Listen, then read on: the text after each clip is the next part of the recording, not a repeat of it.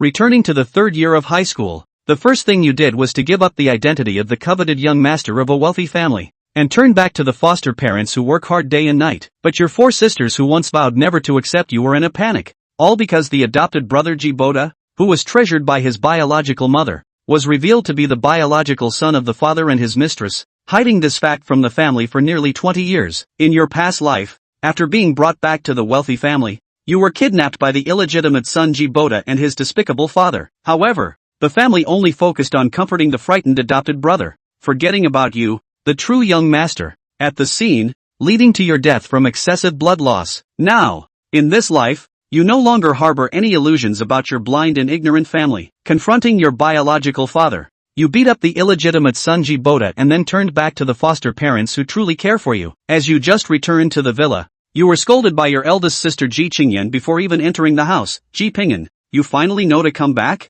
Do you know what time it is now? Following that, the third sister Ji Jiti also expressed her disdain as usual. Exactly. Bota has already returned long ago, and you didn't even bother to make a phone call or send a message, making the whole family wait for you to have dinner alone. You really have a lot of nerve. Upon hearing this, you looked up and saw the eldest sister Ji Qingyan, the second sister Ji Jinglei, and the third sister Ji Jiti, all standing in a row at the entrance of the villa, staring at you. Ji Bota, who was half a head taller than them, stood behind them with a calm and indifferent gaze. You stood in place, looking at them coldly and said, I didn't ask you to wait for me. My phone ran out of battery long ago and I couldn't notify you. Is it necessary to criticize me right from the start? As soon as the words fell, a look of astonishment appeared almost simultaneously on the faces of the four people opposite. Then Ji Jiti's voice sharply said, How dare you talk to us like this? You stepped closer to them, with an unfriendly tone. We are all children of our parents. Why can't I talk to you like this? Are your identities noble? Or do you think I am inferior to you? You look at Jibota, a hint of surprise evident on his face, but he quickly regains his composure, as if all of this has nothing to do with him. But you know this guy is a complete villain, and in your previous life, you died at the hands of this villain. When your blood was almost drained during the kidnapping, he actually pretended to faint, and the family foolishly rushed to him, causing themselves to bleed out directly. The more you think about the previous life, the more you can't help but want to take action directly. You, who are usually introverted, no longer suppress the anger in your heart this time. Stepping up the steps, standing half a meter in front of Jibota. Didn't you say you wanted to eat? If you're not hungry, don't mention eating. If you don't like me in the future, just say it openly. Don't always be ambiguous. Don't you think it's disgusting? But I've been wanting to vomit for a long time. When the words fell, Ji Qingyan's eyebrows furrowed. How dare you? We, as older sisters, say a few words to you, and you respond like this? Ji Jiti, on the other hand, was furious, taking a step forward and pointing at your nose, cursing. So what if I don't like you? Even if we share the same mother, if I don't like you, I don't like you. What can you do about it? Upon hearing this, you let the book bag slung over your right shoulder slide into your hand, and chuckled lightly, saying, You are all my dear sisters. What can I do to you? However, there is one thing I can do. For example, before the words fell, you suddenly lifted your foot and kicked heavily towards Jibota's crotch. There was no scream, no crying, only a meaningless sound coming from Jibota's throat, as he fell to the ground, hands clutching his crotch in pain, writhing back and forth. The three sisters of the Ji family were so scared when they saw the scene that they all screamed. Ji Pingyan, are you crazy? Why are you hitting someone? Bota, are you okay? Mom, Dad, Bota is being beaten. Come out quickly. But even Ji Jiti, who had the best relationship with Jibota, couldn't check on Jibota's injuries because the injured area was a bit awkward. And kicking you, you suddenly felt half relieved in your heart. Then he swung his school bag and smashed it on Jibota's head again. In addition to the papers and materials that need to be brought back to right, the heaviest thing inside is a Webster's dictionary with Chinese and English translations, with a thickness of at least about 8 centimeters, and a weight that is not much less than a brick. As the school bag heavily hit his cheek 2 or 3 times, Jibota finally let out a scream. The text contains translation. Soon, the door was pushed open. Ji Junhong and Zhao Wei rushed out with a few servants in a panic. Zhao Wei first exclaimed in surprise, then began to cry and threw herself on Jibota. Ji Junhong looked in shock at his unconscious son, his eyes quickly turning red, feeling like he was about to explode. Rebel, how dare you? After a roar, he raised his hand and slapped, but you staggered back a step to avoid it, pointing to Jibota on the ground and said, Aren't you going to check on him? Zhao Wei, disregarding her image, cried out as she leaned next to Jibota. What's wrong with you? Don't scare Mom. Ji Junhong's chest heaved with anger. After glancing at Zhao Wei and Ji Boda, he shouted at his 3 daughters who stood by. At a loss. Hurry up and call 120. Ji Qingyan and Ji Jinglei almost simultaneously rushed towards the villa gate. Then Ji Junhong turned around and glared at you, roaring angrily, "Do you want to kill your brother? Why did you hit him?" Zhao Wei also stopped crying and looked at you tearfully. You glanced at your biological mother Zhao Wei, and the expression on her face and eyes made you feel cold. She was not looking at her long-lost biological son, but rather as if he were a stranger. Even with a hint of disgust and fear, it seemed as if she had never known Fong Pingan. Seeing this look, Fong Pingan's heart was even more fruitful not to regret hitting Fong Hongjun. Why should I beat him? Of course he owes a beating. Pingan Fong took 2 more steps backward. How dare he, a bastard, show his face to me, his own son? Who the hell is he? I'm the one who's a Fong. Whether it's his birth or his academic performance, he's inferior to me, so why should I look at his face? Who doesn't know how to plant evidence? Saying in front of so many people at school that he's the heir to the Fong family, isn't that just slapping the Fong family in the face? Although according to your request, Mom and Dad, I never said anything about our family at school, nor did I divulge the identity that I am the biological son of the Fong family, but after all, I am a member of the Fong family, right? If I hadn't been delayed in class and was worried that hitting someone at school would make the school find out who I really am, I would have punched him at school. Why wait until now? What will I do if all the posh kids at school know he's the heir to the Fong family? I did him a favor by not poking him in the face for his lies. After a fall at school, which hurt and slowed me down for a long time before causing me to come home late, this wild bastard had the audacity to give me a look. Usually you all say that you want me to let him be, and I've been letting him be for 4 years now, as you've asked. My legs hurt so much I couldn't walk, and he gave me a face, and suddenly I didn't want to put up with it. Why should I have to give way to a wildling like him? Although the expression on Fong Pingan's face could not be said to be feigned, these words were indeed what he had wanted to say so badly after being reborn. Shut up! You shut up! Fong Junhong let out a loud roar, so loud that the only Fong Jie who remained at the scene shivered. Her face was pale as she helped Zhao Wei up, but she didn't dare open her mouth to say half a word. All go back! Fong Junhong yelled at the users standing in the doorway, then said viciously to Fong Pingan, "You'd better pray that your brother is okay, or else you'll get the hell out of the Fong family and go back to that adoptive family of yours to live your inferior life." Zhao Wei froze for a moment. It was true that she favored Fong Hongjun, but it was also true that Fong Pingan was her own. It was so hard to get it back. How could she agree to let Fong Pingan leave her again? It was just that right now, Fong Junhong was in the middle of a rage, and it was obviously not the time to interrupt. "Dad, I'm the Fong family. He's just a wildling. Is he as important as I am?" Pingan Fong just wanted to poke his lungs. "I'll poke you, scum daddy." Zhao Wei cried, "Pingan, how could you lay such a heavy hand on your brother?" Fong Junhong said in a hateful voice, "Back then, since I reported him back and raised him, he also accompanied your mom for 18 years. In my eyes, there's no difference between a wild seed and a real son. Speak for yourself, since you came to the Fong family, materially, have I treated you two fairly? Other than what a couple of your sisters gave him, the conditions are, basically, the same. I consider myself fair to you." Fong Pingan sneered, "Yeah, it's all the same. He and I both went to a first school and both were not given drivers. But I know he had a full-time driver before I came back. I also know how much pocket money he gets each week, all of which, he told me himself. Of course you don't know, he has at least $30,000 in pocket money every week, even if those are from my sister and the girls, and my mom's secondary card is in his hands, so feel free to swipe it. I don't think you know any of this. That doesn't mean I'm not being fair to you guys." Fong Junhong roared in a low voice. Fong Pingan raised his hand to stop him from continuing and spoke, "I am the bloodline of the Fong family, so treating me and him fairly is the biggest injustice to me. When I go back to the Fong family, I'm not facing just you, but a family, including my mom, a couple of my sisters. What's fair about being the only one who's fair? Even if I could understand him being there for you all these years as a substitute to make up for the lack of affection while I was gone, that doesn't mean I'm willing to accept that you'll continue to keep him in the house after I return. I just want to let him know today that he and I, in terms of status and position, are completely unequal. I'm the first son of the Fong family, he's not even a bastard. I'll poke your lungs out." Fong Hongjun, the person who knew his illegitimate identity, was likewise only in his late teens, and not only was he extremely well groomed by Fong Junhong and Qin Balian, but his mind was even deeper and more powerful. Facing Zhao Wei, he is the good son who is well behaved and obedient and still does well in his studies. When facing Fong Junhong, he is the successor who is obedient and has self-control and is worth cultivating. In the face of his sisters, he is the energetic and occasionally pouty younger brother. It's absolutely brilliant. If he hadn't been reborn, he probably would have been coaxed into going to the appointment in this life, and both of them would have been kidnapped in the end. Chapter 4, Is it important if it's real or not? He remembers that what the kidnappers used to threaten the Fong family and Zhao Wei was the video of cutting off his right thumb. When the Fong family sent a ransom of $2 million for the sake of face, the price was raised again on the spot, for which he received another cut on his leg. The knife that cut the aorta in his leg, and the Fong family, ignoring his leg that was still spurting blood, just begged the kidnappers not to hurt Fong Hongjun.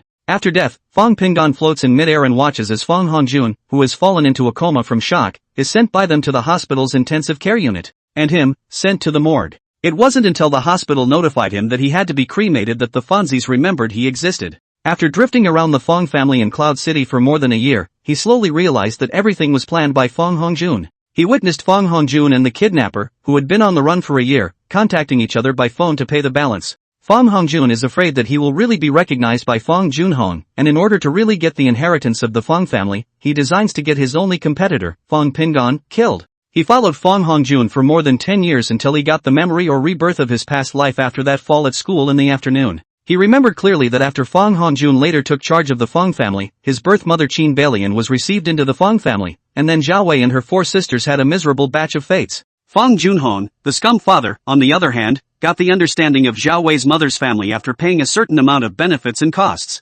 After Zhao Wei's death, he immediately held a wedding with Qing Bailian, and Fong Hongjun became the heir to the Fong family in Yun Chang in name only. In his 2 lives, he'd become numb to the stupidity of the women in his family. Fong Changyan and Fong Jinglei walked out of the room and went over to support Fong Hongjun. Trying to help him up, Fong Jidai also hurriedly walked over to help when she saw this. Fong Junhong glared at him. It took 1,000 years of searching to get you back. I thought I could raise you well, but I didn't realize this is how you treat your family? Hongjun has always treated you like a brother, and this is how you treat him? Do you know that your mom almost lost her mind when you lost it? If Hongjun hadn't stayed with her, do you think we'd have had the time and energy to get you back? You don't think we love you, do you? If we didn't love you, why did we have to search so hard for 14 years to get you back? If I didn't love you, why would I make you study hard and change those inferior stinking things? No matter how much I expect of you, you can't see it. Fong Qingyan coldly interjected, Fong Pingon, you've disappointed us too much. Fong Jie added in a sharp voice, you are a selfish white-eyed wolf. Fortunately I have never really treated you as a family.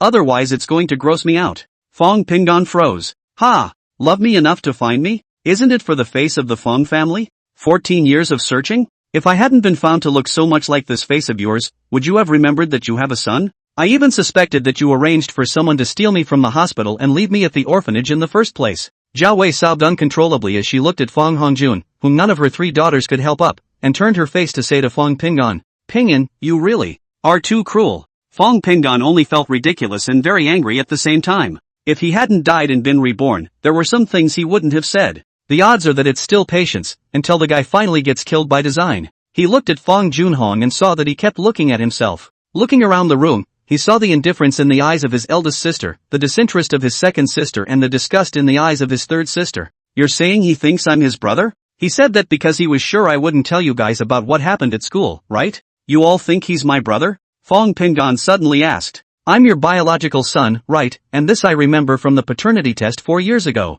Fong Hongjun is a hugger, right? You open your mouths to him and call him son and brother. What about me? What do you call me, my own son? Is that the words Pingon or Fong Pingon? In 4 years, I haven't heard anyone call me brother, nor have I ever heard anyone call me son. Fong Pingon's series of rhetorical questions caused everyone to be a bit surprised. It's never been like this. Fong Pingon had never spoken so loudly at home, and had never pointed and shouted at Fong Hongjun. He didn't have the guts to question anyone in this family. Not to mention the sudden move to beat up the family's favorite, Fong Hongjun, and, moreover, such a violent beating. All knocked out. He's never been coy about it. They all remembered the light in Fong Pingon's eyes when he first returned to the Fong family. It just wasn't there anytime soon. All he knew was to study hard and obey his father. What's going on today? It feels like a different person. Outside came the sound of an ambulance. Wah. Zhao Wei rushed to call a maid out to open the gate. Red and blue lights flashed and the sound of the ambulance was piercing. A white coat jumped down from the passenger side, followed by the back door opening and 2 men jumping down, one of them carrying a stretcher.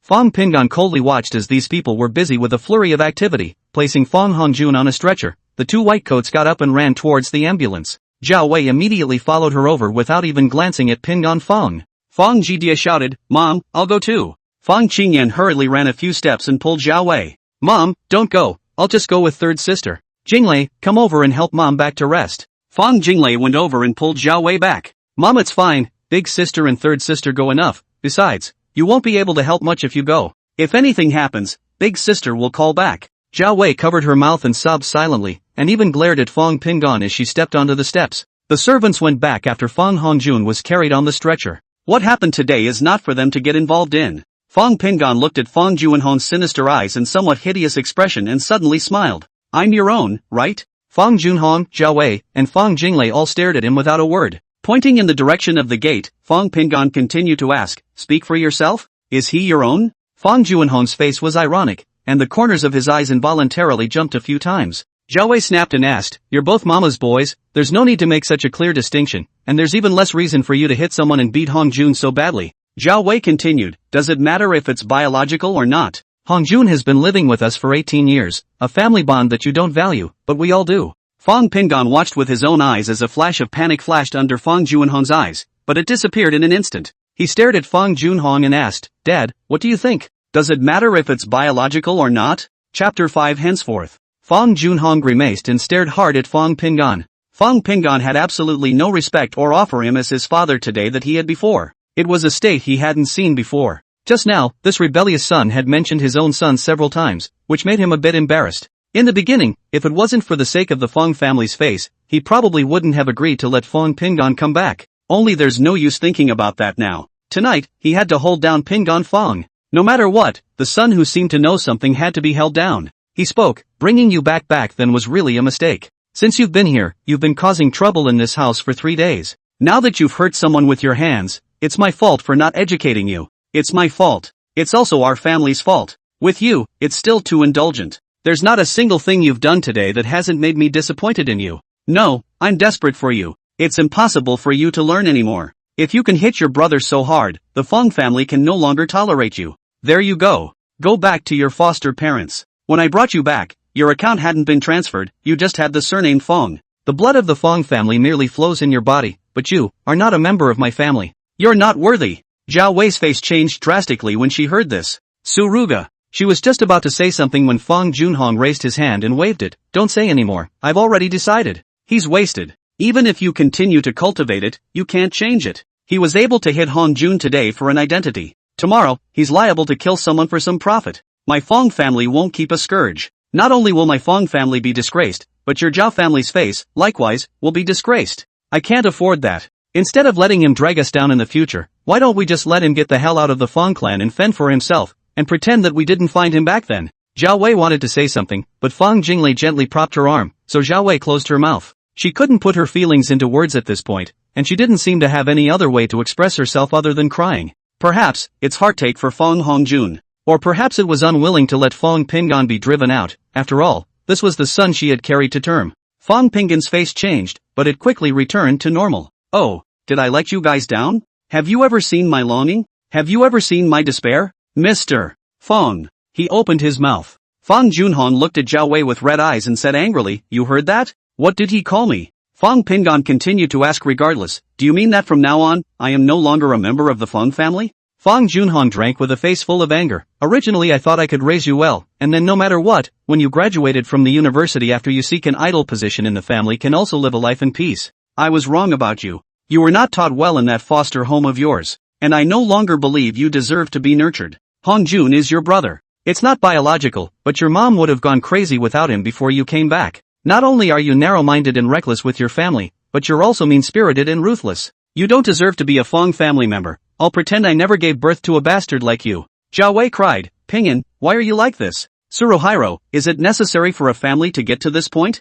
Don't kick him out. He's still our son. Woohoo. God, why did you put me through this? Fong Pingan's gaze remained on Fong Junhong's face. He watched the face, the eyes and the micro-expressions of this real father. From all the information he could sense, he believed that Fong Junhong wasn't joking, but really wanted him to get out of the Fong family. As for the purpose, it was probably a direct attempt to make Fong Hongjun the true heir of the Fong family. Oh, that saves a lot of steps. Don't you have to let Fong Hongjun design me anymore? Or maybe it made it unnecessary for Fong Hongjun to target himself anymore. After all, as long as he was kicked out of the Fong family, to anyone, he just never really existed. His name, the name Pingan Fong, has never been publicly recognized. Fong Pingan frowned and asked, are you sure you want to sever your relationship with me? I will no longer be a member of the Fong family from now on? Fong Junhong stared at him without a word. Fong Pingan grinned, at least, Fong Hongjun, this wild seed, was beaten up by me and suffocated for 4 years, so it's a bit of bad luck. At his feet was the book bag. He bent down and lifted it across his shoulders. When I step out of this courtyard, I will no longer be a member of the Fong family.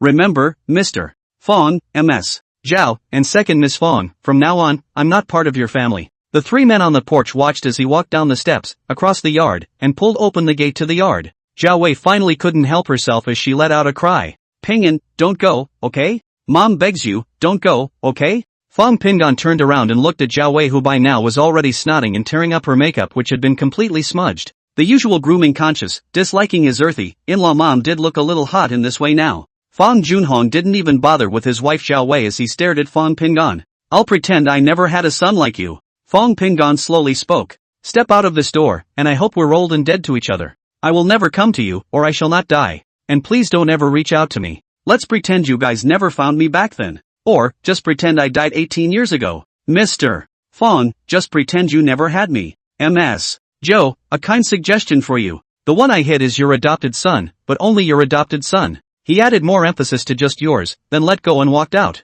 Zhao Wei let out a loud cry, and Fong Jinglei frowned, obviously suppressing her emotions. As for what's on his mind, no one knows. She assisted Zoe, whispering comforting words. Fong Junhong stared dead on as Fong Pingan's figure disappeared outside the main door. Fong Pingan left with a big stride, dropping the keys to the side of the road in his hand as well. There was also a twinge of sourness in his heart. Leaving your biological parents is not a good thing, but it's not necessarily a bad thing either. What kind of biological mom can look at her adopted son more than her own son after getting her biological son back? Who isn't getting rid of the fakes? And of course this fake is just for Vicky Zhao. That's Fong Junhong's illegitimate son outside. Otherwise, how can Fong Junhong be so nice to that guy? If he hadn't died once, he would probably still continue to kneel like a licking dog to everyone in the family, until finally being kidnapped by Fong Hongjun's design and dying in the warehouse at that pier. Seeing as she's her birth mother, she's already given the hint. Can you hear? Whatever. Since then, the sea is wide enough for fish to leap, and the sky is high enough for birds to fly.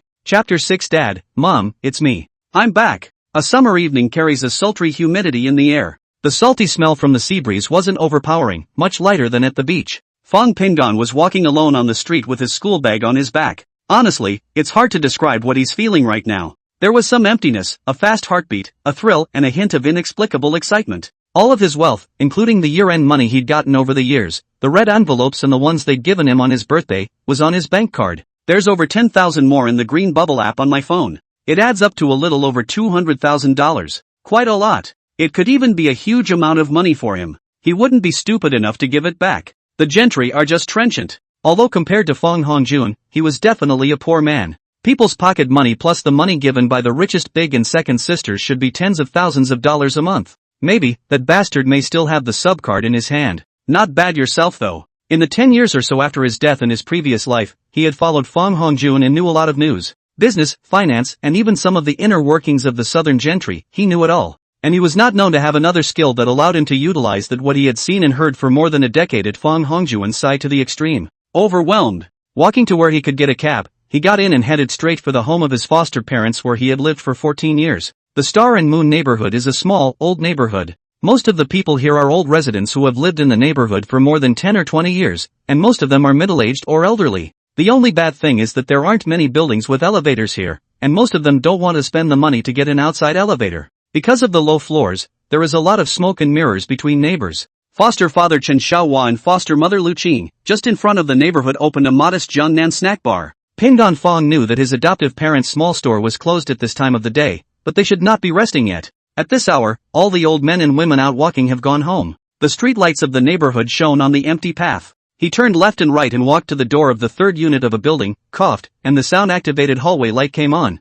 Going up to the second floor, he stood in front of the door of room 201, looking at the familiar iron door. He raised his hand and knocked. The door opened and a surprised yell rang through the hallway. Brother? What are you doing here? Dad, Mom, my brother's back. Fong Pingan stopped the pouncing girl with a hand. Ooh, hui, it's only been a few months since I've seen you, and you've grown so tall? Dad, Mom, it's me. I'm home. The girl who pounced on her was named Chen Shuhui, the daughter of her adoptive father, Chen Xiaohua's adoptive mother, Lu Qing. Foster parents had Chen Shuhui only the third year after adopting him from an orphanage back then. The girl looked to be a little over 6 meters tall now, and had grown a lot more than she had the last time she saw her. It can already be considered a pretty big girl. Brother, I'm 16. I'm 6'6" now, and I can still grow. Chen Shuhui took his hand and headed for the house. The room welcomed a middle-aged couple, Mr. and Mrs. Chen Xiaohua's actual age was only 41 or 20, but they looked like they were about to reach 50. The long years of hard work had made the couple appear much older than they really were.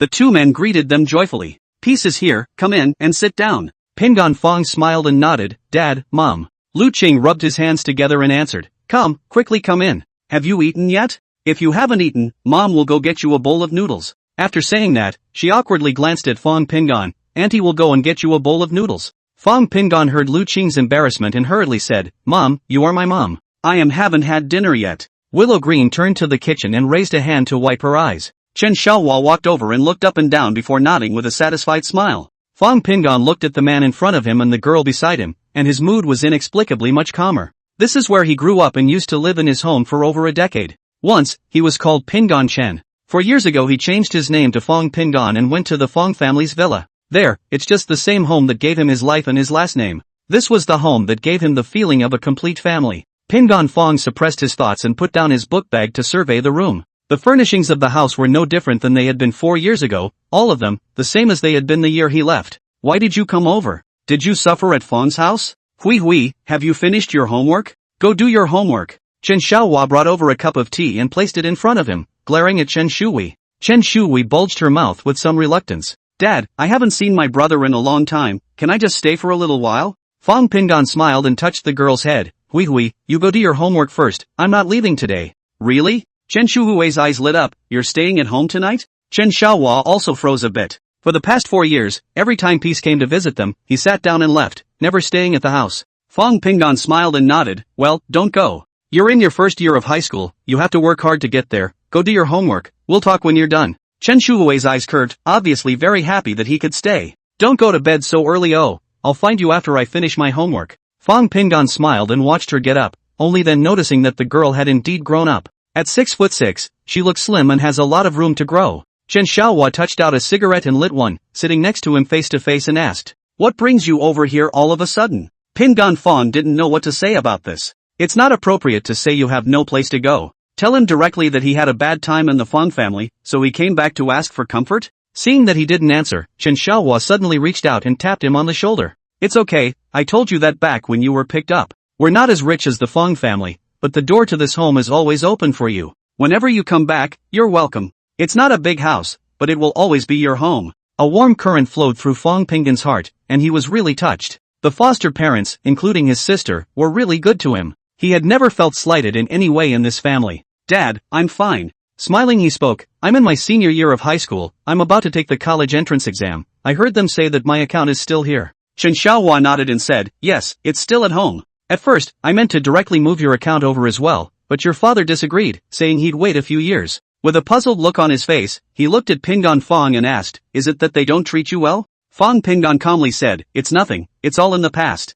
It won't have anything to do with them in the future either." Chen Xiaohua's face changed instantly. What the hell is going on? Did that kid they originally adopted bully you? Back then, after Pingan Chen was taken away from him by the Fong family, he had specifically inquired about it. The Fong family has adopted a child, the same age as Pingan, and there are 4 other sisters in the family. The look of contempt on that family's face when they were all high and mighty and when they looked at what was going on in this home was just infuriating. Fong Pingan shook his head and said, "Let's not mention the past, I'm back, still the son of you and Mom, and the big brother of Hui. That identity, wherever I am, will never change." Chapter 7, No More Walking. Never again. 7. Chen Xiaohua's face recovered a little. The kid doesn't want to count, so forget it. But if the boy had that idea, he wouldn't be polite with the Fong family. "Do you really think he's a small restaurant owner? I raised my son like a baby for 14 years and you took him away, not to mention that you don't treat him well? On what grounds? It's not pure bullying. If it wasn't for the gambling back then, just this small branch of the Fong family in Cloud City, what the hell?" He eased up before putting a smile on his face. But he didn't notice that Fong Pingan was waiting for him to respond to this moment. His heart was really a little nervous. He also knew that in 4 years he'd come too few times. If Fang Junhong hadn't specifically instructed him not to allow him to have any further dealings with the Chun family, with his character, he would definitely have been in constant contact. For the past 4 years, he's cared too much about the feelings of his biological parents and sisters. Now that he thinks about it, he also feels that he is a resentful seed. The grace of birth is not as great as the grace of nurture. It's stupid that he hasn't figured out such a simple truth. Chen Xiaohua slapped him violently on the shoulder. "Bastard, still so polite with me. Said this will always be your home, and as long as there are people in this home, you can come anytime. You kept your room too. Your mom cried for a long time after you left, and that room hasn't been touched. Uncle doesn't care how you're doing in the Fong family. If you don't want to go back, you can stay here all the time. Willow Green walked over from the kitchen with a bowl of chicken noodles and placed it on the coffee table. Peace, eat your noodles. What time is it and you haven't eaten yet, and I don't know what's wrong with you. Willow Green had a grin on her face. Fong Pingon took the chopsticks. Thank you, Mom. What I want to eat most in these years is still your cooking. You child, eat. Lu Qing sat down on the other side of Fong Pingon and looked at him. Fong Pingon smiled at Chen Xiaohua and said, Dad, I'll eat first, I'm really a bit hungry.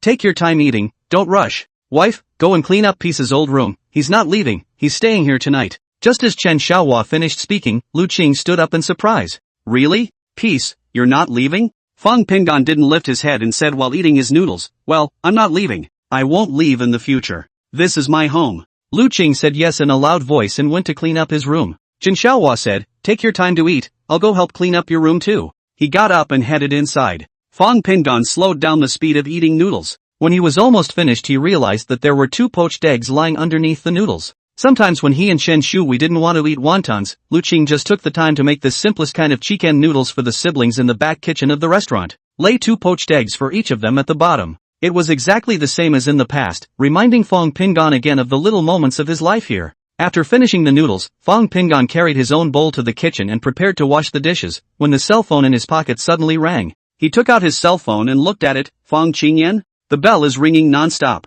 Fong Pingon pressed the screen-on button on his cell phone and the whole world went quiet. Do the dishes and then wash the pots too. The phone rang again and he pressed it off again, then adjusted it to warp silent mode. No matter what Fong Qingyan wanted to tell him, he didn't want to hear it right now. At one time, the person he looked up to the most was his eldest sister, Fong Qingyan. In the family, other than father, it was Fong Qingyan who could control everyone. Mother Zhao Wei, although she didn't know exactly how her mother's family was, from the bits and pieces she had heard over the course of 4 years, Fong Pingon guessed that her mother's side of the family wasn't bad. Zhao Wei usually didn't care about anything but going out with her father to socialize, and Fong Qingyan was the one who had the final say in the family. The other 3 sisters, who have great respect for their eldest sister, also listened to the discipline. Only Fong Hongjun, who pretended too well in front of them. To be honest, Fong Pingon just went back to know that Fong Hongjun has hostility towards himself, only he covered up well, coupled with the brainless bias of his family, froze to see. They only had the Fong family and Fong Hongjun in their eyes, or rather, the current Fong Qingyan put the Fong family's interests ahead of her affection. In that case, what do you want to call me for? It's for the best that we part ways and leave each other alone. Drying his hands he headed towards the room he was originally staying in. The room is just over 120 square feet, but it's a 3-bedroom, 2-bathroom structure. Each room was small in size, completely incomparable to the Fong family. Seeing him come in, Chen Xiaohua asked, you just brought a school bag, take off your jacket and wash it in a while, so you can wear it tomorrow morning. It shouldn't keep you from going to school. Lu Qing moved nimbly and quickly packed up the bed. Fong Pingon went to the living room sofa to carry over his own school bag and said, it's okay, tomorrow we will go to the wholesale market to buy 2 sets of clothes, just enough for a change of clothes. Lu Qing smiled and said, go to what wholesale market?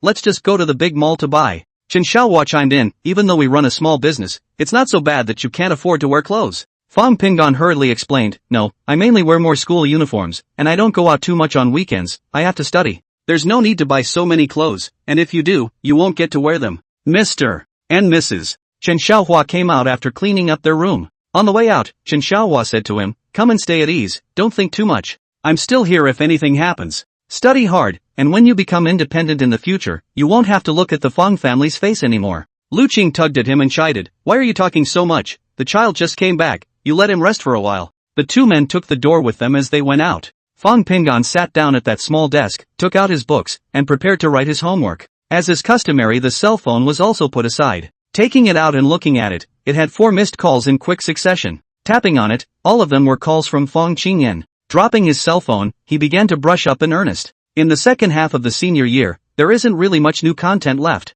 It's basically just brushing up every day. He had been floating in the sky for more than 10 years before he was reborn, and he still needed to review the high school curriculum all the same, not to mention the level of difficulty. The living room. Lu Qing sighed, we shouldn't have let him go back then. She suddenly slapped Chen Xiaohua, if the Fong family comes back, you must not promise to let Pingyan go back with them. Chen Xiaohua smiled bitterly, it depends on Pingyan's own thoughts. No matter what he chooses, we can just support it, other than that, we really can't do much to help. I don't care. Just ask if you're not going to leave ever again. Over the years, I've always wondered how nice it would have been to not recognize him as a hugger back then. The first time I met his biological father, I thought the man was no good. It's okay to look down on our small business, but if you look down on your own son, is that still a good father? And his sisters, they're no good either. Lu Qing was a little angry, and she had no other way to vent it than to talk to her husband. Chen Xiaohua gently patted her hand. Alright, you rest early, you still have to open the store early tomorrow morning. I'll go to his room and talk to him. Chapter 8, Is Fang Hongjun okay?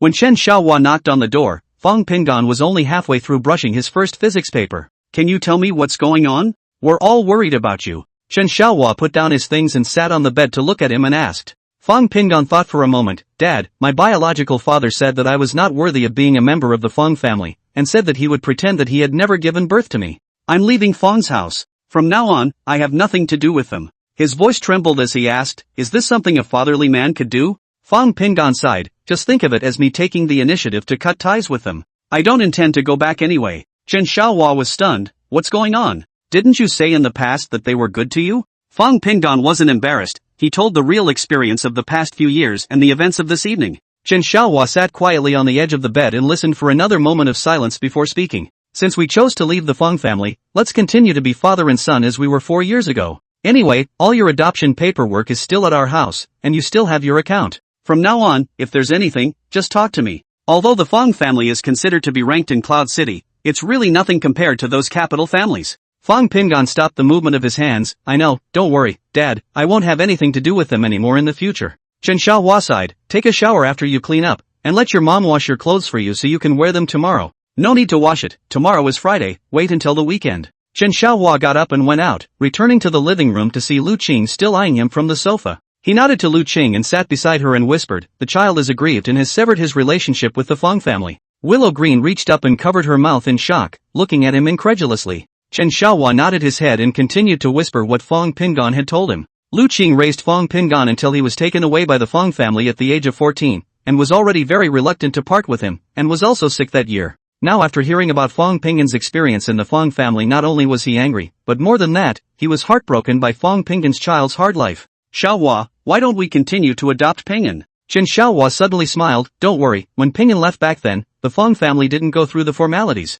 Both the account and the adoption paperwork are at home. You'd better wash up and go to bed. Whatever there is, wait until the kids are out of school tomorrow. Chen Shui rushed directly to Fang Pinggan's room after finishing her homework, and the ferocity of her movements startled Fang Pinggan. Brother, I'm done. With an excited smile on her face, the girl ran over and sat directly on his bed. The room was small, it had only had the simplest of furniture in the first place, and it was Fang Pinggan's own separate room. She just didn't have a chair if she wanted one. Fang Pinggan dotingly reached out and rubbed Chen Shuhui's head. It's senior year, why are you still acting like you were in elementary school? Chen Shuhui giggled and said, it's not that I'm happy to see you back. Brother, you don't know, we've seen so little of each other in the past few years, and if I don't see more of you, I'm afraid I won't recognize you if I see you on the street in a few more years. Fang Pinggan laughed. How could that be? I will never forget you guys. Besides, I'm not leaving, and I'll live here from now on. Really? You didn't lie to me? Chen Shuhui was a bit disbelieving. Fang Pinggan nodded and looked at her with a smile. Ah,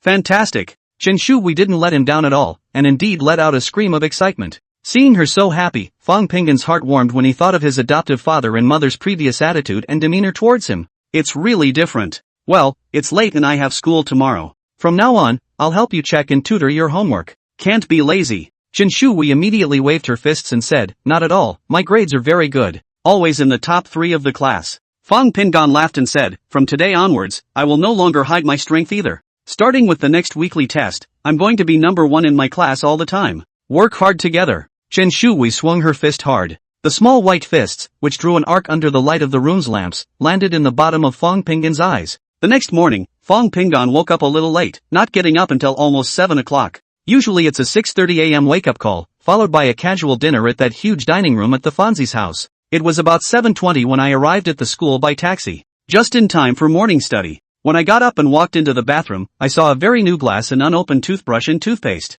This was all specially prepared for him by Lu Qing. And there was already the sound of Chen Shuhui's screams coming from the living room. Brother, you're up late. I was going to go wake you up. Chen Xiaohua's 2 families run a modest Jiangnan snack bar. Getting up by 3:30 a.m. to go to the store to prepare breakfast. The store is small, but it has been open outside the neighborhood for almost 20 years, and it's the old neighborhood that takes care of the business.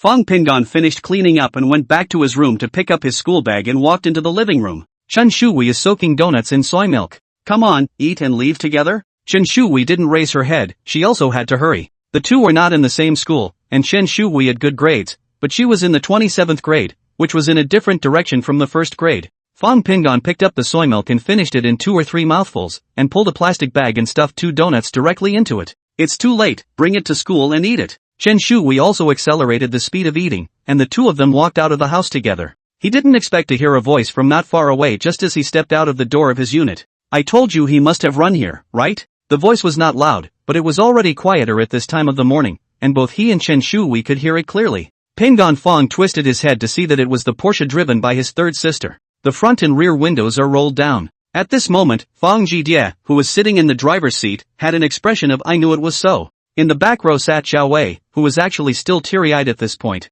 Hui, you go first, I'll go to school by myself later. He whispered to Chen Shui, then turned around and walked this way. Chen Shui didn't make a sound, lowered her head and quickly left. Wearing the blue school uniform from yesterday, Fong Pingon stood in front of the car about 2 meters away and asked, didn't we agree not to disturb each other? Fong Jidie exploded when she heard this. Fong Pingon, give you face right. Before the latter words could be said, Xiao Wei had already pushed open the car door and walked down, stepping forward and trying to pull Fong Pingon's hand. Fong Pingon took a few steps backward. If there's something to talk about, if there's nothing to talk about, I'm going to school. His voice was smooth and emotionally unruffled. Peace, it's mommy who's sorry. Will you go home with mommy? Xiao Wei comes from a big family and is also highly educated. Of course she knew that she was the one who had wronged Fong Pingon. What's wrong with babies when they are lost from childhood? Inevitably the sins of adults. Her outstretched hand hung in midair with great embarrassment, then dropped. Mommy knows we neglected your feelings, and mommy promises to treat you right from now on, okay? Fong Pingon smiled faintly, is Fong Hongjun alright?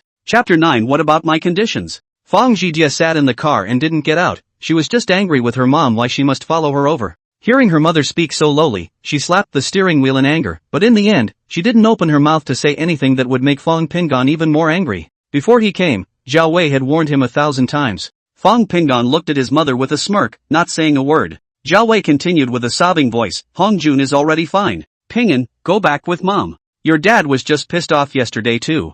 Mom promises to be good to you. Fong Pingon shook his head and said, finished? I'll go to class when I'm finished. He stepped away and was about to leave. Fong Jidie violently pushed open the car door and walked down, pointing at Fong Pingon's nose and said loudly, Fong Pingon, don't go too far. Hongjun was beaten like that by you are magnanimous, don't you apologize, go back with us properly, you are still the young master of the Fong family. Fong Jidie had never considered Fong Pingon to be her brother. Although they had lived together for 4 years, there had been almost zero communication between them in those 4 years. Or rather, she basically never gave any feedback to the other Pingon's gesture of kindness. You're the one who posted it. You know I don't like you or recognize you, don't you feel sick of posting up? She always thought that Fong Pingon cherished the identity of the young master of the Fong family very much. Once he came of age, naturally, he had to give whatever was due according to the rules of the great Fong family in the capital. There was no way that Pingon Fong would be willing to give up the Fong family's wealth. Even though his father kicked him out, legally, he was still the sole legal heir to the Fong family. This guy must have known about this.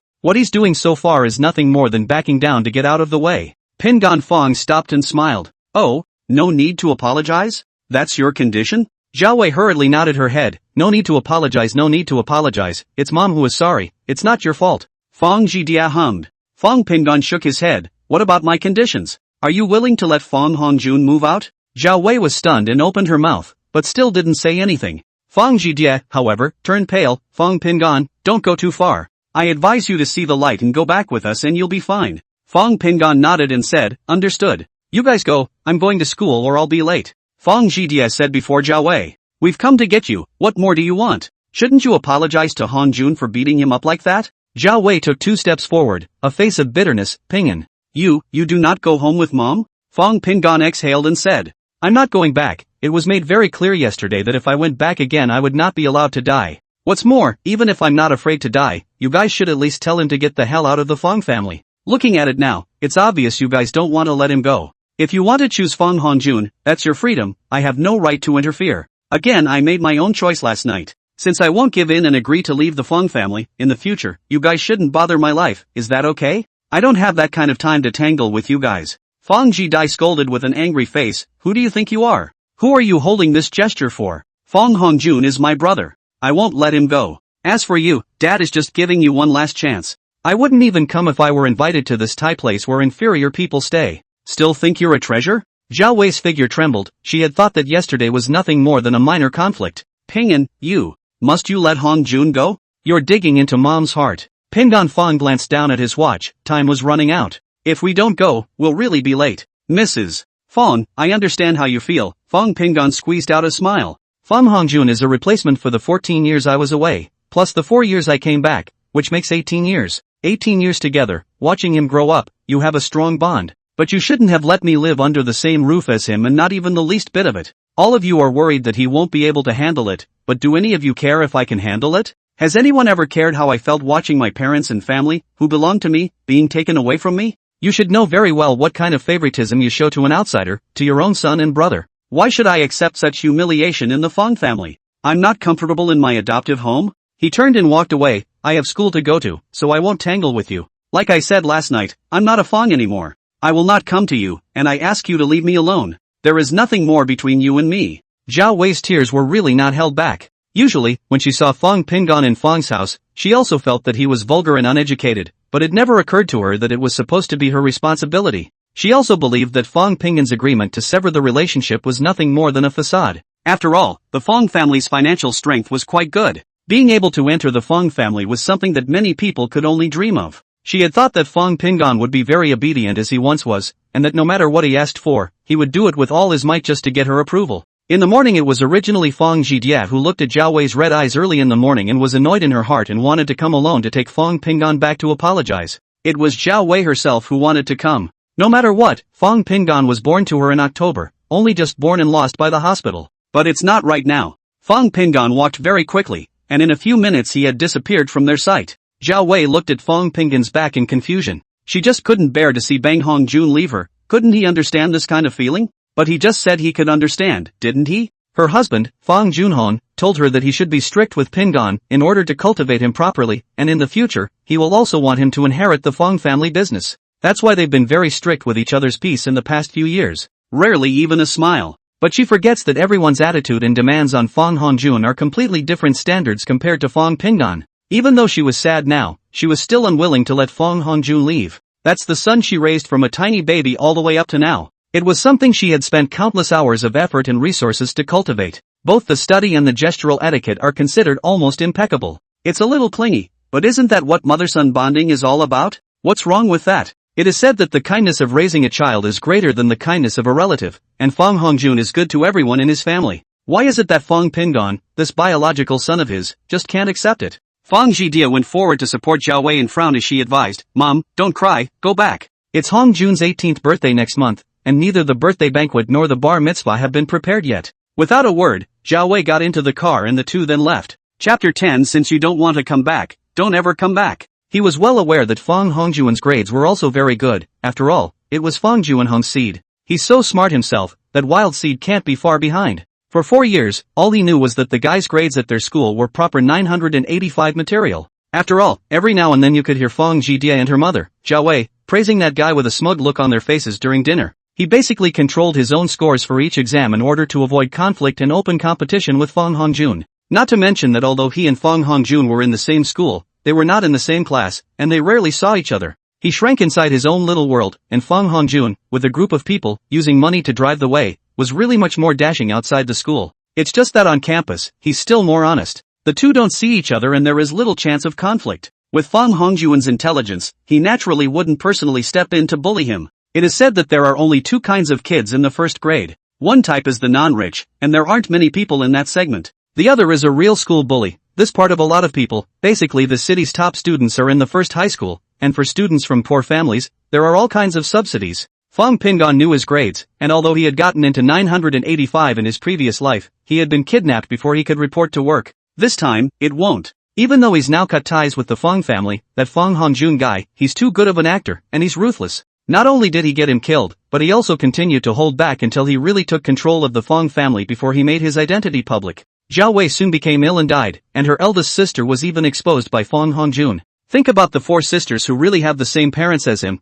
In the end there is only the 4th sister Fong Miaoshuan in the end is still considered a good life. A couple of the others, it's really just kind of miserable. Fang Jidie and Zhao Wei returned home with a furious look on their faces. Zhao Wei was sad in her heart and didn't have much heart to think about Fang Hongjuan's bar mitzvah or birthday. She went back to her room to rest. And Fang Junhong, Fang Qingyan and Fang Jinglei were all at home. Everyone was there except Fang Miaoshuan, who was a junior, who didn't come back. After that's what happened. The guy wouldn't come back. Fang Jidie sat on the sofa with an exasperated sigh and picked up Fang Jinglei's tea next to her and took a sip. Fang Junhong had a stern face and said angrily, "This rebellious son, even if I drive him away, does he really dare not to come back? Has my family wronged him? He was fed, he was clothed, and he was not overly harsh with him. Well, if you don't want to come back, don't ever come back." Before both Fang Qingyan and Fang Jinglei could speak, Fang Jidie had already spoken. "You don't see it, Dad, my mom has already lowered her stance in the morning, and I've given steps, but that guy just won't do it. He had to make us get rid of Hongjun's brother.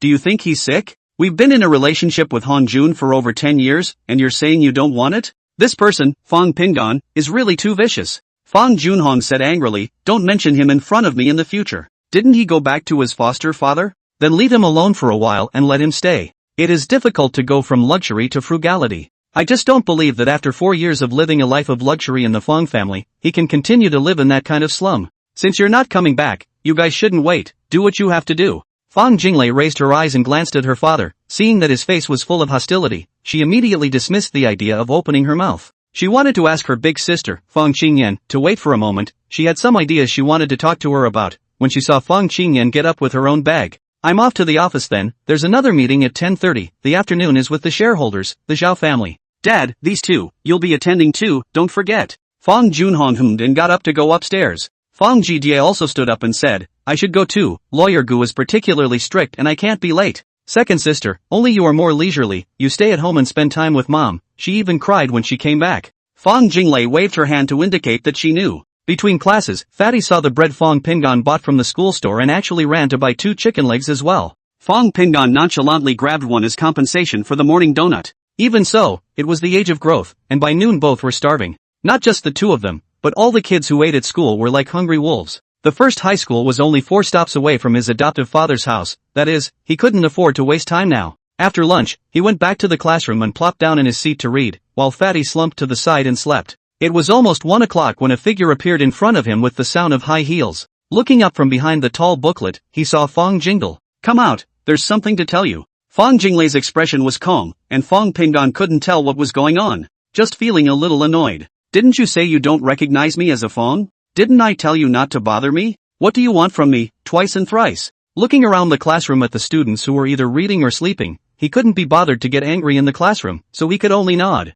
When Fang Jinglei saw him nod, she turned around and left. Fang Pingan followed her all the way down the school building. "I kept what you left at the house, it's in my car, do you want it?" As she walked through the open space in front of the school building, Fang Jinglei asked as she walked. Fang Pingan didn't make a sound. Fang Jinglei stopped and walked to the side of the big tree and turned around to look at him. Fang Pingan followed and stopped. "You came just for this?" He wondered a little. Of the 4 sisters in the Fang family, Fang Miaoshuan rarely spoke to him, but she never spoke ill of him either. It was simply ignoring him. The others were generally not kind to him. Fang Jinglei didn't make a sound and just looked at him. Fang Pingan shook his head and said, "I'm not even a member of the Fang family anymore, and I don't want anything from the Fang family. You can just throw it away." Fang Jinglei said, "It's in the car, if you want it, follow me to get it later. I came to see you about something else." "What did you mean by that last statement when you left yesterday?" Fang Pingan glanced at her and said, "There's no point. Nothing else. I'm going back to class. In the future, whether something happens or not, please let me go and don't come looking for me in your Fang family.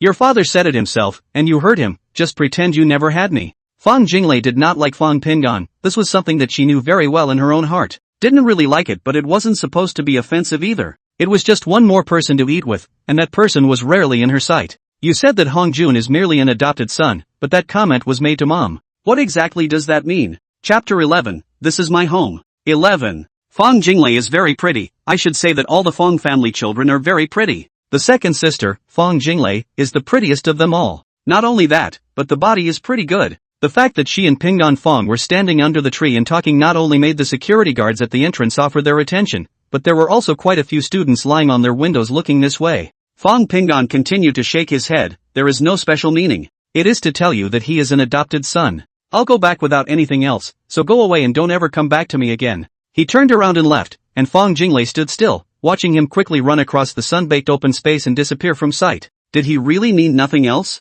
But why, at that time, did he have to repeat it? The one at is your adopted son, but only your adopted son. What the hell does that mean? It's impossible to just say that Hong Jun is the adopted son while he's the young master of the Fong family bloodline. Otherwise he didn't have to say that. You don't want the stuff either. Are you worried about something, or do you really want to cut ties with the Fong family completely? She turned toward the school's entrance. Taking a suitcase out and placing it in the concierge, he told the guard to give it to Pingon Fong in the senior class and left. Just now, Fong Pingon's eyes were very determined, and there was even a hint of mockery. She tossed her hair in some confusion and started the car to leave. When Pingon Fong was released from school, he was indeed called by the security guard on his way out. That big beauty at noon was with this kid, and this box is his. Looking at the two suitcases the guard had placed inside the security room gave him a bit of a headache. Thought better of just dropping it on Fong's doorstep. This will also let them know their attitude and determination. Taking out his cell phone, he called Chen Xiaohua and said that he had to go back a little later. Took a taxi with the case to Fong's villa, dropped it at the door and left.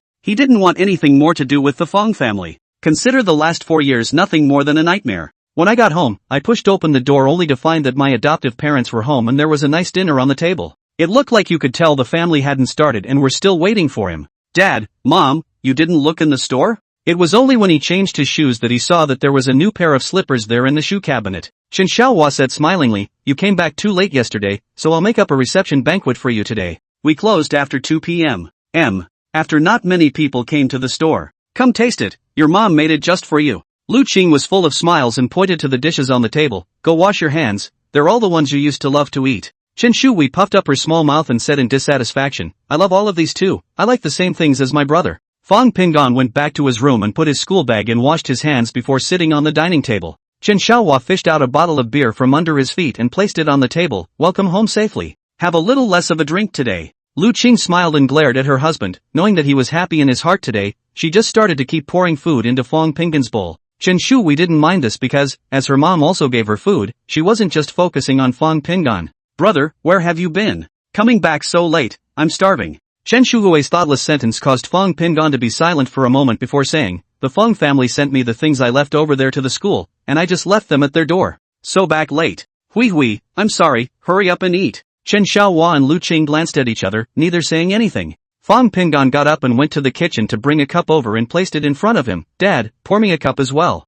Lu Qing hurriedly said, yes, pour a cup for Pingon as well. Chen Xiaohua smiled, good, consider it as saying goodbye to the past. Chen Shui raised her hand, I want one too. I haven't had a drink yet. Lu Qing snapped, a girl's family, what kind of wine do you drink? Chen Xiaohua advised, it's okay to have a drink. Chen Shui made a face at Lu Qing and spat out her tongue. Lu Qing laughed and scolded dead girl and got up to find a cup. Chen Xiaohua said, you have a drink too. It's nothing to have a drink to pick up Pingon. Tomorrow is Saturday, no school. Fong Pingon was moved, but he couldn't say anything, just lowered his head and ate his food. The wine is poured. Chen Xiaohua lifted his cup and said, nothing else, no matter how Pingon you were in the past, you were always our child. Welcome back, and I hope you can forget the past and start over. Chen Shuhui's small hands held up the cups with not only a smile on her face, but also a craving for beer. Lu Qing also picked up her wine glass, her eyes red, peace, this is your home, always. Fong Pingon's nose was sore, and his eyes were also a little sore as he nodded heavily. One tilt of the head and one gulp of the beer all the way through. It was the first time he'd ever had a beer, and it tasted a little odd, but that didn't matter. Chen Xiaohua and Lu Chang nodded happily, good, peace. Chen Shui had never drunk beer, she took a small sip and frowned. The little girl had no idea that the thing about beer is that you need to take big gulps to make it taste good. Take a sip like she did and it's only sour and it takes a while to get the malt flavor. Why doesn't it taste good at all? The little girl grimaced and hurriedly took a bite of her food. Chen Xiaohua laughed, and Lu Qing followed suit. Fong Pingon did think that the beer thing tasted pretty good, it just had a bit of a strange flavor when it entered his mouth. Chen Shui didn't know why Fong Pingon didn't go back, she only knew that her brother was back, and her father and mother didn't have to be so sad every time they faced that room. And that's a good thing for her. She also missed Fong Pingon as her brother. As for whether or not they were born to mom and dad, this makes absolutely no difference. Just call brother. A meal that was cozy, something Pingon Fong had once had. But after spending the last 4 years longing for it beyond measure but never experiencing it, he was now back here, once again possessing a lost warmth that he cherished beyond measure. Would never leave. Definitely wouldn't want to go back to the Fong family again. This is my house. Fong Qingyan ended her day's work, and the dinner party she really didn't have the heart to attend, so she left on the grounds that she had other arrangements. Fong Junhong naturally didn't say anything. Anyway, this kind of business cooperation with the Yu family had been going on for a long time, and he didn't want Fong Qingyan to attend this kind of banquet too much. Fong Qingyan drove across half the city to a very quiet neighborhood. This is an upscale neighborhood, and most of the people who live here are young and successful. Familiarly pulling out her keys and opening the door to one of the rooms and changing her shoes, she casually dropped her bag on the couch, then went to the kitchen to get herself a glass of purified water. Back on the couch, she had just sat down when a young woman in a robe came down from the second floor. Chapter 12. Isn't it easy to think differently? 12. The appearance with the makeup removed was considered extremely beautiful, just that the eyebrows were not so gentle as all. The sky blue silk halter nightgown showed off her figure perfectly. Slim and sexy. About 5 feet 7 inches tall, and playful. Gu Baibai, a popular young lawyer in Yunchang, 28 years old, is a partner in one of the head lawyers of Bai Yun law firm. Why are you free to come over to my side today? Fong Qingyan leaned on the sofa with a tired face. I've been a little annoyed lately, and I'm tired today, so I don't want to go home and give me a break. Gu Baibai walked over barefoot and sat down next to her, stretching out his arms around Fong Qingyan's neck, pulling them over, and heavily kissing her on the lips.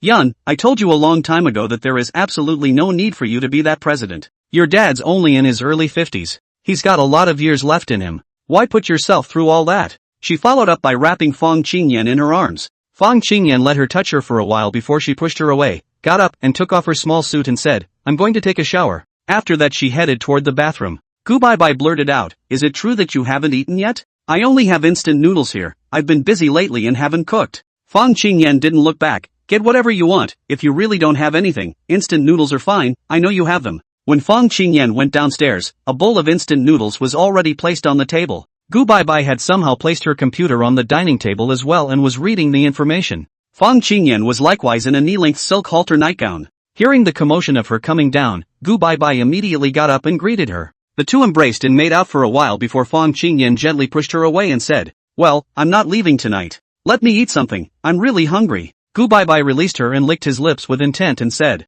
Yun, I kind of can't wait. Fong Qingyan sat down and started eating the noodles. Obviously, she was only wearing a nightgown all over her body, and when she sat down, her spring light was exposed, and it was extremely tantalizing under the white light. Fong Qingyan was indeed hungry. She ate quickly and even finished the soup. After brushing her teeth, she rolled onto the couch with Gu Baibai and the two of them rubbed together. After a while, Gu Baibai asked, what's wrong with you? Emotionally upset? Well, my brother cut ties with our Fong family. Fong Qingyan's voice was a little breathy. Gu Baibai froze for a moment. The pro-life one? Fong Qingyan stared at the ceiling and said, well, and, I think, maybe what he said is true. Gu Baibai laughed for a while before saying, although I'm not interested in the sordid affairs of your kind of gentry, I've long said that your family, that real and fake prince together sooner or later something happens. She slapped Fong Qingyan's ass and climbed up to sit on a different sofa, crossing her legs. Bending down, he pulled a cigarette from the cigarette case on the coffee table, lit it and took a drag. Fong Qingyan followed and climbed up and came over to sit down, leaning on her and starting to harass her with her hands in turn. Stop it, don't burn you. She slapped Fong Qingyan's hand. For all the Mansion family affairs I've heard of, whether it's a real or fake prince or $1,000, they never let the two live together. The vast majority of them let the fake ones go out and live on their own. At least this ensures that the family fortune stays in the hands of one of their own rather than ending up cheaply in the hands of an outsider. I told you guys that sooner or later this would go wrong. Fong Qingyan suddenly pinched her. We've been living with Hongjun for 18 years. Could it be that 18 years of affection is just not wanted? Gu Baibai screwed back before continuing. One is an outsider who has lived together for 18 years, and the other is a blood relative who has lived for 4 years. You're always complaining to me about your own brother's bad this and bad that. Have you ever thought about how your own brother feels? Isn't it simple to think differently? I just don't get it. Being from a powerful family, this blood thing is never done with ruthlessness. Even if it's not good, it's still a member of the Fong family, isn't it? If you guys kick the fake ones out and really cultivate them carefully and slowly, just like I did with you, sooner or later I'll be able to produce a qualified heir.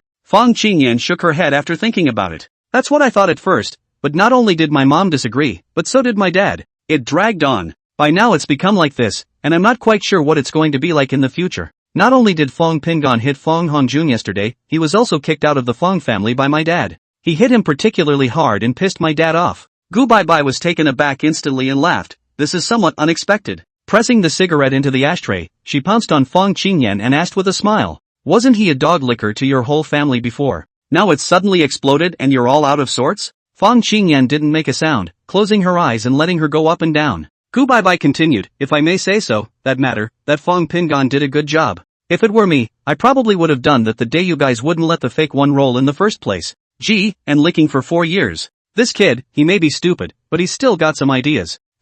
She thought for a moment, it should be that he despairs of you all, or that he can no longer see any hope for your complete acceptance of him, and that is why he is so determined. Fong Qingyan slowly said, I was in the hospital with Fong Hongjun when he was kicked out by my dad. I heard from my second sister that he left particularly dryly, and said something like, if he came back again, he would not be allowed to die. I'm beginning to suspect that those things that were missing earlier may indeed not have been stolen by him. Gu Baibai stammered as he contained her. A person who can do a severed relationship would not steal anything. Going through all the cases there is no such thing. Fong Qingyan's sanity began to blur as she listened to Gu Baibai continue while tormenting her. If we just leave, won't we never be able to steal anything again? But anyone who does steal would never pass up such a great opportunity. Fong Pingan and Chen Shui really went to the wholesale market. Not only did he buy 2 outfits for himself from the inside out and top to bottom, but Chen Shui also picked and chose to buy some little girl bits and pieces of daily necessities. I watched a movie, ate lots of street snacks, and at this point, one person had a cup of milk tea and sat down in a street chair to relax.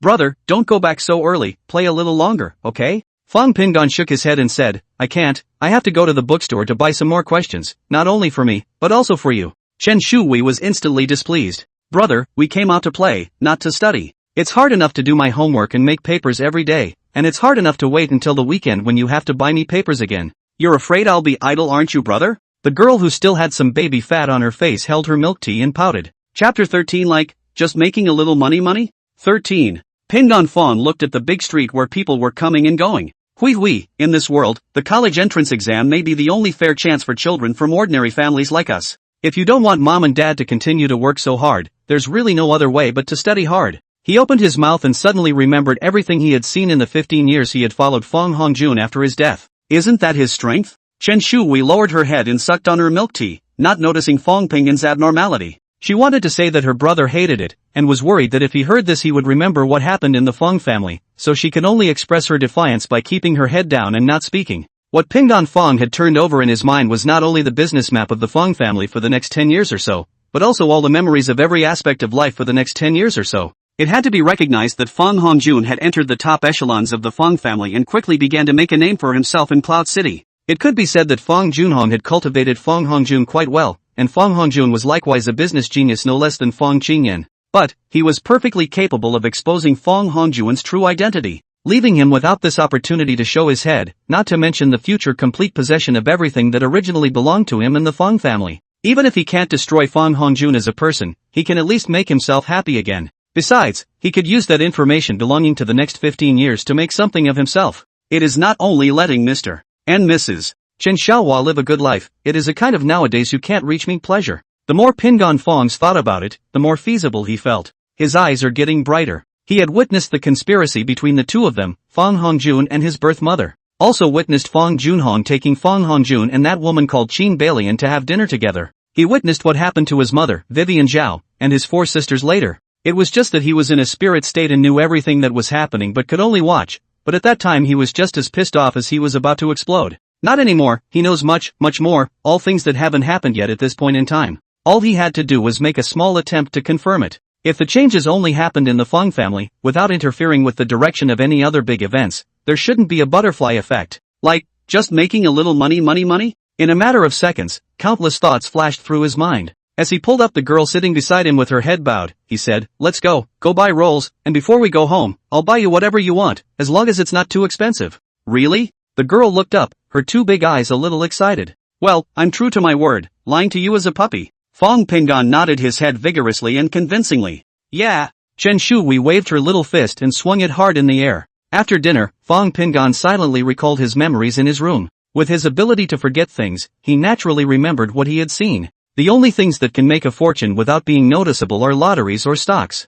He was not yet 18 and had no way to go to the exchange to open his own account. And it's not like mom and dad and the others can know about it. To change your situation and financial situation as fast as possible, the lottery is the only option. Once his birthday is over, he will be able to open an account, and then not only stocks, but futures as well. When you have your first pot of money, you can open your own company, even in college. He had quite a bit of money at the moment, and even if he lived on his own, it was already enough for him to finish college in addition to his rent. Close to a whopping $200,000, plus it's still earning money, which really isn't much of a challenge. He's going to college in September, and he doesn't want his mom and dad to have to pay for his tuition and living expenses. College? No, he has to let the Fong family know as soon as possible that Fong Hongjun is Fong Juanhong's real son. He didn't believe that this matter couldn't irritate those stupid women in the Fong family. If he really wants to irritate, Fong Junhong should let Fong Hongjun study abroad. Once Xiao Wei believes Fong Hongjuan's junior son, she should really flip out. At that time, Fong Junhong will let that guy go abroad even under pressure.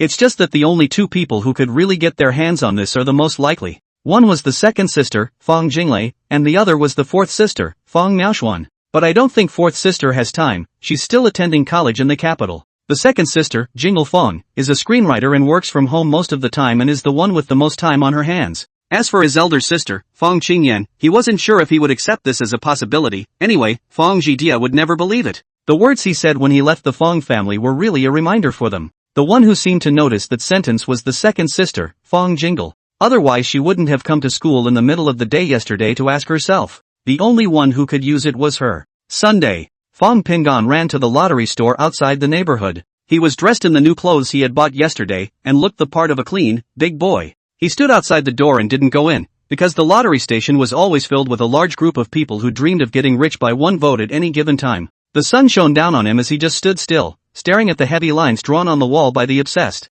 And in the back of his mind, he was thinking that, if he remembered correctly, that late May issue of the two-color ball should have been a consecutive straight number that had never been seen before in history. That is, the first 6 numbers, and the next one are connected. This sorting is not something that can be typed by machine selection at all, much less guessed by anyone. But in this issue, someone also hit the jackpot. To avoid suspicion, he thought for a moment about walking in, shelling out $10 and buying 5 bets. It was a simple arrangement. He had the owner arrange the numbers from 8 to 14 as he wanted. Should be next week's lottery numbers. Started a week early to make it look like he was being obstinate. The owner gave him a strange look, but didn't say anything. He'd seen too many people who thought the numbers they picked were bound to win, and the young man in front of him was no exception. Handily typing one out and handing it to him, he continued to devote himself to the great business of number deduction. Fong Pingon put the lottery ticket in his pocket, turned around and went home. The lottery will be drawn tomorrow, Monday, but he's bound to not win. He's going to buy the one that's actually the Saturday night drawing next week. Didn't tell anyone. He knew in his heart that there was no way to tell anyone about this kind of thing.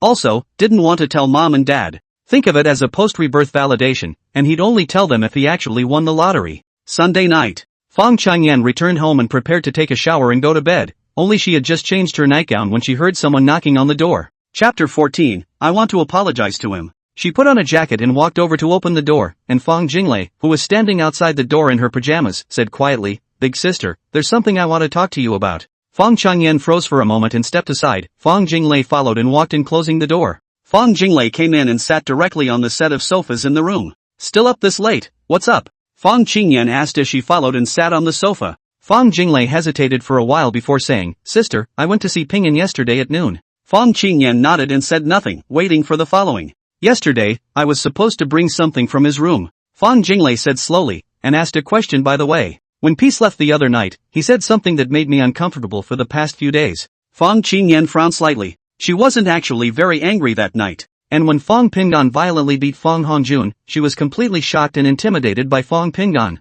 Like her mother, Xiao Wei, she simply couldn't let Fong Hongjun leave the house. After all, Hongjun's brother had lived with the sisters for 18 years. I remember when Hongjun first came here she was already grown up, watching such a tiny one slowly grow into such a big one now. Even the occasional pout is completely normal for her. Who doesn't get pampered as a child? Not to mention that before Hongjun went to school, his mother even brought him up herself, not at all like other families who relied on nannies to raise them. That's why Hongjun's bond with them is a bit deeper than the rest of the family. But the second sister hadn't even said anything yet tonight, so she was sensitive to the fact that what the second sister had to say shouldn't be a small matter. "What did he say?" "I wasn't paying attention at the time," Fong Qingyan encouraged. "That's what he said to mom when he left." Fong Jinglei said, "I suspect he meant something else. He said he wanted to give mom a kind advice, that Hongjun was mom's adopted son, but only mom's adopted son." Fong Qingyan frowned in thought, her face changing. "Sister," she looked at Fong Qingyan, "do you think we've treated Pingan badly these past few years? Whatever he does, we can't see it? He doesn't even want to be the heir to the Fong family." All she could think about now was how she had scolded Fong Pingan in the first place. Although she wasn't as mean as her third sister, Fong Zhidai, she didn't have anything nice to say either. Think of the way Fong Pingan turned away that night carrying a school bag. It's hard on the heart, and the nose is a little sore. She hadn't even had the heart to work in the last 2 days. She'd been thinking about it all day. What were Fong Pingan's intentions with the words he said when he left that day? She knew that everyone in the family, except for the fourth sister who wasn't at home, trusted Fong Hongjun almost irrationally. Is it possible that after 18 years of living together, feelings should be far above reason? She murmured. These words were heard clearly by Fong Qingyan. Jingle, tell me, what exactly did Pingyan mean by that statement the other night? Fong Jinglei shook her head slightly. I went to ask him at noon the next day and he refused to tell me anything. He just said that he didn't mean anything else. He just told Mom that Hongjun is an adopted son. But I always felt it was wrong. Hongjun is an adopted son, that's something everyone knows. There's no need to say it deliberately at all. Why did he say that line specifically to Mom? And, there was a special emphasis on the words merely yours. I think there's something in his words, but I can't guess. She didn't say she was afraid to keep guessing. Two meanings according to one's own interpretation. One is that Hongjun is an adopted son and not a Fong family member at all. The second is that Fong Hongjun is merely the adopted son of his mother, but not necessarily his father. The third one, on the other hand, said that Fong Hongjun was not the child of his parents, but was a child from the Fong family in the capital, which would make him a clan member. The first one is that everyone knows Fong Hongjun is not a Fong family member. The second one is food for thought. If Bang Hongjun isn't his father's adopted son, then there's only one possibility that Hongjun is also his father's child. Father has someone out there, and it's been close to 20 years. The third one, she has absolutely no ability to look into it whatsoever. My father came to Cloud City to establish his own company, but in reality, he was still trying to help the Fong family of the capital city to insert a foot in Cloud Province. There is no doubt about my father's ability to make it this far. But these are all speculations on their own and cannot be confirmed. These were thoughts that she didn't dare to voice outright. She needed someone to help her to validate the idea, to affirm it. And Fong Qingyan, who was sitting beside her, had indeed not paid too much attention to this sentence before. Hearing Fong Jinglei's words, she was also caught up in thought. So you came to me to tell me this? As she thought about it, she said, that can be said in two meanings. One is that Hongjun isn't from the Fong family and was adopted. I remember Hongjun was carried back by Dad when Mom was so upset about losing Pingyan that she was basically a bit confused all day long. Another implication is that Hongjun is nothing more than Mom's adopted son, but not necessarily Dad's adopted son. Do you think I analyzed it correctly? Fong Qingyan said as she stared into Fong Jinglei's eyes. Fong Jinglei hung her head. I don't know. For Pingyan to decide to leave so quickly, that means he has completely despaired of our Fong family. And, he won't let me call myself sis. Her eyes reddened, and she sniffled gently to push the sourness down. Fong Qingyan suddenly thought of what Gu Baibai had said when she was in the throes of love. Ever think about how your own brother feels? Why don't we go back tomorrow and ask Peace what it really means? She tried to open her mouth to ask. Fong Jingle nodded. He shouldn't want to see us now, sis. Why don't you try contacting him tomorrow at noon? Call him after his 12 o'clock class? No, after he finishes lunch? I don't have a meeting tomorrow afternoon, so I'll schedule a time in the morning and call you afterward. Are we going to see him together or am I going alone? Fong Qingyan hadn't wanted Fong Jinglei to go with her, but she didn't expect her second sister to nod her head very dryly. I'm going to. And I'd like to know if he really knows something and how he knows it. Also, I'd like to apologize to him. Chapter 15, Are you suspecting Hongjun? 15. In the past, I'd been too mean to him. Whether he'll forgive me or not, I owe him an apology. Fong Jinglei's complexion was a bit obscure, and Fong Qingyan didn't know if she really or falsely wanted to apologize to Fong Pingyan. But since she wants to go, let's go together. Because of the late-night discussion between the two women of the Fong family, at noon on Monday, Fong Pingyan once again received a call from Fong Qingyan. This time, instead of hanging up, he walked out of the classroom and answered the phone. Fong Pingyan, are you at school? Fong Qingyan's tone was very calm, and Fong Pingyan did not hear any emotions at all. He hesitated for a moment to solicit nothing, but he didn't hang up the phone either. Fong Qingyan seemed to exhale, and then Fong Pingyan heard her say, Can you take the afternoon off? I want to see you. Fong Pingyan frowned. Didn't we say we wouldn't disturb each other? Fong Qingyan, not only me, I'm going to meet you with your second sister. Fong Pingyan snorted. Don't use the word sister, you guys don't deserve it. I don't have a sister like you guys either. Fong Qingyan didn't want to dwell on these details. Take the afternoon off, your second sister and I will wait for you at the entrance of your school at 1:45. Fong Pingyan looked at his watch. It was almost 1 o'clock. What is it about you guys that you have to meet to talk about that you can't talk about over the phone? He was a little impatient. Fong Qingyan's side was silent for a split second. It's not convenient to say on the phone, we'll leave in a while, and it should be between 1:30 and 45 when we get to your place. Fong Pingyan didn't say anything else, hung up the phone and went back to the classroom. The fat man who had just been lying on his back was gone, and he didn't care. There were a few students sparsely sprawled in the classroom, all of whom did not want to go home or whose adults at home were absent. By the time he'd set his alarm and was ready to lie down for a while, Fatty was back. There were two other men who came in with him. These three were together so often that almost all of their classmates knew that they smoked, and even some of the teachers were aware of it, but just haven't caught any on campus. The classroom suddenly smelled more like smoke. It was a good thing that not many people were willing to lie down in the classroom for a lunch break, and the vast majority of them were boys. Most of the girls went back to their dormitories to sleep after eating, and even those who didn't go home went to their dormitories to talk small talk. Fong Pingan slumped in his seat, calculating what to say after meeting those two sisters in a while in order to draw their attention to Fong Hongjun without leaving any traces. On the other side, Fong Qingyan looked at the cell phone that had hung up, still confused. She honestly didn't expect Fong Pingan to actually agree to come out to see them. He promised? He didn't refuse. Oh, then. I prepared a card, said Fong Jinglei, not much, just 100,000. Fong Qingyan shook her head and said, I told my girlfriends about Fong Pingan and the family. If you give money, it will only deepen his misunderstanding. Fong Jinglei smiled, it's fine, if he doesn't want it, I'll just take it back. I know he must have gone back to his adoptive father's house. That family, it's not in good condition. Fong Qingyan stared at her for a while before asking, I remember that although you are not as extreme as the third sister, you don't seem to be too kind to Pingan either.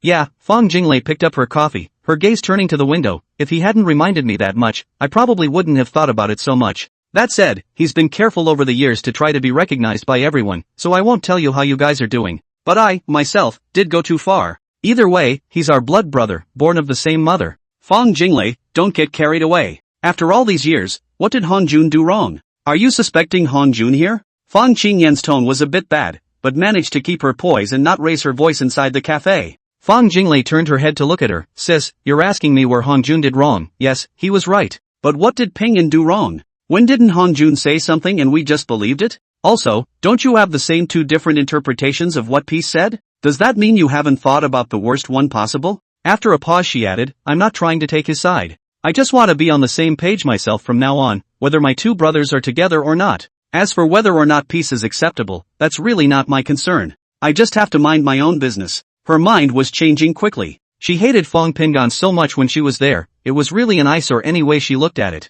But when she took off her tinted glasses, she realized that no matter how she recalled it, at least Fong Pingan hadn't done anything wrong before he hit someone. More than that, it was the brainless neglect of Fong Pingan by his family, including himself, as much as Fong Hongjuan's brainless pampering and partiality. She is an author and screenwriter herself, and of course has penned countless characters. If she switched places, she thought to herself that there was no way she could endure 4 years like Fong Pingan could. It must have been a complete flip-flop within a week. Fong Qingyan just shook her head and sighed when she heard this series of questions from her. Let's go, it's about time. It's almost just about time to get to the front of his school. She picked up her bag and got up and headed out the door. Fong Jinglei put down her cup and silently got up to follow. The time soon came to 1:40. The cell phone alarm went off. Fong Pingan climbed up and rubbed his face, still feeling sleepy, so he went to the bathroom and washed his face. Gave Fatty a heads up that he might not be able to make it to either of the afternoon classes, and if the teacher finds out just say he's sick and don't worry about the rest. The fat man agreed with a confused look on his face, and only then did he clean up his desk a little and head downstairs towards the school gates. By this time, students coming to school in the afternoon had begun to arrive. Most of them are delivered by private cars. Fong Pingan walked out of the door and saw his big sister Fong Qingyan's car, a Maserati, parked on the side of the road not far away. He walked by and knocked on the car window. The window rolled down to reveal Fong Qingyan's face. Get in. Fong Pingan pulled open the rear door and sat in. He sat alone in the back row, with Fong Qingyan and Fong Jinglei both in front of him. He didn't say a word after getting in the car, and Fong Qingyan started the car and drove towards the city. There weren't too few vehicles on the street, but it was obvious that Fong Qingyan's car skills were great. After the car stopped and the three of them got off, Fong Pingan saw that this was Yinjiang Avenue. In the Western restaurant, after the three sat down, Fong Jinglei asked, what to drink? Pingan Fong said, ice water is fine. Fong Qingyan asked for black tea and some additional refreshments. Fong Jinglei put her cell phone aside after ordering. Instantly, there was an embarrassing silence between the three. Fong Pingan spoke, I'm taking a vacation, so if you guys have anything, just say it. Now that I'm here, I'm not going to make a fuss with you.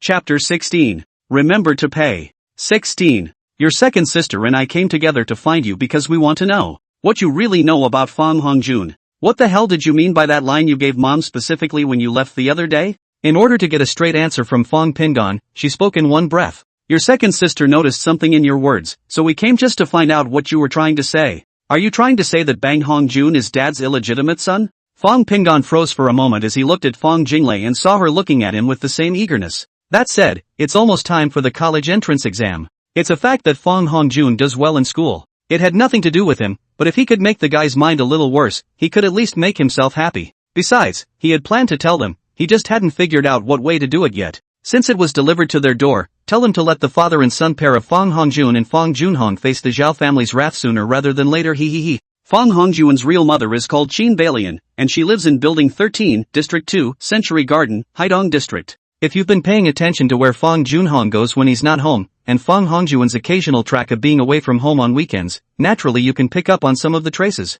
But I think your whole family has doted on Bang Hongjun to the point of being completely brainwashed. What little extra time I had was spent staring at my faults. I'm sure you should never have paid attention to that. Fong Pingan's tone carried a hint of teasing. Fong Hongjun is your half-brother. And your mother, and a few of you, like a bunch of people, spoil your own father's junior son, not to mention love him like the apple of their eye. Do I make myself clear? Fong Qingyan's mouth was wide open, her eyes wide open, and she was close to exclaiming in shock. Fong Jinglei reached up and covered her mouth. But immediately afterward, she asked in a very fast-talking voice, "How did you know? Why didn't you tell me earlier?" Pingan Fong smiled and didn't say anything. Fong Qingyan followed and asked, "Do you have proof?" To be honest, it wasn't that she didn't completely believe Fong Pingan's words. The name and address are all there must be such a person as Qin Balian. As for whether it was true or not, she would naturally send someone to investigate. It's just that she really doesn't want to believe that her brother Hongjun, who she has always favored, is actually her half-brother. Wouldn't it be a little too scary if Hongjun's brother himself knew about it? Completely subverted the image in her mind of the well-behaved and understanding brother who was also a very good student. She had, truthfully, blurted this one out without even thinking about it.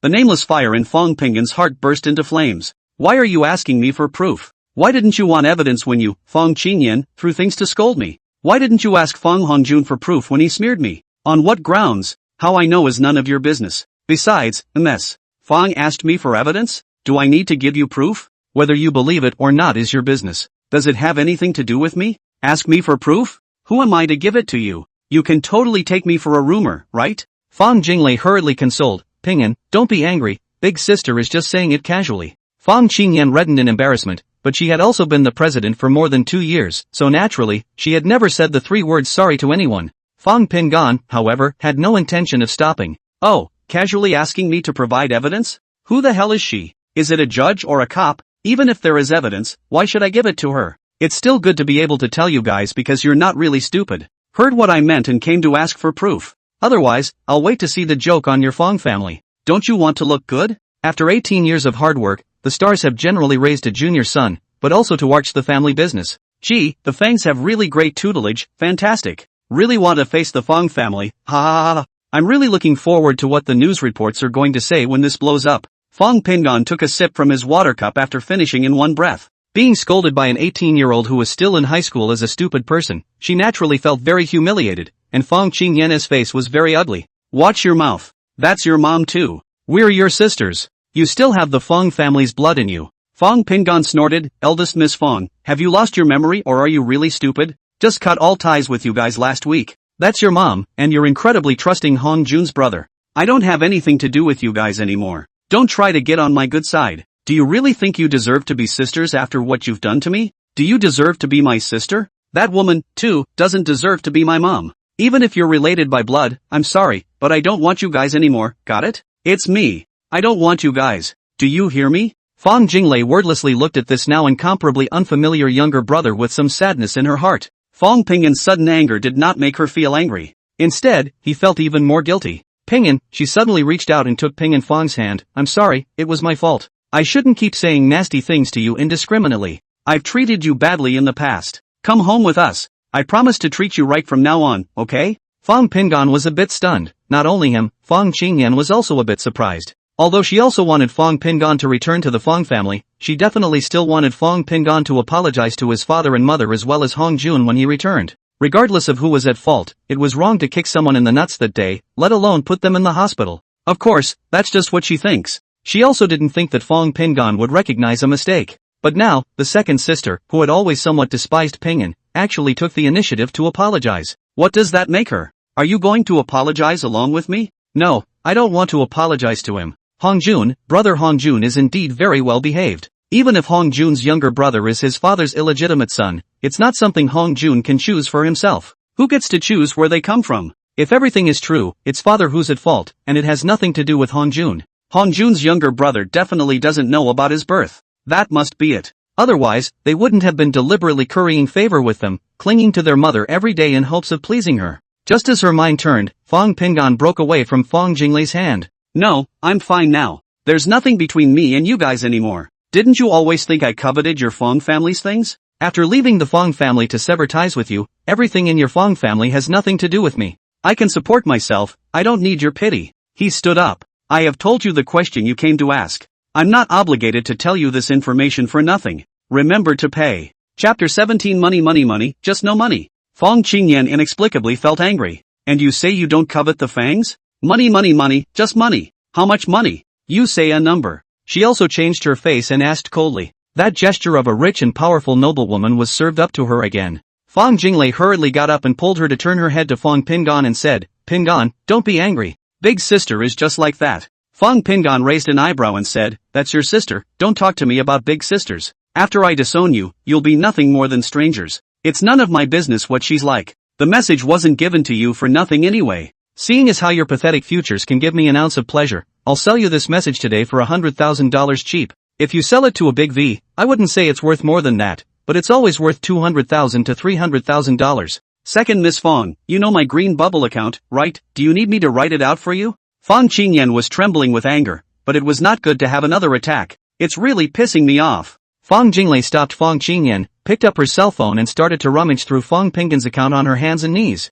Fong Pingan just stood still and watched her rummage. Sure enough, it was deleted. He pulled out his wallet and fished out a bank card, placing it on the table and said, take a picture of it and put it on my card. Fong Jinglei was incomparably chagrined in her heart. She had long since lost track of when she had deleted Fong Pingan's green bubble. Suddenly, she remembered, didn't I bring a card? She took the card out of her bag and put it on the table. There's exactly 100,000 on this card. What do I need your card for? Pingan Fong said, hit my card, and then, preferably, never see each other again. Don't ever bother me again with anything or anyone from your Fong family. Fong Jinglei took a picture of the bank card, but did not take back her own copy of the card. Sis, can you get a hold of yourself? It was so hard for her to sit down and calmly talk to Fong Pingan, but big sister always thought so much. She wanted to continue to ease her relationship with Fong Pingan, but she saw Fong Pingan pick up his bank card and turn around to walk away. Didn't even look at them again. Fong Qingyan stared at the desktop with a gloomy face, not saying a word. Fong Jinglei didn't care to say anything to her, got up and chased after her.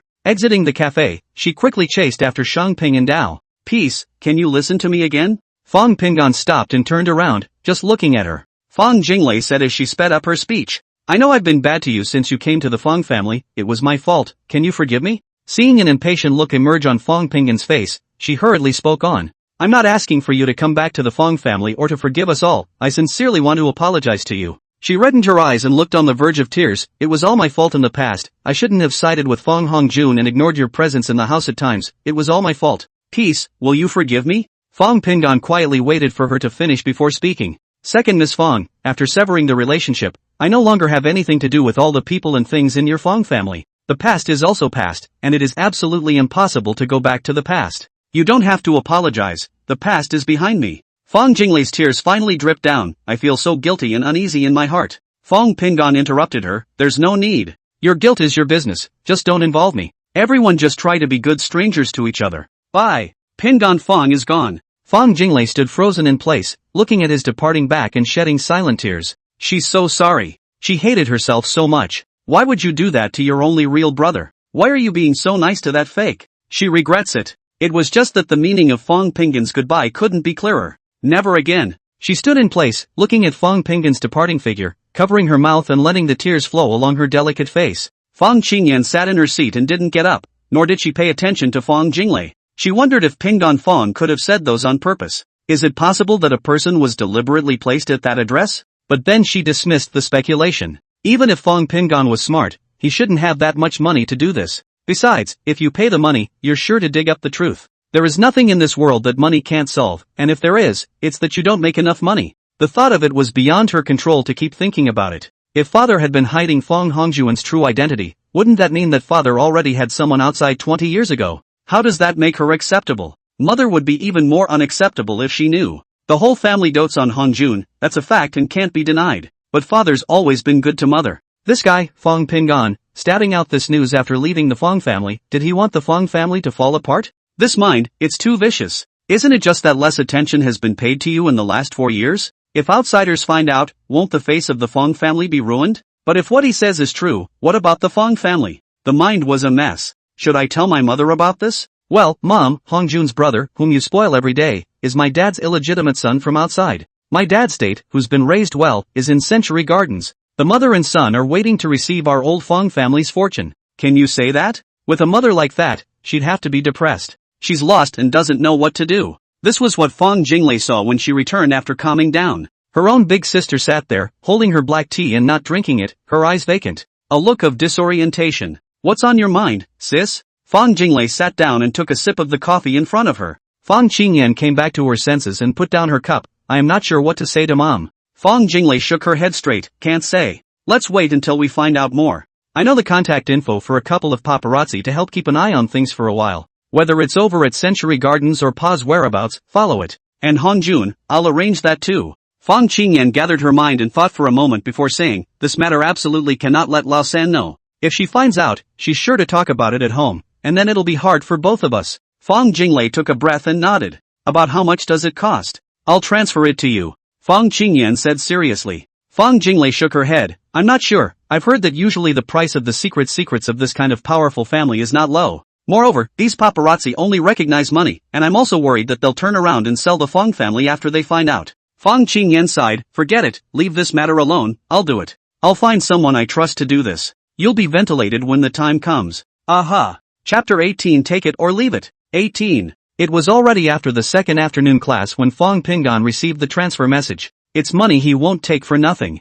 Why should we be like A to talk about backbone? This news, if sold to a big V, more not to say, casually sold 200 or 300,000 is not a problem. He's going to need less. But 100,000 and 500,000 really didn't make much of a difference to him right now. Not to mention that there was no way for anyone to know what he wanted to do. And it's not even time. And take your time. As for what the two misses of the Fong family were planning to do, it didn't have half a cent to do with him. Soon it was time for Saturday. He went to buy the two-color ball 3 times this week, each time after school in the afternoon. The weekend installment, too, was purchased on Friday after school. It's just that on Friday, he bought $50. In total, 5 copies of each of 5 different sets of numbers were bought. He wasn't quite sure how much he would get in total for this kind of redemption, but believed it wouldn't be less than $30 million, and about $20 million after taxes. That's certainly more than enough for what you want to do in the future. Can't use it up. Can't use it up at all. Such things as bicolors have never been a game or a tool played by all the whimsical and the premeditated. Fong Pingan wasn't sure if everything after rebirth would be the same as in his previous life.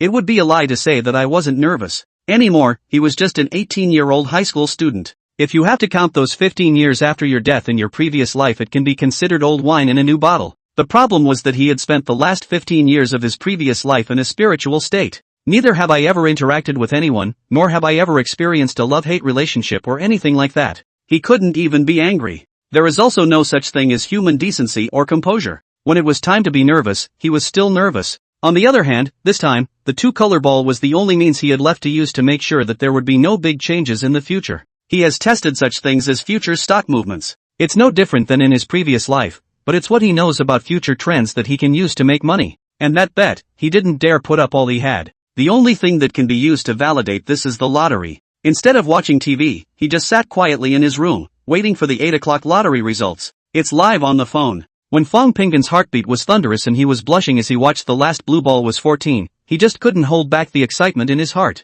With a small cheer, he rolled over in his bed for a few moments. After his heart calmed down, he put the ticket in his cell phone case. At the lottery betting shop outside the neighborhood, that owner was frozen. There have been over 20 people standing and sitting in front of the screen, and none of them are quiet. All of them were saying out loud how strange the results were this time, if there was another inside job or something. But the boss couldn't hear anything anymore. It was clear to him that the kid who bought 3 consecutive installments yesterday afternoon was the winner of the jackpot. That kid wasn't the only one buying consecutive numbers, but that was the only jackpot winner he'd had in his little store in years. In the future, the business of this store will definitely be better. The only thing I can't figure out is why that kid chose that consecutive number and bought that number for 3 periods. Out of basic professional ethics, he could not say that the winning numbers came from his point of view at this time. In his heart, he wanted to say it now, but he knew very well that that would bring unknowable danger to the seemingly clean child. He could only wait for the final official announcement. He must say it doesn't ring a bell. That was the only thing he could do. Other than that, he had decided.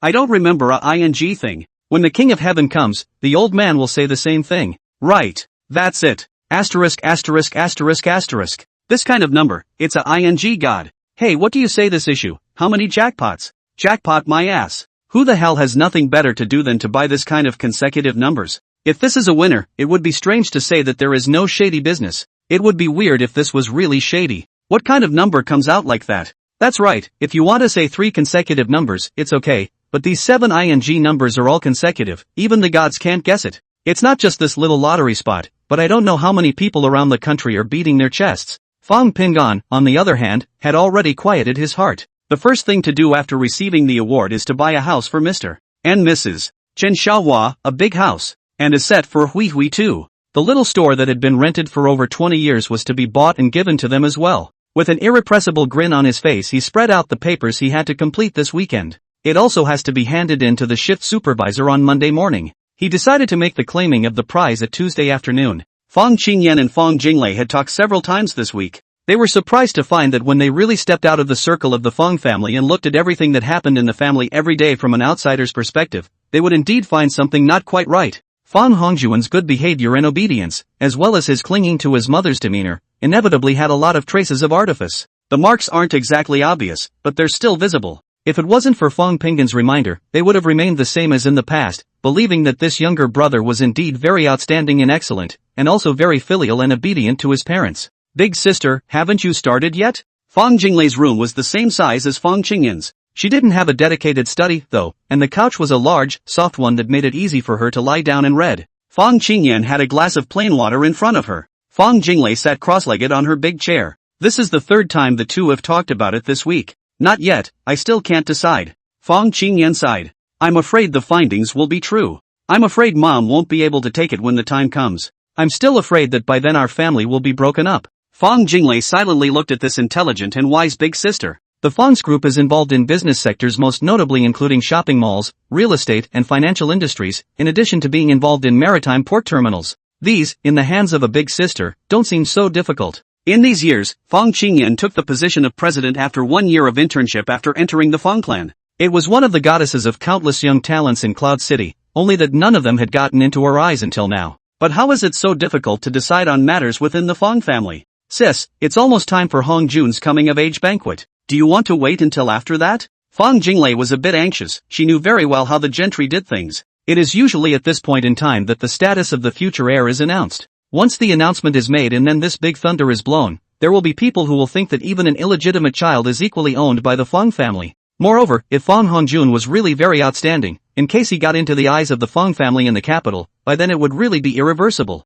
Chapter 19, I Have a Good Heart. 19. Fang Qingyan was also well aware of the importance of the timing of the outbreak of this matter. The impact of mines popping up at different times is different. Jingle, it's not that I don't want to, but it's really hard for me. Eldest sister, Fang Jinglei was a bit anxious. If it drags on, it will have a greater impact on the other family. The truth is always the truth. There's no way to keep covering it up. The later you find out, the more damage you can do to your mom. If you hesitate any longer, I'll do it myself. I absolutely can't tolerate him continuing to lie to our mom, and I don't want the Fang family to fall into the hands of outsiders in the future. This will never work. Fang Qingyan shook her head slightly. At most, he is an illegitimate child, the same descendant of the Fang family. There is no such thing as falling into the hands of outsiders as you said. Fang Jinglei laughed coldly. Hee, if it's really what you think, I would hope that he's a purely adopted son, with no blood ties to the Fang family. But if there is, have you thought about the fact that one day he's going to pick up his own mother and bring her in? What will Mom and the rest of us be then? For someone else? I can't accept that. Sis, give us a word, do it or not. If you don't do it, I'll contact the paparazzi now to start checking out Qin Balian. I'll pay for it myself. Fang Qingyan pinched her brow. She had never been so upset before. I've already spoken to the people. They're just waiting to hear from me as to when they'll start looking into it. Will you just stop giving me a hard time? Fang Jinglei was a bit angry. Adding to the chaos? I call it setting things right, okay? This can't be put off any longer. I don't care when you do it and start looking into it. I'm contacting my people right now. She grabbed her cell phone from the table and started digging through her contacts. Fang Qingyan got up and walked over quickly, snatching the cell phone. Don't! Jingle, can you let me think about it again? That would be too much for the other family and for Mom. Fang Jinglei said in a cold voice, Sister, I really didn't expect you to be such an indecisive person. Really let me down. From this point on, you really aren't even safe. He knows to stop in time. And you? The president in charge of tens of billions of dollars of corporations looks so incompetent in this more damning matter. I was wrong about you. Sister, I'll tell you plainly, in this matter, Whether you will do the investigation or not, I will do it myself. What a waste of these precious days. She stood up and reached out to retrieve her cell phone. Even if the Fong family falls apart, I have the ability to earn my own money and don't need you to support me. Don't use that excuse on me. It's you. Think about what you can do after the fangs fall. Marry someone else's family to run the business? Think about it. I'm going to bed, so go to your room. Fong Qingyan opened her mouth, but in the end, she didn't say anything. She left Fong Jinglei's room forlornly. After returning to her room, she called Gu bye-bye. Fong Jinglei pulled open the drawer and took out a photo from the bottom, staring at it silently. It was a family photo. Above, Fong Pingan stood at the very edge, with excitement and a hint of despondency in his eyes. Fong Hongjun in the center had a calm face and naturally enjoyed the seat. She was now completely convinced of Fong Pingan's words. All that was lacking was some evidence to be used to convince her mother and her third and fourth sisters. As for the abrasive big sister, she no longer relied on her. Undecision now would only cause the Fong family to suffer greater losses in the future, both honorably and financially. Fong Pingan took a leave of absence to receive his award. He bought a pair of very cheap sunglasses on the street and put on a hat and mask, declined interviews and donations to collect the prize money, which totaled close to $24 million, then took a cab back to the school after a big trip around the city. The only thing to wait for is the entrance exam. All of his time was now spent brushing up on the questions, and he even remembered most of the questions from this year's college entrance exams. All he had to do was wait for the high school scores to come out so that it didn't seem out of the blue. Already a good achiever, now such an impression of hard work will undoubtedly convince anyone who has doubts about his grades. The time passed very quickly. He did not use a penny from his bank card. Every day during this time was a struggle to study and get home on time. Chen Xiaohua and Lu Qing also, because the college entrance exams were coming up, closed their doors and went home after lunch every day from the beginning of the month of June, specializing in preparing nutritious dinners for him.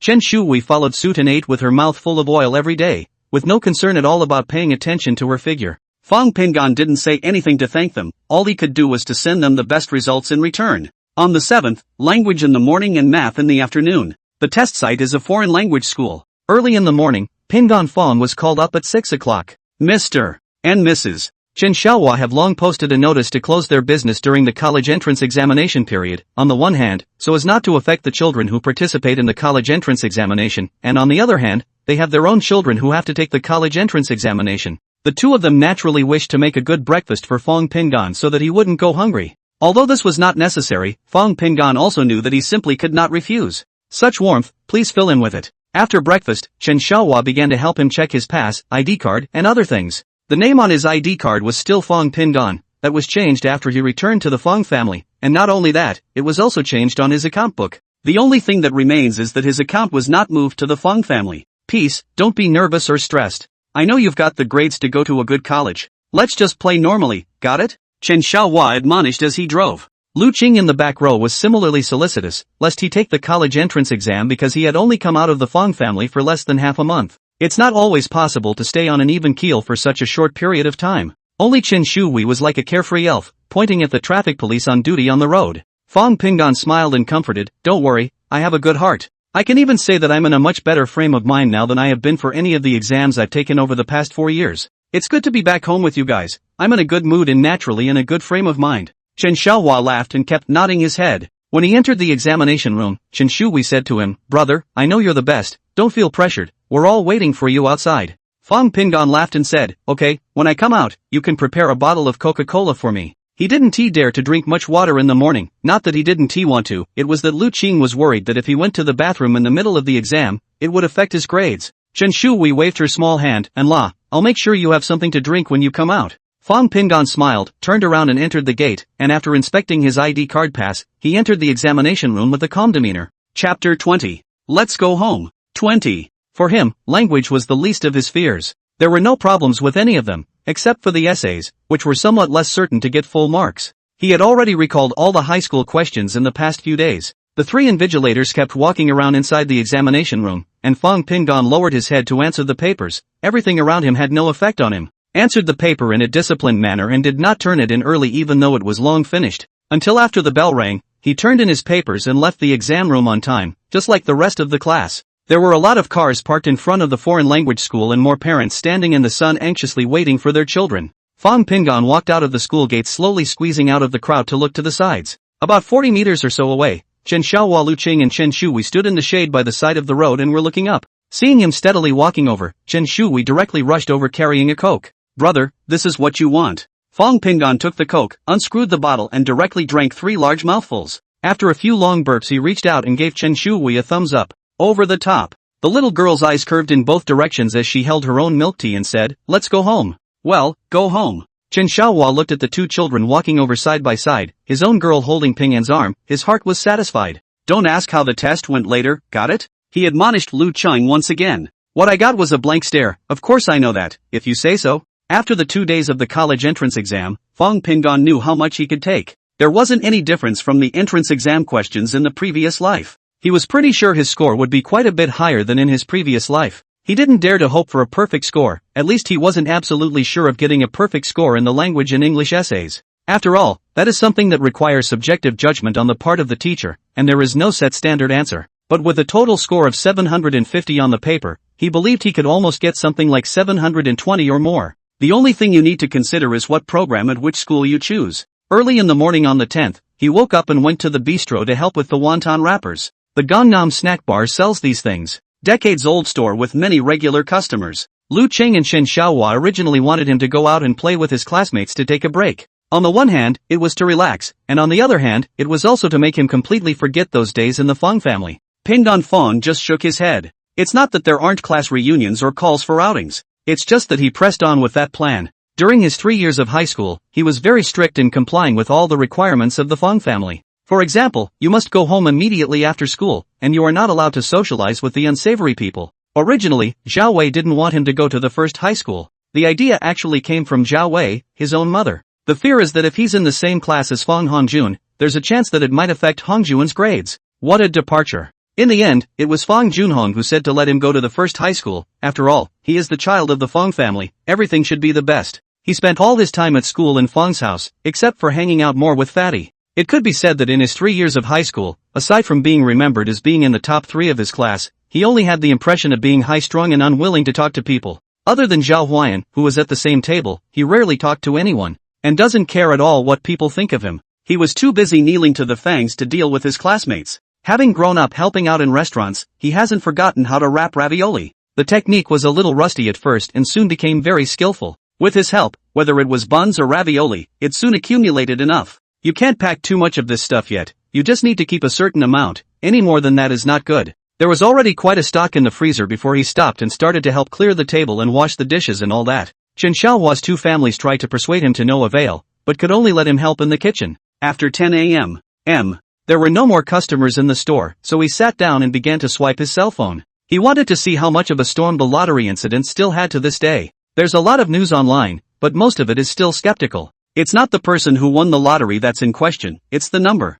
After all, there were 3 of them who won the first prize. There are those who question it and those who believe in the official. The main thing is that this winning number is just too amazing, and it's the first time in history that such 7 consecutive numbers have appeared. This is a result that can only exist in theory, and now appears. Fong Pingon smiled and stared at his cell phone for a while before deciding to buy a house. He is well aware of those old neighborhoods that will be demolished in the future, and where the houses will appreciate more. Cloud City is by the sea and is very developed in both finance and commerce. What's more, it's also the capital city of the province. He's aiming above the old rags downtown. Construction of 2 new subway lines will begin next September, the year after his death. Based on a maximum 5-year construction cycle estimate, that equates to 6 years from now, when the price of all the houses along the route will have gone up. Not to mention commercial housing, but just apartments. Apartments along the subway line have the fastest rent increases. This is because the largest user group of these apartments in the future will be young white-collar workers. He decided to buy 2 homes along the future subway line, along with a couple of condos.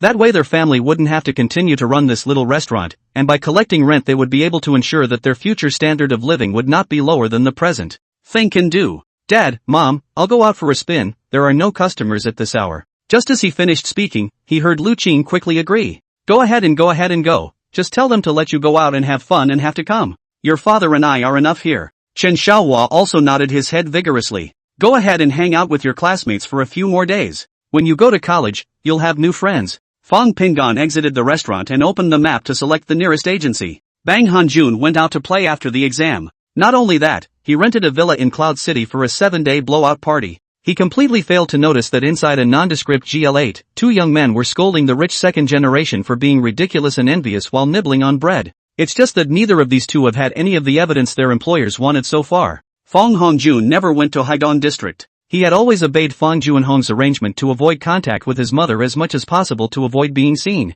In the past, every time we met, it was only when we were out traveling. This time, he did do well in the college entrance examination, and he himself estimated that he could at least get about 640. As for things like volunteering for college entrance exams, it has nothing to do with him. He needs nothing more than that transcript. The school in M country has already contacted. For this reason Fong Junhong donated $10 million to that professor's lab. All he had to do was bring his transcripts to the plane and he was done. Chapter 21, Buying a House. 21. It could be said that the path Fong Junhong had arranged for him was very satisfactory to both Zhao Wei and himself. He didn't have much cash of his own, and he did have no qualms about spending it. He was holding a secondary card given by Zhao Wei. As long as he can swipe his card, he has no limit at all just to swipe. More than 2 weeks had passed, and the only useful thing Fong Jinglei had gotten was that Fong Junhong had indeed been to Haidong district twice. Fong Hongjun, on the other hand, has been spending his time out playing around with young female students since the day after the high school entrance exams ended. The evidence she had in her hands didn't prove anything at all. If Father Fong Junhong merely had a lover outside, this kind of thing would not matter at all. This is a really rare occurrence in the hoi polloi. As for Fong Hongjuan's side, even if it was something like him forcing himself on an innocent girl, it wouldn't have any impact on the other family. Either way, she wouldn't care because it wouldn't matter to the other family. She's still waiting in agony for an update. She was so frustrated with her big sister's inaction that she hired a couple of people out of her own pocket to keep an eye on her. The result she wants is proof that Fong Hongjun was at Century Garden with her father. Although Fong Pingon had made it clear that they were related, it was ultimately useless without getting solid evidence. Her greatest anger is not directed at Fong Hongjun, but at her father, Fong Junhong, for keeping the entire family in the dark for nearly 20 years. What kind of man could have spent the last 20 years or so playing the role of husband and wife in harmony and love in front of their children? It's unimaginable. For a moment, she thought that her father and mother might be enemies, or that something had happened over 20 years ago that caused her father to have someone outside of the family, Qin Balian. But everything needs evidence. Deep down, the evidence she would prefer to find was proof that Qin Balian had nothing to do with Fong Hongjun,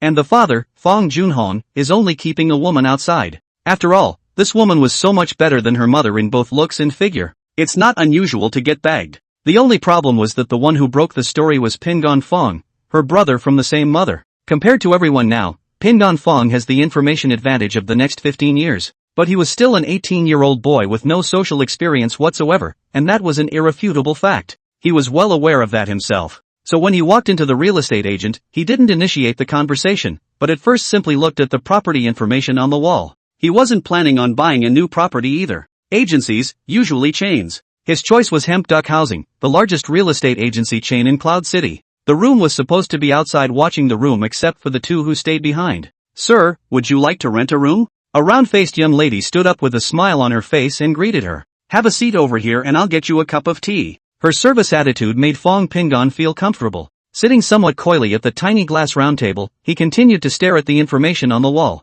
Most are residential and the location is not what he wants. Soon a cup of tea was placed in front of him and the young lady sat down and very professionally brought a thick folder.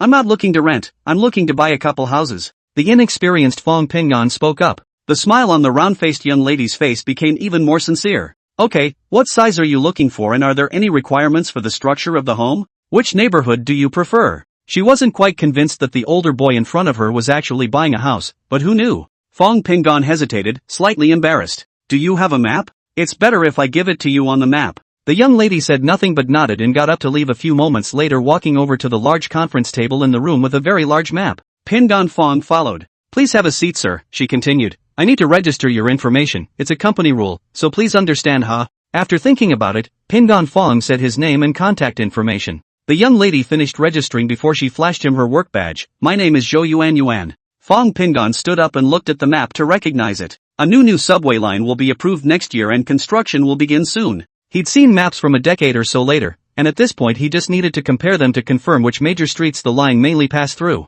Soon he identified the location of the subway. "Can I have a pencil?" he said without bothering to look at Zhou Yuan, staring at the map. Hope Chow has been watching this potential client. Looks like a college student or a high school student, certainly not white collar anyway. Shy, indicating no social experience, further confirming that he is a high school student. But middle school students buying a house and saying buy a few may sound ridiculous, but what if? Although it wasn't comparable to a first-tier city like the capital, the housing prices in Cloud City weren't low at all for ordinary people. The average price of a used home is close to $20,000, and the highest price for a new development has touched $50,000. Of course, apartments are much cheaper. Pingon Fong sketched 2 lines on the map, but concentrated on the current main city. And it's not even the busiest location. Zhou Yuan asked slightly cautiously, is Mr. Fong buying a house for his own residence or for investment? Pingon Fong casually replied, I want to buy a few residential houses in the old city, and the rest to be apartments. He glanced back at Zhou Yuan, I want to buy a few residential houses here, near here, with an area of about 114. An apartment, to be chosen here, and here, would be fine, and preferably a newer apartment, if available. Zhou Yuan was somewhat convinced when she heard him say that. It was obvious that this young, older boy really wanted to buy it. Whether it was rich or whatever, it had nothing to do with her. As long as she can close the deal, she'll get at least a couple $100,000 in commission. She carefully looked at the few locations Fong Pingon had ticked off, Zhongshan District, Gula District, and Haishi District, but not a single one in Haizan District, a river away. Mr. Fong, please wait a moment. I'll get the information. She turned and trotted off to her workstation. Big money? A coworker asked in a low voice. She shook her head quickly and said in the same low voice, I'm not sure, it's just that the requirements are rather strange and not very well served. My coworker laughed and continued to lower his head and swipe his phone. In a week's time, Fong Pingon followed this Zhou Yuan around 4 of the 5 districts north of the entire Dajiang River, and the Haidong district was not part of his plan. Chapter 22 Pingon is a good boy. 22. I ended up choosing a small second home that was perfect for couples and singles to rent.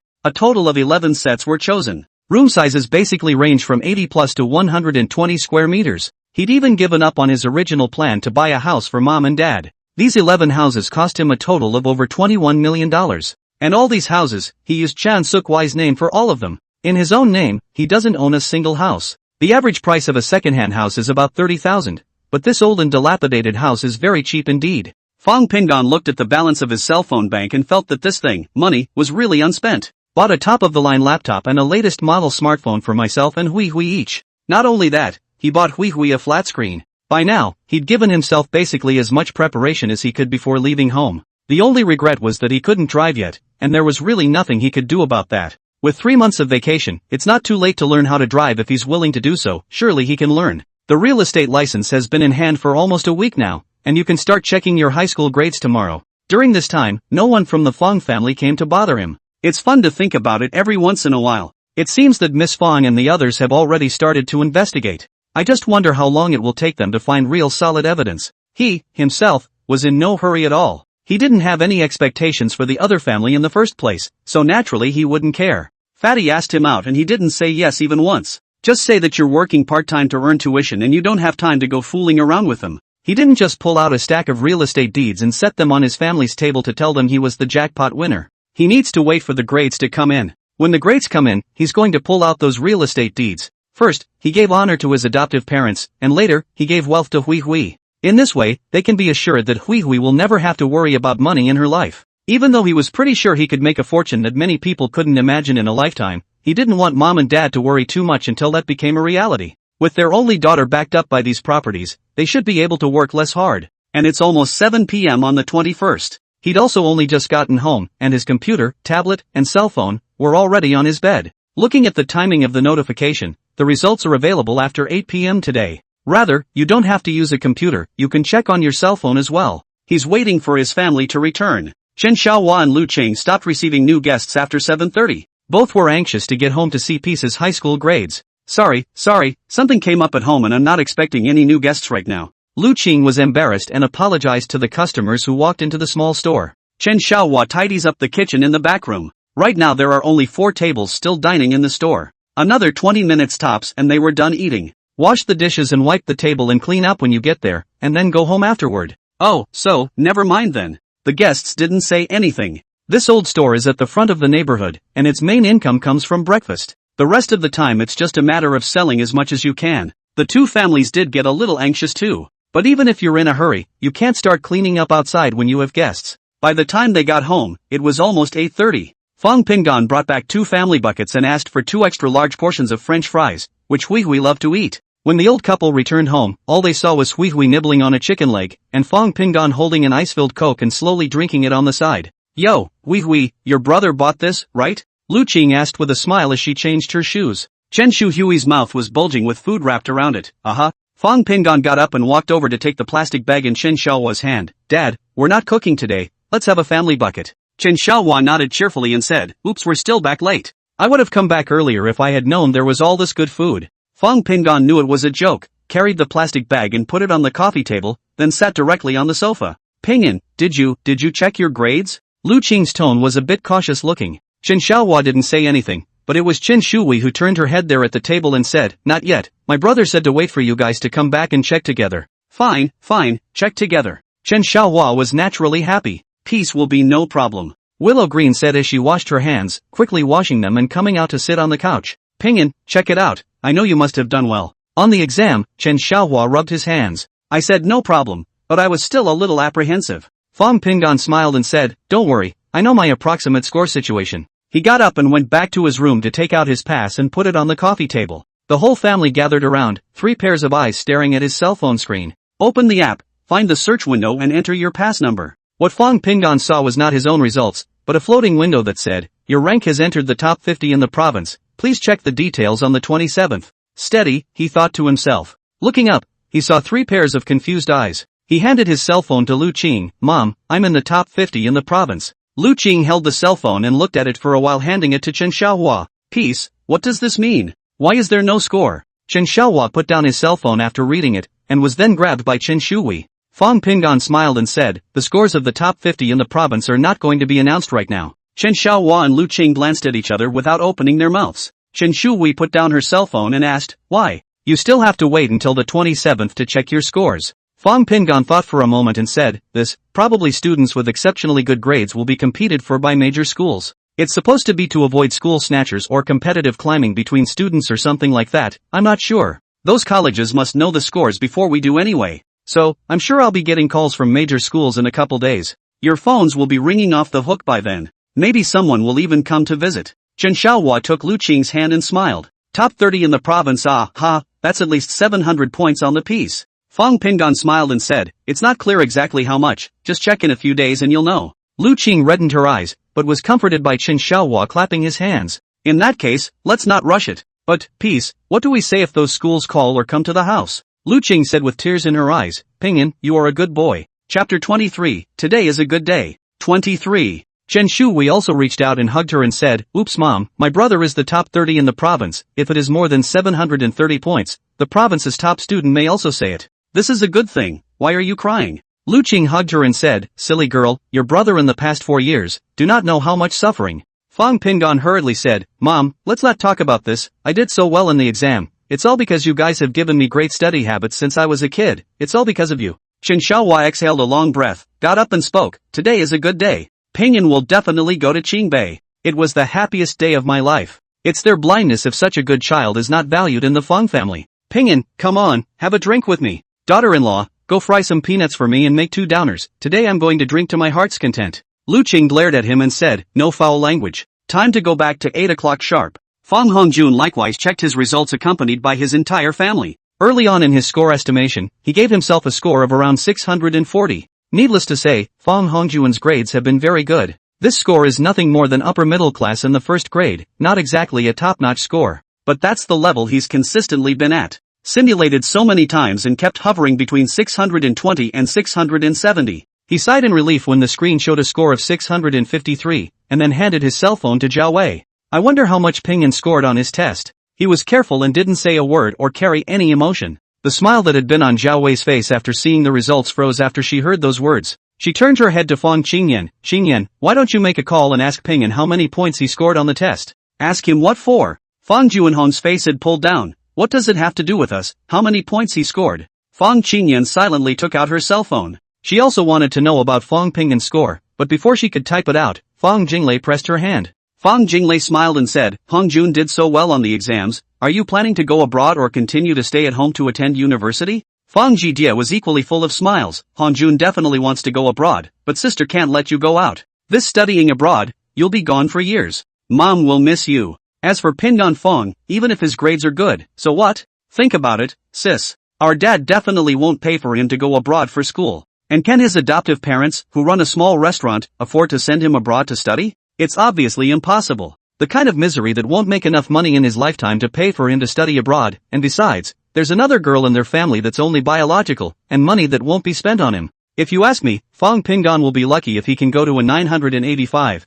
maybe he can only go to a 211. Fong Qingyan raised her eyes to look at Fong Hongjun and asked, yes, Hongjun, what do you think? Zhao Wei put down her cell phone and looked at Fong Junhong. Otherwise, it's better not to go abroad. If Hongjun also goes abroad, then I'll follow. Fong Junhong smiled and said, Hongjun's study abroad has been arranged, but the donation has not been finalized. He looked at Fong Hongjun with a face full of relief. Hongjun, which school do you want to go to? Fong Hongjun lowered his eyes and said, I'm also a little reluctant to leave mom and you guys alone to go abroad. If I stay in the country, I want to go to school in Mordor, I don't want to go to the capital. Zhao Wei had a joyful look on her face. Then don't go to the capital, Mordor is close to home. Your brother-in-law is in Mordor, when the time comes, there will definitely be no problem with him taking care of your life over there. Fong Hongjun didn't make a sound and looked up at his father. Zhao Wei then said, Hongjun likes Magic City, so go to Magic City, and when the time comes, mom will go there with you. Fong Junhong shook his head, forget it, it's better to go abroad. Go outside to study for a few years and come back,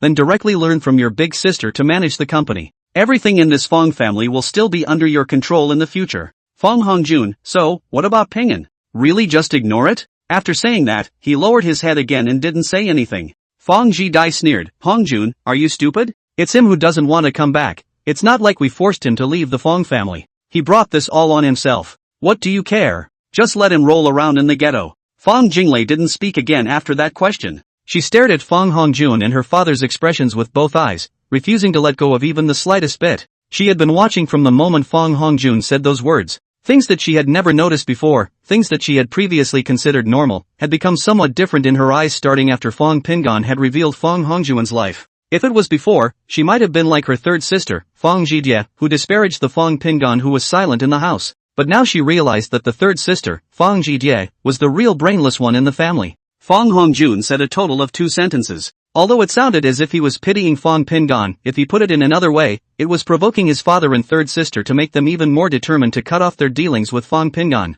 Of course she didn't know until now that her mother and third sister had once gone to look for Fong Pingan early in the morning the day after he left the Fong family. Why would the third sister show great distaste for Fong Pingan, even without hiding it? She likewise couldn't understand why her mother acted a little reluctant to give up on the other Pingan again, but then again, she didn't seem to care. Could it be that Fong Hongjun had given her some kind of mesmerizing soup again during this period of time? She didn't speak, sitting quietly on the couch and watching. Fong Qingyan raised her hand and slapped Fong Jidie on her shoulder. No matter what, Fong Pingan is also your own brother, so forget it if you don't like it, there's no need to belittle him so much. Dad, we'll ask about Pingan's grades in a few days. Since Hongjun wants to know, I'll tell you after I ask. But it's not that important. If Hongjun wants to go abroad, he'd better pick a good school. If you don't go abroad to the Magic City, Hongjun, you must choose finance. Mordor's finance is awesome, there's nothing like Mordor in terms of the country. Fong Jinglei watched as her big sister stared at Fong Hongjun with glistening eyes, and then watched as Fong Hongjun looked down and thought. She was just about to open her mouth when she heard Fong Hongjun say, I'd better go abroad. Living and studying alone in a foreign country should help me develop my independence more quickly. With you guys spoiling me at home all these past years, I feel like I couldn't live without you. Fong Hongjun looked at Zhao Wei and said softly, if mom you really can't let me leave, then why don't you go abroad with me? Chapter 24 The one who should really leave is Fong Hongjun. 24. Zhao Wei was a little hesitant. Let's wait until after Hongjun's bar mitzvah, isn't it too early if we decide now? She had always been of an indecisive nature and had the most difficulty making decisions. Fong Junhong coughed and said, then go abroad, it's settled. Fong Qingyan glanced at Fong Jinglei and got up, that's it then, I'll go back to my room first. Fong Jinglei followed and stood up, I'm going back to my room as well. Fong Jidie, on the other hand, picked up her own bag and said, Hongjun, do you want to go out with your sister? Zhao Wei patted Fong Hongjun's hand and said, go if you want to, don't play too late and drink less, got it? Fong Hongjun shook his head and said, sister, go by yourself, I'll just go back to my room and play some games. Big sister, don't you think that all the things Fong Hongjun said today were intentional? Fong Jinglei lit a cigarette, her face a bit ugly. Fong Qingyan sighed, if you're looking at it with prejudice, of course it's intentional. But what if Hongjun's intention was to ask, why do you think so badly of him? It's normal for kids to have a climbing spirit, there's no need to think about it so much. Fong Jinglei didn't want to listen to these nutrientless things. She directly asked, have you found out anything these days? Fong Qingyan shook her head, nothing useful. But what is certain is that Dad did have dealings with that Qin Bailian. He's been over there 3 times in the last half of the month. Fong Jinglei said softly, but these aren't enough, there's no way to prove Hongjun's relationship with her. Big sister, I've withdrawn the commission. I have other ways to prove this. Fang Qingyan looked up and said, I thought of that too. To prove it, all you need to do is get someone to get Qin Bailian's hair for a paternity test. It's not the results I'm worried about. It's about how this is going to turn out for our mom, and if we can't accept it, what can we do about it? Fang Jinglei smiled bitterly, what else can I do? I'll do it. Fang Qingyan was silent for a moment before asking, so you don't believe me? Do you think I would fake it for this family? After a pause, she looked up and stared into Fang Jinglei's eyes and said, I admit it. I didn't want it to turn out to be true. I hope it turns out that Fang Hongjun isn't related to Dad in any way. That way this family won't fall apart and Mom won't have to be sad. Everyone is still together and beautiful. Even if Fang Pinggan didn't come back, this home was still good. To put it more cruelly, sacrificing Fang Pinggan alone for the stability of this family and the Fang family's reputation outside, I think it's worth it. Neither Mom nor Dad nor any of us like him anyway, do we? Do you have to let this family fall apart so that you can feel at ease? Are you satisfied? Jingle, why are you like this now? Didn't you and Lausan target Pingyan together in the past? I don't care about him, but I rarely say things to him that are hard to swallow, I guess. Didn't you all want him out of the Fang family? As I recall, weren't you the one who first said to get him out of the Fang family? Fang Qingyan's series of questions caused Fang Jinglei to break her defenses. She looked down at her hands. Tears ticked down his arms and hands. Yeah, I'm the one who's been badmouthing him. Even the third sister was instigated by me to work together against Pingyan. This is all my fault. My mistake was that I shouldn't have offered to tell him to get lost. Nor should I keep badmouthing him in front of Mom and Dad. Much less encourage Shi Dai to break his heart. She looked up, revealing a tear-stained face. Sis, I was wrong. I'm sorry. You don't hesitate anymore, sis. This is something that should be told to Mom, no matter what. If Hongjun is Dad's biological child, then it's all the more reason to let Mom know. You stop talking, Fang Qingyan interrupted her. Mom hasn't been well. You don't think about whether Mom would have been able to take it if you just said it. I could die of regret if anything happened. Fang Jinglei choked, then you can't keep hiding it from Mom for the rest of your life. If it's really like Dad said, and Hongjun inherits everything in the family, then what are we people? Sis, what's the point of giving so much to this family? And the third and fourth sisters. The fourth sister is still in school and should be able to take it. It's just that the oldest is more of an extremist. Fang Qingyan pinched her brows and said, alright, don't cry. It's a crying shame. I'll think about it. Fang Jinglei wiped her tears and said, no matter what you plan to do, I absolutely cannot accept having that bastard in the house. This family, the one who should really leave is Fang Hongjun. Fang Qingyan waved her hand and said, alright, you go to your room. Just for a couple days, I'll collect some hair and get a paternity test. Fang Jinglei got up and said, I don't care if you do it or not. I don't believe you either. I'll figure out how to do it myself. And don't you dare try to hide it from Mom. As soon as the results come in, I'll come clean to Mom about everything. Long pain is better than short pain. I'll make the arrangements. Fang Changyan looked at her dumbfounded. You really want to piss me off, are you? Forget it. Whatever you want. Chen Xiaohua's family gathered around the dining table. The amount of drinks that Chen Shuhui and Lu Qing drank from the two family buckets was actually quite large. 4 people can't really eat it all. Pingdan Fong didn't drink. Divide the remaining 3 chicken legs between godparents and Wee Wee. He ate a burger by himself, then got up and went to his room. When he came out, he was clutching a stack of red books, with unopened tablets and cell phones on his real estate license, and a computer bag slung over his shoulder. Peace, brother? Looking at the family staring at him, Fong Pingdan smiled and said as he walked over and placed all the things on the sofa. Dad, Mom, these are for you. He put his tablet and cell phone on the other side of the room, removing his computer bag and placing it on the couch as well. Xiaohua. Lu Qing looked at the stack of real estate certificates and opened the top one with a trembling hand. Chen Xiaohua followed and picked up another book. Only Chen Shuhui's first action was to take the cell phone in her hand and exclaimed with a surprised look on her face, "Wow, brother, is this for me?" Fong Pingdan smiled and rubbed the top of her head and said, "These, in fact, are all for you. That's 11 houses in all, computers, tablets and cell phones, all yours." By now Chen Xiaohua had only had 2 glasses of wine and was simply very sober. It is written very clearly on the real estate license that the head of the household is Chen Shuhui. Peace, where did you get the money? Yes, Peace, where did you get so much money to buy so many houses? Willow Green asked in agreement, not stopping with her hands, picking up one by one and opening it up to read through it. Brother, did you win the lottery? Chen Shuhui said as she unwrapped the package.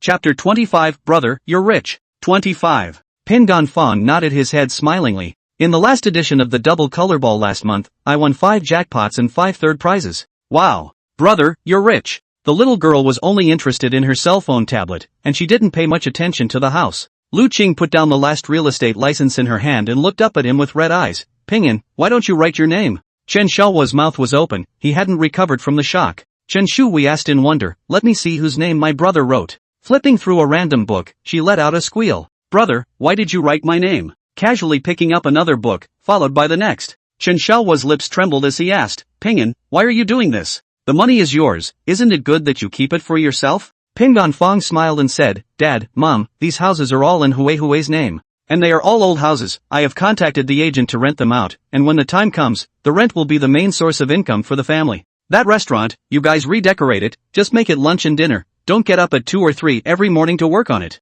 Really, you guys could be a charterer and a charterer right now. I didn't expect to win the jackpot. Besides, the house is already bought, so don't get hung up on it, you guys. I am capable of earning money on my own to buy you guys a better house in the future. Chen Shaohua sighed, then you can't give it all to her. Don't you keep it for yourself? Fong Pingan acted calmly. Mom and Dad, since I'm doing this, of course I've thought about it. You only have one daughter, Hui, and now you have me. No matter what, in the future Hui will have to marry someone. These houses, as premarital property, will also certainly not become someone else's. That's the property that Hui can fall back on in the future, so no matter what, she won't have to live a hard life. Chen Shui interjected, Brother, I am only how old are you say these? Fong Pingan pinched her cheeks, You're my sister, it's only right to give it to you. And the computer is for you too. Turning his head he continued to Chen Shaohua, the house has already been bought, and it's also all placed in her name. I will definitely not take these back. Besides, I still have more than $2 million in my hand, so whether I go to school or do anything in the future, I'll have enough.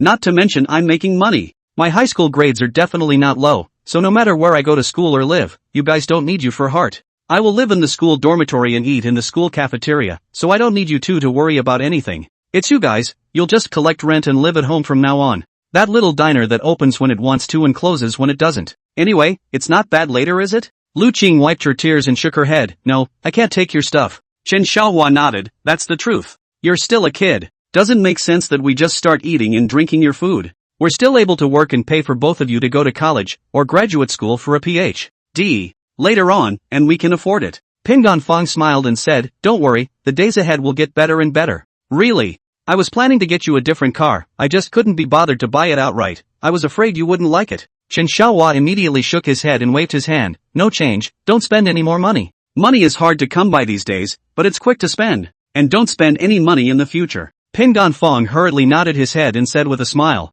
Aha. I haven't had a few bites just now, so I just wanted to take today's opportunity to let you know that I'm not only good at studying, but I'm also very lucky. If it wasn't for Mom and Dad you guys taking me in, I wouldn't have won the lottery, would I? Lu Qing couldn't help but nod along. Chen Shaohua sighed and said, Then proceed to eat. These things, wife, you pack them up and put them away. Chen Shui was no longer in the mood to eat at all. She clutched her cell phone and started messing with it, and was lectured twice by Lu Qing before she put her things down and came over to eat. Brother, I'm a little rich too, right? Is it possible to lie flat from now on? You say I'm so rich, why do I need to go to school? Wouldn't it be nice to be a chartered housewife? Fong Pingan smiled and shook his head without saying anything. He hadn't eaten enough yet. Chen Shaohua drank a glass of wine and put down the glass. You're a student. What do you want to do if you don't study? Lu Qing even directly gave the little girl a slap. What nonsense. Those houses, they're your brother's, not yours. But it's just borrowing your name, and you think it's really yours? Chen Shui doesn't care about that much. Brother, if you buy a house, just buy it yourself, write my name. Are you afraid that your side of the family will rob it?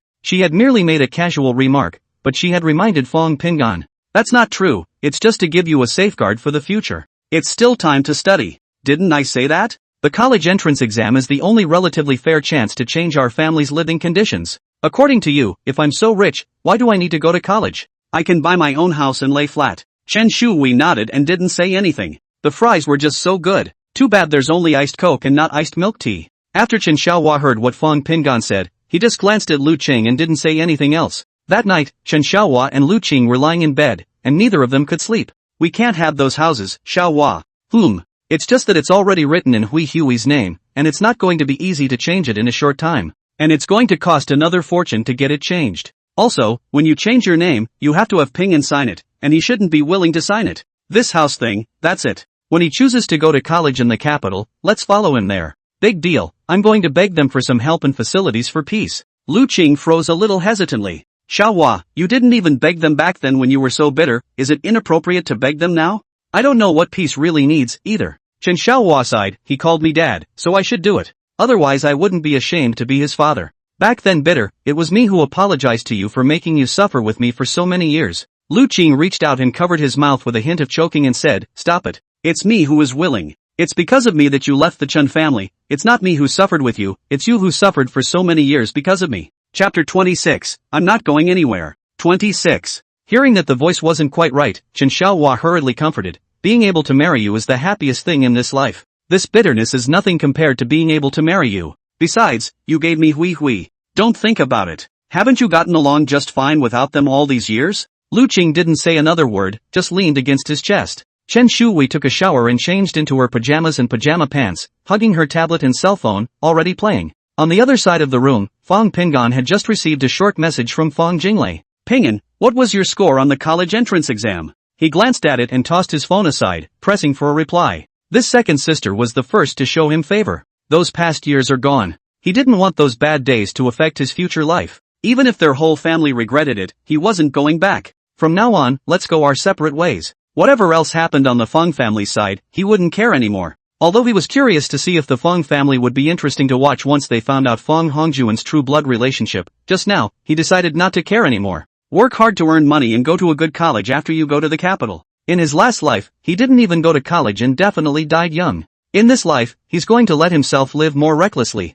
The days flew by. In the blink of an eye, it's the 27th, and it's already possible to check his college entrance exam results. On this day, Mr. and Mrs. Chen Xiaohua didn't open their store at all. Chen Shui went to school and the family sat on the sofa waiting for the time to come. "Peace, have you thought about what school you want to go to?" Lu Qing asked, somewhat unable to resist. Chen Xiaohua said, "Don't interfere with the child's decision. Peace, whatever school or major you choose, we won't interfere. Your future, you decide. I believe you." Lu Qing followed, "I was just wondering, and I didn't have the idea of trying to give you advice. By the way, with your grades, you should definitely have no problem whatsoever trying to get into any school." Pingdong Fong couldn't help but laugh. "Mom and Dad, I've been thinking about this for a long time, Capital University, majoring in finance. The rest, wait until we get to the capital. I guess I'll soon buy a house in the capital as well, so you two won't have to stay in a hotel when you visit me in the capital." Chen Xiaohua froze for a moment and said, "That's not necessary. I have a house in the capital, I just didn't get it back." Fong Pinggan wondered, "You still have a house in the capital? Other than the past 4 years, I haven't seen you go to the capital since I was a child." Lu Qing said hesitantly, "Xiaohua, have you thought about it?" Chen Xiaohua shook his head and said, "Let's not talk about that first, check the scores and see how many points it is." Pinggan Fong lowered his head and started refreshing. Soon, the results displayed on the screen came out. 732. Fong Pinggan showed the scores to both of them before speaking. "With this score, you should be able to get the top 3 in the province no problem. Last year's provincial top scorer only scored 727 points, and I was 5 points higher than him. But this year's entrance exam questions aren't supposed to be as hard as last year's, so there might be others who did better than me." Lu Cheng and Chen Xiaohua were already excited. This would be awesome for a provincial scholar. But immediately afterward, Lu Qing asked, "Pingan, if this result of yours is announced, will that Fong family come back to you?" Fong Pinggan comforted, "Don't worry, Mom, I'm not going anywhere. Although I am their child in terms of blood relationship, but the grace of birth is not as good as the grace of raising. What kind of treatment they have given me, I remember it. I'm not leaving the house. Of course, I'm going to college when school starts. By the way, this score is out and someone should be calling or coming to the door in a few minutes. What are you two going to do?" Chen Xiaohua shook his head and said, "Anyway, it's about you going to college, we won't say a word about it. The big thing is to turn it off." With that he pulled out his cell phone and just turned it off. Lu Qing followed suit and turned off the phone when he saw it. Fong Pinggan got up and said, "It's fine, I've already decided to choose the finance department of Beijing University, I won't go for any of the others. If I really can't hide, just tell the person my choice. Warmly congratulate our school. Fong Pinggan students won this year's provincial college entrance exams in science laurels." The banner hangs on the school's railings. This is the first middle school since its establishment. Do not know how many times took the name of the provincial first prize, not big news, but the report must be done. This year's enrollment is over, and next year's, there might even be a few more good candidates as a result. School leaders came to the house for their customary visit, bringing with them the classroom teacher and a reporter. Fong Pinggan had long since turned off his cell phone and ran away, leaving the smiling Chen Xiaohua couple to deal with it. But it's useless for him to hide, he still needs to be at the school in person to fill out the application. His homeroom teacher was also a bit surprised when the news broke. It was important to realize that Pingnan Fong was in class 13, not the top class. Usually he was in the top 3 of his class, occasionally taking first place. This time he thought that this class could take up 5 places inside the top 100 of the grade is considered to be a high incense, but did not expect that he could bring out a provincial top student. There were a total of 803 people in 17 classes in senior high school, and no more than 50 people knew Pingan Fong, or 47 people in their class, well, not counting himself. Over the course of 3 years of high school, no one had more than 10 people with whom he interacted. Well, weekday class officer comings and goings don't count. The closest of these relationships are the two with whom he is a neighbor. The one on the left is tablemate Zhao Huayan. His grades are average, but even so, he'll have no problem getting into a book. To his right, across the aisle, was a girl, and everyone was so busy brushing up and listening to the teacher, so busy with one head in the air, that he couldn't even remember the other's name. For 3 years, he went to and from school on time every day, and went back to class to sleep after washing his lunchbox at noon in a very proper manner. Whether it's gym class or sports, it's basically a matter of getting by without falling off the wagon or taking any chances. Who knew this guy was holding back for the 13th class? Does anyone know that Pingan Fong is a guy who has changed his flesh? He had long ago done this year's college entrance exam questions several times, and even the questions he once didn't know had been hard won for several days to grind them out. In his last life, he had only scored 648 points. Fong Hongjuan's score he still remembered, half a caddy with him, belonging to normal play. At this point, it proves that the two of them are still really Fong Juanhong's seed, and their test scores are similar. Comparing the two sides, he improved his score by almost 100 points. 2 lifetimes plus an unforgettable memory is really something. He didn't get home until 11 p.m., and his cell phone still wasn't on. Chapter 27, Fong Jinglei just wanted to cry. 27. He was hiding out and clearing his head, which caused Chen Shaohua's two families to complain for a while. Chen Shuhui simply worshipped his accomplishments. It's so dignified. But then came further complaints. Brother, why do you think you got so high on the test? I'm too stressed out. How disgraceful it would be if I don't do well when I take the college entrance exam. Well, Chen Shuhui was still very resentful, but when Fong Pingan took out a very delicate watch from his bag, the resentment was naturally gone. The watch isn't expensive, less than $3,000, but it's better than beautiful. Since Fong Jinglei personally went to her parents' bedroom to collect Fong Juanhong's hair, she naturally got Fong Hongjuan's hair as well. To ensure the accuracy of the results, she prepared 3 samples and sent them to 3 different places for identification. At this time, although they had not yet received the results, they had already seen from the news reports that this year's top science student was called Fong Pingan. Not only was there a name, but Fong Pingan's face was something she couldn't forget no matter what. At dinner, she purposely went downstairs early to sit in the living room and wait. Father came back with Fong Hongjun, and mother doesn't know about it yet. At the sight of her father and brother entering the door together, she suddenly had a strange thought. Could they have gone to meet with Qin Balian? Fong Hongjun was going to study abroad, and this father had already made his decision. It is impossible for a mother to follow her abroad to accompany her. Even if you go, you won't stay long. What about that Qin Balian? Wouldn't it follow them out of the country, where mother and son would live comfortably for a few years, and then come back to seize the family fortune? Although she knew very well that the Fong family fortune didn't have much to do with her, it definitely had something to do with her mother, Zhao Wei. Wouldn't it be too much of an aggravation for the mother if everything did go in that direction? Fong Hongjuan's face didn't look very good either, but everything was normal after he came down from upstairs to change his clothes. Fong Jingle observed, but did not speak. Fong Hongjun, this person, although only 18 years old, went up and down the stairs with a different face, should have already adjusted his emotions. Big sister Fong Qingyan did not come back. I do not know if there is a business banquet activity. The only people at home for dinner tonight were her father and mother, her and Fong Jie and Fong Hongjun. The rules of the mansion, you can't talk at dinner. This is not very strict, although the Fong family is the same. After all, the one who talked the most was her mother, who always gave Fong Hongjun food. Shout out to Fong Hongjun for caring about him at school. Fong Jinglei was about to say something about Fong Pingan's report on the news when she heard Fong Hongjun speak.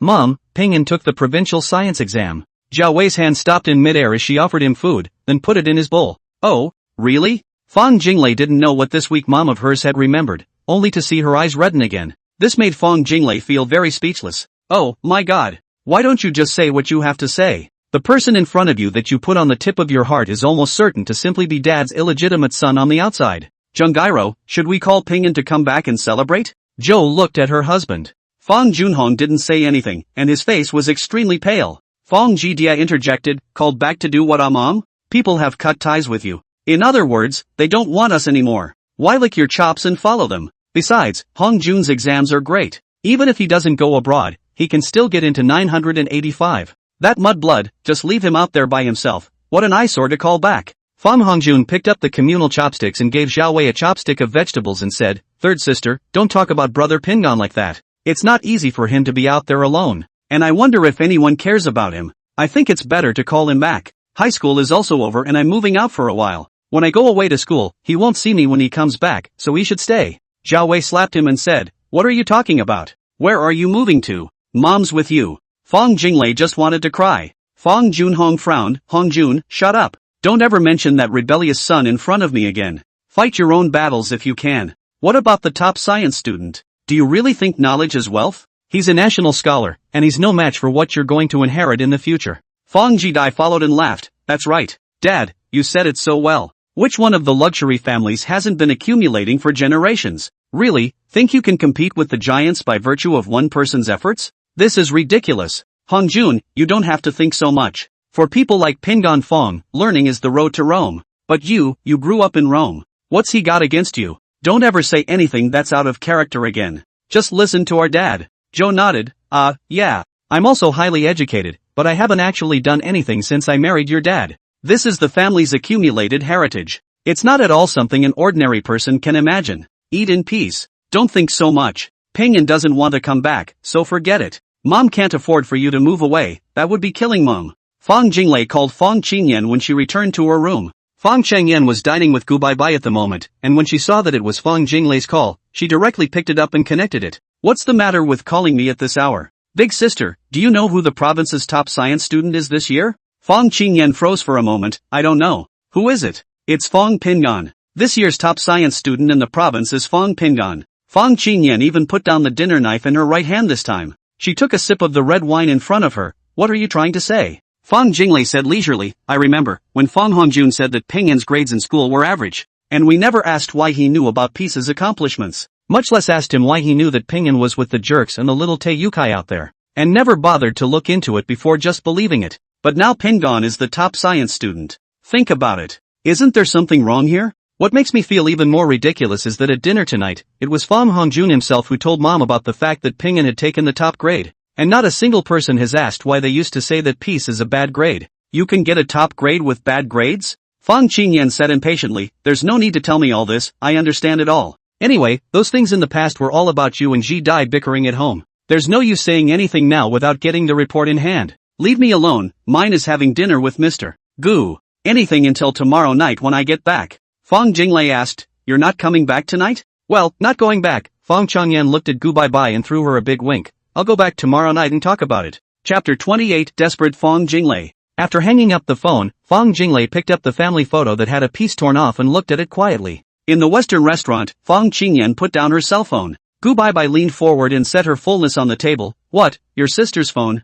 Fong Qingyan raised her eyes and glanced at her breasts and said, "Why are you getting bigger and bigger lately?" Gu Baibai let out a laugh and went along with the conversation. "It's not because of you." Fong Qingyan spat. "You dare to say that there is no other man besides me?" Gu Baibai elegantly forked up a piece of steak and put it in her mouth. After chewing slowly, he picked up his napkin and wiped the corners of his mouth, saying softly, "Men are useful, too. At least their hands are a lot rougher than yours." Fong Qingyan scolded softly, "You little, let's see how I'll clean you up when we get back." Gu Baibai let out a light laugh, "Afraid of you? Come on, call your husband to here." Fong Qingyan gouged her out and said, "Sooner or later, you'll die by my hands." "Che, who knows? I bought a new outfit to wear tonight." 4 more days passed. Accompanied by Mr. and Mrs. Chen Xiaohua, and under the burning eyes of the teachers of Beijing University, he filled in the volunteer with alacrity, got a pretty high scholarship, and the admissions faculty gave pretty good terms. It was also the school he wanted to go to, so he didn't make much of a fuss and just signed the contract and was done with it. After filling out the volunteer sitting in Chen Xiaohua car home,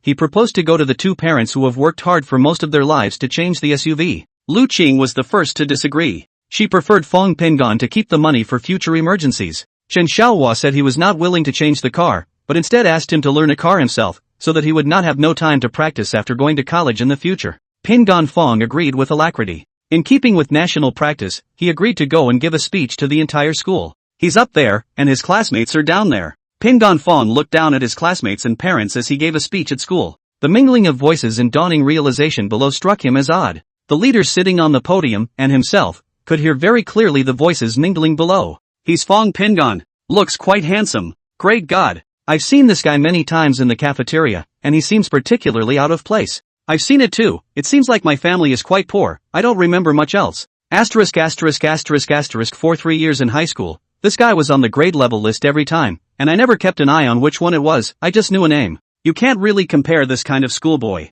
This sound, while not loud, is not small. He was sure the leaders sitting behind him could hear him at this point. Fong Pingon was up there looking at the various expressions and eyes below, and he always felt a little awkward. Before he returned to the Fong family in his junior year, he was just like all the other kids. Mr. and Mrs. Chen Xiaohua were very kind to him. He used to be a cheerful and lively person, too. It was only during that year that he had to deal not only with the pressure of the midterm exams, but also with the rules of the mansion that he was never used to. At that time, he had just met his biological parents, and faced with luxuries he had never seen before, his heart was inferior, sensitive and timid. Who knows that in high school Fong Hongjun, completely like a different person, began to work hard, grades are getting better and better. I wonder if it was Qin Bailian who gave him the pointers. These, Fong Pingon was not very clear about. All he knew was that in 4 years he had become more and more silent. For the past 4 years, he had been pressured by the Fong family's strict demands to have almost no friends at school. You had to go home after school, and there was no possibility of leaving the Fong villa on weekends unless you said so in advance. The funny thing is that the Fong family never came to the parent-teacher conferences in the past few years. If it weren't for his good grades, I don't know how much he would have been scolded by his teachers. And his classmates didn't even know about his family. If he hadn't died once more, this life would have been the same as his previous one, where he would have endured and continued to endure until he was abandoned by his family again in that filthy warehouse. Memories are a strange thing, allowing you to do things in the moment without having your mind wander. Now he stood in front of the microphone reading his script, with no joy or honor in him, just wishing it would hurry up and be over. Whether it was a skeptical look or an envious one, it made no difference to him. After spending 15 years familiarizing himself with the lifestyle and work rhythm of the big bosses of the luxurious families, he always felt that these people below him, one after another, were objects to be harvested by the rich. He just wanted to get it over with as soon as possible and get ready for his upcoming college experience. He wanted to leave the city where Fong's family was located and go to a life that he had not dared to imagine at all in his last life. MS. Fong, this is the appraisal report. Fong Jinglei was desperate.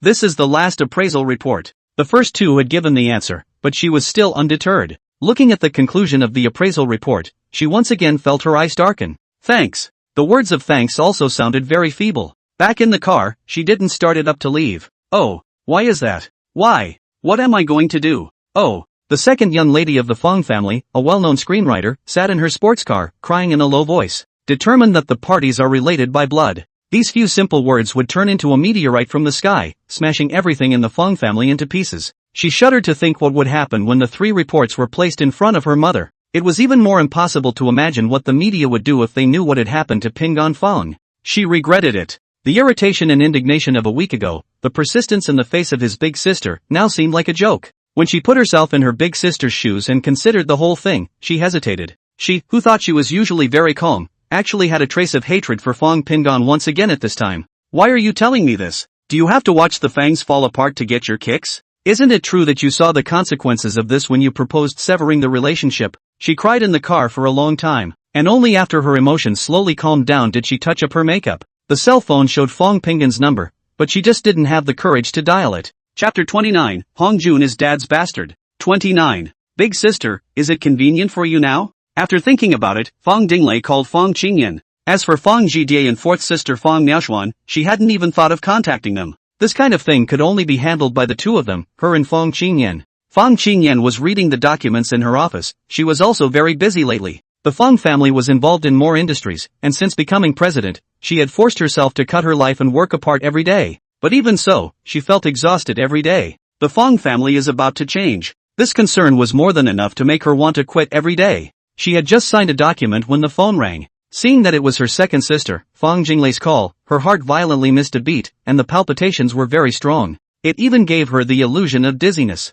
Swallowing to moisturize her dry throat, she suppressed her emotions and said as calmly as she could, go ahead. She didn't realize her voice was actually shaking a little. Fong Jinglei sat in the car, although her emotions had calmed down, because she had just cried, her voice spoke with a hint of a nasal tone. The appraisal reports are in, 3 of them, and I've got them all. Fong Qingyan only felt that the air had become very sticky. She couldn't help but start gasping for air, a choking feeling weighing on her heart. How about? What are the results of? She didn't even notice that her right hand was holding the pen in a death grip at that moment. She was so hard that her knuckles had taken on a kind of dead white color. Fong Jinglei on the other end of the phone seemed a bit hesitant, but quickly continued. Hongjun is Dad's real son. Oh. Fong Jinglei had managed to calm down, but after speaking to her big sister, a moment of sadness surged out of her heart like a volcanic eruption. She couldn't suppress it at all and burst into tears again. Sis, I don't know what to tell Mom. Ooh. What should I do, sis?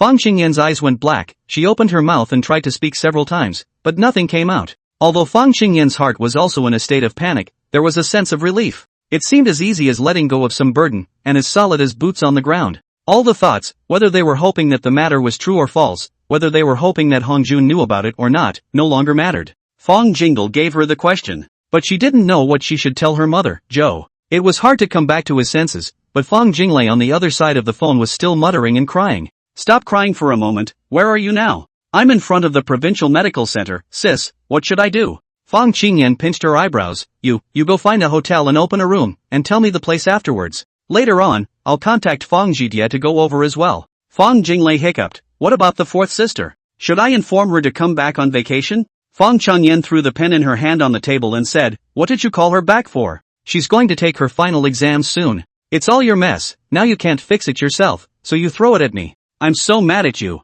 A low sob came from Fang Jinglei's side. Fang Qingyan exhaled a breath. Alright, go. Don't go to our Fang family's hotel, go to another hotel and open a room, then tell me the hotel name and room number. I'll contact Ji Dai and go there together. Aha. Got it. I'm on my way. Fang Jinglei responded lowly. After hanging up the phone, Fang Qingyan slowly put her pen away and then cleaned up that huge desk. At the same time, Fang Zhidai was busy with the information in her hand. She follows her idol, Gu Bai Bai, and is currently following a case. There's a lot involved in the case, and she's just interning over here. It would have been less necessary for someone like her to come out and get a job.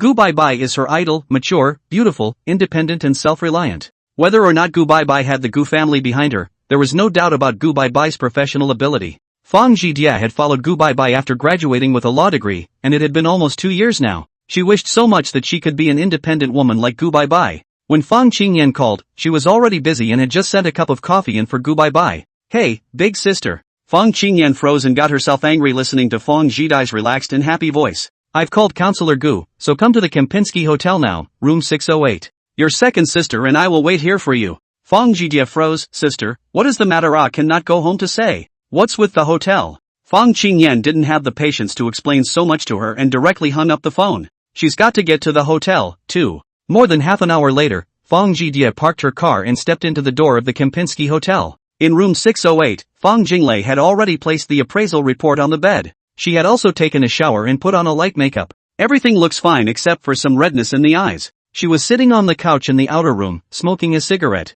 There was not only an ashtray on the coffee table, but an open bottle of red wine. Before Fang Qingyan arrived, she had already drank a small half bottle by herself. Fang Qingyan, who was sitting opposite her, was similarly drinking. Neither one of them said anything and just sat there. It was also Fang Jinglei who opened the door when Fang Zhidia knocked. Big sister, second sister, what is it exactly that you have to say at the hotel that you can't say at home? She casually threw her bag on the sofa and sat on her butt next to Fang Qingyan. Fang Jinglei didn't say anything and turned around to go into the bedroom. Fang Qingyan poured her a glass of wine. Wait a while, see the stuff. When Fang Jinglei came out, the 3 appraisal reports were just handed to Fang Zhidia. Fang Zhidia looked strangely at her eldest sister, then at the expressionless second sister. What kind of papers? She took it and looked at it, then froze. Paternity report? Whose is this? 3 reports, from 3 different hospitals. The conclusions are the same. There is a blood relationship between the 2 samples. Although Fang Zhidia didn't know whose it was, she knew very well that Fang Pingon had also done a paternity test before he returned to the Fang family in the first place. And it was because of this reason that she always considered Fang Pingon's existence to be something like a stain on the Fang family. No matter what Pingon Fang did, she never liked it. He never even gave Fang Pingon a good look from start to finish, and never spoke kindly. Fang Qingyan picked up the red wine in front of her and finished it in one gulp, putting down the cup and said, It's Dad and Fang Hongjuan's. Fang Hongjun, not adopted. He's our half-brother. Fang Zhidia's eyes widened, her red lips slightly opened, and her hand holding the appraisal report froze in midair. How is this possible? Sister, are you mistaken? How can Hongjun be related to Dad? It's impossible, she exclaimed as she violently dumped the papers on the couch. Hongjun was taken back from the orphanage by Mom and Dad. Chapter 30, even if Hongjun is Dad's illegitimate son, he still has the right to inherit. 30. I got the samples from Dad's bedroom and Hongjun's room. To make sure the results were accurate, I split 3 copies and had them done at 3 hospitals at the same time. That's just the way it is. Fang Jinglei spat out a mouthful of green smoke, picked up the wine glass and took a sip, turned around and walked over to the window, looked outside and said, I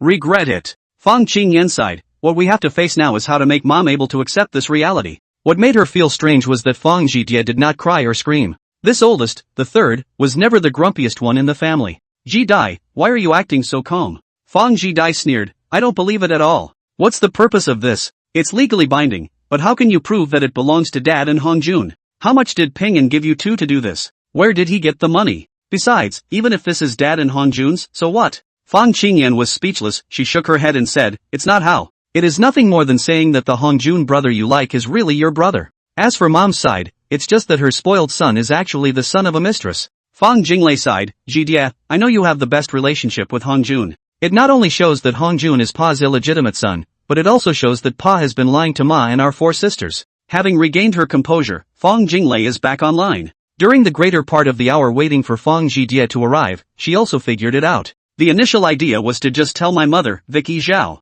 Her own concerns were not the same as her big sister's. The two are in different places in the house and think differently. And now the third sister was thinking even more differently than the two of them. The third sister is actually a simple person. All she wanted was for Hongjun not to leave the house, and as for her mother, Jo Wei, it might even take a back seat. Not to mention, there are other possibilities, I just haven't gotten the proof until now. Fang Jinglei glanced at her big sister and saw her nod, so she continued, Hongjun and Pingan were born less than a month apart before and after. How the peace was lost, that will come later. At least it would suggest that after Mom got pregnant with Peace, Dad found another woman out there. Pingan is lost, and Dad brings Hongjun home saying he's taken him from the orphanage. It's easy to fake these document-type things. The problem is Mom doesn't know. Have you thought about it? What if Fang Hongjun himself knows about his birth? Think about it, in the future, our four sisters are going to marry, and then there will be only Mom at home. Fang Jidie's face changed, picked up the red wine in front of her and drank it all in one gulp, putting down the cup. You don't have to say anymore. I can roughly think of what will happen.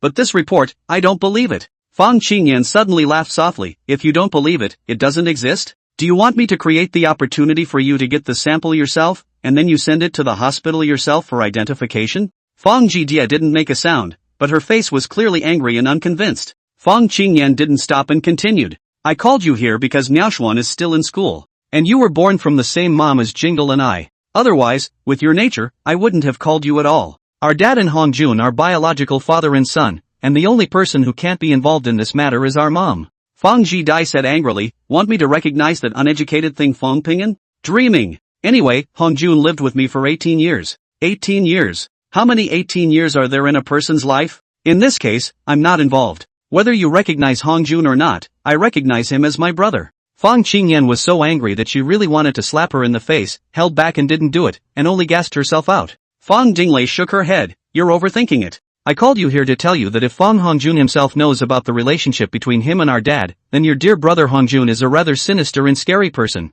Whether I recognize him or not, he's our half-brother, and that's a fact. I'm not going to deny that. But you have to think carefully, if all of the Fang family's assets are inherited by him and his birth mother is still around, what will happen to Mom in the future? You think about it, now. You're a senior law student, you should be able to figure it out. Fang Jidie ignored her and turned to stare at Fang Qingyan and asked, what do you want? Just tell our mom or what do you want to do? Fang Qingyan pointed at Fang Jinglei and said, Fang Pingan said something the night he left the house that made your second sister take notice. Later she went with me to see Pingan Fang. It was Fang Pingan himself who said that Fang Hongjun is Dad's illegitimate son. He even knew that Fang Hongjun's birth mother, Qin Balian, lived in Century Garden in Haidong District. I've investigated and there is indeed a woman called Qin Balian in Century Garden. And in that time, the father has been there 4 times and even spent the night there once. As for what your second sister found out, I'm not sure, but that's all I found out. I didn't want to do this paternity test, the recordings I got alone pretty much prove it, there's just no way to nail things down. It was your second sister who went for the appraisal.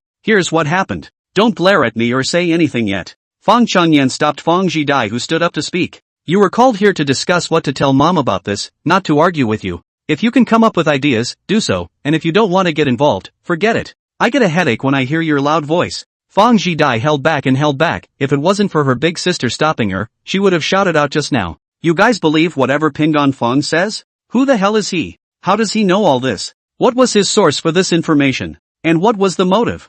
I don't care if any of this is true, at the very least his motives are underhanded. It's not just that he's jealous because he sees that the whole family is good to Hongjun, and he wants to steal everything from Hongjun, and he wants to destroy Hongjun. Why else would you be investigating this stuff? This kind of evil-minded person, in short, you can believe it if you want to, it has nothing to do with me. From the first time he entered the Fang family, I never trusted him. Fang Jinglei shook her head and said, don't be so extreme, okay? Pingan didn't say what he wanted. The severance was or is his own initiative. Did you forget? It's just a trick to retreat. Fang Jidai had a disdainful look on her face, otherwise I would say he has an evil mind. Pretend to be determined to leave Fang's house and then throw this out. Does he think the Fang family really has no heir? It's just ridiculous. Even if Hongjun is dad's illegitimate son, he has the right to inherit just the same. He hadn't lived in the Fang family since he was a child, and hadn't provided any contribution to the Fang family in the few years he had been here. Wanting to take away the Fang family's things through such means, I just want to say that Fang Pingon he's overthinking it.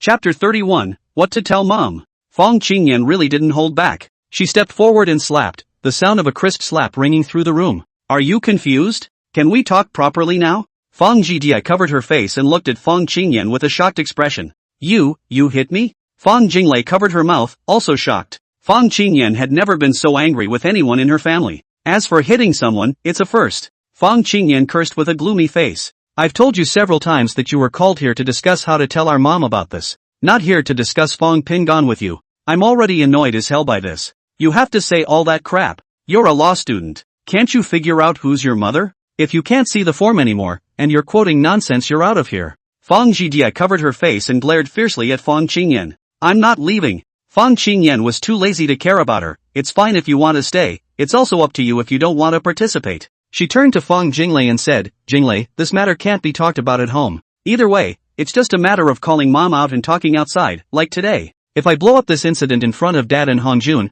I'm afraid that she and dad will clash directly, and then we won't be able to end it. Fang Jinglei walked over and tried to put her arms around Fang Jidai, but she shook her off with force. What to tell mom? She sighed softly. The husband who has been in love for more than 20 years has been keeping a mistress outside for 20 years. Can she stand it? I'm worried about her health. Fang Qingyan gritted her teeth and said, this matter must be told to mom. And also, she has to be told before Fang Hongjuan's coming-of-age party. Fang Jidai poured herself a glass of wine, picked it up and drank it one sip at a time, standing to the side with a cold face, not saying a word. Fang Jinglei got up and went to the bathroom, wetting a towel and bringing it out to hand to her. Cover it for a while, or you can stay here tonight instead of going home. Fang Jidai took the towel and put it on her face, saying nothing. Fang Jinglei turned and walked over to put the appraisal report away and put it aside. Fang Hongjuan's coming-of-age party is still being run by mom, but I know the invitations haven't been sent out yet, so it shouldn't be too late. Or else today. Big sister, you're going home to get mom now. Fang Jidai cut out. Fang Qingyan thought for a moment and said, okay, I'll go pick up mom. You get another large sweet. I don't think mom's going back tonight. Now that you're going to do it, be prepared. Anyway, in this case, it's mom who's hurt the most. Fang Pingon ran to Pingon Driving School and enrolled in a class. He ended up being informed on the day he signed up that he would have to go to the station early the next morning. The intersection he was assigned to was also particularly far from his home, leaving him depressed. Good thing it's only one day. Early in the morning he ate his fill at his own restaurant and took the bus to the station. Wearing a small red vest and holding a small red flag. Like a little cutie. Luckily, the traffic cop at that intersection was a pretty female cop, and didn't ask for anything extra after arranging for the four of them. He takes breaks when he gets tired of standing, and hides in the shade when it gets too sunny. The main thing is to keep an eye on the people who are still riding electric donkeys against the sidewalk. In addition is stopping the red light on the sidewalk. Let it go when you get to the green light. It's a simple thing, not complicated at all. What he didn't know was that even as he stood at the intersection, in room 608 of the Kempinski Hotel, in the same district as him, something was happening that he had predicted must happen. Zhao Wei is at home arranging the family's costumes for the night of Fang Hongjun's bar mitzvah. The invitations are ready, but they haven't been sent out yet. All she had to do today was finalize the costume and the reception. This could have been left to the company's people, but she insisted on taking care of it herself. This is Hongjun's coming-of-age party. What about 18 years of raising them? She absolutely could not tolerate any mistakes. When that happens, not only will the Fang family lose face, Hongjun will more than likely be upset. Just very brainless. When Fang Qingyan drove her sports car all the way home, what she saw was Zhao Wei picking out clothing styles on a flat panel, as well as jewelry to match. Yun, why are you back at this time? Aren't you busy at the company? Zhao Wei asked with a surprised face, looking at her sideways. Fang Qingyan quickly walked over and pulled Zhao Wei's hand and said, Mom, there is a bit of an emergency, have to you go? With me. Zhao Wei calmly put down the things in her hand, and spoke with good humor. What's the big deal that requires me to come with you? Look at you as if it were something unimaginable. Fang Qingyan smiled bitterly, it is indeed a major event that must be decided by you personally. There's nothing more I can do with Jingle and me. Zhao Wei froze for a moment. Did Hongjun cause trouble outside? Can't you handle it? Well, how about calling your dad? Fang Qingyan shook her head and said, Mom, let's go. Jingle and Ji Dai are waiting at the hotel. It's really urgent, so don't dawdle. You can choose these things when you get back. Zhao Wei, regarding the hand that was pulled, examined Fang Qingyan's complexion. Is something wrong with your brother? What's wrong with Hong Jun? Fang Qingyan let go of her hand and said, you'll know when you go to the hotel. There's no way I can tell you now at home. Zhao Wei stood up and said, alright, I'll come with you. I'd like to see what kind of people Hong Jun has messed with that he still needs me to personally intervene. Fang Qingyan didn't dare to say anything and turned around and left the door after Zhao Wei took her bag and cell phone. The two got into the car and went straight to the hotel. When she got off the bus, Fang Qingyan saw a 120 ambulance parked in the parking lot in front of the hotel and suddenly thought whether she should also prepare one for her mother. If you do pass out, you definitely need to be taken to the hospital. But she didn't think much of it, and after helping Zhao Wei out of the car, she entered the hotel. In room 608. From the moment her big sister left, Fang Jinglei didn't say anything at first. She knew very well that this matter could not be explained at all with Fang Jidie, the cannonball. There's no way to wake someone who's pretending to be asleep, is there? So she drank, smoked and suppressed the worry in her heart. But Fang Jidie refused to stop. Second sister, what good will it do you to do this? Or did Pingan Fang promise you some favor? When Fang Jinglei heard this kind of question, she really wanted to smack her two big mouths like her big sister. It was just that she needed Fang Jidie to stay as calm as possible after her old mom arrived, so she just looked at Fang Jidie like she was an idiot. I'm guessing this is something you and your big sister worked out. When Hong Jun is kicked out, Fang Pingan will inherit the family business and give you and Big Sis more shares? If that's not the case, I can't think of anything else you're going to get out of this. Can you tell me? Fang Jidie crossed her legs with her wine glass, looking unconcerned. The wet towel was dropped on the coffee table by her. It doesn't look like the face is swollen, it just looks a little red now because of the long time of putting it on. Chapter 32, Tearing the Heart and Lungs. 32. Fang Jinglei said calmly, the only good thing about this matter is that I can protect our mom. No matter who takes control of the Fang family, it makes no difference to me. I can support myself without relying on anyone. But this whole thing is important to mom. If you still can't walk away from your inexplicable sibling love, then keep your eyes open and watch. After you see for yourself how hard this is going to hit our mom, I want you to really be a sensible person. I really don't get it. Aren't you working for Mr. Gu? How is it that you haven't learned a single thing about people's lawyer Gu's calmness? Fang Jidie froze, then relaxed. Second sister, do you really think you can convince mom with this fake report you guys got? Fang Jinglei slanted a glance at her. This brainless sister, she didn't want any more. You're not in that position to judge whether the appraisal report is true or not. Besides, you're in no position to criticize me and Big Sis. I really regret agreeing to drag you into this. If I had known, I wouldn't have had to waste my time with a brainless person like you. I don't know what you're capable of doing other than dragging your feet. Fang Jidie hummed and didn't say anything. Fang Jinglei happened to be in the bathroom when Fang Qingyan brought Zhao Wei to knock on the door. Fang Jidie opened the door and immediately spoke after seeing Zhao Wei, Mom, don't believe them. Fang Qingyan burst into a rage and shouted in a low voice, Fang Jidie, if you keep talking nonsense, believe it or not I'll slap you in front of Mom. A dumbfounded Zhao Wei looked at this and then that, frowning and asking, what the hell are you guys talking about? I've come all this way, go in and talk. She entered the room ahead of him. Fang Jidie glared at Fang Qingyan without saying a word and walked back to her room with an angry grunt. Fang Qingyan closed the door before walking in. Zhao Wei put down her bag and looked at the red wine and wine glasses on the coffee table, as well as the cigarette butts in the ashtray, and was a little disgruntled. Clean up this coffee table, what a mess. She leaned back on the sofa and watched as Fang Qingyan came over and cleaned up the ashtray without a word, but immediately afterward, watched as her eldest daughter brought a wine glass. It actually poured her a glass and put it in front of her. Yun, what's going on? Fang Jidie sneered and sat down across from her mother Zhao Wei, not saying a word. Fang Qingyan did not answer her mother's question and looked at Fang Jidie and asked, where is your second sister? Fang Jidie twisted her head to ignore her face full of rebellion. At that exact moment, there was the sound of a flushing toilet in the bathroom. After Fang Jinglei washed her hands and came out, she saw that Zhao Wei was already sitting on the sofa, and only then did she turn around and take out the appraisal report that had already been put away again. She didn't give it directly to Zhao Wei, but handed it to Fang Qingyan. The atmosphere in the room became subtle. No one spoke up.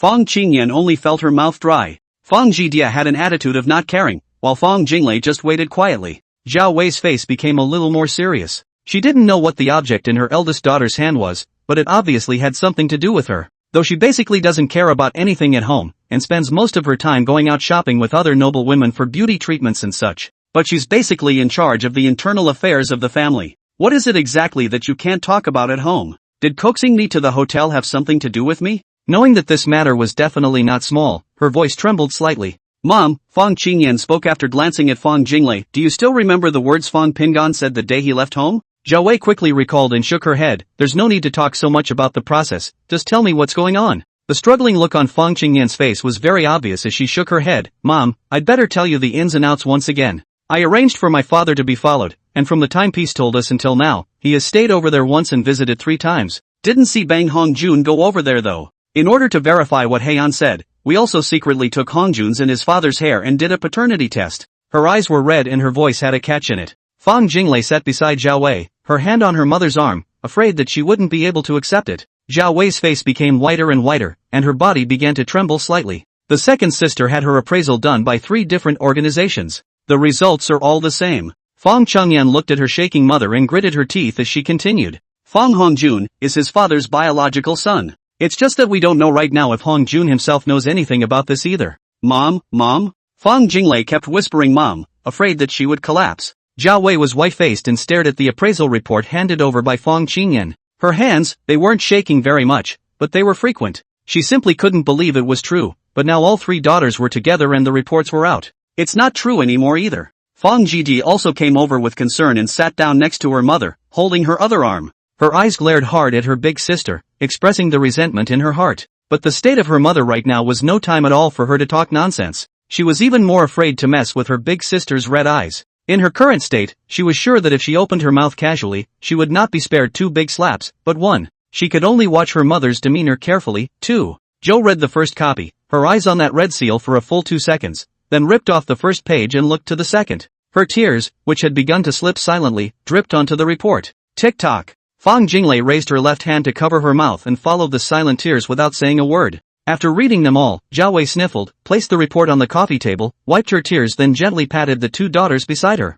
Let go and let mom get some rest. Ray, I'm going to take a nap here, so you guys don't bother me. Tears dripped from Fang Qingyan's eyes as she watched her mother, Zhao Wei, stand up shakily and walk towards the bedroom with Fang Jidia's assistance. Fang Jinglei bent down to pick up the report that had fallen on the carpet, got up and walked to the side to place it on the table, and turned over to hug Fang Qingyan. She placed her chin on her big sister's shoulder, and soon tears dampened Fang Qingyan's shoulder. Almost simultaneously, she felt a rush of heat on her shoulder. That's big sister's tears wetting her clothes. Fang Jidai helped her mother into the bedroom, silently lifted the sheet and helped her sit down. She bent down and helped Zhou to take off her shoes and helped her to lie down. Zhao Wei laid down and then turned on her side, her back to her. Fang Jidai left the bedroom without a word after covering her with the quilt and gently closed the door. In front of her eyes, the 2 of them, the eldest and the second sister, embraced each other, and both of them were crying, only suppressing their sobs. Fearful of disturbing my mother, who was lying down in the bedroom, Fang Jidia wiped her eyes and was about to open her mouth to accuse, when she heard a suppressed cry from the bedroom behind her.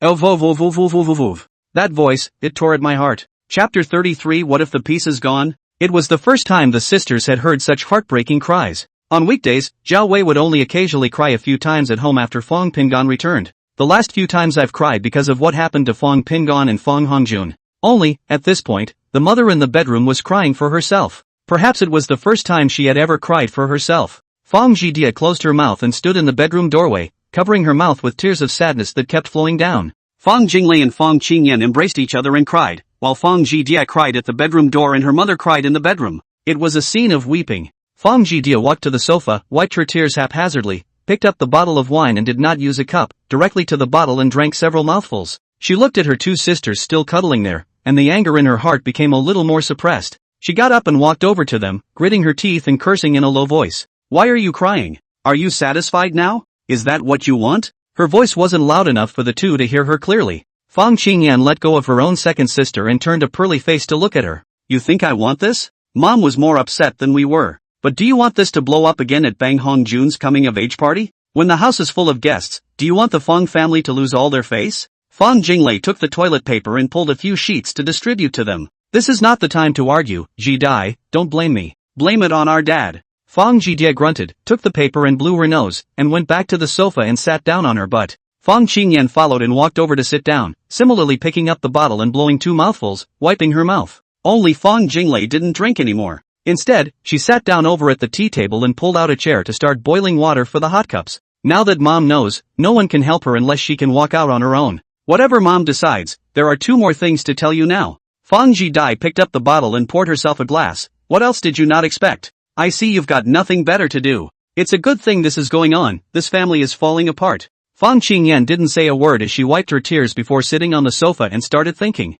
The mother will surely have a decision to make after her heartbreak. When Fang Hongjun came to the house, she was already in elementary school and still remembered a lot of things clearly. Fang Hongjun was not adopted by mom and dad from the orphanage, but was carried back by his father. It was my father who said it was taken from the orphanage and the paperwork was all done. My mother should have known whether there was a procedure or not, but my elementary school self didn't know anything about it. Just know that you have a new brother. Whatever her mother chose, she would undoubtedly support it. Just, when it comes to taking a stand, how do you take a stand? Fang Jinglei, who was sitting a few meters away, said. One is whether Fang Hongjun also knows that he is an illegitimate child, which is one of the most important things. If he knew about it already, then I would never have agreed to him staying in the Fang family. If he doesn't know, I don't mind if he stays in the Fang family. It's just a shame I don't have proof of that. Fang Jidai twisted her head and glanced at the bedroom door, and there was still a faint sound of crying inside. She picked up her glass of wine in an annoyed gulp and said after setting it down. Are you saying that Hongjun knows that he himself is a bastard?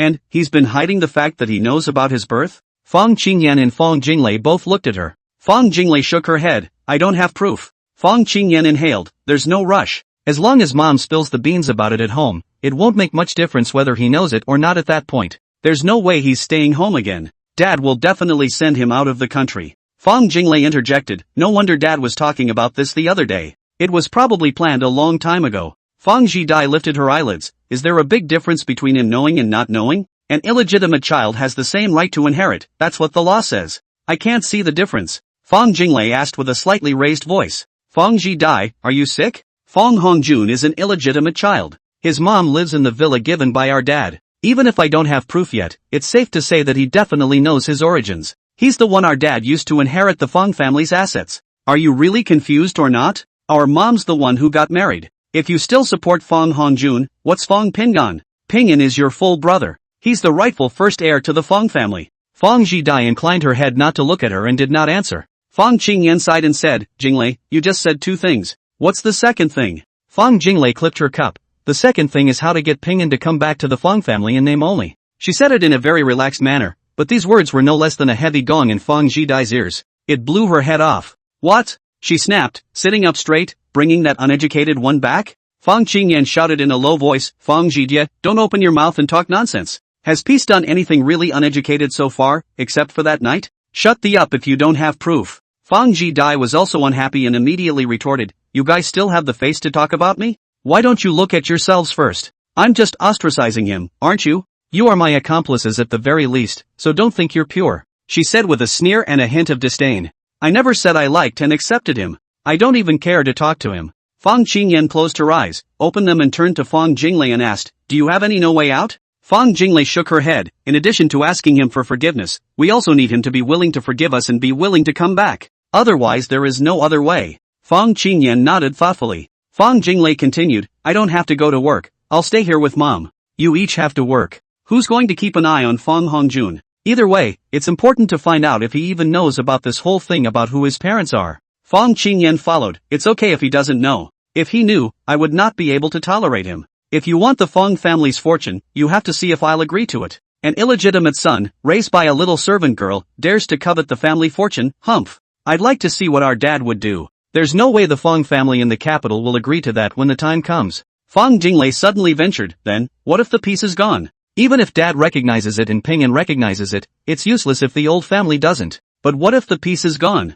Isn't Fang Hongjun the heir? Fang Qingyan frowned, you mean, once this matter is picked apart, Pingan will be in danger? Chapter 34, Don't Care. 34. Fang Jinglei continued to shake her head with a worried expression, I don't know. Fang Jidai all froze. Laws and regulations are one thing, but the family rules of the big families are even more important for them to follow. It just depends on the unspoken rules of the hoi polloi and what the rules are in their respective homes. It's a common and handed-down rule of the big families. Who dares to break? Well, come over and have some tea, Fang Jinglei greeted, don't drink the wine. The three of them gathered around the tea table, drinking tea in silence. Fang Jidai's absent-minded appearance made Fang Qingyan very dissatisfied. But she was also worried. I was worried that Fang Jidai would go back and tell Fang Hongjun about this. She was worried that Fang Jidai would scare the snakes. Right now the only way to save the face of the Fang family is for Fang Hongjun to quietly study abroad. Better yet, don't ever come back. It didn't matter how much money the Qin Balian had actually taken from her father. It's better to go abroad together as well.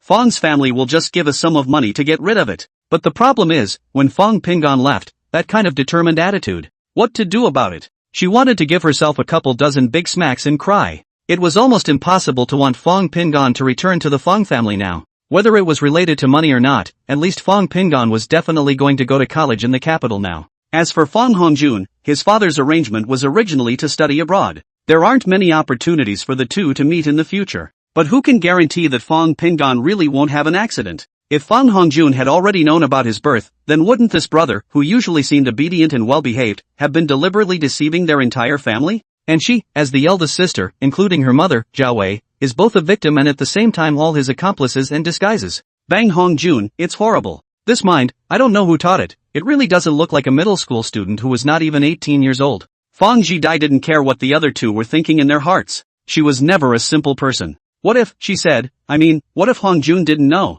Would something still happen to Bang Pyung? The teacup in front of her was small and she picked it up and took a sip. It's very possible. Fong Jinglei replied, no one can tell what hasn't happened. Fong Qingyan played with the teacup in her hand and said, when Mom picks this matter apart, I'll go talk to him. Fong Jidai raised her eyebrows and asked, you talked to him? What? You don't really want him back? Fong Qingyan lowered her eyes, why not? He's the rightful son of the Fong family. Isn't it only right to give it back to him, since it's his? Is he not a brother from the same mother as you? Fong Jidai frowned, obviously not liking this statement very much. Fong Jinglei looked at the look on Fong Jidai's face and shook her head slightly. Fong Qingyan drank the tea in her cup in one gulp. Xiao Dai, you should leave this matter alone. Letting you know because you should know about it. Otherwise, I wouldn't have called you at all. And, I'm officially telling you that you're not allowed to give Fong Hongjun any information. See what I'll do to you if you dare. Fong Jidai hummed, but did not say anything. Fong Jinglei silently added tea to the two, and the room fell into a brief silence. The crying in the bedroom was no longer audible, but none of them went in to comfort their mother. Fong Pingon stood guard for a day, tired but not tired, just hot and sweaty. As soon as he entered the house, the first thing he did was to take a shower. After taking a shower and just changing clothes, Chen Shui came back from school. School's out? Well, it's too hot. Brother, did you just take a shower? Chen Shui asked while changing her shoes. I've been in the sun all day and I'm so hot and sweaty and sticky, can I not take a shower? Fong Pingon walked over to the dining table and picked up the cool white water and poured himself a cup. Chen Shui put her school bag back in her room. I need to take a shower too, it's too hot. Fong Pingon picked up the cup and sipped it as he asked, are you about to take your final exams? Soon, but it's okay, I'm definitely in the top 5 of our class. Chen Shui walked into the bathroom holding a change of clothes, and Fong Pingon returned to the sofa and sat down, picking up his cell phone and starting to swipe the video. He's waiting now with nothing to do but learn how to drive. The class reunion was something he didn't want to go to at all. But Chen Xiaohua and Lu Qing both advised him that it would be best to get together with his classmates more often. After all, they went to high school together for 3 years, and there would be opportunities to deal with each other in the future.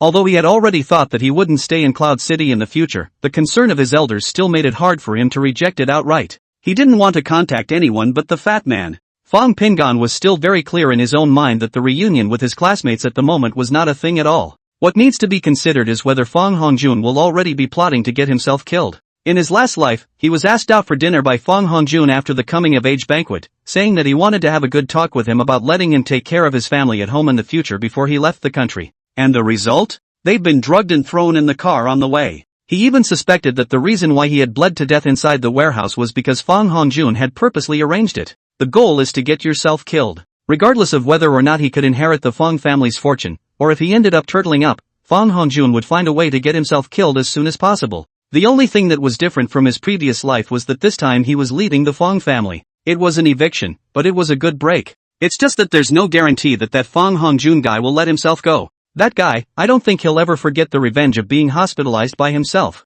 Thinking about the previous life, after Fong Hongjun really came back, he did bring Qin Bailian to live directly into the Fong family. He disclosed his identity and treated Zhao Wei and several sisters with great respect on the surface, but in reality, he used various means to suppress them secretly. Zhao Wei was so distraught that she finally committed suicide. The 4 sisters, moreover, were married by him in the name of the head of the family to various big families in the capital after he borrowed the appreciation of the Fong family in the capital. Not only did he get rid of the man, but it brought him more benefits through the union. The only one who got away with it was Fong Qingyan, well, because Fong Qingyan and Gu Baibai are. Fong Qingyan, who was forced to publicize her homosexuality, has since disappeared from the limelight as well. These secrets, naturally, he knew. What he knew better was that once it broke the powerful news that he, the first son, was still alive and Fong Hongjun was an illegitimate child, it would be a very difficult thing for Fong Hongjun to get the identity of the heir of the Fong family in Cloud City. And if he also performed well, then Fong Hongjun could be said to have no hope at all. The Cloud City Fong family built by Fong Junhong is considered powerful in Cloud City.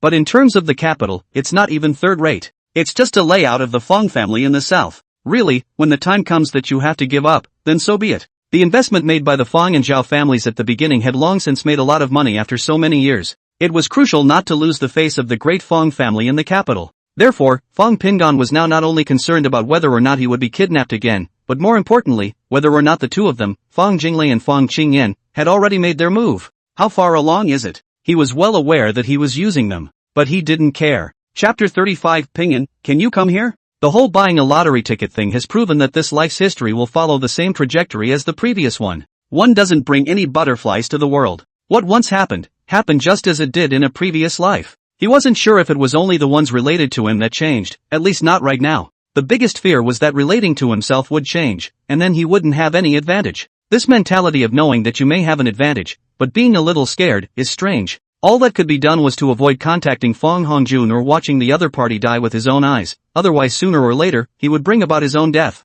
The root cause was that he himself was the legitimate first heir of the Fong family in Cloud City. Maybe there was a reason to kick him in the nuts? How about taking the initiative to get that guy killed? But, after rambling for a while, he didn't come back to his senses until Chen Shui walked out of the bathroom. The little girl stood at 1 meter 6'6", which was not considered short in Cloud City, and could even be said to be slightly taller. It'll grow though. Chen Xiaohua is from the north, Lu Qing is the local, so the girl will still grow. Looking at her slender figure, Fong Pingon suddenly burst out laughing. Chen Shui was tilting her head to wipe her hair when she heard his laughter and looked up, big eyes filled with questions. What are you laughing at, brother? Fong Pingon hurriedly explained. Well, I just thought that you are still so short now. What will you do in the future? Chen Shui immediately quit. I'll grow, for sure. Our dad is from the north, and my height follows him. The girl pouted. Besides, I'm not exactly short now. She looked down at herself and suddenly turned red and ran back to her room. Geez, underwear not worn. Really? Did you see everything? Oops, really, shame on you. The little girl's ears were red and she just felt her face burning. Fong Pingon didn't even think about what this girl's reason for running back was. Pressing the wrong way. When he saw that the girl had gone to her room, he looked at the time and called out. Are you going to mom and dad's for dinner or are you going out with me? Chen Shui had just taken off her clothes and was in the process of putting underwear on her body. When she heard this, she exclaimed. Can you order takeout? I still want to drink iced milk tea, brother, will you treat me? Pingon Fong exclaimed. No, eating takeout all the time is not good for your health. Milk tea with no milk in it at all doesn't work either. I'll drink less milk tea from now on. I'll go to the kitchen, and if I can I'll cook you a bowl of noodles? Chen Shui didn't say anything, quickly put on her clothes and opened the door to run out and said, Brother, why don't you treat me to a barbecue? I don't drink milk tea. How about Coke? Failing that, sour plum juice? She stood beside Fong Pingon and looked up at him. The big, wet eyes of a silly roe deer just looked at him unblinking, full of longing. Fong Pingmin's heart softened and he raised his hand to rub her head hard for a while. It wasn't until the little girl's body wobbled around with it for a while that she struggled and said, okay. Barbecue. Chen Shui didn't cheer, her freshly washed hair was now a messy chicken nest. Brother, wait a moment, I'll brush my hair and we'll go. Okay, there's no rush, Mom and Dad won't be back until after 8. Take your time getting it done, I'm going to throw the clothes inside the washing machine. Chen Shui rushed into the bathroom again. No, we have to wash them separately. I'll wash it first, and you'll wash yours when you come back from the barbecue. Pingon Fong smiled and sat on the sofa waiting for her to toss. That's what home feels like. It's not blood, but it really is home. It was the same as it had been before he left 4 years ago, except that, indeed, his sister had grown up a lot. When he left, the little girl hadn't even graduated from elementary school. Still a short, fat round, now a big girl in the making. He fumbled for his cell phone and called Chen Xiaohua. Soon the call was answered. Dad, I don't want to cook. I'll take Hui Hui out for a barbecue. You talk to Mom, don't worry about us. Be back in an hour at the most. Chen Xiaohua was busy and agreed when he heard that. That's fine, it's okay for you guys to eat out, don't eat too late. Hui Hui still has homework to do. It's finals soon, so help keep an eye on her studies. Okay, I know Dad, don't worry. After a while, Chen Shui was ready. A pair of jean shorts, a white bear polo shirt, and nothing but a cell phone in his hand. A pair of canvas shoes was chosen for the shoe change. It looks full of youthful vigor, coupled with fair and delicate skin. It is really a small beauty. The two of them went out of the neighborhood and walked for more than 10 minutes or less than a kilometer to the snack street. Even though it was just after 7 o'clock, there were already quite a few people here who had started eating and drinking. Fong Pingon let the girl order her own food, and he only paid for it, not caring about anything else. Soon the food came up, and not long after he had eaten it, his cell phone, which he had stuffed inside his pants pocket, began to vibrate. Taking out his cell phone, he saw that it was Fong Jinglei calling. He scanned it and hung up immediately. There was absolutely no thought of answering the phone, only that Fong Jinglei had a really big face. Less than 5 seconds after hanging up and just after shoving the phone back in, it started vibrating again. Chen Shui is very smart and understanding. Seeing his brother act this way, he knew it was because he didn't want to answer the phone rather than being embarrassed to do so in front of her. After Fong Pingon hung up 3 times in a row, she finally couldn't help herself. Brother, if it's the same person calling, then it might actually be something. Why don't you pick it up? With chilled lime juice in her left hand and a pair of chopsticks in her right, she was concentrating on a serving of spicy fried scallops in front of her. It's said to be a spicy blast, but in reality it's only mildly spicy for northerners. Chen Xiaohua is from the north, so his family can still tolerate mild chili peppers. After all, he also started eating chili peppers since he was a child. When Fong Pingon saw the concern in her eyes, he nodded. If it calls again, I'll answer. As soon as the words left his mouth, the phone began to vibrate again. Fong Pingon sighed and glanced at the girl sitting across from him. The girl's 2 eyes curved into 2 crescent moons and she was smiling at him. He whispered, I'm going to go outside to take a call, so stay here and don't go anywhere, okay? When he saw the girl nod, he picked up the phone and said, hold on, I'll go out and get it. Walking out of the barbecue, it was just as noisy outside and uncooled. Beer drinkers, food eaters, laughers, and those who were arguing not far away filled the street with a strong smell of smoke and fire. Hey, what's it to me? Pingon Fong stepped aside from a person who wanted to enter the store and turned around to walk to the window. Inside, there's Chen Shui, who's feasting. When she saw him standing there, she even raised her hand and shook it at him, sending him a big smile. Fong Pingon nodded. Fong Jinglei's voice came over the phone with a hint of crying. Peace, can you come over? Mom is sick. Chapter 36, does this have anything to do with me? Fong Pingon's face immediately appeared in his mind, Zhao Wei's face. It was a second's thought before he answered. Does this have anything to do with me? Fong Jinglei's side looked like she was choking, and similarly paused before saying, are you really refusing to forgive us? You didn't come to see Mom when she was sick? Fong Pingon laughed, not going. Already cut ties with your Fong family. A stranger's death is less important to me than the barbecue I'm eating. See you if there's nothing else. Hang on. Hanging up the phone, he squeezed out a smile at Chen Shui before turning around and walking towards the front door of the barbecue restaurant. On the other side of the room in the Kempinski Hotel, Fong Qingyan looked at Fong Jinglei with a tense expression. What? He won't come? Fong Jidai sneered and said, I told you that there is no need to call that white-eyed wolf. For years of freeloading in our house, and now they won't even come when their own mother is sick. What an underbred white wolf. It was a real mistake to pick him up in the first place. It was only right to let him fumble around in the world of the lower class.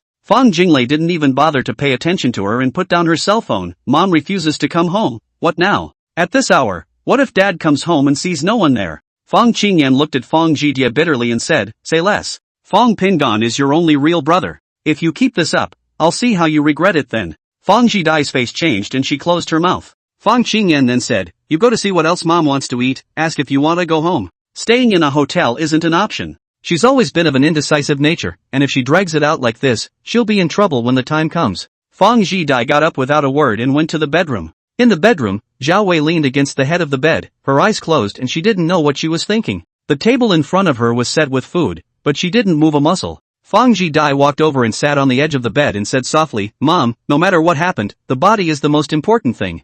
Things are out of the way and now all you have to do is take care of your body. No matter what you decide, the few of us have your back and won't hold you back. We are all behind you. Zhao Wei didn't say a word and refused to even open her eyes. At this time, Fong Jidai completely lost her usual snarkiness, and just sighed, sat next to Zhao Wei, and reached out to hold her hand. Outside in the room, Fong Jinglei's tears were already streaming down her face. He said that Mom and we all say stranger. The death of a stranger is not his concern. It's not as important as the barbecue he's eating. Woo woo woo. He really said that? Fong Qingyan gritted her teeth in a somewhat hideous and terrifying manner, wishing very much that Fong Pingon was in front of her right now. She wanted to smack him 100 times as hard as she could. Fong Jinglei hung her head and hemmed. Fong Qingyan tilted her head and let out a long sigh. Forget it, we brought this on ourselves. Are you going home or am I? Or should I say, call Dad and Hanjun to say that I won't be going back today, just any excuse. Fong Jinglei shook her head. I won't fight, I'm afraid I can't help but open my mouth and curse. She blew her nose loudly, and Fong Qingyan frowned as she watched her throw the tissue into the trash after blowing her nose.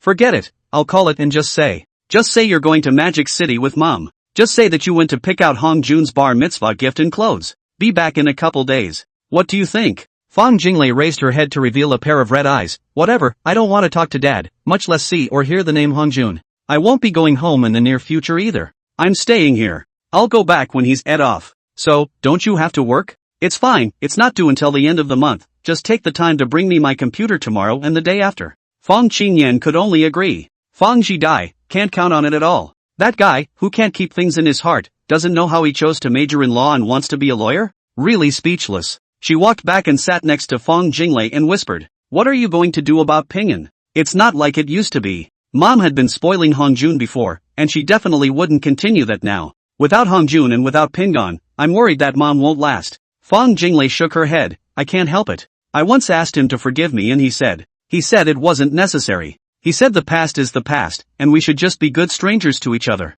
Whatever you want as long as you don't bother him." Seeing her sad and apathetic look, Fang Changyan reached out and gently patted her shoulder. "Don't feel bad, since it's already like this, you have to keep going no matter what. Regardless of whether Fang Pingan is willing to come back or not, let's first see Mom's attitude and figure out how to solve Fang Hongjuan's matter." After saying that, she stood up, picked up her cell phone and walked to the window to call her father, Fang Junhong. The call ended quickly, and Fang Junhong did not express any surprise. In the past, these women in their family would also go out shopping as a group for a day or two. Fang Qingyan hung up the phone and then dialed another phone immediately afterward. "Hey, I want you to keep an eye on Fang Junhong and Fang Hongjun. Find out where they went tonight, who they met up with. Get pictures. Be sure to have a photo. Money? Didn't I give it to you guys? Okay, I'll transfer you later. It's just for a couple of days, I guess. If there's no result, it's over. If necessary, contact the new list. That way you won't say no. Okay, bye." She didn't stop after the second call. Instead, he went on to make a third call. "Hey, Whitey, how's your checking for me going?" Goodbye's side seems to be talking for a long time. A full 2 to 3 minutes had passed before Fang Qingyan hung up the phone and sat down with a somewhat gloomy face. Fang Jinglei had just been sitting there quietly and listening. The older sister didn't avoid her, which meant it was something she could listen to. "Sis, do you think Dad and Hongjun will take this opportunity to see Qin Balian?" "I don't know." Fang Qingyan shook her head. "The information I wish I could get my hands on right now is that Fang Hongjun knows about his birth. He knew his mother existed and lived somewhere, preferably with evidence of their meeting. With this evidence, I have the means to net him." Fang Jinglei was a bit hesitant. "Sis, he's also Dad's son, so netting should be unlikely. He was supposed to be allowed to study abroad, and when things blew up, he went with the flow. It's just not going to happen. Even if Mom is mad at him, he's already out of the country and there's nothing anyone can do about it. After all, there's still our dad to protect him." Chapter 37. At least I pleaded with him to forgive me, didn't you? I wonder if Dad was forced to bring him back when he said he found him. Fang Jinglei's voice wasn't very loud, and her tone was the kind of ghostly that was uncomfortable to listen to. Fang Qingyan knew that this was her second sister blaming herself. As your big sister, these things were not meant to be your responsibility. It's only the appraisal report that you took out, and there's no way you're going to get out of it. All I can do is keep watching, try to get more evidence, and protect Mom's interests as much as possible. Otherwise, you know what will happen to Mom when Fang Hongjun gets the inheritance." Fang Jinglei finally had a mood swing. She hummed, "If he knows everything, then to be able to pretend for so many years until now shows that this person is very scary. It's the quintessential villain within any production. When that happens, not only Mom, but our sisters, plus Pingan, won't have a good ending. Peace." She hurriedly picked up her cell phone and instead of calling, began editing short messages. "If we call again, Peace will definitely not answer," she said as she typed. "He is afraid that we will contact him. I had to tell him that he could be in danger now. Once someone like Fang Hongjun starts dealing with him, I'm worried he'll be in danger." Fang Qingyan thought along with her thoughts and soon her face changed as well. Although the Yuncheng Fang family was not big, it still had tens of billions of assets. For the sake of this $10 billion in assets, Fang Hongjun could definitely do something to kill Pingan, his only competitor. According to the Fang family's big clan's way of doing things, by that time, Fang Hongjun would have almost no problem inheriting the family fortune. No, just sending a message doesn't always get it. What if he pulls the plug on you? It's better to come to the door and tell him face to face to be on the safe side. Fang Jinglei said without lifting her head. "He won't pull the plug on me, but you, not so much. At least I pleaded with him to forgive me. What about you? What have you done? This is awkward." Fang Qingyan's face went white for a moment. "I'm thinking of your Fang Pingan's family fortune and personal safety, and you've blackballed me?" She picked up her cell phone and called Pingan Fang. As expected, there was a beep beep beep beep beep on the phone. "Call again, the number you have dialed is in the middle of a call, please dial again later." Fang Qingyan's face darkened as she sat down across from Fang Jinglei with an exasperated sigh and took a sip from the already cold cup of tea. "Give him a call about the situation after you send the message, and I'll go downstairs and get something." Fang Jinglei looked up and asked, "What are you buying?" "Sanitary napkins, do you want them?" Fang Qingyan replied without any good humor. "No, I didn't come. I'll go see how Mom's doing, you go ahead." She stood up as well and headed toward the bedroom. Pushing open the door, Zhao Wei was leaning back with a pale face, and Fang Jidie was feeding her kanji. Seeing her come in, Fang Jidie did not stop her hand movements. Mom, are you better now? Fang Jinglei asked softly. Zhao Wei opened her eyes and glanced at her, raising her hand to push away Fang Jidie's hand. You guys, are you as sorry as Mom? Oh. Zhao Wei started crying again. Tears streamed down from the corners of his eyes and burrowed down his face and into the collar of his neck. Fang Jinglei hurriedly drew a piece of paper from the side to help her wipe away her tears. Yes, Mom. I regret it. But there are more important things to do right now. You're from a big family, you should know that even if you don't deal with Hongjun, at least Pingon is in danger now. When Fang Jidie heard this, she understood her meaning almost immediately. Hongjun shouldn't. Second sister, don't scare Mom. She said a little unevenly. Hongjun wasn't born to Mom, but she raised him from a young age. What kind of man is he, and Mom doesn't know? Zhao Wei gave her a crooked look and resumed looking at Fang Jinglei. Ray, call Pingon and tell him to be safe. Don't let anyone get hurt. I'm fine, so hurry up and go call him. Her voice was small and thick with fatigue. Shout I, Pingon is your brother, remember that. Fang Jidie froze for a moment and nodded. Fang Jinglei held Zhao Wei's hand. Mom, I've already contacted him. He knows it too, don't worry. Peace is our only brother, and no one can change that. Even if he has a problem with us now, we are blood relatives after all. It's normal to have a falling out. It'll be fine after a while. Don't you worry. Zhou's hand moved and she sighed. I never imagined that the child I raised with all my heart and soul was actually orchestrated by him. Strange shame. Strange shame. Woohoo. This is simply a humiliation for me. It's 18 years of continuous humiliation for me and the Zhao family.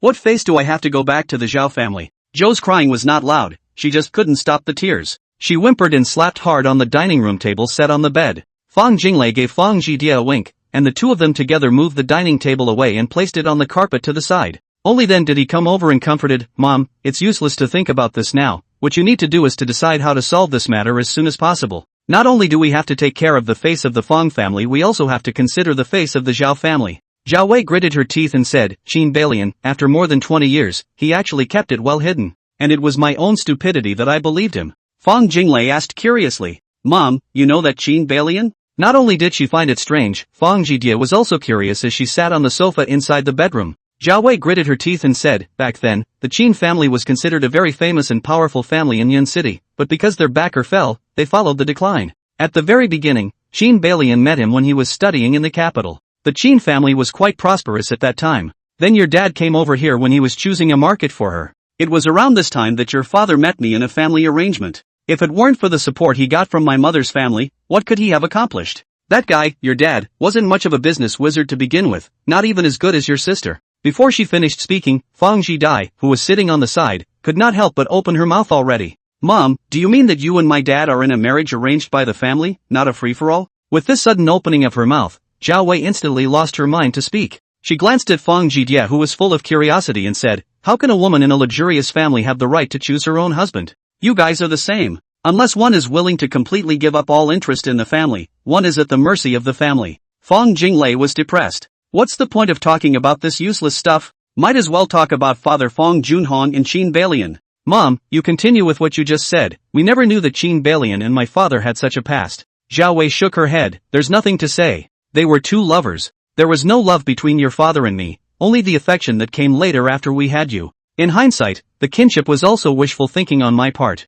For his sake, I want a son even if I have to fight for my life. Chapter 38. Did Dad do all this on purpose? Zhao Wei rarely gets angry. Twice in my life, once the time I lost my peace, and then this time. Fang Junhong has an illegitimate child outside, this is nothing. She can totally handle it. She is sad that Fang Junhong, this dog, is actually a man who talks about his feelings, and the woman is called Qin Balian. What's even sadder is that this dog of a man actually took the child back for her to raise as her own son for 18 years. What a strange shame this is. 18 years. She'd managed to have a son and lost it. She lost her own son while she was still in the womb. Seeing her sadness, Fang Junhong brought back a baby boy not long after. Said he was taken from an orphanage. A scene from 18 years ago flashed in his mind like a slideshow. It's okay, Vivi. It's okay, Vivi. It's okay even if I don't have a son. There are already 4 precious daughters at home. I'm content without a son. Without a son is time. She was worried that the Yunchang branch of the Fang family was sad without an heir. Fang Junhong often comforted her. He didn't show how sad he was about the loss of his son, but instead advised her not to be too upset either, saying it was hurting her health. Don't feel bad, kid, I'll keep looking until I get our son back. Wei, no matter what, we can't say to the public that this child is carried, just say it's our own. Vivi, father is happy that there is a descendant in my line. Well, it was his flesh and blood in the first place. Jean Balian is the woman he's loved all his life. What is she, Zhao Wei? It was a union, but she'd never done anything to wrong him. Not only did he educate his 4 daughters and Hong Jun well, he even personally contacted him with resources from the Zhao family. I'm so stupid. Woohoo. The more Zhao Wei thought about it, the sadder and angrier she became. Women, when utterly desperate for a man, are not at all kind. To think that the last almost 30 years of her life have all been fed to the dogs. If she doesn't take this revenge, will she have the face to live? No, I'm going to go back to Zhou's house with the evidence and have the house just blow it out of the water. Bang Hongjun will study abroad, but you might be in danger. I don't know what Fong Hongjun will do, but be careful yourself. Because if you die, he'll be able to inherit everything from the Fong family in name only. Fong Pingon leaned on the head of the bed and looked at the message on his cell phone with some surprise. Fong Jinglei sent him this message. Doesn't it mean that they have confirmed Fong Hongjun's true identity? And at least with hard evidence in hand. Otherwise, how could these brainless women have contacted him with such a tone? Looking at the date, there wasn't much time left before Fong Hongjun's bar mitzvah. In another week's time, he would call himself the day after his bar mitzvah. He even remembered what the original words Fong Hongjun had said were. Mom and Dad threw me a coming-of-age party, and I was worried that you weren't feeling well, so I wanted to ask you out to meet me alone to explain things to you. At that time, although he himself had gotten used to being ignored by the Fong family, the matter of the adult banquet did make him sad. Now Fong Hongjun's identity has been confirmed, before Fong Jinglei said on the phone that her mother was sick. Zhao Wei knows. So, it's only right that they should be together now to discuss how to resolve this matter. But what does that have to do with yourself? Going back to the Fong family was out of the question, and he would not break his oath. Never set foot in the Fong family again in this life. There will be no contact with anyone in the Fong family. However, from his experience of following Fong Hongjun for 15 years, Fong Junhong was truly dedicated to nurturing this son. The love for Qin Balian was also absolutely unimaginable to a fool like Zhao Wei. With what he knew of the gentry doing, it was basically paying a sum of money to get Fong Hongjun out of the Fong family. Wouldn't that be a logical way to study abroad? But Fong Jingle's reminder was also useful. Fong Hongjun should not be able to let him go, and even if his identity was exposed, he would indeed be able to inherit everything from the Fong family all the same. But isn't there anyone who will believe that he or she really doesn't care at all about anything about the other family? Why can't Pinyin of our side make a world by himself? He had learned the depths of Fong Hongjun's city. Even more so in those years after his death, I've seen firsthand how he's been screwing people over, loop after loop. If he really wants to do it to himself, as long as he is not dead, that will never stop. How can this be? I can't get Mom, Dad, and Hui involved. This was Fong Pingin's first thought. The second thought that came to mind was to get that in turn. Regardless of whether those women in the Fong family really loved Fong Hongjun miserably or not, the other party wanted to get themselves killed. It had already happened once. Was there anything that couldn't be determined? If Fong Hongjun died, whether those people would be sad or not had nothing to do with him. It's just that he really doesn't know what he should do to get the other guy killed. He had been a mere 18-year-old in both his lives. Today's plan is to see what happens. Getting the other side killed can only be an idea. There are too many factors to consider if you really want to put it into action. Fong Pingon just leaned against the bed and thought for a long time, until his neck was sore, but he didn't make up his mind what he had to do to avoid the fate of death in his previous life. Outside in the living room, Lu Qing was catching up on dramas. Chen Xiaohua sat on the side to watch TV with him, and the two of them were having an extremely happy time. Though materially inferior to the hoi polloi, they should never be categorized as poor. Not to mention that Pingon Fong had bought so many houses in the name of their only daughter. The money they collected from rent alone every month was already more than what they earned from working early in the morning and late at the restaurant. In the other room, Chen Shui was doing her homework. That's the standard for a happy family. No matter what Fong Hongjun planned to do, he wouldn't agree. As long as they don't cross paths with each other, the danger is naturally much less. Getting up and taking a shower, he went back to his room and lay down on his bed and started reading a novel. Mystery novels. When Fong Qingyan returned to the hotel, she opened another room in passing. And she wasn't going back. At first, neither Fong Jinglei nor Fong Zhidia heard the sound of the doorbell, and it wasn't until Fong Qingyan became extremely impatient and started tapping on the door that they heard it. "How's Mom?" When the door to the room opened, Fong Qingyan asked in a low voice. Fong Jinglei closed the door before replying. "After sleeping for most of the day, I'm much better now." "What are you going to do about it, sis?" Fong Qingyan's face was grim as she said, "What else can we do? I thought about it a lot along the way. Mom has been kept in the dark for over a decade." Fong Jinglei interjected, "Qin Balian is Dad's true love. They met in the capital, when Mom and Dad didn't even know each other. After the Qin family's accident, Dad should have been forced by his family to marry Mom, and then we were born." Fong Qingyan was incredulous. "Doesn't that mean that Dad did all this on purpose?" Chapter 39, Not only you, but I've been blackballed. Fong Jinglei nodded and didn't say anything. Fong Qingyan froze and suddenly gritted her teeth and dripped. If all of this, Fong Hongjun knows it all by heart, I definitely won't let him have a good time. Isn't this pure bullying of our mom? She took off her jacket and shoes and just walked into the bedroom in her stockings. Zhao Wei had already gotten up and was currently drinking the tea made by Fong Jidie. Mom, what are you going to do? Fong Qingyan walked into the room and asked. Zhao Wei raised her eyes and glanced at her, putting down the cup and said, Lele, give me that report. I'll stay here for the night and go back to Magic City at noon tomorrow to look for your second uncle. This matter is not just a relationship thing between me and your father or Qin Balian. It's a matter between the Fong family and the Zhao family. You guys stay out of it and do what you need to do. Also, you guys go to Pinyin and ask him to come and meet me tomorrow morning. Mom wants to tell him she's sorry. Either way, I'm sorry for him. Fong Qingyan didn't say anything, she just took a step to the side to make way for Fong Jinglei. Mom! Fong Jinglei was very difficult. Pinyin, he ignored us. I haven't seen it with my own eyes, but my oldest and third sisters have definitely been blackballed. Now she had no idea when she would be blackballed herself. Sent a short message and haven't received a reply so far, but it's true that the phone calls get through. She was just about to say that Fong Pingan might be in danger when she saw Fong Jidie's impatient face and opened her mouth. Why is he ignoring us? He ignores his own mom and sister? Gave him face really. I'll call him. See how I scold him. Do you really think that if you don't live in the Fong family, you can get out of the Fong family or something? Fong Jinglei lazily ignored her and let her be. This oldest three is really wasted. It's not as good as the oldest in terms of heart. Mom, will Pinyin be in danger if it explodes? I mean, no matter what, Fong Hongjun is also Dad's child. Zhao Wei's face changed and she tensed up. He dares. Whoever touches my son, I want him dead. Fong Jidie also really called Fong Pingan, and without any surprise, she was blacked out. She tossed the phone aside with anger on her face. Fong Qingyan sighed, not only you, I've also been blackballed. The only one who can reach him now is your second sister, and she's the only one whose number hasn't been blacked out. On what grounds? Fong Jidie wanted to say something else, but Fong Jinglei raised her hand to stop her. For the way you've been treating him all these years, I'd have blackballed you too if I were you. Besides, how many times have you called him in the last 4 years? That one time you didn't call and curse? Where exactly did he offend you? Fong Jidie? Zhao Wei hurriedly asked. So, did you tell him? Fong Jinglei nodded. I reminded him, I just don't know what he'll do. Zhou said, go outside and get my bag, I'll call him. Fong Qingyan obediently went to the outer room to bring her bag in and hand it to her. Zhao Wei took out her own cell phone and flipped through the address book, only to realize that she didn't have Fong Pingan's number at all. When she realized this fact, her heart inexplicably ached. My son. As a mom, I'm really sorry. I can't believe I didn't even keep my own son's phone number, let alone memorize it. The guilt and regret in her heart overwhelmed her, making it hard to breathe. After a moment to catch her breath, she choked back tears. I don't have his number. One mouth was open, but it was impossible to suppress the tears. Ooh-hoo. I'm sorry for being a mom. I don't even have his phone number. I really deserve to die. Ahoo. I raised someone else's son as my own and treated my own son as an outsider. I really deserve to die. Woo woo woo. Zhao Wei's sudden breakdown caught her three daughters a little off guard, and even more so, she didn't know how to comfort them.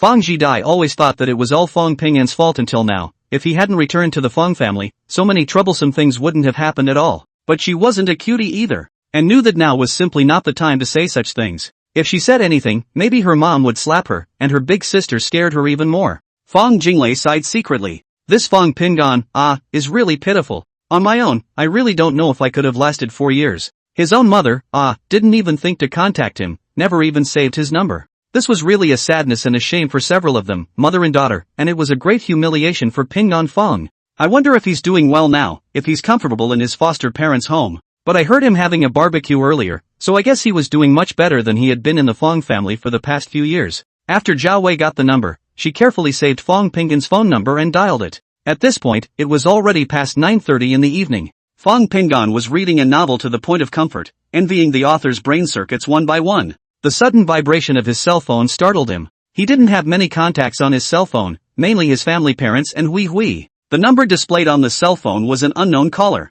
Did Fong Hongjun change his number? After thinking about it, he picked up the phone. Peace, it's Mom. Oh, Peace, Mom was wrong, Mom is sorry. Pingan Fong didn't get it right at first. Who is this? Come up here and cry? What's going on? But it was immediately clear that this one was really his mom. He glanced at the number on his cell phone, then disliked it back to his ear. Peace, how are you doing at your foster parents' house? Mom is sorry for treating you badly all these years, it's Mom's fault. Do you forgive Mommy? Okay Peace? Oh? Fong Pingan raised his eyes to look at the door of the room, a hint of impatience flashing under his eyes. MS. Zhao, please tell me what you have to say. If it's an apology, I don't think it's necessary. I should have no relationship with you other than blood. Please don't call me son or claim to be my mom. My mom is in the living room watching TV. Her name is Willow Green. The three Fong Jinglei sisters watched as their mother's face turned pale and her lips trembled. The tears were flowing and couldn't be stopped. Needless to say, Pingon Fong must have refused. The pain in Zhao Wei's heart, the pain was too much for her to handle.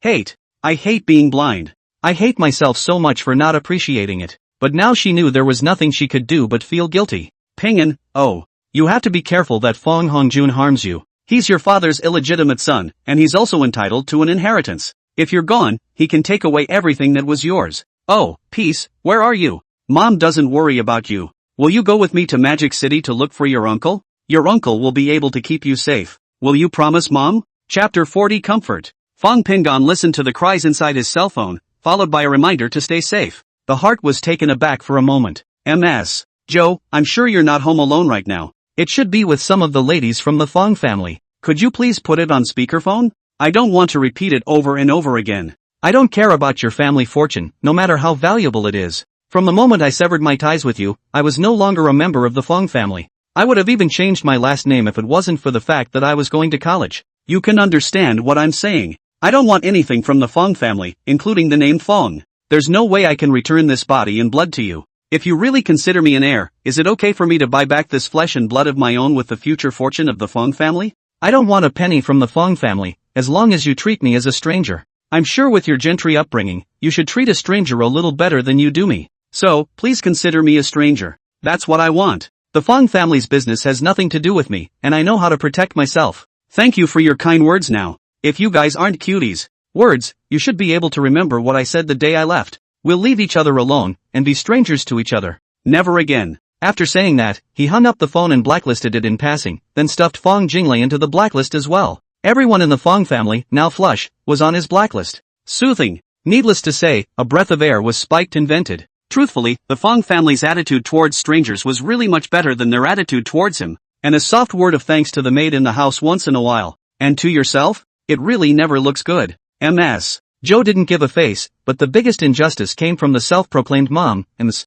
Joe. Thinking about it now, Ms. Zhao should have regretted it and felt guilty. So what? I'm not serving. I'm not playing with you guys. Whatever you guys do, I don't care anymore. Move and say it's all my fault. Why should it be? All of them. Get out of my world. Get out of my life. Heck, it's a lot easier on the heart. In his previous life, Fong Hongjun was asking to meet himself. I won't fall for it this time. Oh, just set it up so you don't take any strange calls. After setting it up, he didn't continue to read the novel, but began to ramble again. When you have to learn to drive yourself, you inevitably have to go out. Besides, there's no such thing as 1,000 days of defense against thieves. What's coming will come, so just be careful. As long as nothing happens before he goes to college, odds are he'll have to wait until Fong Hongjun graduates from college, right? This soft-looking guy is definitely no good, and as long as he doesn't return home, odds are nothing will happen to him. Besides, it was a toss-up whether he would return to Cloud City after graduation. It all depends on whether Ms. Joe and the girls will resolve this matter quickly and get the guy out of the country as soon as possible.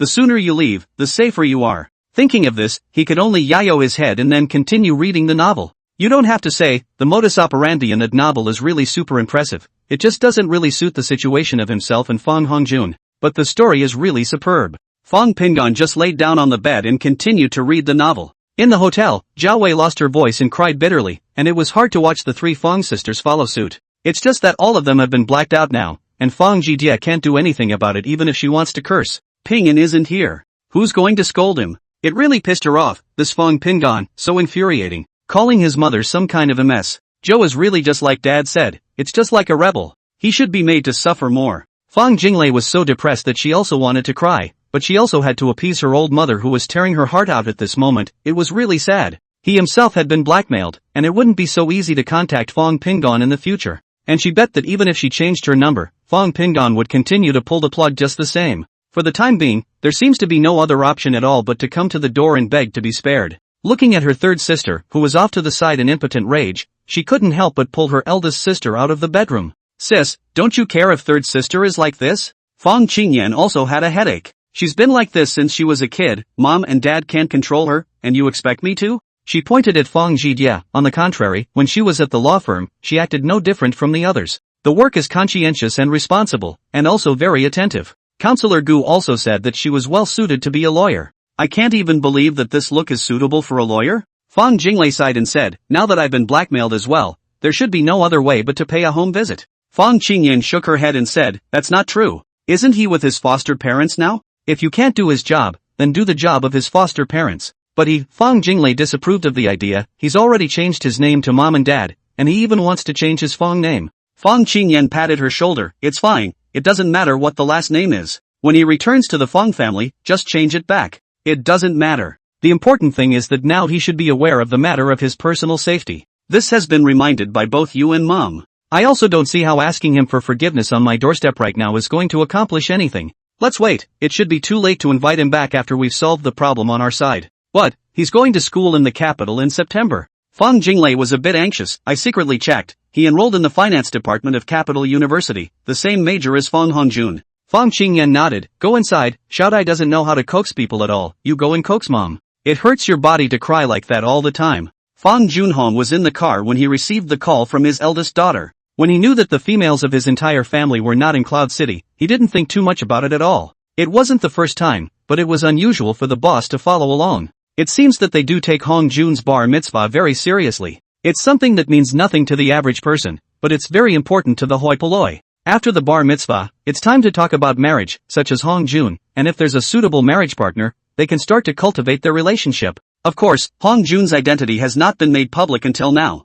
He had thought of announcing Hong Jun's status after he graduated from college and handing over the Fong family to him then. As for Fong Pingan, he felt a little uncomfortable when he thought of the name. He hadn't paid any attention to the kid's academic performance up until now, nor had he paid any attention at all to what the top student was or wasn't doing. Even if you're the top student in the country, what's the point? Does your family have enough money to send you abroad for further study? The high school entrance exam, for the hoi polloi, is a complete optional. But it's still more important for Hong Jun to prove himself. This is one of the key bargaining chips to convince the old mansion in the capital in the future. Chapter 41, I've got more money than I can spend. A dirty Wuling God car parked in front of the entrance of Haidong District's Century Garden 2. There were only 2 people in the car. One is greasier than the other. They had also just rushed over after making some preparations after receiving orders from the boss. The boss's request was not to take pictures, but more so to make sure to plant a wire. That said, this one isn't that hard, but it's not that great either. Especially since the boss said to get it done in the shortest time possible.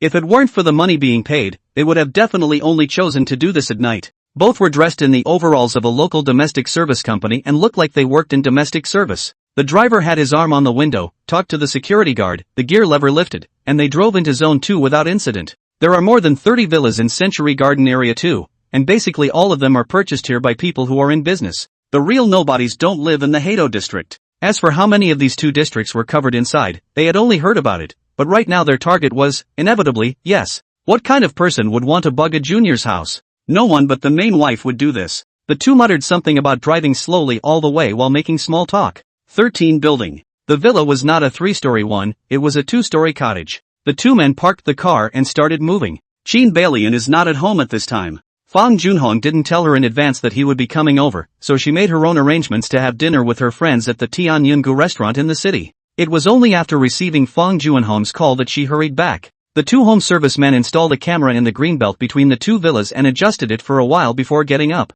Then the 2 went around the back fence of the villa and scaled the wall. Put a little something in each room before leaving. Half an hour later, Qin Bailian returned. Her car and the Wuling brushed past each other without ever noticing each other. The 2 toolmen hadn't even paid any attention to what the mistress of the 13th building looked like. The camera is there to get the visuals, the bug is there to get the audio. With these, it's enough to deliver to the boss. The boss said he'd give them both 10,000 each for that vote alone. As for how much the boss took, that has nothing to do with them. Each earns his own money. That's the way it is in this business. No one is responsible for the other. Feel free to work together or apart at any time. Time passes quickly. The weather in Cloud City is just too hot. At least 80% of the driving school is filled with students who have just finished their high school exams. He did get to know a few boys, but it was limited to having lunch together or something. It was the rule to send cigarettes as a rule, and he didn't feel much heartache. He spent the last few days at the driving school from morning to night. Early in the morning and late at night he even ate dinner out. This made Chen Shu we talk about him twice on the phone.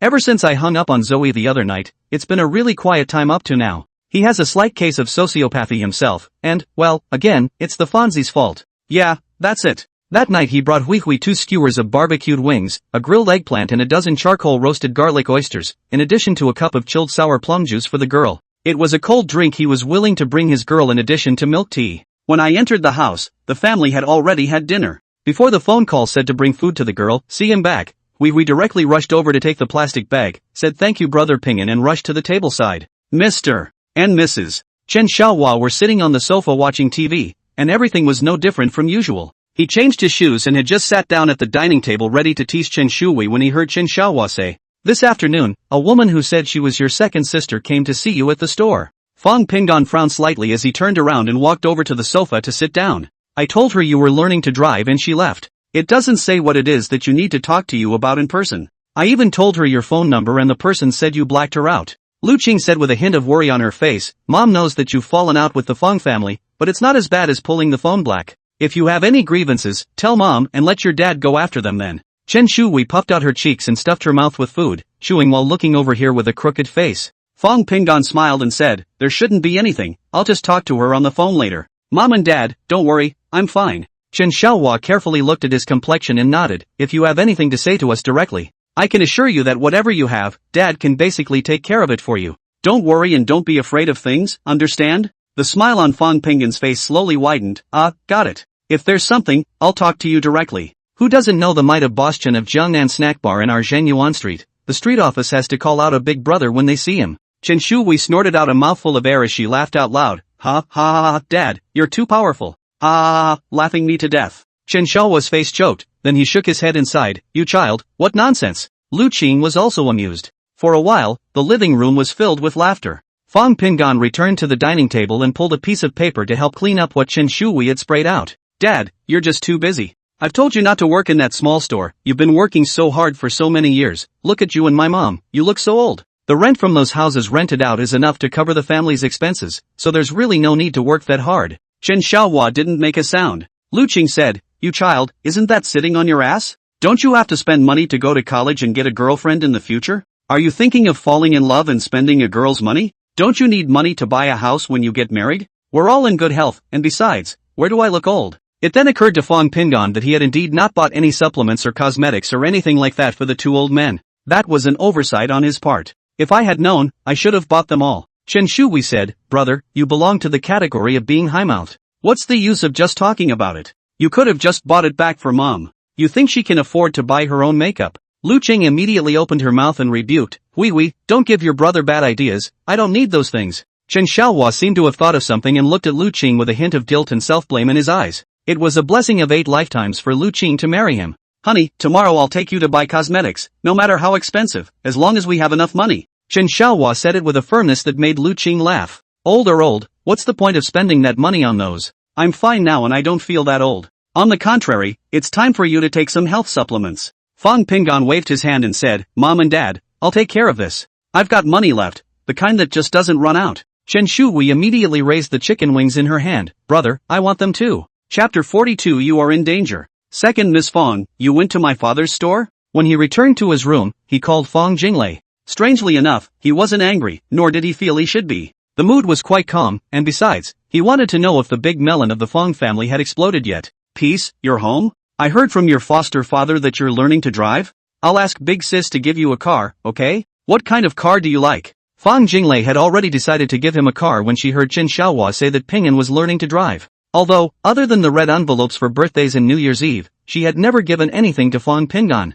Fang Ping'an smiled and said, no need, I don't need a car, let alone want one from the Fang family. I'll make my own money to buy it when I need it. What exactly did you want to see me about? Just say it, will you? Fang Jinglei said, I've already gotten the paternity test report, I didn't even have time to tell you last time. Fang Hongjun is our father's illegitimate son outside the family, just like you said, his mom is Qin Balian. The corner of Fang Ping'an's mouth hooked and he didn't say anything. Fang Jinglei seemed to be afraid that he would hang up the phone, and continued in one breath, our mom and big sister and your third sister are all at our uncle's house in Magic City. You don't have to get involved in this matter, and we won't either. The Zhao family will step in and settle it. Also, Fang Hongjun does know about Qin Balian being his birth mother, and the day before yesterday he went to see Qin Balian with our dad. Now we have not only photos, but audio recordings, all of which prove the story is true. Ping'an Fang calmly asked, what does it have to do with me? Fang Jinglei, Fang Hongjun and you, both say the same have the right to inherit. Don't you get it? You're in danger. Fong Pinggan snorted. Who would want the Fong family stuff?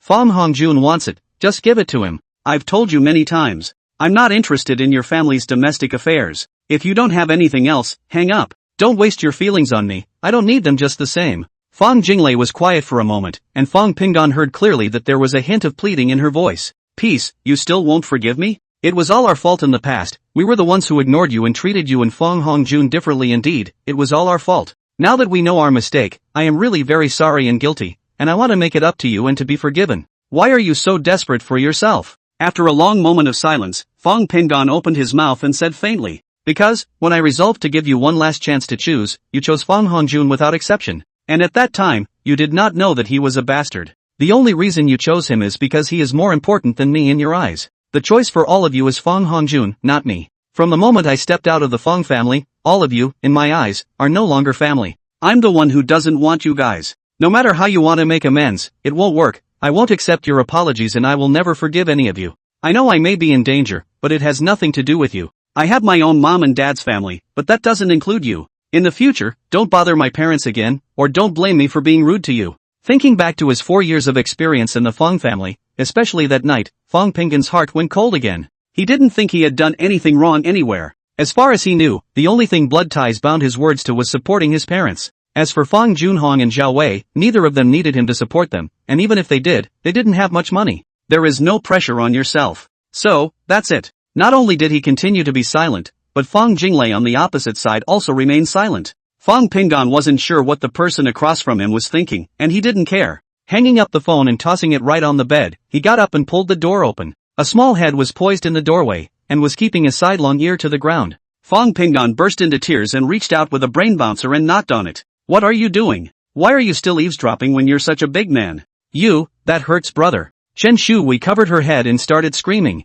Pinggan Fawn laughed. I've come out, why don't you leave? Did you finish your homework? How many points can I get? Is there any hope for the top 3 in your grade? Or have you been able to skip a grade? The series of questions directly blew Chen Shui's head off. Chen Shui was also quick-witted and raised her hands in surrender, saying, alright, I'll go back to my room to do my homework. How many points I don't know, I can't do it in the first 3, and skipping a grade is not allowed by the teacher. What other requirements, brother, you say it together, see if I can answer. After watching her turn around and run back to her room and close the door, Fong Pinggan walked to the living room and poured himself a cup of water and poured it down. Mr. and Mrs. Chen Xiaohua had already gone back to their room to rest. They had to get up at 3 in the morning, so they slept early. The living room was lit with a small lamp that was left on just to make it easier to get a drink of water at night. Pinggan Fawn walked over to the sofa and sat down. Went to Magic City to look for my uncle. It seems impossible to gently put down this matter. Although this is only normal, Zhao Wei did not directly face Fong Junhong, but handed over all the evidence and whatnot to the Zhao family. It seems like Zhao Wei hates Fong Junhong quite deeply. The Zhao family stepped in, surely will not be directly on the upper Junhong. It is estimated that it will go to the capital to find the old Fong family house to ask for a statement. I just don't know what will happen to Fong Hongjun and Qin Balian. To Zhao Wei, Fong Hongjun is an illegitimate child. But for the other family, Fong Hongjun was the heir apparent, and putting aside his origins, he was indeed a very good young talent. No one knew the guy was still a murderer. The dead man had been following him. In this life, even if the Zhao family stepped in, it is estimated that Fong Junhong should be nothing, the most is to let some shares to Zhao Wei it. Beyond that, he couldn't think of anything else that would come of it. Analyzing the situation as it is now, Fong Hongjun is bound to leave the country. Neither the Fong family nor the Zhao family could lay their hands on him to get him killed, at least not on the surface. Going abroad is an explanation to everyone. Go with his mom, just promise to never come back. Zhao Wei can't say anything to disagree as long as he promises to never come back. Unlike the last life when I stayed at home, there may be new changes when I leave the country. Once he left the country, then in Pinggan Fong's world, the villains had changed maps, so wouldn't all future events change?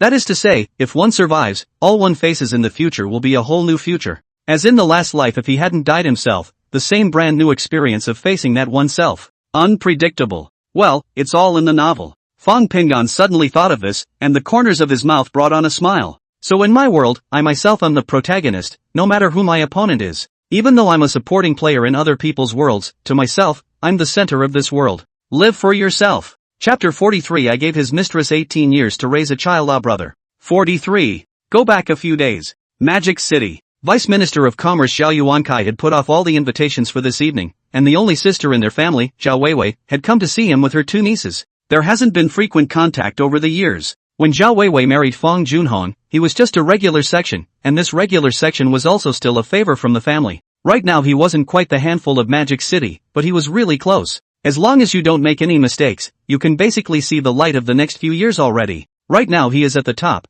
just waiting to be reassigned to another province. Wife Tang Yan is more local luxury family 1000 gold, that year is also lucky, in the Magic City Financial University on the acquaintance, and he did not even know Tang Yan's family background at that time. It wasn't until the two fell in love that they each revealed their family backgrounds. Funny enough, at the time, the two almost coincidentally said they were just regular people. Two of their own children are abroad, the two couples, one trying to progress upward, the other dedicated to running their own chain of beauty parlors, rich and powerful, life is not too comfortable. On the phone, Zhao Weiwei didn't say much, which made him not think much. It was only when he had arranged for his secretary to get the person home that he realized Zhao Weiwei's eyes were red and swollen. Tang Yan was on a business trip and was not in Magic City, which saved the meeting. Tang Yan couldn't look at a flower vase like Zhao Weiwei, who was cowardly and extremely easy to satisfy, so they didn't have much contact with each other not long after they met. Where are Qin Yan and the others? When Zhao Yuankai saw that Zhao Weiwei was the only one, he opened his mouth and asked. Zhao Weiwei shook her head and said, they went to the hotel, don't mind them. Zhou Wenkai stared at her eyes, which had obviously been crying for a long time to look like this. He nodded without moving. Okay, come in first. Zhao Yuankai's family didn't have a nanny or any maids. The couple does everything themselves, or they just eat out. Tang Yan was away and he didn't have time to cook, so the siblings sat in the living room. Can we talk now? Zhao Yuankai poured a cup of tea and placed it in front of Zhao Weiwei. Zhao Weiwei couldn't help the tears that started to flow down again. Brother, that bastard Fong Junhong has cheated me for 18 years. Hongjun, that is the child he carried back, I raised it as my own son, and I didn't know until now that Hongjun is actually the son of Fong Junhong and Qin Balian that is the son of Fong Junhong and Qin Balian. Brother, I gave his mistress to raise a child for 18 years brother. Zhao Yuankai was completely stunned by these words. Zhao Weiwei, how stupid are you to be kept in the dark for 18 years? He couldn't even control the expression on his face. After Zhao Weiwei took out the appraisal report from her bag, Zhao Yuankai did get a little angry. Although Zhao Weiwei was stupid, she was still a member of the Zhao family no matter what. Neither of their brothers had ever bullied her. Where was it the Fong family's turn to do so? Looking at the appraisal report placed in front of him, Zhao Yuankai picked it up and read it once, then lightly put it down. What results do you want? He half-heartedly asked. Tell me what you think, and if it's feasible, I'll give my big brother a word. Let big brother ask their family's elder Fong directly at the old family residence. Zhao Weiwei was still crying, and her face immediately became vicious after hearing this. I'm going to let Qin Balian take that sinful seed with her to her death. The way she gritted her teeth made even Zhao Yuankai feel some toothache. What are you thinking? We're a nation of laws, and even though that child is illegitimate, he can still inherit the family fortune. You want people to die, how? Me and big brother going to kill the guy? Zhao Weiwei didn't say anything, just a silent tears, an extremely pitiful look. Zhao Yuankai thought for a moment and said, in this case, you go back to the hotel and stay there, and fly to the capital tomorrow. I'll call my big brother and tell him about this. It's impossible for you to want people's mothers and children to die. At most, you'll be kicked out of the country.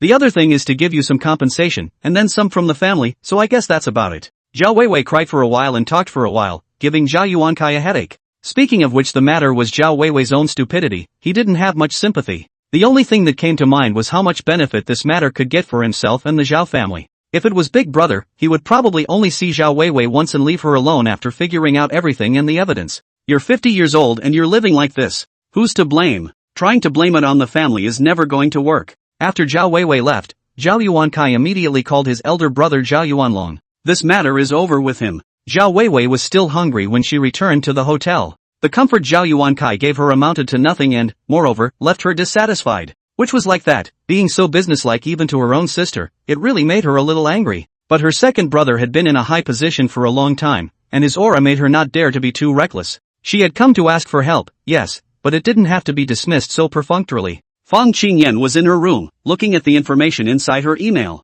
There weren't many photos, just the one of Fong Junhong, Qin Balian, and Fong Hongjun walking into the Century Garden Villa together. And then there's the picture of them walking out to the car. What made Fong Qingyan angry was that they were actually staying at Qin Balian's place for the night, including Fong Hongjun. What else does that tell you? It shows that Bang Hongjun knows exactly who his real parents are. Looking at those photos on her cell phone, Fong Qingyan's face was ugly, but she didn't say anything to Fong Jidai. What really made her angry was the words of her father, Fong Junhong. She listened once and then went to Fong Jidia's room. Listen to it once for yourself and hear what kind of a well-behaved and understanding brother Hongjun you have in mind. Fong Jidia's face was brash, but when she heard it, her face changed as well. How could Hong Jun's brother be like this? This, big sister, you didn't get it edited, did you? Fang Qingyan hated to give her a slap and snatched her cell phone with her split hand. You love to believe it or not. I'm too lazy to say anything more to you. I'm warning you, if you dare to contact Fang Hongjun privately, you won't get a penny from the family. At the law firm, you're not going back to work.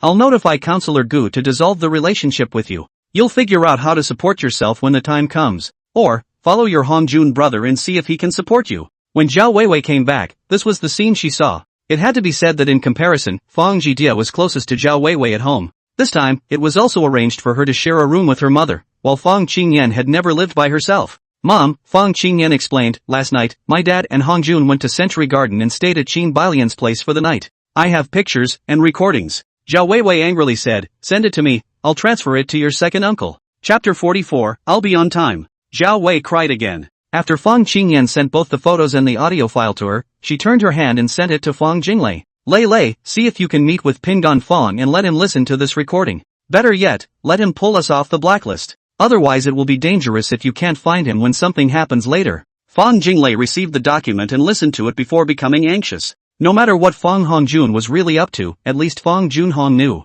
This was what made Fang Qingyan and Fang Jinglei feel the most terrible. The two sons killed each other and he actually supported one of them. Do you really think this is a dynastic change for the throne? Not only is it irritating, it's ridiculous. So starting the next day, Fang Jinglei went to Chen Xiaohua's house and knocked on the door, but no one was home. Fang Pingan is learning to drive at the driving school at this time. So she ran to the Jiangnan snack bar to find Mr. and Mrs. Chen Xiaohua to inquire about Pingan. Not to mention the thoughts of both Zhao Wei and Zhao Yuankai, or whether the Zhao family in the capital had actually gone to the old Feng family mansion. For Feng Pingan, none of this had anything to do with him. He just let the matter drop after fuming for a while after talking to Fang Jinglei on the phone. He was curious to know if Fang Hongjun would still do the same thing to him as he did in his previous life when he was prepared. It's been 3 days, and Zhao Wei and the others haven't even come home yet. This caused Fang Hongjun to inexplicably feel some palpitations. He called Fang Qingyan and got an answer that she was still in Mordor picking out gifts and clothes and stuff. The third sister, who was the best to hold, is also off. How could he know that it was Fang Qingyan who had confiscated Fang Zhidia's cell phone, lest she had spoken out?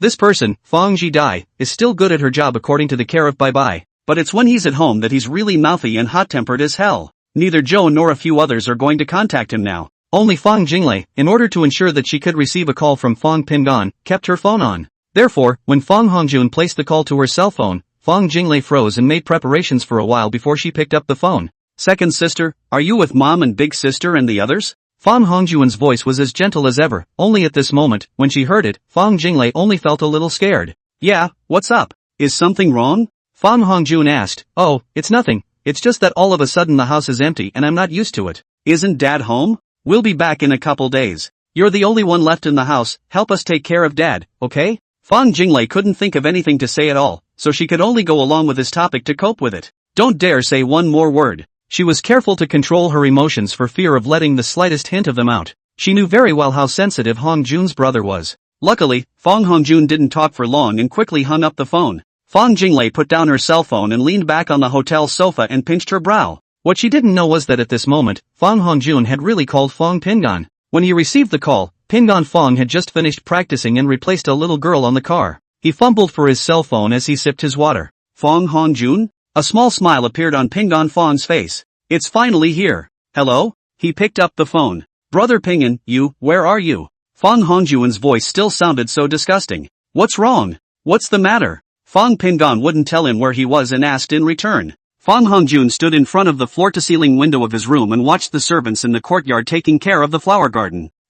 How did you do on the entrance exam? Pingan Fang froze for a moment. No way. Didn't you hear about this whole province's top science student thing when you went to school to pick up your report card? Not bad, about what was predicted, how about you? Fang Pingan knew that this was all padding in front of him, and he was eager to hear if Fang Hongjun was going to ask him out. I'm pretty much the same. Brother Pingan, I'll be leaving the country in a few days. Fang Pingan didn't make a sound. Brother, I'd like to meet with you to talk. Talk about what? What do you have to talk about with me? Fang Pingan's tone was somewhat cold. Fang Hongjun smiled. Brother Pingan, I know you don't like me, but your attitude doesn't matter much to me. 18 years, I've been around Mom for 18 years, and you've only been here for 4. Either way, it's me who gets more favors from Mom and my sisters. Fang Pingan hooked the corners of his mouth and didn't say a word, so he listened to Fang Hongjun. He knew that it was possible that Fong Hongjun already knew that his identity had been revealed and was playing hardball with him here. You know Fong Pingon, from the first day you came home, I knew that you were no match for me no matter what.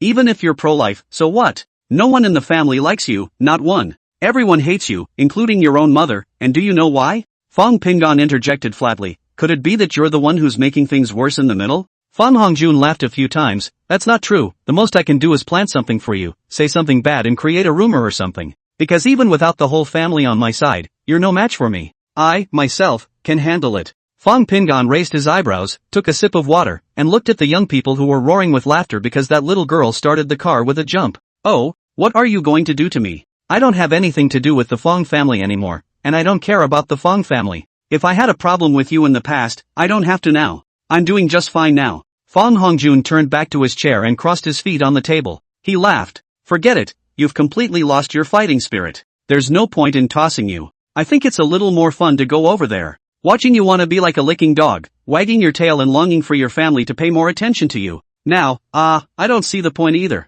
Come out and sit with us sometime. I'll be out of the country in a while, so I don't think I'll have much of a chance to see you again. Fong Pingon laughed along. What? Going out and not coming back? Don't forget, the Fong family has so much property. If I don't want it, don't you want it too? I remember Mr. Fong Junhong and MS. Zhao Wei always wanted to train you to be the heir of the Fong family. If you don't come back, with all that family money, who will you give it to? Fong Hongjun let out a light laugh and said, it's mine, you can't snatch it away. If it's not yours, it's useless to try harder. Fong Pingon paused before replying, alright, where to meet? Give me a time and place, I'll try to get there on time. 10 o'clock at night, I think. Mom and Dad and my sisters aren't coming home today. You can relax a little bit. Does the July Flower Bar know about this? I'll meet you at the back door of the July Flower Bar, 10 o'clock sharp. Pingon Fong laughed silently. I'm curious as to what you really want to tell me to my face. 10 o'clock it is, I'll be on time. Chapter 45, Trying to make Fong Hongjun suffer a big loss. In his last life, although it wasn't this day, both Fong Hongjun's attitude and tone were the same as today.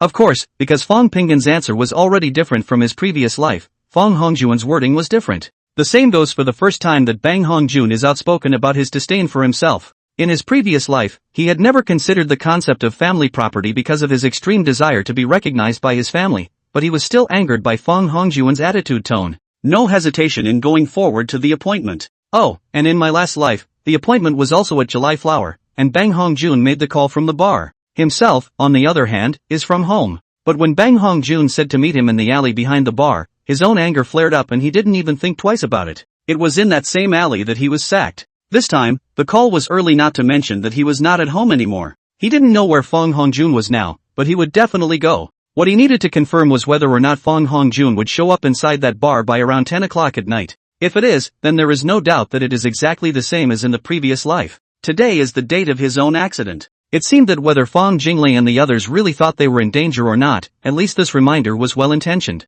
Hanging up the phone, Fong Pingon stood in place, slowly and methodically finishing the water in the bottle. He's used up his practice today and shouldn't have a chance at a second round behind him. After thinking about it, he simply gave the other trainees a quick hello and went straight home. The bar was so far from the location of his driving school that a taxi ride there would take at least 40 minutes or so. If you are traveling from home, it takes less than 20 minutes. It was Saturday, and when he returned home, Chun Shui was happily playing a game on her tablet. Fong Pingon took a shower and returned to his room, thinking about his countermeasures for a long time. Originally, he wanted to let Chun Shui help to call the police at that time, but he didn't want to let the girl get involved in danger, and after thinking about it, in the end, he turned over Fong Junhong's phone and set it to the number 1 button. After thinking over his plan once more, he went out in peace to start preparing dinner. It was just after 5 o'clock, not quite time for dinner, but he was certainly hungry. Mom and Dad, as usual, were adamant that they wouldn't close the little store. The girl is playing games at home, so why don't you just cook for yourself? Although the craftsmanship is average, it's fine if you can eat it. Chen Shui nestled in the sofa playing cheerfully. See, Fong Pingon walked into the kitchen to start choosing vegetables. This only put down the tablet. Brother, are you going to cook for yourself? The little girl snapped on her slippers and ran over to look at him. Well, I don't want to go out to eat today, so I'll just make myself a bowl of noodles. Do you want some? What Pingon Fong turned out was a handful of Shanghai green, intending to learn how to make a choked noodle. Chen Shui shook her head vigorously, her ponytail whipping around the back of her head. Don't! Brother, why don't you treat me to a barbecue? The girl stared at him eagerly with both eyes, looking a little adorable. That said, a kid in his first year of high school should have matured a bit, right? Why does the girl still look like a kid? Fong Pingon put down the green vegetables in his hand and asked with a smile. But it's still early, why don't you play some more? I'll take you back at 7:30 or 8 o'clock? But Mom and Dad were almost home by then. Chen Shui pouted, it's fine, we'll go eat early, and then we'll just give Mom and Dad a call at that time. Why don't you tell Dad now, brother? Fong Pingon reached out and scratched her nose. Barbecue is tasty, but it's not healthy, you should know this, right? Chen Shui took half a step backward. It's not like I eat it every day, I can't even count it as occasional now, okay? Fong Pingon dropped the green vegetables in his hand and said, but I'm hungry right now, or I wouldn't be cooking and eating right now. Chen Shui stood up and laughed, that's fine, I'm hungry too. Brother, wait for me, I'll change. After saying that without waiting for Fong Pingon to say anything, she snapped and ran back to her room to change her clothes. It didn't really matter to Pingon Fong. But now at this time of year, many of the stalls are out with their snacks and barbecues. The barbecue is presumably not there yet, but the various snacks are definitely starting to come out. The girl loves all kinds of snacks and is no different than any other little girl. Fong Pingon didn't say anything and simply washed his hands and waited. Not long after, the little girl changed into a short-sleeved bodyshirt and jean shorts, revealing 2 straight legs. It looks fresh and pretty, such a pretty little girl. She shoved her phone into her hip pocket. Brother, I'm ready, let's go. It was more fun to eat on the street with the girl, not to mention the fact that there were indeed quite a few big white legs and long legs all skulking around the snack bar. Pingon Fong felt that Cloud City was just fine. There are beautiful women everywhere. Though he didn't have any ideas, just simply liked looking at beautiful women. But in reality he was actually quite anxious in his mind. Why does time pass so slowly? He was a bit impatient to make Fong Hongjun suffer a big loss. As to whether or not he would get that little silver coin he was not at all sure. But at least you can charge yourself interest. He had purposely changed into a pair of running shoes, a pair of looser sweatpants, a black short-sleeve top, and a baseball cap. The phone was in his pants pocket, but he carried a small crossbody bag with 2 cans of Coke in it. He didn't know much about anything else, but he knew that if this thing was swung around and hit someone, it would be just as effective. His biggest worry right now was getting sacked when he was alone. If he was kidnapped with Fong Hongjun, he wasn't afraid at all, because he wouldn't let that happen. Chen Shui ate her fill and continued playing the game very comfortably. When Fong Pingon went out, Mr. and Mrs. Chen Xiaohua had not yet returned. First he took a cab to the bar and made a big circle around the street where the bar was. The alley Fong Hongjun was talking about was not actually a main street, but a very small cul-de-sac. A dozen large trash cans and 2 huge dumpsters were neatly lined up at the back door of the bar. He turned around at the back door for a while, figuring out where everything was, before walking slowly out. The only thing in this alley is the back door of the bar and nothing more. Also, there's a camera here, but it's bound to be broken. Just after 9, he walked into the bar and found a corner seat. Here, he could clearly see everyone who walked into the bar. Casually asking for a bottle of fruit wine and placing it in front of himself, he waited quietly. Although there were already people inside the bar, it wasn't very crowded. The card holders are still mostly empty. However, when the time came to 9:30, the people all of a suddenly more. Fong Pingon worried that he could not see the people who came, so he walked to the door of the location to sit down. Seeing that there were still 10 minutes to 10 o'clock, Fong Pingon finally saw Fong Hongjun. Chapter 46 Dating 1. He wasn't sure why Fong Hongjun came so late. In his previous life, he was sent to that abandoned warehouse alone after being kidnapped. Seeing Fong Hongjun, who was also kidnapped, was also inside that warehouse. The kidnappers demanded ransom the next morning as well. It amounted to him and Fong Hongjun being locked up for the night. Now that I think about it, the silver coin was really pretty tough on himself. I'm afraid that when the Fangs arrive they won't be able to fake the shock. Bang Hongjun didn't come alone. He was accompanied by several other young people, both male and female. One look and I knew it was his classmate. Just as young, just as full of confidence and pride, as if they had gotten everything they had worked for. Fong Pingon watched without saying a word as they went up to the second floor and disappeared up the stairs before he got up and walked through the crowd towards the back door of the bar. Out the back door, there was no other source of light in the alleyway except for a single light under the rain gable at the back of the bar. There was no one in the alleyway. He got 2 bricks from the floor, swapped the Coke in his bag for the bricks, and hid in the crack in the middle of the dumpster, leaning himself against that step at the back door. The position was such that it was impossible for anyone, no matter what they were, to see him. He took out his cell phone, put it on silent, and called Fong Hongjun. After a bell, he heard the deafening sound of the bar. Of course, he could hear some of the music through the door just as well even if he was hiding. Bang Hongjun, I'm at the back door of July Flower, where are you? He carefully identified the voice on his cell phone. Fong Hongjun's voice was loud. Yo, you're quite early, wait, I'll talk to someone about something and go out right away. With that he hung up. Fong Pingon knew that if he hadn't left Fong's house himself, then this point in time appointment would have been 11 o'clock. Because it was already past 10 when Fong Hongjun called in his previous life. Now that the time was ahead of schedule, the back door was empty at this hour. All he needed to do was wait. Only 5 minutes had passed and he looked at the time. It was only 9:53 when a GL8 drove up. Fong Pingon immediately stuffed his cell phone into his pants pocket and removed his satchel to wrap the strap around his hand. After the doors pulled open, 2 men in hats got out of the car and looked around. Fong Pingon shrunk himself into a ball and listened to the two mutter, "Where is everyone? Didn't they say they were already here?" The other said, "I'm not sure, should I call and ask?" "I'll take a leak, you call that young master and ask." Fong Pingon eyed a man with a cigarette in his mouth, walking towards him. His heart was beating very fast and sweat was starting to trickle down his head. He had thought that all it would take was for one person to cover his mouth with ether and casually kidnap him. Didn't realize it was two. It's not what he expected. If it was a person, he could have used the other person's cell phone to tell Fong Hongjun that he had taken care of it after slapping them unconscious. After that, we'll see if Bang Hongjun is with them. I didn't realize it was two now. Fong Pingon was a little scared. He had two choices. One is to continue to hide well and not move a muscle and go home themselves when these people are gone. How to get back at Bang Hongjun can come later. The other one is to get these two down, then search out the ether and tie them up directly after Fong Hongjun comes over. He didn't know how to drive, but it didn't matter, as long as he tied up Fong Hongjun. Afterwards, use the kidnapper's cell phone to send a message to Fong Junhong to ask for money, immediately, and then wait for Fong Junhong to bring bodyguards over or call the police. At that point, all the kidnapper has to do is give an account, and it's none of his business.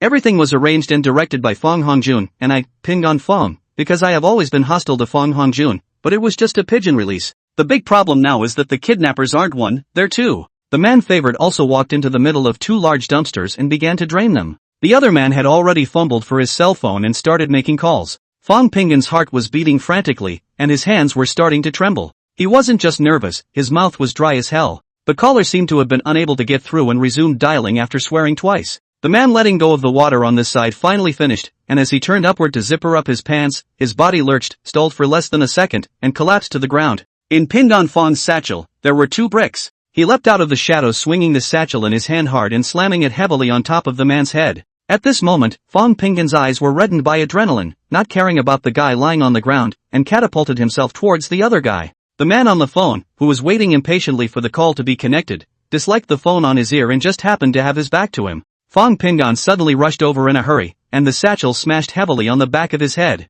Watching the man fall straight down like a wooden stake, Fong Pingon could no longer hear anything, except for the sound of his own heartbeat. He's too nervous, but got it. Quickly picking up the man's cell phone and hanging it up, then smashing it twice more over the man's head. Back to the guy who let the water out and put two bricks in his head as well. Things are sort of done. The string in his heart relaxed slightly, but the cold sweat that covered his body had completely drenched his clothes and hair. His mouth was so dry that he couldn't even try to gag. It was as if the mouth had lost the ability to produce saliva. It took several deep breaths before he picked up the man's cell phone and looked at the number he had just dialed. Sure enough, it's that Fong Hongjun guy. After a moment's thought, he wiped off his fingerprints with his own shirt, shoved the phone into the man's hand at his feet, and wiped it again. His heart was weak, but at this point there was no other choice. Searching both men's pants pockets, he did feel a bottle and a square towel. He unscrewed the bottle and sniffed it. I just felt my head spin a little bit instantly. It's confirmed. Whatever this stuff is, it's got to be ecstasy. Fong Pingon simply picked up that cell phone and sent a message to Fong Hongjun.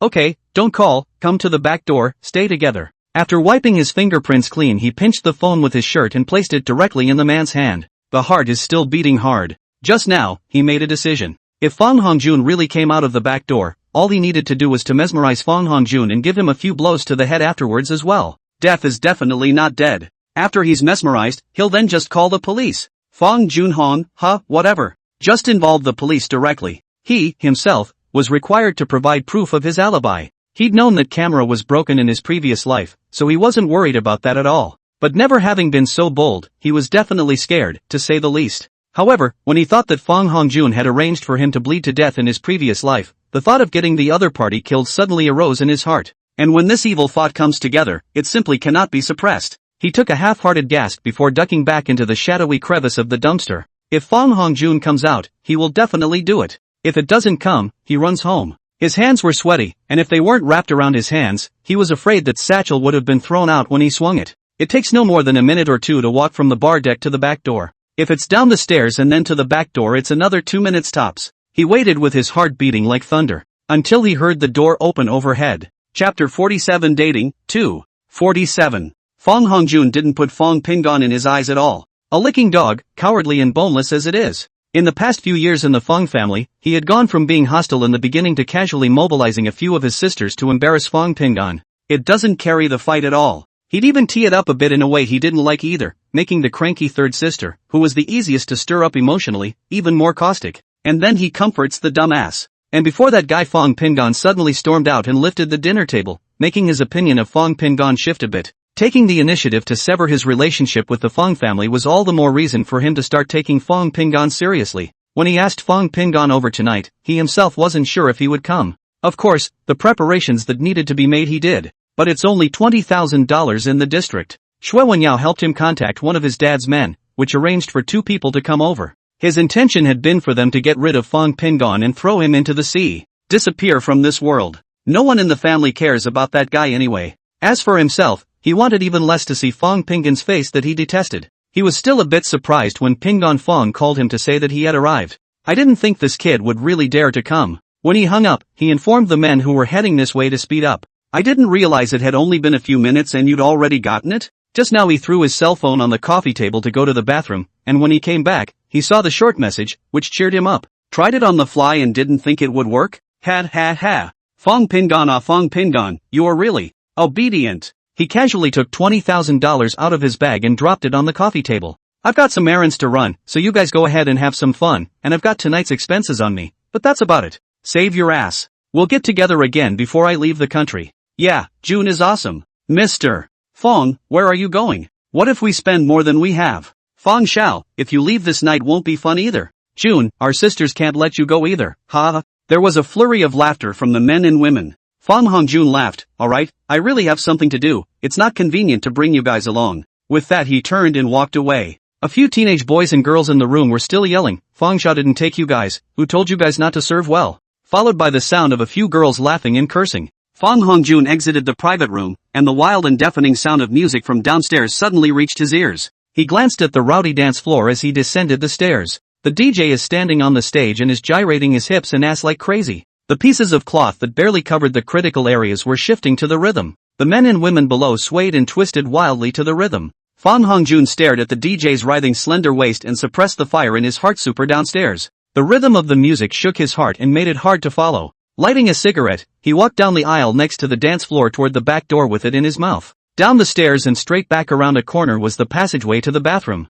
Continue past the restrooms to the head and then turn right to the back door. The back door is a total of 2 doors. To reduce the noise nuisance to the outside world, the walls are littered with sound-absorbing structures. He pushed the door open and walked out. A platform that wasn't too big, about 20 square meters or so. Next to the platform is a row of trash cans. On the right side were 2 large dumpsters, exactly the kind of dump truck buckets that lay directly on the ground. An overhead light provided some brightness to the cul-de-sac, enough for the bar to dump their trash. There was a station wagon parked by the dumpster with the doors closed. The front end of the car washed over the stacks of frames containing beer bottles set up at the end of the alley. But the lights weren't on and he couldn't see if there was anyone in the car. Fong Hongjun was a bit puzzled. Why didn't he turn around? To the left of the platform were stairs, which he followed down. Didn't see anyone around. And there weren't any cigarette butts lit up in the car, as if no one was there. The smell of garbage in the air made him a little uncomfortable, and there seemed to be no one here but himself. He was getting a little creeped out. Bravely, he walked toward the car.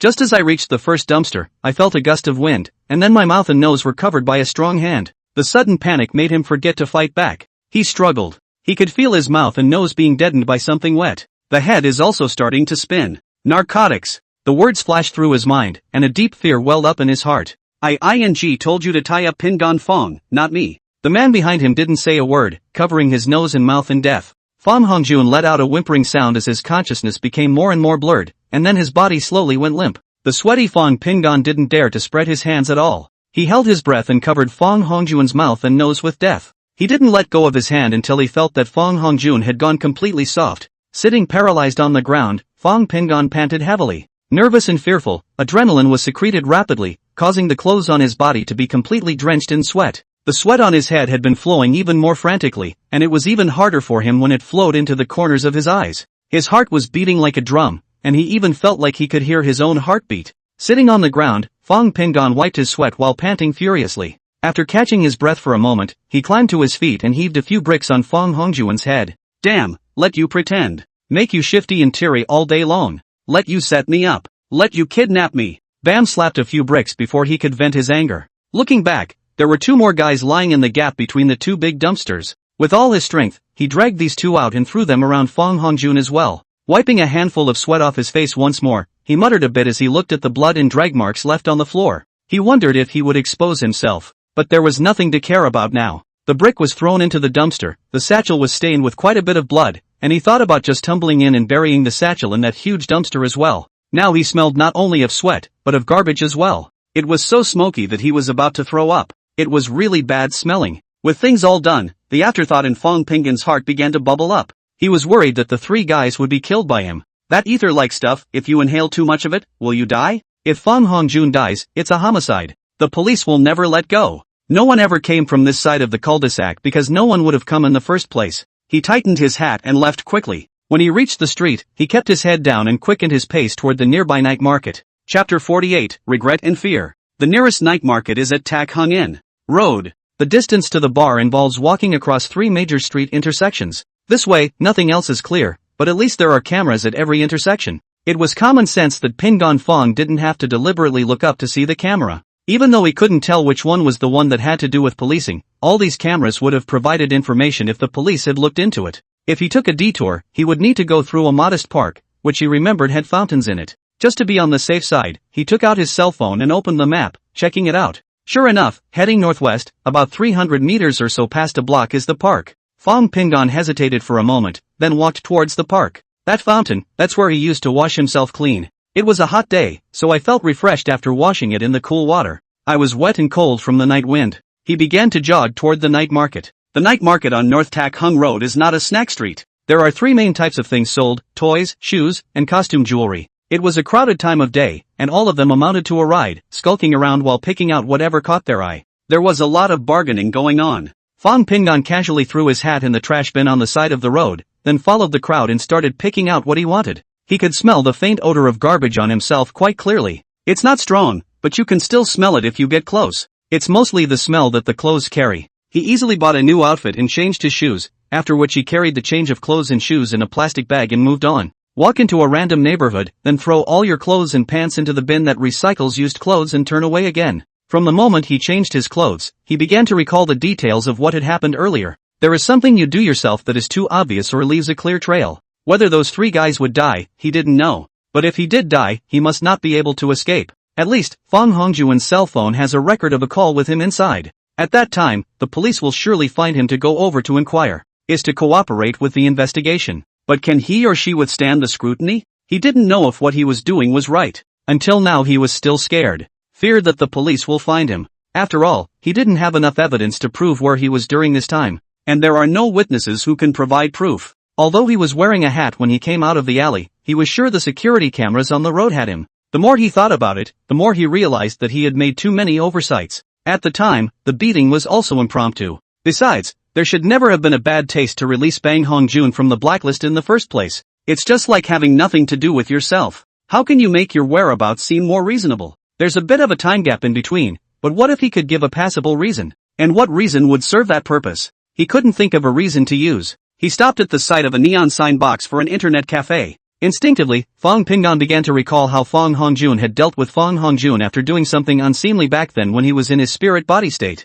But then he realized that the two were not the same thing at all. He simply walked into the internet cafe, turned on a machine, put on his headphones and turned on an American TV show. His mind, however, was not at all on the plot. After thinking about it for a long time, he had some regrets. Should have hid inside the gap between that big dumpster and the back door deck then. Until those two can't wait for him to just leave. Anyway, as long as you don't show up yourself, you're basically in no danger. Using this method, it was likewise possible to confirm whether Fong Hongjun had arranged for someone to kidnap him as he had done in his previous life. Just being able to hear them on the phone basically confirms this. But what if Fong Hongjun continued to take action against him in a different way because he didn't show up? For example, the most common, which is to go to the hospital and find someone who's been driven crazy by money to drive a car into him. Or maybe find someone who's dying and just stab him in the street. These possibilities are not absent, they are high. The more Fong Pingan thought about it, the more he thought it was possible. So it shouldn't be wrong to jump the gun yourself. But what sucks is not knowing if Bang Hongjun is dead or alive. If he got himself involved because he was dead, it would be a ruined life. College isn't even on yet. There is still an unlimited future for myself. With a knack for forgetting things, it should be a big deal. All of this, it's becoming suspenseful. The more he thought about it, the more scared he became. Turning his thoughts to just thinking of his family, he remembered that he needed to give his mom and dad a heads up. Grabbing his cell phone, he saw that there were several missed calls. He hurriedly took off his headphones and called back. Chen Xiaohua had already started to comfort Lu Qing at this point. She didn't know where this adopted son was now, and she wasn't answering her phone calls, wondering if something was wrong. Turning his thoughts to just thinking of his family, he remembered that he needed to give his mom and dad a heads up. Grabbing his cell phone, he saw that there were several missed calls. He hurriedly took off his headphones and called back. Chen Xiaohua was at this point taking great pains to comfort Lu Qing now. She didn't know where this adopted son was now, and she wasn't answering her phone calls, wondering if something was wrong. After hearing the phone ring, he glanced at the screen and hurriedly said to Lu Qing, well, Peace calls back. I'll just say he was busy and probably didn't hear it. With that, he picked up the phone. Lu Qing was relieved, but kept her eyes fixed on her husband. Hey, Peace, where are you? Dad, I'm at the internet cafe watching American TV shows. I'm not going back tonight. Fong Pingan tried to make his voice sound calm. It's like nothing happened. Chen Xiaohua frowned slightly. Not coming back? Could it be that you plan to just stay at the internet cafe for the whole night? Not going to sleep? Pingan Fong explained, Dad, I'll go back after I finish reading. Chen Xiaohua asked after turning the speakerphone on, then are you planning to sleep directly at the internet cafe? If you don't come back, keep yourself safe and don't get into trouble with anyone. Internet cafes are messy places like that. Fong Pingan agreed in a loud voice. Aha, don't you worry. Aha, I know, don't worry about it. I'll be back first thing in the morning. Lu Qing sat on the side and didn't say a word. She was very comfortable with Peace. As a child the boy was very obedient and occasionally when they went out to play they would tell them where they were going, who they were with, etc. Now the kids are older, plus the last 4 years have been in the Fonzie household and it's not a comfortable life. Now that the high school entrance exams are over, it's not impossible for a child to want to let loose. So she didn't say a word. Straight away, he got up and went to get some water ready to wash his feet. Fong Pingan's side hung up the phone and directly asked for a private night. I just talked to my family on the phone and I seem to be in a much better mood and not as nervous. Those two kidnappers, although bought by Fong Hongjun, hadn't actually gotten around to making a move on him yet. Instead, he was the one who knocked the two men out with a brick and didn't know if they were dead or not. This, if it was dead, would he or she have been shot too? I still have college to go to. A lot of things were missed in my last life, and I don't want to miss out again in this life because of murder. The more I think about it, the more scared I get. The more I thought about it, the more I regretted that I shouldn't have been impulsive. If you do kill someone, your life is over. The crime of intentional homicide is punishable by death. He couldn't help but start trembling in his body and even started whimpering. A fat man who was hacking next to him craned his head at him in wonder. I say you watch a zombie movie and cry your eyes out. Fong Pingan cried in repentance for his impulsiveness.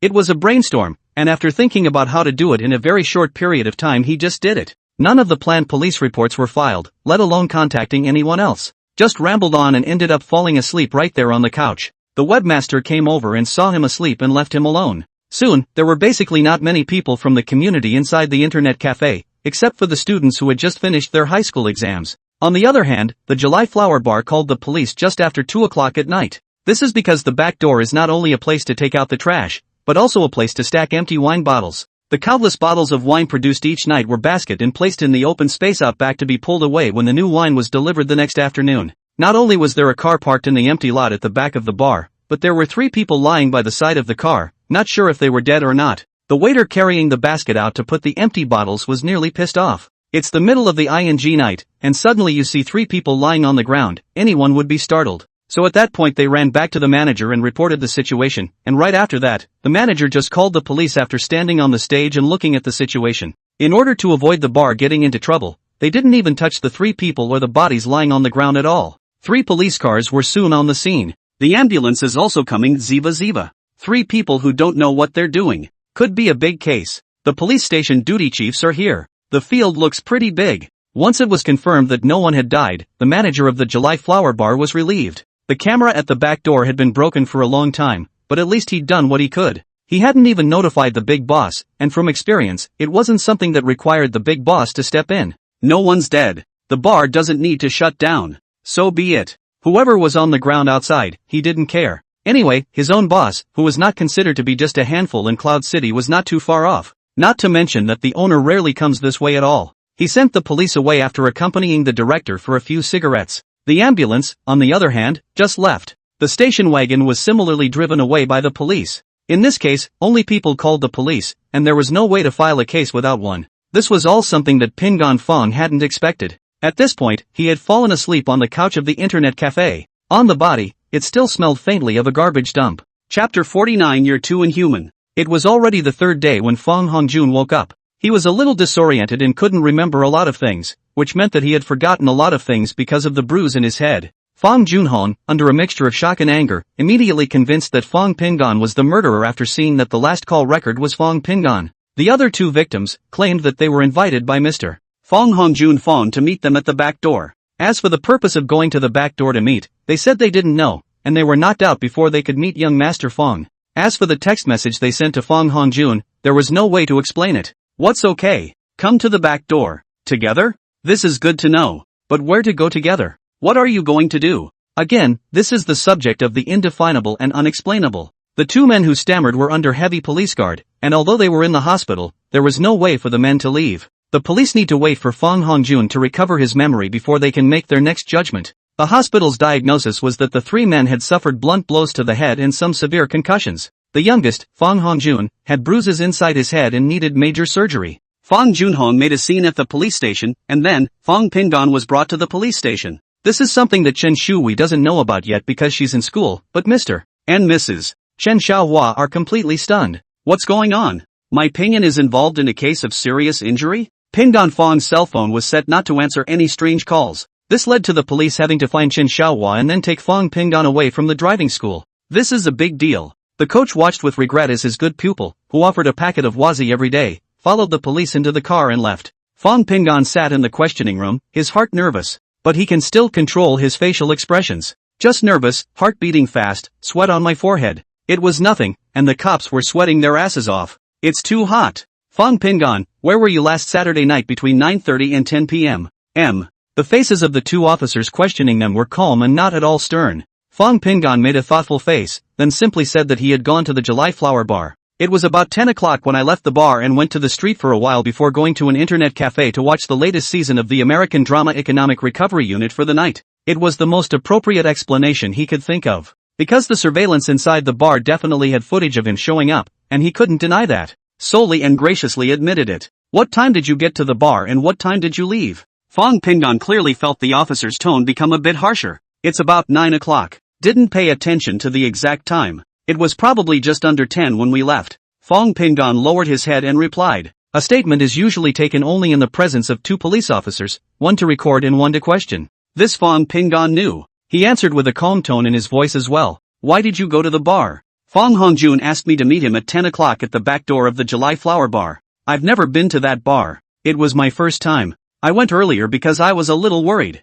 Then I went to the back door to look around and decided that place wasn't safe, so I called him, but he told me to wait in the dark alley at the back of the bar. I got scared and then stood him up and went off on my own. Why do you feel unsafe? Why are you afraid? The two policemen looked at each other, then continued to ask questions. Fong Pingping looked up at the two officers and said seriously, I'm afraid he'll find someone to get me so he can steal my inheritance. The two officers were wide-eyed. Walmart, that's interesting. Pingon Fong spoke eloquently. I am the son of Fong Junhong and Zhao Wei, and I have 4 sisters above me. Blah blah blah. I grew up in an orphanage and was adopted by my foster father, Chen Xiaohua, and I didn't return to the Fong family until I was 14 years old blah blah blah. But no one in the Fong family cares about me and keeps me in the maid's room blah blah blah. Fong Hongjun is my father's illegitimate son, also has the right to inheritance. This thing is still my sophomore year of high school accidentally found out blah blah blah. I was too much stressed before the college entrance exams in a bad mood. One night Fong Hongjun beat up. That day my father Fong Junhong kicked me out of the Fong family blah blah blah.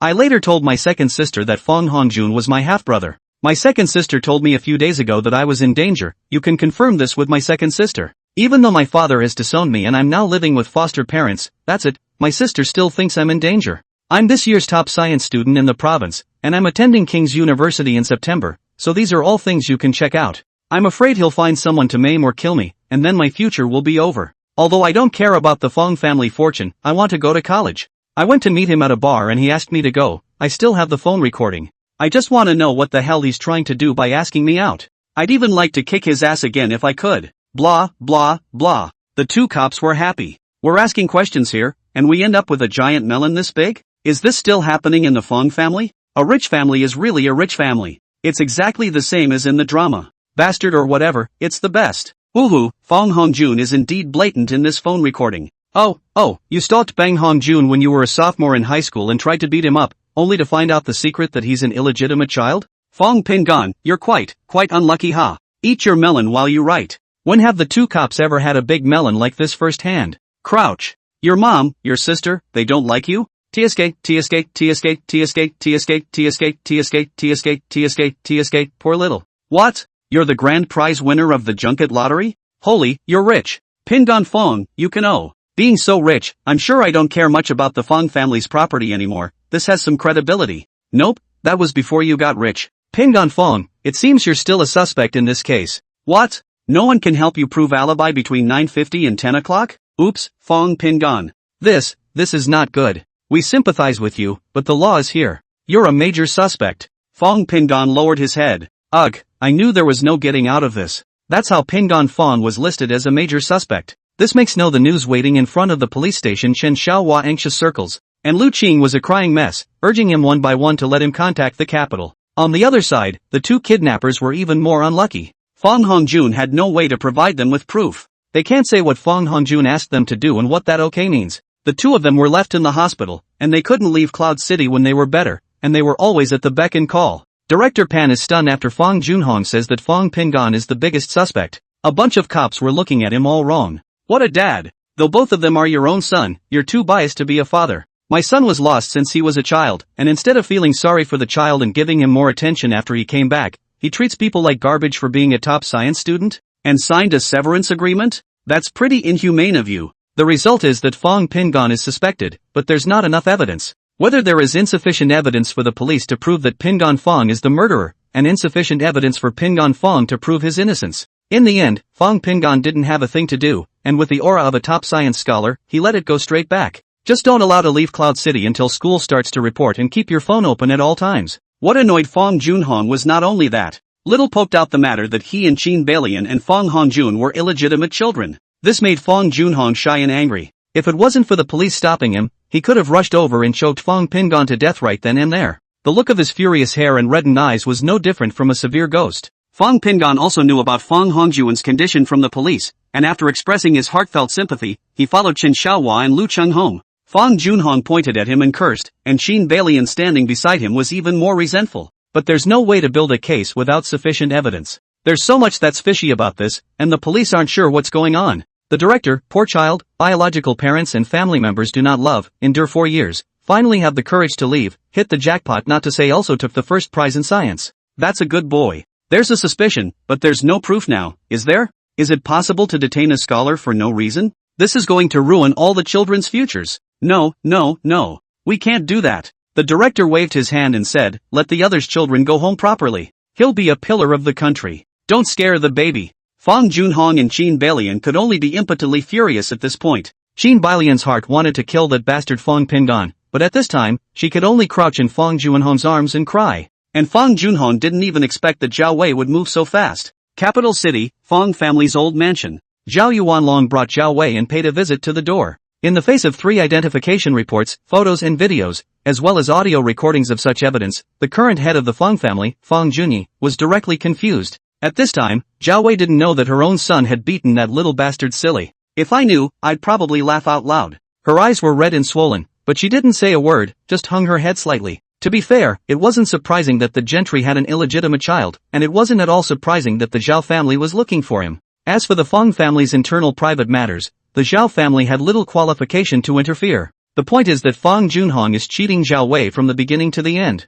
What is even more unacceptable to the Zhao family is the fact that Fong Junhong personally gave his illegitimate son to Zhao Wei to raise. Perhaps from the beginning when the two families were joined in marriage, Fong Junhong had never given up on Qin Balian at all. Whether it is or isn't, the Cho family thinks it is, and that's that. This would require the current head of the Fong family, Fong Junyi, to give a statement. Otherwise, the Zhao family would use all their connections to either clean up the Yuncheng Fong group or they would have to move the Fong family in the capital. The face of the gentry sometimes takes precedence over profit, but for Zhao Yuanlong, this was the best chance for a lion's share. There isn't one. Chapter 50. Didn't you get it back a long time ago? 50. The Fong family has 4 children in this generation, and Fong Junyi controls the Fong family. For a reason that happened a long time ago, Fong Junhong explored the market in the south on his own. The old tripartite Juanhao was from a military background and is now working in the public security system in the capital. The old quartet, Rohan, was also married to a soldier, who was quite successful in the military but not enough. And while the Zhao family as a whole appears to have only one person in politics, whichever person they associate with is very powerful. Zhao Yuanlong, the boss of the Zhao family, controls the Zhao family. Business aside, Zhao Yuanlong is married to the daughter of the Ma family in the northeast. And the Ma family is the leader of the political and business circles in the northeast. Zhao Yuankai, the second oldest member of the Zhao family, Vice Minister of Commerce of Magic City, almost the top of Magic City. His wife, Tang Yan, the three daughters of the Tang family, has the Tang family, the richest family in Mordor, behind her, not to mention the Tang family's connections in politics. Right now, Zhao Wei's own son is also the provincial top science student. How could this make the Zhao family back down a bit? If he didn't take a hard bite out of the Fong family, he would be sorry for Zhao Yuanlong's good teeth. After listening and reading, Fong Junyi immediately felt his head was as big as a bucket. Before going out, Zhao Yuanlong had given Zhao Wei an explanation. When she arrived at Fong's house to meet Fong Junyi, she wasn't allowed to say a word more. Otherwise this is something he doesn't care about. This made Zhao Wei very careful and cautious. Although her heart was very resentful of the Fong family, this really wasn't the time or place for her to be wild at this time. Brother Zhao, since you've personally come to the door, this matter should be true, no matter what. Let me call and ask Fong Junhong first. The two of them, Fong Junhong and Qin Balian, have known each other since they were attending college in the capital, and excluding their family backgrounds, it can be said that they truly love each other. Before graduating from the university, the Qin family backer had an accident and collapsed. The Qin family followed the rapid split, and then was divided up by the various families in the capital. After Qin Balian's first miscarriage, he vowed to treat her well and remain unchanged for the rest of his life. Sure enough, he was always there for her and never changed his mind. At that time, the Fong family wasn't as powerful as it is now. His father, Fong Zhahan, has high hopes for each of his sons and is eager to expand his business territory into the circle of top giants as soon as possible. After he brought Qin Balian home, he was directly vetoed by Fong Zhahan. Not only his father, even his mother couldn't look at Qin Balian. The main reason is that the Qin family is already defeated and a marriage between the two would not bring any benefits to the family. Instead, Qin Balian wanted to revitalize the Qin family through the Fong family. In this way, the Fong family will have to pay more. It was also in his second year of college graduation that the Fong family took the initiative to marry the Zhao family, and he met Zhao Wei. In terms of looks, Zhao Wei was prettier than Qin Balian at that time and had a better body. More innocent, like a little white flower that knows nothing. When they first met, Zhao Wei took a first glance at the then young and handsome Fong Junhong. Fong Junhong was still very difficult at that time. On the one hand, he really loves Qin Balian, but whether it is for him or for the Fong family, it will not bring any help. On the other side is the innocent, albeit dumb and sweet, Zhao Wei, whose family can bring more tangible benefits to him and the Fong family. Fong Junhong, while pacifying Qin Balian, turned his head and married Zhao Wei, and the next year had Fong Qingyan. Later, Qin Balian had 2 consecutive miscarriages, which made Fong Junhong somewhat suspicious that Qin Balian was doing it on purpose, in order to torture him. And Zhao Wei has never given him a son, which makes him very worried that his branch of the family will be broken in the future. Who expected Zhao Wei to give him 4 daughters in one breath, and he began to focus on Qin Balian's side again. Later on, the two of them got pregnant around the same time. Fong Junhong was even more careful to take care of Qin Balian, for fear that she would miscarry again. If you have another miscarriage, I don't think it will be possible to have another baby. It's a good thing that both of them, Qin Balian and Zhao Wei, are successfully carrying their babies to term. When Fong Pingan was born, Qin Balian was also in the hospital awaiting delivery. The 2 children were born less than a month apart before and after Fong Pingan was lost from the hospital, he not only had to comfort Zhao Wei, but also had to accompany Qin Balian in labor. In those days, Fong Junhong ran both ways and was exhausted. Luckily, Qin Balian successfully gave birth to a son, which made both him and Qin Balian ecstatic. It was also because Fong Pingan was lost that Qin Balian offered to let him carry his own child, Fong Hongjun, back, forging documents to say that he had carried him back from the orphanage. This will also not only ensure her son's life and future education, but may even be able to successfully inherit Fong Junhong's property. And, it comforts Vicky Zhao. Fong Junhong carried Fong Hongjun back in a moment of headlong fever.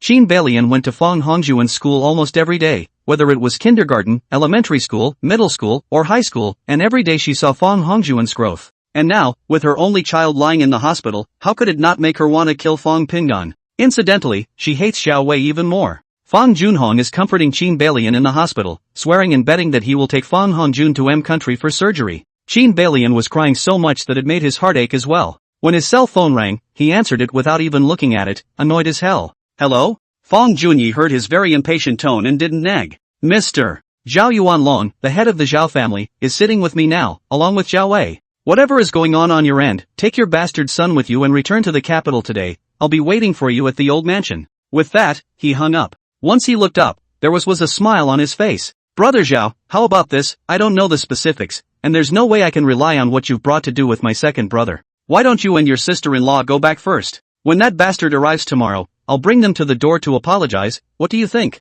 Qin Beilian was still crying, but when she looked at Fang Junhong's face changed drastically, she didn't dare to cry. Suruhiro, what's wrong? Who's calling? Fang Junhong looked at Qin Beilian, who still had teardrops on her face, and helplessly put down his cell phone and sighed, my big brother. Let me take Hong Jun to the capital. Zhou Wei knows about you and Hong Jun. Qin Beilian's face also changed. She didn't realize it all these years, so why does she suddenly know now? Fang Junhong shook his head and glanced at Fang Hongjun lying on the hospital bed and whispered, I have to book a ticket now. I'll fly to the capital in the afternoon or evening and be back in a few days. You take care of Hong Jun on his side, and if anything happens, call me. Fang Junhong was so busy that his feet didn't touch the ground. What he didn't know was that over in the capital, Zhao Wei had already brought her daughter to her big brother. Zhao Yuanlong was not only Zhao Wei's elder brother, but also the Zhao family's current head of the family. One day ago, your second brother told me about your idea, Zhao Yuanlong said as he sipped his tea. But you must know, little sister. With families like the Fang, Hua, Chen and ours, it's normal for a few illegitimate children to appear. If you want people's mothers and children to die, that's a definite no. There's really nothing we can do to help you with this request. It's okay if you didn't originally have a son yourself. Zhao Wei listened and understood. She'd thought a lot over the past few days. In any case, killing is not an option. It's not an option either at home or abroad, especially since the Zhao family isn't involved in blackmail and doesn't have connections abroad. But she was just furious. She is angry at Fang Junhong for hiding the fact that Fang Hongjun is his illegitimate son, and for letting her raise him more than her own son for 18 years. Her anger stemmed more from 18 years of giving to a bastard. I guess she wasn't so angry with herself if she was really just an adopted son. I'm just angry, Fang Junhong has lied to me for 20 years. It's also possible that from the very beginning of marrying me he was lying to me. He was lying to our Zhao family. Brother, I can't swallow this. Zhao Yuanlong also saw it clearly. Fang Junhong will arrive in the capital tomorrow, and that old fox Fang Junyi will bring him along tomorrow. As for the bastard, there's no point in seeing him again. Qin Beilian mother and son sent out of the country, the shares of the Fang family in Cloud City to give you more. This matter is dealt with in this way, should be all acceptable a result. As for the matter of cheating my Zhao family, the Fang family would naturally give up some of their benefits. Otherwise, he, Fang Junyi, wouldn't have said that he was apologizing at the door. You see? Zhao Wei shook her head and said, brother, since you've stepped in on this matter, there's no use even if I'm dissatisfied. I'm 50 years old. I have 4 other daughters, and pieces cut off from us as well. She began to weep and sob again. Zhao Yuanlong frowned and asked, Fang Pingan? This kid, I've never seen him before. How is he? Zhao Wei continued to shake her head. I've always taken care of Hong Jun a bit more. After 18 years together, I raised him from a baby and emotionally favored him more. Zhao Yuanlong raised his eyebrows and asked, didn't you get it back long ago? Could it be that after Pingan was retrieved, you still favored that Fang Hongjun? Zhao Wei cried, it's my fault. It's not just me, we're all closer to Hong Jun. That kid, Pingan, just seems to be a little more cowardly and timid. His adoptive parents were also average peons and didn't raise him right. You shut up. Zhao Yuanlong found it unbelievable, his own son was retrieved, at the very least, he has to make amends. Make up for your mistake of losing him by giving him more than he deserves, both emotionally and materially. Not only that, but to make up for the parental affection he's been missing for over a decade. What about you guys? No wonder the kid cut you guys off. If you ask me, there's nothing cowardly about that kid. On the contrary, he can be so much better than you. For an 18-year-old to do something like cut ties with you guys, you can imagine how desperate that kid was. Zhao Wei just cried and didn't dare talk back. She knew she was wrong. So much so that he lost his only son. But, isn't this matter because Fang Junhong lied to her for 18 years? No, longer. Fang Junhong must have never been separated from Qin Beilian. They must have been together long before Bang Hongjun was born or they wouldn't have had Bang Hongjun. Moreover, Fang Junhong asked her to raise his illegitimate son. This heart, it is really too evil. The more he thought about it, the more he felt aggrieved, the more he felt that Fang Junhong deserved to die. Zhao Yuanlong's heart softened a bit when he saw her head lowered and tears dripping down. Forget it, you go out, let Xing Yan come in, I have something to ask her. Zhou stood up and stared him in the eye. Brother, I'm not going back to Cloud City, so I'll stay in the capital. Pingan is the top science student in Yun province this year. I asked a teacher at his school, and he enrolled in finance at King's University. I'm going to stay in the capital and keep him company. Chapter 51, I did it. Whatever, the house is big enough for you. When this is over, pick your own set or pick a yard, whatever. Zhao Yuanlong didn't care about a house or a yard. Nor do they care how aggravated Zhao Wei really is. The only thing he cared about was how much the Zhao family would benefit from this matter. Fang Qingyan was still scared of her great uncle. She sat in front of her great-uncle with her head slightly bowed. Zhao Yuanlong sized up this niece he hadn't seen in years and asked in a faint opening. That, Fang Pingan, is this year's top science student? Yes, great-uncle. Fang Qingyan immediately replied after just a moment of dumbfoundedness, and he's not even in a key high school. Zhao Yuanlong's index finger lightly tapped the desktop. He didn't say another word, his mind quickly racing on how this was going to be utilized. Fang Qingyan guessed what her great-uncle was thinking. If Fang Pingan could fall into the eyes of his great-uncle, then, returning to the Fang family, or even staying in the Zhao family, would likewise be just as good a way to reunite their family. Of this she had no doubt. What Fang Pingan hated was Fang Hongjun, his father. They were a couple of women, but they just cared less about him. Her mother, Zhou Wei, was merely eccentric and cared more about Hongjun, and that was still in comparison to what she did to Pingan. Great-uncle, we didn't care enough about Pingan before, and we also favored Hongjun, which was our fault. I am the most responsible as the big sister of peace. Now he doesn't want to see any of us. Zhao Yuanlong raised his hand and Fang Qingyan stopped what she wanted to say and looked at him. There's no need to say anything more about this. We'll observe when he gets to the capital. As for your relationship, it's still up to you to fix it and make it right. I just told your mom that Qin Bailian's mother and son left the country and will never come back. Transfer a portion of the shares on the Fang family's side of Cloud City to your mom as compensation. That's the end of the matter. I do wish you all the best in Cloud City. Next year, the Zhao family will also enter the Yun province, so there will still be opportunities for cooperation then as well. Fang Qingyan could only nod her head. She'd thought about it, too, and the best she could do was probably this. As for whether or not their running to the capital would bring greater benefits to the Zhao family, that was not something she could know. Tomorrow, your father and that bastard should be in the capital. It's up to you to decide if you want to meet then. That's all. Fang Qingyan had a lot more to say, but great-uncle didn't want to hear it anymore. She had to leave. Mom, how did your trip to the old Fang residence go? What did big uncle tell you? Fang Zhidia looked at Zhao Wei and asked.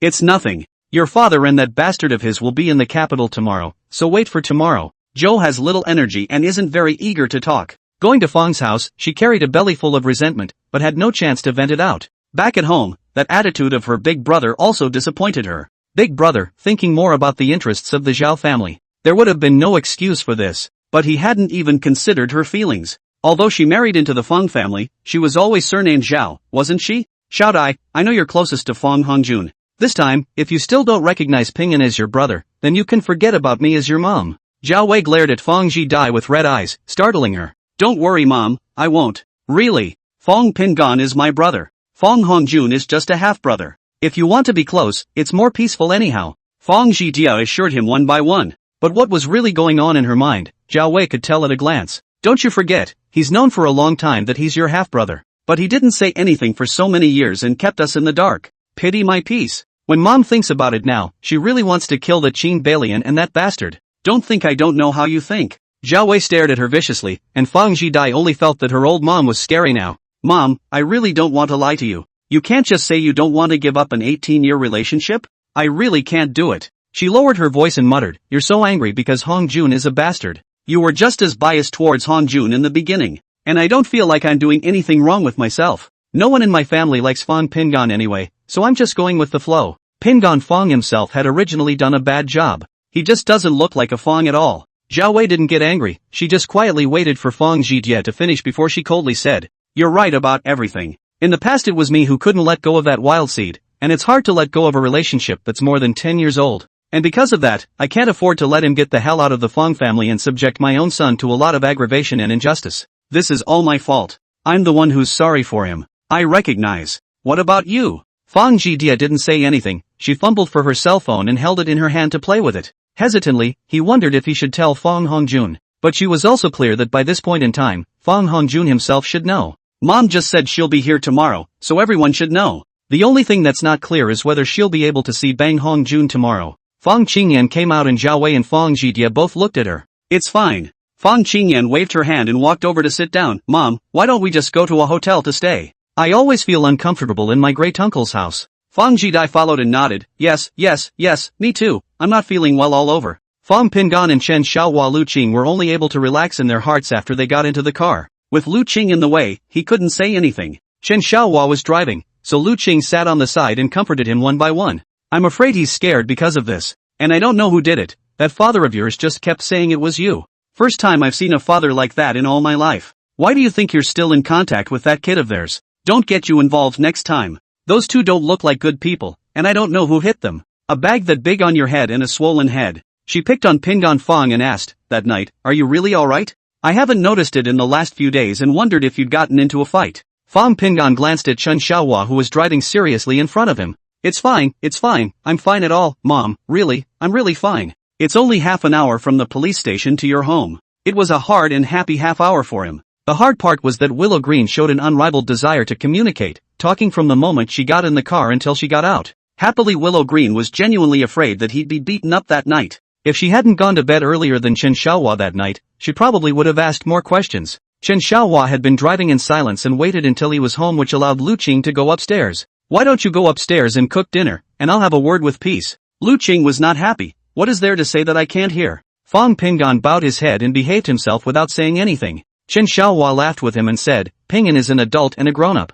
I was talking to him about man-to-man. You hurry back and cook. Remember to fry me some peanuts, I'm going to have a drink with Pingon tonight. Lu Qing hummed, got it. Hurry up and go home. Hey, got it. Pingon, come, sit in the front. Lu Qing went upstairs, and Fong Pingon relaxed a bit. Chen Xiaohua started walking down the street in his car. This thing, you did it, didn't you? His tone was calm, and not inquisitive, as if he were simply stating a matter. Fong Pingon's heartbeat suddenly missed a beat. It was after 11 when you called me to say you weren't coming back. I don't know what really happened that night, right or wrong. I just want to say that you're 18 years old. It's almost time to go to college in the capital. You have a much better life and future ahead of you, don't let a moment of anger ruin it. The fact that you're a top student means that your IQ is definitely adequate, so I'm sure you should know what's best to do. You should be able to make the best trade-off. But whichever path you choose, there's no way your mom and I can stay with you all the way. If you can't protect yourself properly, how can you put us at ease? Fong Pingon lowered his head, his heart beating like thunder. He didn't think Chen Xiaohua felt he was innocent, but he likewise had no proof that he was completely innocent. This would be entirely the intuition of Chen Xiaohua, an adult. Whatever the grudge, it's best not to break the law. Or you have the skills to not get caught. Chen Xiaohua, who had been talking like he was talking to himself, then looked at him. Fong Pingon met his gaze without timidity or any discomfort and calmly glanced at him. Chen Xiaohua seemed to freeze for a moment, his eyes returning to the road to continue driving. I did it. Fong Pingon spoke up. Those two were brought in by Fong Hongjun to kidnap me. They brought ecstasy. I found the ecstasy after I knocked him down, and Fong Hongjun was given a few more smashes after I charmed him on the drops. A long breath came out, as if exhaling all the suffocation in his chest. It's true that Fong Hongjun asked me out. There are phone records that the police can check. That text message was also sent by me to Fong Hongjun on their cell phone. His speech was smooth, as if he were describing a trivial matter that had absolutely nothing to do with him. Fong Hongjun is Fong Juanhong's illegitimate son and both of them know about it. But Fong Hongjun knew he was illegitimate and hid it from my mom for 18 years. And he called someone to kidnap me, obviously wanting me dead. It wasn't too much of a stretch for me to hit him with a few bricks. Besides, he's not dead. Chen Xiaohua Chen drove the car in silence without saying a word. Fong Pingon continued, now that my mother, Zhao Wei, already knows, I guess Fong Junhong doesn't have much time to find trouble with me. I'm going to the capital after I finish learning how to drive. By that time, he would be unable to protect himself, and Fong Hongjun would most likely leave the country with his mom. I'll be safe, at least for a short time. Chen Xiaohua suddenly laughed. He twisted his head to look at Pingon Fong. Very good. It's good to be able to admit that you did this. As for the details, I'm not sure yet, but this must be your first time in a police station. It's kind of nice to finally get the police to think there's not enough evidence to let you out. Chapter 52. So, I'm not okay then? Fong Pingon froze. No, I'm just here to assist in the investigation. But they still think I'm a major suspect. I'll have to give them a heads up when I start school and go to the capital. Chen Xiaohua laughed. No need to be nervous. The matter just ended up being a non-issue. The police merely responded and did not file a case. I asked while you were in there, just because all three of them were beaten up and hospitalized. You went to the police station because your own father thought you were the murderer and that's why they called you in to cooperate with the investigation. But that doesn't make you a suspect, understand? If you were truly considered a suspect, you wouldn't have been able to come back with me and your mom at all. Fong Pingon's eyes lit up and said, then I'm not fine? Chen Xiaohua nodded. If the matter of Fong Juanhong's illegitimate child breaks out, I guess your real mom shouldn't be able to live with him, but she won't get divorced either. Because divorce is not a good thing for either family. So the bastard must be out of the country, with his mom. And then it's as if it never happened. Life goes on as it should. But you still have to be careful. You beat someone up, even if the police think you didn't do it, but sometimes some people think you did it. That doesn't even need evidence. All it takes is for them to convince themselves that you did it, and then they'll do everything they can to get at you. So you should be in more danger now than before. Take care of yourself and don't go out if you don't have anything to do. Fong Pingon hummed and stopped talking.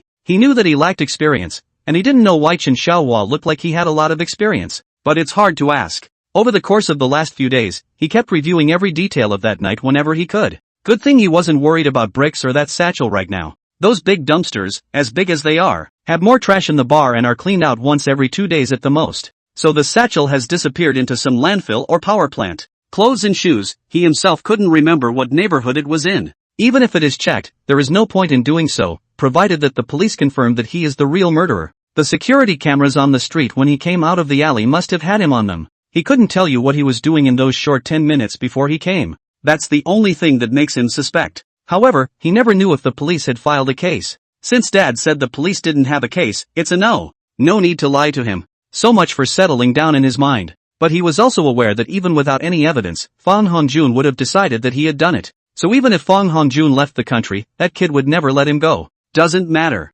He'll be more careful. Tomorrow, I'll enroll in a sparring class, and when I get to the capital, I'll continue practicing just the same. Chen Xiaohua didn't disturb him when he saw him bowing his head in contemplation, and took him home after turning around. Chen Shui didn't even know about it. When she came back from school she was as chirpy as ever and the whole house was filled with her voice. While he was eating with his family, Fang Jinglei was sitting alone in the Western restaurant on the second floor of Kempinski. In the course of a few days, she had visibly lost a lot of weight. She didn't know about the progress over in the capital, nor did she know about the fact that Fang Hongjun had been beaten up. When she had just returned to her room to read her novel after dinner, she received a call from her big sister, Fang Qingyan. "Ray, are you home yet?" "No, I'm still staying inside that Kempinski hotel. Just got back to my room after dinner." Fang Qingyan heard her say that she hadn't returned home yet, so she briefly gave her a rundown of the situation in the capital, and also said that tomorrow her father, Fang Junhong, would take Fang Hongjun with him to the old Fang family house in the capital, then visit their great-uncle with the controllers of the Fang family in the capital. Even including what the end result would probably look like was told to her. Fang Jinglei listened before asking, "How is Mom now?" "Mom is much better now. This thing is out of Mom's control now." As you well know, when this kind of thing happens between two families it's nothing more than an exchange of benefits. It turned out to be what I told you it was. I heard Mom say that's about what my great-uncle meant. But it still depends on what our dad and the others talk to our great-uncle about tomorrow when they arrive. Fang Jinglei thought for a second, is Mom planning to stay in the capital? Pingyan will definitely go to the capital before school starts. Fang Qingyan smiled, yeah, Mom definitely won't go back to Yunchang. Even if you go back, you should be packing. Third sister and I are not going to get involved in those things tomorrow. We plan to go back to Cloud City tomorrow. Will you come and pick us up? Fang Jinglei answered, okay, I'll pick you up tomorrow, just send me the flight. After hanging up the phone, Fang Jinglei had the urge to go find Fang Pinggan. But she preferred to find him after she knew the exact result, so that she might be able to close the distance between her and Fang Pinggan. At least have the opportunity to meet and talk. As long as she could ease her relationship with Fang Pinggan, she didn't mind visiting once a day. Fang Hongjun really is too deep-minded. Even more abominable is his own father, Fang Junhong. She still couldn't understand how her father could do such a thing. Everything has to be done in a name. Especially in a powerful family like theirs, can't inheritance be achieved by sidelining a biological son? Unless they directly killed Fang Pinggan, this could not be justified in any case. Besides, Fang Pinggan wasn't a waste of space. That's the top student in Yun province. Doesn't the fact that he could get such a high score in an ordinary middle school like 38th middle school prove that he's good? You're in your 50s, do you still care that much about your childhood sweetheart? Shouldn't you, as the head of the Yun Chen Fang family, put all your energy into your career? She'd been thinking about it for days now and could never understand it. As for Fang Hongjun, she had completely changed her opinion of him from the moment she realized that Fang Hongjun understood his life. That's a terrible person. Thinking back over the past 10 years or so, none of them were details that made her shudder. Whether he was taught by his father or not, at least he was enjoying the coddling of his mother and the few of them while discussing with his own mother and father how to drive Fang Pinggan to his death. If it wasn't for Fang Pinggan's sudden outburst that severed the relationship with the Fang family, he was afraid that he would still face intensified suppression in the future. It's not even something a normal kid could come up with. The biased father was so supportive. She now resented her former self even more, and along with it, she hated her big sister, Fang Qingyan, and her third sister, Fang Jidie as well. She hated the fact that all of Fang Jidie's brainless rage was directed at Fang Pinggan. She hated the fact that her big sister, as one of the pillars of the family, had set an extremely bad example. On the outside, he is the president of Fang's group, but he is biased in favor of Fang Hongjun at home. Himself, even more unassertive. What about reading so many novels, or screenwriting them, and being blind to so many details? She regretted it to death. Tomorrow, no, now I'm going to find Pinggan Fang. It can't wait. Regardless of the outcome in the capital tomorrow or the day after, I'm going to meet Ping In once. Chapter 53, We're Victims Too. The door was opened by Lu Qing. Looking at the beautiful woman standing outside the door, she recognized her immediately. This is the woman who found her way to the store a while ago, saying she was Ping An's second sister.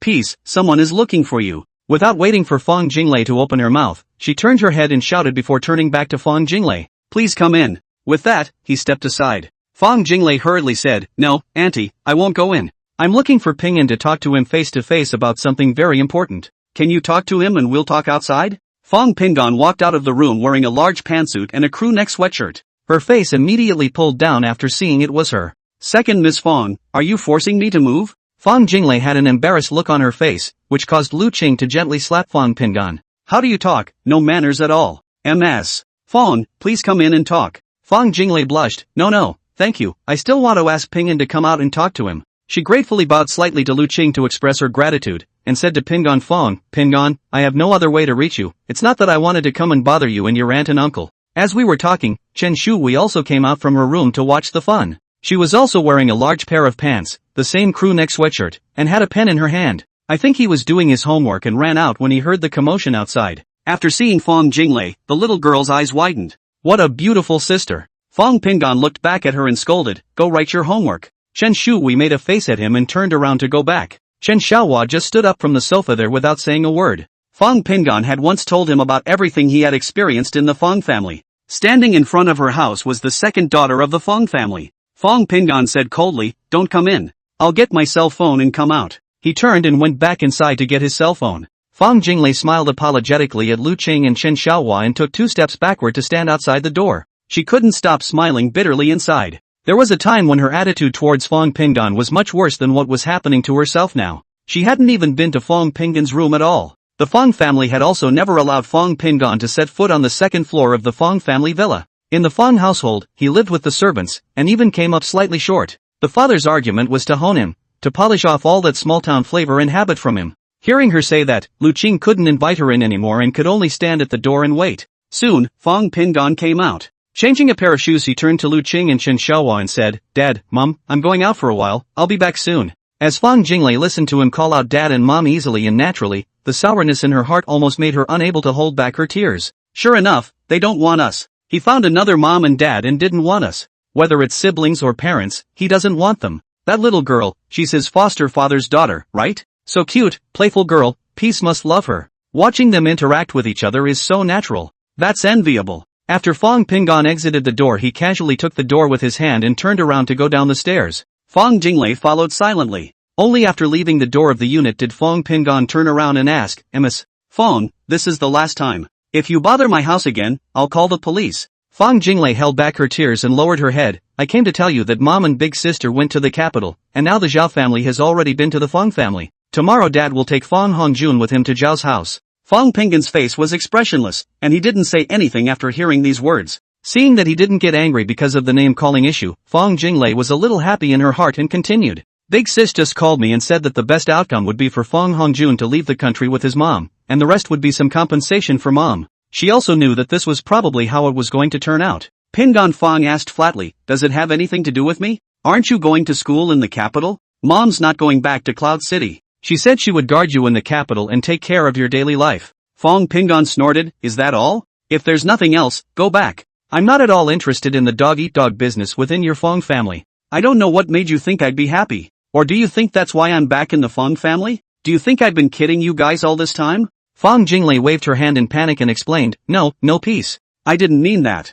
I just wanted to thank you for telling me about Fang Hongjun's life. If it weren't for you, we'd still be in the dark about him and Dad. Mom and Big Sis also asked me to thank you. Actually, no. Neither Zhao Wei nor Fang Qingyan had ever said anything like that. Even Fang Jinglei herself hadn't thought about that sentence a few seconds ago. A sudden inspiration made her speak up. Think of it as an effort to help ease the relationship between them and Fang Pingon. But Fang Pingon's next words sent chills down her spine. No need to thank me. I'm just trying to see the joke on your Fang family, too. Since you chose him that night, all of this, you brought on yourselves. I have 2 words for your whole family, deserved. Pingon Fang looked up at the lights of his house after he finished smilingly. If there's nothing else, that's it, I'm going home. He turned to enter the door of the unit. Fang Jinglei finally cried when she heard those 2 words. Peace, are you really that cruel? Mom was kept in the dark by Dad and Fong Hongjun for 18 years, just like us. Is it all our fault? We're victims too, just like you. With a sobbing voice that was slightly higher, Fong Pingon stopped and took several steps to the side. That's true in a way that you are also victims. But then, it was your father and Fong Hongjun who victimized you. And it's your whole family that's victimizing me, including your mom, your sister and you. And I recognize it. I'm a victim. I admit it, okay? Since I can't warm your hearts with all the tricks I've used, can't I just give up? I'm just getting on with my life, and you come to my house and harass me. What do you want? Will you be punished for sharing with me your real father and his illegitimate son? Doesn't look like it to me. It's more like you're coming to me to take credit for something. You want to show your appreciation. You want me to empathize with you guys as much as I do because of what happened to Fong Hongjun. I'm sorry. I can't do it. You're not family with me anymore. I'm going home. MS. Fong, please go back too. Don't come back. Next time, I'll just call the police. Ignoring Fong Jinglei's tears and sobs, he turned around and entered the door of the unit before turning around again. Fong Hongjun is hospitalized and won't be going to the capital. If you want to visit him, just go straight to the hospital. Ask your own father which hospital it is exactly. Fong Pingon couldn't help but feel happy in his heart as he went up the stairs. That's enough news for you guys to dig up more insider info, right? Unless you guys are really stupid. Oh. Chapter 54, My brother must have been very upset. Gone? Chen Xiaohua looked at Fong Pingon who was changing his shoes and asked. Aha. Come to see you about what? Fong Pingon suddenly laughed. He walked to the edge of the sofa and sat down, telling him about the Fong family sisters finding out about Fong Hongjuan's life as well as running to the capital to look for the Fong family's old mansion. Lu Cheng and Chen Xiaohua both felt a bit shocked after hearing this. After a while, Lu Cheng asked. Now they should be sorry. Peace, do you want to forgive them? Fong Pingon restrained the smile on his face and thought for a moment before saying. It's all been severed, there's no talk of forgiveness. It's just a stranger. What's it got to do with me? Lu Cheng looked back at Chen Xiaohua and saw him shaking his head slightly, so he stopped talking and got up to go and pour Fong Pingon a cup of water. Pingon, won't you give them a chance to repent? Chen Xiaohua asked. Pingon Fong shook his head. No give. If they repented because they found out about Bang Hongjun's life, I don't have any reason to forgive them. If they really cared about me, I should have said I was sorry the night I left Fong's house. It's just a shame that when I asked their whole family to make a choice between me and Bang Hongjun that night, they all chose Bang Hongjun. So everything that's happening now, they're asking for it. I can bear this pain of being abandoned by my blood relatives. Why should I forgive them and let them have a brother again? Why? Chen Shuwei suddenly pulled her own room door and said loudly. That's it, on what grounds? My brother must have been very upset at that moment. There's nowhere else to go, so we came to our house. With this voice, she startled Lu Cheng. Damn girl, you scared me. Lu Cheng scolded, go back and write your homework. I'll see how many points you come back with on your final exam next week. Neither Chen Xiaohua nor Fong Pingon said anything. The girl's grades were good, which the whole family knew, so Fong Pingon didn't care about her. Only Lu Cheng kept a closer eye on her grades. Chen Shuwei waved her small fist vigorously. I finished writing. The final exam, absolutely no problem. Then she ran over to sit next to Pingon Fong. Brother, such people, should not be forgiven. Like you said, they all deserve it. You're in my family now, don't get soft. I won't have a brother again then. Chen Xiaohua let out a low voice. Hui, don't talk nonsense. Chen Shuwei shrunk her neck and didn't say anything. Fong Pingon reached out and rubbed the top of her head. No, you're my sister. I'm your brother even if the King of Heaven comes. I said. Chen Shuwei hugged his arm and hemmed and hawed. Come on, brother, take you out for crawfish. Fong Pingon was in a good mood and said with bravado. Before Chen Xiaohua even had a chance to speak, Lu Cheng said, that thing isn't hygienic, lots of bacteria parasites. Chen Shuwei shouted, oops mom, that's all sterilized and killed by high temperature. So many people are fine with it, am I the only one who will get sick if I eat it? Besides, I don't eat much, or only once in a while. Chen Xiaohua smiled and said, go, come back earlier. Don't drink. Fong Jinglei went back to the hotel in tears. After resting for a while she went to take a shower and change her clothes. Fong Hongjuan's hospitalization she heard about from Fong Pingon. Instinctively she had believed Fong Pingon's words. Taking out his cell phone to call Fong Junhong, it was turned off. Maybe, right now, he's on a plane. After thinking about it, she called Fong Qingyan to tell her about it. Fong Qingyan wasn't sure what was going on, so she started to call Yin Chang. By the time things were straightened out, it was almost 11 o'clock. However, Fong Qingyan was happy to tell Zhao Wei and Fong Jiedia about the news before calling Fong Jinglei to tell her. It was only when Fong Jinglei heard that Fong Pingon might be the murderer that she became frightened. In her eyes, it wasn't about how powerful Fong Pingon was, it was about being afraid of Fong Hongjun, her half-brother of 18 years old. Bang Hongjun really wants someone to do something to Pingon. Although she didn't quite believe that things were done by Fong Pingon, at least now it seemed that Pingon wasn't in danger, which was thank goodness. As for whether Fong Pingan was a murderer or not, it didn't matter in her mind. There was a time when she never suspected Fong Hongjun either, and all the mistakes were Fong Pingan's fault. Now this mental shift was something she hadn't even noticed herself. Fong Junhon took a close to 4-hour flight to the capital. He wasn't upset when he left the arrival hall and realized that no one had come to pick him up. He knew exactly what kind of person his big brother Fong Junyi was. If it wasn't for his big brother, he wouldn't have been forced to leave the capital and ended up choosing Cloud City to start his development. This kiss-ass big brother has never been soft on his siblings. Since he was told to come to the capital, it goes without saying that big brother has gotten all the evidence. I just don't know what it's going to cost me this time. The thought of his son, still in his hospital bed, gave him a headache. This is something that he knows about. It was Fong Hongjun who told him that he wanted to toss Fong Pingan, and the person was given the contact information by another rich third generation. Otherwise, where would Fong Hongjun, a high school student alone, find such a jerk who dares to really get down to business? It wasn't that he didn't have the resources to do so himself, it was just that instinctively he didn't offer them to Fong Hongjun. But, knowing that Fong Hongjun would go after his other son, he didn't stop it. Fong Hongjun's argument is to let Fong Pingan suffer some injuries and at most lie in the hospital and miss the start of the university. As long as Fong Pingan couldn't go to college, he would have to wait another year.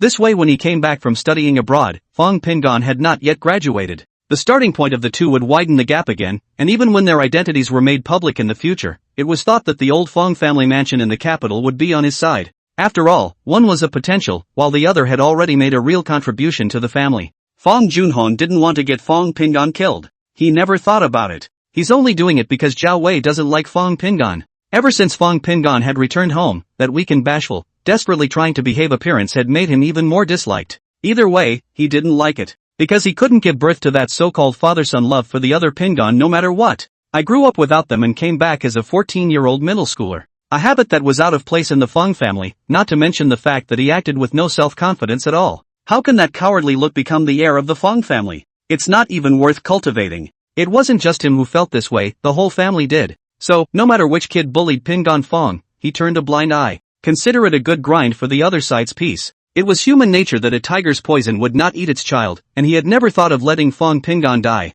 But whether Fong Hongjun thought so, he didn't know. What he didn't expect was that Fong Pingan didn't have a thing to do while Hongjun was concussed and almost died. The other two guys, no matter what the end result is, as long as Hongjun is out of the country, the police can't do anything about him. So it didn't affect Hongjun that much. But from the results, it's something that is clearly directed at the son. There couldn't be anyone else but Pingan Fong. How did this turn out? On the other hand, it was unknown who had revealed Hongjun's life, and that would mean that Arun's identity had been leaked as well. It's a real house wreck. The airport was crowded to death, and the black-faced Fong Junhon lined up to get into a cab and went straight to the hotel near the Fong family's old mansion. He didn't want to face that old fox, Big Brother, tonight. He'd thought of a few possibilities on the plane, and be prepared to be bitten hard by Big Brother. Everything is a benefit. Brotherly affection and all that, he had stopped wishing for it 20 years ago. Chapter 55, Fong Junyi. Big Brother, I've arrived in the capital. Fong Junhong called Fong Junyi in the car. Hongjun was hospitalized and I didn't bring him.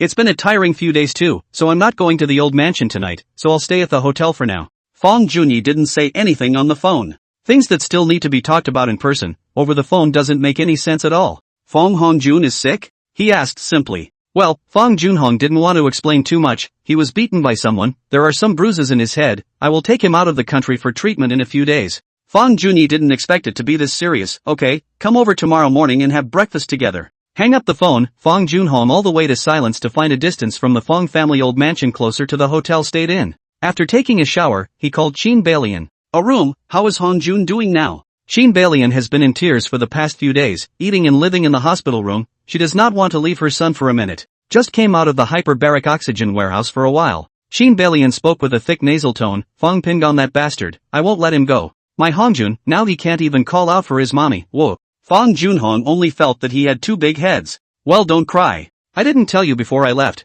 but I came to the capital this time because Zhao Wei already knew about Hongjun's identity, as well as your existence she also knew. I'm not sure what evidence they have in their hands right now, but the matter has been brought to my big brother's attention. It was Big Brother who told me to come. Chin Balian stopped crying at once and asked nervously, how did that know? Suruhiro, what should we do? Fong Junhong sighed darkly, it's fine, just giving you a heads up in advance. You know my big brother's nature. This time, it's only going to hurt. Chin Balian thought of the equally handsome, cold-faced young man from more than 20 years ago. Her mind was full of those cold and stern gazes, as if she could see through all her disguises with a single glance. What would your big brother? Your big brother do? Me, Tsuruhiro, what's he going to do with me? Suddenly she was crying again. It's all your fault. Back then, if you could have resisted your family's pressure, I wouldn't have followed you for so many years without a name. And now they're letting Hong Jun become like this. Woo woo. Fong Junhong, you heartless, in order for you to be able to carry on the family line, I had so many miscarriages and still don't want to die to give birth to you, Hong Jun.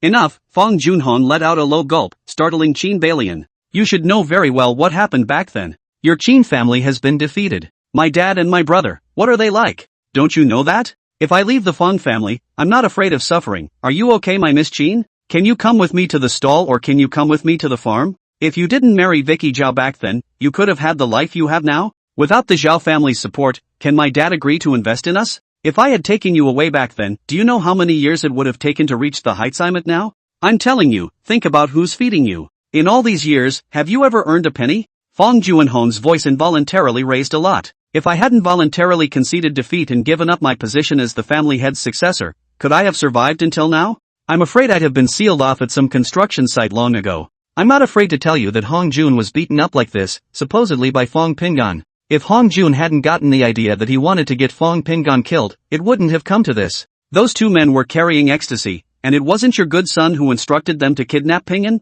Do you think Pingan Fong will end up any better if they really get their hands on him? You really think that son of yours is a good one? On weekdays, I don't care much about him, I let Xiao Wei take care of him. He's of this nature now, and I don't know if it's the thought of getting my other son killed that you instilled in him during the week. Qin Balian was so frightened by his yelling that she didn't dare to say anything. Fong Junhong lowered his voice again. Aline, if I didn't really love you, would I have stayed with you all these years? With my money, can't I find 8 or 10 18 and 20-year-old college students? But in all these years, have you ever seen me philandering? Besides Joe, you and my son are the only two people I have left. You take good care of Hong Jun. When I'm in the capital, not only do I have to face my big brother, I also have to face Xiao Wei and her brother Zhao Yuanlong, that old fox. I'm stressed out, really stressed out. Qin Balian responded with a sobbing voice, Junhong, stop talking. I know you're good to me, but I really don't know what to do when Hong Jun is in this state and you're not around. Don't be angry with me, it's me who's confused, I just babbled, don't take it to heart. Fong Junhong hung up the phone after comforting a few words. It's a busy night in the capital. The lights and the color of the world meant nothing to a man like him. He thought about acceptable outcomes all the way through. Only, the decision wasn't even in his hands. Unless, the strength of the Cloud City Fong family exceeded that of this family, he would always be a pawn to be sacrificed. That's why he has no scandals except for Qin Balian. His entire focus is on his work. To get out of being a pawn and become the one playing chess in my lifetime. Early the next morning, Fong Junhong woke up early and took a taxi directly to the Fong family's old mansion after washing up. The so-called old mansion is actually a 5-entry courtyard. The mansion itself alone is worth more than $500 million, not to mention the other wealth accumulated by 4 generations of the Fong family. Most of the heads of the luxurious families in the capital lived in the courtyard houses. As if that would emphasize their status and understated luxury. Fong Junyi was sitting on the sofa holding a teapot. After seeing him walk in, he stood up and looked up and down. Come on, let's go to the study and talk. He headed for his study first. Fong Junhong followed him into the study without a word. This study, which used to be the study of his father, Fong Jahan, had no changes in its furnishings. The elder brother not only inherited the Fong family, but also inherited all of the Fong family's antiquity, indifference, and profit-orientedness perfectly. Thinking back then, if it wasn't for the fact that he really couldn't let go of Qin Balian, this study, most likely, would have belonged to him. Fong Junhong thinks that he is not inferior to his elder brother in terms of his ability in business. But it was because of this incident of Qin Balian that made his father, Fong Jahan, think that he was too sentimental and not at all suitable to serve as the head of the Fong family, which drove him out of the capital to open up the territory for the Fong family. The condition is that he can stand on his own feet when the contribution to the family reaches a certain level. This was the most fundamental reason why Fong Junhong was working desperately hard. It's a condition he's never told anyone about. The only people who knew about it were grandfather, father and elder brother. As for the third and fourth sisters, one was an official in the public security system of the capital, while the other was married to a military man, and has now also taken up an important position in one of the armies. It can be said that every child in the Fong family is considered to have developed quite well. Looking at the painting, Still Waters Run Deep, he couldn't help but look at it a little more. After the two sat down, the butler brought in tea and then withdrew. So far, there were only 2 of them, the brothers, in this study. Big brother, this matter, it's my fault. Fong Junyi held the teapot and had a mouthful of each, just did not open his mouth. Seeing that his big brother didn't open his mouth, Fong Junhong could only admit his mistake first. Second brother, Fong Junyi did not get furious, on the contrary, he acted calmly, what's going on with Fong Hongjun? Fong Junhong immediately changed the topic and said, Hongjun was concussed and has a brain hemorrhage. He is now being treated in Cloud City. I'll take him out of the country for surgery when we get back. He starts school in September and can't afford to delay. Chapter 56 Conditions. Fong Junyi gently placed the teapot on that valuable Wanwali desk. Yesterday, Zhao Yuanlong brought Zhao Wei over. Not only did you give me that, but you also took out the paternity test report of you and Fong Hongjun. Also, there are photos and recordings of you and Fong Hongjun going to see Qin Balian. Now Zhao Yuanlong is asking me to give the Zhao family an explanation. What do you think I should give him? Fong Junyi didn't even pick up his words and went straight to the point, with no intention of catching up at all, let alone giving him much face. Fong Junhong smiled, I'll take care of the damage at home. The rest is my family business. I'll just deal with it myself. I'll try to keep the Cho family happy. He meant to make it clear that no matter how much the Fong family gave up to the Zhao family as a result, he would make it up. But don't ask for too much, big brother. According to his estimation, this matter would at most be about the Fong family giving up some of their benefits to the Zhao family in commercial projects, or making certain concessions in projects elsewhere. The overall value won't be more than $300 million, or maybe even $200 million for that matter. Because illegitimate children are no big deal in the mansions. What needs to be compensated, in fact, is the fact that the very fact that he let Zhao Wei raise his illegitimate son for 18 years amounts to a humiliation for the Zhao family. Compensation or concessions, they are all going against the Zhao family. As for Zhao Wei, she has no say at all in this matter. When we get back to Cloud City, it's still up to us. Fong Junyi pondered for a long time before saying, yes. But the Zhao family's terms, are you sure you can make them happy? And the question of the Fong family's face, how much are you going to let out? Fong Junhong's heart was startled, what big brother means is. Fong Junyi picked up the teapot and took a sip, rightfully so. The fact that you have a bastard child is nothing in itself. At best, it's your family business. Even if it blew up, the Zhao family wouldn't come to the door looking for trouble. But you deliberately brought your illegitimate son home for Zhou to raise until now, which is indefensible to Zhou's family. Besides, Fong Hongjun himself knows very well that you are his real father. You went with him to see Qin Balian, which can only mean that the three of you agreed to cheat Zhao Wei together for 18 years. It was also tantamount to lying to the Zhao family for 18 years. And on the off chance that you let Vicky Zhao get her hands on the evidence. LOL. The Zhao family wants an accounting of this incident, not an accounting because you have an illegitimate child. This is something I think you should know in your own mind. In other words, you lied to the Zhao family when the two families joined forces, even to father. To the Zhao family, it's the Fong family that cheated them. Fong Junhong was silent. Fong Junyi was right. Anyone else would have at least made that argument, and there's no getting around it. Back then, father didn't agree with you and Qin Balian, and did you have the courage to leave the Fong family to agree to a marriage with the Zhao family? Turn around and you'll be with Qin Balian. Now I have to bear the consequences on behalf of the Fong family. Why, you say, should I help you bear the consequences and the blame? Fong Junhong closed his eyes and took a few deep breaths. I'm coming over this time, and I'll be staying for 3 days at most before I have to go back to take Hongjun out of the country for treatment. How much do you really want? Just say it. I'll say yes if I can. If you can't do it, you let Zhao Yuanlong and Zhao Wei come to me. Fong Junyi seemed to be unresponsive to his anger, his tone remained flat. Back then when father asked you to go to Cloud City to develop, it was originally intended for you to open up territory for the family. The family has a 15% stake on your side, and the Cho family is 18%. You're going to give up another 5%, 3% of which will go to me and the other 2% to the Cho family. As for Zhao Wei's side, the family compensated the Zhao family. Qin Balian and Fong Hongjun go abroad and never come back. And Fong Hongjun can't inherit the family fortune. Disclosure of the heirship of Ping and Fong. That's all the conditions I can think of. If you agree, I'll take you to Zhao's house after dinner to make it clear face to face, and we'll see how much we can fight for then. If it doesn't work, I don't care. The Fongs withdraw their funding, and your request to set up your own business is null and void. You've had nothing to do with the Fangs since then. I'll announce the news publicly. I won't be involved in the life and death of Qin Balian and Fong Hongjun, and I'll pretend that these two never existed. Fong Junhong stood up angrily. What do you mean? Fong Junyi grinned, only that there was not a trace of laughter under his eyes. It's literal. I believe I made that clear. The fear in Fong Junhong's heart slowly rose. He doesn't believe it. He didn't believe that the Zhao family would dare to take action against Dalian and Hongjun. 5%, that's close to $1 billion in market capitalization, and, well, it's a permanent loss of 5%. If divestment occurs, that's close to 1/3 of the Cloud City Fong Group. If the shares were given to someone else, then, with the secondary market's outstanding market capitalization included, he would lose his voice. The fruits of nearly 3 decades of struggle are waiting to be given away. He could not accept such a loss. Where does that hurt? It's clearly a decapitation and a break in the waist. 3% is to keep the Cho family happy. The designation of Pingan Fong as the heir apparent was to satisfy Zhao Wei. That 2%, it's to satisfy your own selfish desires, big brother. Fong Junhong let out a long breath. Although Yun Cheng's company's size is no match for the Fong and Zhao families, but that also took me close to 30 years to do. 5% is too much. I only agree to give 3% for you and the chose to split. Arum and Hongjun were supposed to go abroad, so this is no problem. But the naming of an heir has nothing to do with you. It's a private matter for me. Who would inherit the Cloud City Fong family in the future would depend on their own skills. Big brother, you'd better not worry about this. I'm sure the Zhao family won't care either, at least until now. I've never been short of dividends from the two of you. That's all I can promise. If it works, if it doesn't, the Zhao family doesn't have to go. I'll immediately return to Cloud City and wait for you to withdraw your capital. He knew very well that there was only one chance to cut the price, both for him and for Big Brother. One round, show your fangs and bottom line straight away or it will be worse. Divestment, to put it bluntly, means giving up shares to someone else to use as a way to hit his career. He didn't believe that they were willing to give up the Yun Cheng Fong family, a hen that could lay golden eggs. The company's market capitalization is not high, but it's not that easy to screw him over through equity. He stood there with an angry look on his face. In his heart, he was calculating how to buy back some of his shares from the secondary market to ensure his position as the actual controller.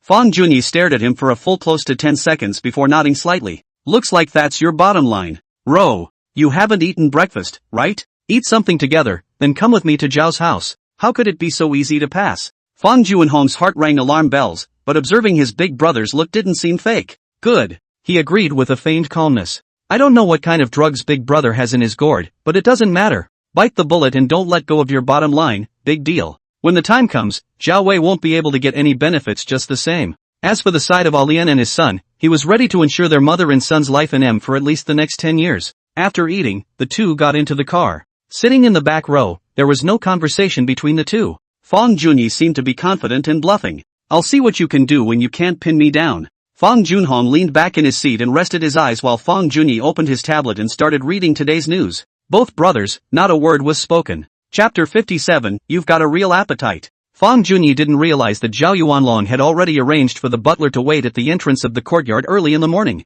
This is the western part of the capital near the suburbs. A large manor that looked very low-key, but the aura could not be hidden at all. Butler Lu, good morning. As soon as Fong Junyi got off the bus, he smiled and greeted an old man standing there. Butler Lu had been working for the Zhao family for at least 30 years. This Butler Lu had been in the Zhao family since they first met. Hello, Mr. Fong, Mr. Zhao is waiting for you in the courtyard. This must be the second aunt, please come in. Butler Lu's etiquette was spot on. He bowed slightly, and neither man could say anything. Fong Junyi reached out and said, many thanks to Butler Lu. Fong Junhong, however, asked softly, is Zhao Wei also there? Butler Lu kept the smile on his face and said, the second young miss is also here, but she's not in the courtyard. Instead, she's inside talking with the eldest lady. Fong Junyi didn't stop or turn back. He followed behind Butler Lu towards the courtyard. Fong Junhong quickened his pace to keep up. Soon, after passing through the second courtyard, Butler Lu turned towards the right and passed through an archway into a modest courtyard. The yard was filled with flowers of all colors, and a figure was watering them there with a spray can. Fong Junhong gazed over. It was Zhao Wei's elder brother Zhao Yuanlong. Coming? Zhao Yuanlong was tall and long, and although he was already almost 60, he looked similar to Fong Junyi. It can be seen that living in a high position and practicing mindfulness on weekdays can prolong life is true. Although he was the current head of the Zhao family, he actually basically didn't care about business matters anymore. Most of the decision-making has been handed over to several of his sons. As for daughters, they're basically useless except for being able to bond. Fong Junyi laughed aloud. Brother Yuanlong, looks much better than yesterday. Gee, I really envy you. Serving flowers and plants is really the most nourishing way to cultivate the mind, huh? Zhao Yuanlong put down the spray can in his hand and waved his hand and laughed. It's just a matter of idleness. Ah, Suruhiro, haven't seen you in years. Fong Junhong took a few steps forward and extended his hand. Big brother, it has indeed been some years since I have seen you. You still look the same as before, nothing has changed. Zhao Yuanlong shook his hand then let go and said, follow me. Butler Lu silently exited the small courtyard and casually closed the door.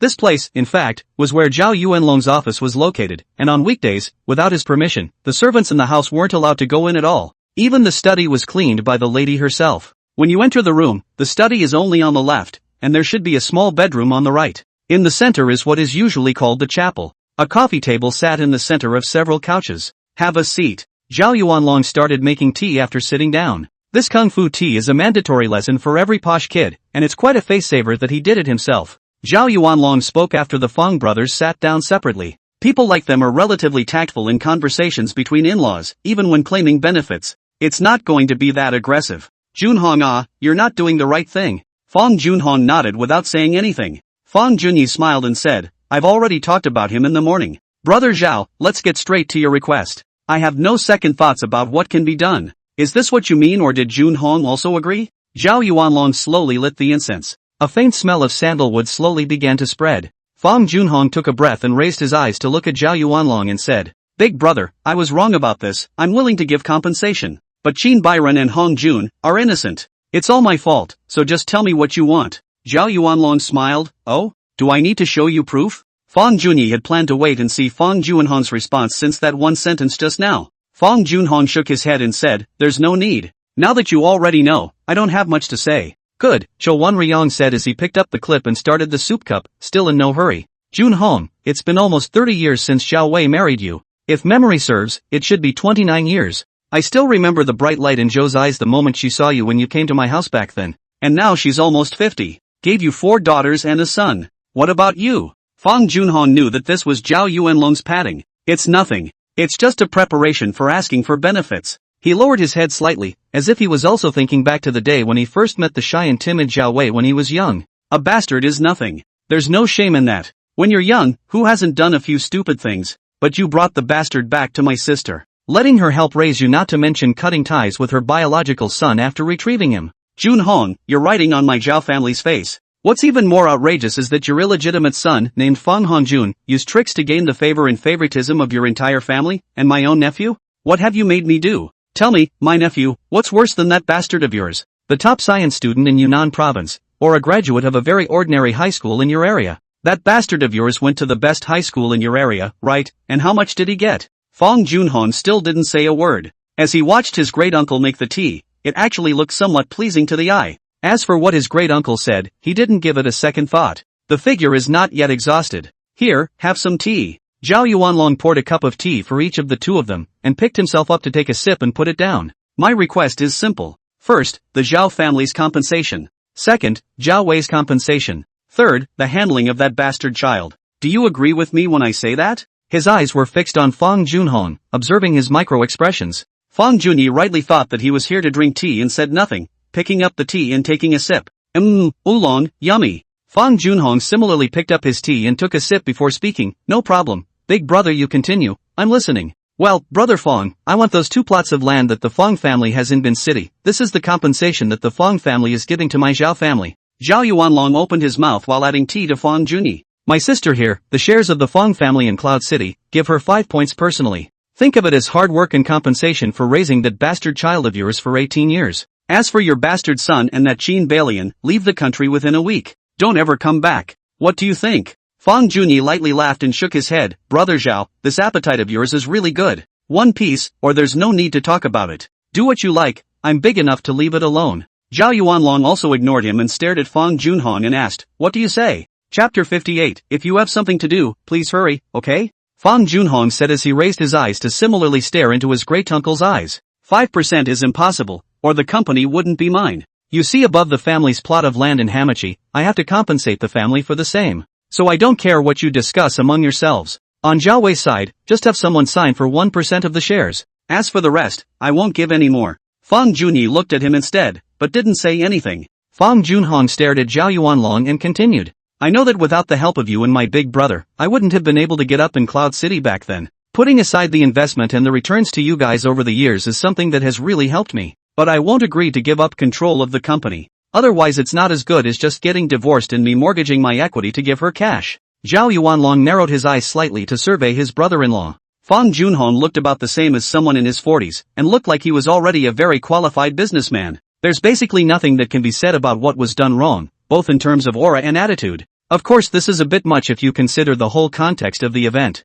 Of course he was also aware that Fong Junhong definitely took out more than 1% in the end. Those 2 lots would have been worth almost 1%. Counting future profits, it's more than that. Of course, this was also the compensation he should have made to compensate Fong Junyi. After a slight contemplation, Zhao Yuanlong looked at Fong Junyi and said, Brother Fong, is this what you said yesterday, to give me an explanation? Fong Junyi smiled and shook his head. Brother Zhao, 1 piece of land I can still give you when I bite the bullet, 2 pieces, is indeed too much. He looked at his second brother again. Juanhong sighed. As you know, not only Zhao Wei, but also the family, all of them are out of him. So, I think 1% is kind of appropriate. After all, that's a pretty good annual return if you take that 1 point out. At least I think a long-term steady gain would be enough to compensate my younger siblings for the 18 years of feelings they were cheated out of, and the feelings they paid for raising that wild seed. Of course, if you're still not satisfied, Brother Zhao, Jean Balian and that wild seed are at your disposal. But the land, just one piece. Why don't you call your sister-in-law out and ask her opinion? After all, it's compensation for her, right?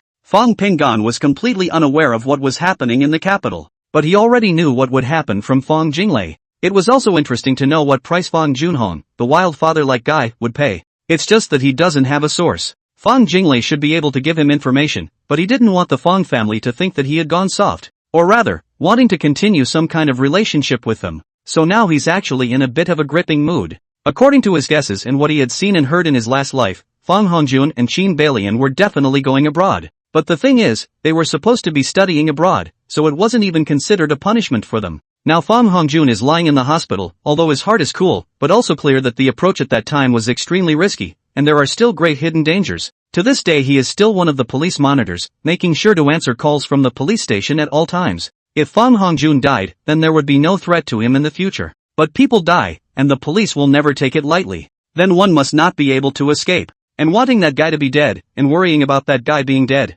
It's just a depressing thing. I remember he was at the internet cafe that night and cried his nose off afterward. He thought for a long time, but he couldn't make up his mind whether or not to take the initiative to contact Fang Jinglei. In the end, he decided to wait for Fang Jinglei to tell him herself. Anyway, this second sister should have really regretted it by now, and it shouldn't be necessary to take the initiative to get some information from her. Thinking about it that way made my heart feel a lot better. It's time to keep practicing and take a bag of wazoo out every day. When you get to the driving school to buy another bottle of water for the instructor, a happy day will pass. He simply didn't know that over in the capital, although the Zhao family had the idea of continuing to observe him, to say that he valued it, that was completely incapable. The Fang family, on the other hand, didn't have that in mind at all. Neither family had Fang Junyi nor wildfather Fang Junhong had this idea. From that night when Fang Jinglei came to him the second time, she blocked him at the entrance of the neighborhood early in the morning. Only 4 days had passed. Peace.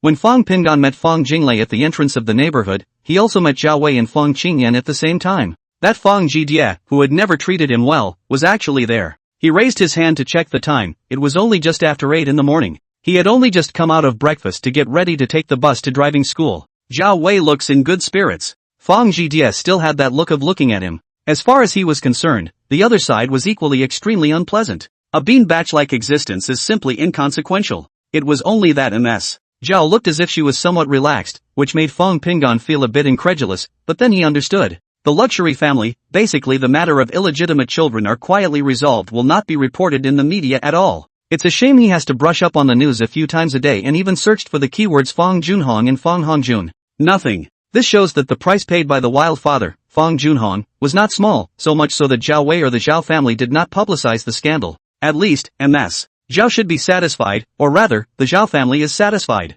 Fang Pinggan thought about it in 2 seconds. This was all something I learned back then when I followed Fang Hongjun. How does things without looking at the process but only at the results? Profit first, face second, affection third. Looking at the 4 men who greeted him, he pointed in the other direction. After walking 20 or 30 meters, he stood still and waited. Zhou is not too young, but the pace is extremely fast. 3 beautiful women of different styles followed her. Soon, Fang Pinggan found himself surrounded by them. Peace. Zhao Wei was obviously a bit agitated, her lips trembling slightly. Peace, Mom apologizes, it's Mom who is sorry, it's all my fault. Fang Pinggan's expression remained unchanged as he asked blandly. What? Showdown with Mr. Fang or divorce? Fang Qingyan and Fang Jinglei were silent, while Fang Jidie, who annoyed him the most, raised her eyebrows and rebuked. Fang Pinggan, how do you talk to Mom? She looks like she's about to say the classic uneducated thing again. Pinggan Fang hurriedly reached out and said, stop. Just to be clear, my mom's name is Lu Qing, and this MS. Zhao is your mom, not mine. Fang Jidie was instantly furious, pointing at Fang Pinggan and about to curse, but was pulled back by Fang Qingyan. Just shut up and don't forget what we came for. Fang Jidie choked and closed her mouth, but her eyes were still as if she wanted to eat someone. Fang Pinggan glanced at the red-eyed Zhao Wei and took a step backward to ask, MS. Cho, what do you want to see me about? I'm also going to learn how to drive. If there's something you want to talk to me about, will you please hurry? Chapter 59, you guys, you're not qualified to be my restraints. Fang Jinglei stepped forward. Pingyan, mom and dad aren't divorced, but mom has a house for you in the capital and a car. Aren't you going to college in the capital? You can live with mom. Yeah, peace, mom's all set for you. Will you forgive mom this time? Zhao Wei mumbled, everything is at your disposal, Pingyan, as long as you are willing to forgive mom. Mom will treat you well and won't let you suffer anymore. Okay? Fang Pinggan looked at Zhao Wei, who had once bossed him around, and now became somewhat humble, and what came to his mind was the 4 years he had spent in the Fang family that were humble to the extreme. Once he grabbed the cleaning, the garden, the pool in order to get the mother in front of him to look at him one more time. In order not to provoke Fang Hongjun and thus make her angry, he actively backed down at all times towards Fang Hongjun, and thus making all of them think of themselves as cowardly and useless losers. What one wants is nothing more than warmth between blood relatives. But after all he'd done in 4 years, he couldn't even get a look. It's pretty humble yourself. Now looking at her like this, he was inexplicably a little annoyed. Cho, are you trying to get me to forgive you? And you, all of you, have come to pray to be forgiven by me? Looking at Fang Jidia's reluctant face, Fang Pinggan smiled and continued. I still don't understand why you took me from the home of my loving foster parents if you didn't like me. Whether it's for the sake of the face of the Fang family or whether there are other interests entangled in it, I don't care. When I cared about you guys, you ignored me. When I longed for affection, all you gave me was indifference. I did all that just to get you guys to look at me more. But you guys won't even look at me. All your attention is on my half-brother. You guys didn't care when I was so lowly that I didn't care. Oh, now it's like we've got our relationships reversed. Now you're the ones asking for my forgiveness, how ironic. A look of shame surfaced on Zhao Wei's face, while Fang Qingyan and Fang Jinglei had embarrassed expressions. What made Fang Pinggan feel ridiculous was that Fang Jidia actually had an annoyed look on her face. Fang Pinggan, don't go too far. Let me tell you, even if I'm here to apologize to you, it doesn't mean you can humiliate me as much as you want. Fang Pinggan laughed and said, humiliate you? Do you think I'm insulting you? Well, whatever you think. When it comes to apologizing to me about this, there's really no need. The indignities and discrimination I've suffered in your family, whether they are ignored or wrongly accused and vilified, it was clear the moment I left the Fangs. From then on, we reverted to strangers. I don't know you guys, and it's best for you to pretend that I don't even exist as a person. Wouldn't it be nice to save some face for each other? Fang Jinglei spoke, Pingyan, Qin Balian and Fang Hongjun will soon leave the country and never come back. Fang Jidai interjected, by the way, was it you who beat Fang Hongjun like that? I told you you were no good. Oh, Fang Qingyan awkwardly covered her mouth and dragged her to the back. She hadn't said a word since we met. Fang Pinggan looked at Fang Jinglei with a strange expression on his face. Does it have anything to do with me? I never lied to you guys. The one who lied to you was your father, Fang Hongjun. None of this has anything to do with me and I'm not interested. Shrugging, he added, the only thing I had to do with it was because the two of them put me through 4 years of ignorance and slander. Zhao Wei suddenly reached out and pulled his arm. Pingyan, what you lost, mom made it up to you. You, don't disown me as your mom, okay? I know it's wrong. I really know it's wrong. Will you give me a chance to make it up to you and be a good mother again? Fang Pinggan glanced at her tears, then looked past the faces of her 3 sisters one by one. There were tangled expressions of guilt and brash indignation. He gently broke away from Zhao Wei's hand. I'm sorry, Ms. Cho, I'm not your son anymore. From the moment your whole family chose Fang Hongjun, I was no longer your son. Even though I was born to you and you are my biological mother. But the gift of birth is nowhere near the gift of nurture. My mom's name is Willow Green. My dad's name is Chun Xiaohua. I'm not going to change my last name just yet out of gratitude for you guys giving birth to me. Your only son now is Fang Hongjun. Even though he's a bastard, hasn't he always been the only one your family has held close to their hearts? You've been calling him your son for 18 years. I am before you in mere peace. The number of times you called me son from the time you picked me up and brought me back to the Fang family until I left was only twice. All on the day they first met me. You have done the cause yourselves, and it is better that you should bear the consequence yourselves. In my eyes, you're not even a stranger. I have to learn how to drive. Bye. After saying that, he turned around and walked away. The bus stop was right in front of him, so he could save some time. Fang Jidia cursed loudly behind her back. Fang Pinggan, you white-eyed wolf. You've been in the Fang family for 4 years. Doesn't that count as 4 years of the Fang family raising you? Don't forget, it's the Fang family's blood that flows in your veins. You'll never be able to deny that. Pinggan Fang stopped and turned around. So what? Once it was you who didn't want me. Now it's me who doesn't want you. We all share each other, and no one is 1 minute more noble than anyone else. My Pingyan Fang's parents in this life are Chen Xiaohua and Lu Qing. Sue me if you can, Counselor Fang. Bus 704 can already be seen. He ran towards the bus stop. Behind her, Zhao Wei raised her hand to cover her mouth, and Fang Jinglei rushed forward to support her and comfort her gently. Though she didn't know how to comfort it. Fang Jidie and Fang Qingyan tore themselves apart, very unhappy with Fang Pingyan's departure. How dare he do that to mom? How dare you do this to us? I'd say he's a white knight without a shred of upbringing. It was blind to get him back in the first place. Sis, you too, why didn't you scold him just now? Fong Qingyan looked at Fong Pingan's back and loosened her hand, sighing deeply. She didn't know what she was supposed to say or do when she faced the other piece again. This brother may indeed be lost. And part of it was her. She knows. It was just that she wasn't willing to just admit how wrong she was in front of Fong Ji Dai. Forget it, Dai. You and your second sister take care of mom. Dad and Hongjun are out of the country, and I have to go back to work. The company can't go down, and it can't go without someone in charge. 3 steps away, Joe finally burst into tears. Her eyes were firmly fixed on Fong Pingan's figure. It was a pity that Fong Pingan did not look over again. She watched in fascination as the figure got into the car and disappeared from sight. Pingan Fong didn't hear Zhao Wei's suppressed cries, just looked at them as the bus went by and stopped paying attention. The run-in just now didn't put him in a good mood either. You really don't care about the cold shoulder you got in the past? How? He is also a flesh and blood person. A man who longs for affection. He was also thrilled when he first realized that it was his birth parents who had come to the house, and had been like all those who had just entered the hoi polloi. Who doesn't love a good meal? Though his adoptive parents never treated him poorly, and it wasn't like he wanted a brocade coat. What you want most is kinship that stems from blood. But after paying so much, even losing my life in the end. In exchange for what? In the warehouse, he lost a thumb himself and couldn't stop the bleeding in his thigh. What are they doing? 5 people surrounded a fartless Fong Hongjun. Even if only one person came over to take care of himself for a bit, I'm afraid he wouldn't end up bleeding to death. Has anyone watched the light in his eye slowly go out? Not a single person even paid attention to the process of his death. At that time, the fear of death, the despair of loved ones, that feeling, who knows? All of this, they deserve. Since I chose Fong Hongjun, I will suffer myself. You guys, you don't qualify to be in my custody. Chapter 60, do you know how much I regretted it? Zhao Wei indeed did not intend to stay in Cloud City. For no other reason than Fong Pingan would go to the capital in September to study. The matter of her own son disowning her, although it saddened her, she could not bear a trace of resentment towards Fong Pingan. Just remorse and sadness. Come to think of it, there had been so many times when the other party had been angry with Pingan, and every time it had been because of that wild seed. Now that she thought about it, Bang Hongjun's face was so disgusting to her. What was once thought to be good behavior had now turned into malicious deception as well, in order to keep her from focusing on Fong Pingan. Also, Fong Hongjun was brought up by her personally when he was a child. It's not that the family doesn't have a nanny, but until her little one started kindergarten, she never faked a nanny and did everything herself. Watching the tiny baby laugh, watching him cry, watching him waddle towards himself and stumble into his arms. The feeling of happiness and fulfillment made her almost forget that she had a biological son to lose. Couldn't help but pour out all my feelings. This was the most fundamental reason why she was incredibly biased towards Bang Hongjun. Ever since Fong Pingan returned home, she always felt that the boy was out of place with the family. There's none of that lost and found joy. There are just all sorts of things to look at. The first thing she thought of after Fong Pingan returned was not that her son had returned. Fong Hongjun is so sensitive and well-behaved.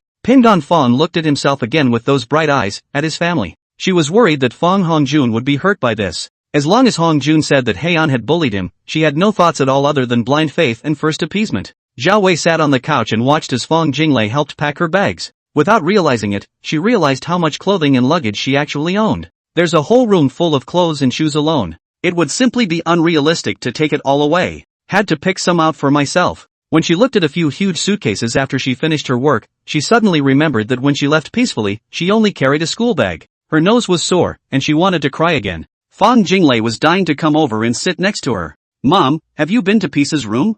Zhao Wei froze. Yes, my son has been back for 4 years, and I don't think I've ever been to his room. Not too sure if he lives well or not. She shook her head tearfully. Fong Jinglei sighed. He doesn't have so many clothes and shoes. He had more stuff than a simple closet could hold. He didn't take any of the clothes or shoes he was given when he first arrived. Ping Ping took nothing with him when he left. She handed over something, and Zhao Wei took it in her hand and took a closer look. The tears were even more like a spring. This is what I saw in his room after he left, Fong Jinglei said quietly, only it didn't have him on it, and was torn off by himself. Oh, Ray, do you also think? Oh, think mom is bad. No, mom. Fong Jingle shook her head. You are the best mom ever. It's just that you, like us, don't think of Peace as one of your own. In your eyes, we sisters and Bang Hongjun are your children. In addition to the Peace. She sat cross-legged on the couch, leaning on her chin. Mom, I've thought about it carefully since then. Ping-Yin didn't do anything wrong. We were too hard on him. No matter how sad we are now and how much we regret it, Peace is right.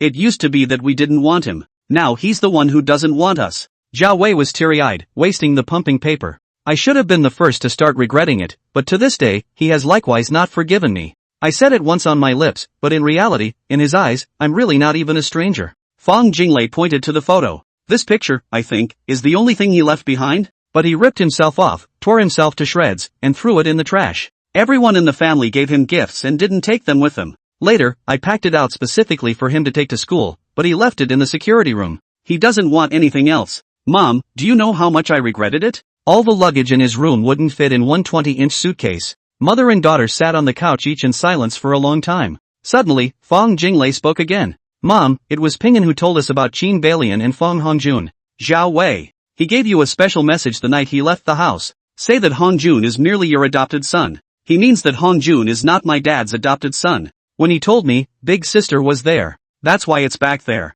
Zhao Wei stared blankly at the mutilated family portrait in her hand and suddenly tore it into pieces with great force. Then, cover your face and cry. The real son had known about the bastard for a long time, but he had put up with it for so long in order not to embarrass his parents. He endured so much aggravation in order to allow himself to look at him a little more, to care for him a little more, and never said a word. After all, it was said in the most desperate of moments, when all intimacy had been let go. Even so, he still reminded himself in such a subtle way for the sake of his and Fong Juanhong's husband and wife relationship, but he himself, at that point in time, was preoccupied with appeasing that wild seed. Zhao Wei only felt her heart break into 100,000 pieces. Fong Jinglei didn't comfort or cry along. She just sat there, secretly sad. After Fong Jidie returned home and cleaned up a bit, she went to report to the law firm. The servants in the house didn't dare to get involved in these matters except for their mother and daughter. Ray, Mom is so sorry, oh. The quiet Fong family villa echoed with Zhao Wei's cries. Knowing that Fong Hongjun had left the country, Fong Pingan was sort of relieved.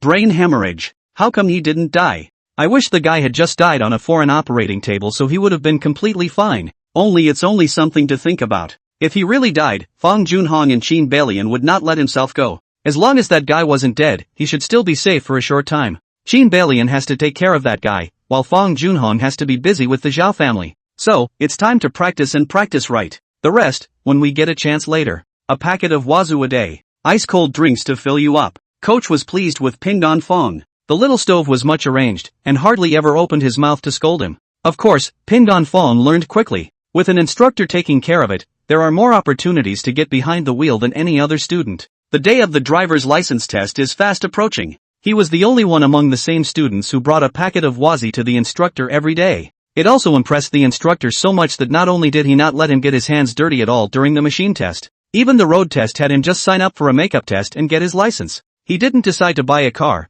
and waited until he got to the capital. Suki-chan's final exam was slightly crotch-pulling. While the rankings are fine, still in the top 10 of the grade, the scores are less than satisfactory. Despite the girl's open-mouthed cries that this year's questions were super hard, Lu Qing was a little less than thrilled. The girl was honest at home for 7 or 8 days before she couldn't do it again. Not being allowed to leave the house is definitely not an option. She also asked her little sister to hang out with her and go out for good food. Fong Pingan transferred $2,000 to her, telling her to save it. Best of all, when you're done spending, you can just ask him for it when you're out. These words made Chen Shui jump for joy. Looking at the energetic and happy girl, he also felt happy. Chapter 61 It's good to go out for a break. Before getting his license, both Zhou and her 3 sisters also came to him a few times and he didn't give any response at all. The road was blocked and he turned around. Big deal, take a cab. And when they came to the door, with Chen Xiaohua and Lu Qing there, he didn't get angry. Just listen to what they want to say and close the door. No response at all. He felt that after reminding Fong Hongjun of his identity and beating that guy up on the operating table, any more grievances were evened out,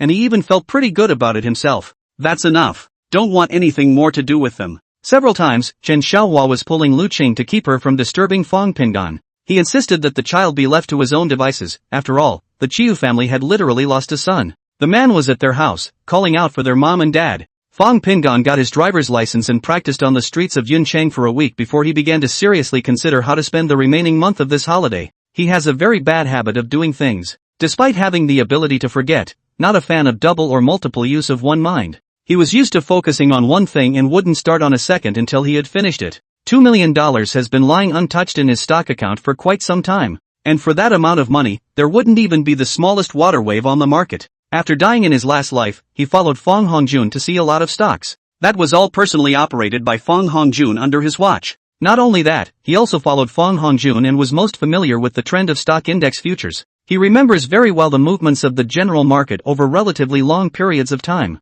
As a person who has just turned 18, although he has the capital to qualify for opening stock index futures trading, he still lacks a certain amount of trading experience. The test he passed with ease. The minimum requirement was 70 points and he got 90. He doesn't really think it's because he's in a good frame of mind and has a deep knowledge of the stuff, it's purely out of familiarity with the trend. As required, he needed to complete at least 20 demo trades in 10 trading days, which he did in an hour. It even consistently shorted the broader index every day for the next 10 trading days. By the time we actually reach the requirement to open the trading qualification, it's already coming up to the middle of August. School starts in less than a month. According to his idea, he's going to continue trading after school starts, but at that point it might be time to move on to commodities. I can't speak for anything else, but he remembers the trend of LD gold for the next 15 years. What's faster than futures for money? The lottery is not to be touched again. Once in a lifetime the jackpot is enough. For $2 million, he used just over $200,000 to short the stock indexes with 1/10 of the money.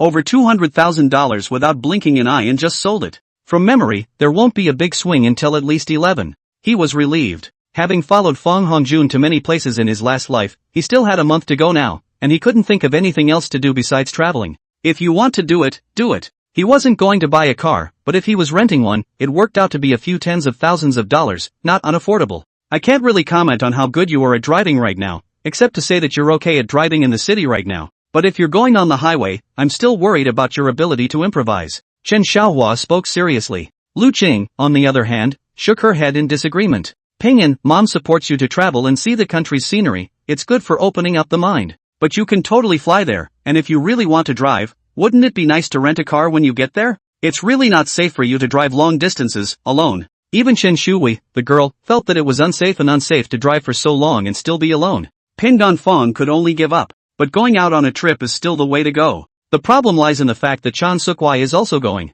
It's useless to scold Lu Qing, the little girl is obstinate. No, I'm going. I'm not even that dangerous with my brother. With my brother taking care of me, there's no need for you guys to worry at all. The little girl's voice had gotten a lot louder in her quest to be able to go on a trip with him. Dad, Mom, I feel fine. I'll have no problem taking care of her. Besides, we won't be going to one of those less crowded places. It should be safe now that social security is so good. Fong Pingan opened his mouth to help the little girl, so Chen Xiaohua didn't say anything. Although Lu Qing agreed, she was smacked by Chen Shui because of her previous bad attitude. The girl didn't mind this. A few twists and turns in the process aren't worth it at all as long as they get you there. The two siblings had been nestled on the couch for the better part of an hour studying the situation, and at first their opinions were not inconsistent. Pingan Fong wanted to go to the capital to walk the Great Wall, but the little girl just wanted to go to Shu to taste the food, nothing else seemed to matter. Brother, I don't have as much time as you do, and I'm starting school at the end of August. Just promise me that you'll go to Shuzhong first, okay? The girl tugged at his short half-sleeve, shaking it around with a thirsty look on her face. What could Pingan Fong say? He doesn't start school until early September, and the girl will start school at the end of August, a difference of more than a week and almost 2 weeks between the two. Well, then we'll go to Shu first. Good lord. Brother, you're so nice. Ah, I can finally go and eat a lot. The little girl exclaimed excitedly. Though I don't have enough time, and I know that in half a month's time I definitely won't be able to eat all the delicacies in Shu. But, it's okay, I go on every vacation and eat all the food sooner or later. Pingan Fong laughed outright. Fine, go as many times as you like as long as you feel you have enough time and Mom and Dad agree. Chen Shui slapped him. Brother, are you cursing me? Of course Mom and Dad wouldn't approve of me going alone. Fong Pingan smiled. Go check the flights, the day after tomorrow will do. Tomorrow I'm going to make a trip to the police station. Yeah. If it wasn't for the fact that Fong Pingan admitted that he did make a move on Fong Hongjun, Chen Xiaohua would not have agreed to go out and travel with just the two of them. But after that incident, he did think that the boy seemed a bit more mature compared to the others. Originally, he had wanted to go back to the capital after figuring out the course of events to seek help from his family to fish out Pingan. Unexpectedly, although Fong Pingan had no way to testify against himself, the police station did not have enough evidence. He had talked to Pingan Fong about this in detail in private. The key and most fortunate thing was that Fong Hongjun was in a coma for 3 days. Over the course of 3 days, the physical evidence had long since been disposed of by sanitation. So this case, even if it is filed, is nothing more than the result of insufficient evidence to file a case. Fong Pingan went to report that he was going out on a trip as requested by the police station. This request is, in fact, intimidation, for fear that the boy will really learn the hard way. It's the province's top science student, after all. Going straight from home to school to further your education, that at least reduces the chances of learning something bad, doesn't it? Besides, the case has not even been established. This kid really honestly ran to report to the. Isn't this a very obedient and understanding child? It's a good thing to go out for a break, given your poor life and circumstances. The director waved his hand. All right, go ahead. You don't have to tell us where to go from now on. The other side just called the police and didn't ask for a case. Chapter 62. When Hong Jun gets better, let them settle it themselves. Fong Pingan then put his heart down. It's true what Dad said about this. If you want to travel, you need luggage. Pingan Fong is missing a suitcase. He really didn't. He hadn't traveled far since he was a child, and he hadn't traveled far at all after arriving at the Chun family. The boxes he brought over when he returned to the Fong family were ridiculed so much that he threw those boxes, in order not to disgrace the Fong family. To go out for a break, you need at least a suitcase that can hold your stuff and a duffel bag. It's kind of standard fare when you're out traveling. Not only did he need to buy it, but Chen Shui needed it just as much. The girl also did not go out much, this time again to play mainly, and also thinking of Fong Pingan to buy her more gifts back. After returning from the police station, Fong Pingan greeted the girl and went to buy 2 large suitcases and backpacks together. This was something that had been decided before, so there was no dilly-dallying and it was off straight away. Qin Beilian sat in the intensive care ward, looking at the pale Fong Hongjun and kept wiping her tears silently. Fong Hongjun underwent a total of 2 surgeries. It can't be helped. He was lucky to wake up when he was in the country in the first place. The fact is that the level of Cloud City Hospital is not low, and it is also in the ranks of the first-class tertiary hospitals in the country. Both Qin Beilian and Fong Junhong treated him like a treasure. Human nature aside, the greater concern is that this child will turn out to be an idiot in the future. This is what both men fear the most. According to the doctors, the operation was equally successful. The rest is peace of mind and maintenance, with 2 trips into the hyperbaric oxygen chamber every day, which promotes the little bit of bruising that remains to be absorbed by the body. Qin Beilian cried that her son had suffered a great offense. As for how much Fong Pingan hated him, that naturally went without saying. Fong Junhong will return home tomorrow. She, on the other hand, will be staying in M with her son and won't be able to return home, at least for a short while. Of course, as long as no one else knew or didn't appear in front of the Fong and Zhao family members, it naturally didn't matter. I'll go back tomorrow, just take care of Hongjun. If you don't want to do it yourself, just hire your own maid when you should. Anything else, don't even ask me.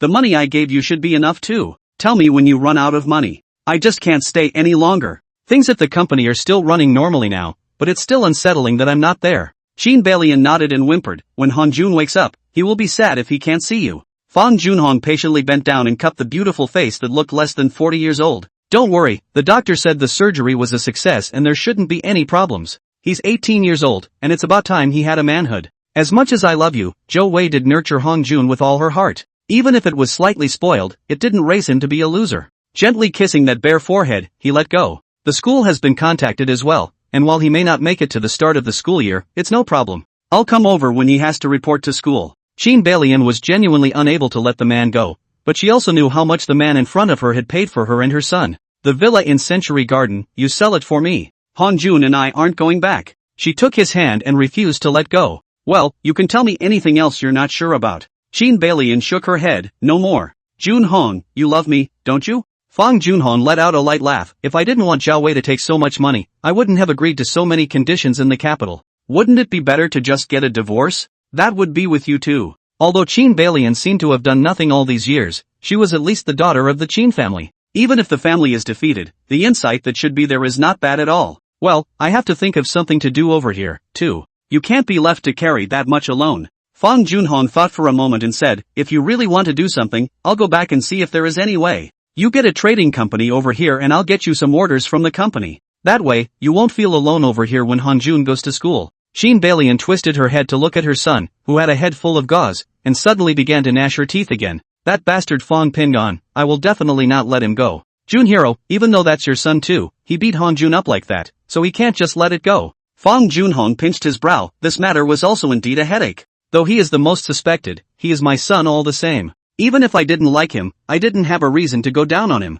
This matter, let them settle it on their own when Hongjun gets better. I'm not going to care. Qin Beilian didn't make a sound. Knowing that this was somewhat difficult for Fong Junhong, she decided to take matters into her own hands. No matter whether she can get that little man killed or not, her son's revenge will always be avenged. I'll personally avenge Hongjun's death. She looked at Fong Hongjun as if she was talking to herself and to Fong Junhong. Fong Junhong shook his head slightly and turned to leave. Fong Hongjun woke up the next evening. Qin Beilian was finally relieved to see him awake. The next step is to just transfer to the general ward and nurse carefully. It's just a shame that the kid now has a head full of hair without a single hair. Mom? Although Fong Hongjun survived the dangerous period, his spirit is still not quite sufficient. Qin Balian took his hand and gently patted it while saying, Mom's here, Hongjun. You keep quiet and rest. Fong Hongjun closed his eyes. Headache, dizziness, these were things he had never felt before. Aside from the headache, he just felt like he'd had a long dream. Everything that happened in the dream was so perfect. Not the same as what he saw now. Mom, where are we now? He saw it just now. This is a hospital on its own. Only, this ward is different from the one in the country. Had a guess, but wanted to confirm. State of M. You have a head injury. Don't talk too much. Dry mouth? Mom give you some water to drink? Qin Balian spoke softly, lest her voice be too loud and disturb her son's rest. Fong Hongjun is having a hard time trying to shake his head, but his head hurts. No, I'm not thirsty. He closed his eyes and began to recall everything that had happened in the dream. It was like something that had already happened. He dreamed that he had arranged for someone to kidnap Pingon Fong and tie him up with himself in an abandoned warehouse at the docks. It also dreamed of the whole family coming to ransom them both with 2 big bags of cash. He dreamed that the kidnappers had cut off the thumb of Pingon Fong's right hand, as he had arranged. They also stabbed Fong Pingon in front of his family. Although he hadn't directed that cut, the result satisfied him. He dreamed that Fong Pingon was dead, and his cold body was sitting in the morgue. He was given everything in the Fong family, and no one knew about his birth except his father. The year he turned 27, he officially assumed the position of president of the Cloud City Fong Group. That same year, he took his mother, Qin Balian, back to the Fong family. But that's not what you see when you open your eyes. Chapter 63, It's a Coincidence. After waking up, he seemed to have a few more memories. As he remembers, Fong Pingon broke off his relationship with his father and left the Fong family. Then it was himself trying to ask him out as it happened in the dream. But he was walking out the back door of the July Flower Bar when he saw a car and 2 people lying on the ground. It was followed by a mesmerization. Waking up is now. He didn't know exactly how much time had spanned in between. His head hurt from thinking about it. No, it's not the thought that hurts. It's the head itself that hurts. What's wrong with me? He opened his mouth to ask. Qin Balian softly said, You're injured, don't think too much. Let's get well and get better when we get better, okay son? Fong Hongjun opened his eyes and glanced at Qin Balian. What month is it? Qin Balian didn't remember the date at all and picked up her cell phone to look at it. It's August 11th. Why? She was a little curious.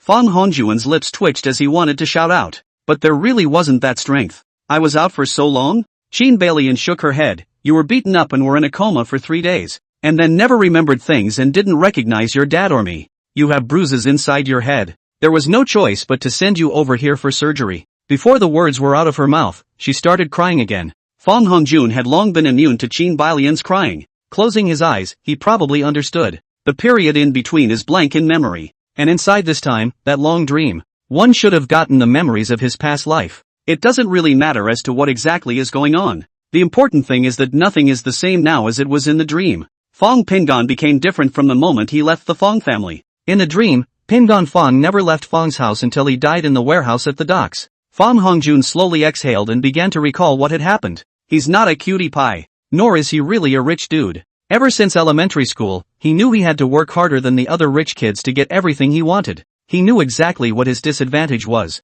Name points. He has no name. Like a mistress. He really works hard and tries hard at his studies. The grades aren't top-notch, but they're good. He had to prove he was good. Although his father, Fong Junhong, didn't say so, his mother was asking him to do so every time she saw him. 4 years ago, Fong Pingon was retrieved. This incident has caused him a great deal of stress. When he first learned of this news, he had already found someone to learn about all of Fong Pingon's past experiences. What gave him pressure was not only from Fong Pingon's identity, but more from Fong Pingon's achievements. The news he knew was that Pingon Fong never took the first place test, but was never out of the top 5. He was even clear that Fong Pingon's true strength should be able to secure first place. The reason why in the family has been cute, slander, planted, but it is all to deepen the family's original dislike of the other side of the piece. He was afraid that Zhao Wei and a few sisters would give Fong Pingon too much attention. No matter what, he couldn't lose his identity as the heir to the Fong family. Otherwise all his efforts in the previous decade or so would have been in vain. He likewise knows that for the gentry,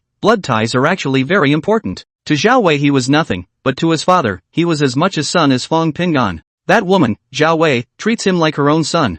Those sisters, one looks smarter than the other to outsiders, but in his eyes, they are just too good to hold. All he does is keep everyone focused on himself. He didn't know why, but Fong Pingon suddenly flipped out. If it wasn't for that sneak attack, he wouldn't have been knocked into the hospital. I didn't realize that the guy he was bullying into being more and more of a coward was actually just standing up for himself. He did it right in front of his family, and he was even more angry that he didn't even have a chance to fight back. I had thought it would all end in the alley at the back door of Julyflower. After going out from the back door of that bar, I just saw two people lying on the ground, and was shocked and wanted to rush away, but someone covered my nose, and then I lost consciousness. When he woke up again, he was here. What was even more unexpected was that he had woken up once in all that time from the last time he remembered being held over his mouth and nose, but he didn't remember a lot of what had happened in between. This time, when I woke up, everything came back to me. His mother said he was in M. He had absolutely no memory of that time in between. He couldn't be sure if it was Pingon Fong who did it that day, but ultimately, it was unrelated to Pingon Fong,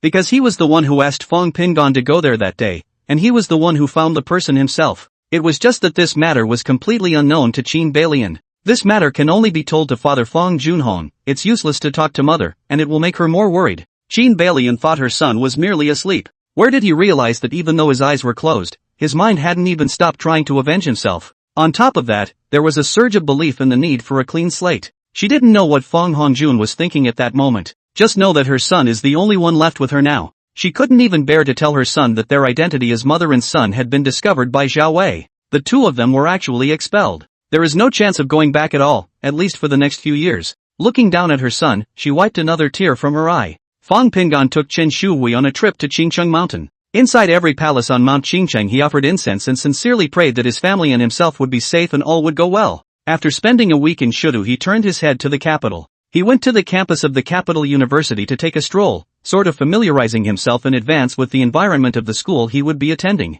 After spending a week in the capital, he flew straight back to Cloud City. Chen Shuhui is about to start school, and Lu Qing keeps urging her to go home day after day. The days passed quickly, seeing that Chen Shuhui had already started school, and he himself was still at home. And during this time, neither Fang Jinglei nor Zhao Wei came to his door to harass him again. Chen Xiaohua also said that no one had come to him, which still made him feel a bit incredulous. If the Fangs were truly sorry, shouldn't they have been trying to find him to gain his understanding? But on second thought, maybe what he said last time was too hard and too decisive for them to put off the idea. How could he know that for a powerful noblewoman like Zhao Wei, not having a son would be the same as having a queen without a prince in the palace in the past? Nothing but a name, really. Every gentry wants to branch out and expand the family, which is why they don't really care much about things like illegitimate children. With enough births, you can always find a few accomplished ones to use to grow the family's power, whether in politics or business. Zhao Wei had already chosen a compound in the Zhao family in the capital, not far from his school. And Fang Jinglei, too, moved over to live with Zhao Wei. There is also a fourth sister, Fang Miaoshuan, who was neglected by Fang Pingon,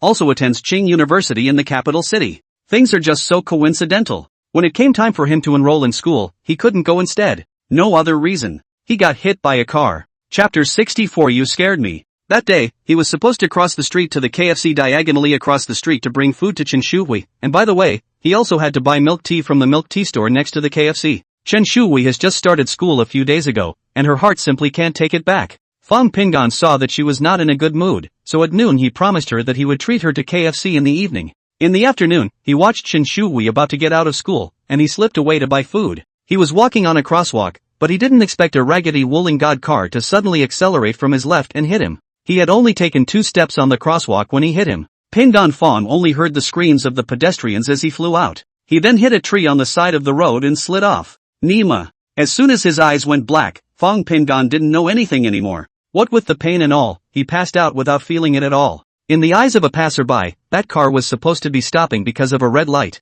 Probably hit the gas as a brake and that's what hit the guy. The car jerked to a stop, then suddenly started then sped away from the scene. Simply put, he was hit by a car and put in the hospital. After waking up, Fong Pingon only felt pain all over his body, everywhere. In front of them were Chen Xiaohua, whose face was incredibly pale and swollen, and Lu Qing, whose eyes were red and swollen. Seeing him awake, Lu Qing excitedly tugged on Chen Xiaohua's clothes. Wake up, Xiaohua, peacefully wake up. With that, her tears began to slide down her face. Pingon Chen was on oxygen and couldn't talk either. The anesthesia had just worn off and all he could feel was pain all over his body, but he could feel where the pain was. Chen Xiaohua was also a little excited as he looked at his open eyes. Peace, you're awake. Fong Pingon was still a bit disoriented, and only now was he considered fully awake. All he could do was blink to show he'd heard. Chen Xiaohua said to Lu Qing, "You watch, I'll go find a doctor to come over." With that he got up and strutted away. Lu Qing squeezed out a smile through her tears. Peace, you're finally awake. You scared me to death. Pingon Fong could hear him clearly, but he just couldn't respond. His head was foggy again and he closed his eyes intending to sleep some more. Lu Qing was a little nervous when she saw him close his eyes and go back to sleep, thinking that he had fainted again. But she was at her wits' end, unable to do anything but anxiously call Chen Xiaohua. It wasn't long before the door to the hospital room was pushed open. The first to walk in was the doctor who operated on Fong Pingan, followed by two small nurses and Chen Xiaohua. "Doctor," Lu Qing spoke anxiously, "my son woke up just now, but now he's fainted." "Again. Take it easy, let's see." The doctor comforted as he came over and peeled open Fong Pingan's eyes to take a look. This one woke him up again. "It's okay, he's just sleepy." The doctor turned around and explained to Chen Xiaohua and Lu Qing, then said to Fong Pingan, "Your injuries are not particularly serious. The innards are fine. Don't worry, get well and you'll be healthy again in a while." Fong Pingan blinked to indicate that he had heard. Lu Qing pursued, "Doctor, how long will it take to get better?" The doctor picked up the chart and wrote something on it and casually replied, "Your son has what is considered a relatively minor rib fracture, and the displacement of the broken ends is not obvious, and the alignment is good, and the fracture ends are sort of stable. So far, no complications have been seen with the condition, and this will be watched for another week. If all is well, you will feel essentially no pain after a month, and you will be able to live like a normal person by then. It takes 6 to 8 weeks to fully recover, though. He's still a young man, and his recovery might be a little faster." The two nurses checked the instrumentation and then left after the doctor's ass. Chen Xiaohua sat on the edge of the bed and looked at him with a smile in his eyes. "Broke a leg and 2 ribs. It could be considered a 10th degree disability. That's if you're still recovering well." Fong Pingan signaled with his eyes that his mouth and nose were being held by that oxygen mask, so he couldn't talk. Chen Xiaohua saw that and continued, "When I can transfer to the hospital in a few days, I'll take you to the capital for rehabilitation." Lu Qing slapped him, "Cut the crap. Pingan just woke up, you let him rest. If there's nothing else you should go home, Hui has to eat after school tonight." Chen Xiaohua comforted, "It's fine, you go back, I'll stay with him." When Lu Qing came home, Chen Xiaohua sat by the bedside with him and watched as he fell asleep again in poor spirits. In the evening, Chen Shui didn't have the heart to eat at home at all, and followed Lu Qing to the ward with large and small lunchboxes. "Brother." The girl had cried before, but now that she saw him awake, she cried again in front of him. "Brother, are you in pain?" Fong Pingan squeezed out a smile at her and shook his head. "He looks a little funny now. The oxygen masks are still evident on the face." "Brother, did you catch that asshole driving the car?" The two of them, Lu Qing and Chen Xiaohua, were busy opening the lunchbox and the thermos bucket, which contained the chicken soup that Lu Qing had made. Millet porridge and light savory dishes with chicken soup was his dinner. Chen Xiaohua said, "Caught. The guy mistook the gas for the brake. But hit and run, it's a hit and run, and it's been arrested. I guess I'll bring it over tomorrow to apologize to your brother." Lu Qing didn't interrupt. Chen Shui pouted with an indignant face. "And that guy has to pay for it. My brother is hurt so badly, what's the use of just apologizing? It must be paid for. Pay him out of pocket, better break the guy's legs too." Fong Pingan helplessly shook his head with a bitter smile. He didn't know the specifics of that driver. Right now he can only look at the results of the treatment and, for another, at the results of the police. As for the rest, he hadn't thought about it that much. Lu Qing gently reprimanded, Hui, don't talk nonsense. The police are following the law in their cases. There's no such thing as what you're talking about. Don't ever talk nonsense again." Chen Shui was very dissatisfied, but did not dare to resist, and could only squeeze her eyes at Fong Pingan. Looking at the girl wrapped in 2 packets of tears and squeezing his eyes, the tears flowed straight down. Fong Pingan could only smile at her powerlessly. "It's fine, I'll be able to get down on crutches after a while." Chen Xiaohua was a little worried, "But you're about to start school, what if you don't have the means to report at that time? Can't we explain the situation to the school?" As soon as Lu Qing heard that it might affect Fong Pingan's ability to go to college, she became a bit anxious. "It's not like Peace doesn't want to go, it's not like he can't move." Chen Xiaohua hurriedly explained, No, the school won't be that unreasonable. Not to mention that soon after reporting for duty is military training. I'll contact the school's admissions office tomorrow to see if I can wait until after military training to report. Besides, didn't the doctor say that in a week's time at the most, Pingan will be able to get down on crutches? The only thing I need to worry about is the rib injury, and whether the crutches will affect the recovery of the ribs. Fong Pingan shook his head and said, Dad, Mom, don't worry about it, all of you. I'm fine. Whenever the doctor says I can get down, I'll just go straight to school. Any more, get a wheelchair, sure. Lu Qing served the soup and brought it over to feed him. Feed him while blowing on the cooler. Pingan Fong felt embarrassed. Mom, I can eat by myself, it's not like I broke my hand. Just help me rock the bed up. Lu Qing laughed lightly, This child, you were not fed by me when you were a child, there is nothing to be embarrassed about. Chen Shui immediately jumped into action, Brother, I'll do it. Where is it? She immediately started looking for something that would rock the bed up. Chen Xiaohua shooed her away, went to the bed and pulled out the rocker, and looked up at him. I was worried that shaking it up would be hard for you. Fong Pingan just didn't want Lu Qing to feed him something to eat and hurriedly shook his head. It's fine, even if it will hurt it won't hurt very much. I can do it. Dad, get over it. Shake it up. Otherwise, I feel embarrassed. Chen Xiaohua smiled, glanced at Lu Qing who was holding the bowl, and slowly cranked the handle. Chen Shuhui looked carefully at the angle at which the bed swung up with a careful face. Brother, if you're not feeling well, just say so, and I'll have Dad shake it slowly. Chapter 65 Dad, you give me back my white rich third generation 65. Pin Ganfang finally insisted on being discharged from the hospital a week before school started. He couldn't stand the feeling of lying in bed and not being able to move. It was similar to that feeling of being powerless over everything after his death in his previous life. Chen Shuhui was happy instead. Brother, I support your discharge. At dinner time on the fourth day, Fang Pingan once again proposed that he wanted to be discharged from the hospital and go home. As it turned out, Lu Qing disagreed. Chen Xiaohua didn't take a stand. The one who supports him the most is the girl. Hearing her say this, Fang Pingan also smiled. Okay girl, brother didn't hurt you for nothing. Lu Qing looked at Chen Xiaohua immediately afterward. Xiaohua, you want to contact home? Chen Xiaohua nodded. Naturally, I wouldn't go back if the kids were all grown up. But now, it's time to lay it on the line for the kids. Ping'an is in college, and Hui Hui is going to take the college entrance exam the year after next. Fang Pingan looked at the determination in Chen Xiaohua's eyes and the worry in Lu Qing's eyes, opened his mouth, and ultimately said nothing. Chen Shuhui looked at them with wide eyes in surprise. Mom, what are you talking about? Going back? Back where? Immediately afterward, she brainstormed to herself. Dad, isn't it true that our family is supposed to be extraordinarily rich? Then you are the illegitimate son of some big family of the capital's great magnates. Oops. Lu Qing slapped her on the head and scolded with a laugh. You dead girl, what nonsense are you talking about you? Fang Pingan cried and laughed as he looked at this quirky sister and did not interrupt. He did wonder if this adoptive father of his really had any background. He wouldn't mind laying down a win if there was one. Chen Shuhui hid behind Chen Xiaohua after receiving a slap and asked with a smile, Dad, is our family an invisible rich family? Chen Xiaohua waved his hand breathlessly, your grandfather's family is considered rich, our family is not. Chen Shuhui was dumbfounded.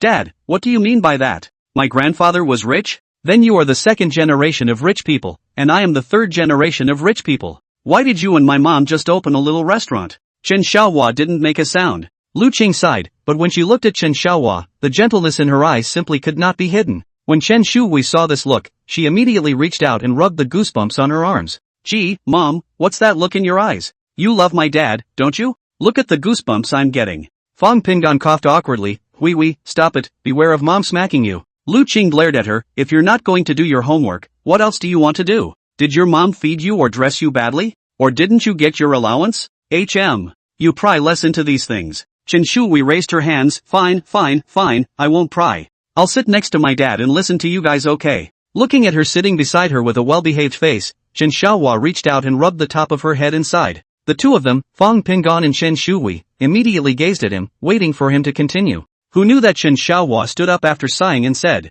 I'll take an early rest, I'll book the airfare and send you to the capital in a few days. You'll be set up when the time comes. Chen Shuhui exclaimed, Dad, you are simply wasting my feelings. Shouldn't you tell a dusty piece of history with a somber face after you've sighed? Ouch, Mom, ouch. You let go, I'm leaving. Lu Qing followed and got up, walking over to Chen Shuhui and twisting her ear with one hand. Why do you want to know everything? Where are the stories for you? Go do your homework. Chen Shuhui disengaged the hand that was twisting her ear and turned around. As he walked away, he said, Dad, you don't have to say anything, I've already guessed it. It must have been you who gave up the chance to be the heir to a powerful family for my mom. You're giving up a powerful family for love. Dad, you give me back my white rich third generation Lu Qing laughed and cursed as she reached out to whip her. Chen Shuhui scampered away and went back to her room and hurriedly unlocked the door. Fang Pingan looked at the scene in front of him with a smile. Chen Xiaohua was also a bit clueless about this daughter and could only cry and laugh as he watched her run and scream at the same time. When it was quiet, Lu Qing came over and sat on the couch. Pingan Fang asked smilingly, we should have guessed right, shouldn't she? This time, Chen Xiaohua was also embarrassed. He waved his hand and said, don't say anything, I'll help you to your room. Seeing that he didn't want to say anything, Fang Pingan simply didn't ask. If he really wants to go to the capital, he will definitely know. After all, he was now half disabled and could have no one around him. And Lu Qing has to stay behind to take care of Hui Hui. It can only be him following his adoptive father Chen Xiaohua to the capital. Just go, don't ask, just experience. Boo! Ping! Ding bam! Wow! Qin Beilianua listened to the commotion coming from upstairs, and the color of worry under her eyes was so intense that it was like her nose could smell it. My son is upstairs, and although he is slightly less mobile, he has never become hemiplegic due to a brain bruise. His left side was still a little shaky, though. Whether it's walking or doing something, it still looks subtly different from normal. Upstairs smashed a bunch of things. Place Han Jun was angry not because of his body. He had just received a message that Fong Pingon was not dead, and was not even seriously injured. That cowardly guy was originally supposed to just run over Pingon Fong. I don't know why, but all of a sudden it's a hit and run. That wasn't all. What disgusted him even more was that this lowly fellow, Fong Pingon, had actually agreed to an understanding. That means, in addition to the prosecutor's office, this guy doesn't even have to pay much money just to be charged with a hit and run. How could this be tolerated? He specifically told Shue-san to find a guy who wasn't supposed to live long. But now what? $200,000 down the drain. Not only did it make him hate that driver's family with a passion, but it also made him suspicious of Shue-san's abilities and whether or not he had coveted some of his money. The money wasn't even from his mom, Qin Balian. Instead, it was his own money that he had saved over the years while at the Fong family's house. Don't look at him as a big spender in his home country, giving the impression of being a really posh rich kid, but in reality it's not always him who pays for it. Shue-san was his classmate in the first grade. Although the family's condition was not comparable to his, Shue-san's father was black and white in his earlier years, and there was no way to compare it to a truly powerful family like the Fong family. That's the most fundamental reason why he's able to deal well with these people. The girls he played with and their families were usually the ones he let Shue-san's people deal with when they wanted to cause trouble. Shue-san was likewise not short of money, but, as he had been out of the country for so long, who knew if Shue-san was the same as before? People's hearts could not withstand testing. This was something that they, the sons of the gentry, had only known from early on. He hadn't even thought about writing back to scold Shue-san when he received the email just now. He was annoyed that he had no way to return home. His father had made it clear that he couldn't go back to his home country, at least not until he graduated from college, even if he had to sneak back. So now he's pissed at the driver for chickening out. Fong Pingon didn't die. I'm angry that Shue-san doesn't do things reliably. Angry at himself for not being able to do anything about it. What was even more infuriating was that Pingon Fong didn't even know that this was his arrangement. The result he wanted most was for Fong Pingon to know clearly, before he died, that everything was done by him, his bastard son. If possible, what he would have preferred was for him to say to Fong Pingon's face, "It was all my doing, what can you do?" Then watch Fong Pingon go to his death. If Fong Pingon enrolls successfully, it's impossible to make a move in the university. But he, definitely, would not let Fong Pingon go. Whether it was for his own revenge for this offense, or for the family fortune that was worth at least $10 billion, he'd counted on it a long time ago. The share price of the Fong Group in Cloud City was converted, so as long as Fong Pingon died, he would be able to get that 10 billion or so. Chapter 66, This backpack is important. 66. Capital Airport. Fong Pingon himself sat in a wheelchair with a duffel bag on his lap as Chen Xiaohua pushed him out of the airport. His acceptance letter for enrollment and other materials were in the bag, along with his laptop. Other than that, the two had nothing to pack. This was Fong Pingon's second visit to the capital. He came here once during the vacation, for a trip to the Great Wall, plus a visit to the school. At the time it was to familiarize myself with the place where I would be staying for at least the next 4 years. This time, he came to report for enrollment. Originally, Chen Xiaohua was going to come a few days earlier and take him to the rehabilitation physiotherapist side by the way, and even the hospital had already been contacted. In other words, Fong Pingon will have to go to the hospital every month for the next year and a half to check on the growth of the bone scabs. In the future, the steel plates will also be removed at the hospital over here. But no matter what, Fong Pingon didn't agree to go to that rehabilitation physical therapy. I'm a young man, I must have recovered very quickly, I don't need any rehab physical therapy at all. Just do what normal people do. I still believe in the hospital, and anyway, when this leg grows back in the future, it's not like it's going to give me an inward or outward bow or something. Chen Xiaohua couldn't argue with him and could only listen to him. However, on this visit, he still wanted to bring Fong Pingon back to the Chen family to take a look.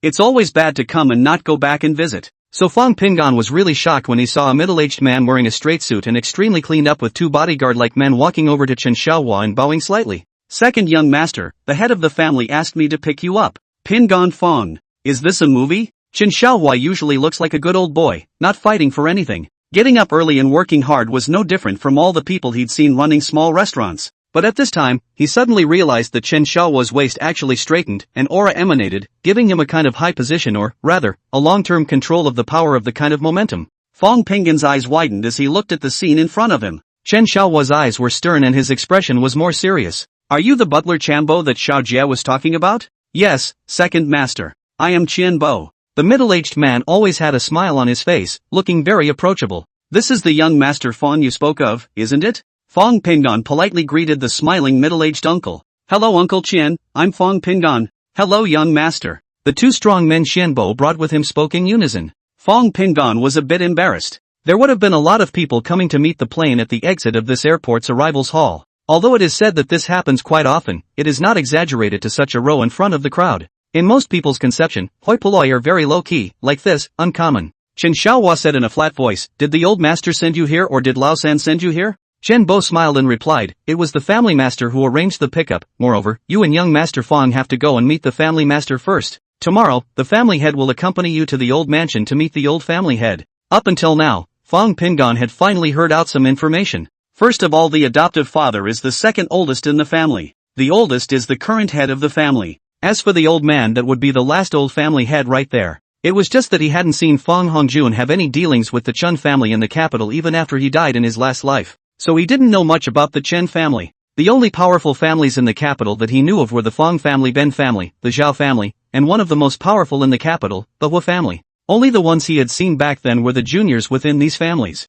It was only 33 years old when I was reborn. Fong Hongjun wasn't really qualified to go inside the top of the mansion at that moment either. Not to mention the powers that be. But that alone had made him notice the difference between the hoary youngsters and the middle-aged. The adoptive father acted like he was happy and angry, and his mental activities were largely unnoticeable. Chen Butler is dry and clear to show the purpose, while the whole attitude is respectful with a smile, to whom it is a smiling look. Only then did Chen Xiaohua point to Fong Pingon, who was sitting in the wheelchair, "Help me push out and help the car afterwards." Not only did he have a broken leg, he had 2 broken ribs. "Be careful not to bruise it." Chen Bo hurriedly nodded, then nodded to the 2 bodyguards. The first nod was directed at Chen Xiaohua, while the second was given to his subordinates. Fong Pingon looked at the 2 men walking over. He hurriedly waved his hand and said, "It's really fine, I can actually do it myself. It's my dad who doesn't feel comfortable with me, otherwise I'd be fine on my own." Chen Xiaohua stood still without making a sound. Chen Bo was full of smiles, and there was even a hint of heartache on his face, causing Fong Pingon to sigh in awe. "Young master, this is what we should do. You just sit back and relax." He reached out, and it looked as if he was going to help Fong Pingon with his backpack. Somehow, Fong Pingon seemed to see a hint of dissatisfaction in the bottom of his eyes. "No need for the money, butler, this backpack is important." Fong Pingon was instantly reminded of his previous life when he had seen Fong Hongjun dealing with the children of those families. "This money, butler, it doesn't matter what his origins are or who is behind him. I don't care. It's not like you're the only ones who can do it. Is it possible that with my 15 years of information superiority I can outperform you? We're safe. What's there to fear?" His face went a little flat. The previous slight shyness and the little bit of restraint that comes with meeting a hoi polloi has disappeared. Chen Xiaohua was sensitive to this. He lowered his head and glanced at Fong Pingon, nodding slightly. "My son said that bag was important. I haven't even touched it." Fong Pingon tilted his head and looked at Chen Xiaohua as he spoke coldly to Chen Bo. Chen Bo's expression choked, and his outstretched hand stopped in midair, then smoothly held onto the handle of the wheelchair. Good. This package is important. Y'all hear that? Be careful." In just a few minutes, though, everything was back to normal. A burly man pushed a wheelchair, led by Chambo, toward a Mercedes station wagon. Fong Pingon was carefully helped into the car by 2 strong men, stowing the wheelchair in the trunk position. It was only after the car started that Fong Pingon was able to breathe a sigh of relief. The 2 burly men hadn't opened their mouths at all, except for the initial greeting. When Chen Xiaohua didn't speak, Fong Pingon was speechless. "It was just a little weird sitting in the car all the way until it took close to an hour and a half before we stopped at a very large villa." Chen Xiaohua didn't say a word, and when the car door opened, he got out and stood outside the car surveying the villa area. Chen Bo followed and stood beside him, explaining, "The family head has ordered that you can go straight in when you arrive, so I'll arrange to help the young master out of the car. I'll push him in myself later." Chen Xiaohua twisted his head to look at him and gave a but didn't move. It wasn't until after Fong Pingon was helped down by the 2 burly men and sat in the wheelchair that Chen Xiaohua waved his hand for the 2 bodyguards to get out of the way,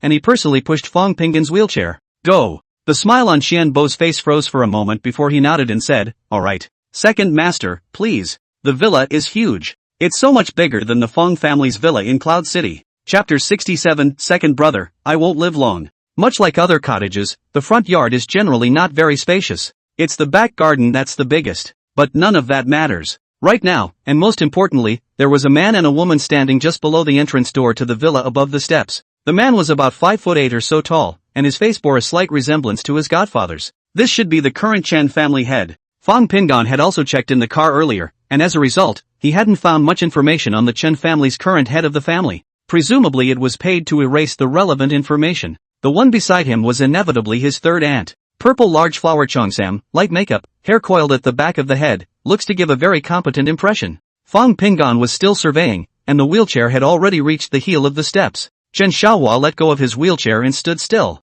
This is my third brother, Chen Xiaojie, the current head of the family. Next to him is his wife, Qi Yang. Listening to Chen Xiaohua's introduction, Fong Pingan's face bloomed into a big smile. Hello Uncle Sam, hello Aunt Sam. I'm Fong Pingan. Chen Xiaojie took the first step down the steps, and Qi Yang followed one step behind him. The two walked down together. Ergo, Xiaojie, Qi Yang. The greeting was simple. Unfortunately, Fong Pingan was still sitting in his wheelchair and couldn't see Chen Xiaohua's eyes. But the eyes of the two people across the table couldn't see any bad taste in their eyes. Pingan Fong sat in place and waited for Qianbo and the bodyguards behind him to help. He was a little sorry he hadn't brought his crutches. I was supposed to bring it, but Chen Xiaohua didn't agree. He gets on and off the plane with the help of the cabin crew to lift him on and off. There was nothing he could do at the moment. Qianbo and the other bodyguard waited until the two Chen family brothers and the head of the family's wife had all gone up the steps into the villa before they worked together to carry him up the steps. Thank you Uncle Qian. And thank you. Fong Pingan thanked the two men separately before Qianbo pushed him into the villa.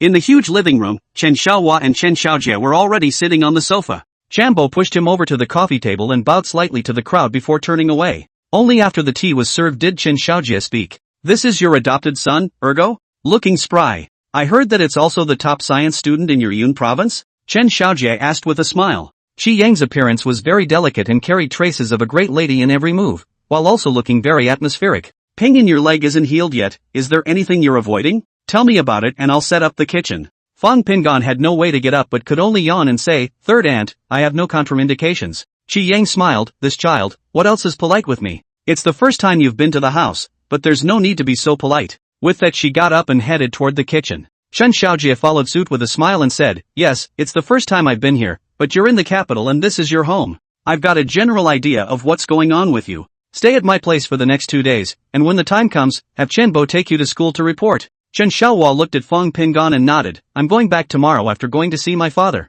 It's up to you. Stay here if you want to, or go to a hotel if you don't. When the time comes to live in the school and need something, buy it directly in the capital. Chen Xiaojie laughed, living in school is the right thing to do. The relationships you have with your classmates during your college years will help you in your future endeavors. And all of your future relationships unfold based on your college classmates. Fong Pingan had a respectful face, well, I'll listen to you guys. The two of them, Chen Xiaohua and Chen Xiaojie, chatted idly for quite a while, and except for the part that concerned him, he didn't have much of a chance to open his mouth. Dinner was soon ready. After all, the ingredients are readily available, not to mention prepared in advance. What made Fong Pingan somewhat touched was that his third aunt, whom he had met for the first time, had actually arranged for an old hen to be stewed long ago. That bowl of chicken soup was good as hell. It was obvious that Auntie 3 and Uncle 3 were extremely close, and she should have her own business herself. There was nothing at all of the slightly dependent on a man look that his birth mother, Vicky Chiu, had at home. As expected, while he was praising the bowl of chicken soup, Chen Xiaohua spoke up. Your third aunt is a jewelry designer and spends most of her time abroad, so you'll be lucky to catch her when she's home.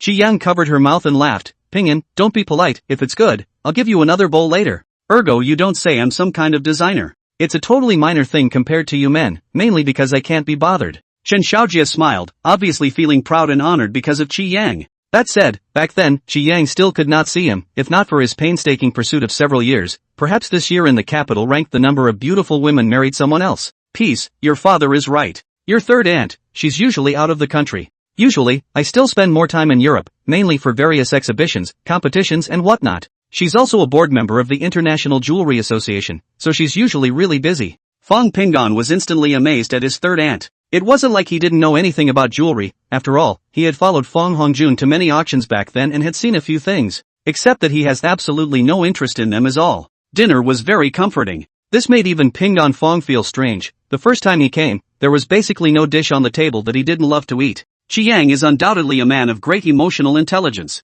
Fong Pingan didn't feel any discomfort. The only thing he was wondering right now was that this Chen family head and his wife were so highly emotional, so why did Qianbo, who was the housekeeper, have a hint of contempt under his eyes when he saw him for the first time? Though he had no way to ask Qianbo directly, that feeling couldn't be done. Because of that feeling, he experienced it deeply every day during those years in the Fong family. After dinner, Qi Yang personally pushed him into the elevator, up to the third floor, and sent him to the room arranged for him. In short, it means that if you have any request, even if you need someone to help you with your bath, you can contact the housekeeper Qianbo directly. Of course, Pingan Fong knew that this was because his adoptive father wanted to talk to third uncle, and he had to kill the time in between on his own. The truth was just as he thought it would be. After Chen Xiaojie and Chen Xiaohua both went to the study, Shi Yang personally made tea for them and brought it in. Not only that, but a thermos was sent in. Second brother, take your time to chat, I'll leave you alone. Zio smiled and left. It was only then that the two brothers began to talk in earnest. Ergo, come back. Chen Xiaojie opened the door and the first sentence was this. Chen Xiaohua raised his eyebrows and asked flatly, why? It's not like you're dying. There's no one else in the family who can help you. Chen Xiaojie gave a bitter laugh. Ergo, I won't live long. Chapter 68, if I don't enjoy myself before I die, what else do I want? Chen Xiaohua was stunned. He just said it casually, how come it's true? Xiaojie, are you kidding? He had one dead eye on his third brother. Ergo, I'm sick. Acromegaly. Chen Xiaojie got up and opened a cabinet, took out a box of cigars, took out one and handed it to Chen Xiaohua, and then picked up one himself. The tools were on the table, and Chen Xiaohua didn't hesitate to pick them up and start trimming the cigars. You should know that there is no cure for this disease, and to this day there is no cure. Chen Xiaojie said with a relaxed face. Chen Xiaohua tossed him the cigar cutter. When did you find out? A month ago. Chen Xiaojie also began to trim his cigar. So you see, the cigars I used to be unable to spare, now I specialize in buying ones that have been sitting around for a long time, a dozen boxes at a time. Second brother, in my life, I've never apologized to anyone except Shi Yang. What would I want if I didn't enjoy it before I die? Chen Xiaohua smoked his cigar silently until the mellow flavor in his mouth reached his brain. Does Zio know? I haven't told her, but it won't be possible to hide this until next year at the most. If she hadn't spent so much time abroad, she'd probably already know. Chen Xiaojie lit his cigar and began to enjoy it slowly. Chen Xiaohua asked, how come it seems like you're not scared at all? Fear. But what's the use of being afraid? I tried to contact you last month to ask you and your second wife to come back. It's just that we have to get our dad's approval for this. Besides, I haven't told big brother and fourth sister yet. I'm going to keep this under wraps for a while, and I'll quit altogether when you're able to take over smoothly. When the time comes, I'll go to Europe with Qi Yang and stay there, and come back before I die. It's all about going back to your roots anyhow. Chen Xiaojie's safe look of resting on his heavenly destiny made it a little difficult for Chen Xiaohua. You can't hide this from me. The Chen family is such a big business, can your son take over? Chen Xiaojie shook his head with a bitter smile. Second brother, we haven't seen each other for about 10 years. I'm well aware that you're so much better than me. Back then, if it wasn't for our dad, you wouldn't have left the capital. Dad has been retired for many years. I can't think of anyone else in the Chen family who can act as a pin in the sea, except you. Moreover, if the Chen family falls, big brother and fourth sister will be implicated. This is, pulling one hair will affect the whole body? Chen Xiaohua interjected, could it be that you haven't trained a successor for so many years? Not a single one in such a large Chen family? He had a slightly angry look on his face. Chen Xiaojie laughed, big brother is in a high position now. His kids are either abroad or on the same career path as him. The fourth sister, on the other hand, is in the service herself, and her husband is a military man, and their children are not suitable. The only ones who could be candidates are yours and my kids. Chen Xiaohua exhaled a mouthful of smoke, stared at the smoke slowly dissipating under the light, and slowly said, you have 5 children that I can help you raise. Pick one out when the time comes. What do you think? He knew his brother's nature well. It was also clear that he wouldn't have opened his mouth if he hadn't run out of options.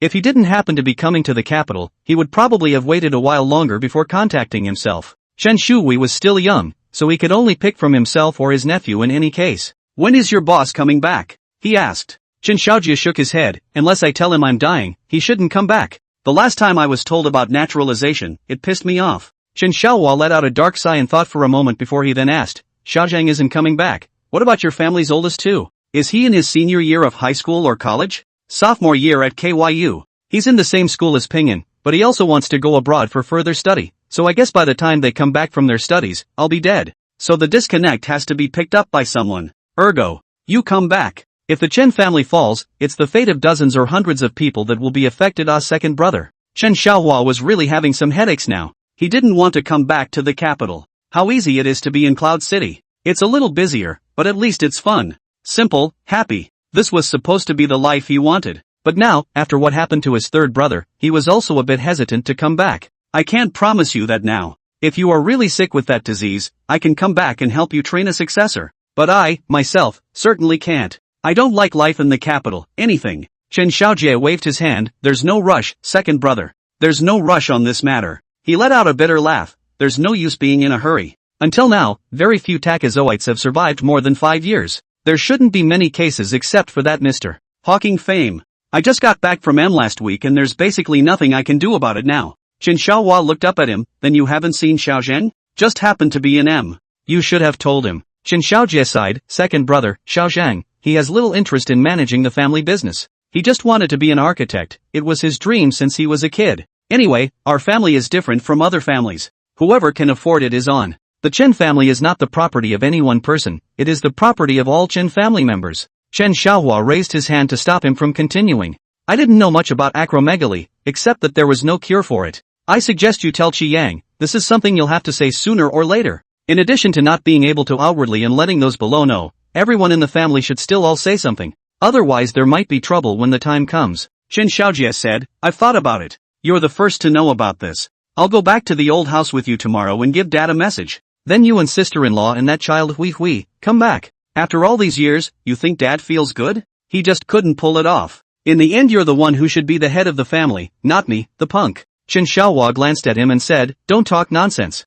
I haven't been to the capital for 20 years, but at least I know about the Chen family. If it were up to me, the Chen family wouldn't necessarily be able to do as beautiful a job as you have done in the past 20 years. Unfortunately, for the past 20 years, every time I've called you back you haven't come. Do you still have a problem with Dad? He's over 70. That's not so much. I had a pretty good time in Cloud City. Life is simple, there aren't so many favors to think about, and you don't have to worry about any stock prices or even socializing. Green and I and Peace and our daughter are having a pretty good time. Thinking of Lu Qing and Chen Shuwei, his face unconsciously brought on a smile. Chen Xiaojie laughed, that's just right. I've worked hard for this family for 20 years, and you, on the contrary, have had 20 years of smooth sailing. Now it's time for you to give something to the family. He slammed the table. Tomorrow I'll tell Dad that you two make up and then you'll have a year to take control of the Chen family. Give me 2 years to get out and see, hang out and have a few days of comfort too. Chapter 69. Dad, let second brother's family come back to the capital. Chen Xiaohua pondered for a while before nodding reluctantly. If it's really a taper, then he's really the only one who can top it. If he is said to be comfortable with this small family, and the hundreds of people involved, such as the Chen family and in-laws, are only going to be in bad luck. Between the powerful families, there is nothing but profit. What with family and friendship and love, it all has to give way to family interests. He also couldn't bear to see his older brother, who was currently a senior leader, suffer. Even more so, he didn't want to see the result of the Chen family being divided up and devoured by the other major families. Chen Xiaojie was overjoyed when he saw him nod. Second brother, this is considered a promise from you. No backtracking. Chen Xiaohua glared at him, am I that kind of person? Chen Xiaojie laughed for a while before shaking his head, of course not. If you were that kind of person, you wouldn't have left the capital with your sister-in-law back then. Fang Pingan didn't take a bath, he simply wiped himself down and then went to bed. The right attitude is to stay out of things that you shouldn't be involved in. Not to mention that this is the Chen family's villa. Just from his appearance, he knew that the Chen family was definitely much more powerful than the Fang family in Cloud City. The two aren't even an order of magnitude of existence at all, and neither should be put together for comparison. Land prices and housing prices in the capital are already going sky high. Cloud City is nothing. Chen Xiaohua even came over and knocked on the door when he went upstairs to rest, and only went back to his room to take a shower and sleep when he saw no response. Early the next morning, just after 6 o'clock, Fang Pingan woke up. He got dressed and jumped in a brief wash before sitting in his wheelchair, waiting for the money butler to come and call him for dinner. When Butler Qian came up, he gave him a word to ask him to help prepare a pair of crutches so that he wouldn't have to bother pushing him. I was able to walk around on my own, and although I couldn't go fast because of my ribs, I walked slowly without much pain. The crutches had been delivered by the time breakfast was finished. When he heard that he was going to the Chen family's old mansion, he was directly confused. It was a pace that he had some trouble keeping up with. Not so much, really not so fast to let him know about the real hoi polloi he's never been exposed to, okay? Chen Xiaohua got into the car first, and then he followed on his crutches. Chen Xiaojie and Qi Yang rode in another sedan. That's what makes it all together. The Chen family's old mansion was a 5-entry courtyard. This was measured by Pingan Fang with his own walking stick. He couldn't imagine how much a 5-entry courtyard inside the capital could be worth. This is still the old residence of the Chen family, which means that it has been here at least 3 generations ago. Tanya was right. Her dad is a rich kid. No, it's a powerful family, and it definitely ranks high in the capital. Being rich is nothing. The key is having a quadrangle passed down from your ancestors. Qi Yang seemed to take extra care of him, urging him to be more careful along the way. The Chen family's old man is already 69 this year, and he will be 70 next year. It looked like the old man's hair was completely gray, but hale and hearty. The body looks pretty tough. The old man was tending the flowers in a slow, methodical manner as they entered through a round archway. The yard was purposely opened up to a modest garden, and looking at the yard there weren't many people around. Dad! Qi Yang was the first to open his mouth and shouted, then Chen Xiaohua, Chen Xiaojie all shouted for people. The old man turned his head. When he saw Chen Xiaojie and Chen Xiaohua who were walking in front of him, his brows frowned slightly. When his gaze fell on Qi Yang, the lines on his face flattened and softened a lot. Fang Pinggan followed behind Qi Yang, and at this time, he also took a step to the side. Hello Grandpa. He's got to be good. Fang Pinggan felt that those two gazes carried a sharp scrutinizing meaning. Chen Xiang glanced at the teenager who appeared in front of him for the first time and skimmed over it after looking up and down. Xiaohua, what brings you here? Xiaojie, why are you all here? Is something wrong? The old man with white hair asked. Chen Xiaohua didn't make a sound and let Chen Xiaojie speak. Dad, this is not the second brother's child got into Beijing University and came to enroll. I'm not stopping by to bring them to see you. Qi Yang followed her husband closely and said, Dad, this child Pingyan is their top science student in Yin province. He's a very good boy. The old man was a little surprised. Glancing once again at the smiling Fang Pinggan, all come inside and sit. Lao Zhao, Lao Zhao. Silently, another old man walked out of the room and immediately bowed slightly upon seeing several of them. Second young master, third young grandmother, it's been a while. After greeting a few of them, he then turned to look at Chen Xiang and said, Master, I'll go make some tea. With that he turned around and went back inside the room. As for Fang Pinggan, he merely looked at him. Fang Pinggan followed the adults as they slowly stepped up those 3 flights of steps, crossed the threshold, and walked in. He knew absolutely nothing about quadrangles, nor did he understand the structure or designation of these houses. It was only after entering that he saw an 8-cent table in the middle of the room, followed by 4 chairs. The old man walked slowly over and sat down at the table. Butler Zhao Jiaxing came over with a tray and placed it on the table. After distributing tea to several people he went out. Having followed Chen Xiang for his entire life, he knew exactly what he could and couldn't do. The door to the room was just open, and Fang Pinggan surveyed the structure of the room. From the angle of the entrance door, there should be a study on the left-hand side. To the right is probably the bedroom of this old homeowner. It's such a big yard, I guess the rest of the compound is empty. They didn't see many servants along the way when they came in, and the few scattered ones looked pretty laid back. It doesn't even look like it's busy. Pinggan Fang had just taken a sip of tea when he heard Xiaojie say, Daughter-in-law, take Pinggan for a stroll around the old mansion, he hasn't been here before. Qi Yang smiled slightly and said to the old man, Dad, I'll take Pingyan for a walk around, it might be the first time this child has seen a courtyard. Fang Pinggan hurriedly nodded his head. Another one he can't listen to, alas. Chen Xiang nodded slightly and squeezed out a smile. Pingyan? Is that your and Lu Qing's child? Chen Xiaohua shook his head. No, it's my adopted son. Adopted from an orphanage as a child. He didn't mention that Fang Pinggan was actually almost 2 years old when he arrived at his house. Only, he and Lu Qing never told Fang Pinggan what he was like as a child, only that he was adopted. If a passerby hadn't picked up the child from the side of a dumpster and taken him to an orphanage, he would have died. At that time, little Pingyan was just a newborn child. The little mattresses used to wrap him are from the hospital. Even the last name follows the orphanage director's last name, Yuan. After arriving at the Chen family, he changed his name to Pinggan Chen, and only changed his name when he returned to the Fang family. He looked at Fang Pinggan with a hint of pity in his eyes, which could easily be seen. Fang Pinggan stood up on his crutches and bowed to the few of them, then turned around and followed Qi Yang outside. Only when his figure had left did Chen Xiang put down the teacup in his hand. Dad, Sandy he. I'll say it. Chen Xiaojie said with a smile, this kind of thing, of course it's better for me to say it myself. Chen Xiaohua sighed and picked up his teacup without saying anything. Chen Xiang frowned, what is it that you can't say? Chen Xiaojie curbed his smile and said seriously, Dad, let the second brother's family come back to the capital. The Chen family can't live without them. Chapter 70, he's afraid he's going to laugh out loud. Qi Yang took Fang Pinggan on a slow stroll through the massive courtyard. Peace, can you tell me how you hurt your leg? Fang Pinggan is really no way to refuse such an amiable elder, then said he wanted to go buy KFC and milk tea for his sister that day. It's just a matter of a few words. Qi Yang is wearing a formal dress today, suit pantsuit, carrying a modest handbag in his hand. She led him along at a slow pace, taking great care that Fang Pinggan couldn't move as easily on his crutches.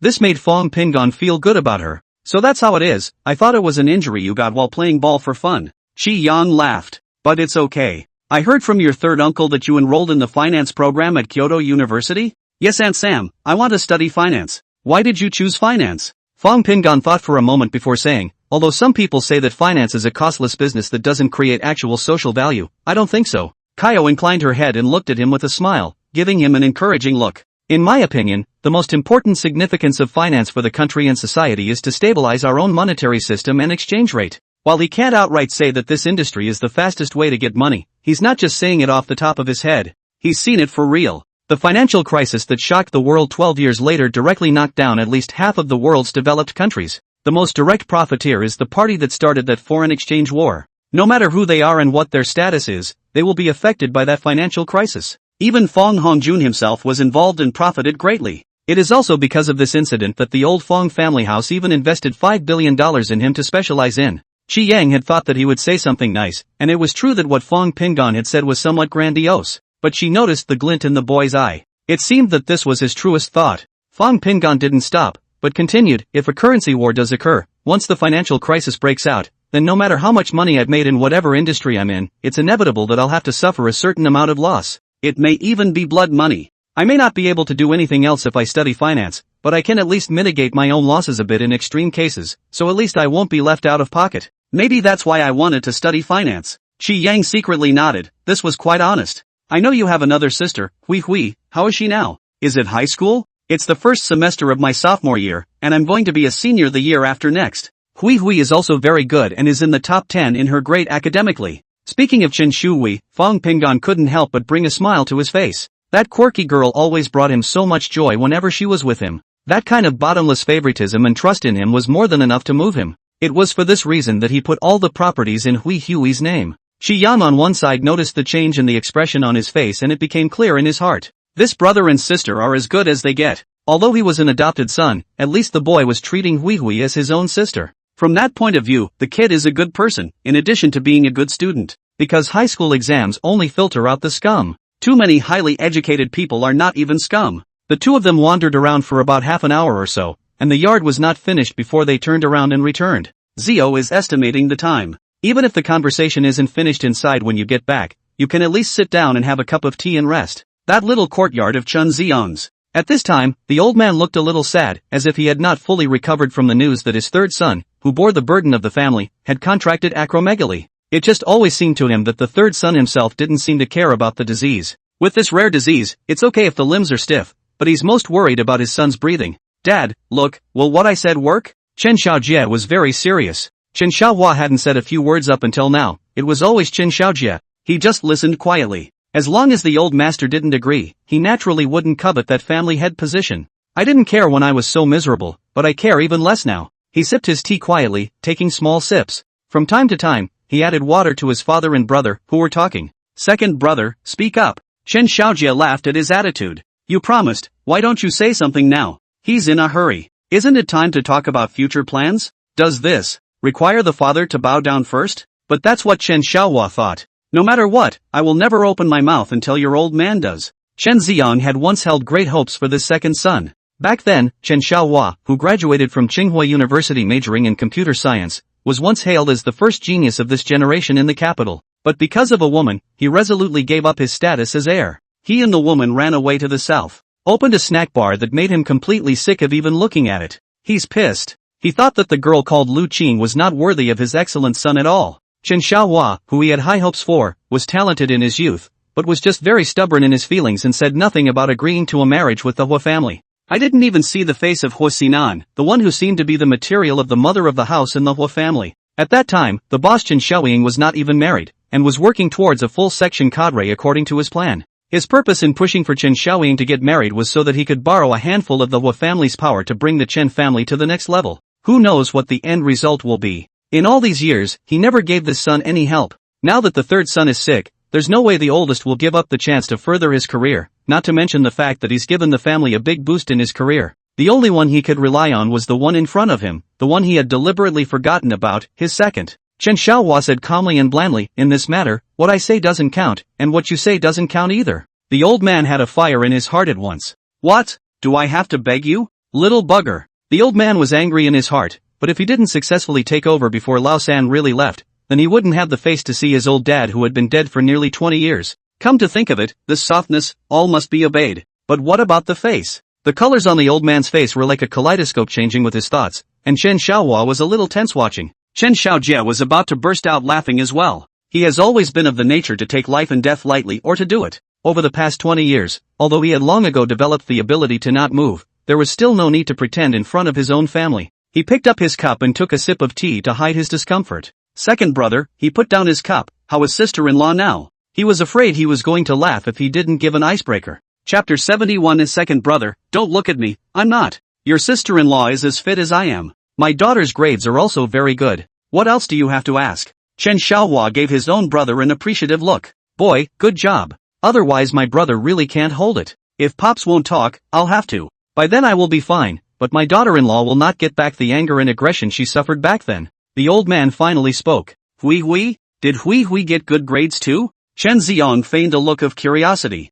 Chen Xiaohua said blandly, of course, my son is the provincial top science scholar, my daughter will definitely be able to go to Beijing University even if she's not the top scholar. Chen Xiaojie hurriedly interjected, that's right, back then it was after you that I learned so much, otherwise it wouldn't have been so easy to get started in the beginning. Chen Ziong was instantly displeased. So it wasn't me, the father, who practically took you under his wing to learn how to run the family business? This asshole Dick was gone by then, okay? Chen Zijie turned his face to look at his own old man with a smile. Dad, you should speak. The second brother's family returned to the capital, and we two brothers will do it together, okay? The old man still couldn't pull it off. I retired a long time ago. You're the head of the family now. You decide. From now on, you guys don't bother me if you have anything to do. I don't care anymore, no matter what the business is getting into with you guys. Chen Xiaohua was out of ideas. Back then, if you hadn't forced me, I wouldn't have left the capital. He said in a calm tone, Xingxing is a good woman. And a better fit for me. I've never regretted marrying her one day in these last 20 years. I live each day with great happiness and joy. Dad, I don't expect you to accept her. I only hope that you don't hate her because of me. I never hated her. Chen Ziong blushed slightly, a little embarrassed. It's you I hate. No big picture. Ignoring the family for a woman. You think it's easy to be the head of the family? Look at Lao San, he's sick now. If you had been obedient back then, now even if the Chen family couldn't crush the Hua family, they would at least be able to fight for a draw. Chen Xiaojie was stunned. The Hua family. The Hua family, which is ranked number 1 in terms of strength in the capital, is also the most low-profile Hua family. You want to compete with the Hua family based on the efforts of the Chen family, which is only the 4th generation in his generation? Where's the face? Your old man is really senile, isn't he? The Hua family is the same as the Sun family in the Three Kingdoms period, with each generation having an outstanding talent to serve as the head of the family for several generations in a row. Even if the Hua family had stagnated, the Chen family would need at least 10 years to match it, right? Do you know why you were asked to marry the Hua family back then? It's not even your grandfather's opinion. You shouldn't hate me, Xiaohua. I am the head of the family and everything I do is for the family. Chen Xiaohua's heart softened when he saw that his father was a bit agitated. Forget it, Dad, it's been 20 years. I don't hold it against you. It was my choice to leave. Chen Xiaojie slapped his hand on the table. That's done. It's a done deal. Second brother, I'll contact the school for my niece today. Move in as soon as you can. Not to mention that Hui just came to the capital and had a much higher chance of attending Kyoto University. Big deal, I'll donate a couple more dorm buildings. Chen Xiaohua stared at him coldly. Hui doesn't need care to pass the exam. Chen Xiaojie laughed. Right. Our Hui is bound to be able to go to Beijing University. Chen Ziong had only seen pictures of Chen Shuhui, and they were from when she was in elementary school. Hearing this, he couldn't help but feel a little bit of desire to see his granddaughter as soon as possible as well. Chen Xiaojie continued, Ping and the child, second brother, your opinion is to live at home or at school? If staying at home, then make other arrangements. If you live on campus, tell Chambo directly what you need and he'll get it ready. Chen Ziong asked, wasn't this child retrieved by his family? Only then did Chen Xiaohua begin to explain what had happened to Fong Pingon after he returned. He had no proof that Pingon Fong had suffered unfair treatment in the Fong family, but he knew that Pingon wouldn't lie about being kicked out of the Fong family. When he finished speaking, not only Chen Xiaojie, even the old man was a bit moved. So, that kid is decisive, not bad. Listening to his father's murmured voice, Chen Xiaohua also nodded his head. Yeah, when he came back then, he had a backpack. Then those women from Fong's family came to my house to look for him. Probably regretting it, huh? Every family has this kind of nastiness. Second brother, don't look at me, I'm not. Chen Xiaojie quickly waved his hand, afraid of what reputation he would carry. But is that Fong family the same as the Fong family in the capital? I haven't paid much attention to the other side of the family, and I haven't paid much attention to it. Chen Ziong is so old, but his spirit of eating melon lives on. Chen Xiaohua sighed, Fong Junhong, do you have any impression from listening to this name? Fong Junhong? Chen Xiaojie was still chanting when he heard the old man mumble. Let's just say you're not on board. Fong Junhong is Fong Zhehan, that old third, married to the Zhao family's daughter, called what I forgot. But the Fong family is not much of a threat. Back when I was in charge, our Chen family was the second oldest in the capital, but it's a pity that in your generation, you're still the second oldest. He glared at Chen Xiaojie with some displeasure in his eyes. As the head of the family, any family with a little bit of volume should be concerned. At least know that each family has those great offspring in this generation and the next. Whether it's union or suppression, at least you have a goal. Those who can't be drawn in are all enemies, understand? The old man's voice became a little stern.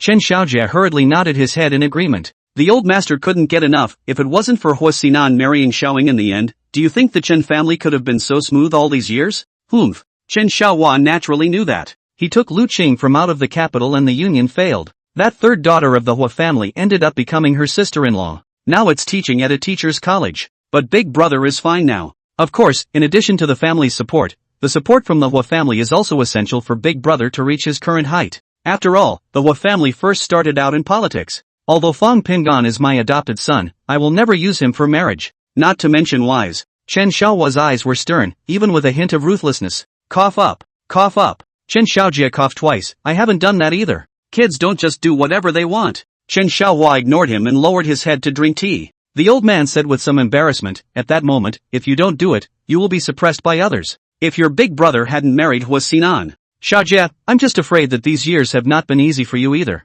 Chen Xiaojie pointed at himself and smiled bitterly. I've been suffering for almost 20 years. I don't have many days left to live, so can you stop talking about me? Chapter 72. Do you want to live at school or at home? By now, wait until the business is all said and done. Chen Xiang frowned and asked, I have heard of this disease of yours. Is there really no magic cure? Chen Xiaohua was silent. Chen Zijie shook his head and sighed. I went abroad right after I found out, in order to try to find the special effect medicine. There is no medicine for this for the time being, either at home or abroad, in Chinese or Western medicine. The only thing you can do is watch what you eat. What I'd love to do right now is to take Zio on a slinky trip abroad, or, well, right here at home. There are so many mountains and rivers in our country, I didn't have the time to go for a walk and have a look, and now I think about it and really kinda regret it. Chen Xiang was also silent. This third son is indeed all about the family business. He also knew that Qi Yang was the reason why her man didn't have much time for her, so she made a jewelry brand out of herself. The result is that these two get to spend even less time together. He looked at Chen Xiaohua again and saw that although he was still in his prime,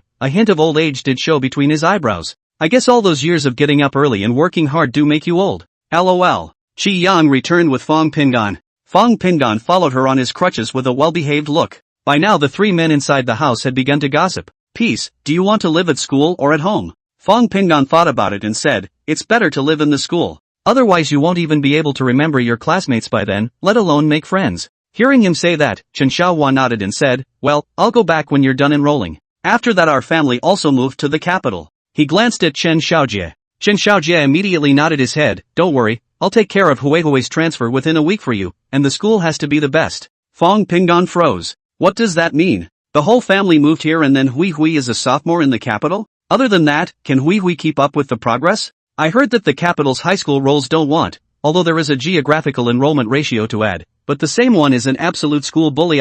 And what about the house? Hui still has a house in her name. In an instant, his mind spun with several questions. He looked at Chen Xiaohua with a questioning face. Chen Xiaohua smiled, your third uncle will arrange it. Qi Yang sat beside Chen Xiaojie, skillfully. Okay, that's enough of that. You guys don't have anything to do so go back. I eat all the bland food here, and I don't think you'll be able to get used to it. When the old master gave the word, Chen Xiaohua and the others hurriedly got up. Fang Pingan took the initiative this time, climbing into the car himself and sitting next to Chen Xiaohua. On the other side, Uncle and Aunt Sam were naturally in a separate car. Dad, why are you coming to the capital? Hui's grades are good in Cloud City, but when she comes to the capital, I'm worried she won't be able to keep up. In case the pressure is too much, I'm afraid she'll lose her self-confidence. Chen Xiaohua waved his hand. You've been going to the Fang family for 4 years, and even though you get to see each other, Hui isn't the same Hui that she was when she was a child. She's got to have more tolerance limits than you can imagine. Don't worry, she won't lose faith. She is a person who is more and more courageous the more frustrated she is. I'd like to see what those people would say if Hui was like me. Heck, Fang Pingxi knew that there were too many things he didn't know about the Chen family and his godfather, but now is not the time to ask about that. Naturally, he would slowly find out when Lu Qing arrived. Front of the car. Pingyan, this child, what impression do you have from reading it? Chen Xiaojie asked as he patted Qi Yang's hand. Kaio smiled. Quite a good boy, still a bit childish, but he is young after all. Let's wait a couple years and see. It's hard to see anything right now, too. Chen Xiaojie knew that his daughter-in-law was talking about the child's heart, and he had also heard it from his second brother's mouth, in addition to the information he had arranged for people to find out. The kid wasn't exactly the worst off when it came to intimacy. At least his second brother and sister-in-law's family gave him enough warmth. Top science student, finance major. If properly cultivated, it might not be impossible to bring a greater boost to the family. However, it's hard to say what Ergo really thinks about this. At least he had to figure out when Fang Pingan knew about the Chen family first. Did he already know about the fact that second brother was a member of the Chen family? These will take time to verify. And give the kid a couple years, and we'll talk about the rest when the time comes. Chen Xiaohua had wanted to follow Fong Pingan to report to school, but Fong Pingan refused. Dad, I'm not a kid anymore. Not to mention, most students check in on their own. The thing that makes me different from them is that I just don't have much luggage. Then I'll help you with your luggage, or else you'll have the choice of staying at your Uncle Sam's house or a hotel. Chen Xiaohua of course knew clearly that this was the young man's mentality of wanting to save face. He didn't push it either. What Pingan Fong had in mind was something else. No need for that, I don't have any luggage since I came to the capital, okay? I didn't even buy a change of clothes. That's a good sentiment, go sign up and then I'll take you to get bedding and supplies. Whether it's clothes or anything else, I can't go back until I've bought everything on today's trip and I've got my heart set on it. Or your mom will talk about me again. What Chen Xiaohua said is also true. When Fong Pingan was a child, he knew that his mom, Lu Qing, didn't like to nag, but if it was Chen Xiaohua who didn't do something right, she would definitely say so. Pingan Fong thought about it for a moment.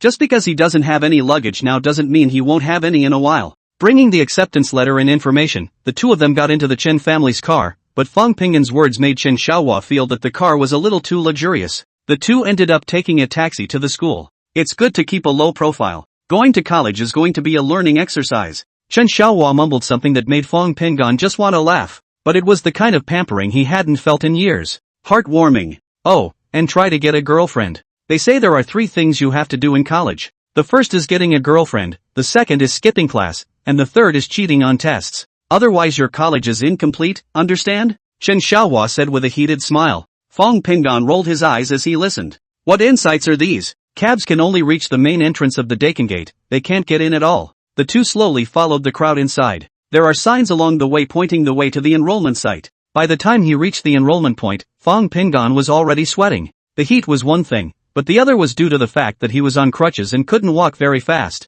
Chen Xiaohua walked beside him, looking at these vibrant young people with envy in his eyes. Once he was this young. When we arrived at the registration point, the enthusiastic seniors were already busy. Classmate, finance department? A senior asked, looking at the older boy on crutches in front of him. Fong Pingan was on crutches and stood out in the crowd. Chapter 73, First Encounter with Fatty Li Hongzhong. Fong Pingan was on crutches, and everyone around him unconsciously stayed at least a step away from him. That makes him stand out more. Right, the finance department. He took the acceptance letter from the backpack hanging from his chest and handed it over. Wow, so handsome. This year, our finance department also has a schoolboy-level handsome guy. A little more handsome than the previous ones. The voices of the two schoolmates next to him were not loud, but the distance was just too close. Fong Pingan turned his eyes to look over after hearing this. A sophomore schoolmate, at least. Wear it cool. But in Cloud City, there were plenty of girls who wore cooler clothes than them. The streets were filled with big white legs and white half-breasts. Fong Pingan was nothing new to this.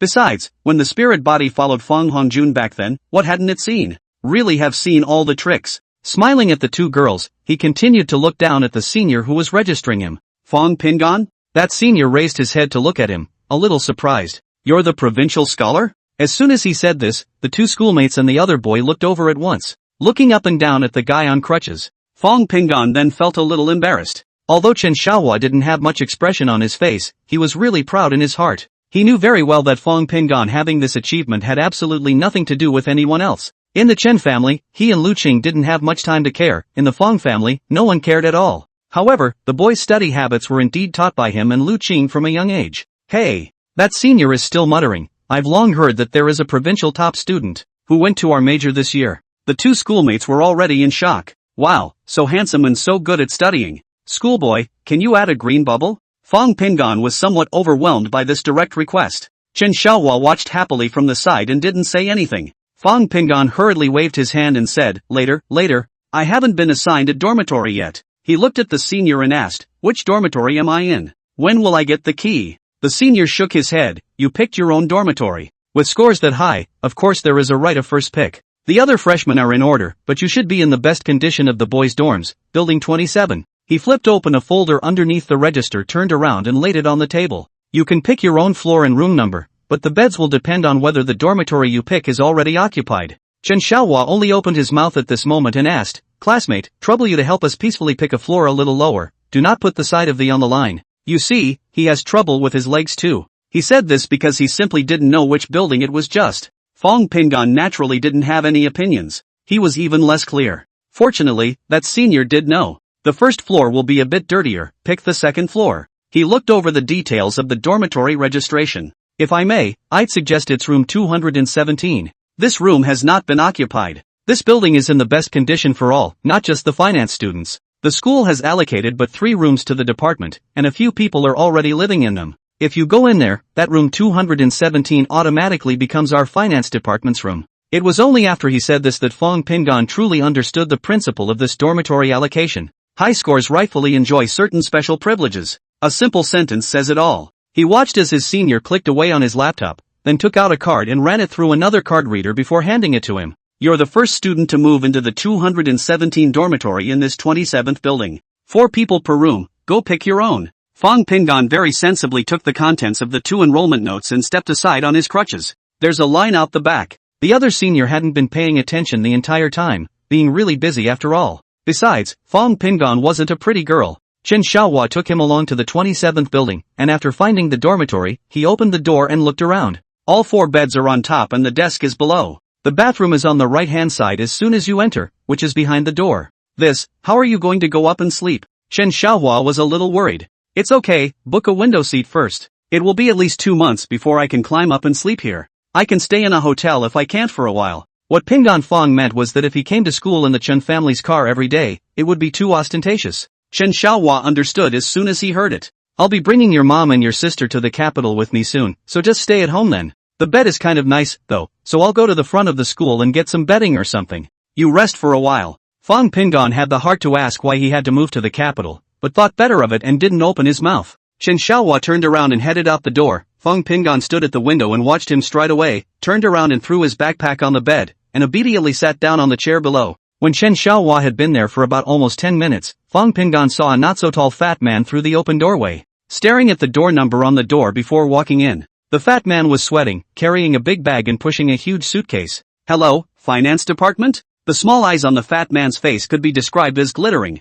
At first glance, it's a black sesame stuffed kind of naive and honest. My name is Fong Pingan. What about you? Fong Pingan pointed to his foot, which was still in a cast. Sorry, I'm still limping, so I won't stand up to greet you. The fat man laughed and waved his fat hand. It's fine, I'm also from the finance department. My name is Li Hongzhong. Did you pick that bed over your head? Fong Pingan smiled and nodded without saying anything. Fatty brought in all of his suitcases and bedding with his hands and feet, and then he threw the bedding onto the bed opposite of Pingan Fong. I'll make the bed, then I'll talk to you later. The fat man pouted his ass off. Pingan Fong watched quietly. The fat man was very quick with his hands and feet, and quickly made the bed, and then began to put a quilt cover on himself and so on. It didn't take long. The fat man had just taken the clothes out of the box and hung them up when Chen Xiaohua came back. Pingan Fong introduced, "This is my dad. Dad, this is my roommate Li Hongzhong." The fat man shouted good-naturedly, "Hello, uncle." Chen Xiaohua smiled and took out the things he was carrying to start making the bed. Fatty jumped over and said, "Uncle, I can't let you do this. Pingan Fong's legs are not convenient, but I'm his roommate. That's the kind of thing that I should be allowed to do." Fong Pingan's eyes widened. This fat guy, he'll come to things. Chen Xiaohua waved his hand and said, No need. I'm just helping to make a bed, no other luggage." Pingan Fong followed with an explanation. "I can't climb up there, so I'll have to stay home for now. I'll come back and stay in the dorm with you guys when my leg is better." Seeing that Chen Xiaohua didn't intend to let him do it, the fat man got up a little embarrassed and went to turn on the water dispenser, ready to get a cup of hot tea for Fong's classmate's father. Chapter 74 Proper competition is permissible. Chen Xiaohua quickly packed up his bed, and likewise he was hot and sweaty. Fong Pingan couldn't do much to help, and could only watch him finish his work before speaking. "Dad, let's go, I'll go back with you." "Li Hongzhong, please. When the other housemates arrive, let them know that I won't be coming back to bed for a while because of my leg. I'll come back to residency when the cast is removed. But this bed is mine." Fatty nodded, then fished out his cell phone and said, "Why don't you add a WeChat? That way it's good to tell you if anything happens." The two added WeChat. Fong Pingan's WeChat name is his real name, and his avatar is also a selfie. The fat guy side is interesting, a fat hippo avatar with the simple name of Fatty. Pingan Fong made a note of Li Hongzhong. "Bye uncle." Fatty was well behaved. Chen Xiaohua laughed and said goodbye to him, then led Fong Pingan away. Chen Xiaojie has long given the school side of the greeting. Do not need two people to find what school leaders or student leaders to apply for not to participate in military training. Following a meeting with the hospital leaders contacted by Chen Xiaojie, Fong Pingan confirmed that this would be the place for future monthly checkups. After school starts, besides the new students meeting and getting to know the teachers and counselors, it's military training. After estimating the time, when the military training was over, Fong Pingan would still have to wait at least a month before the cast on his leg could be removed. For the next 2 months, he'll be staying at the hotel. Pingan Fong was more than satisfied with the hotel Uncle San had arranged for him. A business suite, with dedicated cleaning staff and help with the laundry. He would only have to stay here until his cast was removed and then he could go back to school and live there. After everything was done, Chen Xiaohua returned to Cloud City. Since agreeing to return to the Chen family, Chen Xiaohua knew exactly what he should do. A former genius who has been in the dust for over 20 years. Today, he was only in his early 40s, the best time to take over the family. It's just that he's also well aware that he'll need at least a year to take over successfully. Until then, he could only follow Lao San and learn. As for the relationship between his father and his wife, he had seen the apology in his father's eyes. Country M. Qin Bailian was busy in the kitchen. Instead of hiring a babysitter, she does everything herself. Fong Hongjun hasn't been in a good temper all this time. She doesn't understand. Obviously recovering quite well, and now it's almost impossible to tell what's wrong with his body, but his son's temper seems to be getting worse. The hair has grown out, but it's still not long enough. The scars on his head are still evident. Since arriving, my son has basically not wanted to leave the house at all except to go to the hospital. And her man, as usual, said he was coming at the time he said he would before. Fong Junhong is sleeping at the moment. He's been really busy lately. Back at the house, apart from a few servants, only the eldest and third daughters were at home. Also, these 2 girls don't talk to him much. What's worse is that Fong Qingyan, who could have given him a great boost, actually offered to resign from her position as the group's president. He couldn't afford to get mad. Only silence. He remembers very well that his eldest daughter, who had been very dedicated to her duties, had an icy, don't want to get any clothes look on her face when she walked into his office that day. Though she hadn't said anything but work, he knew exactly why that was. He hadn't seen this daughter since the day after he submitted his resignation. The busy man also has to take a 10-hour flight to the other side of the ocean to deal with his son. Not to mention, he had received a call from Fong Junyi earlier. The good mood of being able to see Aline and her son was also completely broken. Qin Bailian is a great soup maker. The men loved the soup she made. When the meal was ready, she took off her apron and went upstairs to her room, intending to wake the man to come down for dinner. As she passed her son's room, she overheard him talking on the phone. Okay, I get it. We'll talk about this later. There's nothing I can do at all in the short term. I'm an INGM. Come to me if you can. It's been a long time. When have I ever lied to you? But you, what kind of guy are you looking for? Twice now. Shuesan, twice. When the have you ever done that? Off. Don't ever contact me again for anything. Then there was the sound the furniture made. Obviously the son kicked the furniture. She hurriedly eased her steps towards her bedroom and pushed the door open and walked in. The man in the bed was sleeping quite heavily. But it's time to eat. She gently nudged the man's shoulder. Fong Junhong woke up from his sleep and opened his eyes to survey his surroundings before looking at her. Jungairo, get up and eat. You've been asleep for 6 hours. It's time to get up. Once the man had cleaned up and taken a shower, she handed over a change of clothes, which led her out of the bedroom and turned her head to knock on the door to her son's room. Hongjun, come downstairs for dinner. After that she went straight downstairs. Didn't stay at the door much longer. When he reached the stairway he looked back only to see the man standing in his son's doorway without moving his feet. Soon the door opened. Fong Junhong tilted his chin. Wait a moment, I have something to tell you. Aline, you go down first. Qin Bailian nodded and went downstairs to prepare the table. Fong Hongjun took a few steps backward to make way for the door to the room. Fong Junhong walked in and casually closed the door behind him. Sit down, he gestured to the couch. Fong Hongjun was obedient and sat on the sofa without saying a word. Fong Junhong felt out a cigarette and lit one, lighting it in Fong Hongjun's surprised eyes. I thought you didn't smoke? There's been too much pressure lately. Fong Junhong exhaled a mouthful of smoke. From the time you were injured until now, this is considered to be the first time you and I have spoken to each other. He narrowed his eyes at the frank-looking son. Fong Pingan's car accident was arranged by you? A hint of viciousness flashed under Fong Hongjun's eyes. It's a pity he didn't get him killed. Fong Junhong pinched his brow. Wrap it up. The Fong family in the capital has spoken. For 4 years of college, you brothers can't lay a hand on each other. In the future, to whom the voice of the Yun Cheng Fong family will be given depends on your future achievements. Fong Hongjun hummed disdainfully. Yun Cheng Fong family, when was it the turn of the capital city Fong family to dictate? The company's major shareholder has changed? Fong Junhong shook his head. That's not true, but that doesn't rule it out. Hongjun, from a family point of view, there's no problem as long as you're my son.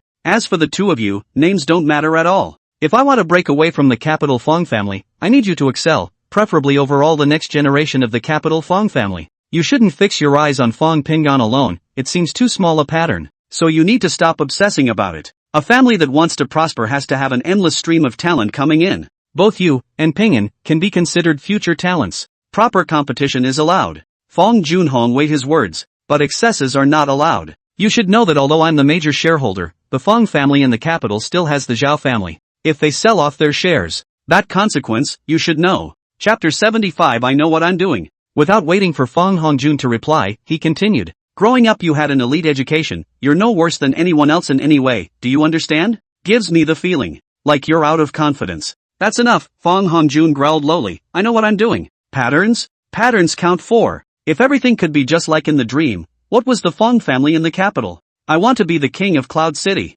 But everything I saw in the dream was different from the real world. I need to get to the root of this change and fix the people and things that are causing it. But the simplest and least troublesome way was to get rid of Fong Pingan. Whether the root cause is Pingan Fong or not, my plan will not change. I'll turn my hand over as long as it takes to get things back on track. I've heard what you're saying. I'm not going back until I get my degree. If he dies in an accident himself, it's none of my business. Fong Hongjun grimaced and whispered. Fong Junhong sighed, I love your mom and you, remember that. Otherwise, you wouldn't have been carried home to Vicky Zhao back then. Zhao Wei has been waiting at the entrance of Kyoto University since the first day of school. Fong Jinglei drove the car and the two of them sat in the car watching the people coming in and out. She was reluctant to come. The sibling reconciliation she imagined wasn't as stalker-like a tangle as this. Rather, he wanted to actually do something out for Fong Pingan. Use the facts to show that you are making up for past mistakes and want to make up. What's the use of just talking with your mouth? But while she thought so, her mother, Zhou, pressed her brain. Wishful thinking that Fong Pingan is unwilling to forgive her simply because she was too good to Fong Hongjun in the past.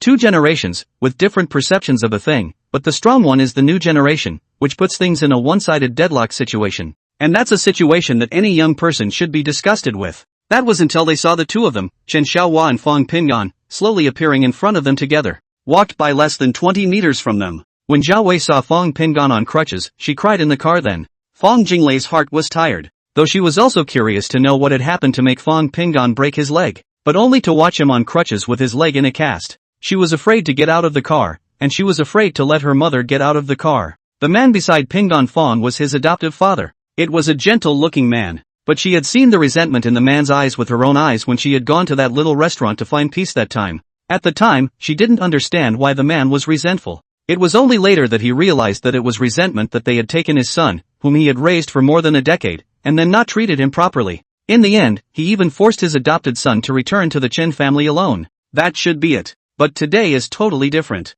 The aura on this man was completely different from when he had first met him at the small restaurant. That was an aura that could only be emitted invisibly by absolute self-confidence and strong conviction. Fong Jinglei didn't know how she should describe it. The man who had once looked so gentle now actually looked so that she didn't dare to get out of the car and walk over to talk to Fong Pingan. Her eyes were dead set on Fong Pingan's leg that was in a cast. Ray, what happened to Piece's leg, did you see it? Zhao Wei sat in the passenger seat and covered her mouth, not daring to cry or make a shrieking sound. He didn't speak until his emotions had stabilized a bit. Fong Jinglei nodded without saying anything. Of course she saw it. Zhao Wei continued, you said Pingan's leg, will it be? Fong Jingle quickly interrupted her mother and said, I don't know, I hope not. Zhou looked at her sideways in consternation and mumbled, do you know what I'm going to say? Fong Hongjun has already left the country, so even if he wants to make a move, he can only find someone in the country. Whether it's him or not, at least it came in safe and sound to report for duty. Mom, don't get any ideas. Better think about what you can do for him.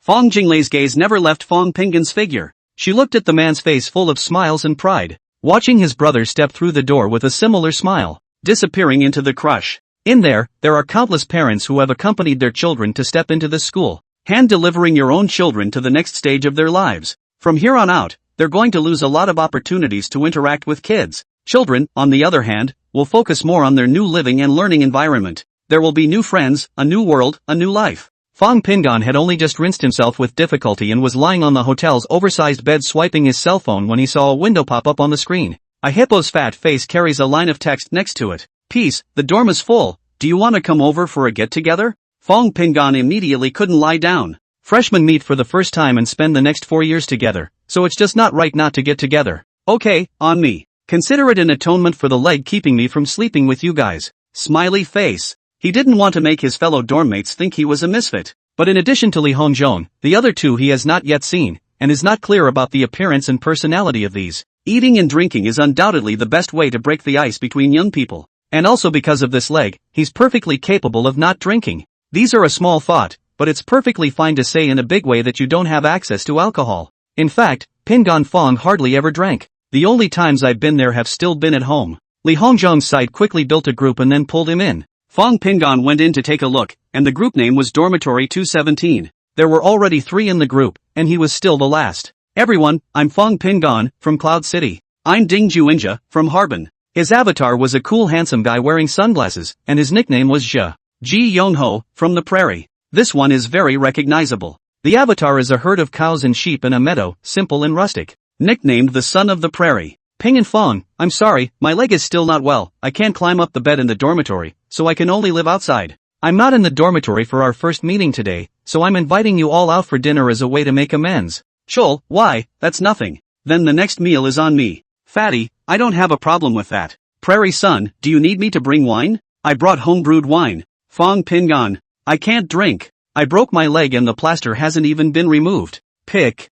Little Anzi, what's wrong with you? Pingon Fong froze for a moment. That's typical of a self-made man. But people in the Northeast are self-centered, and he knew it. But this name of Little Anko should never be taken. It has to be fought for. Pingon Fong, Xiaozhizi, hit by a car. 2 ribs, 1 leg. Fatty, ha ha ha ha ha, I laughed out loud at the name Little Anko. Prairie Son, it does seem like a little male name. Chul, so, call you peace. Pingon Fong, thank you Zhe for letting me off the hook. I live far away and it takes me about half an hour to get to school, plus I'm a slow walker. Zhe, it's okay, I'm not familiar with this neighborhood, so just go out and sneak around together when you get here and just find a place to sit. Fatty, yes, just to familiarize yourself. Don't think they'll think there's a new student when you come to the dorm. Grassland Son, I have no problem. I won't bring any wine, but you can't drink in peace, so let's have some drinks. It's the first time we've met, so we'll just have some beer. Pingon Fong, okay, I'll go out now. I'll let you know when I get to the school entrance. Let's meet directly in front of the school. Chapter 76, Who's the Dormitory Boss? When Fong Pingon got down from the cab, he had already seen Li Hongzhong and 2 other tall young men standing at the entrance of the school looking around. One of them, a big tall guy, was a handsome mess. The other was tall and strong. He found it a bit unbelievable. It was said that the possibility of a school bully appearing within such tall and strong boys was almost zero. What is KYU? It's basically unlikely that anyone from anywhere other than a capital city account would want to come in who isn't a schoolteacher. Fong Pingon, who was observing from the end, was discovered by Fatty. A shout was heard. Fong Pingon, we're here. The fat man's voice was quite loud, and the uncharacteristically handsome guy turned his head to look over. Then he was seen striding over and standing in front of Pingon Fong. Why in front of him? Because he was the only one in the neighborhood who had his leg in a cast, not to mention, the 2 shiny silver crutches were just too bright. Fong Pingon? The handsome guy asked with a smile on his face. Fong Pingon nodded. Zhe? Seeing the other man nod, he asked again, how tall are you, anyway? Li Hongzhong walked over with the other one as well. Hi, Fong Pingon, hello. I'm Ji Younghao. A pair of big hands reached over, and Fong Pingon shook Ji Younghao's hand while listening to Gao Yishui laugh in a northeastern accent and say that he was 5'8", while holding his crutches with his armpits. Li Hongzhong stood to the side and looked Fong Pingon up and down carefully. I didn't even dare to look at you carefully at that moment. Your father is a bit scary. Hey, looks like I'm the shortest in our dorm. I'm only 5 feet 8 inches. I thought how it wouldn't be the shortest. I didn't think.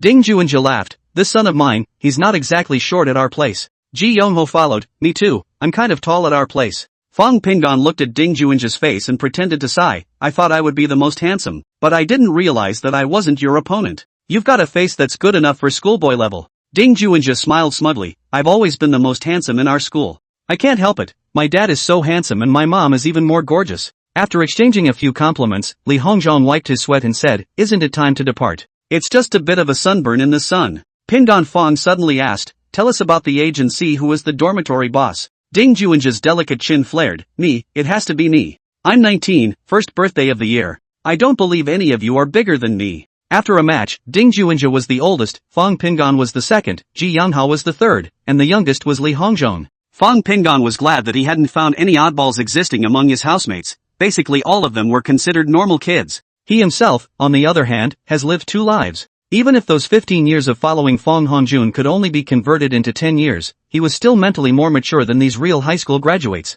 Let's go, boss, you and 3 go ahead and find a place, and I'll take my time with 4 in the back. Pingon Fong kindly made a suggestion. Li Hongzhong immediately shook his head. I'm cute and can't wait. Rat, you take your time with Pingon in the back. I'll go first with the boss and grab a good spot. Ding Juinja gave him a puzzled look. You know where to eat? What to eat? Li Hongzhong nodded confidently. Boss, you're from the northeast, barbecue has to be something you love. I'm a native of the capital. I don't avoid food. Rat is from the prairies, so I'm sure he won't say no to the barbecue. Pinyin is injured and there are some things he can't eat. I just arrived at KYU yesterday and I've already taken a tour of the food court around the school. I know what's good to eat around our school. Ding Juanjet and the three of them immediately looked at the fat man in a different light. Sure enough, fat people are to be expected. Sure enough, there's something to be said for being fat. Sure enough, fat people know how to eat. The four looked at each other and laughed. Pingon Fong moved his cane while observing. Ding Juanja was dressed in a casual, well-made suit, and looked like a child of a rich family.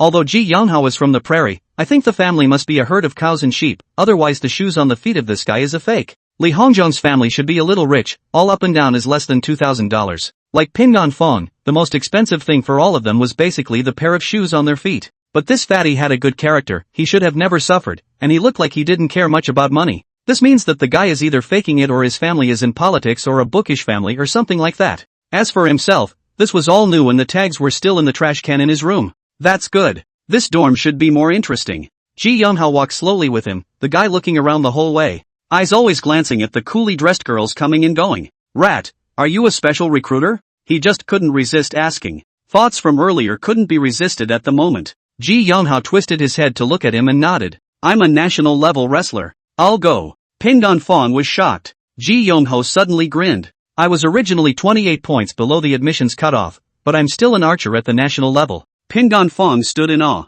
That's a lot of time that has to be spent on both to mix it up to be a Division 1 athlete. And it's not like the guy's grades are that bad. Rat, why are you studying finance? Ji Yonghao sighed. I had wanted to go to Magic City. It is said that the Gangnam girls in the foreign language department over there are especially beautiful and gentle. Unfortunately, my mom doesn't agree. Have to make me go to a school in the capital or not give me money to spend. As far as specialties go, after pondering for a moment, the guy said, it's the same with everything I learn, I end up going home. Fong Pingon almost laughed out loud as he looked at the sad-looking Ji Yonghao. What a family. But since Ji Yonghao said that, it should be true as well. This caused Fong Pingon to become more interested in this guy's family. Hey, I say Rat, do you have a lot of cows and sheep at home? Is it like one of those online things where you say you're taking time off to go to a turnaround or something? Ji Yonghao turned his head to look at Fong Pingon's bright, curious eyes and nodded and shook his head. It's quite a lot, but there's no need to take time off for transitions. Nowadays, who still does the turnout on the grassland personally, they all hire people to do it. At best, I'll drive along. The two of them walked and talked, and it didn't take long for a message to come from Fatty's side. Blackbeard's barbecue, quick. In passing he sent a locator. Ji Yonghao hemmed and hawed, go, it's not far away. Fong Pingon naturally had no problem with it. Blackbeard's barbecue is a store with a large front inside the snack bar. The boss is really not a beard. Wearing a glasses looks actually can give people a feeling that this guy is a literati. But since basically all the people here today are college students who just met their roommates, the game is all about meet and greet drinks. The scene at the barbecue was buzzing with activity. Chi Yonghao, a tall man, escorted Fong Pingon and moved in. The students inside saw a cripple come in and carefully avoided it, lest they bump into it. Chapter 77, we're really more rolled up than you guys. Fong Pingon shot a glance, and there really just weren't any empty seats left inside. The fat man stood at a table and waved this way. Next to him, Ding Juan just sat there with a steady look on his face. I could have guessed from the way the girls at the next two tables were acting that this guy was faking it. It can't be helped that there are quite a few in this barbecue joint that can hit it out of the park when it comes to size and looks. But compared to him, it's really quite a gap.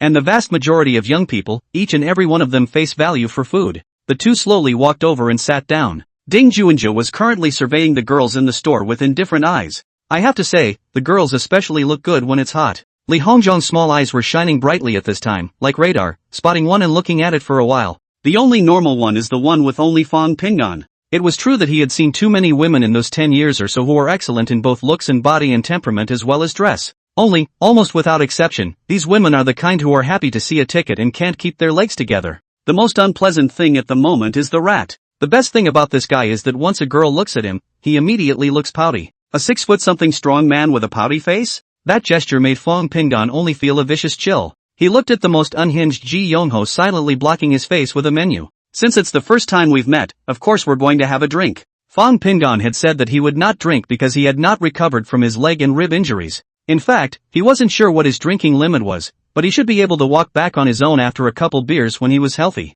He sipped a cold lime juice for company. Of the four, Ding Juanjet and Ji Yonghao were neck and neck, and one drank one beer without much trouble. Fatty couldn't drink any more after 5 bottles. But one thing that Pingon Fong found great was that these three people, no matter what, knew where their limits were. Of course Rat himself was from the prairies, and it was only natural that he would be a good drinker. The boss, Ding Juinja, also drank a piece of beer, looked only slightly red in the face as well. Li Hongzhong, on the other hand, was determined not to drink after the 5th bottle. This kind of self-control is truly rare. Of course, Fang Pingan also had some doubts that this guy actually had a good capacity for alcohol as well. The four of them seared and gabbled, eating and drinking at the same time. Most of the boys at this barbecue are just like them. The meal didn't end until after 9:30 p.m. Fang Pingan settled the bill early. This was a bit embarrassing for the boss, Ding Juinja, who had wanted to go to the checkout. Oops, even though you said you're paying for it, how can I really let you pay for it? That's a lot of money for one meal. If you want to pay the bill, it's me, the boss, who should do it. Fang Pingan said with a smile, it's fine, since I said I'll pay for it, I'll have to pay for it no matter how much this meal is today. We're from the 217th dormitory, and we're as good as our word. After a few excuses, the four of them exited the barbecue restaurant, intending to go back on their own. Fang Pingan said goodbye to them, intending to go back to the hotel. The three of them, Ding Juinja, stood on the side of the road to help him stop the taxi, and when he was gone, Li Hongzhong suddenly opened his mouth. I don't know how much you guys scored on your high school exams. All I know is that Fang Pingan is their top science student in Yun province, a bull with over 730 points. Ding Juinja stayed for a moment before he exclaimed, asterisk. So powerful. I thought I was awesome big at 690 plus. Li Hongzhong shook his head and said, there's no way, people are just so powerful. Ji Younghao followed and asked, Old 4, how many points do you have? Li Hongzhong laughed, I'm a local, the score is not as high as yours. Ding Juinja sighed and said, the locals of the capital city have this advantage, so they are heavily criticized. Li Hongzhong nodded his head in agreement, actually, we're really more rolled up than you guys. What about you, Rat? The two were shocked when they learned of Rat's accomplishments and specialties. No wonder he's so big and strong. If he were to fight with someone, wouldn't he fall to the ground as soon as he put his hands on them? The 18 strikes of the dip? Ding Juinja stopped where he was and looked at Ji Younghao, doing a kung fu starting stance. Ji Younghao laughed and shook his head, no, it's just some small tricks to disrupt the opponent's body balance and power generation. Of course one's downward spiral has to be steady. Next to him, Li Hongzhong could only express his admiration for these two men's drinking capacity at this point. He naturally collects the volume. What kind of person gets drunk the first time they meet and the first time they drink? The three of them walked and talked all the way back to the dormitory. For the next few days, Fang Pingan was in his room studying stock market charts. He didn't have much money besides the $2 million lying inside his trading account. Big Head has bought his sister a house. I don't know if mom and dad are going to sell it all or what they're going to do with it, he doesn't really care. He was absolutely confident that he could make more money, and he didn't have the slightest doubt about himself, whether he left the Fang family or didn't rely on his adoptive father. He focused on the historical trends of several gold markets. He knew he had the ability to forget things. And it is also known that the so-called unforgettable is not a normal condition. Virtually anything that each person has seen or heard is stored in the mind. It's just that our brains have the ability to recognize it automatically. It took it upon itself to pick and choose what it thought was unimportant and throw it all in. The more time passes, the more content is precipitated and covered in layers. By suddenly remembering something, you are just finding what you need from here. The brain of someone who can't forget is supposed to be different from the average person. All the sights, sounds, smells and even sensations can be accessed at any time. In other words, if his head is compared to a computer, there is no recycle bin. He woke up early that morning, cleaned up and went out to school. Today is commencement and class meeting. Fang Pingan went to school early because he wanted to go with the people in dormitory 217. Because he was the slowest, the other three had to slow down to join him at turtle speed towards that huge playground. Elder, you don't participate in military training, that's what makes me the most envious. Ding Juinja had a look of emotion on his face, I'm so white, it would be miserable if I got a tan. Ji Younghao followed suit inside. Fang Pingan let out a bitter smile and said, actually, I still want to participate in military training, at least I can strengthen my physical fitness. At one time he wanted to enroll in a sparring class, but he didn't go for that either. If you're not physically fit, you won't be able to do anything in the future. It might not even be possible to run away.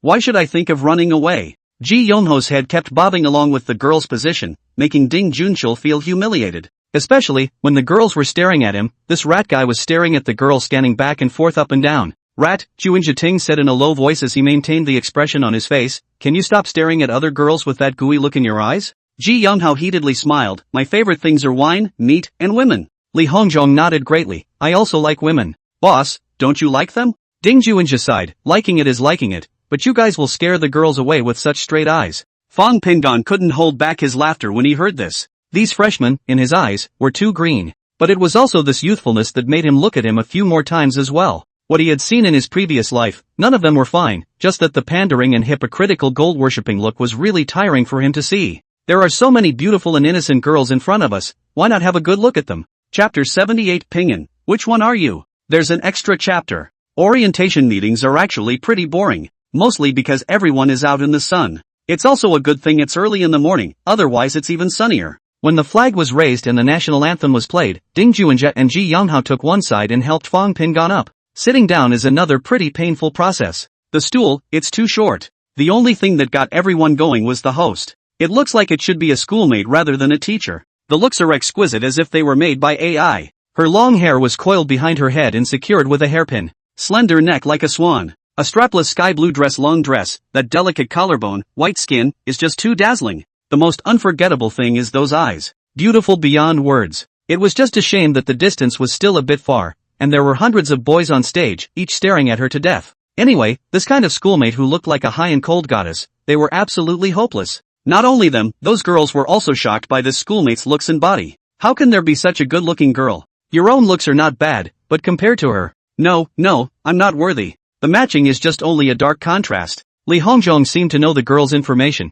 and the expression on his face was like an old monk in meditation, which drew Ji Younghao's attention. The guy's eyes barely left that goddess from start to finish. Even because quite a few of them shared his eyes, it made that schoolmate even glance this way. There was just nothing but coldness in his eyes. It wasn't until the leader began to speak that she silently stepped aside and stood. Nonetheless, she still stole most people's attention. When it came time for the representative of the older students to speak, she once again shocked the crowd. She read the next item herself, but then she began to represent the older students. Ding Juinja's eyes were full of admiration. TSK, this school sister is definitely at the level of a school god. He asked in a low voice, do you guys know the difference between a schoolteacher and a schoolteacher? Li Hongzhong asked in a low voice, what difference? Ji Younghao didn't even hear the question. His full attention was on the stage. Ding Juinja whispered, I'll just use 2 words and you'll understand. In the first sentence, the schoolteacher realizes that he doesn't know how to do a certain question, and then he keeps doing it until he figures it out. In the second sentence, if it was a schoolteacher who realized that he couldn't do the question, he would throw the paper aside and not pay any more attention to it.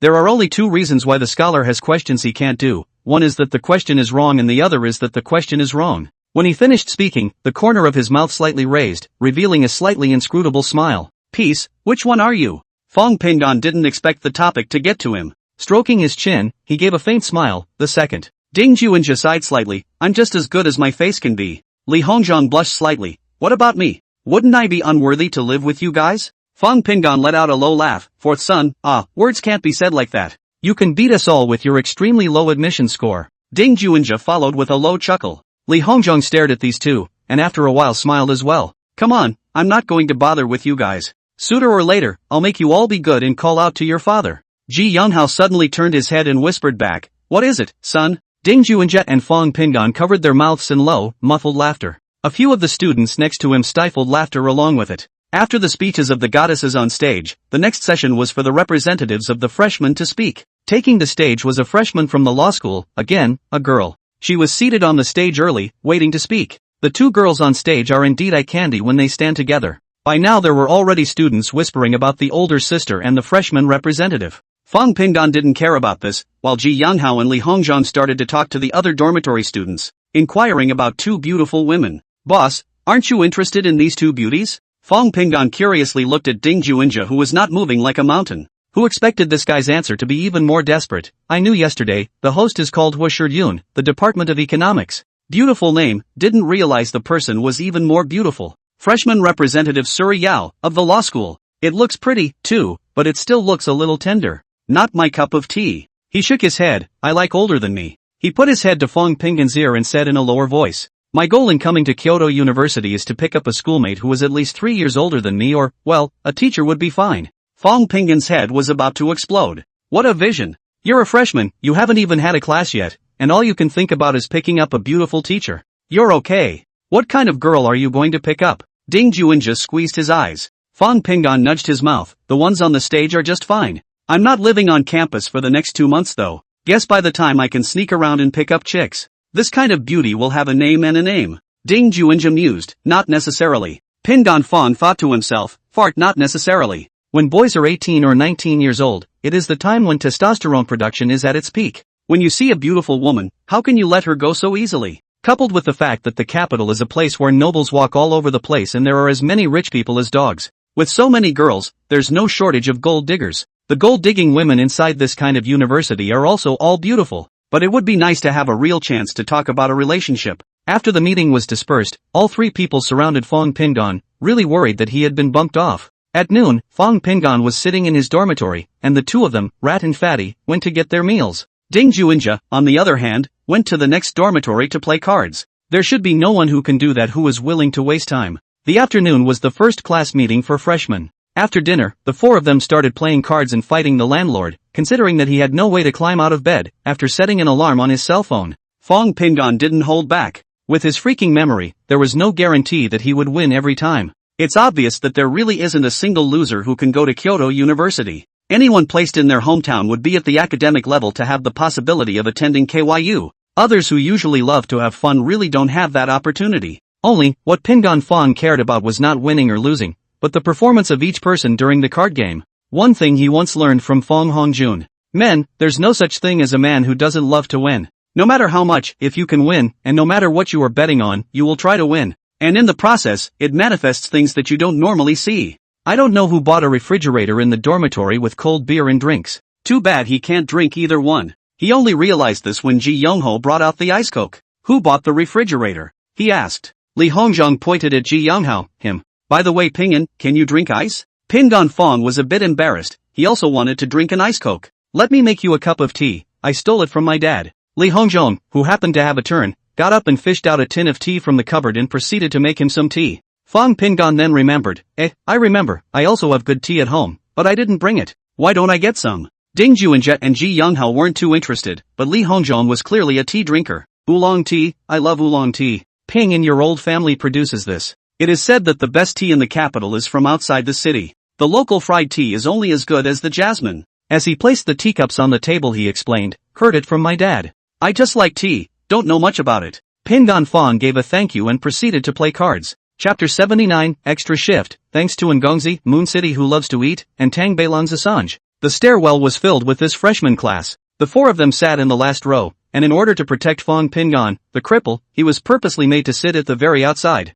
There are already people in the classroom who are climbing around making friends. This is normal in college. I'm sure everyone doesn't need a parent to tell them that college is the first major opportunity to expand their network, especially, for 4 years. There were quite a few girls in the finance department, but there really weren't any that were extremely good looking. There is one in the boys, Yung Chul Ting. Not only is this guy good looking, but he's definitely a girl's favorite kind of guy. With a body that still looked long, it was no wonder girls were already coming up to him and hitting on him. Seeing the girls coming over, Fong Pingon simply plopped down on the table. Ji Younghao and Li Hongzhong leaned backward in their chairs. Only Ding Juinja had a calm face. It seems that this situation has become commonplace for him. Sure enough, the girl walked up to a few of them with a red face, her eyes only looking at Ding Juinja. Classmate, can I add a WeChat? The girl was just about 5'6", and as soon as she heard her voice, she knew she was from the south. In addition to her white skin, the most attractive thing about this girl is that she belongs to the real eyebrow-raising kind. This was not said by Pingon Fong, it was said later by Juinja Ding himself. At this time, Fong Pingon just thought that the girl's eyes were pretty and her figure was not bad. It's true that it's not long legs though because of her height. Maintaining his smile, Ding Juinja asked as he fumbled for his cell phone, classmate, my name is Ding Juinja. My name is Chen Wen. The girl blushed even more. She wanted to look at the face of the handsome Ding Juinja again and was a little embarrassed. This gives a paradoxical feeling of being shy and timid while being a bit flamboyant at the same time. Ding Juinja smiled, okay, Chen Wen student. The two added WeChat, and the excitement in the girl's eyes overflowed. A few girls not far away were also looking over with excited faces. The girl trotted back with a red face. Ding Juinja whispered, this girl is quite interesting. As he was talking, a young man walked in the front door of the classroom. Hello everyone, I'm your counselor, Chopper. The whole classroom went quiet. Jobo looked a bit like a student in a white t-shirt and jeans with sneakers. This is my second year as a counselor. I hope to spend the next 4 years with all of you, doing my best to help everyone in any way I can. I also hope to gain your trust and also give me more advice on my work. I sincerely wish to progress with all of you. I don't know who was the first to start clapping, but the classroom erupted in applause. What follows is a short explanation. All of this was nonsense to the students, but he had to say it in place to make it work. When it came time to elect pro-class officers, no one in dormitory 217 wanted to be on it. In the end, there was only a temporary squad leader position for a guy named Song Zhengping. It looks mediocre. After choosing the class cadres, Xiaobo then said, next week we will start the military training. Today this small meeting is considered a class meeting. I'm kind of slacking off on the basis of completing the work assigned by the institution's leadership. I will be with you all the time during future military training. Without further ado, except for those who can't participate in military training due to medical reasons who will come to me later, the class president will take a few people and go with me to get their costumes after the meeting is adjourned. Oh yeah, Fong Pingon, is Fong Pingon around? Xiaobo's eyes scanned the classroom before he saw a student stand up in the last row. Along with the sight of him, there were heads writhing everywhere and a multitude of eyes that finally settled on him. Student Pingon Fong has already applied to the school at the beginning of the school year because he was injured during the vacation, so there's no need for student Pingon Fong to come to me again. I've made a note on my side. Oh, and A smile appeared on his face. Fellow students, do you know that student Fong Pingon is the top science student in Yun Province? Wow, he's Fong Pingon. What? I'm also from Yun Province. This bird got a ING 732, it's just not human. Asterisk. 732. The highest we've gotten over there is just over 700 and something. Wow, the scholar is quite handsome. You only saw him handsome, didn't you see the one next to him? That's what is called handsome. It definitely belongs to the school grass level. I love it so much to be able to go to KYU and be so handsome. Fong Pingon was a bit embarrassed at first, but soon relaxed. Shrinking your head is also a cut, so just stand graciously and let everyone watch. Chopper smiled and nodded at him. Well, please sit down. All the students felt that Xiaobo was indeed quite a good counselor. At least it's not curmudgeonly, it can and will joke around and mobilize the atmosphere at a decent level. It just felt very much like the kind of thing that you can do with students. But Fong Pingon was very clear that after Fong Hongjun went to college, he usually couldn't see his counselor at all. Most of the things are resolved right on the side of the class council and the student council. As for something that really can't be solved, just drop the money and be done with it. Anyway, at that time Fong Hongjuan's source of wealth was everyone in the family giving him money. When the meeting ended, Song Zhengping took 7 or 8 boys to move the uniforms.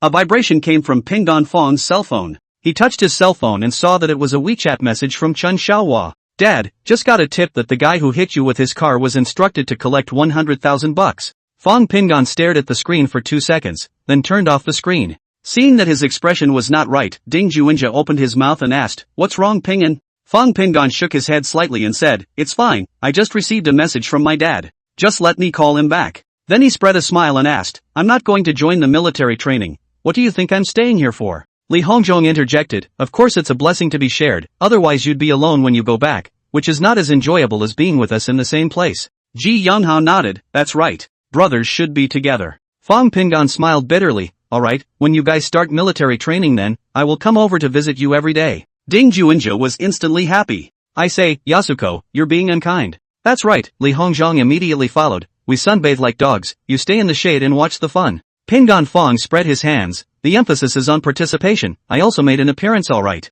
At this time, a few more girls came to ask for WeChat. This time not only Ding Juinja, including Ji Yunhao and Fong Pingon were asked for WeChat, only Li Hongzhong no one cared. It made his fat face turn red. It was hard to wait for the girls to leave before he gritted his teeth and whispered, "It's so bullying. It's so bullying. Doesn't a fat person deserve to be asked for a wee-wee?" Ji Yunhao patted him on the shoulder, all in good time. Ding Juinja similarly reached out and patted the fat man on the shoulder. It made Fatty cry and laugh. Fong Pingon got up and said, "I'm not participating in the military training. Costume, you guys help me bring it back to my dorm room. I'm going out to call my dad back." Ding Juinja nodded his head and said, "Alright, if you have something to do, go back." "Hey, why don't I walk you out?" "Anyway, the oldest 3 and the oldest 4 are here, and it's good to leave things like getting costumes to them." Chapter 80, Did I Complain? 80. In the end, Fong Pingon politely refused Ding Juinja's kindness. It was thought that being hit was nothing more than an accident. Now it seems that something else is going on. But he had never had a grudge against anyone at all, except for Fong Hongjun, his half-brother. So he barely needed to think about it much to know that this should be something Fong Hongjun had helped pull together through his former friends abroad. Now that even Shin Xiaohua knew about it, it meant that there should be quite a few people who knew about it. He had just stepped out of the school gates and was about to take a cab when the door of a Porsche on the side of the road opened and a man stepped down and walked toward him. Fong Pingon raised his eyes and frowned. "Jingle Fong! Pingon, Pingon!" Fong Jinglei shouted as she walked. Fong Pingon looked at her with his crutches and waited for her to come closer before he opened his mouth and asked, "You're waiting here specifically for me?" That is to say, if Fong Hongjun found someone else, wouldn't he just get him killed? The thought of this made him feel uncomfortable. Despite the fact that this is the capital city, but if it is really a car accident, the driver will just lose money and go to jail. The thought made him feel very, very insecure. No, I have to go back to the dormitory to live. The hotel is not safe either. Fang Hongjun is a person who, if he decides to do something, will not rest until he achieves his goal. He had seen it many times, and Fang Hongjun had even gone so far as to screw his rivals even at the cost of losing both sides, sending the company's share price down close to 30%. I don't know if this kind of vicious character is inherited from his biological mother, Qin Balian. The look on Fang Jinglei's face was somewhat agitated. Yes, she nodded. Peace, Mom and I are in the capital. Fang Pingon looked at her with cold eyes. In an instant, the mind raced. When Fang Hongjun was abroad, the only person who could put pressure on the other party was Fang Junhong, not these sisters. And Fang Junhong's pressure can be partly from the Zhao family and partly from these women. Fang Jinglei continued, your leg, what's going on? That day, when your foster dad brought you to enrollment, Mom and I were in the car watching you. We didn't even get out of the car because your foster dad was there. Mom saw you hurt your leg and cried. Pingon Fang looked down at his legs. My leg? Fang Hongjun had someone hit it with a car. Fang Jinglei looked surprised. Didn't he leave the country? Did he come back? I don't know, I just found out about it. Someone told me. Fang Jinglei opened her mouth and paused for a moment before saying, Pingon, do you want to go with me to see Mom? She carefully avoided using words like our mom for fear that Fang Pingon would get angry. Fang Pingon shook his head and said, it's gone. There won't be much of a chance in the future, and I probably won't leave the campus easily. Unable to hide the disappointment under her eyes, she said softly, Mom regrets it now. And I'm not asking you to meet her once now. It's our own fault for treating you badly in the past. But I still want you to forgive her. Mom now spends all day in tears, can't eat or sleep well, and her health isn't as good as it used to be. Fang Pingon no longer had any interest in continuing the conversation at this point. All he wanted to do was hurry back to the hotel to grab his stuff and head back to school for his dorm room. He had only just turned 18 and had not yet begun to experience college life. The outside world was so dangerous, he didn't want to stay here much longer. I don't have time to think about your feelings.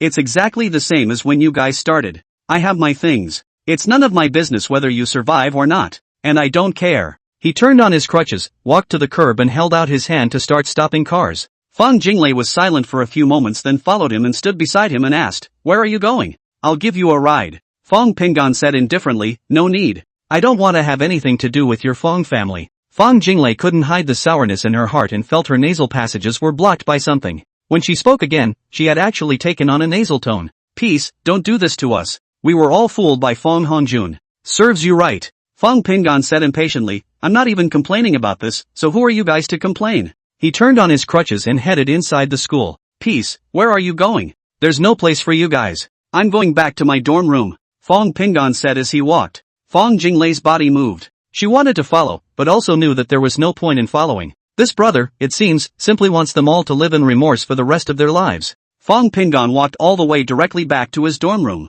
Freshmen carrying military training clothes can be seen everywhere on the road. Not long after returning to the dormitory, Ding Juanjia and the others returned. It was all quite a surprise to see him there. Ha, I thought you went home. Ding Juanjia casually handed him his set of clothes. Fang Pingon took it and placed it on the table, picking up the freshly brewed tea and taking a sip. I didn't stay at home, I stayed at a hotel. The three men stopped what they were doing and looked over. Fang Pingon continued, my father went back to Yun province. I'm living alone in the hotel. The reason I didn't go back is because I need your help. Li Hongzhong stared at him without saying a word, but it was Ji Yanghao who patted his chest and said, what do you need to help? Peace, you say, I will help you. Ding Juanjia ripped open the packaging of his military training clothes and took them out to hang them up. Fang Pingon glanced at Ji Yanghao and said, my things, they are all at the hotel. But I don't want to go because I can't carry that much stuff alone. Ji Yanghao nodded, yes, you have to be on crutches, so of course you can't carry anything. Fang Pingon fished out the room card from his pocket and placed it on the table. You can't do it alone either.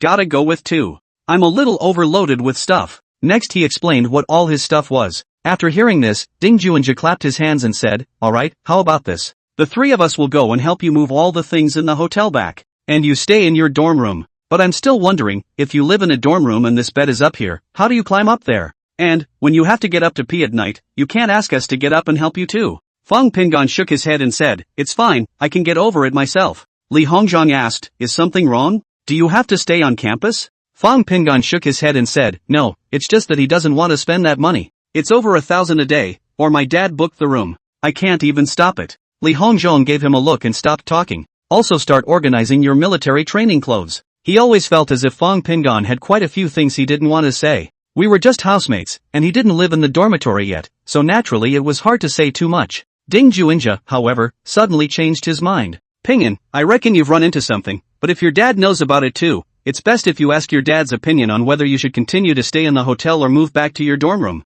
Adults definitely have a lot more experience with this kind of thing than those of us just starting college, so it shouldn't hurt to hear more from your lordship. Fong Ping'an's face was a bit somber as he nodded. He opened the door to the balcony and casually closed it after stepping out, taking out his cell phone and calling Chen Xiaohua. Chapter 81, Learning to Hug a Big Leg. Dad. Well, why are you only calling back now? Chen Xiaohua's voice carried a hint of dissatisfaction. Fong Ping'an explained, I had a class meeting today and then received my military training clothes, so I've been busy, and I'm just calling you now. You're not going to military training, why are you getting clothes? Fong Ping'an suppressed the irritation in his heart and took a deep breath. Dad, who is Fong Hongjun looking for in China? Can the Chen family help me? Chen Xiaohua's side was silent for a moment, then Fong Ping'an heard him say, Don't worry, since I already know, naturally I won't let any clues go. The people have been found. The people your Uncle Sam sent here haven't arrived yet. As for you, I just want to know your opinion. If the Chen family arranges for bodyguards to send you to school in a special car, do you agree? Ping'an Fong thought for a while before saying, Dad, do you think you can find me an elevator apartment inside the school? Chen Xiaohua's voice was tinged with laughter. You're right to want to keep a low profile. But laying low is not the answer. It's still only right to fight back. Isn't there a saying that if you can't solve the problem, then solve the person who created the problem? But if you don't want to be high profile, that's up to you. I'll give your Uncle Sam a call. Stay in a hotel for the time being. Don't run around. Who knows if that brother of yours has found someone else? Remember, from now on, I'm the one who's in charge of the Chun family. You call me Dad, and there are some things you need me to step in and do. You have a big thick leg like me, learn to hug it peacefully. Fong Ping'an froze for a moment before asking, what does that mean? Dad, are you going to be the Chun family head now? Chen Xiaohua laughed and said, what else? Does that mean I have to donate money to the school to get me a staff apartment or something? Chen Xiaohua hemmed and hawed and said, I'm not sure about this for the time being, I'll have to ask your third uncle to find out. Fong Ping'an could only say that he would wait for his news, then hung up and returned to his room. The three housemates were sitting at the table in unison at the moment, watching him.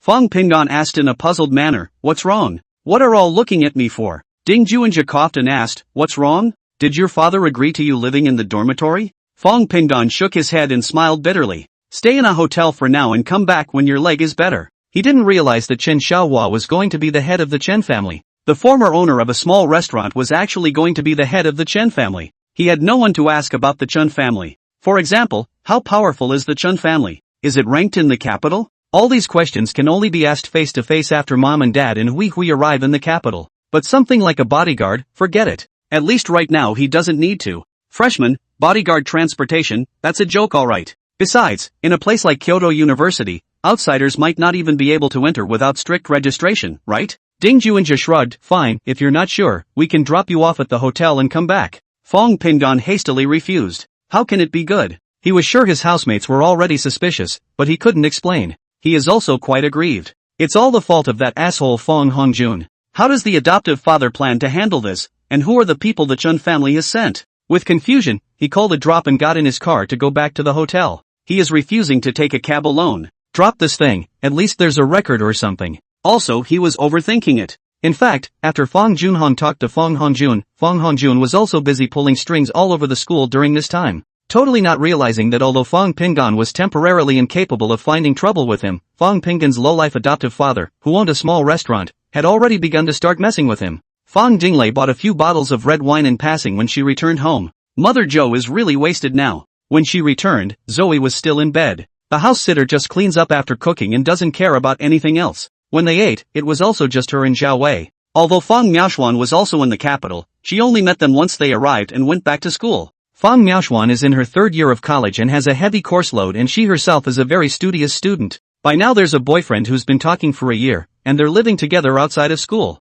In her words, she will stay in the capital after graduation. Moreover, her second uncle had met with her and promised her that she would enter the company of the Fong family in the capital after graduation in the future. That's why she was well aware of what happened to the Fong family in Cloud City. Only she didn't care. She and Fong Hongjun weren't particularly close. For her mother to be where she is today is, in her opinion, entirely self-inflicted. As for what happened to Fong Ping'an, she only said that she couldn't do anything about it, and that she didn't care what would happen to this basically emotionless brother in the future. Fong Miaoshuan was a person so selfish to the extreme. It is also for this reason that she is actually favored by Fong Junyi. Fong Jinglei still remembered the expression on her fourth sister's face at that time. It only takes two words to say it all: indifference. The third sister, on the other hand, can't be counted on at all. She couldn't understand her third sister's brain circuits, nor could she understand what the anger that had inexplicably appeared against Fong Pinggan was actually due to. I don't know how someone like her could want to be a lawyer. After dinner, Fong Jinglei thought for a long time or decided not to tell her mother.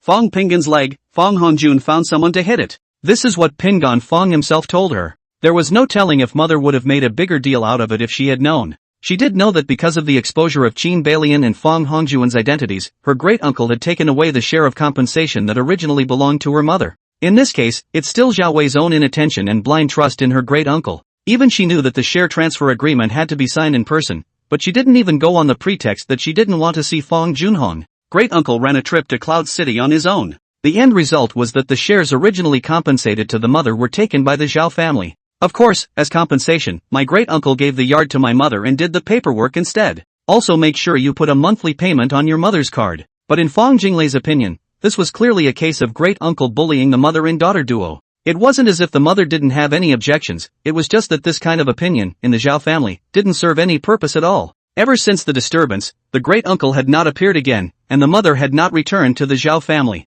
As a junior, she was watching and anxious, but there was just no way for her to talk directly to her great-uncle. And the mother truly doesn't care about anything at all except for crying and sniveling. She wanted to cry herself. Why does she have to be the only one to bear all this now? Why not the oldest sister? Why not the third or fourth? Did she, the second, have to take so much? None of the parents are reliable, and none of the sisters are either. She's got a hell of a life. Without realizing it, the bottle of red wine was drained by her. Shaking her somewhat dizzy head, she picked up the cell phone she had set aside and called her big sister. There was a long wait and no answer until it hung up automatically. She dropped her cell phone and just lay down on the bed with her clothes on and just fell asleep. Chapter 82 Shui San Shui Wenyao. That night, Fong Pinggan slept poorly in the hotel. It was already late after Chen Xiaohua, who was far away in Cloud City, picked up the plane. Instead of going home, he accompanied the four from the capital for a midnight snack. A middle-aged man with 3 young men. 4 people came without luggage, empty-handed. Chen Xiaohua didn't ask too many questions, but just told him about the Fong family, Fong Hongjun, and Fong Pinggan. Even though I knew some of this before I left, it was never as clear as hearing it in person. The few people who obviously knew that he would soon be the head of the family treated him with extreme respect. Second master, you don't have to take too much care of us. The family master has already explained that this time, when we come over, a few of us will listen to your orders. The middle-aged man at the head of the group said, we know something about Shui-san's situation, we just don't know what result you mean to want, second master. The middle-aged man's name was Tang Shicheng, and he was a cousin of Chen Xiang's generation who had turned several corners. He's been with the Chen family since his father's generation. This would have been considered a homegrown child in the past. The 3 young men were the Chen family's bodyguards. Chen Xiaohua had also read their profiles before, and they were all people specializing in the execution aspects of specific things for the Chen family. After thinking for a moment, he then said, Shui-san's family is also quite powerful in Yun City. If something goes wrong it will be hard to end it. Take it away quietly, ask questions and eliminate all traces. Tang Shicheng grinned, we will get the information you want as soon as possible and then eliminate the traces to leave Cloud City. He handed Chen Xiaohua a cell phone and then left the stall with the 3 young men. Neither the hotel nor the transportation asked him at all. Chen Xiaohua looked at the brand new cell phone and turned on the power. This phone is meant to receive calls, not make them. 20 years ago, he had also heard about the dark side of the Chen family, but had never seen it. The previous comment about removing the traces, will it be misinterpreted as killing that Shui-san kid? Shui Wenyao didn't go back to his dorm room at night. At the request of his father, Xue Zhuang, he lived in school like the rest of his classmates. It's just that no one cares if people like him go back to sleep in their dorm rooms when they attend the local university. And he rarely slept in his dorm room. So his dad thought he was at school and his classmates thought he was out getting a room. Which is why, until he woke up and realized he was on a boat, he literally pissed himself. I have to say, even though it's fall, it's almost non-existent in the south. There are only 2 seasons a year, summer and winter. When Shui Wenyao opened his eyes, he saw wobbly clouds with bright edges. The sound of the waves was in my ears. The smell of the fishy, salty sea air was in my nose. The first thing he confirmed was that he should be at sea. In the boat with him were 2 young strangers. One was playing with his cell phone while the other was intently gnawing on a roast chicken. It wasn't the fact that he was on a boat that scared him. Rather, he was bound at his hands and feet and knees. He was soon covered in a cold sweat after seeing his situation clearly. It was supposed to be a drink at a bar and a good drink, but it was a bathroom break. Just after a pee, I lost consciousness.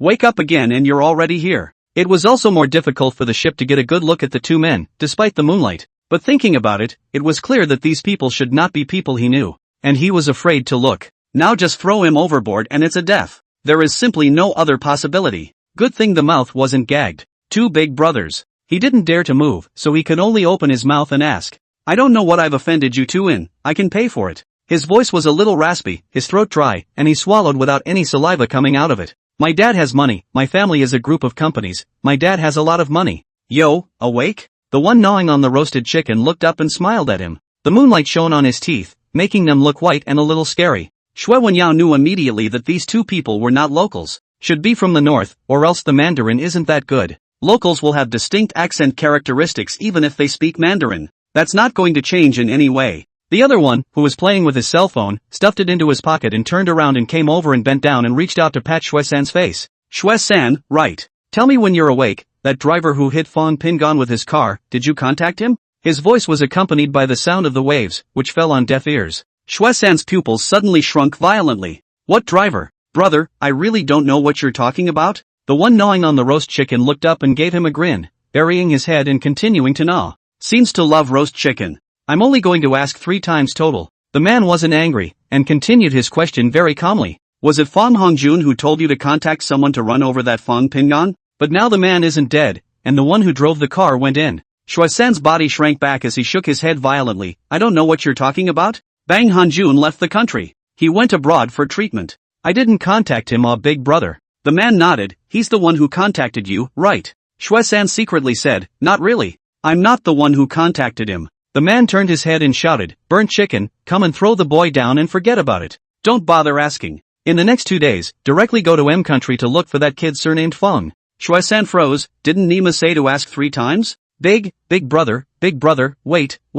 Xue-san hurriedly shouted, I say. He squirmed, like a maggot. Brother, don't do it. I say everything. Roast chicken had just put down the food in his hand and picked it up again at the sound of his voice. Let's ask first. Always getting people killed without giving them a chance to talk. This is a problem you need to change. The youth smiled and asked gently. Okay, that's the 3rd time I've asked you. Xue-san tearfully told everything. He and Fong Hongjun had been hanging out together since they were in the junior high school of the first middle school. But because the Xue family is not as rich as the Fong group, and his father always told him to make good relations with those powerful families, Xue-san himself was originally a smart one. From a young age, he had been exposed to a lot of shady things by ear, so when he followed Fong Hongjun to do wrong at school, he was more the one who enforced it. Bang Hongjun called him after he regained his health. Not only that, but also transferred him $250,000 to ask him to help find someone. 50,000 of that was for him. The other $200,000 is for the people who do the work. Brother, I swear I gave all that $200,000 to that driver.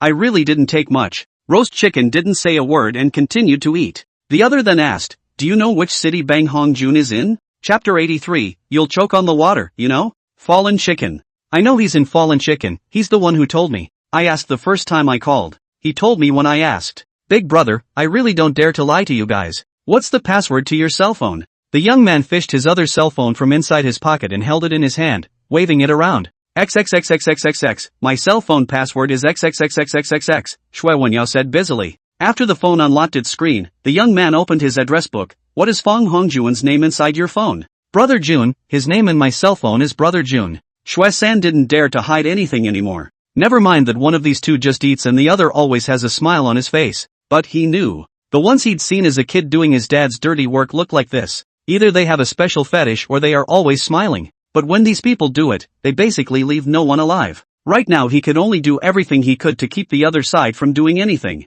He was bound at the hands and knees, and as soon as he went into the water, it was a death sentence. He didn't want to die, especially for someone who was already out of the country and might never come back. Big brother, when Fong Hongjun contacted me last time, he already said that we shouldn't even contact each other in the future. He should be upset that Fong Pingon is still alive. If you are looking for him, I am willing to go to M with you. I can get you guys an appointment with him. When the roasted chicken moved, Xue-san instantly looked over nervously, only to see the burnt chicken casually toss the uneaten one into the sea and walk over to him to wipe his hands clean on him. The other young man smiled and asked, had enough? Roast chicken nodded. Go ahead, what are your last words? Roast chicken asked, crouching down in front of him. Xue Wenyao broke down. Big brother, really not my business, big brother, oh. I just helped him contact a person. I didn't know something would really happen to Pingon Fong. I even instructed the driver, for my own protection, that it's best not to kill anyone if you can. Isn't Fong Pingon dead, big brother? I was wrong, big brother. Please, let me go.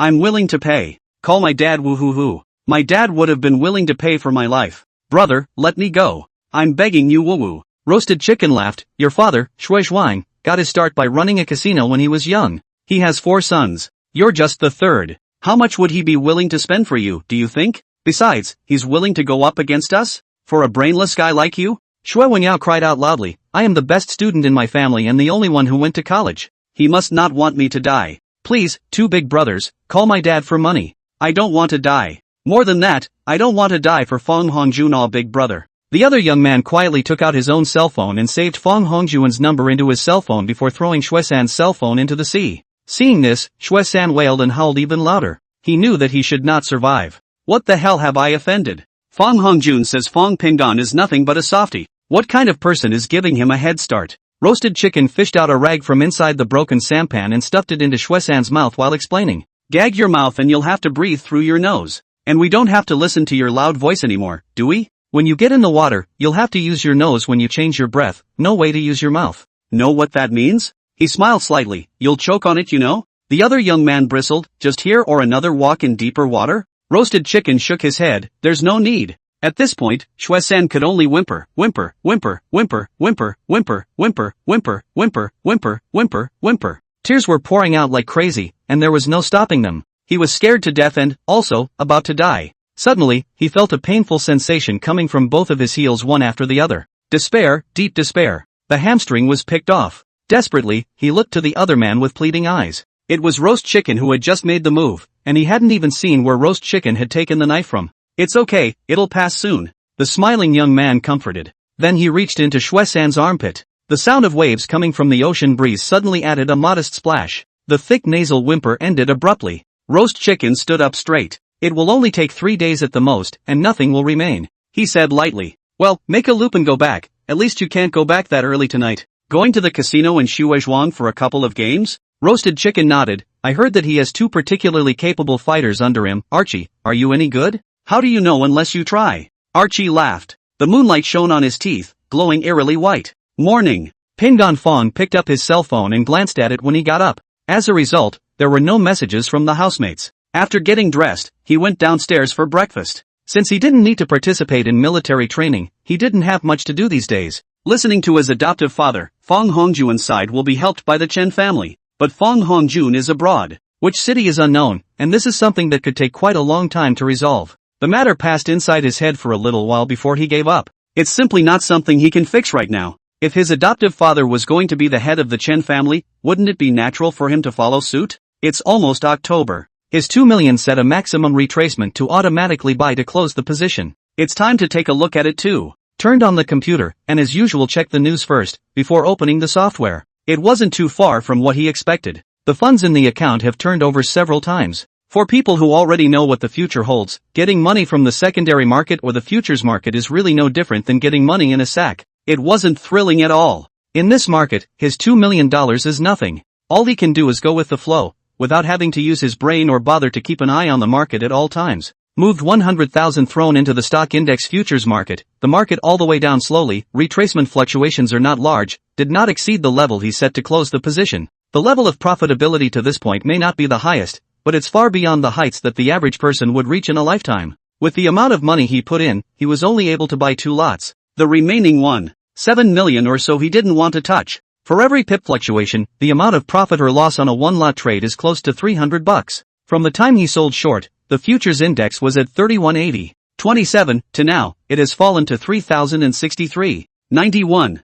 This means that if he were to buy and close the position now, he would profit a staggering $6.98 million. And the trend continues. Chapter 84, it's about time. In fact, stock index futures are down over 100 points in just over a month, but that's not all. He had learned a lot during those days when he followed Feng Hongjun. It could be said, but whatever Feng Hongjun had learned, he had learned even better than Feng Hongjun. His shortcoming is a lack of hands-on experience. However, having predicted the market trend plus the ability to oversee it, he can make up for this shortcoming to a certain extent. He needs to do some degree of hands-on work to strengthen his sense of movement and his ability to feel market sentiment. Seeing that vacation was just over a week away, he decided to call it quits for now. After setting the closing point, he turned to the stock market. This thing, The risk is small, even if you lose, there is no such thing as a burst position, only a part of the money is lost. He's going to use the world's strangest stock market to hone his grip on market sentiment. This requires him to keep following the hotspots. Only a hotspot in the market can catalyze stockholder sentiment.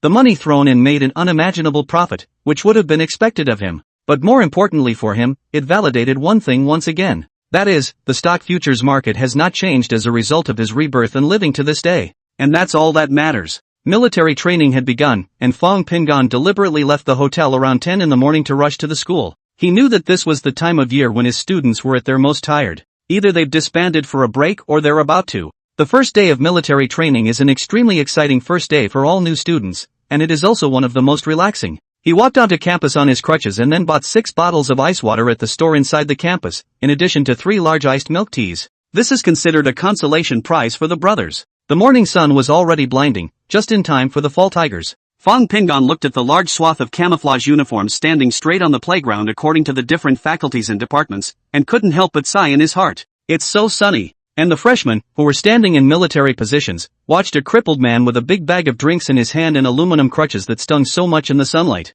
Slowly, the guy approached. Countless people's eyes were focused on that one translucent plastic bag with a yellow smiley face. The water inside is clearly visible. The most disgusting thing is that this guy had a milkshake store plastic bag inside his plastic bag. It's hard to see what's inside, but that milk tea store's plastic bag is customized with a logo. Fong Pingon didn't know where the people from the finance department were, so he could only approach slowly, taking a closer look as he went. The only ones he knew and was familiar with were the 3 precious roommates. The rest of the class, those who had noticed were fine, those who hadn't. It's moments like these that pull the hatchet, and it's the counselor, Chopper, that he's concerned about. It took a while before he saw Chopper standing far away at the edge of the playground, and still in the middle of the field and the track. The runway was also unknown to the freshmen from that faculty. Was watching him walk slowly by with envious eyes. The scene made a lasting impression on all the freshmen he passed. Doggone cripples. So damn good at pulling hate. But that iced water and milk tea, that's what we desperately need. On the other side, Chopper noticed him as well, and not only Chopper, but other students as well.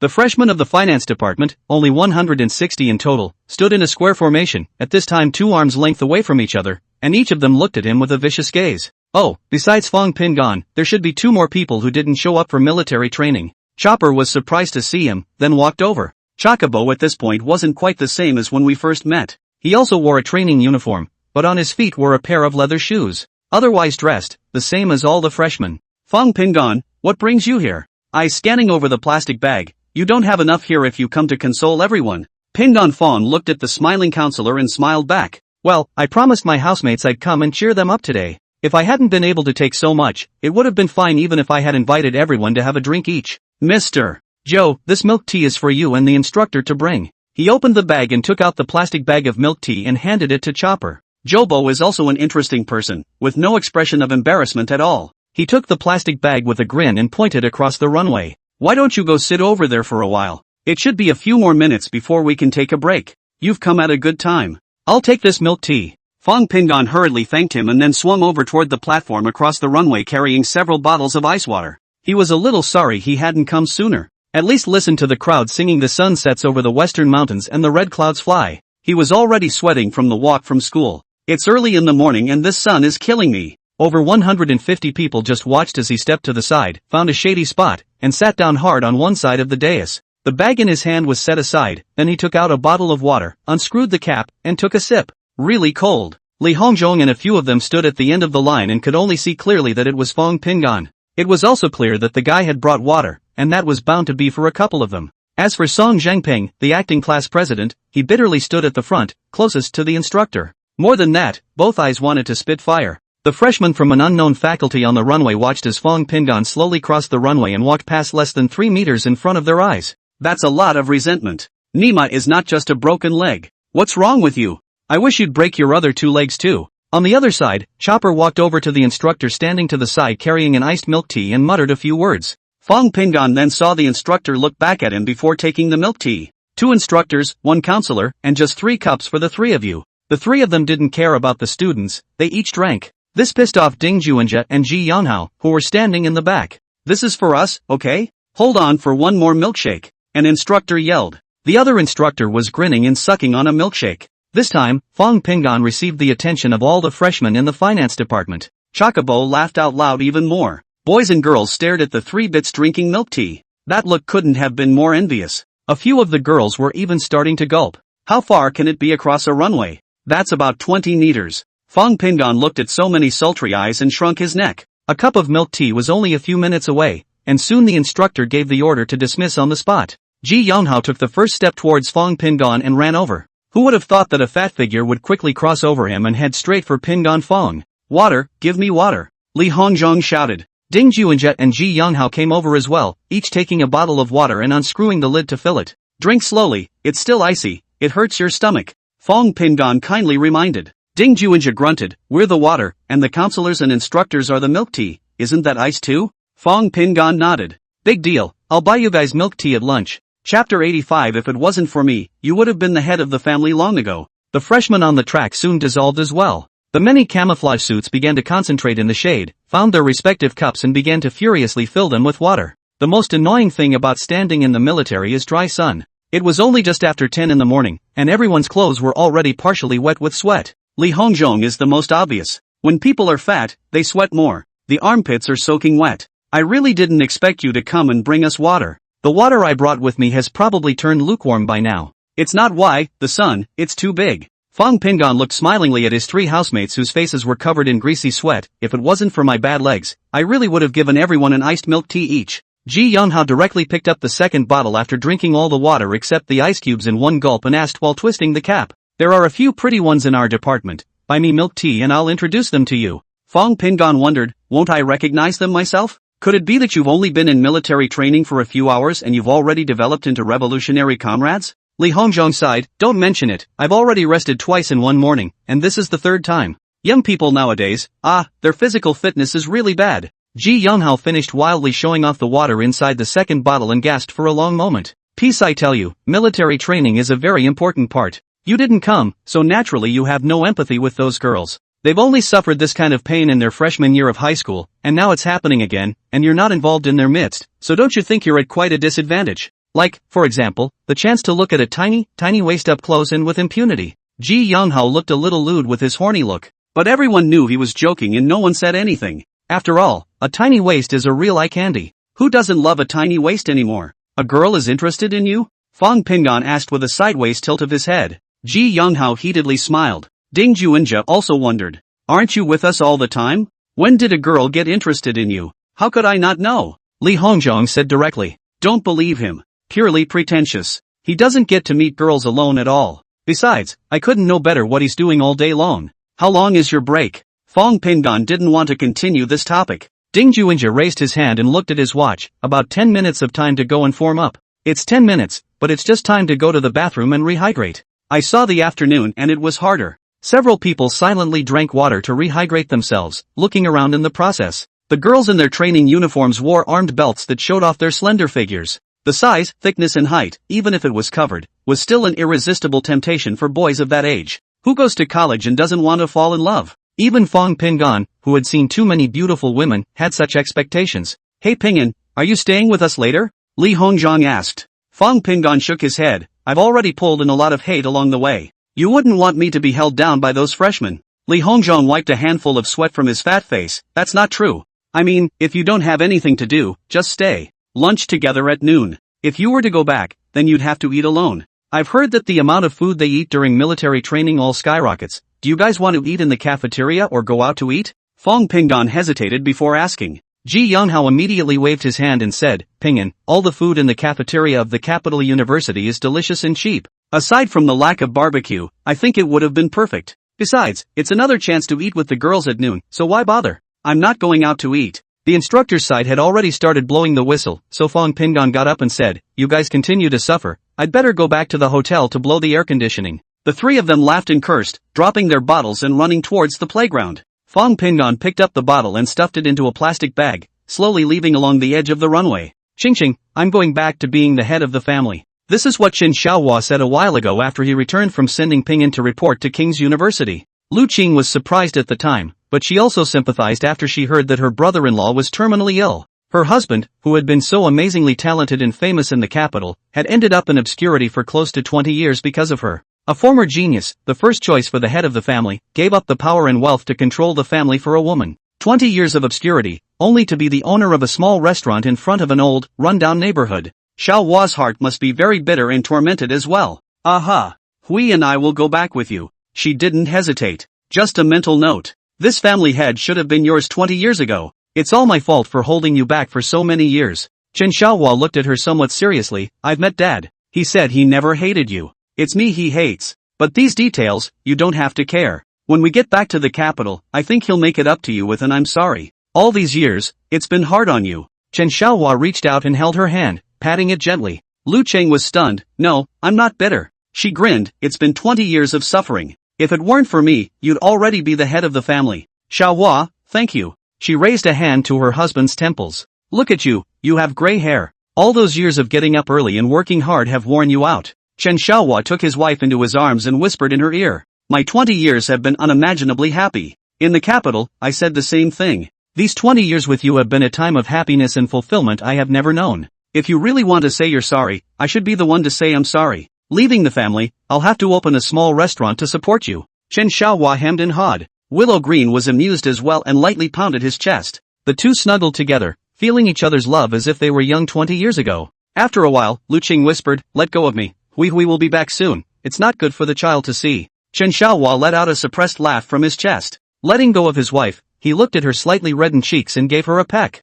Okay, daughter-in-law, let's go back to the capital. Let's see me make a big home for you. Earlier the couple had walked around those rentals separately. A new contract was signed with the tenant, not to mention an agreement to pay the rent on a fixed date each year. It took 3 days for these trivial matters to be considered done. The houses in Hui Hui's name are old and dilapidated, and their house, likewise, belongs to an old neighborhood. The supporting infrastructure isn't perfect, it's just that having lived here for many years now, I'm completely used to the lifestyle over here. Now that she was leaving, Lu Qing looked a little saddened. Chapter 86, It's what you think it is. Things are all packed and the appliances and furniture are left in the room. This house, according to Lu Qing's idea, is to keep it for rent instead of selling it. Chen Xiaohua naturally agreed, not to mention that Chen Shuhui was not at all willing to sell her home where she had lived since childhood. To her way of thinking, the nicest house doesn't have the memories of her upbringing. Chen Xiaojie had already contacted a school in the capital for his niece and only needed her to go through the enrollment procedures once she arrived in the capital. Temporarily as a drop-in student, the real enrollment can only be completed after the account is transferred as well.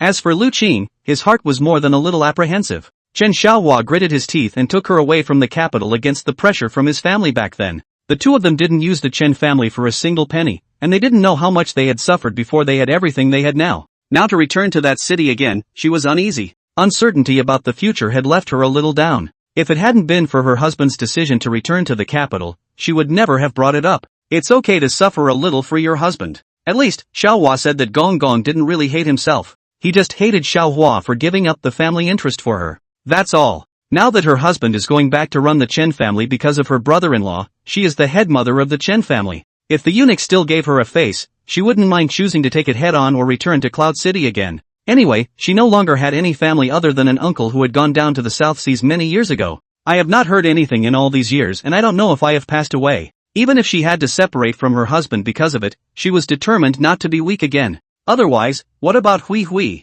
Chen Shuhui was very excited. At least she'd established that she really was a rich second or rich N generation. The slogan towards the goal of a new age rich white girl has been shouted. What's more, once we go to the capital, we'll be able to see Brother Ping'an often. From the time after his brother's return to the time he went to school in the capital, it was only a little more than 2 months in total. She misses her brother. At this point, though, she still had to attend school in Cloud City, at least for one last day. Tomorrow is Saturday, and according to Mom and Dad's plan, we can get on the plane on Sunday. She went to school this morning with so many little gifts. Asked for $1,000 from my mom and bought a gift for each of my classmates. If we want to meet again in the future, we will have to meet at the university in the capital. The little girl has been in a great mood lately. Over the years, though, the family's conditions have been average. But both Chen Xiaohua and Lu Qing have educated her well. Just look at Fong Ping'an. She has good study habits and maintains a good relationship with all the students in her class. This is the most envied by his classmates. And she herself didn't know why. That's why, when she came back from school, she carried 3 whole big plastic bags. It was full of gifts from classmates and good friends from other classes. When Chen Xiaohua received the call from Tang Xiqing, Lu Qing was taking a bath. He walked out onto the balcony and picked up the phone. Second young master, Tang Xiqing's voice was still as respectful as ever. The matter is clear. The kid and the driver's family, we asked them all. Things are indeed as you say they are. Chen Xiaohua softly hummed and didn't say anything. Tang Xiqing then asked, "Second master, do you think it's necessary to make a trip abroad?" Chen Xiaohua twisted his head to look at the living room and exhaled deeply after thinking for a moment. "Get going and get back. But only one shot." "Okay, second master, we'll leave Cloud City overnight." "This cell phone is not a domestic number, so you don't have to worry about being tracked or bugged. In the future, if you need the brothers to do something, feel free to call me. Take care, second master, and I'll see you in the capital." After saying that, he hung up the phone without waiting for Chen Xiaohua to say anything. Chen Xiaohua glanced at the caller's number and a smile appeared on his face. "It's really not a domestic number yet. Interesting. It seems that the oldest boy has really done a lot of unseemly things in the past 20 years.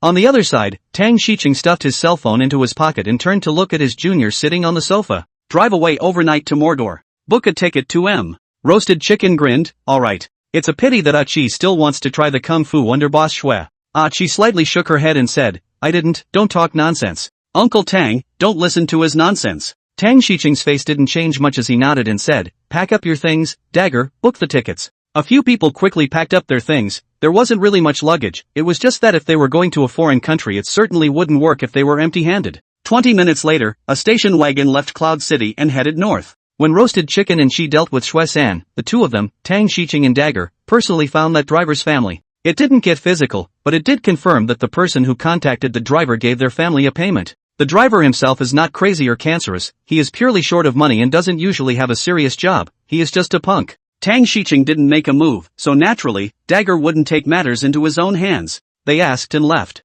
The family of the shivering driver was left behind. Chen Xiaohua didn't care about the detailed process of these things, nor did he want to know. It wasn't that he didn't know that people like Tang Xicheng existed in all the big families. He just tries not to reach out or think about it much when he doesn't have to. After all, he had been a good, law-abiding citizen for the past 20 years. Growing up in a family like that, how could someone as pure as a snow lotus exist? Even the oldest, who occasionally needed to give orders himself, didn't he look not much different from an ordinary person? Not to mention sister-in-law Qi Yang, who knows the dark side that exists in her family, but how has she ever been affected by these things? Lu Qing is such a pure woman, atmospheric, intelligent and virtuous. Definitely going to be a great host mom. As for his daughter Hui Hui, he made sure to expose her to the dark side of this kind of worldly family early on, lest she suffer after entering society in the future. Back in the living room, Lu Qing hadn't come out yet, so he simply took out his cell phone and called Pingon Fong. At this time Fong Pingon has not slept, he is looking at the transaction details and transaction time of London Gold, so as to learn to judge the market sentiment.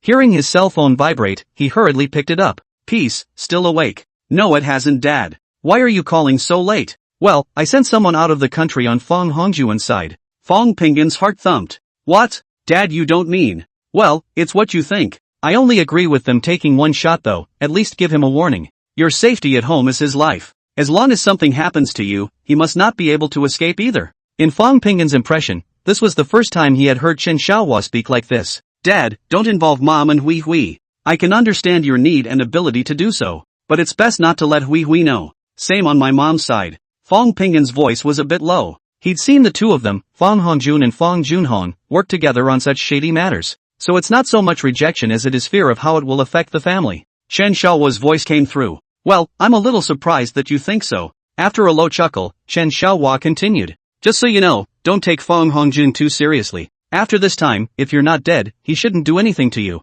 Read in peace and go to rehab when you need to, your health is the most important thing." Chapter 87, Two Conditions. Hearing this, Fong Pingon's heart fluttered. "If it's not dead? Doesn't that mean it's time to get Fong Hongjun killed? Dad, do you mean that?" His voice trembled a little. Chen Xiaohua hummed, "Pingon, every family has a dark side. It's the same way we have unacknowledged military skirmishes even in peacetime. It's also the same as the fact that society looks very safe on the big picture, but there's always a dark side to society. No matter which family wants to survive successfully in this society to continue, there will be such a side." Pingon Fong didn't say anything, but he didn't hang up the phone either. He just listened quietly. If we don't teach him a lesson, no one can guarantee what he'll do in the future. If he dies, it's what he deserves. If he's not dead, count him lucky. Well, it's late. You should go to bed early too. We'll be in the capital the day after tomorrow. Fong Pingon immediately said, "Well, I'll pick you up at the airport." Chen Xiaohua laughed in a low voice, "No need. You're not good with your legs. You'd better stay at the hotel.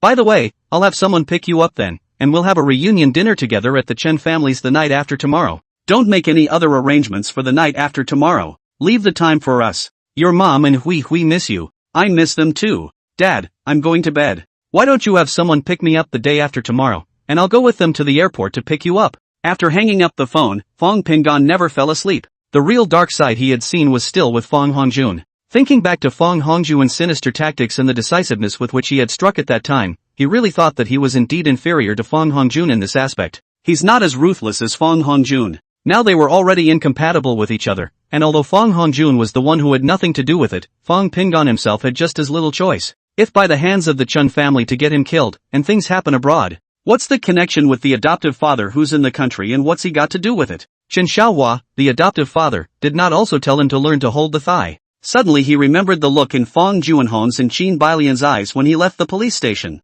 That kind of vicious look he'd never seen before. Qin Bailian's information quickly came to mind. Fong Juanhong's Qingmei, whose family has been defeated. Hidden by Fong Junhong for so many years, he is Zhao Wei's nemesis. No, there's no point in continuing to utilize the Chou family. Besides, the Zhao family is certainly not a good thing to come from. If you really want to have no worries, you have to get rid of the mother and child together. Only those who are thieves the day before yesterday, how can there be 1,000 days of defense against thieves? Fong Pingan, who had never thought of killing anyone in 2 lifetimes, kept psyching himself up. Chen Xiaohua taught him a lesson in action. There is a dark side to a society, a country, a family, and even a person. If he was really that pure, he wouldn't have made a direct move on Fong Hongjun that night.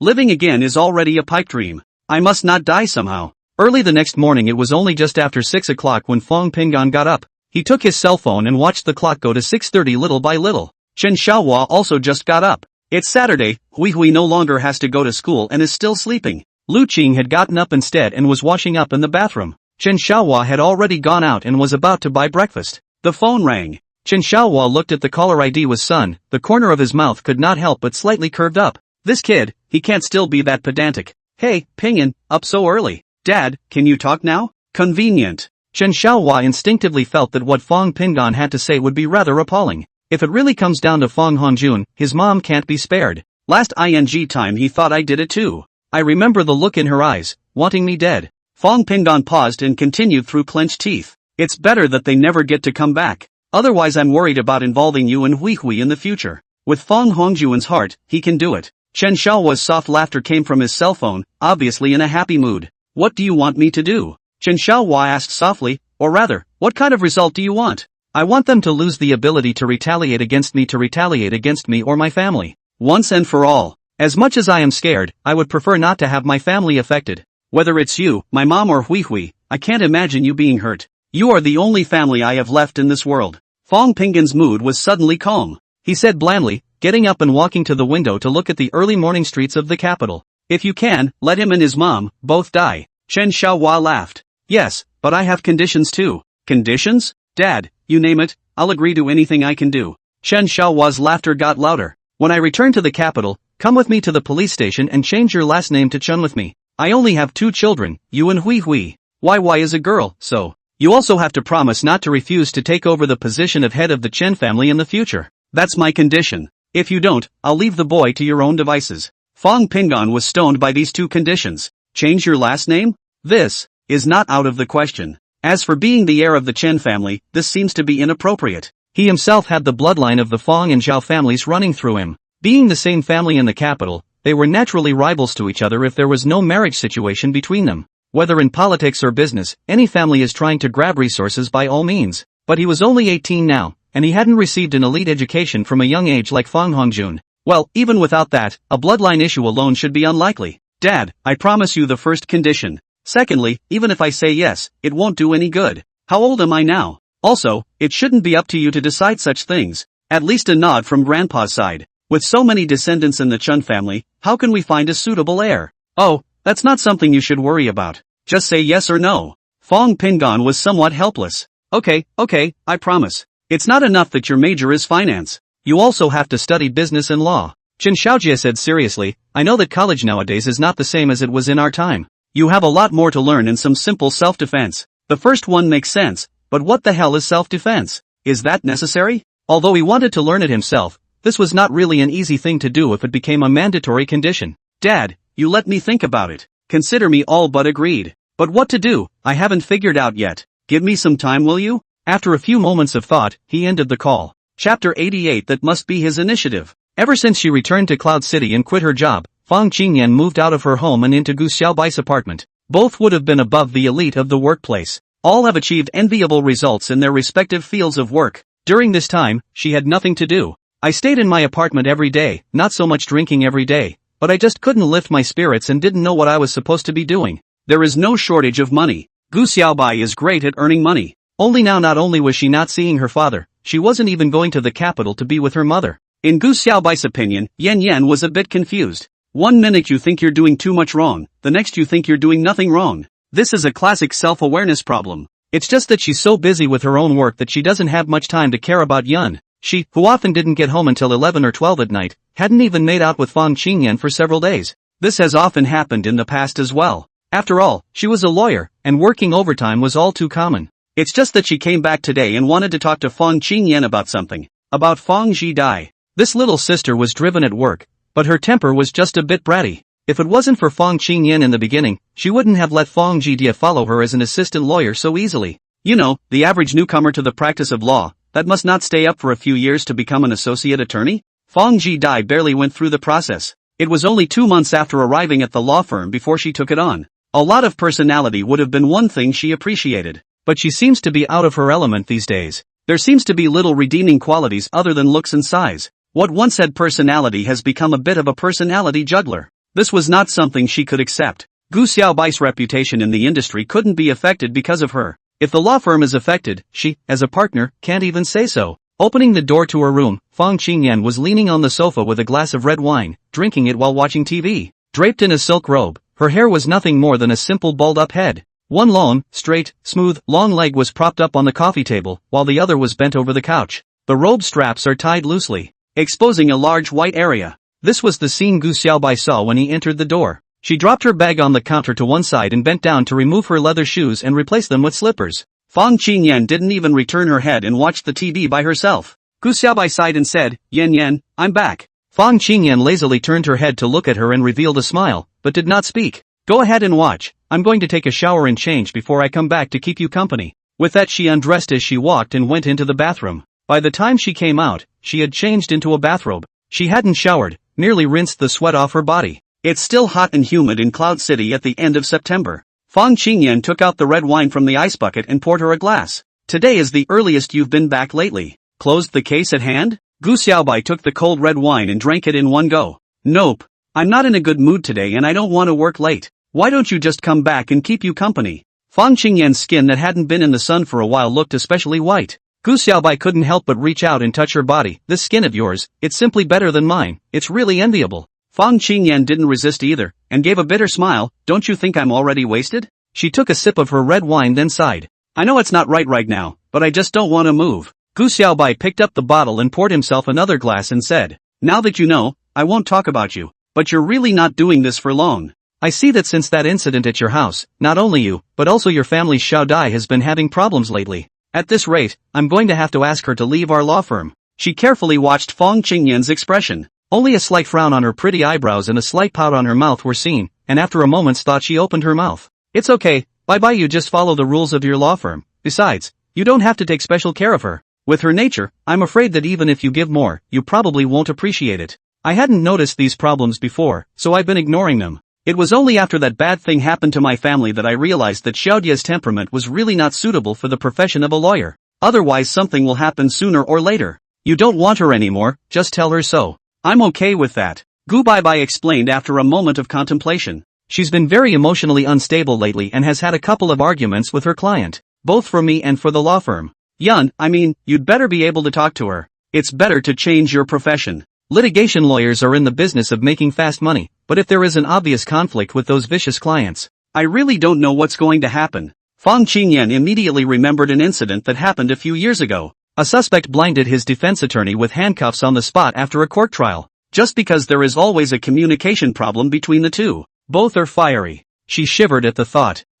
I know, wait for me to clean up, I'll give her a call after dinner. If you're not comfortable saying it, I'll say it. After all, she's my sister. You let her into your law firm in the first place because of me." Gu Xiaobai nodded without saying anything else. Fang Qingyan got up between the spring light leaked, but both of them had no interest at this time. One is spiritually disheveled, the other exhausted. "Come on, I'll make some food with you. Get some rest afterward. Yun, you need to pull yourself together soon too." Pin Ganfang thought a lot. On the one hand, it's everything you've done since you were born again. What he does best is review. But he is also aware that his problem lies in not being very decisive. This is not a good thing. If the trajectory of his life hadn't changed, with his nature, he would probably have been as dead as he was in his last life. But from the time he severed ties with the Fong family, he realized that many things were heading in a different direction. Perhaps in his previous life, his adoptive father had become the head of the Chun family in the same way, but at that moment, he was already dead and knew nothing about it. In this life, Chen Xiaohua became the established next head of the family, and both his status and position were very different from before.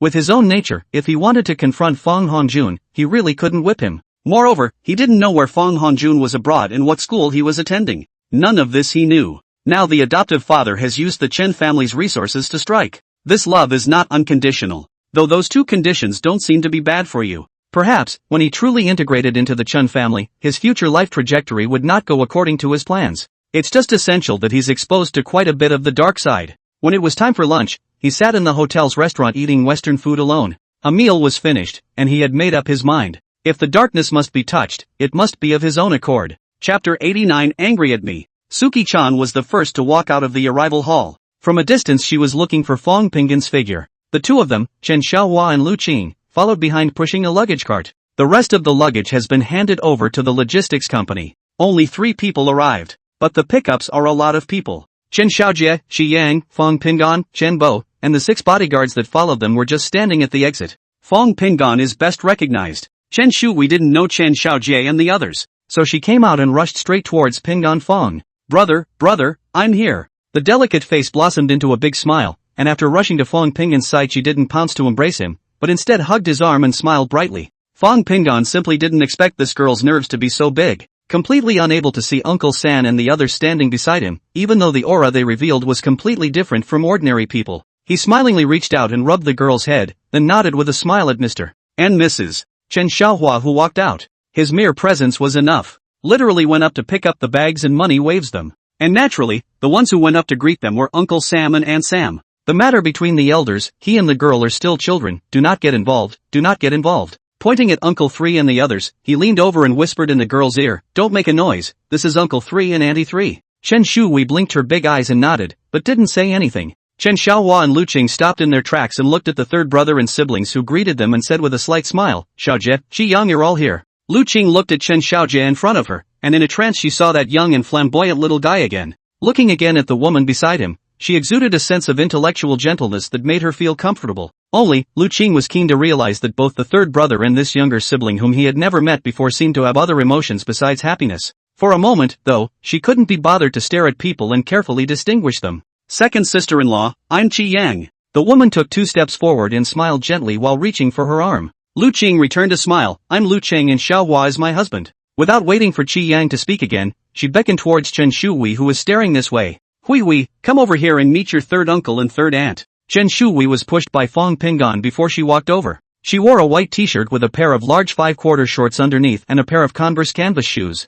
It looks clean and fresh, and with her young age and no makeup, just a little pill head on top of her head, she looks innocent and cute. In fact, Chen Xiaojie and Shi Yang had already noticed her when she ran over here and shouted brother. If it wasn't for the fact that she called out the words brother Pingan, she wouldn't have been able to get to him at all. Other pickups and people who had just arrived simply avoided the scene when they saw it. This scene has been seen too many times in the capital airport. Everyone knows that. Just avoid it. In this part of the capital, there is a natural reason for daring to be so ostentatious. Nobody wants trouble. Chen Shui walked over to her parents and stood beside them, bowed to Chen Xiaojie and Qi Yang, and crisply shouted, good day third uncle, good day third aunt. Then she added, third aunt, you look 30 at most, how do you take care of yourself, teach my mom. Zio laughed. Lu Qing slapped her and cursed with a laugh, this child, am I showing my age? Chen Xiaohua didn't want everyone to linger in the hall, so he spoke, let's go home. Chen Xiaojie didn't look at him, instead, he spoke earnestly to Lu Qing, second sister-in-law, welcome home. Lu Qing's heart was sore and her eyes were hot as she looked at her husband.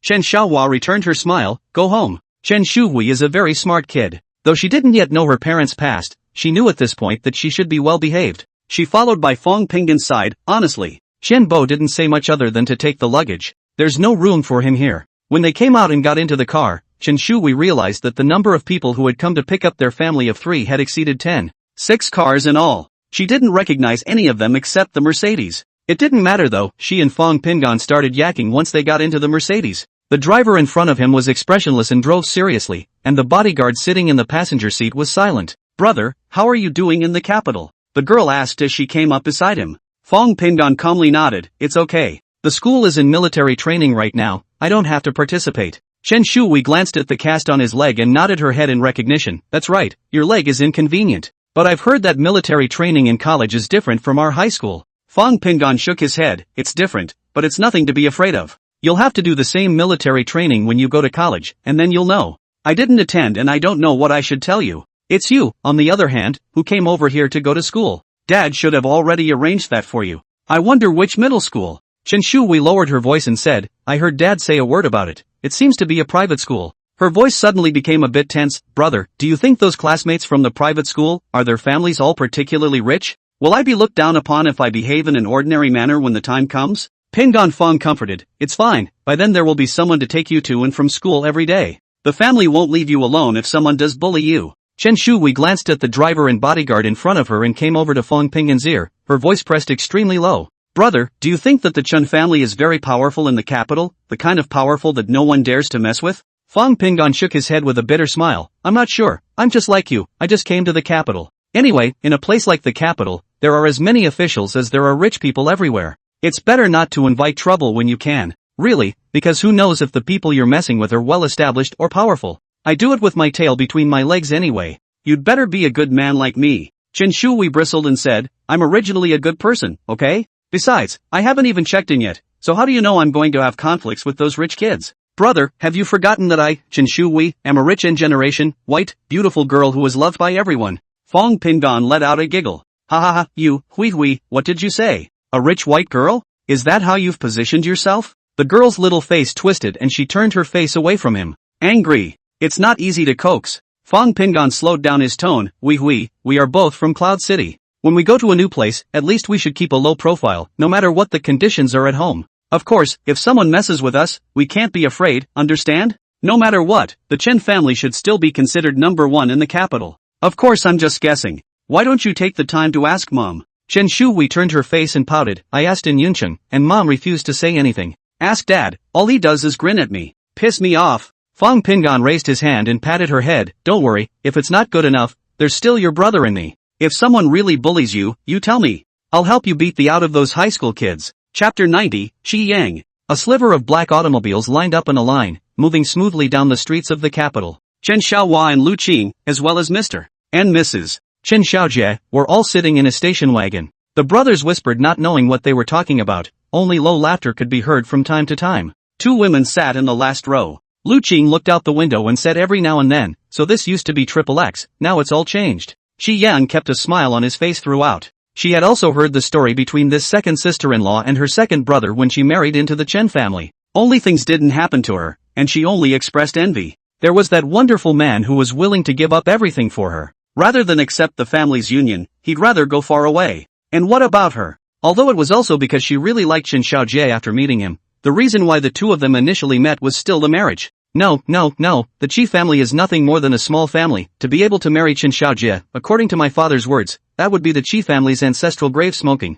She also admitted that if it wasn't for marrying Chen Xiaojie, the Qi family would have been no different from an ordinary family by now. At least the programs that were obviously big meat eaters back then were not likely to go to the family. So it's a blessing to be married into a wealthy family. In comparison, the second wife is probably more enviable. Not only do you get pure love, but you likewise become a winner in life at the end. And, with such a delightful daughter. On the contrary, I don't have a single daughter. Thinking about her 5 sons, none of them let her worry. Second sister-in-law, I quite envy you. Thinking about it, she couldn't help but say it. Lu Qing turned his head to look at her and comforted her. You don't have to envy me, younger sibling. Xiaohua has suffered a lot over the years, all because of me. Now that Xiaojie's health is in trouble, I'm all for letting him off the hook. Otherwise I wouldn't have come along. After all, we've been living in Cloud City for so many years, and I'm a bit reluctant to part with it. Qi Yang smiled and shook his head. No, second sister-in-law. Xiaojie's body, he just knows himself. It's the kind of disease no one wants, it's just that it's already here and you have to deal with it. What I envy is that you have such a lovely daughter. And peace. I talked to him the last time he was here. You have raised your 2 children very well. Lu Qing could only smile. The 2 brothers in the front row were no longer talking at this point. For a moment, the car was quiet. When the convoy arrived at the villa, Chen Xiaojie got off first, and after everyone got out of the car he stood on the steps and faced his second brother's family with a smile. Let's make do here for tonight. I don't know if you want to stay in a quadrangle or a villa, so I haven't made any arrangements on my end. I just got off the plane. Second brother and sister-in-law, you guys go upstairs and rest first. I'll pick up the old man before dinner, too, and we'll have a reception for you then. When a man speaks, it is natural for a woman to keep quiet and just keep a smile on her face. Chen Xiaohua didn't make any pretense, nodded and turned around to extend his hand to Lu Qing. Lu Qing put her hand into the large one and held it tightly. Chen Xiaohua held his wife and took a step up the steps into the villa. Chen Shui froze. What? Mom and Dad don't care about her anymore? Turning his head to look at his own brother, Fong Pingon stood still and didn't move, just smiled at her and nodded before pointing towards the villa. Chen Shui didn't understand what this meant, but she didn't chicken out. Uncle Sam said he's tired from flying, so take a rest first. And being used to southern living she was now eager to take a shower. Third uncle, third aunt, then I'll go to my room first too. She's rather polite. Chen Xiaojie and Qi Yang nodded with smiles on their faces before saying to Pingon Fong, Peace, why don't you go upstairs and rest for a while too? Your third aunt and I have some things to take care of. Fong Pingon hurriedly said, Okay, thank you third uncle and third aunt, I happen to be a bit tired as well. Chambo walked up the steps with two men, each carrying 2 boxes. Missy, please follow me, your room is on the 3rd floor. This way, please. Take the elevator up. Young Master Pingon, you still have your room from last time. Pingon Fong wasn't actually tired. The problem was that whatever came next, given what Chen Xiaohua had said before, it would definitely require him to be present as well. Leaning on his crutches, he followed Chambo into the elevator. His room was next door to Chen Shuhui's room. Chambo went down after they put the box down. Chen Shui looked at her parents who had already entered the room, turned her head and said with a smile, Brother, I'll take a shower and change my clothes and come over to you? Fong Pingon opened the door. No, I want to sleep for a while first. Brother, you're no fun. Chen Shui pouted. No, you just got off the plane, take a break. The dinner is the first time you'll meet your grandfather, and it would be terrible if you were in bad shape and left a bad impression. With that he went into his room and closed the door. Chen Shui had not yet entered the room. Chen Xiaojie came and pushed a box back to his room, and when he saw that she was still outside the door, he said, Hui, wash up and take a nap. You haven't met your grandfather yet, have you, and you'll see him tonight. Chen Shui nodded and pulled her suitcase into the room without saying a word. At first she hadn't noticed how luxurious the room was. It just felt big and, well, had a dedicated bathroom and toilet. This is nothing like home. After wandering around the room, she pushed her suitcase over to the closet, intending to hang up the clothes she'd brought with her first. Pulling open the closet, she was stunned. The closet is basically full. I don't know if Dad said something about her height and physical features or something, but those clothes look beautiful anyway. White, pink, blue, and all colors of body shirts, long and short sleeves and styles with hoods. There's even a couple sets of JKs and little leather shoes. In the drawer next to it, there were socks of various colors, mostly white knickers. There are also several pairs of white sneakers. Took it out and looked at it and it was indeed the right size for me. Chen Shui just looked at it and didn't really take it out and wear it. She opened her own suitcase and pulled out her own clothes, clutching a change of clothes before heading to the bathroom. At the other end of the room, Chen Xiaohua sat on the sofa looking at the information in his hand. He saw it when he came in and left it on the table, supposedly for him. When I got it in my hands, I realized it was a chart of the relationships of people within the family. The following one contained information on the current members of each family in the capital. The information is very detailed. Even if he were to prepare it himself, that would be it. The characters and connections of the families in all aspects of their careers, as well as in business and academia, are readily apparent. Lu Qing had taken a shower and changed his clothes, and was blow-drying his hair, and seeing that he was concentrating on the information, he didn't come over to disturb him. After Willow Green finished cleaning up, she went into the bedroom and laid down on the bed, ready to rest for a while.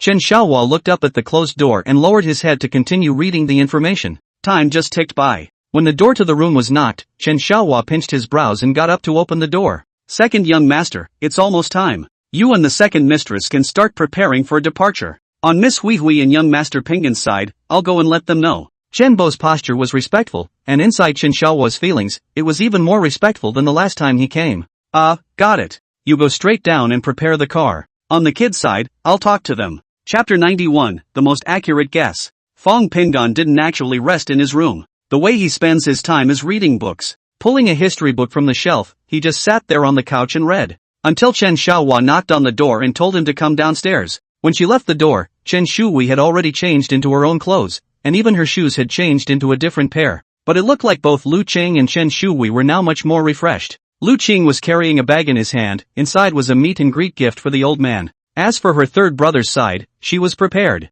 Only now it's time to go see the old man, and the gifts for the third brother and sister-in-law will wait until they return. The gift was a tea she had carefully prepared. Cloud City didn't seem to have anything to offer besides tea. Not to mention that it's been so many years since we've seen each other that the only sure thing is to send tea. As on the way back, each family took their own car. Fong Pingon and Chen Shui followed and got into the station wagon, then left the villa behind third uncle Chen Xiaojie's car. Chen Xiaohua held Lu Qing's hand the whole time, and used his own smile to smooth out the waves in Lu Qing's heart. Fong Pingon and the girl were muttering at the end. He could feel the girl's inner nervousness and consternation, not to mention waiting to see Grandpa afterward. That old fox would only see it at a glance. He didn't want his girl to be belittled, no matter who the other person was. It was only possible to talk to the girl about something light and pleasant and try to get her to divert her attention to something else. Even he said that when he got to the place, he would just follow mom and dad. Not a word more, just keep quiet and do as you're told. There are no quadrangles in downtown Yunqing, only in the countryside. But the capital is different. Only yards within the city limits are called quadrangles. It's pretty much the same as in the old movies and TV shows. She also knew that a place like the capital city was an inch of gold, and those who could own a quadrangle used to be the only ones who were qualified by the dignitaries. Right now, though, the place they're going to is a quadrangle. Fong Pingon briefly described that courtyard, and for that old man's image also described it. Deep down, he thought that he was family with Chen Xiaohua, Lu Qing and the girl, but it didn't mean that he thought that he was really a member of the Chen family. He was actually a little hesitant. Especially, after Chen Xiaohua asked him to change his last name. His position in the Chen family became a bit shaky. Once the adopted son of a Chen family son, to let himself take over the Chen family in the future, what kind of thing is this? It's not the Chen family's bloodline that runs through his body. He thought that this matter was purely a comfort, or rather, a tranquilizer, given to him by Chen Xiaohua, so that he doesn't have to lay too low. It's time to flaunt it. Even if it's just for the face of the Chen family, he must rise up. In this way, while he coaxed Chen Shui, he also had to think about what he would do in the future. The heart is tired. Before the car had even stopped, Lu Qing had already seen the old man standing on the doorstep. Compared to back then, the old man has indeed aged a lot. Although he was as straight as the Zhao Jiaxing Zhao butler beside him, that essence seemed to be inferior to the Zhao butler. In Lu Qing's memory, she had never seen this butler Zhao's smiling face. Even when he faced these young masters of the Chen family, he always had a stern face, and except for when he faced Chen Ziong, he almost never had a good face for anyone. What Lu Qing was most afraid of was actually this old man. Chen Ziong and Zhao Jiaxing stood on the steps and watched Chen Xiaojie get off the bus first, followed by Qi Yang. They were followed by Mr. and Mrs. Chen Xiaohua and their 2 children. With a hint of a smile on his face, Chen Zion whispered to Zhao Jiaxing, "Old Zhao, look at that little girl." Zhao Jiaxing's eyes turned and glanced at Chen Shui, who had just gotten out of the car. The little girl wore a pair of jeans with a short-sleeved t-shirt. There was a ponytail, and a hint of insecurity in her large eyes, in addition to curiosity. Zhao Jiaxing nodded imperceptibly, "Master, this granddaughter of yours is very cute."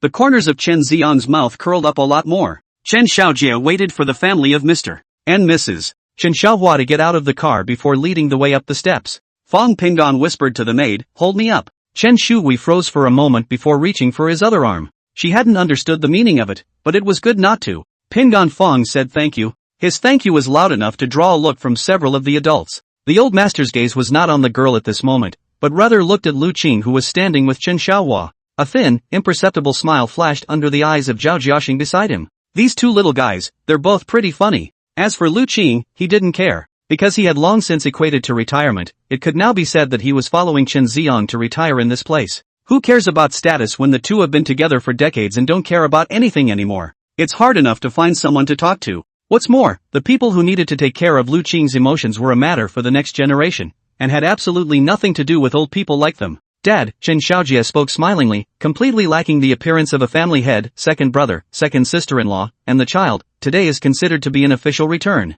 Don't forget what you said last time." Qi Yang pursed her lips and stifled a laugh. Chen Xiaojie, of course, gave her the details of their last meeting in bed. Chen Xiaohua took half a step forward. "Dad, this time it's considered an official return. Lu Qing and the children, I've brought them all." Willow Green's thumb sank deep into her palm and she whispered, "Dad." Then she nodded slightly to Butler Zhao, Uncle Zhao. Zhao Jiaxing nodded at her without making a sound. Everyone was not surprised that he looked this way, except for Tanya Chan. She looked at Zhao Jiaxing with some curiosity. Chen Ziong looked at Lu Qing, his lips quirked, and after a while he opened his mouth. "Lu Qing, these years, let you suffer. Is my not. I apologize." His gaze turned to Chen Xiaohua. "You, the daughter-in-law you chose, is very good." Chen Xiaohua and Mr. and Mrs. Chen Zijie both looked at Lu Qing. Lu Qing's nose soured and her eyes reddened a little. She pursed her lips, lowered her head and whispered, "Dad, I'm fine." 2 tears fell silently to the floor. Seeing this, Zhao Jiaxing merely nodded secretly. This Lu Qing, indeed, is good.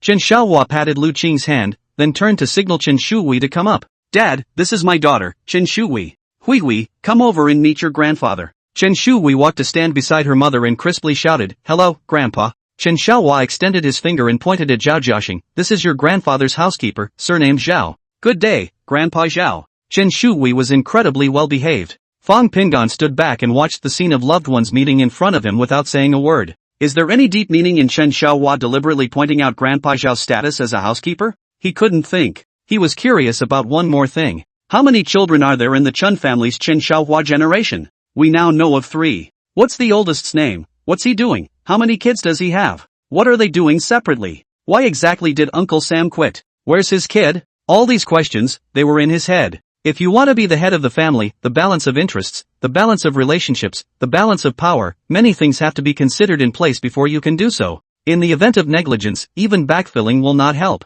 The damage is done. Thinking about the lower limits of what these posh kids could do, Fang Pingan was not at all optimistic about his future. According to his own analysis, the main event of the day was actually the matter of getting him to change his last name. Other than that, it might be to make it clear in front of Hui and him why Chen Xiaohua, the second son of a powerful family, left several capitals back then and hid in that part of Cloud City for more than 20 years. It was a past that he could probably guess. For her part, Chan Sukwai paraphrases the novel and the story of the mansion's feud. Without realizing it, she had guessed most accurately. Chapter 92 Second Brother, are you satisfied now? Chen Xian's body sidestepped, and Butler Zhao beside him immediately took 2 steps backward. The 2 men stepped aside to open the door to the quadrangle. Go in and talk about it. Chen Xiang gathered the apologies under his eyes and gestured for Lu Qing to go in. Lu Qing shook his head and said softly, "Xiaohua." Chen Xiaohua spoke, "Dad, Uncle Zhao, you 2 please go ahead. We juniors will just follow behind." Fang Pingan intently observed each person's mannerisms and expressions. He really didn't see the logic in it unless he pondered it.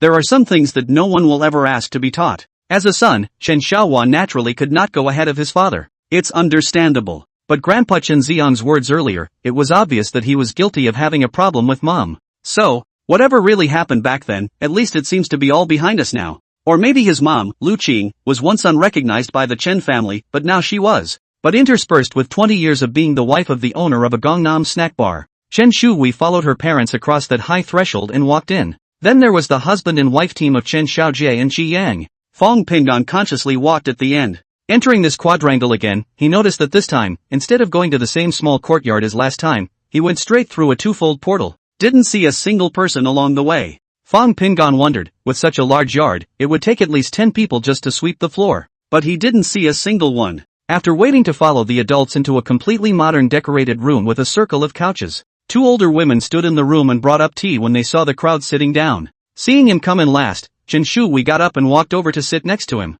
Butler Zhao stood at the door and didn't come in, and when they all sat down and the 2 servants came out, he closed the door and led the servants to a small courtyard in the back. There, it's a big kitchen. Inside, 4 other men were busy. Butler Zhao personally instructed and supervised today's meal. Even the ingredients, he had led the men to purchase them personally. Room. Chen Xiang took out a red envelope from his pocket and said to Chen Shuhui, "Hui, Grandpa is meeting you for the first time, this is a meeting gift for you." Chen Shuhui knew it should be a card inside. She hesitated and looked at Lu Qing. Only when she saw her mother nod, did she get up and walk over to Chen Xiang and bow to him. "Thanks Grandpa." Chen Xiang was jubilant. Not only did he meet his granddaughter, but he also untied himself from Lu Qing. Either way, saying sorry to your daughter-in-law will at least make your second son happy. Whether or not they are truly sorry and really regret what they did back then, God only knows. Chen Shuhui took the red envelope, and with a slight squeeze of her small hand, she confirmed that it was a card. Tucking it into his pants pocket, he returned to his brother and sat down. Cough. Chen Xiaojie coughed, "That Pingyan, you came here last time, Hui is still here for the first time. You show her around. If she likes it, when Uncle San turns around and arranges a courtyard for you guys as well." Fang Pingan stood up and said to Chen Xiang, "Grandpa, I'll take Hui out to take a look." Chen Xiang nodded with a smile, Go. Tell your Grandpa Zhao if you need anything, and he'll make arrangements for you." Chen Shuhui followed, "Grandpa, Dad, Mom, third uncle, third aunt, I'm going out." Fang Pingan respectfully owed his body slightly and led Chen Shuhui out with him. Without needing to explain, Chen Shuhui knew that what was going on back there was something adults had to say to each other, and it wasn't suitable for them, the 2 children, to listen to. Even if it's related to them, it's not their turn to make the call. As a rich white girl, she was also sad. However, just as Fong Pingon closed the door, Chen Shui touched out the red envelope. Holding it in his hand, Fong Pingon shook it. Brother, let's gas? Fong Pingon looked at the girl with arched eyebrows and pointed at the door that had just closed, then pointed outside. Then without a word he descended the steps and headed out. Dad? Just like last time, Chen Xiaohua didn't open his mouth, or Chen Xiaojie was the first to speak. He had just said one word when Qi Yang stood up and said, Dad, you men talk, I'll go outside with second sister-in-law to talk. Chen Xiang nodded, bringing a hint of apology on his face. Lu Qing, I was wrong in the past, and I didn't let Xiaohua come back even after all these years. Following Xiaohua over to Cloud City for so many years, you've suffered a lot, haven't you? Now that you have returned, this is your home. I'm sure Xiaohua has told you what's going on at home now. This is the responsibility and obligation he must take on as a member of the Chun family, and I hope you can support him. Willow Green stood up and hummed. I know. I'm rooting for him, too, or I wouldn't have come along. Qi Yang was a little tired of seeing Lu Qing with a hint of a low voice in front of the eunuch. She directly walked over and pulled Lu Qing's hand. Second sister-in-law, let's go, let them talk here. The two of us will go outside and have a little talk as well. The three men didn't say a word, and when these two went out, Chen Xiaohua relaxed his sitting position and leaned back on the sofa. Chen Xiaojie asked smilingly, second brother, satisfied now? Chen Xiaohua glanced at his father and didn't make a sound. Seeing that he didn't really pick up on it, Chen Xiaojie coughed and continued. Well, now that the worries are out of the way, tell me what I think. He patted his leg, though you can't see it yet, I can feel for myself that my left leg is already a little less mobile. The company wouldn't be in as good a shape as it is now if I didn't keep myself under control and rarely show my face outside. With that one comment, he drew the attention of his father and second brother. I had also contacted my older brother to get him to come back and join us for dinner as well. As it turned out, he was now out on a tour and not in the capital at all. So don't mind this, second brother. Chen Xiaohua shook his head to indicate that he was fine. Big brother has his duties and responsibilities. I wouldn't think twice about a little thing like that. Besides, I'm sure big brother has definitely given the family a lot of support over the years. As long as he's steady, that's support for the family. Chen Xian nodded his head in agreement, but he didn't say anything. Chen Xiaojie still has that somewhat swinging attitude. I don't know how much longer I can hold out without the others seeing it. I'll do my best. Until now, the only people who knew about this were Qi Yang, and you and second brother, Dad. The doctor's side has been called and I have the medical records in my own hands. So, the next thing that needs to be done is for me to stay out of the way and for Ergo to become the president of the group of companies. I'll step back behind the scenes and leave all future documents to Ernie to sign. Chapter 93, Jumping into the Fire. Chen Xiaohua frowned slightly. I just came back. Even familiarizing myself with the family business will take at least half a year. I wouldn't be comfortable on my own without a year or two if I were to get up to speed. After thinking about it, he looked at Chen Xiaojie. Who else inside the company can be fully trusted? Chen Xiaojie laughed. Totally believable? Not a single one. I don't trust any of the people on second uncle's side. Besides, I've given them plenty of chances. You could even say that no matter how much they screw around down there, as long as it doesn't affect the direction I'm setting, I basically pretend I don't see it. Even when someone down there reported it, I squashed it. Chen Xiang was slightly mesmerized, seemingly soulful. Chen Xiaohua glanced at his father and continued to ask, I've read the information you put in my room. When I was young, they weren't like this. The day they put their respective family members in the company, I already didn't trust them. Besides, I don't care if they lose all those companies they manage. The second uncle didn't compete for dad back then, and in this generation, there's even less of a standout. To put it mildly, it's probably also because they know there's not much hope for that team, so they don't even bother to make a show of it now. Second brother, do you think it's possible that their generation has been completely ruined? Chen Xiaohua sighed and then asked, forget it, are there any worth cultivating within the next generation? Chen Xiaojie laughed. There are a few worth developing, but none of them seem to want to take on the burden. Those who want to take over, and don't have the ability to do so. If I don't have much time left, I wouldn't give you a hard time, second brother. Chen Xiaohua waved his hand to indicate that it was fine. Dad, what's your opinion? Chen Xiang opened his eyes and touched his cleanly shaven chin. Like I said, I'm just a retired old man. The Chen family is in your hands, and only your signatures have legal effect. So, feel free to toss it around. Even if they all lose, it's still your business. When I buck up, I don't care if it's a flood or a world of peace. Chen Xiaojie hemmed and hawed, second brother, I'm saying the same thing.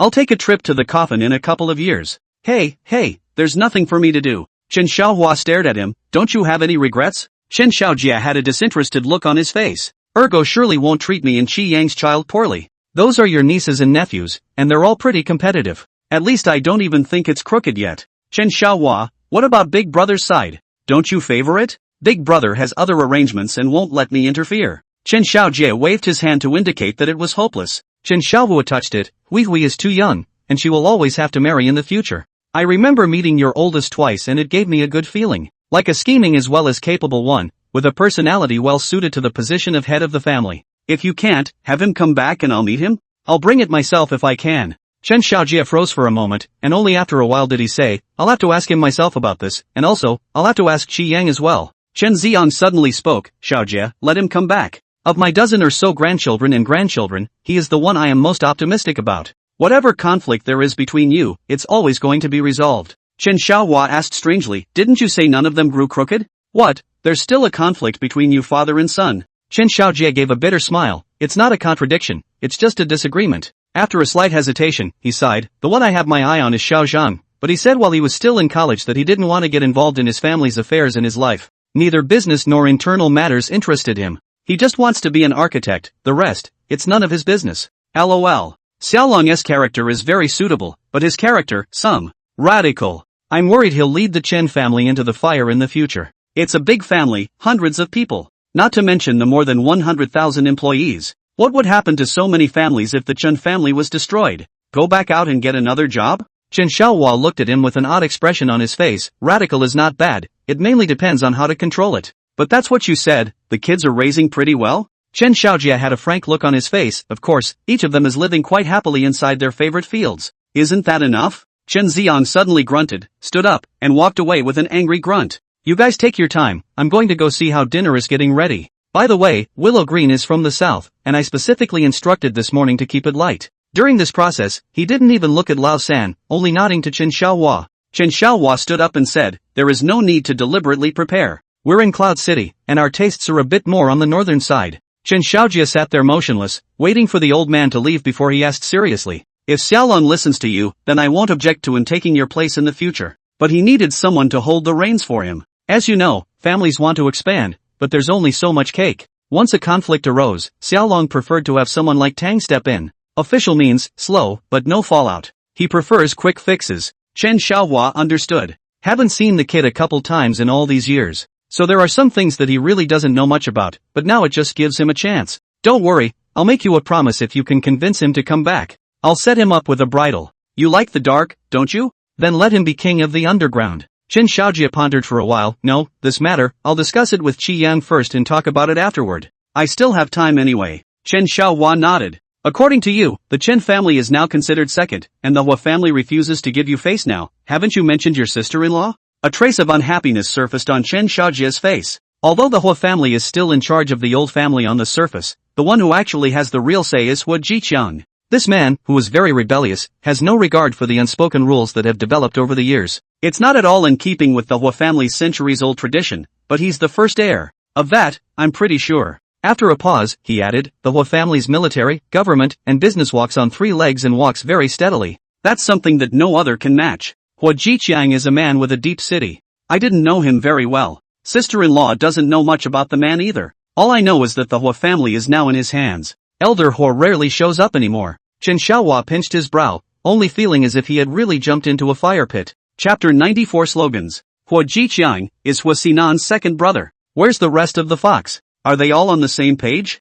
I don't believe it. You're worried that the Hua family will turn against our family in the hands of Hua Jiqiang, and that's fine. It's right to save for a rainy day. But I've just come back, and there are a lot of things I don't know very well yet. You don't go abroad for a while, wait for me to familiarize myself with it for a while, then you can go abroad to find a doctor to go, or you can look for those old Chinese doctors at home. Stall as long as you can. And you don't say I'm hard-hearted. With such a mess dumped on me, you're rather planning to walk away with your ass in a row. Chen Xiaojie just smiled and didn't give any other response. This is a matter where a promise is a promise, and it's impossible to go back on it. Right, did Tang Xiqing and the others leave the country? Chen Xiaohua suddenly remembered this person coming. Chen Xiaojie fished out his cigar and put it under his nose and inhaled. Well, told me about it. Is it about that child in peace that says you arranged it? I told them to only take one shot. The main concern was that it would cause trouble at home. After all, it was a foreign country. It won't end well if there's too much commotion. Chen Xiaojie laughed and shook his head. Second brother, the two of you and your second sister-in-law have lived happily for so many years. Have your hearts softened?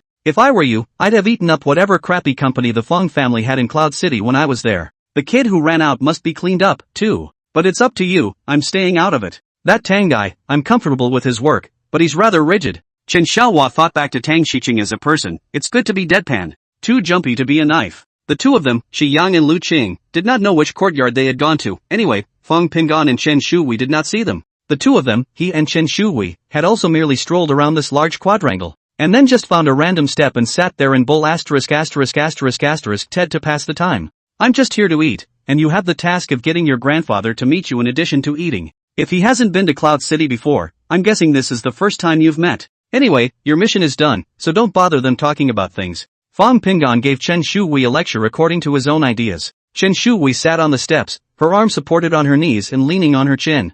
I know, I get it. I just didn't fully believe it until now that I was actually really the first lady of a powerful family. Let's see, your identity should be confirmed, but you're not at all like a lady of the mansion with all your problems. Looking at Chen Shuhui's large black eyes, so clear, he raised his hand and pointed to his surroundings. Do you know how much such a courtyard is probably worth in a place like the capital? The girl's eyes lit up. How can it be a few $100 million?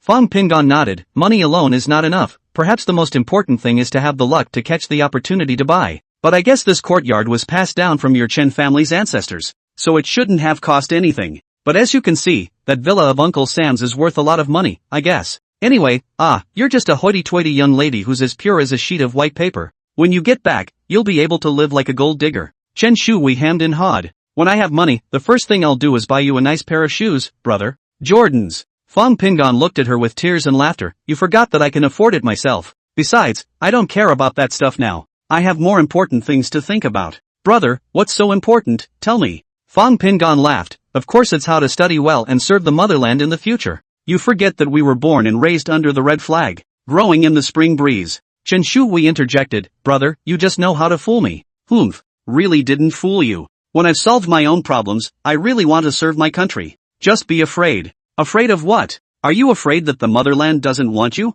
Chen Shui giggled happily. Brother, if only you hadn't gone back to the Fang family in the first place. Fang Pingan froze for a moment and muttered, yes, if I hadn't gone back in the first place, how good it would have been. He just thought of this Feng Hongjun guy. I wonder if this guy is having a pretty good time abroad. It also occurred to him that Chen Xiaohua had already asked the Chen family to clean him up, but he didn't know what the outcome would be yet. If he really faced Feng Hongjun alone, Fang Pingan didn't know if he could really kill the other party through legal means. But if it's business, he should still be confident. Even if he wins or loses on merit through their respective ventures, he's not afraid. Only that was just a thought that flashed through his mind when he was first reborn. In terms of ruthlessness, he was definitely no match for Feng Hongjun. However, since the Chen family had made a move, Feng Hongjun's fate should be either dead or maimed. He didn't know that Xue Wenyao, who really bought the murderer, was dead. In 2 lifetimes, he had never seen this man or known of his existence. Suki Chan sat on the steps, relaxed. Across an archway, she saw her mother, Willow Green, and her third aunt both passing slowly side by side. It just so happened that they also saw her and Fang Pingan. Lu Qing raised her hand and waved at them, and Fang Pingan immediately got up with Chen Shui and walked towards them. Hello third aunt. The two men greeted each other in unison. Then he said, Mom, come on, it's about time, and whatever's going on should have been said in a nutshell. Today would not be the day for the three of them to talk about things. Pingan, Hui, are you guys hungry? Fang Pingan had a good feeling about this third aunt. Putting it in Chen Shuhui's place, that would be the gentle third aunt who was gentler than her mother. Not hungry yet, Auntie 3. The girl hugged Lu Qing's arm sweetly. Lu Qing looked at them with a smile. It's almost time to eat, so don't run around. Turning her head, she asked Shi Yang again, this courtyard, I've never been here before. It's also not clear where to eat. Why don't you take us directly there, Shi Yang? Shi Yang smiled and nodded. Fang Pingan could only follow behind the three women and slowly walk back towards the house. The eating place was in a separate small courtyard. Across the wall is the kitchen. Zhao Jiaxing had already arranged the dishes and alcoholic beverages. On a large round table, cold dishes had already been set out, and hot dishes would only be brought up when Chen Ziang gave the word. When he saw Lu Qing and Shi Yang come over with their children, he simply greeted them and then left. You guys take a break over there on the couch, tea and drinks are available, just ask and talk to them. I'm going to ask his lordship to see if it's time to eat. After he left, Shi Yang whispered, Butler Zhao rarely speaks so gently. Ever since Xiao Jie took charge of the family, the only way to see Pa and him was to come over here. Second sister-in-law, you don't have to care about him. He doesn't care about anything outside of this yard either. Lu Qing smiled and nodded her head to indicate that she knew. Not long after, Chen Ziang and the three of them, father and son, walked over. Chapter 95. Thanks to Taozi_218's large reward to urge more. When the Chen family was eating inside the capital's compound, Tang Xiqing and a few of them were also eating. But they don't know what kind of meal they're eating. The time was a little after 1, almost 2 o'clock late at night. There's a lot of nightlife here, but it's very dangerous. They found a hotel in Chinatown and got 2 rooms. The owner is naturally Chinese, so communication between them is smooth. Ordinary tourists who come here are just that, tourists. Whether it's Chinatown or the black community, the level of danger between the two is almost indistinguishable. Again, it's a mixed bag, full of stowaways and unidentified people of all kinds. The groundlings are undoubtedly the local gangs. But these have nothing to do with Tangxi Chang and the others. They're just hungry and want to eat. It's been 2 days since I came to the city and I still haven't confirmed Bang Hongjun's address. None of the people he brought in play electronics. It wasn't that the Chen family didn't have this kind of person, it was mainly because Qin Xiaojie didn't say anything about this when he sent them to Cloud City in the first place. Just tell him that the second master has something for him to do in Cloud City. Typically, this phrase means just deal with the person who is causing the problem. It's not even a requirement to be silenced necessarily. All he had about Fang Hongjun now was a microsignal and a phone number. These, not that the 4 who came over this time were good at them. So he needs the help of others. For example, the people inside Chinatown who specialize in this kind of thing. Like locating the kid's cell phone location. It only took a few consecutive days of locating including a weekend to figure out roughly where the kid's home was. Their target was not just Fang Hongjun, but also included the woman Qin Bailian.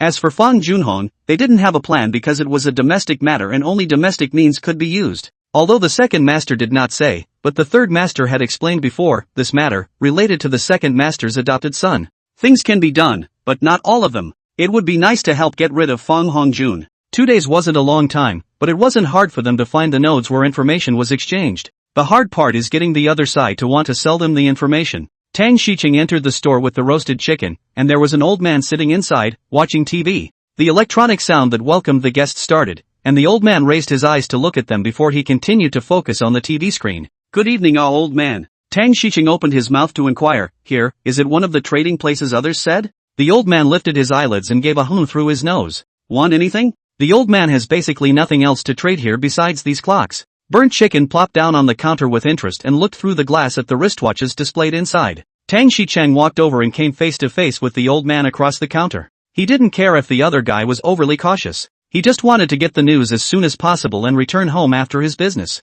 We are from the country and just arrived the day before yesterday. It was also helpful to find you here. This means that we didn't come to our door unannounced, we came because someone recommended your place. And we're here to make a deal, and we don't care or intend to get involved in whether or not you're in trouble yourself. Simple and straightforward is the most effective way to communicate. This is something that Tan Chang knew very well 20 years ago, so his way of communicating is to be straightforward. Of course, when doing something, whether or not it is by other means, that is something that needs to be looked at differently. Who introduced you here? What do you want? Burnt Chicken held out his hand, comparing the watch on his wrist to the one inside, seemingly completely uninterested in this side of the conversation. Even he didn't show any intention of being vigilant or protecting Tanshi City. It looks like he just came to see the watch. Tang Xicheng's brows stretched. It doesn't matter who introduced you, what matters is that this transaction has no risk to you. I want the exact address of a mother and son and the names of the places they frequent. Watching the old man with little expression on his face, he just turned down the sound of the TV a bit. Tang Xicheng continued, the son should be attending the Rocky Mountain Chicken Branch, majoring in finance. Mother should be living alone. The house should be bought, not rented. They've been over here no more than 2.5 months. Only this information is not enough. At least you have to tell me the name and basic characteristics of the mother and son. The old man glanced at the burnt chicken, and did not ask him if he wanted to buy a watch. I have their names, photos, and their son's phone number. I want to know how long it will take to get me an exact address or two. The old man narrowed his eyes, 1 day at the shortest, 3 days at the longest. Roast Chicken looked up this way and stood up straight. Tang Xicheng smiled, good. How do we trade? You guys, are you from the capital? The old man didn't directly say how much he wanted, but asked a completely irrelevant question. Tang Xicheng nodded. 30 years ago, there was an expert surnamed Kuang in the capital. Are you his disciples or descendants? His words were directed at Tang Xicheng, but his eyes were on the roasted chicken. Tang Xicheng picked the corner of his eye and said in a cold voice, don't recognize, and did not ever know this person. There are many masters in the capital. If you have to go through every one of them, you don't have to do anything. The old man suddenly laughed, forget it. To see someone related to him, that proves he's not dead. Well. 5,000 deposit and another 5,000 when you get the address. The old man spat out the words dryly, then held out his hand and spread it out. Tan Xicheng took a card out of his pocket. Look good yet? Pick a watch and come over here. Roasted Chicken immediately raised his eyebrows when he heard this. Come on boss, this piece, I love it. He pointed to a watch inside the counter. 2 minutes later, Tan Xicheng and Yakitori walked out of the store, which was still open in the middle of the night. Dagger and Seven greeted them. There's nothing out of the ordinary around here. I guess the store is known everyone. Tang Xiqing's feet did not stop and said blandly, this kind of place is supposed to be public. The hardest thing for outsiders like us is not knowing which one is actually doing the deal. Once you're in the loop, a line is touched and sooner or later you get everything you want. Does that include Kakura? Burnt Chicken asked. Townsend didn't answer the question. Zhao Wei has been to the finance department of the XXXX School of Management at King's University. Claiming to be Fong Pingan's mother didn't make Xiao Bo look at her differently. Student matters are not allowed to be spoken of lightly. Unless this parent is standing in front of him at the same time as the student, he's just asking a don't know, not at liberty to disclose. Zhao Wei's fire is slowly building up. She just wanted to talk to peace. Knowing that there was no way my son was going to military training, but wanting to see him just couldn't be done. She didn't know that in reality, Fong Pingan wasn't even at school. Chapter 96, thanks to Kuronghao, who likes fish with noodles, for the 10 reminder notes. Xiao Bo just asked her to contact Ping and Fong herself. He was in the academy's management rules. There was no way he could directly tell her where student Ping and Fong was going. What's more, he knew very well that although Fong Pingan was in the same dormitory as the tragically handsome Ding Juinja, he didn't live in the dormitory. As for where he lived out there, he didn't know and didn't want to know. One wants to know, the other doesn't want to talk about it. On the contrary, this Xiao Bo was not without background, or else he wouldn't have been able to work as a counselor in this college of the capital university so easily. Zhao Wei, on the other hand, believes that this Fong Pingan is the child she carried to term. As a mom, it's only natural to come to school and ask how your child is doing. In turn, Chopper, as a counselor, has the responsibility and duty to inform the student's parents of all matters concerning the student. After the disagreement, Zhao Wei went straight to the faculty office to complain about Xiao Bo. Only after this matter was done did Zhao Wei leave the capital university in a huff and return to that courtyard of hers. Fong Jinglei didn't care when she met Zhao Wei. Ever since she was disliked by Fong Pingan last time, she didn't want to look at Zhao Wei in that sheepish manner every day anymore, and instead moved to another compartment on her own. I'm busy writing every day, but I have a lot time on my hands. Screenwriting isn't stressful and she's a veteran, so the days are pretty easy. Joe walked into her room and watched her work for a moment before she couldn't help but interrupt her. I went to Peace's school today. Fong Jinglei stopped what she was doing and looked at her quietly. Peace should not be living at the school. That counselor of theirs, Chopper by name, almost pissed me off today. I ended up filing a complaint against him. Let him piss me off. Fong Jinglei silently gave her mother a nod. Why can't you ever get to the point, Mom? Then she listened to a whole process. It wasn't until Zoe finished that she asked slyly. Mom, you had a problem with Peace's guidance counselor teacher and you complained. I wonder if it's going to make Peace spend the next 4 years having that counselor put shoes on him. Or are you now over the pain of losing your peace, Mom? Think you can do it again? At first, Fong Jinglei's tone was still very flat. She didn't know why, but it seemed that the more she talked, the more she wanted to explode. That emotion, laced with resentment toward his mother, and that odd concern for the other Peace? Peace was just born, and because of you, he was stolen. When he came back at 14, I remember that you were not very happy. It seemed that Bang Hongjun's presence affected your judgment of everything, including yourself. Are you trying to get people around him to continue to bully him because Heian refuses to forgive you? Or are you just broken now? Zhao Wei was dumbfounded by the words. Fong Jinglei had never treated her with such a tone and attitude. She also didn't understand what was at the root of the anger so evident in her daughter's tone. Did he do it wrong again? But I'm coming from a good place. Gingle Fong is not finished. Does it mean, Mom, that you are now losing your judgment on everything again because of Fong Pingan? Don't you know such a simple truth? I now truly pitted Fong Pingan, and I pitted myself even more. Why do we have mothers like you? Zhao Wei's eyes rapidly turned red, and tears flowed out even before they did. No, it's not, that's not what Mom thinks. Mom just wanted to go and see the Peace. I know he has a bad leg and no way to participate in military training. I figured he'd be available, so I just... Her flustered expression was proof enough that she did think so. It's all the fault of that counselor. I'm right. I'm Peace's mom, and why wouldn't he tell me when I go to see my own child? Fong Jinglei nodded. Yes, you are right about all the sayings. You are entitled to go to school to see Peace. But Pingan obviously doesn't live at the school. Nowadays, in school dormitories, the beds are on top and the bottom is for studying. Pingan Fong's legs don't allow him to go to bed. Just such a simple reason was enough to show that Fong Pingan must be living outside. Even if you want to find him, at least wait until he's fully recovered, okay? Pingan has been waiting for you for 18 years, but you can't even wait a few months? Mom, Pingan doesn't live at school. Fong Jinglei said coldly, he should be staying inside the hotel. Otherwise he has to cook and wash his own clothes. It only takes a little brain power to figure it out. Zhao Wei mumbled, Mom, didn't he think of this? Lei, what now? Why don't I go to the leader of that chocobo right now and explain? Fong Jinglei didn't make a sound and twisted her head to look at the script she had just written. It's actually a family emotional script based on the changes that happened in the Fong family during this time, but the main character is a woman. It can't be helped, she's a Fong not a Zhao. Always made my own money to support myself. Most of my mother's money went to Fong Hongjun. Living here now was also a resource given by the Zhao family and had nothing to do with her. It could be argued that she herself was living on borrowed time in her mother's yard. Go on, hurry up. It would be best to explain to the leader of that counselor first, and it would be best to withdraw your complaint. Go back to that counselor afterwards and explain. If the school does penalize him, you should consider how to compensate him. I have work to do, you go now. Joe had wanted to drag her along. After all, she wasn't exactly happy to apologize. How long has it been? Not even an hour.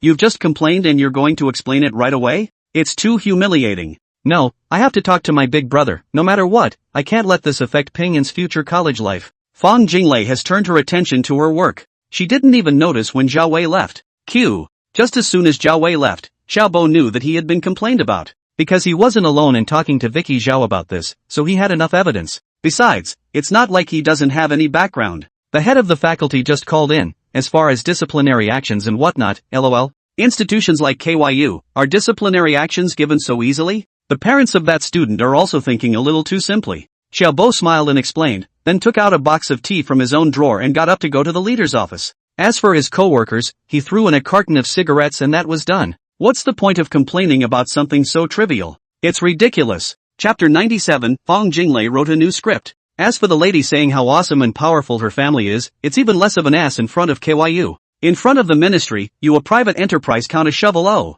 Chopper came back soon after. The complaints were then put behind him. However, he was impressed by what that lady said about Fong Pingan. He'd named the other guy the first time they met. The young man was sitting on the far side of the last row by the back door at the time. Sheesh. It's still a scholar. How did you get into such a mess, Mom? For him, it's over. Fong Jinglei thought that her mother Zhao Wei had really gone to the school to withdraw her complaint. I didn't realize it was going to the Zhao family. She worked until it was dark and when she turned on the light she realized her mother wasn't home and there was no one to cook. She glanced at her mother's room and left the light on. Not at home? Where did it go? A little suspiciously, she walked over and knocked on the door. There was no response from inside. Fong Jinglei stood in the doorway for a while, turned around and went back to her room to change into a dress for going out. Going up the street for dinner. She didn't want to care anymore. It's exhausting just adjusting your mindset emotionally. This book in particular is a real pleasure to write. It's really because most of everything that happens in the story is something she's experienced herself. When it's written, there's absolutely nothing wrong with it, either in terms of immersion or realism. The only bad thing about it was that in the process of writing it, she had to sub in for the heroine over and over again and feel what she was going through. It was really a painful ordeal for her, both mentally and emotionally. She had a fair amount of confidence that this novel should catch fire. And, after adapting it into a screenplay, as long as you can find investors, it's bound to explode when it's made as well. Short dramas have been popular for a long time now, and are also something that viewers can watch an episode of just by utilizing bits and pieces of time in their daily work and life. Fong Jinglei took stock of the future of her book as she ate. She has always believed that there is no shame in earning money. But again, it depends on your own origins. He himself was from the Fong family, so even if it was to be worthy of the education he had received, it was impossible for him to go into those lowly occupations. A career like writer or screenwriter is not considered highbrow, but it's definitely not disgraceful either. And while there are trashy people in the circle, overall it can be said to be a higher quality group of people. I wonder if Fong Pingan will return to the Fong family to inherit the family fortune after he finishes college. At that point, where would she herself, as the second sister of peace, be? Chen Xiaohua took the family to look at 2 courtyards, and finally it was Chen Shuhui who made the final decision and chose a large flat. Fong Pingan was simply crying and laughing. Chen Shuhui said perkily, the room is big. The space is good. The lighting is also great. And with an elevator, it's easy to get in and out. Naturally, Lu Qing didn't mind. The odds are that Shan Chen will be home for very little rest. Ever since she knew she was going to take over the Chen family, she wanted to provide Hui Hui with a better education, in addition to supporting her husband's decision. Xiaojia Chen contacted KYUAC. Other places might still be able to rank the best middle schools, but in a place like the capital, it's really hard to say which middle school is the best. There were private schools to choose from, but neither Lu Qing nor Chen Xiaohua agreed that their children should go to that kind of school. It's not because the school is bad, it's because of the circle of students at the school. They unanimously chose public schools. Hui Hui grew up going to public school, and so did Pingyin. I don't want her to go to private school. I also want Hui Hui to continue to go to public school, not only to be exposed to people from all walks of life, but also to have a clear understanding of the world.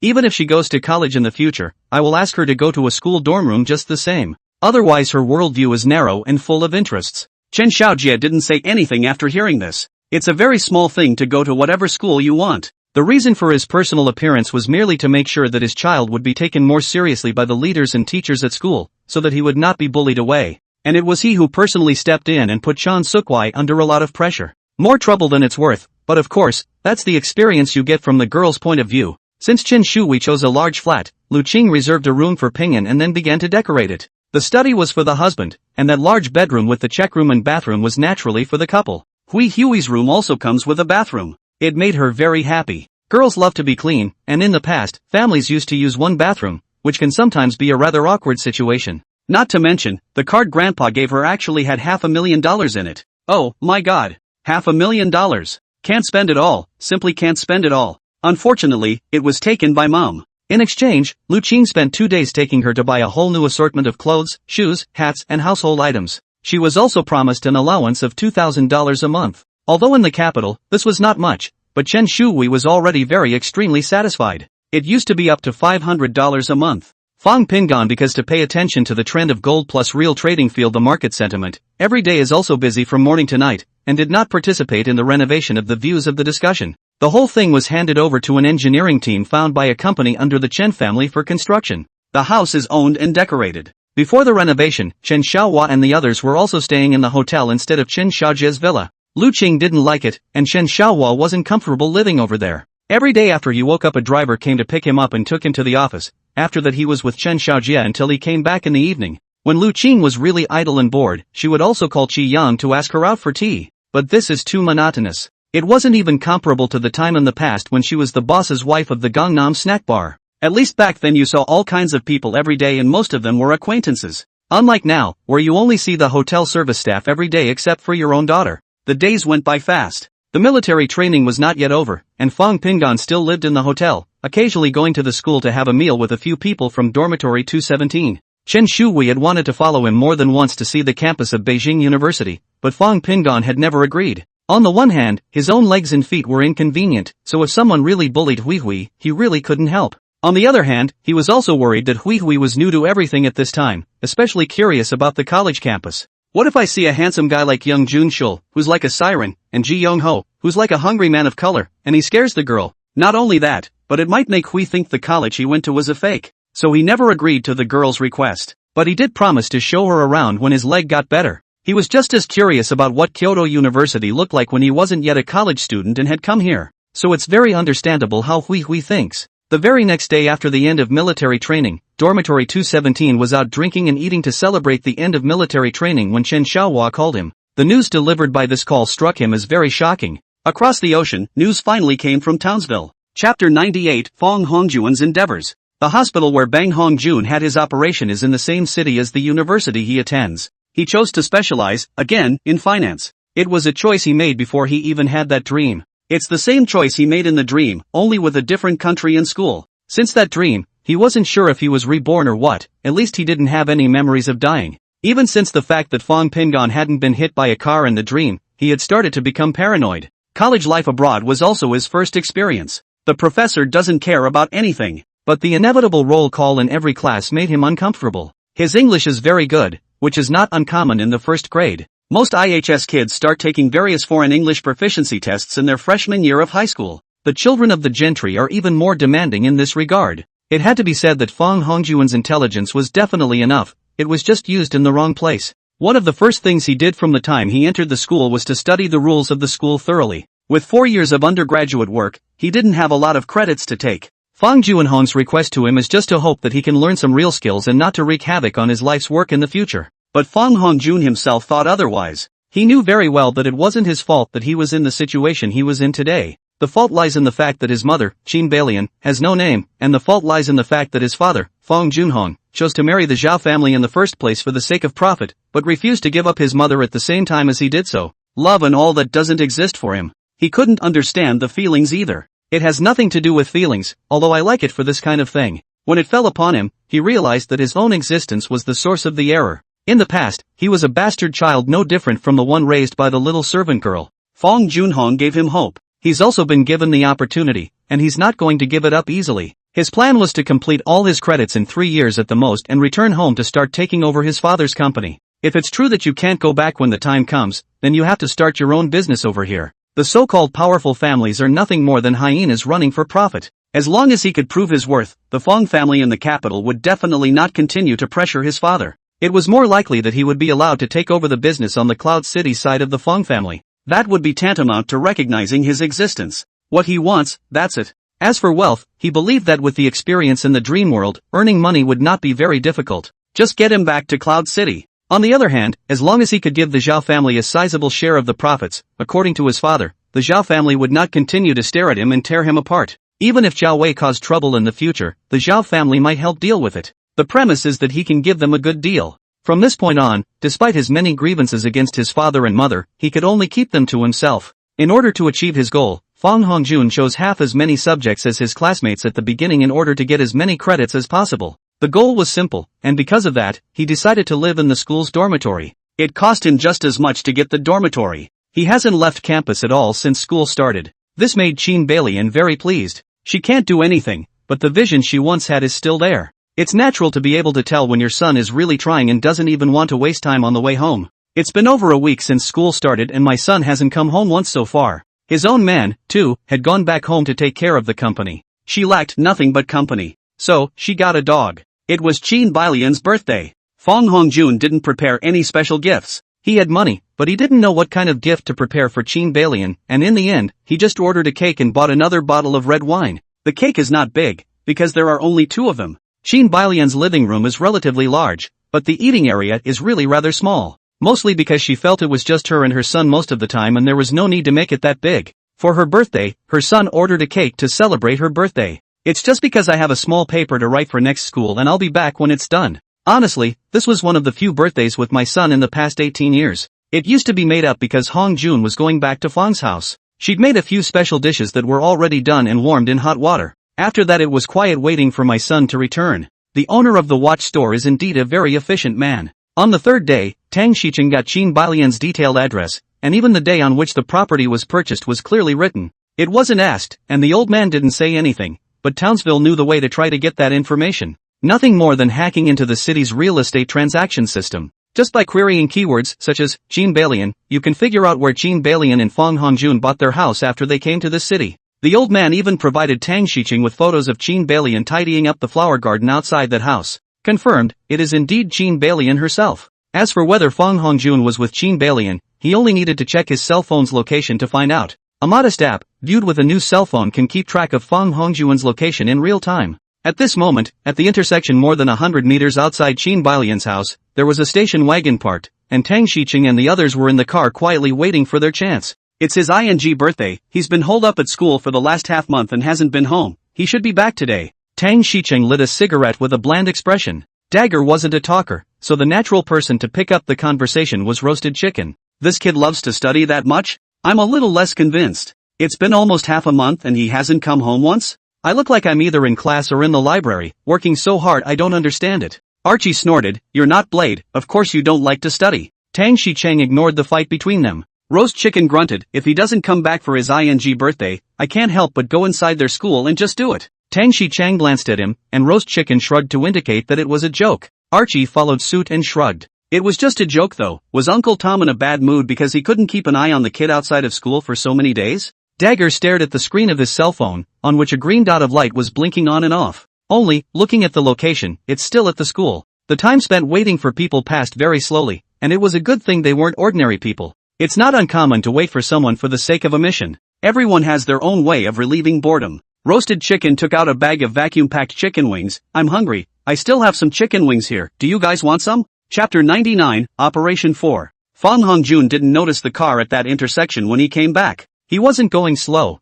but he wasn't speeding either. The police here still discriminate against yellow people. He didn't want to get himself into trouble, not to mention he didn't have time to go to court to be punished. Whether it's paying a fine or something else, it's not wanted. That is, when he had just left the school, Dagger had noticed, though he wasn't sure if the guy had come home to stay. It was only when Fong Hongjun did drive this way that he warned, "It's moving. It's already coming this way from the school. It's about 15 minutes away." Tang Shicheng gave a ha. The original plan was to wait until the boy and his mother were both asleep, then burn them down and be done with it. If there was only one Qin Balian as a target, really, it would probably have been nothing by the time she got back from the supermarket with the groceries. Qin Balian's house is a small two-story building. The area is all structured like this, with a second floor above and a loft. The entrance is a rather large lawn. Truly, the house is really beautiful and the location is quite good. There were no blacks in the surrounding neighborhood, most were white and some were yellow. She rarely left the house or strung out, and her weekdays consisted of cleaning her room, cooking, reading a book, or tidying up the lawn and that little flower garden of hers. The four of them had familiarized themselves with her routine more than they should have in the last half of the month. If it hadn't been her birthday, this would have been the time to finish eating and clean up and start watching TV. Fang Hongjuan's car was a Lexus that didn't look luxurious. Watching the car drive smoothly past them, Tang Shicheng patted Archie's shoulder. Wait a while, until he gets in the house. Roast Chicken ripped open the bag of wings. It's going to be a long time before we do anything, so if he's not spending the night over here, then we'll bump into him. Tang Shicheng pulled the corner of his mouth and whispered, "You guys watch out." Roast Chicken pulled a couple of large paper bags out of the back. Eat something, or you won't have the strength to work later. Driving all night long is even more important to replenish your energy. The car didn't move. They just sat in the car and ate their pizza in silence. Dagger stared at the house 100 meters away. Watching the time pass little by little, Dagger saw that it was almost 10 o'clock. It's past everyone's dinner time. The vast majority of people who are at home don't go out easily and basically pass their time at home watching TV. Dagger suddenly started the car and drove towards Qin Balian's house. The distance of over 100 meters was just over 10 seconds. Bang Hanjun entered with empty hands. The cake had been picked up by Qin Balian in the afternoon. At this point he was just here to have dinner and celebrate his mother's birthday, and then he also wanted to go back to his apartment. Academics were stressful, especially since he was taking a few more classes than everyone else. He had never worked so hard in his life. He didn't want to waste any time. The table was set with dishes prepared by my mother. The cake is placed right in the center. Qin Balian had already changed her clothes after making dinner. The two sat facing each other at the dining room table. "Happy birthday, Mom. I'll light the candles for you." Fang Hongjun is 5 feet 8 inches tall, which is inherited from Fang Juanhong's height. And he inherited his looks more from Qin Balian. Handsome, but a little on the feminine side. It just doesn't look masculine enough, and the lines of his face aren't hard enough. In comparison, Fang Pingan was more like Fang Junhong. Whether it was his looks or his body, he was almost exactly the same as Fang Junhong in his youth. Because of the surgery, he doesn't have much hair on his head and wears a hat all the time. The scars on my head are more visible now that I'm at home with my hat off. Qin Balian looked at her tall and handsome son with heartache, and her heart was a little sour. Okay, Hongjun helped Mom light the candles. Fang Hongjun moved quickly, and after the candles were lit, he asked, "I'll go turn off the lights, and after that Mom you make a wish?" Qin Balian hesitated for a moment and shook her head. "There's no need to turn off the lights, Hongjun, when the heart arrives." "Mom's glad you came back to spend this birthday with me." Fang Hongjun sat down smoothly. "My dad didn't call you to wish you a happy birthday?" Hit it this morning. There's a time difference between the two sides. Your dad's under a lot of pressure from the company right now. I heard him say he's been working on a project of some kind lately, day and night. Fang Hongjun didn't continue the topic as he squeezed out a smile. "Mom, let me sing you a happy birthday song." Knowing that this behavior was childish, but the woman in front of him was his own mother. Even if he was impatient, he couldn't do anything to upset her on her birthday. Besides, she was the only family he had in this country. Brain suddenly recalls every birthday he spent in Fang's house.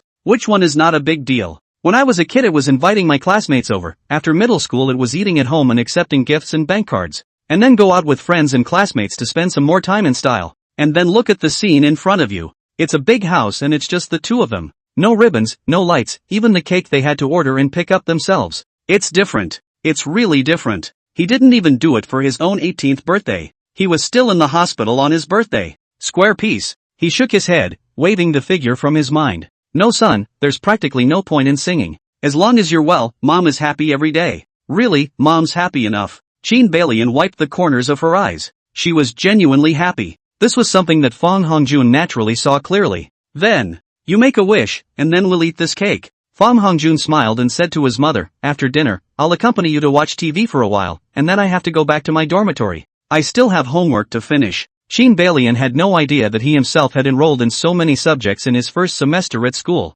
Consider only that your son is now working very hard to enrich himself.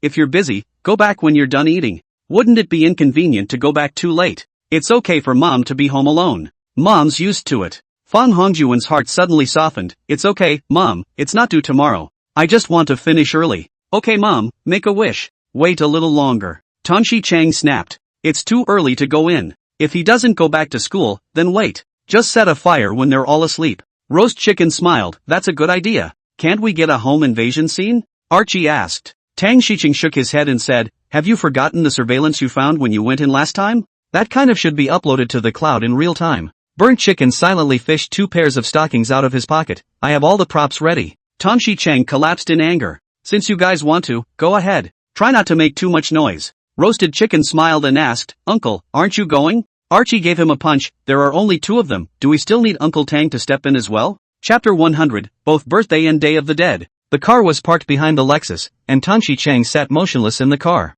The 3 young men put on their stockings, pushed open the car door and stepped out. The 3 split into 2 and walked around the front door and along the wall toward the backyard. The backyard not only has a lawn, but also a pool. On the side was the flower garden that Jean Balian had tended herself. The deck is only 3 steps up, and when you go up it is the back door to the kitchen. A knife appeared in all 3 hands. Survival knives bought in specialized stores. Both the sharpness and the length are more than enough to take advantage of the situation. Like the locals, the back door to the kitchen only checks all the doors and windows before going to bed. At this time, Jean Balian and Fang Hongjun had just eaten some cake and were eating. The 2 of them basically didn't talk much when Jean Balian and Fang Hongjun were eating. When Dagger appeared, he was facing Fang Hongjun. When he looked up and saw Dagger, Archie and Roast Chicken had also entered the room. The distance between the 2 sides at this point was no more than 5 or 6 meters. Jean Balian's back was turned to Dagger and the others, and she was giving Fang Hongjun some food. Fang Hongjun's first reaction was to throw the dishes in his hand in the direction of the knife, then reached out and fished out a compact pistol from his pocket. This is his house. Enter without permission and kill at will. Ever since he knew that Shui-san had lost his hand, he had managed to get a gun. Even if he was more capable, once the Fang and Zhao families really wanted to clean him up, there was almost no way for him to resist. There's basically nothing to do but wait to die. The reason why he had such a thought was still because of the thing he had arranged for Shui-san to do. Because his father, Fang Junhong, had also told him that the capital side already knew. In his dream world, no matter if it was the Fang family or the Zhao family, as long as it was a family of the world, there was nothing good about it. It's a well-known company on the surface, and I don't know how many shady things are going on behind the scenes. He only started to really get into this after he took over the Fang family in Yuncheng. Of course, to be able to do such a thing as buying a murderer, it should be said that he was influenced by Shui-san. That family is from the mob. His instinctive reaction was that the Zhao family had sent someone over to kill him. Wooden barn, bought on the black market, never left the house. Even in your own bedroom in the apartment, it's just as readily placed next to your pillow. It's something that you don't necessarily have to use,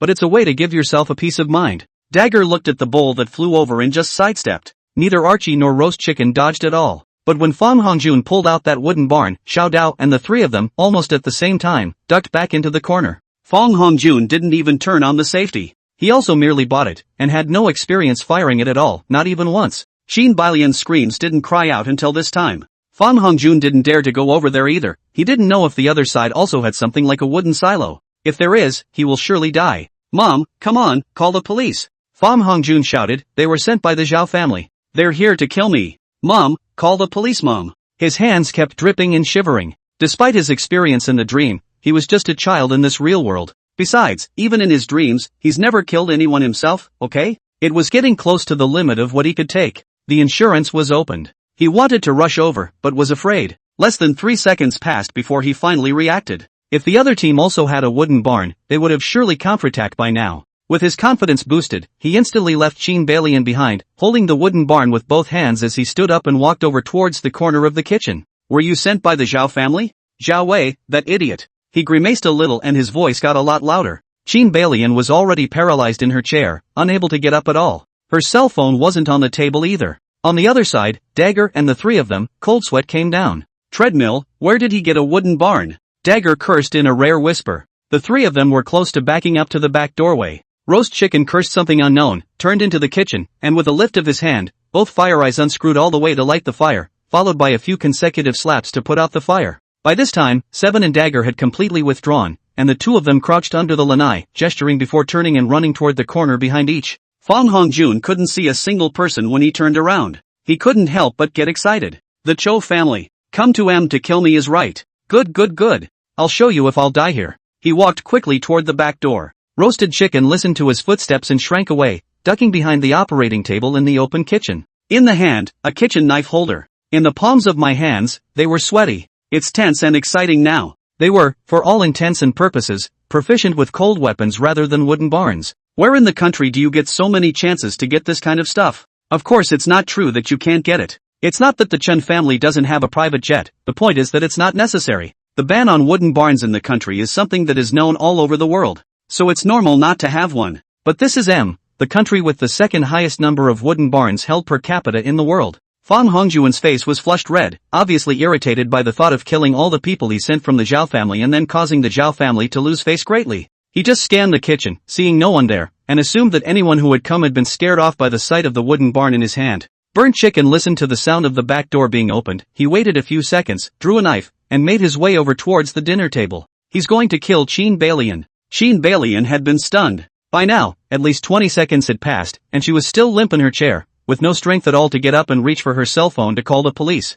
Roast Chicken walked silently behind her, raised his hand and slit her throat, turning toward the back door and walking gingerly. Qin Balian, dead. Fang Hongjun must die. If the surnamed Fang did not have a weapon, according to Uncle Tang's request, he can only move his hand once, and the boy might still be alive if he was lucky. Now, he was determined to kill Fang Hongjun, no matter how much it took. Even if he was hit by Fang Hongjun, he would still slaughter his opponent with his flying dagger. He went to the door and was about to listen with his ear to the side when he was startled backward half a step by the sound of a wooden barn rattling outside the door. Fang Hongjun has a knife stuck in his body. Both Dagger and Archie feared bullets, it was instinctive. The two had backed into a corner, left and right. When Fang Hongjun pushed the door open and walked out, Dagger hadn't made a move yet, but was just making a quick escape to the corner. Fang Hongjun cursed as he searched for those three assholes. He held his gun in both hands with great vigor. When Archie poked his head out, Fang Hongjun was looking in the other direction, and he threw out the knife in his hand. Because of the light from the window, it looked extra dark in the shadows outside. Fang Hongjun didn't even notice the flying knife. The knife plunged under his left ribcage and stabbed deep. Fang Hongjun let out an ah, turned around and opened the wooden barn. He knew he had been stabbed, not only in pain, but also in horror. But it's so dark outside, he can't see anything. He doesn't want to die. He had a dream in which Pingon Fang was dead, and he became the helmsman of the Cloud City Fang group. In the dream, he was happy and joyful with his mother and father. He worked so hard, desperately grasping all the time to enrich himself for the future conquest of that group of worldly old men. He has a big future ahead of him. How can I die in this foreign land? Don't! I can't die. He pulled the trigger one after the other and sprinted in the direction the knife had flown. Kill you all. Ah! I'm gonna kill all you assholes. Damn Pingon Fang. Ing Zhaowei. Damn the Chou family. I'm going to kill you all. Chapter 101, it's time to change Ping An's last name. A wooden barn rang through, followed by several more in quick succession. Archie shrank back, listening to the sound of bullets hitting the wall. It was also fortunate that the house was not a wooden structure, or else the bullets would have inevitably pierced through the walls at such a close distance. As for whether or not it can hurt him, this depends on fate. Fang Hongjuan's shouts didn't make Archie venture out again. He crouched down, ready to pounce on the kid while it was dark when he came over. Fang Hongjuan only had 17 bullets in his wooden bin, not one more. He bared his teeth against the pain in his ribs. Fear and anger drove him to quicken his pace. Dagger heard his yelp and the sound of the wooden barn, probed and then stepped forward. With a raise of his hand, the knife in his hand flew out and plunged right into Fang Hongjuan's back. Fang Hongjuan once again let out a miserable scream. He tried to reach behind his back to pull the knife out. The other hand started shooting again with one hand in the direction of the knife. He didn't take any initiative at all. The slash in the back was almost close to killing him. He stared, screaming ah as he opened the wooden barn and fired. Fang Hongjun, who was already seriously injured from the 2 slashes, was slightly hunched over and staggered a bit. The door to the room at the back of the kitchen was opened silently. The knife in Roast Chicken's hand stabbed straight into Fang Hongjuan's neck. Then with a horizontal stroke, Fang Hongjuan's neck was opened up with a big gash.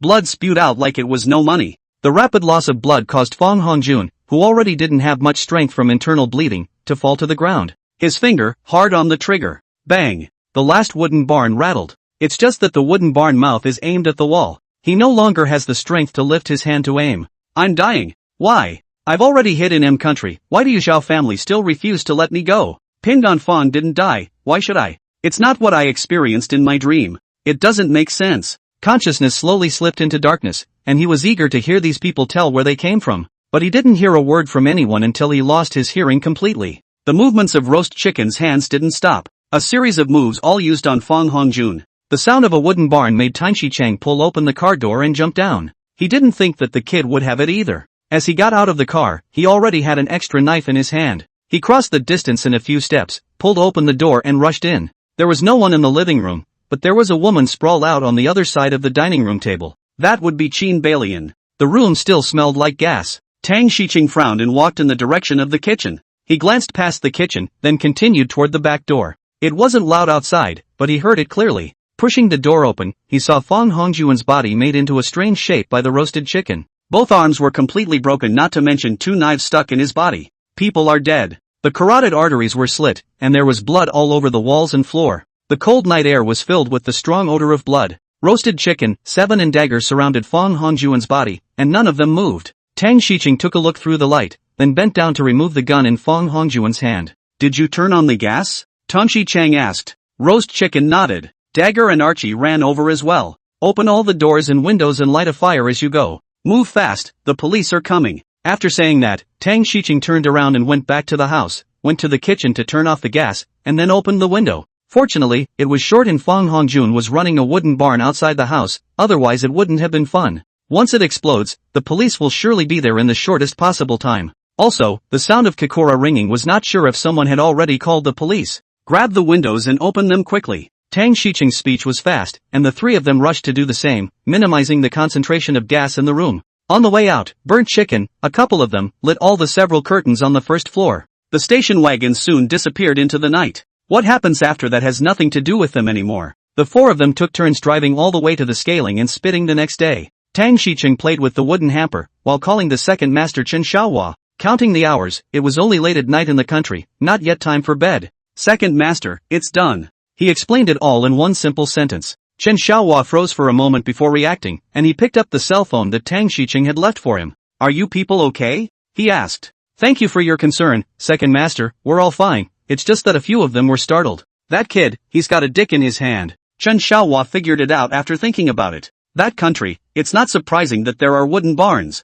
It was just that he wasn't sure if the place where Fang Hongjun was located was a place with strict control. But those weren't things he needed to be concerned about either. Come back when you're done. Don't go straight back to the capital, go south and come back. Hanging up the phone, Chen Xiaohua sat in that huge comfortable chair in his office and fell into deep thought. He had never done anything like this in his life. Order that someone or something disappear from this world. Although it was said that he didn't actually feel anything, but regardless, people were just dying because of his words. Tang Shichang said it was done. At least Bang Hongjun should be dead. According to the rules of the house, decapitation is a must. So that means Qin Balian should be gone too. As for Fang Junhong, that was Pingyan's real father and a well-known entrepreneur in Cloud City and even in Cloud Province. If something happens to him in the country, there will be a lot of trouble behind the scenes. For a country with cameras everywhere, it's not hard to find the person who did it. All that depends on whether the police are genuinely trying to solve the case. After thinking for a long time, Chen Xiaohua decided to give up his intention of making a move against Fang Junhong.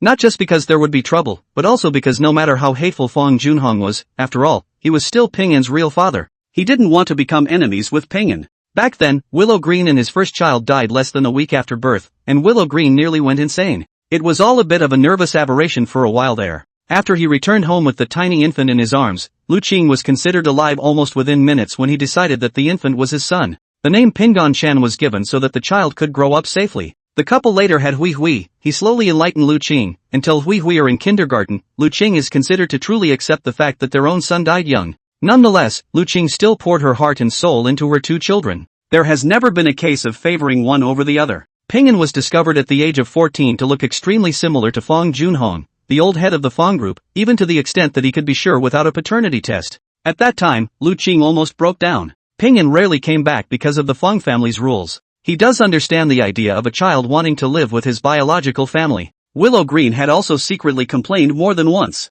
My daughter even cried for a long time because her brother suddenly became someone else's child. It took over a year for the hurt of losing peace to sort of settle down. It was not until 4 years later that peace suddenly returned with blood in his ears. That night, Lu Qing cried all night, and he shed a lot of tears. Abusing Pingyan is tantamount to abusing their husband and wife's heart and soul. Fang Chunhong, why don't you die? Qin Balian, Fang Hongjun, you didn't die unjustly at all. After I take full control of the Chun family, Fang Junhong, that slap you gave my son, I'm going to slap him back myself. Chen Xiaohua suddenly felt a bit distracted as he stood up and walked to the huge floor-to-ceiling window, looking at the night view of the capital. Outside, the lights were bright and the streets were streaming with cars. He stood on the top floor of the 30-something story building and looked down at the street below. There are peddlers who work day and night for nothing more than 2 pieces of silver. He could even see at least a dozen deliverymen, yellow vests and blue vests and red vests, getting together and having a midnight snack. The only reason these people work so hard to earn money is because they can survive or have people behind them who depend on them. In comparison, the deaths of Fong Hongjun and Qin Balian were simply inconsequential to those at the bottom.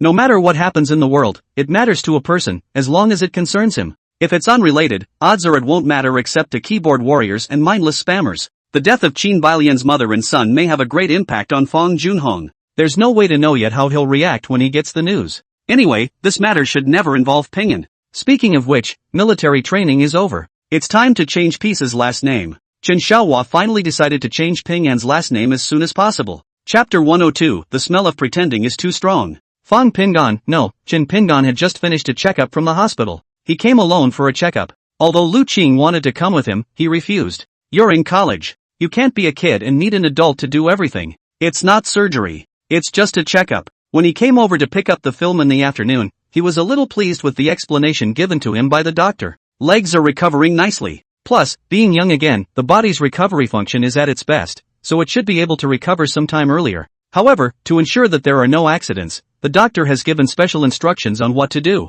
Military training was over, and he had to go to school to get his books, and to be separated into classes and all that. This time, he didn't go alone. I do not know what Chen Xiaohua said to Lu Qing. Her attitude is very determined, must Chen family bodyguards to send him to school, moreover, she will also personally send. Pingan Chen was so embarrassed that he just wanted to scratch the wall. It wasn't that he hadn't seen students who actually drove luxury cars to military training, and it really wasn't worth being surprised that such a thing would occur in a place like this. But the pretense is too strong. Mom, I'll just go by myself, the house is still being renovated, so worry more about things over there. Pingan Chen was carrying a bulging duffel bag filled with the food he had brought for his roommate. There's roast duck, roast chicken, and chorizo. These are the things they love to eat. Ji Yonho, in particular, is basically meatless. Ding Juinja eats everything, but favors barbecue some. There were also 2 tins of tea, and Fatty liked tea. Now that Lu Qing wanted to go along, and even brought his bodyguard, this huge shift was something he really couldn't accept on his own. But Lu Qing was quick to transform and accept, and didn't seem to mind.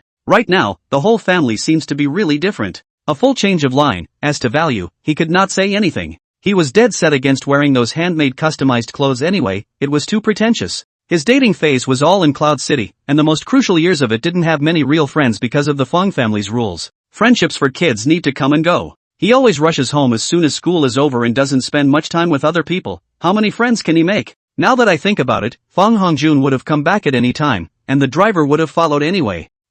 What's the point of thinking about it? All he wanted now was to make a few friends in college, and the natural place to start was his dorm room. Even if those 3 guys were all well off at home, they were probably no match for the Chen family. Although what Lu Qing wore was also casual, it looked like expensive premium goods. Even the jewelry and stuff is brand new. It was probably designed by Aunt Sam. The most valuable part of his entire fortune is the watch that Uncle Sam gave him. I'm still afraid to wear it out, so if I want to check the time, I'll just look at my cell phone. Clothes, even more so, you can't wear those high fashion ones, mall-bought brands are fine. At least it fits in, doesn't it? Bodyguards and all that, forget it. Mom, it's fine for you to drive me, but forget about the bodyguard. Chen Pingan grimaced bitterly. Lu Qing's face was more serious, but his eyes seemed to carry a hint of excitement. No, you're a different person now, no longer a high school student, a college student. You have to realize that it's inside the university that is more about status background. That's something you can't appreciate right now, and you'll know it after a while. Anything inside the university is no different from what you will do in the future when you graduate and enter the society. It's all the same, putting profit first. After a moment's reprieve, Lu Qing continued, I know what's in your backpack.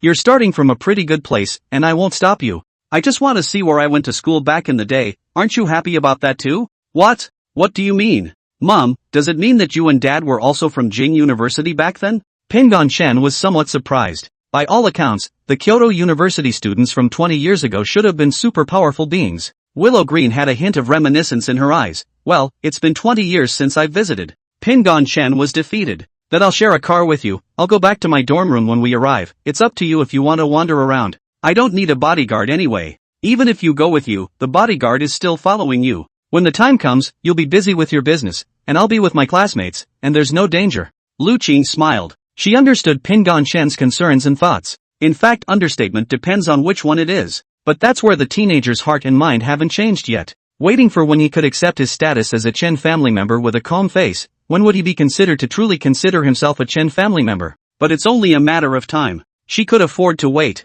I'm not just going to check out the school, but more importantly, I'm going to confirm your school registration information, and whether or not your name has been changed to Pingon Chen. As far as safety goes, of course the school is safe. That's something I'm comfortable with. Forget it. Just don't. When you get to school, do whatever you want. I'm going to meet with your department head, and after that I'm going straight home. Pingon Chen, alright.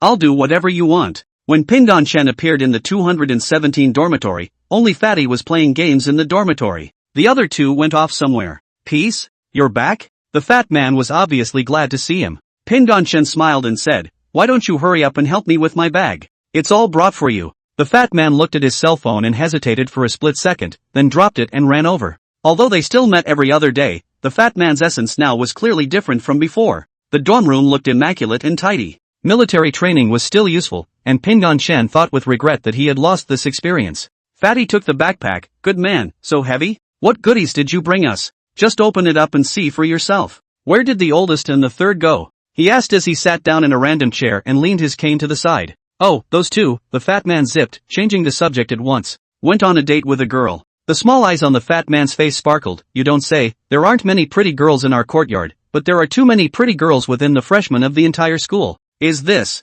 tea? His hand pulled a tin of tea out of his bag. Well, brought it for you.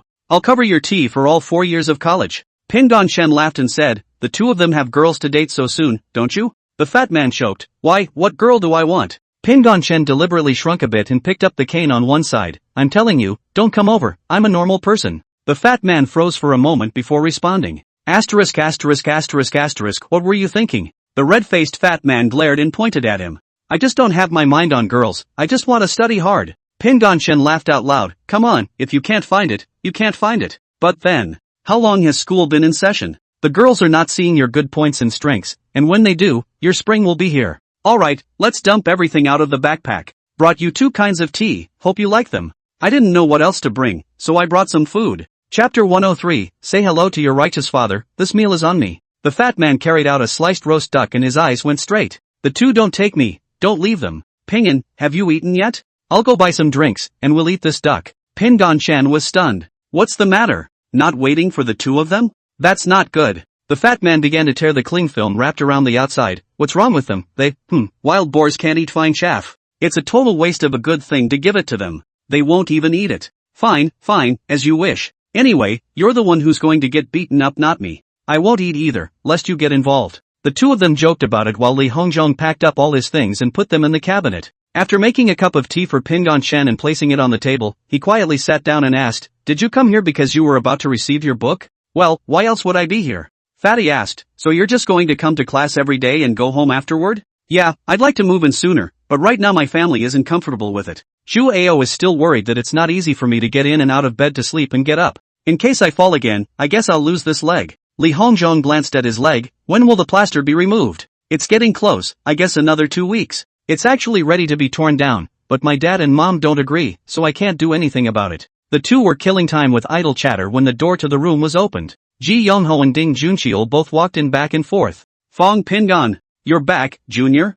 Pingon Chen smiled and nodded at them. Come back and see how different you guys are after going through military training. By the way, isn't it time to pick up the book? You can't participate in military training, but you can still take classes. By the way, from now on, please call me Pingon Chen for the three of you. Ding Juinja, what the hell? How come you haven't even had a formal lesson yet, and this last name has been changed? Ji Youngho, what? Change your last name? Isn't that something that can't be changed when you're an adult? Li Hongzhong, I'll go, I can't believe I wasn't told before. Pingon Chen spread his hands, I can't help it, my adoptive father's last name is Chen, and now I've changed over to take his last name. What about your real parents? Fatty asked, staring at him without blinking. Oh, severed paternity. So, it's not up to me to decide such things. Of course you can, and I was the one who initiated the break in the first place. Li Hongzhong comforted, it's good that you're okay. Ji Younghao scratched his head, it's not good for us to say anything about this kind of thing. Why don't we all go out for a drink? Ding Juinja nodded along, what else to say about this kind of thing?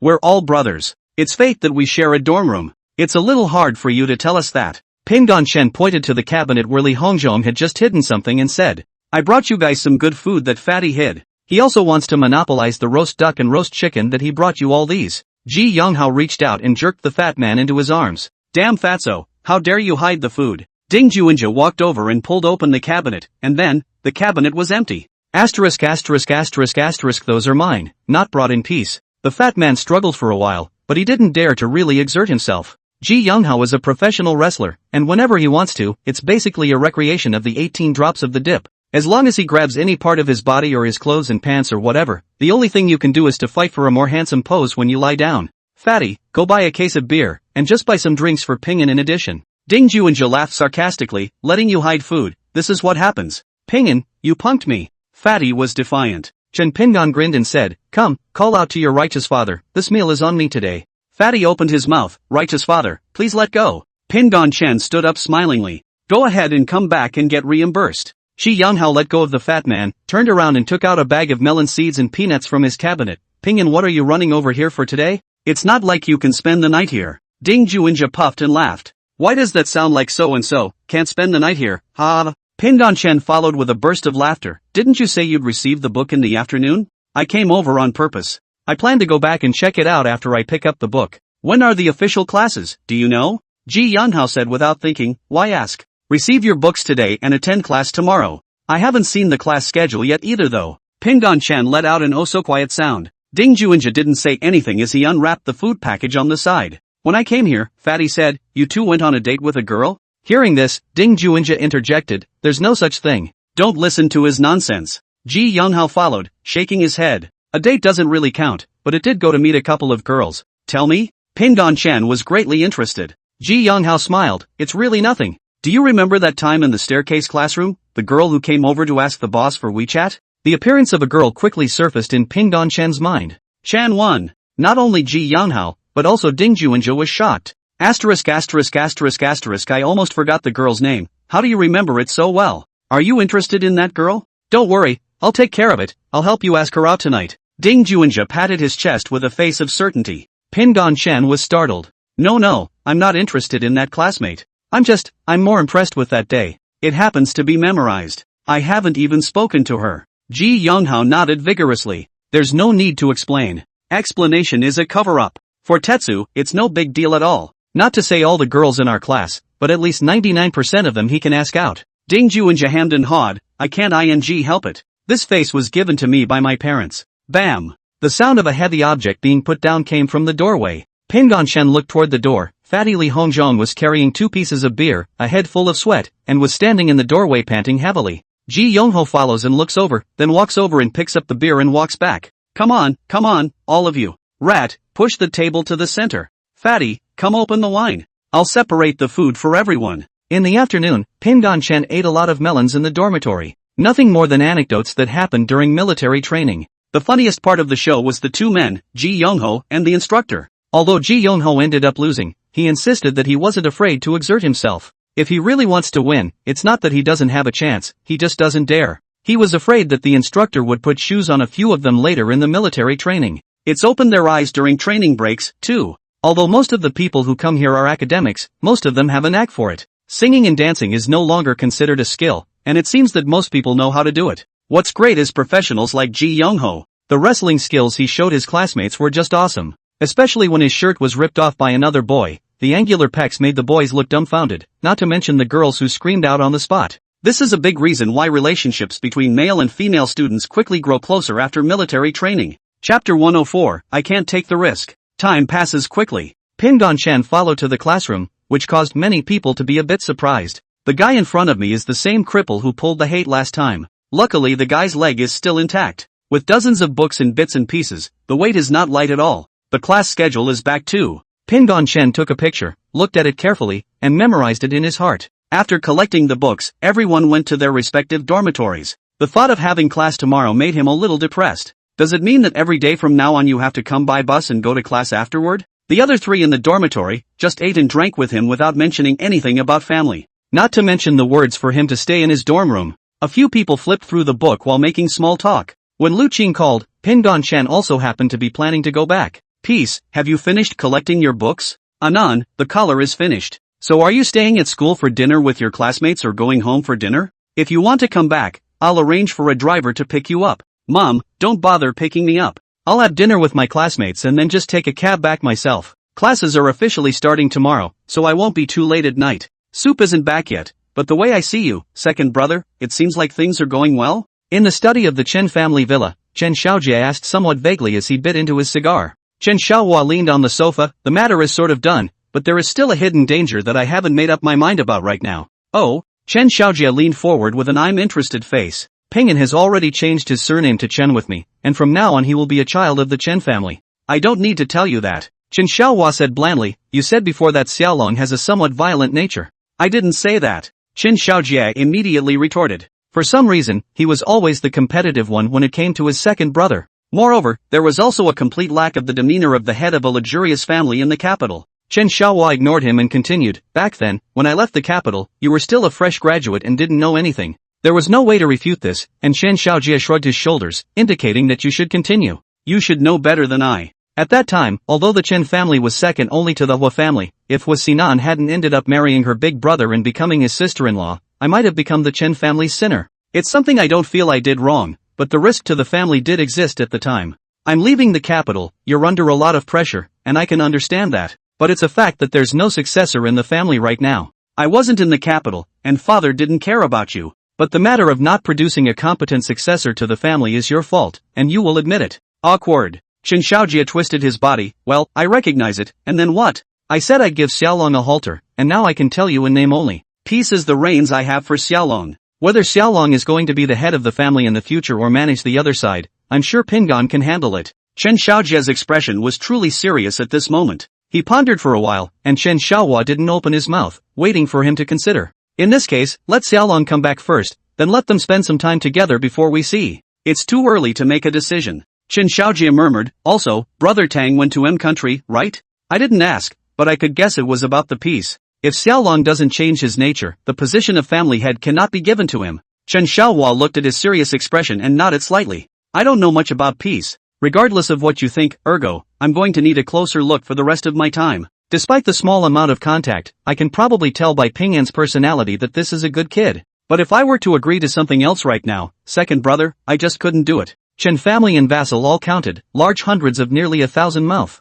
I can't risk it. Chen Xiaohua raised an eyebrow and said, I don't want to take that risk either. Since you asked me to come back, I did. No matter what you think, in a week's time, Chen Xiaolong must come back, or else I'll leave my job too. Chen Xiaojie's hands shook. Let's not talk about little dragon, let's talk about that hidden danger you mentioned just now, second brother. Chen Xiaohua shook his head. They say it's a hidden danger, but it's nothing to us. I was worried that the peace would be affected by this. He sighed. Parents, naturally, think of clearing all obstacles for their child, and even more so, they hate to arrange everything for him. It's just that most parents ignore their children's own thoughts. This applies to me as much as it does to you. The fact that Pingyan was able to decisively cut ties with the Fong family and come back at that time is the one thing that made me look at it. Whatever the reasons and process, at least he's a decision I applaud. The last of the Fong family to be a danger to him could be his biological father, Fong Junhong. Because of what happened to Pingyan, Chen Xiaojie had long ago checked up and down the Fong family. The head of that Fong family branch in Cloud City? Oh, he said he was the head of the family, but in reality, he was just the Fong family thrown out to circle the land. In the capital, he couldn't talk to him. If he was in Cloud City, it would be hard to deal with him. But he's Pingyan's real father, so he's not going to lay his hands on Pingyan, is he? I'm not sure. And it's not like you can just go ahead and do something about him. It would be more of a problem if Pingyan got on my case. Chen Xiaojie snorted and smiled. That's good. Leave it to Pingyan to work it out for himself. Whether he swallows the Cloud City Fong family in the future or suppresses it, it has nothing to do with us. As if he thought of something, he knocked on the table. Right. I've arranged 2 bodyguards for Hui Hui, but they are covertly protected. That's what Dad meant. We have a small family of girl dolls, and every one of them is one he will pay special attention to. As to whether his old man has other arrangements I do not know. You turn around and give Hui Hui a heads up, so you don't scare her then. Got it. Get back to her about it. Send me a picture of the bodyguard. Second brother, you don't have any enemies in Cloud City, do you? If you don't have anything to say, I'll go back. There's a lot of information to go over, and I don't have time to waste on you. Ha, you saw it coming. Xiaolong, I'll have him back in a week. You'll be in charge then. I can't manage. Also, you can't use them again for a short time after Tang comes back. The time he's been away has been noticed. Pinggan Chen didn't know about the existence of Brother Tang or Uncle Tang. Just know that someone is there to take care of it. The news of Fong Hongjuan's death was told to him by Fong Junhong, his physiological father. A fire destroyed the entire house and the 2 bodies have become unrecognizable. The only conclusion that can be drawn is that there is a man and a woman, an old man and a young man, which is the conclusion given by the coroner. As for the murderer, there are no clues. Pingon Chen met Fong Junhong in Xiaobo's office. Classes are held all day on Wednesday of the second week of official school. Take the family car to the school gate in the morning and then go straight to your classroom. Lunch at school with my roommates in the cafeteria and then straight to class in the afternoon. Everything was exactly as expected. In the afternoon, just less than 5 minutes after class, he and a few of his dormitory is on the way back to the dormitory received a call from the counselor Xiaobo. Chapter 105, Your father is here to see you. Fong Pingon, no, Mr. Chin Pingon, can you come to my office now if you have time? Your father has come to look for you. Xiaobo's voice was a bit tired. Pingon Chen's heartbeat suddenly missed a beat. Okay, Mr. Joe, I'll be right there. He asked cautiously, Mr. Joe, he didn't give you any trouble, did he? Nothing, come as soon as you can, my office is in the highest one, office building 825, come as soon as you can. After saying that, Chopper hung up the phone. Several people looked at him. Pingon Chen handed his backpack to Ji Younghao. Sorry, the counselor's on the phone, I have to go to his office. Please take my book bag back with you for a moment. Ji Younghao and the others didn't think much of it and took his bag and left. Just as he left, his phone vibrated again. Taking it out, on it was a short message from Chopper. Your real father said your brother died and it might have something to do with you. Pingon Chen's pupils contracted violently. That's enough. That's enough. Nothing else matters. Brother? Isn't that Fong Hongjun? Ha, this guy's dead. Is that what the foster father meant when he said deal with it? Fong Hongjun died just like that? Because of the slower walk, he also had more time to think. He remembers his adoptive father saying at the time that the person who hit him was arranged by Fong Hongjun. But Fong Hongjun was already abroad at that time, so someone in the country must be working for him. As for who it is, it doesn't matter if you look at it now. Thinking that his adoptive father was already the one who was going to take over as the head of the Chun family, there must not be any problem with the means and effectiveness of his work. Maybe the guy who was working for that guy in the country is dead already. As he entered the office building, Chin Pingon was suddenly a little curious about his own thoughts. He wasn't thinking about how things would really be, and he didn't even think anymore about what Fong Junhong, his biological father, would say to him at that time. Interesting that he's wondering if this incident has been dealt with for all involved? Like the guy in the country who did the job for that guy, maybe the one who contacted that hit-and-run driver, and then, for example, Sheen Balian? He still remembered that at the entrance of that police station in Cloud City, Sheen Balian had stared at him with eyes that were as spiteful as they could be. Every time he thought about it, he got a bit of a creepy feeling and goosebumps all over his body. He walked slowly, and probably close to another 10 minutes had passed by the time he reached the office building. There were a lot of people coming in and out, teachers or students, of which the main ones were still from the student council. Pingon Chen had no interest in these school positions. He didn't need that aspect of his resume, nor did he think about working on it. It was a bit of a struggle to get up the steps, but when you go up, you take the elevator directly to the 8th floor. Xiaobo's office is in the middle of this curved corridor. I think it is to facilitate those leaders to take 2 steps less. When Pingon Chen found the office according to the door number, there were several people in the office. Standing in the doorway, he could already see Chopper writing with his head down, not knowing what he was writing. Across from him sat an equally young teacher, and next to his desk stood 2 girls who were currently talking about something. Fong Junhong sat on the sofa with his head lowered, not knowing what he was thinking. A paper cup was placed on the coffee table in front of him. Mr. Joe. He knocked on the door, then walked in on his crutches. The knock on the door brought all eyes in the room. Mr. Pingon Chen. Xiaobo stood up to stop Fong Junhong, who wanted to come over. Your father is here to see you, so, I don't care what you have to say to each other. Please come with me to the small conference room, or you can go outside and communicate privately.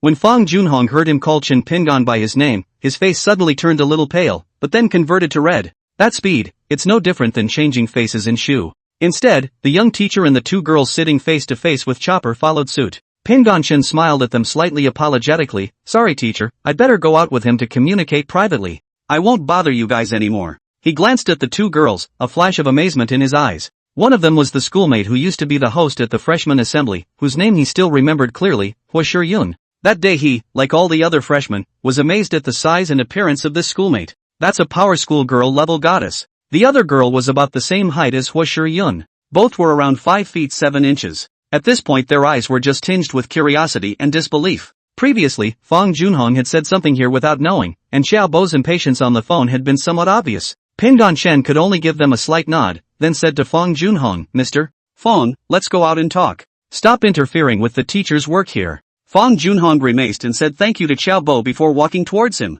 Pingon Chen did not want to talk to him and turned around on his crutches towards the elevator. Fong Junhong didn't shout loudly in the office and stared at Pingon Chen's legs, silently following him. Neither man closed the office door. While waiting for the elevator, Fong Junhong lowered his voice. Your leg is still not healed? Chen Pingan didn't make a sound and watched the elevator displaying the numbers of the floors keep changing. Your brother is dead. Chen Pingan turned his head to look at him and said in a cold voice, Teacher Chow already told me. What, you think I did it? Fang Junhong gritted his teeth and whispered, Hong Jun's death has nothing to do with you. So, you call the police. I still have a broken leg. Chen Pingan was not going to spoil him at all. No matter how Fang Hongjun died, it had nothing to do with him. In his previous life, he died in Fang Hongjuan's plot, and in this life, although he didn't do it himself, Fang Hongjun should have been sent by the Chun family to do it. In this life, he sent Fang Hongjun to the hospital with a brick, but he also broke a leg and 2 ribs because of Fang Hongjun's revenge. That makes it a tie between the two. In his previous life, Fang Hongjun survived.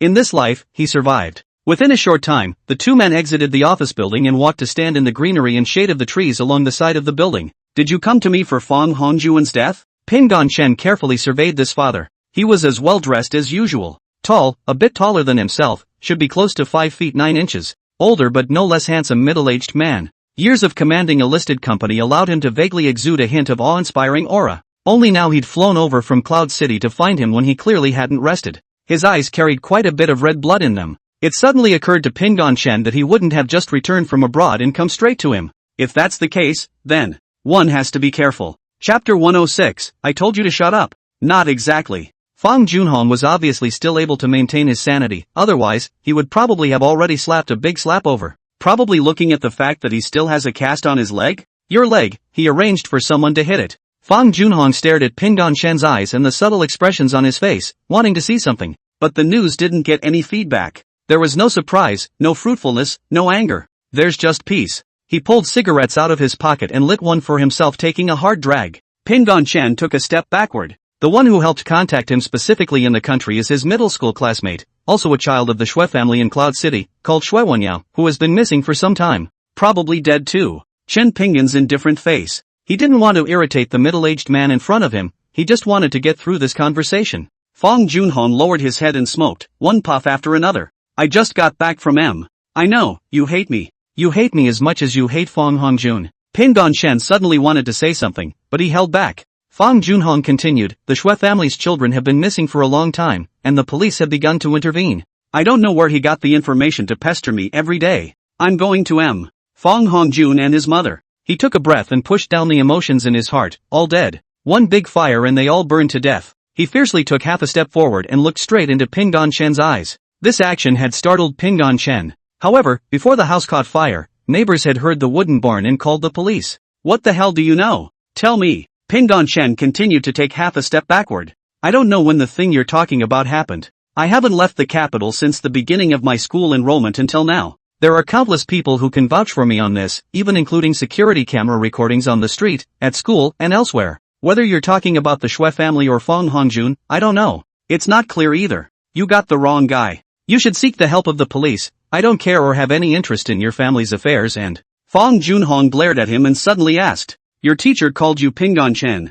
Who told you to change your last name? The corners of Chen Pingan's mouth twitched slightly as he grinned. Mr. Fang, you've forgotten that we've severed our relationship. While you're still my father in the physical sense, we don't actually have any relationship beyond that. Do you have to be like this? Fang Junhong asked through clenched teeth. It was you who chose this path, not me who forced you. Chen Pingan nodded. Yes, I chose it. I didn't say it wasn't. And I'm doing fine. I've never regretted it, either. You see, I did exactly what I told you in the beginning, that it would be best for everyone to be strangers and never see each other again.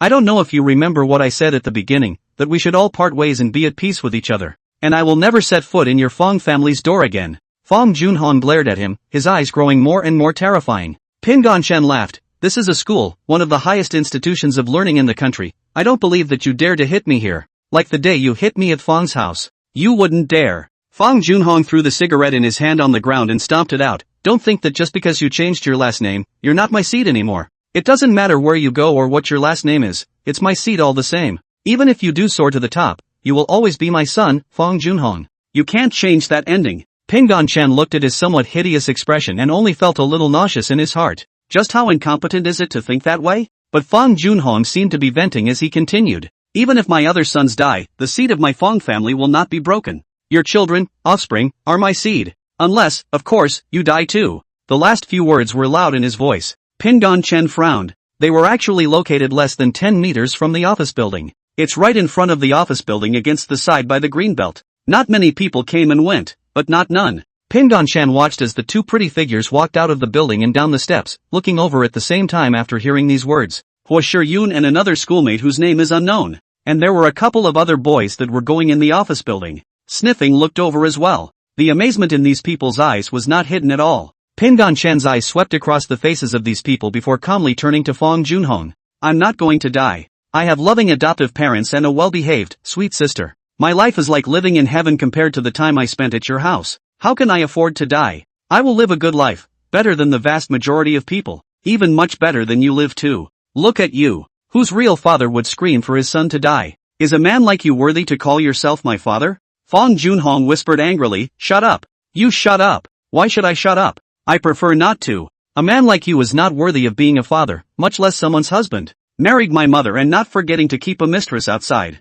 When you lose your own son, you bring home an illegitimate child and lie to your legitimate wife that you carried him. Shut up, Pia. I told you to shut up. Fong Junhong made his move. Chin Pingon simply did not expect that inside the school, in a public place, Fong Junhong actually raised his hand and gave him a big slap. On crutches he hadn't been standing very steadily, his whole body weight supported by one leg and a cane. The slap caused him to stumble and his body to lose its balance. Crutches are ultimately not as good as your own legs, and you can change angles or step out to keep your body balanced based on your body's functional response. Even worse, Pingon Shen's instinct was not to extend his broken leg. He even lifted the broken leg high enough to let himself fall to the ground, avoiding secondary damage to the broken leg. But it was the movement that shook his ribs, which were just about healed. A sharp pain shot through his ribs. His face turned extremely pale from the pain, and a miserable scream escaped from his mouth. I told you to shut up. Fong Junhong growled in a low voice, asshole. A modest exclamation of surprise came from not far away. Then there was a clear girl's voice shouting, what are you doing hitting people? Chin Pingon was lying on the ground, his whole body shivering with blackness and pain,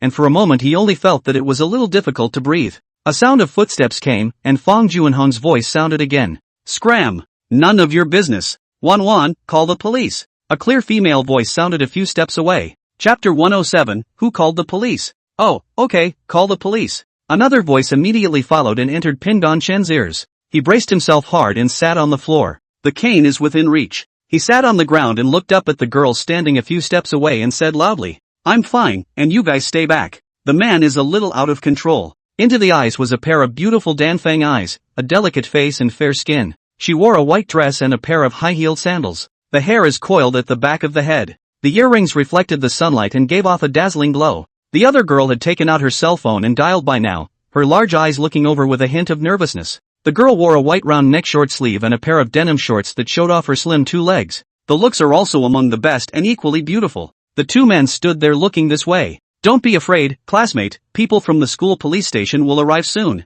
Hua Shi-yun's tone was calm, without a hint of panic. Fong Junhong twisted his head and glared at them, call the police? I'm his father. Pingon Shen knew that even if the police came, they could only persuade and mediate, and it was impossible to do anything to Fong Junhong. But the breath was really bottled up in my heart and I had to send it out. And you are worthy to call yourself my father? He sat on the ground with his head held high as he stared angrily at Fong Junhong. Fong Junhong was very angry. Because of you, it's because of you that the family has suffered how many losses before and after? If it wasn't for you, Ariam and Hongjun wouldn't be dead. Don't you throw dirt on me. What does the death of that bastard son of yours have to do with me? Pingon Shen was enraged. The girl called Wan started to call the police with a sharp voice into the phone. Hey, in front of the XXX college office building, there's a fight. What is said is that someone has killed. Right, and you are hurrying to come. Pingon Shen was too lazy to care about this, he hadn't done it anyway. Fong Junhong didn't care either. He walked over to Pingon Shen and looked down at this son. Get yourself up and follow me back to Yun City to give the Shui family an explanation. He was probably too angry, and the way things were going wasn't the outcome he wanted. He was so angry that he slapped his son. He's the one who didn't stand still. Isn't it natural for a son to hit his son? He hadn't even resorted to the family law yet, though he didn't really have that sort of thing. This is the capital city, yes, but the root of the Fong family is also here. He wasn't afraid of anyone coming after him for this. No one has nothing better to do than to meddle in other people's domestic affairs. The Fong family is not unknown in the capital. Even if the police come, what can they do to him? His anger came more from Pingon Shen's disdain for him. It wasn't that he didn't know that the boy had gone to his adoptive father's house ever since he left the Fangs, he just didn't care. Now that he was standing in front of him, how dare this rebellious son talk to himself like that? How dare you tell those things to your face? Do you really think you can't hit him? After the fight, the anger that had built up in his heart decreased a bit, but thinking about the troubles and dilemmas that he had already faced and would continue to face in the future, his anger value rose again quickly. Although the Shui family wasn't a big family, they had started out in the underworld. The various means are simply not something that someone like himself who walks the white path can deal with. At least, the other guy went out on a limb. What about you? What's left of yourself now? Wife and child? No, it's more than that. Orion and Hongjun are dead, and neither Zhou Wei nor her daughters are home or anywhere. This, right here, is his only son. But, he actually dared to contradict himself to his face and expose himself. How can a son like that become a man without a beating? Qin Pingan tilted his head and looked at him without a trace of fear in his eyes. He fumbled for his cell phone and speed dialed a 1-0. It was an emergency speed dial number he had set up, and the contact was Xiao Huachen.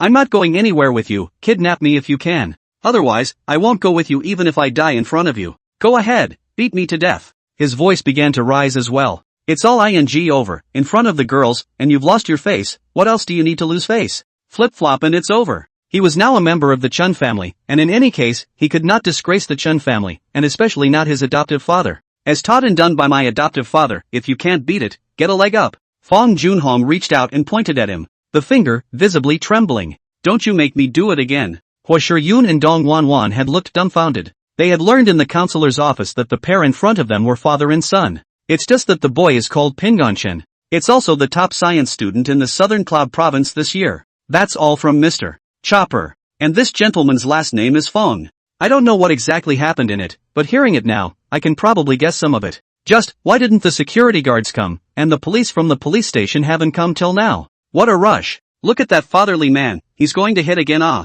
Do you know what my adoptive father, Chen Xiaohua, is? You're still an entrepreneur in Cloud City, but in the capital, you're nothing. Pingan Chen had to put in a hard word. There's no way out, he can't stand up. In the face of a tall, strong and furious father, he, as a son, could not hit back, could he? Those two girls, too, couldn't possibly make a move to help him. And there were already several people standing around who were beginning to watch. These people, who knew next to nothing about what was going on, were even less likely to do anything to help. Otherwise none of them had come over to help him a bit until now. Hugging his thigh was all he could do now. Propping himself up with his crutches, he barely managed to force himself to his feet. This exertion caused the ribs to start hurting again. Fong Junhong coldly watched him stand up. That adoptive father of yours is nothing more than a small restaurant owner. You really think he's somebody? Besides, what do you think the police can do to me when they come? You're my son, do you want me to go in there and go to jail? Pingan Shan reached out and patted the ash on his body after struggling to stand still. I know the police can't do anything to you, mediation at best.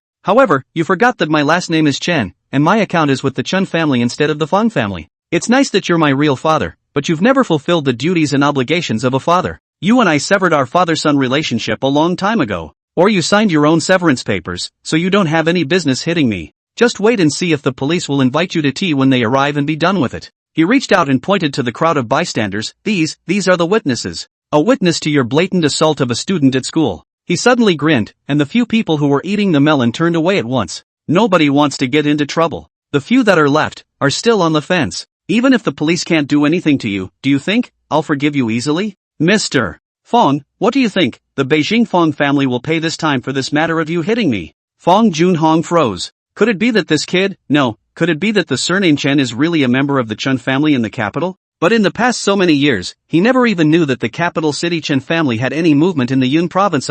But if it's true, then is the death of Hong Jun and Alin related to the Chun family? This kind of old family, there are definitely people who specialize in black jobs present. Hua Shiyun, who was standing to the side, also froze for a moment. The Fong family in the capital? She had heard of them, not a really powerful family, and not a very good kind of reputation. Around the Chen Ping schoolmate said, he is now surnamed Shen. Can't it be, he's from the Chun family? Isn't my sister-in-law the one who married into the Chun family, Chen Xiaoying? It's now a full department of real power in some important department. People like her, who grew up with her ears and eyes, naturally knew that this kind of level was still nothing in the capital, but the real power, it was a real cow. Is it possible that this schoolmate is related to him in some way? A police car drove up and parked in the open space in front of the office building. When the car door opened, two blue shirts jumped down. Who called the police? Chapter 108. The resemblance is real. Dong Wanwan raised the cell phone in her hand. It's me, I called the police. The blue shirt came over and said, don't crowd around, move over, all of you. The crowd moved out of the way, some left, some wanted to see more.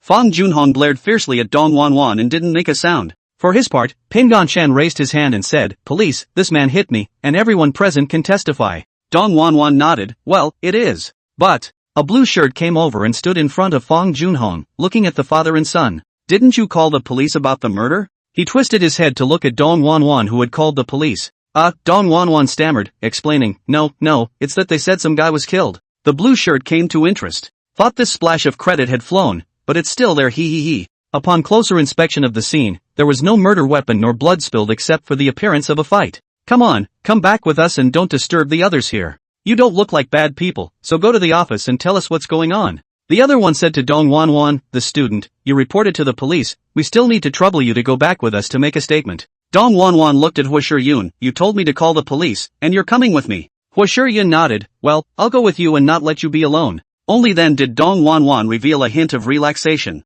Fong Junhong explained, I'm his father. Pingon Chen, my surname is Chen, and my name is Pingon Chen. It's been a long time since I severed my father-son relationship with him. Come on, all go back with us to talk about it. What are you talking about here, affecting the order of the campus? The cell phone in Pingon Chen's pocket had been faithfully transmitting the sound from this side. His speed-dialed one is Sean Chen. The phone just rang and Chen Xiaohua answered it. Only on the other side, Pingon Chen didn't even talk to him, but continued to argue with another person. Sounds like it's Pingon Chen who's been hit. Chen Xiaohua became anxious. On the opposite side, it was Fong Junhong's voice. Chen Xiaohua didn't hang up the phone, but took the phone and went out of the room. Took 2 bodyguards, got in the car and went straight to King's University. In front of the office building of the XXX College of Beijing University, because only a police car came, simply let the beating Fong Junhong and the legs and feet of the inconvenient Chen Pingon get on the car. The 2 witnesses and the person who called the police were required to walk there on their own. It was a good thing the 2 blue shirts stayed behind one and walked back with the 2 girls. Although Dong Wanwan was a little less than happy, she didn't say anything with Shiryun accompanying her. Soon the crowd arrived at the school police station. It was also the first time that Pingon Chen had seen what the school's police station looked like. It looks a little bigger than the police station down the street. Until now, he hadn't turned off the cell phone in his pocket. He was sure that his adoptive father should already be on his way, he just didn't know how long it would take. The roads in the capital were so clogged that I guessed it would all be over by the time my foster father arrived. But that's not the point is to let the adoptive father know what happened to him. Fong Junhong grimaced, neither explaining nor yelling or striking at Pingon Chen again along the way. He regretted it slightly in his heart. What this asshole Pingon Chen had said earlier was not without reason. The Fong family wasn't even a well-known big family in the capital. Not to mention the fact that he was from the Fong family branch of Cloud City. And having just heard the adversary talking about how his adoptive father was doing, this was less of a concern. Chen Xiaohua, he's met a few times. Every time I give myself the feeling that the other party is a bit unassuming, but that's just the bones of the readers at work. In reality, it's a small restaurant owner who sells snacks, not even a restaurant.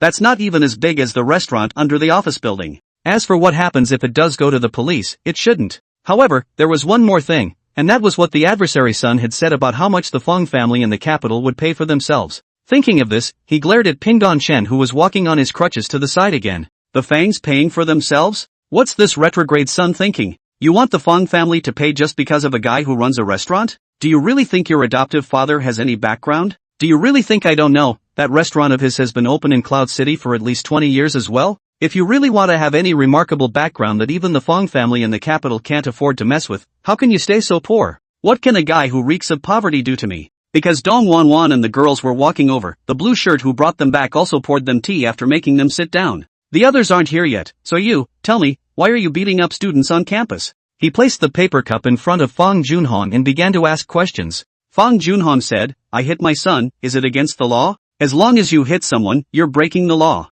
If no one calls the police, this is a private matter for you. But now that someone has called the police and a topic like murder has been brought up, what do you think? He turned his head toward Pingon Chen and asked, student? Well, I'm a freshman in finance, and my counselor is Chopper. Pingon Chen didn't say his dorm room number, not wanting Fong Junhong to know. Neither do I want my housemates to know about it, nor do I want to get them into any trouble later. Anyway, everyone in this Fong family was not family but trouble for him. Every time, just seeing them is a pain in the ass. The blue shirt dryly flipped through the campus directory, about to look for Chopper's number. Pingon Chen hurriedly stopped it. There's no need to contact our counselor about this. It's not a big deal. He is indeed my real father, but the father-son relationship has been severed between us. I now take my adoptive father's last name, Chen. The blue liner's eyes widened as he sized up the 2 men in front of him. Other than that, the resemblance is real. One might even say, at a glance, true. The blue liner came to be interested. Even if it wasn't a real case, it was always possible to eat a melon. Fong Junhong didn't say anything again,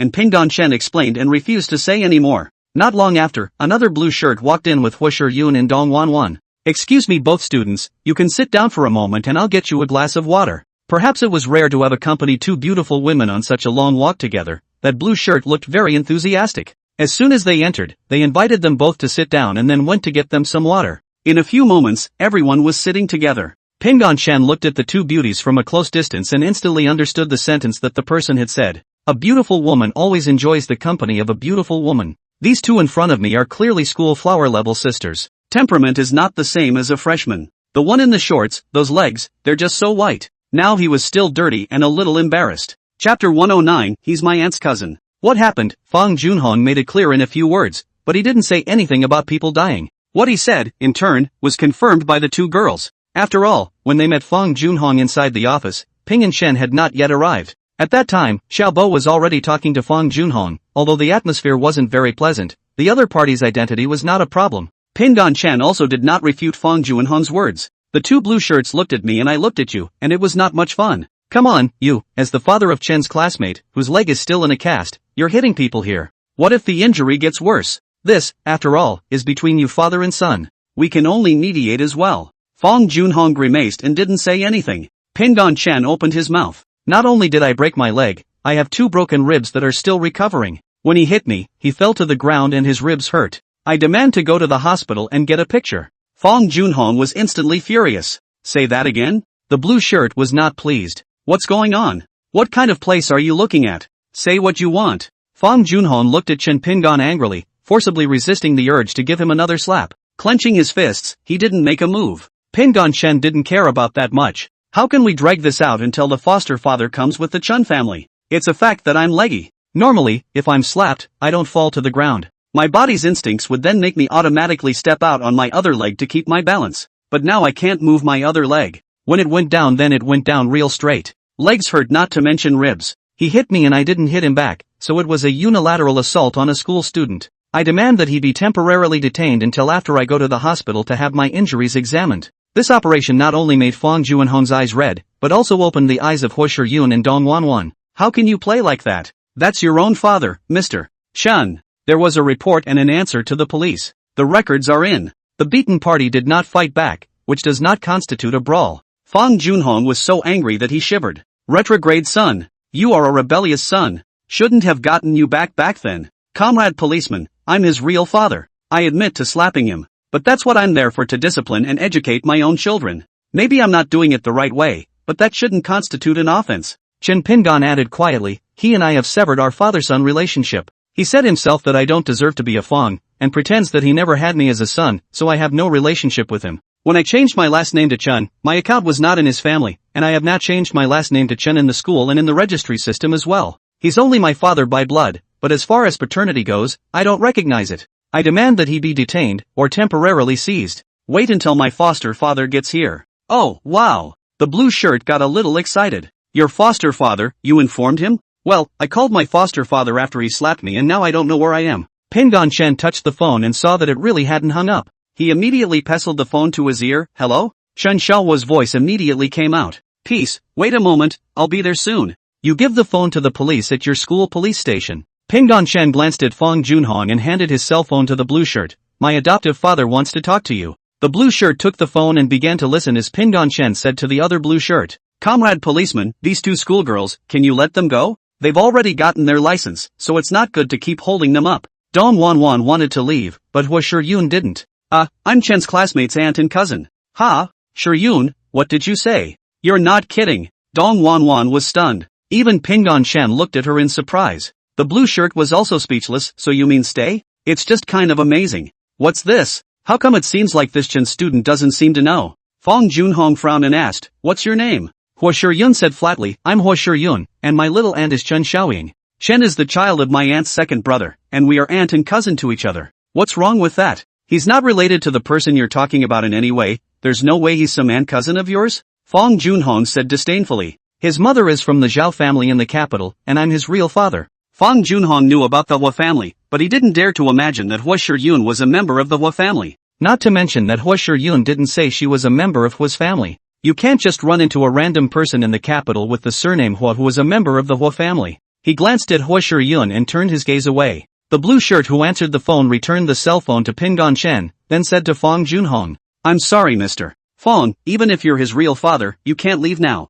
Chen's legal guardian is on his way. Please cooperate with us." Dong Wanwan looked at Hua Shiyun and Pingon Chen with an inexplicable smile on her face. The blue shirt was obviously unaware that there was such a Hua family in the capital. Campus police station, access to this level of information, the two blue shirts can only let Hua Shiyun stay. Dong Wanwan naturally refused to go. How can you leave Shirkyun alone? Fong Junhong was so angry that he was speechless. He also wanted to see what the former owner of the small restaurant had created now. As for the little girl saying she herself was some kind of aunt and cousin or something like that, this he didn't think much of at all. But next, during the time he waited for Chen Xiaohua, he thought of another problem. That little girl mentioned the name Chen Xiaoying. He was an entrepreneur in Cloud City, and although his company was small, its market capitalization exceeded 20 billion yuan. It would be impossible for a business owner of this size to say that he is completely ignorant of the bigwigs in politics and business. The name Chen Xiaoying sounds somewhat impressive. What he didn't know was that the position Chen Xiaoying held in one of the departments of the central government was not aimed at local government,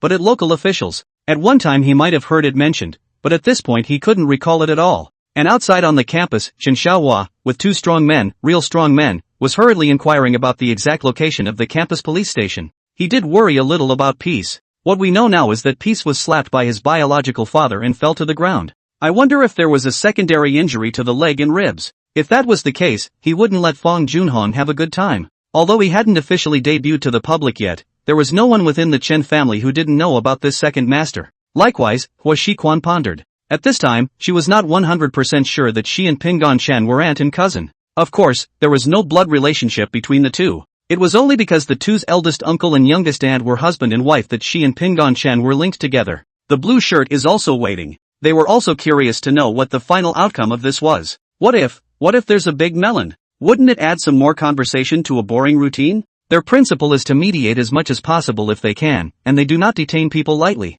Although it is a campus police station, there is no shortage of all the functions and powers. It is still up to the guardian to decide whether or not to detain. When Chen Xiaohua came in, all he saw were two pretty little girls. One had an eating face, the other a flat face. Pingon Chen was sitting on the side, and there was still ash on his clothes and pants. And Fong Junhong, whom he had once met, was looking at him in surprise, and the two burly men behind him. Chapter 110, Waiting for the results of the hospital tests. Chen Xiaohua glanced at Fong Junhong, who was all hostile at the moment, then turned his head to look at the blue shirt. "I'm Pingon Chen's guardian." "Oh, hello Mr. Chen." It had to be said that Chen Xiaohua was wearing a high-fashion suit at this time, and he looked just as imposing. The clothes of the two burly men behind him were also worth a lot of money, and they looked quite fierce. "Mr. Chen, we've already made a statement, and here's what happened. Blah blah blah." Chen Xiaohua turned his head after listening quietly and asked, "Pingon, is that so?" Pingon Chen nodded and did not say anything. Hua Shiyun stared at Chen Xiaohua for a moment, confirming her suspicions. It should be. She had seen her aunt many times, but less in the last few years. However, the appearance of this Chen Xiaohua in front of him was still a bit similar to his aunt, especially his eyebrows. And look at that poor aunt cousin, with an air of depression, and wonder if he's faking it. "What do you say, Mr. Fong?" Chen Xiaohua asked coldly. Fong Junhong grunted, "This is between me and my son, what's it got to do with you?" Chen Xiaohua sneered, "Isn't the relationship severed? As I recall, you were the one who kicked him out of the house. I said it off the top of my head, and besides, what's it to you that I'm educating my son? Legally, he's my son." Fong Junhong didn't care about what Chen Xiaohua or Fong Pingon said. In his opinion, no matter what, Fong Pingon, who had changed his surname, was still his son. From a legal standpoint, no one can deny that he is his biological son. Only now this former diner owner is clearly not the same. The previous judgment was wrong. Fong Junhong was slightly terrified. If it was really someone from the Chun family in the capital, even if second brother came, it wouldn't work. It really is an asshole. That kid, what he said was actually true. It's unlikely the Fangs will pay anything for themselves. The family had already had a hard time with themselves after Zhao Wei had made a scene earlier, and had even alarmed her old father. He paid the most for that one, and the family's losses, in the end, he made up for. It's really hard to say what the outcome of this one will be. "Oh, is that what Mr. Fong thinks?" Chen Xiaohua smiled slightly and turned to the blue shirt. "The child's account is in my house and I am his legal guardian. I asked to take my child for an injury evaluation. A request was also made for the temporary detention of this person. If the current conditions aren't enough, my lawyer will be here soon. Is it too late to report it at the scene?" Fong Junhong said angrily, "Surname Chen, don't go too far." The blue shirt, who had expected a big melon, froze before nodding. "Mr. Chen, according to the testimonies of these two female students, Mr. Fong unilaterally assaulted fellow student Pingan Chen. Chen's failure to fight back does not constitute a brawl. There's already been a report from this Dong Wanwan student before. Chen Xiaohua laughed. Alright then, please detain this Mr.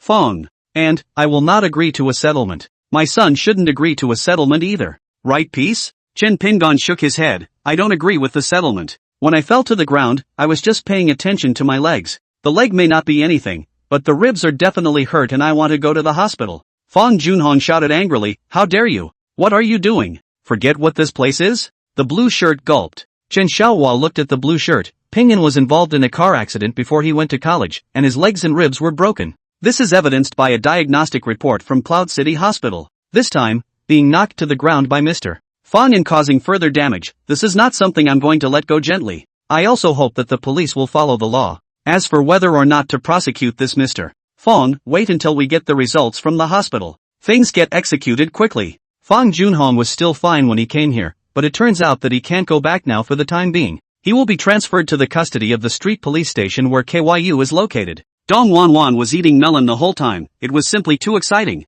Hua Shiyun was even a bit incredulous. She doesn't know why her aunt's cousin won't reconcile with her biological father. She still knew the principle of not advising others to be good without their suffering, and, as she was still considered a stranger, she was not qualified to judge this matter. Although she knew that Chen's classmate was not her real aunt cousin, and that he and Chen Xiaohua were not related by blood, this aunt cousin should still be called out. It just depends on when to shout. There's no need to shout. In short, when she had just said that they were aunt and cousin to each other, Chen Pingan had only revealed a look of surprise before turning flat. Nothing was said, nor did he look at her again. This behavior of his made Hua Shiyun slightly dissatisfied with this guy. If it wasn't for her and Wanwan stopping Fong Junhong in time, this guy would definitely still be getting his ass kicked. After Chen Xiaohua heard the blue shirt explain that Hua Shiyun and Dong Wanwan were witnesses, he immediately expressed his gratitude. After he heard Hua Shiyun say whose child she was, he couldn't help but look at her twice more. In that case, you really are our peaceful aunt cousin. Chen Xiaohua was all smiles. In his heart, he knew very well that these two children, pressed without any blood relationship. How can such a pretty little girl be from the Hua family? This is not a good thing. Stealing a glance at Pingan, he saw that he was a bit listless, and his heart clenched again. Ms. Hua, please say hello to your father for me. Ms. Tung, thank you for helping to call the police. Come to the house when you have a chance. I'm taking Peace to the hospital now. Okay, bye Uncle Chen. Hua Shiyun and Dong Wanwan acted very politely. Chen Xiaohua nodded secretly and then left with his people and Chen Pingan. After Hua Shiyun and Dong Wanwan left the police station, the two of them walked along the forest shade while talking. Shiyun, that Chen Pingan, is he really an aunt-cousin relationship with you? Dong Wanwan has a more cheerful, no, lively personality. It's just that most people don't see that side of her. Hua Shiyun shook her head. Even if he's Uncle Chen's biological son, he still doesn't have any blood relationship with me, and he can't even be considered a true relative. If we're really related, then I'm his cousin and he's my aunt's cousin. Generally, though, most people just go straight to something like cousin. Otherwise it's too much trouble. Dong Wanwan nodded his head greatly. That's right. I'm really clueless about this kind of kinship. If it's a blood relation on either side of my parents, I'll look up Chi Dori and call out someone. When I run into a relationship like yours, I'm at a complete loss for words. You don't know, Shiyun, that moment when you said out that you're related, I froze up and didn't figure out what the two of you should actually call each other. Hua Shiyun laughed. Isn't it good to just call her schoolmate? Dong Wanwan followed and laughed. Yeah. Senior Chen is still quite handsome, but he looks a bit lousy today, ha ha ha ha. Hua Shiyun thought for a moment and asked, you didn't say whose child you are just now? Dong Wanwan took her hand and shook her head. My family has no power in the capital, so why talk about this? Besides, even if I did say it, how embarrassing it would be if people had never even heard of it. Anyway, my dad told me to keep a low profile, so I'll just be honest. Even if someone bullies me in the capital, I'll just close the door and let Shiyun go. Chapter 111, my favorite thing to read is history books. The results of the hospital tests are in. Pingan Chen's ribs were indeed injured. A slight crack appeared in the healing break. Watching the movie, Chen Xiaohua's face was extremely gloomy. Chen Pingan just felt that he was unlucky enough. It looks like it's almost done, so this is another extension of not being able to exercise strenuously. He was planning to find a master to learn some self-defense skills when he was ready. At least a month's delay. Produce a certificate of injury. Chen Xiaohua gritted his teeth and gave the doctor a request. He's going to keep Fong in the police station for at least a while. As for suing, that's a real no-no. At least you can't let peace others point out that they are ungrateful children. Only he knew how aggravated the boy was. Once the incident came to light, the keyboard warriors and internet spammers would do a lot of damage to Pingan when the time came. As much as he wanted to deal with the Feng family, this was definitely not the outcome he wanted. Sitting in the car, he glanced at Pingon Chen and sighed. Peace, do you want to sue him? Chen Pingon shook his head. There's no need, I won't be able to take any advantage, instead I'll suffer. I don't know if I can handle it when it comes out. Pingon Chen knew that if he sued, this bone fracture might not constitute a minor injury, even though it was on top of the original wound. But if he sues, his own reputation is finished. It is inevitable to be called ungrateful.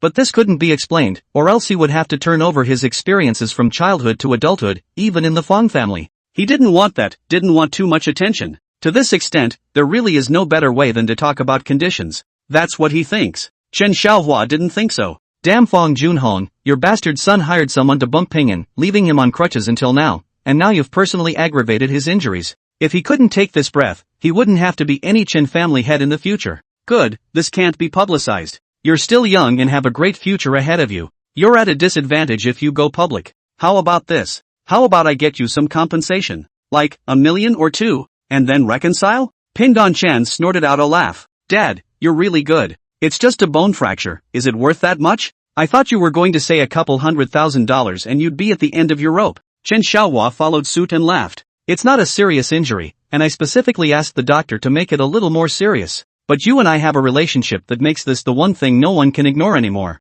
If I don't step in and help you, then it's the Chen family that's a loser. In this matter, you are the face of the Chen family, and Feng Junhong, the face of the Feng family in the capital. After restraining his smile, his expression resumed its coolness. Originally, I agreed to go back to the Chen family, and that was partly because of you. Now this incident had just given the Chen family an excuse, a fact that the Feng family had to recognize. If we don't show some sincerity, then the Chen family doesn't need to hang around anymore. Patting Chen Pingon's shoulder, he said seriously. To be a good householder, no matter what, you have to keep in mind that everything you have in mind has to be considered first and foremost from the householder's point of view. It's only when you take care of your family's interests that you can plan for yourself in the meantime. Take this thing with you, for example. How much do you think the Chen family can get from the Feng family? Chen Pingon thought for a moment. I don't know much about the Feng family in the capital, so I don't know what their weaknesses are. But now my biological father, Feng Junhong, sent up an excuse himself. How much you can get? That I don't know. If the Feng family is a threat to the Chen family, then weaken him. Anyway, with this incident, it's not like it's going to be a full-blown flip-flop, is it? Besides, he went on, I can understand the idea that everything must be done in the interest of the family. Everyone is tied to the family. For example, I'm standing behind the family in this case. Without the Chen family, this would have been a simple matter of a family dispute. Not to mention detention, they may not even be brought to the police station for questioning. So I relied on the family in this case. On the flip side, every family son is bound to contribute to the family. There is no light that takes without giving. Otherwise the downfall will be abandonment by the family. He suddenly remembered his birth mother Jiao Wei and Feng Junhong's marriage, and why his adoptive father and mother had left the capital and lived in poverty for so many years. In the end, they enjoyed the welfare benefits of the family when they were young, and when they reached adulthood, it was natural for them to contribute to the family by default. From the family head's perspective, they were all his own children, but more importantly, the family head's eyes couldn't only be on his own children, but the survival and continuity of the entire family. That's the only thing they have to work for.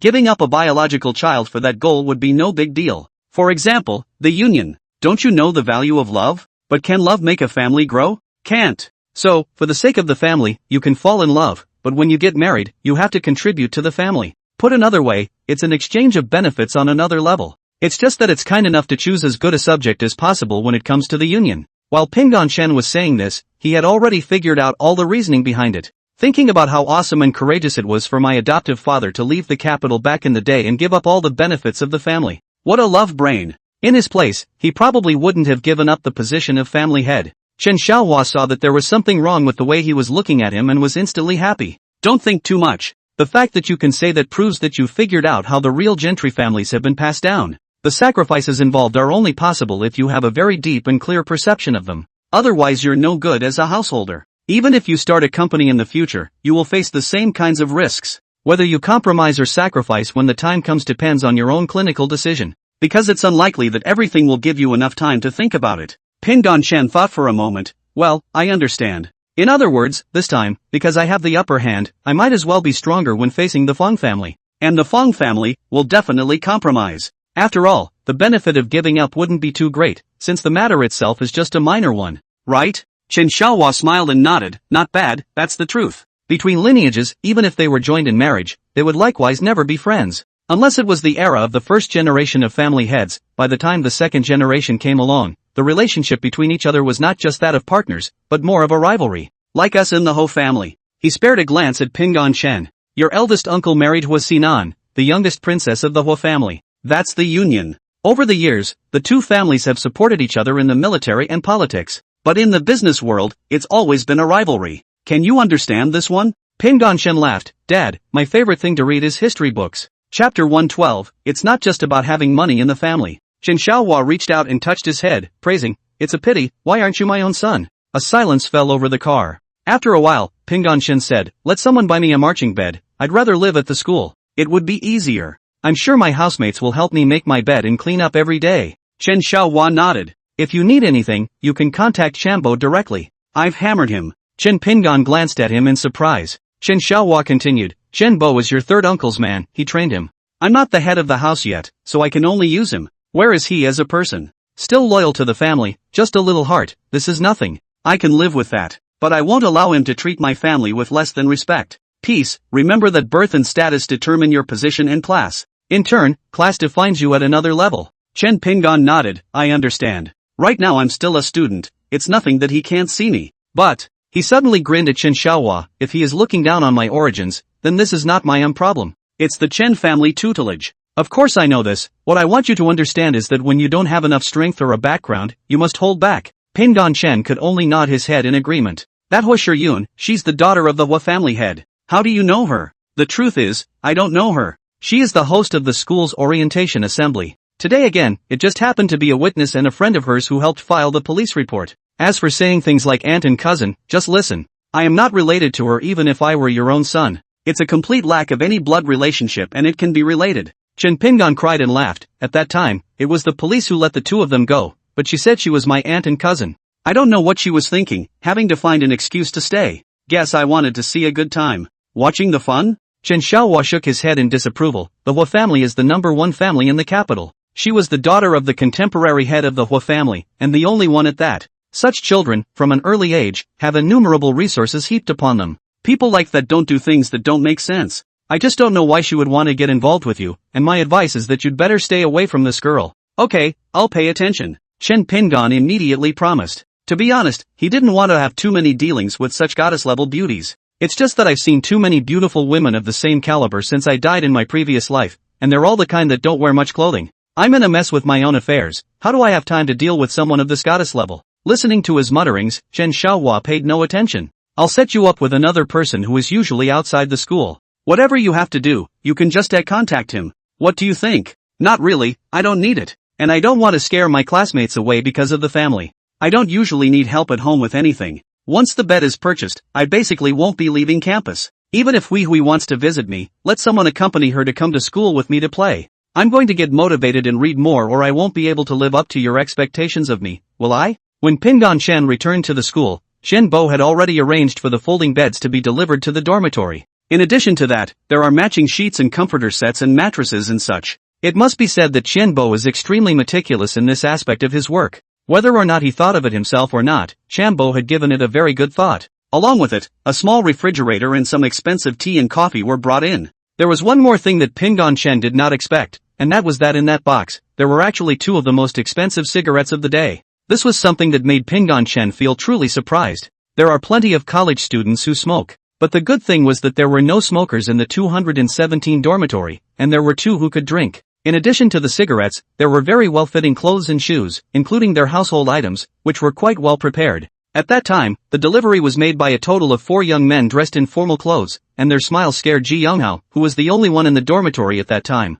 Although Pingon Shen noticed some strange looks from the other 3 when he returned to the dormitory, he did not particularly care. He looked at the one sitting next to his desk, a little dazed. That is, until Ji Younghao colorfully describes how the stuff was brought in and that it was given to him, Chen Pingon. He then pressed on with a busy thank you plus a promise to buy them dinner someday. The next step was for the 3 housemates to help prop up the bed and make it. It was almost 8 o'clock in the evening after everything was packed up. It was no longer necessary for him to consider what would happen to Fang Junhong. Even how much benefit the Chen family could get from the Fang family was not something he needed to consider. Chen Xiaohua will naturally go and get it back for him. As to why his adoptive father did what he did, he understood it to be the joy of being lost and found, or to make up for the 4 years lost between them. What he needs to deal with is the interpersonal relationships that arise between him and others while within the school. For example, at this very moment, after dealing with his 3 roommates, he just sort of figured out what the expensive tea and cigarettes were for. That's what Chambo had prepared for his counselor, Chopper, after he found out what happened.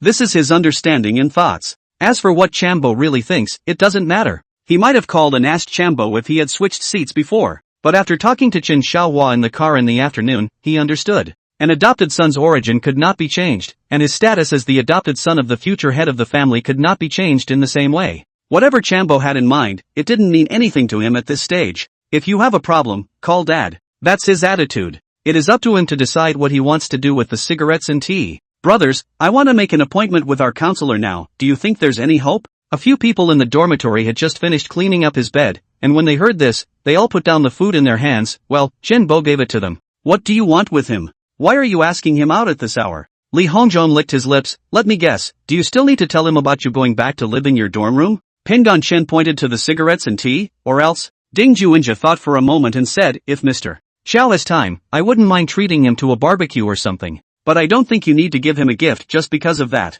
This bed is yours. Stay as long as you like. We don't have dormitory inspections at this school. Who cares if you're studying or what you're doing? College students, they can't control themselves, so whatever the consequences, they deserve it. The words are true, but I think it's worth it to have the opportunity to get closer to the counselor. Ji Yonghao spoke. Everyone knows what a counselor does. I think it's worth it anyway. It's just a bit of a lame excuse. Chen Pingon let out a bitter smile and said, you guys don't know what happened after he called me today. Anyway, it's too much to say in a few words. Say no more, I'll make the call. Why don't you guys pack up? In a few minutes, I'll change my clothes and get ready to go out. Old 4, help me with the tea and cigarettes, and find a package you don't need to put on. He went out on the balcony and started calling. In the room, the 3 housemates looked at each other, and Li Hongzhong whispered, ping in this guy. Big deal. Ji Yonghao added. There's more to it than just having money in the family. Ding Juinja clapped and summarized. Chapter 113. I was an orphan since I was a child. Chopper didn't agree to come out for a snack.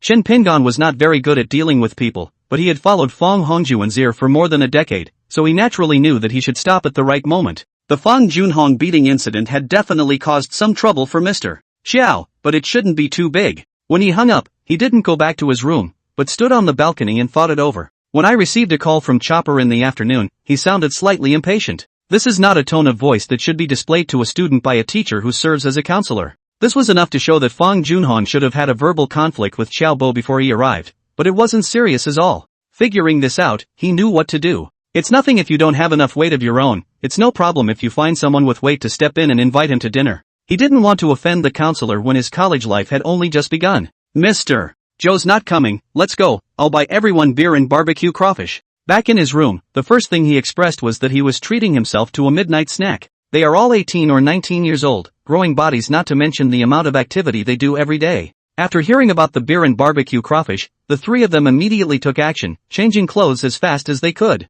Pingon Shen had wanted to change his clothes as well, but he moved too slowly, and since no one could see at night, he was too lazy to change. The snack bar outside the West Gate has been open since the afternoon. This is the time to get on the second or third wave. The 4 of them sat down in the outdoor seating, each ordering something to eat and drink to their liking, and then began to make small talk. Chin Pingon's favorite is the peanut and Harry bean double platter. This he can eat whatever he wants, but other things, he doesn't necessarily dare to eat. After all, there are still injuries, and it's better to simply not eat something without knowing the consequences. He was merely the guest of honor anyway, and was just responsible for the bill. Though he hadn't actually spent much time with them, it didn't detract from the sheer camaraderie between them. There is no conflict of interest or difference in perception between several people. Pingon Chen asked for a basket of beer with great generosity. Let's drink freely today, boss, San, you too, let's drink freely. As long as you can walk back on your own, no matter how much you drink, that's enough for today. Glancing at Li Hongzhong, old 4, just watch yourself and drink. I'm rationing today, 2 bottles max.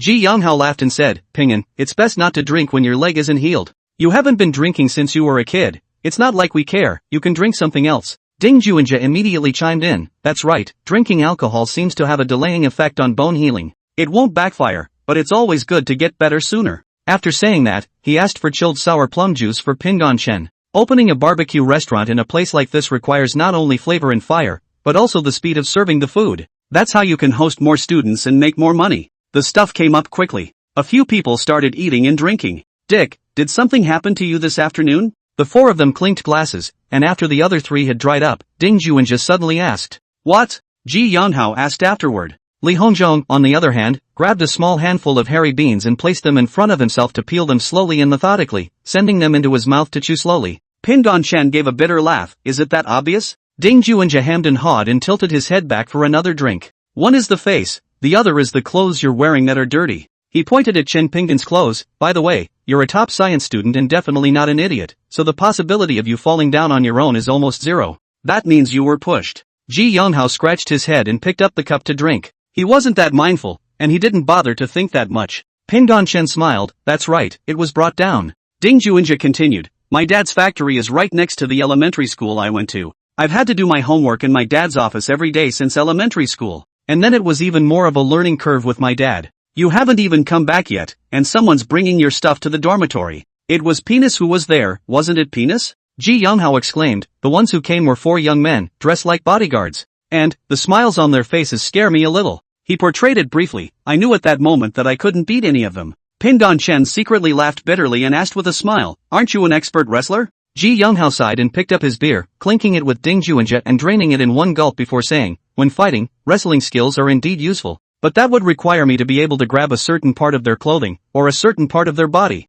But what if he's knocked over before I catch him? He shook his head. Can't fight it, really can't. Pretty scary. Pin Chen could only explain. Alright, I'll explain. Li Hongzhong said quietly on the side. There is no need to explain. Explaining is a cover-up, and covering up is being weak-minded. Penis, you're not being honest with us at all anymore. Before Pin Chen could say anything, Ding Juanjia continued. In the afternoon, you answered the counselor's phone call and went out, and when you just came back, you said that you wanted to treat the counselor to a midnight snack. Do you think that there will be no connection between this? What's there to be embarrassed about? Just say it if you want to. Ji Yanhao swallowed a skewer of meat and pointed it out bluntly. Pin Chen took a breath, glanced at the three, and slowly said, I have been an orphan since I was a child. Put. Li Hongzhong didn't hold back and directly sprayed with laughter. Next. Ha ha ha. Ha ha ha ha ha ha. Ha, you're telling a story. 217 in the dormitory, other than the storyteller, Pin Chen, the other three began to laugh. Pin Chen picked up the sour plum juice in an attempt to hide his embarrassment. He's really been an orphan since he was a kid. Okay, no kidding. You tell it, Lao Air. Chen Pingan smiled bitterly and said, I really was an orphan growing up. My adoptive father's name is Chen. He brought me back from the orphanage. But I was too young to remember at the time. By the time I reached 14 in my foster home, I was told I was a Fong child. Pin Chen used as simple words as possible to tell the story of his life as briefly as possible. Of course, he didn't say anything about whether Fong Hongjun was dead or anything like that. All that was said was that later, after things blew up, his half-brother went overseas. When he left the Fong family, the registration for the college entrance exams had long since ended, and there was no way he could have changed his name at that time. So it was not until now that he reverted to the surname Chen. As for the counselor calling in the afternoon, it was because his biological father was in town. He himself was slapped by his biological father and fell because he didn't stand still. After the Deus Ex Machina, he looked at the three brothers with a very sincere look in his eyes. That's all I have to say about the story. There's really nothing else to say. Chapter 114, it's really bad. Not to mention how twisted his life was, just the fact that what happened to him in his biological parents' home forced him to cut ties with his parents and then go back to his adoptive father's home made the three of them listen in disbelief. Ai chow. This was their unifying exclamation. But it's just a sigh of relief. There was no one who said half a word of evaluation about Chin Pingan's biological father and mother. You're really miserable enough. Ding Juanjia smacked down his mouth. Ji Yanghao even reached out and patted his shoulder, but didn't say anything. Only this guy, Li Hongzhong, looked Chin Pingan up and down before continuing to ask. It does seem pretty bad what happened to you. However, I heard Rat say that the people who came in the afternoon were so powerful. Is your adoptive father also very powerful? Is it from some big family? I know a few things about a few big families in the capital, but not much. Ding Juanjia frowned slightly. We have them in the northeast, but I know as much as I don't. It's all the stuff everyone knows anymore. Looking towards Pingan Chen, he sighed and said, if your adoptive father's family really has a background, I'd lay flat if I were you. Really don't need to worry too much about what's going on out there.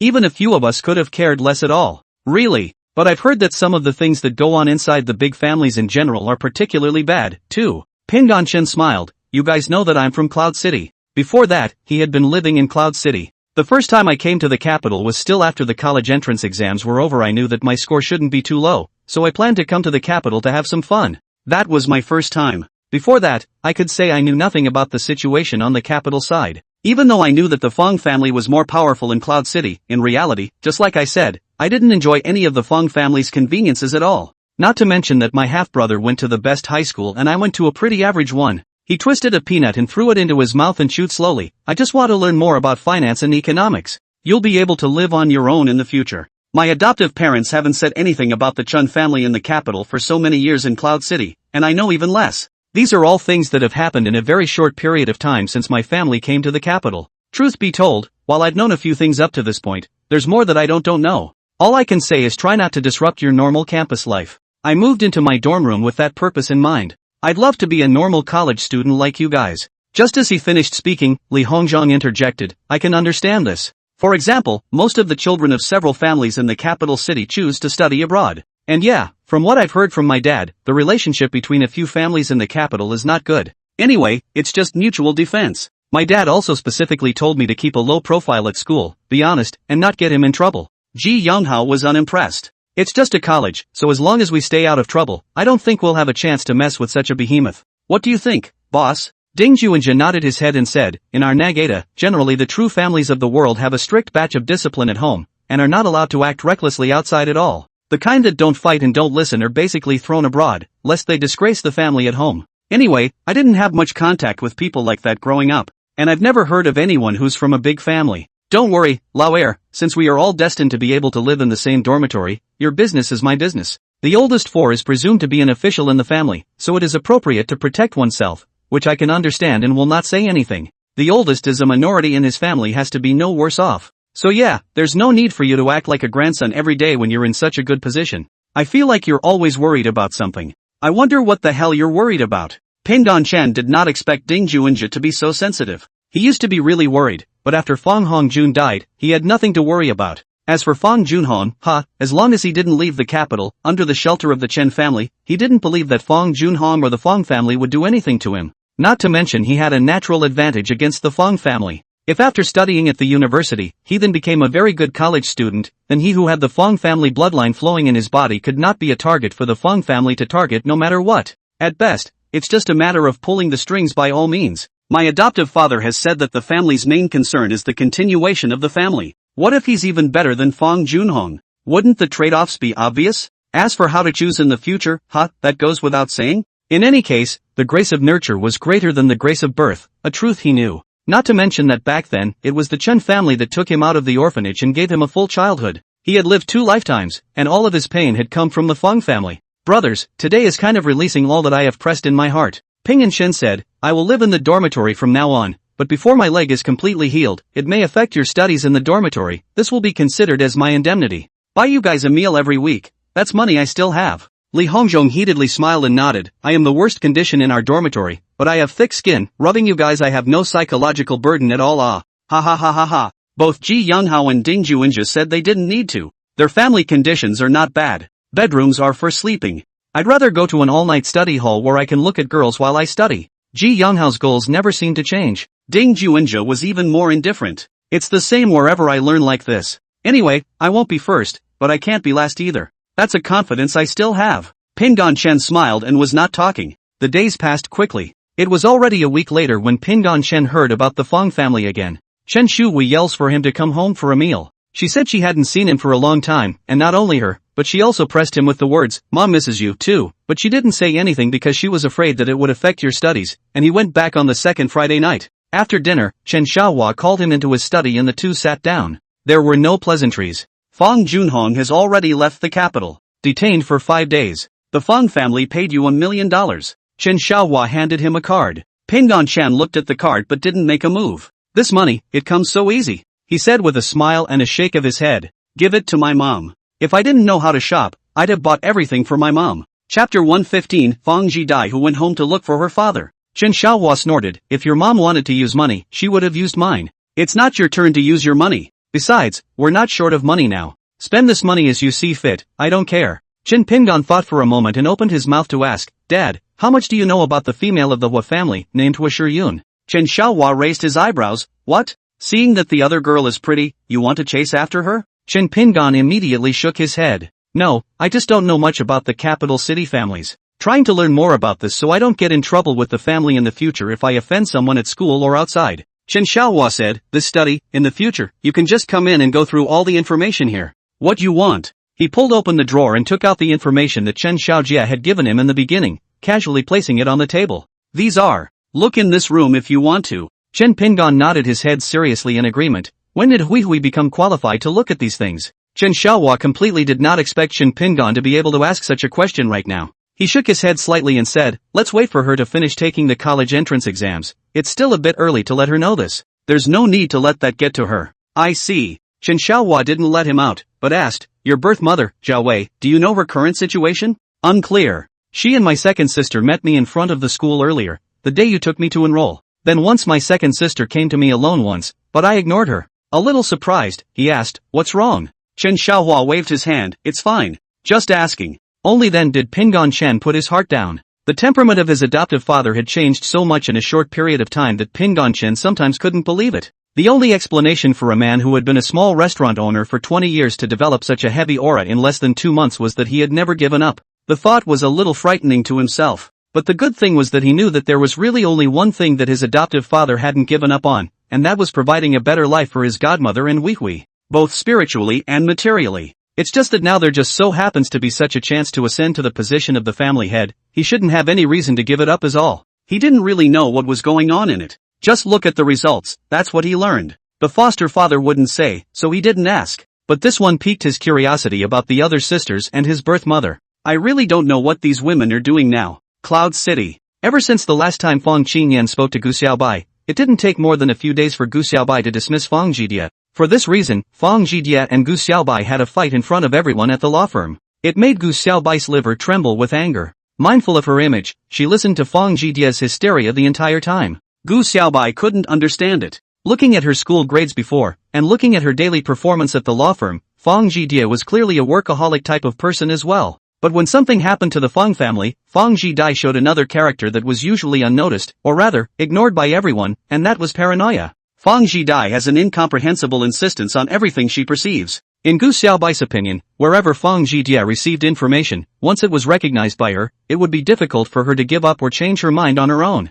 It's an extremely scary character. After Fang Zhidia packed up her things and left the law firm, Gu Xiaobai returned to his office with a stern face and immediately called Fang Qingyan. Fang Qingyan was looking at venues at the time, and she wanted to open her own wine sales agency. It's something that still sells great in Cloud City. She wasn't short of money, but she needed to keep herself busy. If she continued to hang out with Gu Xiaobai every day like this, she would be ruined. By that time, Gu Xiaobai might not hesitate to find another lover. After learning about what Fang Zhidai did in the law firm, Fang Qingyan could only apologize to Xiaobai on behalf of that third sister of hers. It was only after agreeing to various conditions that the matter was considered to have passed. After all, there was no way White was going to chase this down. Fang Zhidia has left the firm, hasn't she? But what she didn't expect was that Fang Zhidia didn't go to the capital to look for her mother Zhao Wei, but returned to the Fang family's villa in Cloud City. Go home to daddy. And at this point, Fang Hongjun is still alive. Back at home, Fang Zhidai doesn't have any plans for her life. She chose law in college because she did enjoy the profession,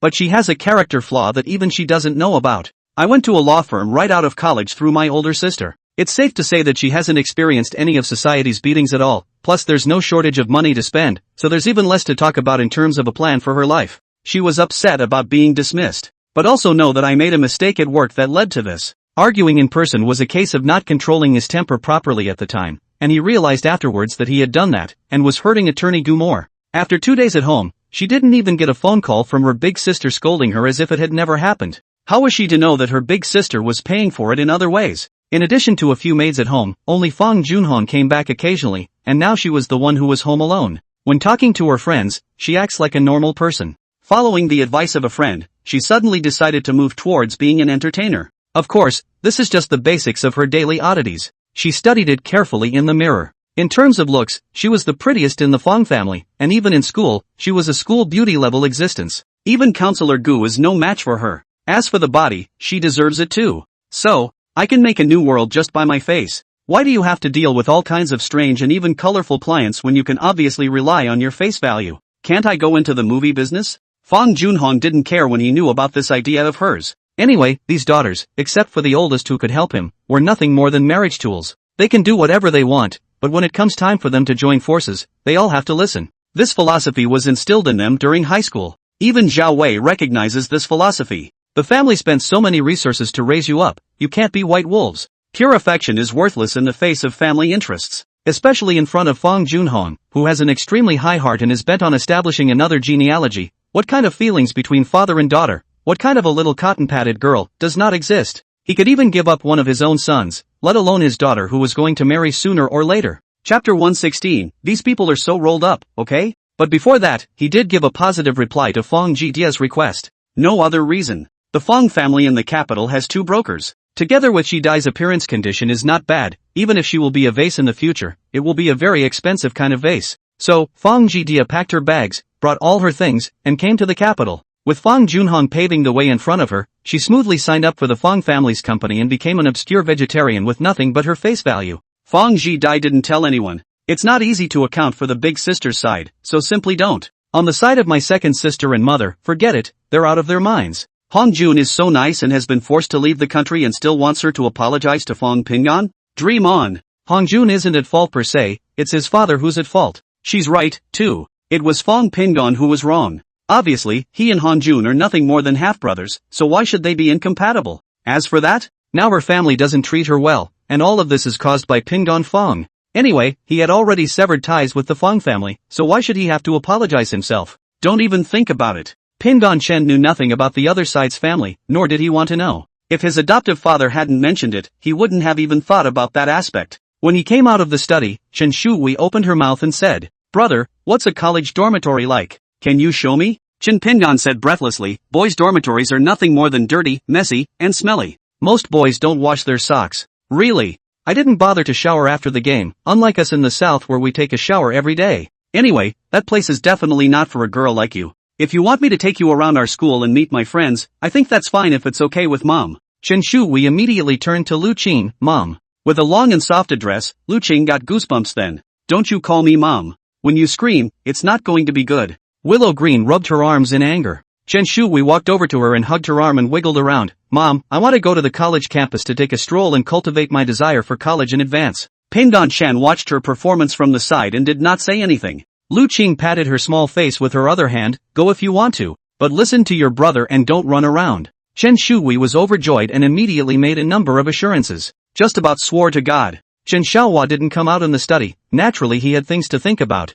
and he didn't know what was happening outside at all. Of course, it would have been agreeable if I had known about it. Whenever Chen Shuhui went out now, she was bound to be followed by at least 2 people behind her. Even when she went to school, there must have been 2 people waiting in the car at the school gate. In the event of something going wrong, all it took was the push of a tiny button on the watch and those 2 would rush onto campus without hesitation. This was a condition that she had to accept after learning of her identity as the future Miss Chen family, whether actively or passively. It's also a cost. But at the time, the little girl didn't resist at all. If you want to wear a crown, you have to bear the weight, I understand. Besides, I don't want you to worry, Mom and Dad. It's okay. I don't mind. Besides, it's a lot more secure. What Pingan Chen liked the most was this character of Hui Hui. Makes it hard not to like. Tomorrow is Saturday, and there will be events on campus for various clubs to recruit members, so I can take you there if you want. Society? Whether it was fiction or she had heard about it, all she knew was that such organizations existed in universities. Brother, what club are you going to join?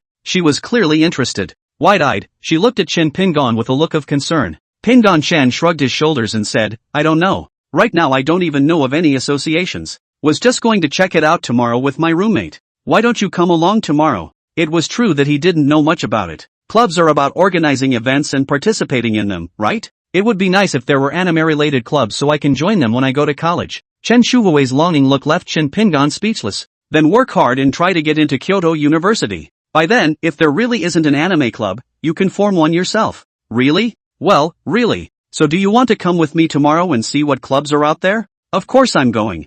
I'll dress up tomorrow, and then people will know you have a super pretty sister. Okay. The result of the exchange between the two this night was that the next day when he appeared in front of the others with Chen Shuhui, he attracted a lot of attention just because of the little girl. It's been a week of grabbing new recruits for all the school clubs. Whether it was the basketball club or whatever the anime club was or whatever, he didn't bother inquiring. His 3 years in high school were different from the vast majority of other high school students, because he had to hurry home after school. Otherwise the sisters would be upset and so would mother. At first he thought it was because they were worried about him, but then he realized they were really worried about him. The only worry was that he was disgracing the Yuncheng Fong family. Shame on them, the great ladies of the prestigious family. even more worried that he would affect Fong Hongjuan's image outside. Their greatest fear was that he would tell his classmates the fact that he was the real young master of the Fong family. Although it was later proven that Fong Hongjun was also the true young master, he had already left the Fong family by that time. 4 years at Fong's house had robbed him of the school life experience of almost all high school students.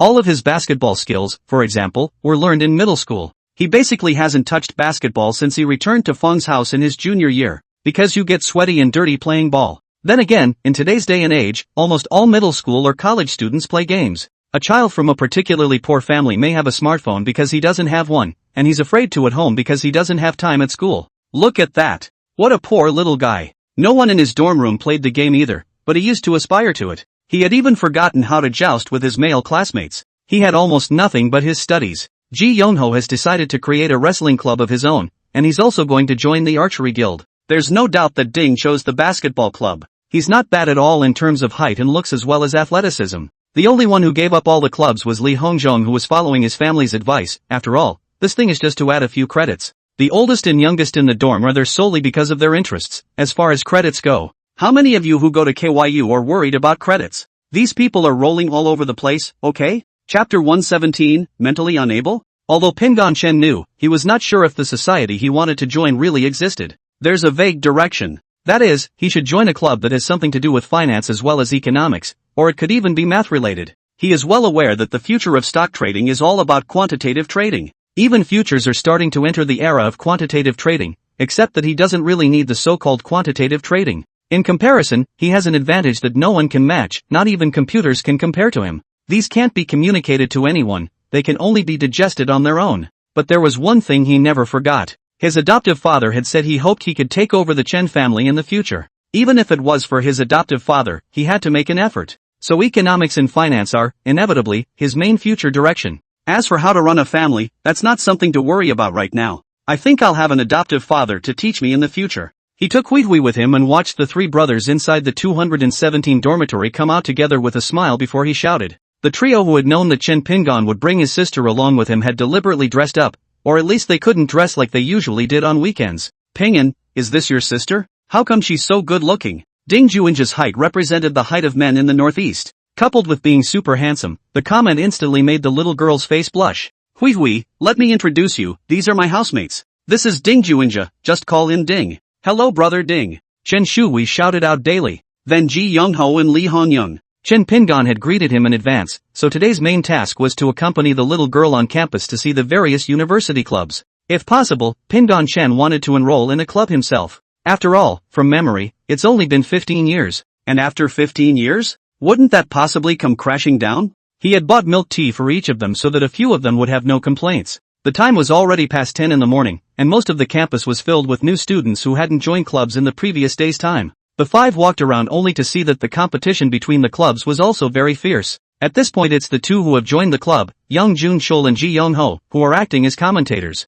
As for Chen Pingon and Li Hongzhong, they just followed behind. Instead, Chen Shuhui walked in the middle of Ji Yonghao and Ding Juinja, like a younger sister being protected by two big brothers. Ji Yonghao walks around while sizing up the beautiful women around him, and the one in charge of coaxing Huihui is the dormitory's boss, Ding Juinja. Sis, Ding Juinja just thought the little girl was adorable. Your brother said you were in your sophomore year of high school? Chen Shuhui is a sophomore in high school, just when she is most prone to nymphomania. But because her personality was so nice and inviting, she didn't misunderstand or think anything else. Honestly, he nodded and said, Dingo, I'm in my sophomore year of high school, and I'll be a senior this time next year. Since he could speak, Ding Juinja naturally had absolute certainty that the conversation would continue. At least he couldn't lose face in front of Pingon Chen. He already bragged last night that he was in charge of showing everyone's girls a good time today. Li Hongzhong accompanied the not-so-fast-walking Chen Pingon in the back and asked in a low voice while sucking on his milk tea, which school does your sister go to? The annex, why? Oh, that's alright then. One of the top middle schools in the capital, as long as you don't fall behind,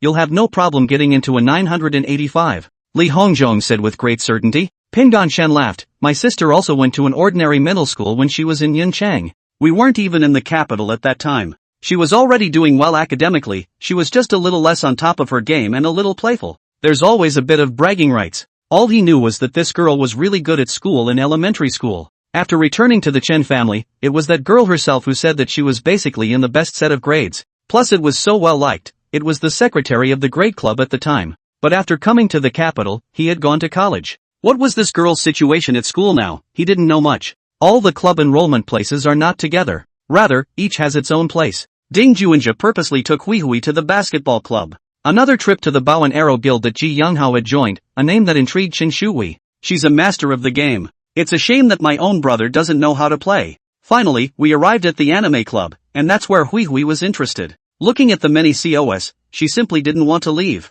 Poor Ding Juanja was immediately surrounded by a group of girls. Not only him, Ji Younghao is not as handsome as him, but his looks are also considered very sunny. It's just that none of these girls knew that this guy was actually the most horny one in the 217 dormitory. The strong body caused a low gasp of surprise from the girls who liked muscles. While everyone here is a favorite learner, each one has their own preferences as well. For example, there are a lot of girls around Ding Junshul, and most of the ones around Ji Youngho are of the petite variety. Tanya-chan's full attention is on the various roles and costumes. It was a pity that Pingon Chen knew nothing about it either. Don't understand what's so fun about this stuff at all. Li Hongzhong's eyes also began to stare at those long white legs at this time. Pingon Chen suddenly realized that he suddenly seemed so different. Basically what most freshmen are interested in, they don't seem to be able to do themselves. He listened to the daily shouts of hacking and whatnot in his dorm room, and he didn't understand it. Even when a few of them dragged him around to learn how to play, there was little interest. Just think this stuff is a real waste of time. I don't know what's so fun about it.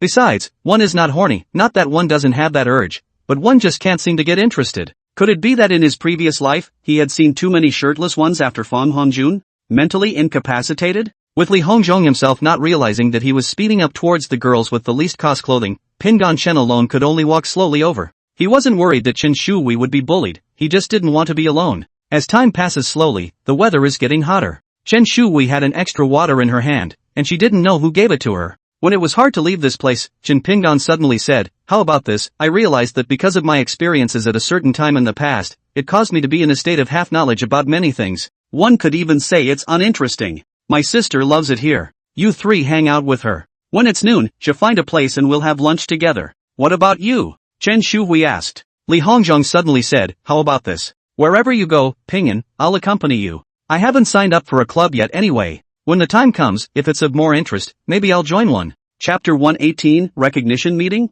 Chen Shui was a little nervous. Although both of her brother's housemates seemed like good people, she was still a little scared if she left him. She didn't want to be separated from Pingon Chen. Pingon Chen had wanted to look around alone to see if there were any clubs he wanted to join. But now there was no choice but to bring my sister along. Once they left, Ding Juanja and the others naturally followed. When they followed the flow of people and strolled to a place called the Financial Technology Association, Chen Pingon was a bit confused. Isn't it a club? What's with the name of the STA? Of course, it was still possible to notice the association because of the two beautiful women sitting in front of it. Fox Ziquan, Tung Wan Wan. These two, in terms of looks, one is capable of hosting a freshman orientation. Whether it's looks or body, whether it's eloquence or clinical ability, it's naturally the best. To stand out in a place like Kyoto University, where competition is incredibly fierce, there is naturally no doubt about his accomplishments and abilities. Dong Wanwan was her best friend and roommate, and to be able to come together, at least the three views were the same. Although Dong Wanwan wasn't as pretty as Wisher Yun, if we were to say that Dong Wanwan ranked third, then no one would rank second. On the contrary, these two have faced countless suitors since their freshman year, but none of them have been successful. I've heard of people trying inappropriate tactics, but they end up getting cleaned up. As for what moved it, well, you'll just have to navigate that on your own. Hui stood beside Qin Pingon. She wore a youthful and beautiful incomparable, radiating a simple and rustic innocence. Her face value is not as good as Hui Shiryun's, but I believe that when she goes to college, there is still a lot of room for improvement in her temperament. At this time, she was holding Qin Pingon's arm and looking fixedly at those two beauties over there. "It's beautiful." Her mumbled voice reached Pingon Chen's ears, and on the other side, he could hear a few other boys around him talking about those two beauties. He suddenly took a passing interest in this aunt cousin. The Hua family is the #1 family in the capital. There will be no question of either status, influence or wealth. In favor of all the kids in their family, who had to be in the country during their college years. That was the strangest thing his foster father had told him about the Hua family. What era is this? Studying abroad has simply become too common a thing to be seen as a stain on a person or a family. But it's odd that the Hoyts keep insisting on this. And this aunt cousin in front of her, that temperament is definitely not inferior to that of the junior and senior schoolmates. White dress with sky blue necklace pendant with earrings of the same color. Sit there and talk to Dong Wanwan while cooperating with the association's enrollment efforts. Ji Younghao came over and asked in a low voice, "Pingon, why don't you go ask them if they still want anyone? I don't have a big interest in technology, but I'm interested in beautiful women." Pingon Chen glanced at him and didn't make a sound. Chen Shuhui also skimmed her lips. This brother whom they called Rat, although he seemed to be very straightforward and gave off a rustic feeling, the more perceptive of her had long since realized that this guy was definitely faking it. He just simply likes beautiful women and doesn't care what the other person is majoring in. The moment Ding Juinja saw Dong Wanwan, his body paused for a moment. Then he turned to Chen Shuhui and said, don't you see that those two school sisters over there are very pretty? Without waiting for her to respond, he said, if you can get into the capital university to study, brother will make sure you can follow them. Chen Shuhui took a few more serious looks at Hua Shiyun and Dong Wanwan over there, then shook her head. I just got into Kyoto University, and I won't follow anyone, except for you big brothers of course. I'm a rich white girl. If I work hard enough, I'll be no worse than anyone else. The four teenagers were all of a sudden laughing and encouraging the little girl. Pingon Chen walked up on his crutches. The crutch instantly drew the attention of a portion of the crowd. Dong Wanwan naturally saw it, and when Hua Shiyun turned her face along with her line of sight, what she saw was an innocent and pretty little girl, following a teenager towards them. Behind them, there were 2 high and 3 low freshmen. The reason why they were recognized as freshmen was because they had come with Pingon Chen. Dong Wanwan's eyes widened, and a promising smile suddenly appeared on her face. Li Hongzhong followed the oldest and the third, and he saw the oldest's body pause for a moment before continuing to walk forward. He glanced at Ding Juinja and realized that there was something wrong with his expression at that moment. Ding Juinja's gaze was fixed on the two beauties, and that face suddenly became less handsome. Chen Pingon walked to the front, ignoring the questions that the others around him were asking him, and walked directly to Hua Shiyun. Cousin, after he opened his mouth and called out, he turned his head to Chen Shuhui and said, this schoolmate is your great aunt's niece. Although you really aren't related by blood, if you want to draw a relationship, you'll have to call this cousin in front of you from now on. Chen Shuhui blinked her big eyes and obediently shouted, cousin, I'm Chen Shuhui. The boys around them were petrified. I thought that this was the new suitor of Hui University's schoolgirl, and I was waiting for a good show, but it turned out that he was a ing relative. Still sounds like the kind of relative that has little to do with blood and raw blood. Ho Hyun laughed. She's not some iceberg beauty type, she's just a bit more aloof to other people. However, she had already inquired with her family about the identity of this Chen Pingon as well as this Chen Shuhui. So after hearing Chen Shuhui's greeting, she also smiled and got up and walked around the table, holding her hand and pulling her back behind the table. Let me have a chair, she said to the boy beside her. The man glanced at Chen Shuhui grudgingly, a look that made Chen Shuhui laugh out loud unkindly. She is very knowledgeable. This big brother obviously didn't want to leave the side of this beautiful cousin who was not related by blood, and was probably one of the cousin's many admirers. Ho Hyun smiled and spoke. I'm Hua Shiyun, from now on you can call me cousin. Dong Wanwan nonchalantly reached out and touched Chen Shuhui's face. Geez, all natural, my ass, it's so tender, she exclaimed exaggeratedly, but her next words made everyone even more confused. Don't you think so, my dear cousin? Her eyes, fixed on the tallest and most handsome boy in the group. While the crowd wasn't even figuring out who Dong Wanwan was talking to, Ding Juinja moved over, ripped away a boy who was eating melon, and sat down on his butt. Cousin, I can't believe you're actually at Kyoto University. Crowd. Is this a marriage recognition meeting? Isn't this the FinTech Society's enrollment site? Not only was Hua Shiyun surprised, it was the other 3 people in the 217th dormitory who were the most shocked. Boss, Chul, even though we haven't spent much time together, when have I ever seen him talk to someone like that all of a sudden? How is this beautiful woman in front of him his cousin? Chen Pingon had merely mixed up a cousin who was not related by blood, and in the blink of an eye, he, the melon being eaten, had become a melon eater +1. Chen Shuhui sat in the middle of the 2 beautiful sisters, not daring to move a muscle. Her eyes were full of her beautiful sister at the moment, and her nostrils were filled with an indescribable scent. That perfume smells so good. Too bad they don't allow perfume at school. I'll be sure to ask what brand it is in a bit, and I'll be sure to pick up a bottle. No, my rich white teenage girl is going to buy all the perfumes in the collection. Chapter 119, why didn't you say so earlier? Hua Shiyun also didn't expect Dong Wanwan to be able to appear in this situation at this time. It was thought that she was joking because of what was going on between herself and Pingon Chen and this little girl. But when the handsome freshman sat his ass down behind the table like a pendulum, she realized that the scene was starting to get funny. Don't take this the wrong way, Dick. I didn't mean to upset you. Ding Juinja stared at Dong Wanwan, but the words coming out of his mouth were directed at Pingon Chen. This Dong Wanwan in front of me is the last person I want to see, bar none. Her mom is my great aunt. That means she's my cousin, the pro kind. Truly worthy of being my cousin, a single sentence makes sense. Dong Wanwan smiled. This was the first time she had seen her like this, to be honest. Hua Shiyun had also seen it for the first time. The two of them had been together for a year now, and Dong Wanwan had always behaved gently and low-key. In fact, they knew each other very well that the other was definitely not something that could be cultivated by an ordinary family. There was no need to say anything else. Just by looking at the living habits with himself and some of the details, it was clear that the standard of living of the two was already at a height that ordinary people could never reach. I'm sorry Shiryun, I didn't mean it. This is my cousin Ding Juinja. Come on, this is my good best friend Hua Shiryun, call out to your sister. Dong Wanwan seemed to have gotten a very favorite toy, and did not intend to let Ding Juinja go at all. Ding Juinja helplessly shouted, "Senior sister, Pingyan and I are in the same dormitory." The smiling expression on Hua Shiryun's face did not change at all as she lightly glanced at Pingan Chen before smiling at Ding Juinja and nodding. Do you have any other treasures in your dormitory? Quickly introduce them to Sister Me. Dong Wanwan stood up, her sexy waist suddenly exposed. Ji Yanghao stepped forward. Hello cousin, I'm Ji Yanghao. It's Xia and Pingyan's roommate, the third in line. Ji Yanghao's skin wasn't very white, but his facial contours were angular, like a sculpture. And the eyes were bright, and the teeth were uncharacteristically white. The grin is even harder to forget his face and smile. In contrast, Ding Juinja is relatively less sunny. Dong Wanwan smiled, glancing at Ji Yanghao before hooking her finger at Li Hongzhong, who was standing at the end. You're also from their dormitory, right? Come and let senior sister take a look. Li Hongzhong walked up with a confused look on his face, like an errant child. Truth be told, not only him, but even Pingan Chen as well as Hua Shiryun were shocked by Dong Wanwan's sudden change. Dong Wanwan, who has always been a good girl, how did she suddenly become a little spirited? Could it be because of the presence of Ding Juinja? Chen Shuhui did like Dong Wanwan's style. She liked Hua Shiryun's beauty and Dong Wanwan's character. But before she could make up her mind about who to study with, she heard Ding Juinja say with a bitter smile, "Sister, don't pretend anymore. If you pretend anymore, you've gone too far." Pingan Chen came over because he wanted to join the club, and I was helping to take care of his sister. Just didn't realize you were here. Only then did Dong Wanwan collect herself and coughed. Pingan Chen, you want to join the Science and Technology Association?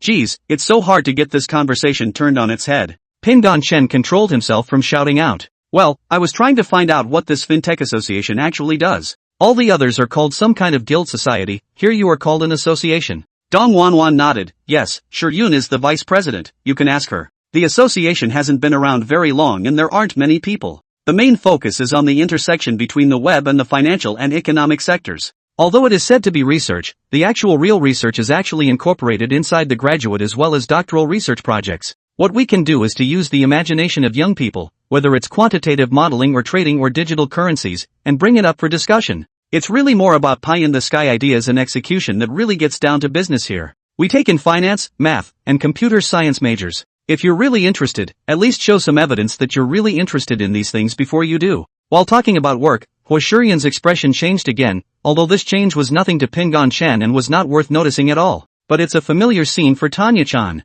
She is just as serious as she is when she communicates the tasks of the school team as the secretary of the grade team. Pingan Chen was already interested when he heard about quantitative modeling. But he was only a freshman, he hadn't learned any theory yet. Sister, I want to join. There was no more hesitation, and he spoke directly to make the request. What happens next is simple. Fill out the form as required, then indicate what your specialties are and what interests you most and be done with it. According to Pingan Chen's understanding, this club was actually an opportunity for students who had just started college to dig deeper into their interests, nothing more. It would be a joke to expect a bunch of kids with no undergraduate degree to do anything spectacular. After signing up, I added WeChat and then made a date to have lunch together at noon. Hua Shiryun and Dong Wanwan had to stay because they were still working, plus none of the boys wanted them to leave now. On the way back, Ding Juinja couldn't stand the way the crowd, including Chen Shuhui, looked at him and could only explain. Her family is the richest in Guangzhou. Li Hongzhong followed up with, otherwise your great-aunt wouldn't have married her father? Ding Juinja frowned slightly, but then relaxed.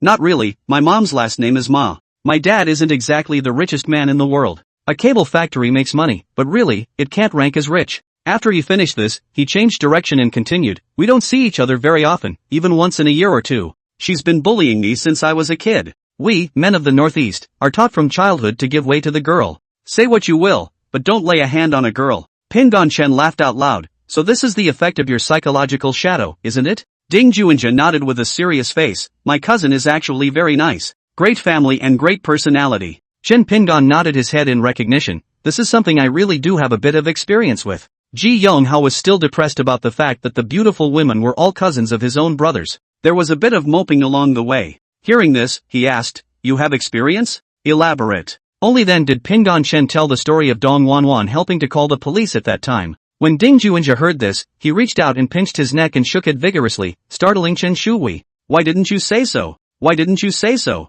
If I had told you, I would never have come with you. Li Hongzhong asked in bewilderment. No, you don't know about this matter of your cousin being in Beijing University? Chapter 120. Do you know where the city with the most beautiful women in the country is? Ding Juanjia let go of his hand. I really don't know. She would have been a senior last year and I was a senior this year. It's a year off. We haven't seen each other for the past 2 years. And what's the point of contacting her when I have nothing to do? I can't avoid her enough. Don't look at her as a good girl outside, but in my house, how am I being bullied? It's all a lot of contact between my mom and her mom. She looked no different than any other girl in Kwanzaa. It's just bullying me every time I go to my house in the northeast. Chen Shuhui is a believer. You must have looked especially good as a child. Girls can't help but get their hands on someone or something particularly good looking. Ding Juanjia reached out and rubbed Chen Shuhui's head. You're now the sister of all of us in dormitory 217. It's fine to say this to me, but you can't say it to anyone else. Al. Chen Shuhui shook her head. Not at all. If you guys weren't in the same dormitory as my brother, I wouldn't have gone with you. I'm not stupid. Yes, Hui is very smart, otherwise she wouldn't have thought of visiting Kyoto University. It's all about building a foundation for the future, right? Li Hongzhong smiled and comforted. But Chan says she doesn't need to be consoled. Looking at the time, it's almost time. Pingdong Shen said to Juanjia Ding, give your cousin a call and ask them if they are planning to have dinner together. Although we were invited before, if they don't come at the moment, we resonate to choose what we like to eat. Ji Yonghao waved his fist. Eat meat. I'm not in a good mood today. I want to eat meat. Ding Juanjia ignored him and turned to Li Hongzhong. Li Hongzhong reacted extremely quickly. I can do anything, I don't pick. Ding Juanjia nodded his head and asked Chen Shuhui while fumbling for his cell phone. Maisie, what do you want to eat for lunch? Your brother's treat, don't be polite with him. Chen Shuhui immediately shook her head and said, no way, my brother is good to me. She had a ponytail that swished around behind her head, and with her delicate face and all dressed up, she was just very cute. Okay, I'll ask. Pingyan, do you have any ideas? The main thing is that you still have contraindications that you can't eat, so I'm asking your opinion first. Pingdong Chen waved his hand indifferently. The last time I went to physical therapy, the physical therapist told me there was less of a need to avoid food anymore. Without another word, Ding Juanjia called Dong Wanwan. Over there, Dong Wanwan and Huo Shiyun were packing up with the other association members. It's hot, and they're just out enrolling in the mornings and afternoons. Avoid that time of day when the sun is at its most toxic. When Dong Wanwan saw that it was Ding Juanjia's call, she didn't hesitate to put down what she was doing and answer it. Dong Wanwan, didn't you make an appointment to eat together at noon? Pingyan asked me to ask if you two have anything you want to eat. We're all right now and plan to go over early. Ding Juanjia didn't babble at all and went straight to the point. Dong Wanwan raised her eyes to Huo Shiyun. We're packing up and getting ready to pull out, but Shiyun and I have to make a trip back to change our clothes or something. I want to eat Western food. Shiyun should be okay with that. Ding Juanjia agreed painfully then hung up. Dong Wanwan muttered as she stared at the hung-up cell phone. Dead a Jew. She hadn't expected to see her cousin on campus either. This cousin, when he was a child, looked like he had red lips and white teeth, and anyone who looked at him would say how handsome he looked. She was 4 or 5 when she first saw it. Since then, for many years in a row was the first opportunity to follow the mother to the northeast. Mama's home, she's there to see the ungodly-looking cousin. Every time, he'd make a move on his cousin. Parochial northeast boys are really absolutely not with the girl's hands, plus Ding Juanjia, especially afraid of the mother, bumped into Dong Wanwan as the result of being tossed. Therefore, he was very reluctant to see Dong Wanwan. Shiyun, Western food for lunch, my cousin's treat. She raised the cell phone in her hand and spoke cheerfully to Huo Shiyun. The boy next to him had long been prepared to invite these two beauties to dinner today, and as for who the target was, there was no need to say that he knew. I didn't expect that today. Not only did I bump into the family recognition meeting, but even the plan to invite for lunch that I had prepared went out of the window. Huo Shiyun ignored the various lines of sight and nodded her head. I can do it. Western food is also convenient, and it just so happens that the weather is also hot. Wanwan, just go back and change your clothes later. Despite what they said, it was 12:30 by the time the two of them had taken a shower and changed their clothes. But everyone, including Chen Shuhui, took it for granted that waiting for girls like them was the right thing to do. Ding Juanjia was using the app to pick the closest, highest-rated Western restaurant to Kyung University. Although this Western restaurant mainly caters to students, both the decoration and layout are very much in line with the aesthetics of young people. Needless to say, the main target customer group of this restaurant is school students. So many boys want to ask for a smile from the goddess, smashing their pots and calling out for an unknown number of dads or righteous fathers before getting the financial support from their roommates and plucking up the courage to invite the goddess of their choice to come and have a Western meal here. It doesn't matter if you're rich or not, you're here as a leak anyway. Of course, the so-called leak comment is for guys who really don't have much money in their pockets. For a rich kid like Ding Juanjia, it was really just a very ordinary meal. It's only because the meal probably won't be a sweaty one. After all, there was still Chen Shui in town, plus Dong Wanwan and Hua Shiyun were both coming. Fondue is definitely out. After the positioning was sent over, Chen Pingon glanced at Chen Shui who was sitting next to him and said, "When they arrive later, you'll sit with the girls. Otherwise it looks weird." Chen Shui grunted through her nose. I knew you'd say that. I don't know what she was thinking, but she was puckering her mouth and sullenly stirring the cold drink in her cup with a straw. What do you mean you knew I would say that? Ji Younghao and Li Hongzhong were playing with their cell phones, and Ding Juinji's phone was just spinning around in his hand, and he didn't say anything. Very few Western restaurants have such large tables. They also had the waiter put together 3 tables together, which gave the appearance of such a large, long table. Chen Shui lowered her voice and said softly, "That Sister Hua is not related to us. She's so pretty, brother, you must have your eye on her." Pingon Chan was stunned. Don't know what club to enroll in? Didn't you end up signing up because a beautiful sister was there? She didn't deliberately keep her voice down this time. Ding Juinja turned his head to look at them when he heard it, and then lowered his head again and started spinning his cell phone. Waiting for someone is a boring thing. It feels like time is passing very slowly. If it weren't for the fact that the air conditioning in here was really comfortable, I'm just afraid they wouldn't want to stay much longer. Hey Pingon, where are you planning to go for the National Day? Ding Juinja asked. Before Pingon Chen could open his mouth, Shi Yanhao grabbed it and said, "I'm going to the Magic City." I don't know how he heard it, but he was quick to pick it up. Li Hongzhong raised his head and looked over as well. Chen Pingon scratched his head and said, "Where can I go if I'm like this? Guess it's honestly at home. Read more books." Only then did Ding Juinja smile at Ji Yanghao. "Rat, do you know where the city with the most beautiful women in the country is?" Chen Shui snatched the answer, "Shudu. It's definitely Shudu. We went there once after my brother's high school exams, and OMG, the streets were full of pretty sisters." Pingon Chan raised his hand and then gently patted her on the head. "Is that something for a little girl like you to talk about?" Ding Juinja smiled awkwardly. Ji Young silenced, "Well, Shudu. I'm going there for a few days for my country's celebration. Try the snacks over there on the way." Pingon Chen followed. "I heard that Shudu is the city with the largest beer consumption in the country. I wonder if it's true." Ding Juinja nodded. "Not only the number, but also the variety is the greatest." Just then, his cell phone rang. "Well, we're on the second floor, sis. You guys coming up or do you want me to come down and get you?" 121. Meetings. After Ding Juinja put down the phone, Ji Yanghao looked at him somewhat expectantly. "You want to go?" He looked at Ji Yanghao with a smirk. "Is it okay?" Ji Yanghao wasn't scared at all. Ding Juinja shook his head. "No, they know the place and will be up soon." Soon, they saw the two of them, Hua Shiyun and Dong Wanwan, walk into the restaurant on the second floor side by side. Hua Shiyun changed into a short-sleeved t-shirt and jeans with a pair of high heels. Dong Wanwan, on the other hand, wore a pair of jean shorts and a loose large round neck short sleeve, swinging her long straight and slender legs as she walked over with Hua Shiyun. The two were each carrying a small handbag and another paper bag, not knowing what was inside. Chen Pingon pulled Chen Shui to her feet. Ding Juinja naturally stood up. He didn't want to joke with this cousin in a place like a Western restaurant. Li Hongzhong hurriedly pulled Shi Yanghao. "Stand up and greet." Ji Yanghao stood up somewhat reluctantly. The two women came over and sat down on the other side. There were 8 people in all, and 3 tables put together just enough for everyone to sit down. The waiter saw the people arrive, came over with his tablet, ordered and left. Hua Shiyun opened the bag she brought and took out a wrapped gift box and placed it in front of Chen Shui, saying, "I didn't know you were coming over in the morning, so I didn't prepare. Now consider this our official meeting. This is for you." Dong Wanwan then pushed over a smaller gift box. "And what about me, little sister? First time meeting, a small gift, I hope you will like it." All eyes looked at Chen Shui. She had a look of surprise on her face, and a little embarrassed. She hadn't prepared a gift, so she could only look at Pingon Chen for help. Hua Shiyun smiled and said, "It's fine, just accept it. There's no need to feel embarrassed either.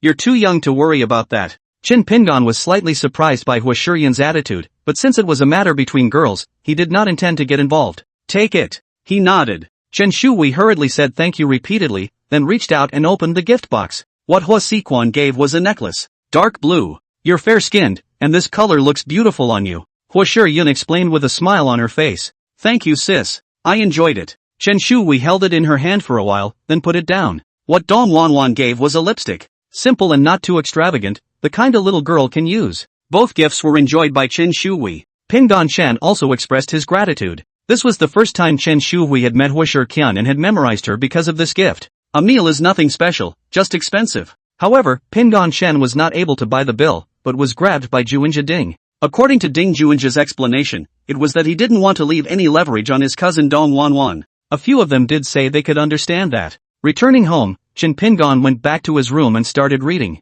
The plan he had for himself was pretty simple. Overwatch can't tell anyone, not even the adoptive parents. Just know that he has a good memory, that's all. What he wanted to do was to read all the textbooks as theoretical basics in a step-by-step manner, and then look for books from the library that were more suited to his needs. Lu Cheng wasn't going to enter his room, and Chen Xiaohua was now all about coming back until dinner time. The rest of the time is spent with Chen Xiaojie, books he brought back from school. Outside, Lu Qing and Chen Shui were talking about something. He vaguely heard some voices, but he couldn't hear exactly what was being said. The books on hand are the most basic entry-level textbooks such as Principles of Economics and Fundamental Theory of Accounting. It's not hard to read through. It's not hard to remember. The reason why I want to read it more than once is that the thoughts that hit me still want to really understand and apply it. In the meantime, he'd gone through the textbooks that had been handed out in detail. Now is the time to start brushing up a lot after going through it in detail. Once he starts getting into it, all his energy is focused on one thing. Time passed quickly, and when Chen Xiaohua came back he was still reading in his room, during which he didn't come out at all except to go to the bathroom. And after Lu Qing and Chen Shui finished talking, he also urged Chen Shui to go and study. Came to the capital city to go to school. Until now their school's first monthly examination has not yet begun. Not only is Lu Qing very worried, she herself is not very clear about her position in the grade, her heart is not very bottom. Lu Qing wasn't going to get her a tutor. Heian was up to the task if necessary, except that the girl herself had asked to wait until after the first monthly exam before considering the issue, and she didn't really want to disturb Pingan Chen's normal college life. Of course, I don't think my brother would say no to a request to come back every weekend to tutor her. Pingan Chen studied until 11 o'clock before he was ready to rest. The home was quiet, and after a good night's sleep, he planned to go back to school. There weren't a lot of books to read at home, and he intended to learn something in the oddly named Financial Technology Association. Quantitative modeling, it sounds awesome. He wants to have his own quantitative model and he has very ample time to validate it until he loses his prophetic edge in certain markets or in certain types of products. That time span, it's 15 years. After breakfast, Chen Xiaohua went to the villa as usual to stay with Chen Xiaojie, who now had no days off at all, and was actually busier than when he opened the restaurant.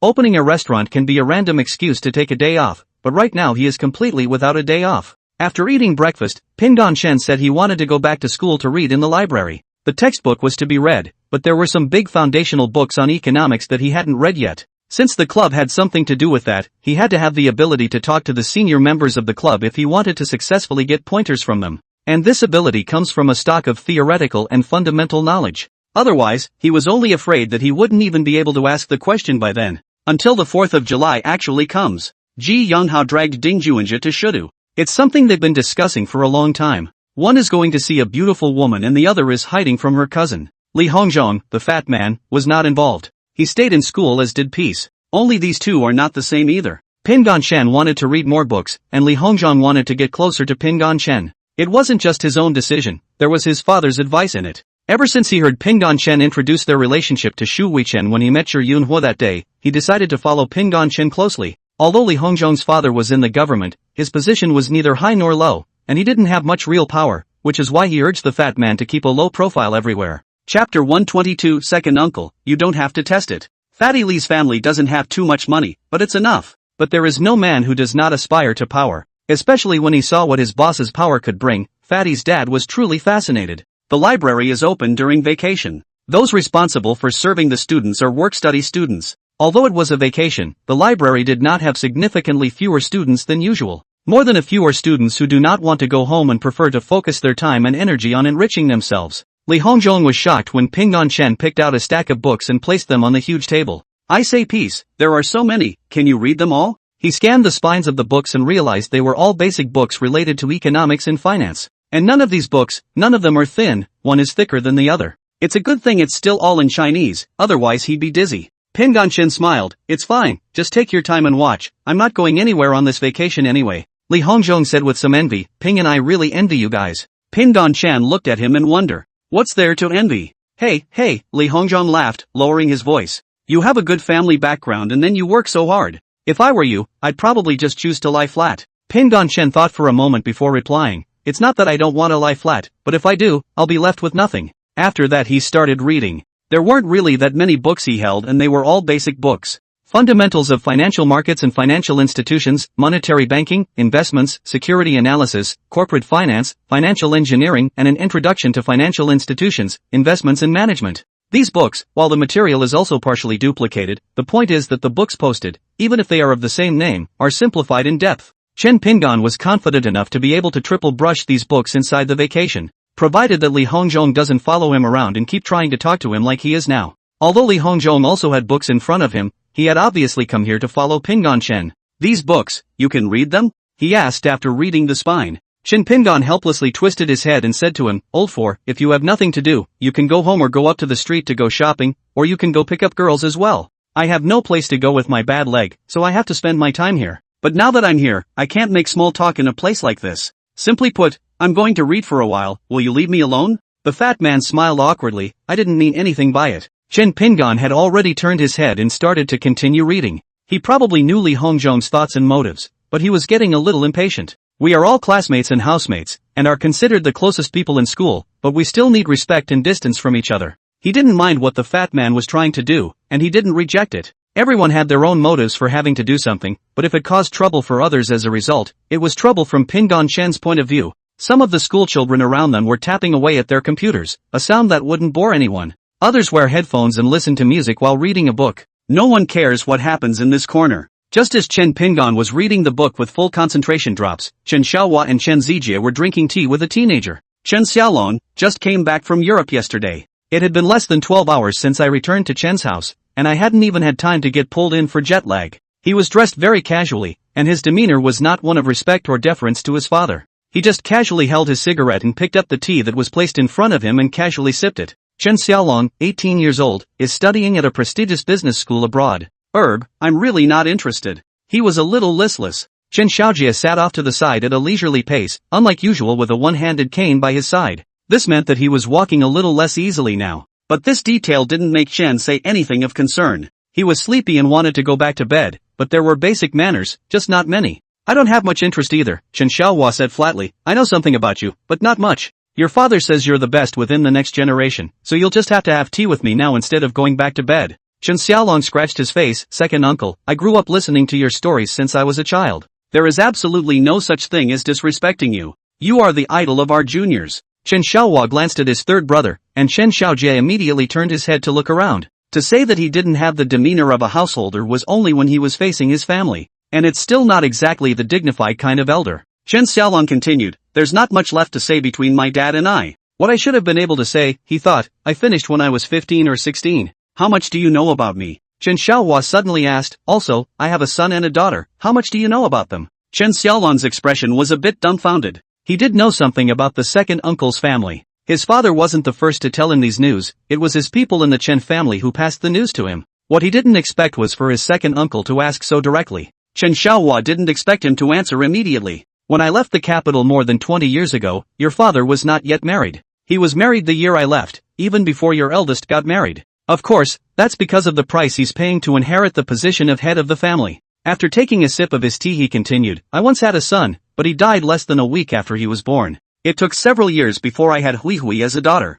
These should be documented at home. That adopted son of mine, you should know better than that, otherwise, wouldn't you be sorry for your title as the best family heir? Chen Xiaojie let out a laugh, then picked up his cane and said, I'm going to the restroom, you guys continue. Chen Xiaolong waited until his father's figure was gone before speaking. Second uncle, you don't need to test my attitude towards the position of family head. Unless all of you agree to my terms, I'd rather be like my big brother and hang out abroad for the rest of my life. You're still in the same place. As for this head of the family, whoever wants to be can be, I don't mind and I don't want to get involved. He looked a little disdainful. Chen Xiaohua certainly understood such thoughts and ideas. It's good for young people, especially smart young people, to have some ideas. It's just that all they have are ideas and ideals, what they lack is the energy to execute them. It's also right to be angular, it just needs to be polished. Otherwise not only is it a sharp weapon externally, but internally it can hurt your own people as well. Chapter 123 Did you let Xiaolong do something over there in Europe? Chen Xiaohua laughed, that's not a conversational attitude on your part.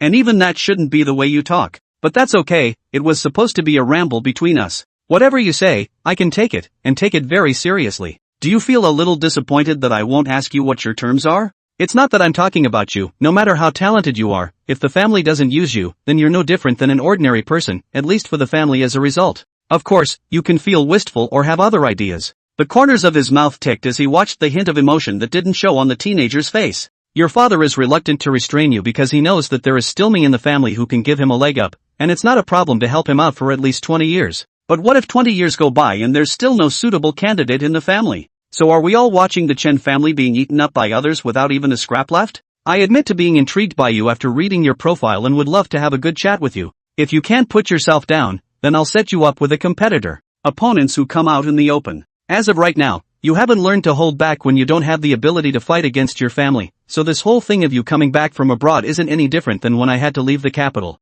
But then, the difference between you and me is that I'm 42 years old and I was invited back. And you're only 18, so even age-wise, you're good at best. Whether or not you have that qualification to be invited back by me at some point in the future remains for you to prove to me. I've proved myself by sitting here right now. And, at least I don't need you right now. Wouldn't you say so? As he spoke, he carefully observed every subtle change of expression on Chen Xiaolong's face, even the change in his pupils was not spared. Chen Xiaolong was practically expressionless. What he had in mind, Chen Xiaohua wasn't sure, but it was roughly inseparable from those. After saying this, he picked up his teacup and took a sip of tea, then closed his mouth and looked at the teenager in front of him. A brief silence fell over the room for a moment. Chen Xiaojie didn't go to the bathroom at all. He just didn't want his son to feel embarrassed and resentful because of his presence. What a man his son was, he knew too well. It's not that easy to get your son to behave. He'd heard the previous conversation, but he knew it wasn't helping. He said these things to his son as well, the difference is just who said them, and the people who heard them had a different attitude towards the people who said them.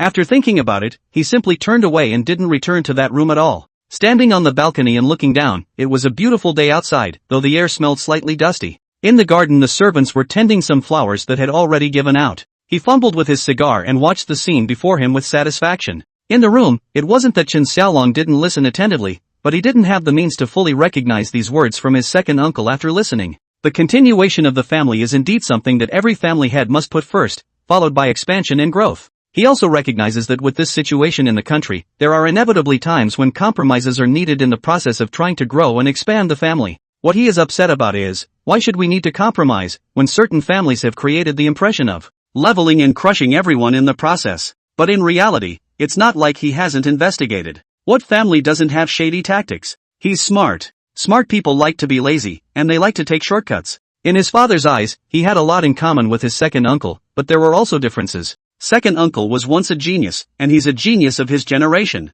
The second uncle rebelled against his grandfather because of love and ended up leaving the capital, something he had heard his father tell him privately and secretly. No one has dared to say anything about it publicly in the open. He also dared to rebel against the family, well, that is, against his own father, Chen Xiaojie. But this second uncle in front of him was giving him some pressure. He wiggled his ass and lit another cigarette. Second uncle, you're right about everything, but I don't want to talk about that right now. You say you want to get me a rival, whatever you want. I'll go back in a few days after I've seen Grandpa and Uncle and the others. Domestic, I really don't want to stay much longer now. I'm afraid to say in the future, but right now I don't feel like I need to prove anything. Chen Xiaohua smiled and nodded. Yeah, you're still young and have a lot of time. You can still make a lot of mistakes, while your father and I, every day, are too scared to make any. Because once wrong, the loss of business is nothing. The terrible thing is to give outsiders the impression that the Chen family is not working. Once this influence spreads, do you know how many families in the capital will be out to test the waters in secret? How many of your domestic outsiders who want to set foot in the capital's circles will follow suit and get involved?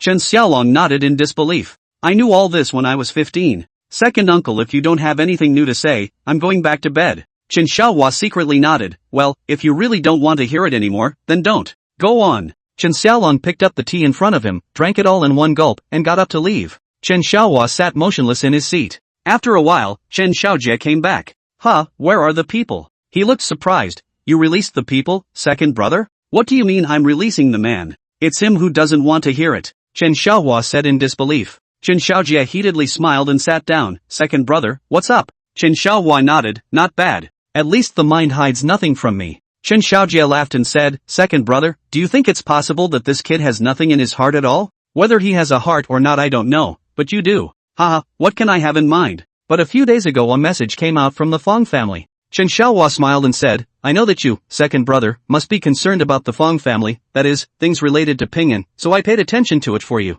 Chen Xiaohua's face became more serious. What news? One of the partners of the Fong family in Cloud City, for some unknown reason, suddenly started to take action against the family's business in Cloud City. Although there is no news out there yet, in the secondary market, it is already being done.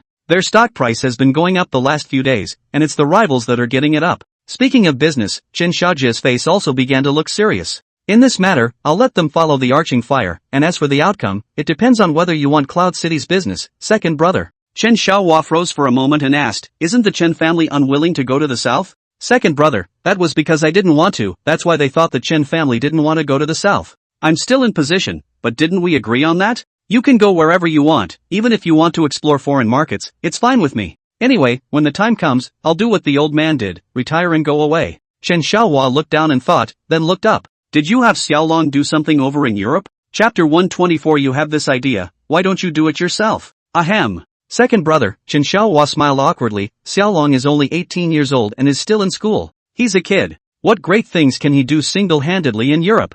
You're overthinking it. Chen Xiaohua shook his head. Alright, I'll arrange for someone to check it out myself. If he didn't really have something to do, I'm not so sure he'd be able to stay over there peacefully for 2 years without getting into trouble. And, he hesitated slightly, never mind, let's not talk about it. Wait until I've checked. Chen Xiaojie became more and more embarrassed. Second brother, it's true that Xiaolong is not suitable to be the head of the family. Even dad looked at it wrong. Chen Xiaohua frowned and asked, why are you repeating this to me? I remember you saying that before. I called him back because I wanted to see the boy for myself. Isn't it suitable to be the head of the family? Aren't the roles of our Chen family designated by the previous head of the family? Even if he's not suitable, what if I must have him as the head of the house? Chen Xiaojie was silent and spoke. He is too radical. While that's not to say it's a bad thing, in this country, radicalization means danger. Although most of the great families of the world are from the last 100 or so years, those families that have been passed down for hundreds of years are not unheard of. Compared to them, even the Hua family was nothing. Not to mention our Chen family.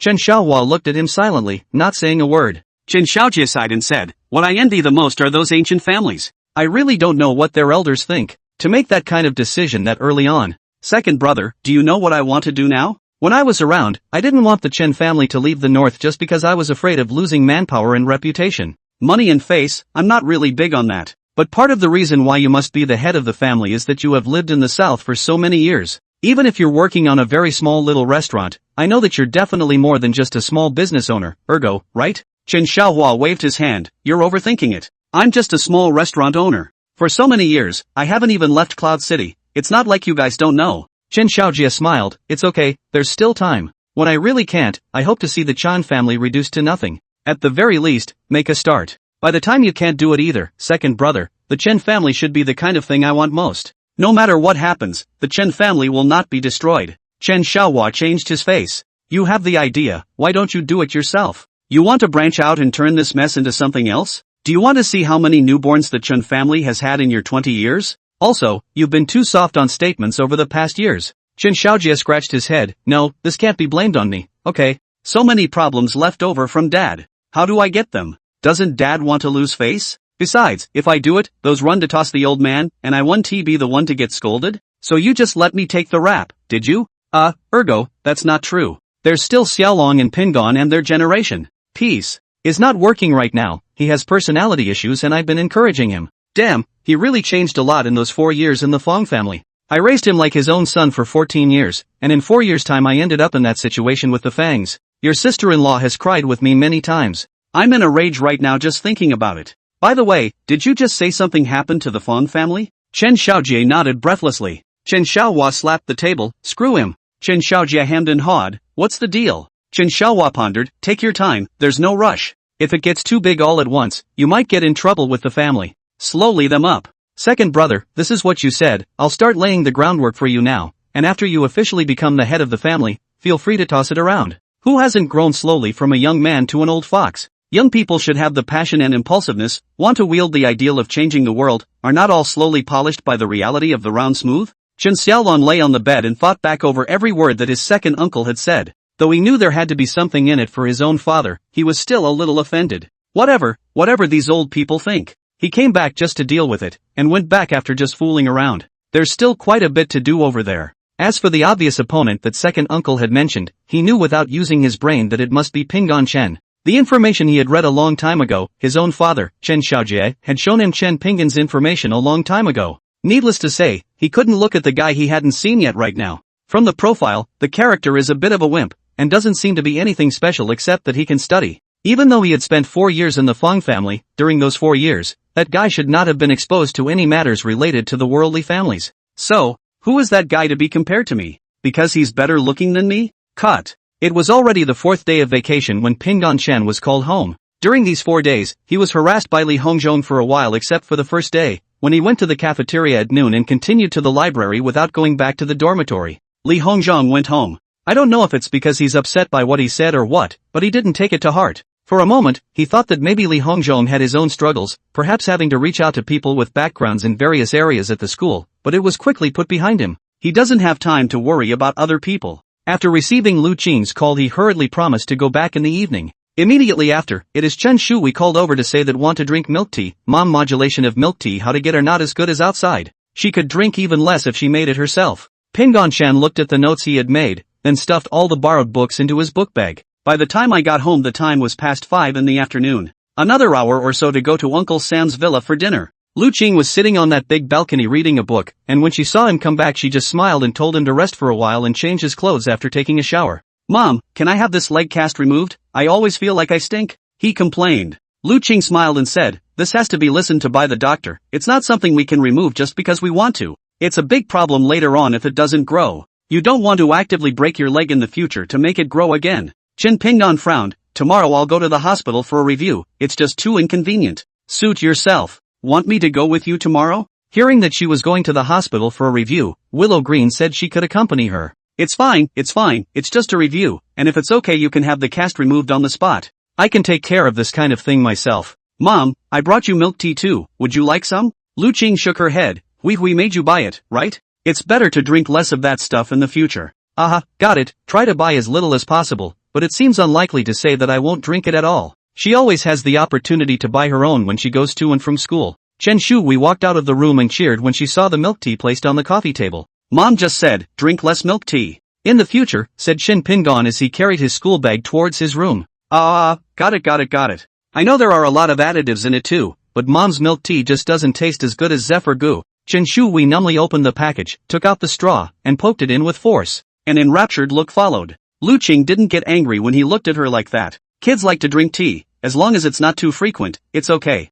Alright, you also go take a shower and change into clean clothes. We're going to your third uncle's house for dinner later. Chapter 125. Do you know that there is something called a bathhouse in the north? Shen Xiaolong gave Chen Shui a bottle of perfume as a meeting gift. Brought it back from Europe. As for Pingon Chen, he hadn't prepared any gifts. There was no kinship between the two, and with the fact that they already looked down on each other a bit, he wasn't above taking the initiative to show kindness. Naturally, Pingon Chen had not prepared anything. On the contrary, Lu Qing gave Chen Xiaolong a jade tablet, and Shen Xiaolong looked quite happy. Eating, naturally, is simply eating. The goal is also just to get the kids to know each other. So after the meal Chen Xiaojie let his son take them out. Adults have something to talk about with each other or not, at least kids should have their own circle. How else can you support such a big family in the future? He did have confidence in his son, but he also wanted to know his son's impression and feelings after meeting with Pingon Chen. Ergo was going to let these two sharpen each other. He wanted to know if these two could really do what they wanted between them. But no one expected that although Chen Xiaolong was polite and courteous to Chen Pingon on the surface,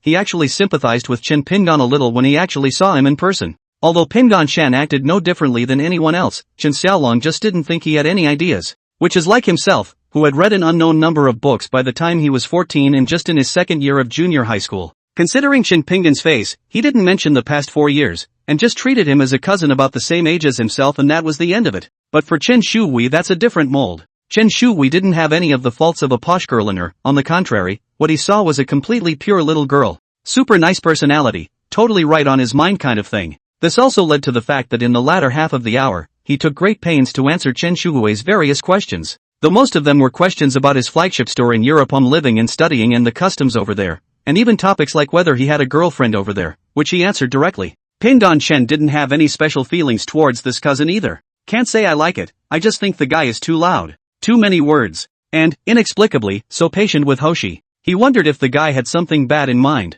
Anyway, the guy's a bit of a hanger-on. Not like a nice guy. Probably learned it the hard way abroad. He kept his face flat and kept his distance from Chen Xiaolong, not realizing that by doing so, he made Chen Xiaolong even lazier to talk to him. When he returned home, Chen Pingon didn't say much in the face of Chen Xiaohua's inquiry and directly took his things and took a taxi back to school. The first meeting between Pingon Chen and Chen Xiaolong ended very quickly, and the two of them did not have much goodwill towards each other. More out of courtesy of their own upbringing. He was the only one in the dormitory now. He had already told his adoptive father to ask for his help in checking Li Hongzhong's family background, and hadn't gotten a reply yet. In order to be able to read quietly, Chen Pingon's cell phone had always been set to vibrate instead of ringing. including the notification of various information is also vibration. When his phone vibrated he picked it up and glanced at it. The first weekend after the 4th of July was the FinTech Association's event day. The time was that Sunday. And from now on is the start of registration for the event. He was lying on the folding bed inside the dormitory looking at the announcement made by Z and was a bit confused. He hadn't participated in any activities since joining the association, and this first time, of course, he was going to participate. All the previous news about the inside of this association, other than Hoi Shiryun's introduction, was the news from the group. Only out of caution did he remain silent in the group. Many of the terms he had seen for the first time, and he had worked so hard in order to keep up with the pace, and to blog for the rebirth of an oxen with no regrets. Looking at the sign-up solitaire inside his cell phone, he thought about it and decided to participate. No matter what your level really is, you have to at least participate to grow. After signing up, he asked, Pingon Chen Daichi, newcomer, asked me if I need to do anything to prepare? After posting it he got up and went to brush his teeth and wash his face. Going to the hospital today for a recheck. If there's no major problems, he's planning to have his cast removed. It's just too inconvenient. Mostly, he was eager to take a comfortable shower. Today, the housemates will be back. Classes are tomorrow and they won't be back until then. Pingon Chen glanced at his cell phone after getting dressed, and the group followed a few people who had signed up.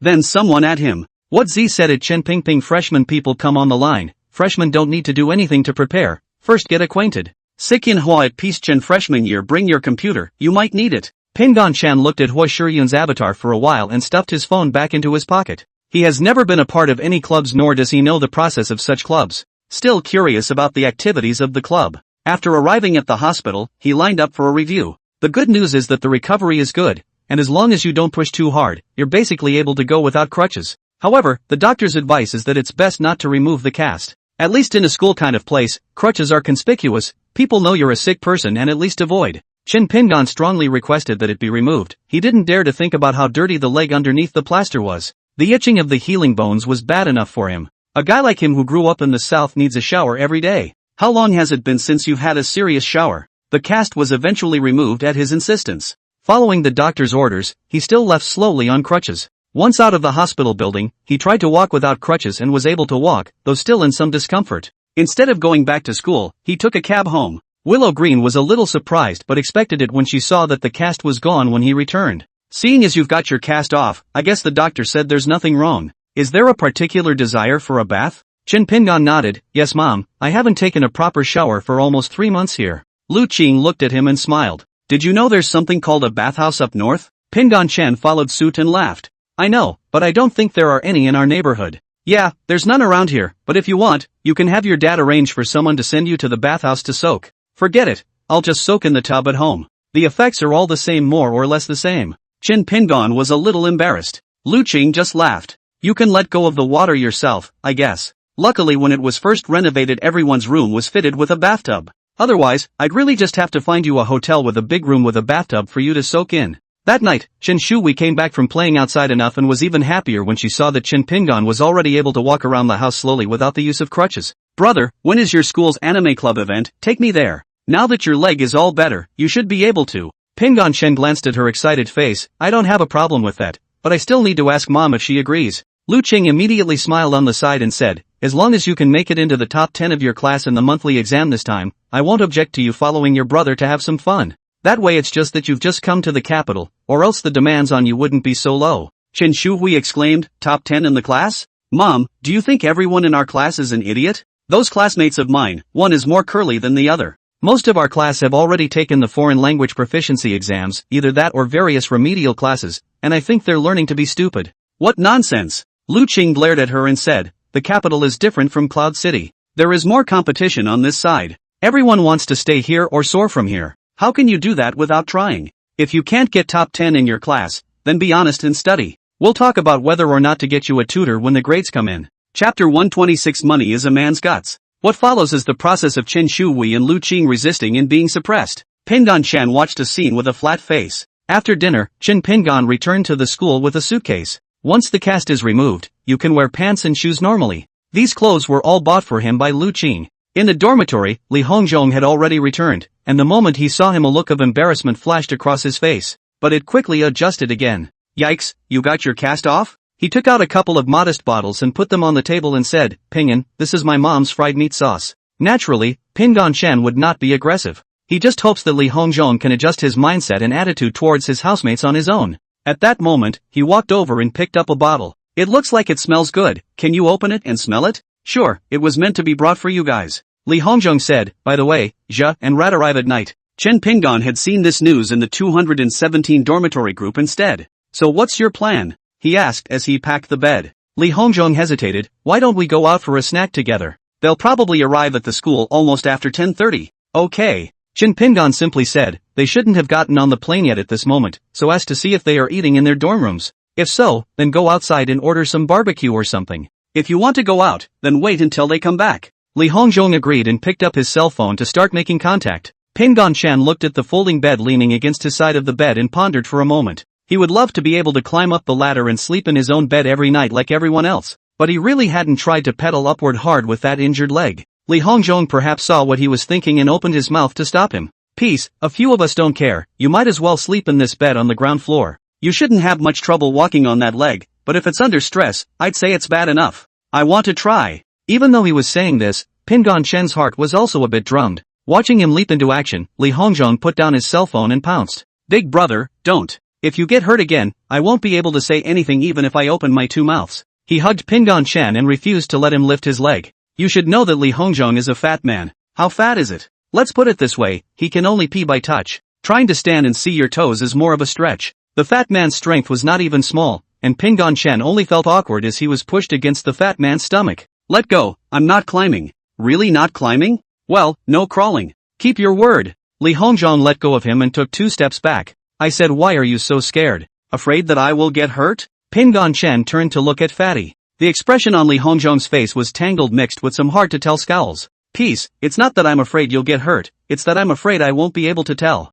I was asking for it when I got hurt. What does it have to do with you? What are you afraid of? Chen Pinggan did not understand for a moment. Li Hongzhong picked up his cell phone and sent a voice directly to Ding Juanjia as well as Ji Yanghao. If you two haven't gotten on the plane yet, message me back if you're in the dorm or out for a late-night snack. After he finished speaking he looked at Chen Pinggan and said seriously, Peace, I apologize in advance for giving you some misunderstanding before, whatever it was. Maybe I expressed myself incorrectly and caused you some misunderstanding. Pinggan Chen immediately heard and understood. He hurriedly waved his hand. Don't. There's no need for that. I'm just used to giving my full attention to something when I'm doing it and not enjoying any distractions. There's something in it for me, too. Li Hongzhong let out a bitter smile, I guess I can't explain it clearly. In fact, it wasn't my intention for this to happen. Peace, you listen to me. This whole thing is kind of my fault. Pinggan Shan looked at him, intending to hear what he would say. Li Hongzhong avoided his gaze and then said, my family's situation has never been told to you few. My dad is a deputy in one of the departments in the capital, not much power, but busy from morning till night every day,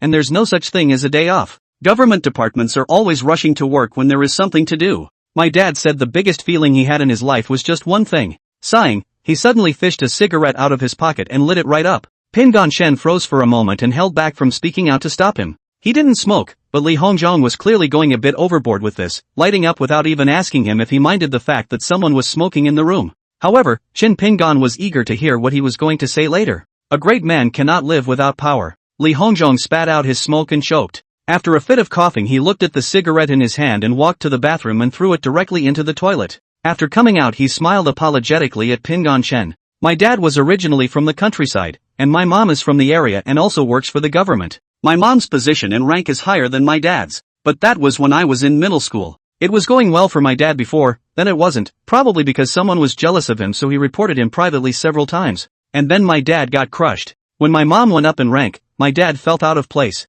Pinggan Shen nodded, still not saying anything. Last year my dad had hopes of going further, but that position was still taken by someone else, so he was depressed. I think you can understand that. A man from the countryside put down roots here after getting married and starting a family in the capital. But in reality he can be said to have no roots to speak of. He doesn't even have many local friends except on my mom's side. How can there be any real friends in officialdom? And I don't know how many losses I've suffered over the years before I finally gave up. He sighed. It seemed as if it was well aware of such adult-only annoyances. Chen Pinggan thought for a moment and asked, is it true that the relationship between your parents is more strained than in the past? Li Hongzhong shook his head and said, none of this really matters. What I'm trying to say is that I approached you, partly because I did have a crush on you, and partly with the intention of befriending you. There are too many people like me in the capital. Which one of them is not thinking of making friends with people who can help them in the future during their college years? I'm certainly no exception. Although Pingon Shen can understand this idea, but really want to put on their own, and the other party still has a purpose to approach.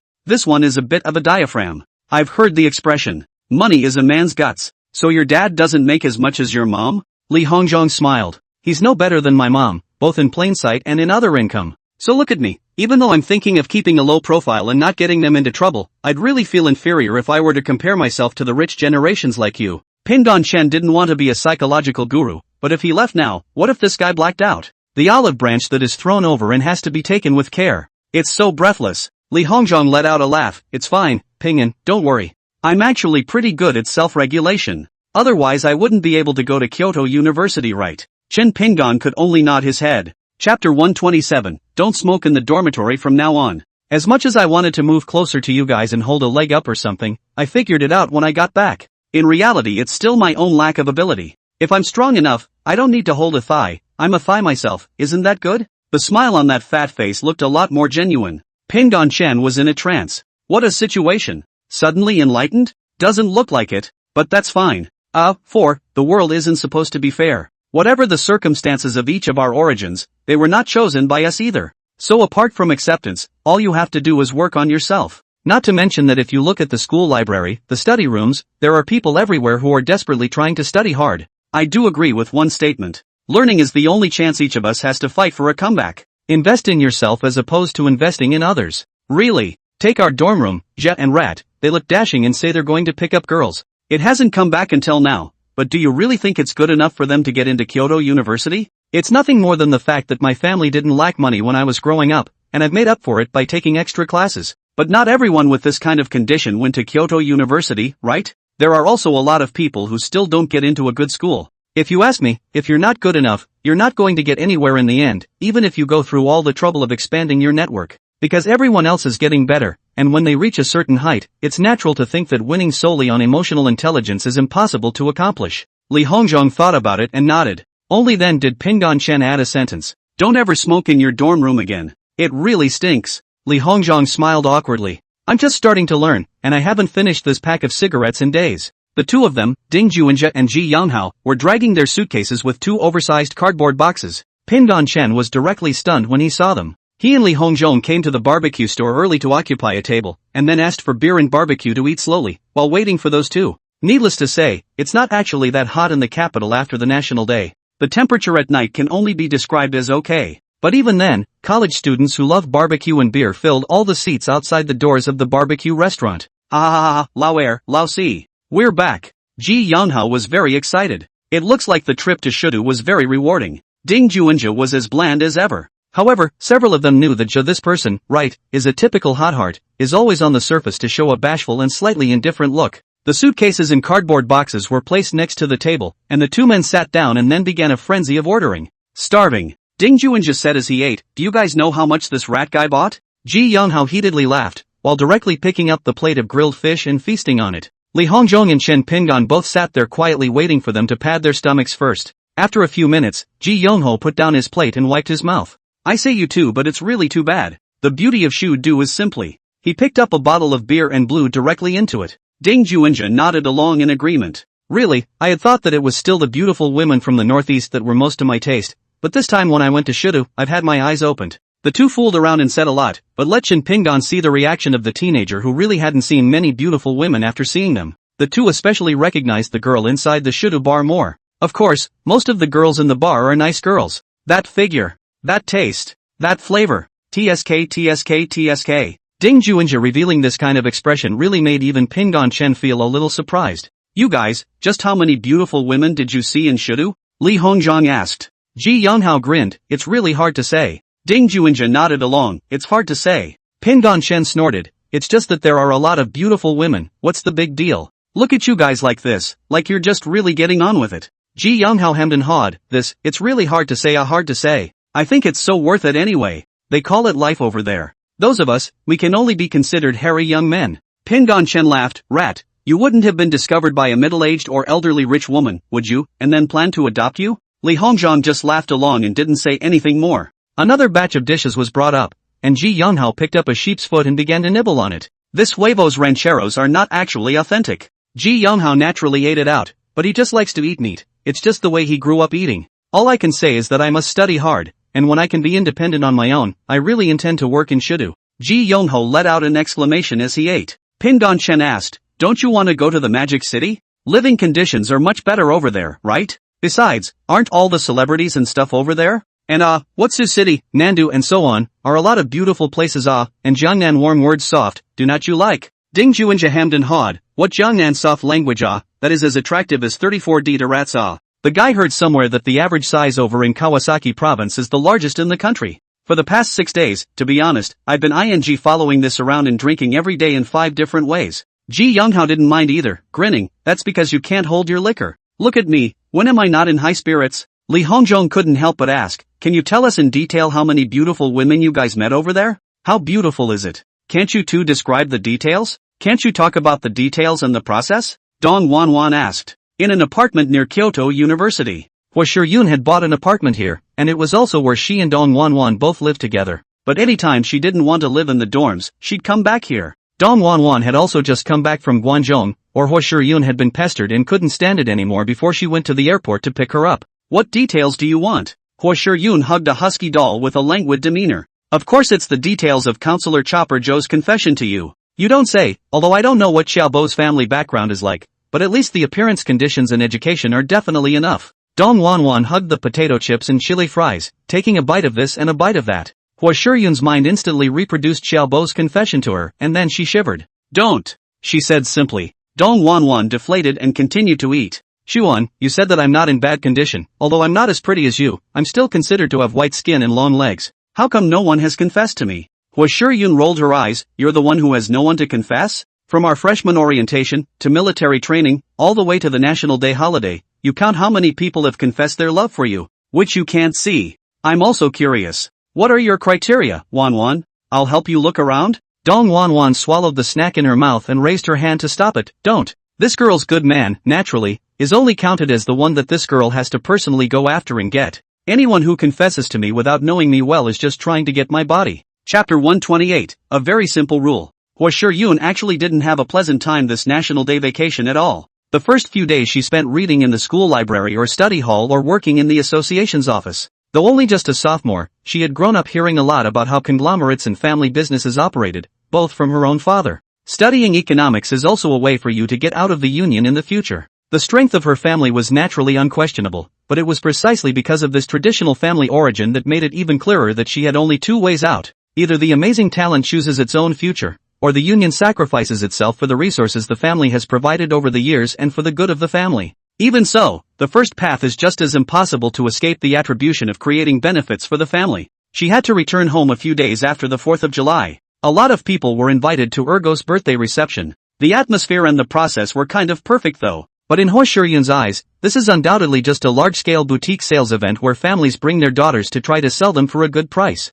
It was her second brother's birthday reception that made her feel even more like her days were numbered. It's scary to think about. Chopper? She has no interest whatsoever. Even for this person it was limited to the fact that the other person was a counselor and she was just a sophomore. The two weren't even in the same profession and didn't cross paths much at all. Offhand, the counselor in her major is in the same office as Chopper. It's so distracting. Wanwan, will you join forces in the future? Dong Wanwan was startled on the spot when she heard this topic. The bags of snacks fell out of his hands. What? A marriage? Sure Kyun, don't scare me. I'm not going to. My mom has said for a long time that she is a victim of the union and would never agree to let me go down that road. Even though my dad spoiled her to the bone, the two of them met in a way that still makes her punch my dad in the face even now when she mentions it. You don't know, my mom can hit people pretty hard. In her old man's words, my old lady practiced martial arts just to beat her husband after the future union. Hua Shiyun suddenly remembered that Wanwan had another cousin who was also at the capital university, and was in the same dormitory as her aunt cousin who was unrelated. By the way Wanwan, that cousin of yours is your sister-in-law's child? Anan, yeah. You didn't ask him to join you at your house for the 4th of July? Why, that guy, he's scared to death of me. I called him on the first day of vacation and guess where he went? He ran away to Shido the night before his vacation. Afraid I'd find him. Hua Shichen didn't know much about the attitudes of northeastern boys towards girls. They weren't really in her realm of knowledge. This guy Hija was really taught too well by my sister-in-law. By the way Shiyun, my cousin is good-looking, isn't he? Ho Xian nodded. Let me tell you Shiyun, my mom's family is the Northeast Ma family. Hua Shiyun's heart shook. She really didn't expect that this Dong Wanwan's mother's family in front of her was actually such a huge thing. Although it couldn't be compared to the Hua family in the northeast, the Ma family was a well-deserved giant. I really didn't see it, Wanwan, you're actually this good. Hua Shiyun sincerely praised. But the way I look at your cousin, he seems to have a lot of substance, he doesn't look like a rich kid? Dong Wanwan shook her head. My sister-in-law's husband was picked by my sister-in-law herself. Besides, my sister-in-law's husband is pretty good too. Okay.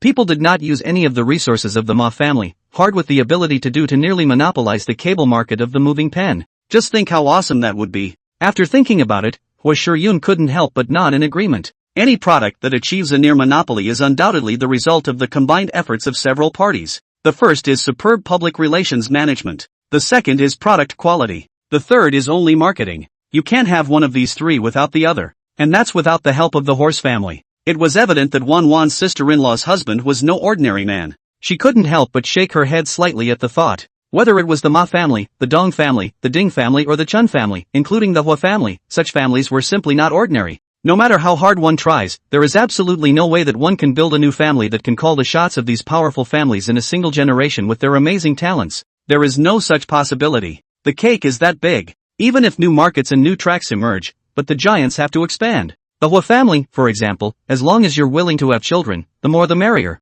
Really, the more the merrier. It doesn't matter if it's illegitimate or not, as long as it's a son, as long as it's surnamed Hua and confirmed to be related by blood, then it's treated the same. As for his father, Hua Jiqiang, it can be said that the Hua family has the most ruthless tactics over the past 100 years, and Hua Shiyun's mother is also the daughter of a true nobleman. Even so, there is no way to turn the Hua family into Hua Jiqiang's Hua family. There is no such possibility. She'd worked so hard for nothing more than a spot to earn her way into the competition. When she's a junior in college, $10 million in startup capital, 5 years, and no results, she marries. It's a simple rule. By the time you reach the optimal childbearing age, if you haven't made accomplishments that will impress the family, then go ahead and get married. You can't blame anyone for your own lack of success. Only through marriage could the Hua family's territory expand and become more solid. Even so, it was the result of pressure from Grandpa. On her own, there was no way she could have fought for this opportunity. From this incident, she knew that power was going to override the hoi polloi. What's your cousin's name again? Ding Juinja, what? Really interested? Dong Wanwan came to be interested. Hua Shiyun shook her head and said, no, I just forgot his name. Ding Juinja, I'll keep that in mind. Dong Wanwan slapped the crumbs off her hands and asked smilingly, Shiyun, you can't really be interested in my cousin. I'm telling you, his family's conditions aren't as good as yours, but his family's environment is good. My sister-in-law's husband never had eyes for anything but my sister-in-law, and was basically a free spirit to my cousin. Think about it, isn't it a surprise that a cousin who has survived this situation on his own can still get into Kyoto University? Hua Shiyun smiled and nodded. Well, at least it shows that your cousin knows what he's doing on his own. Dong Wanwan followed and laughed. Right, so since they're all in the same school, I'm definitely not going to let him off the hook. My cousin is so tall and handsome and has a good family background, he should never be cheap to outsiders. Shiyun, do you want it? Hua Shiyun was speechless. Stop it. I'm not interested in him, I'm just a little curious. I know my own business in my heart. But you, what do you want? Dong Wanwan waved her hand and said, I don't know, let's talk about it when we see eye to eye. Maybe my boyfriend is still struggling somewhere, waiting for me to rescue him. Anyway, at least look like my cousin. Otherwise I can't really get down, I just like handsome. Well, as long as it's a female, it's definitely all like high-flying handsome ones, there's nothing wrong with that. Hua Shiyun nodded her head in understanding. Dong Wanwan's next sentence directly confused her. Your aunt's cousin, Pingon Chen, is in the same dormitory as my cousin, and he's quite handsome from what I can see. Although it's a bit inferior to my cousin Zhe, I quite like the aura on him. Chapter 129, I sympathize with your son.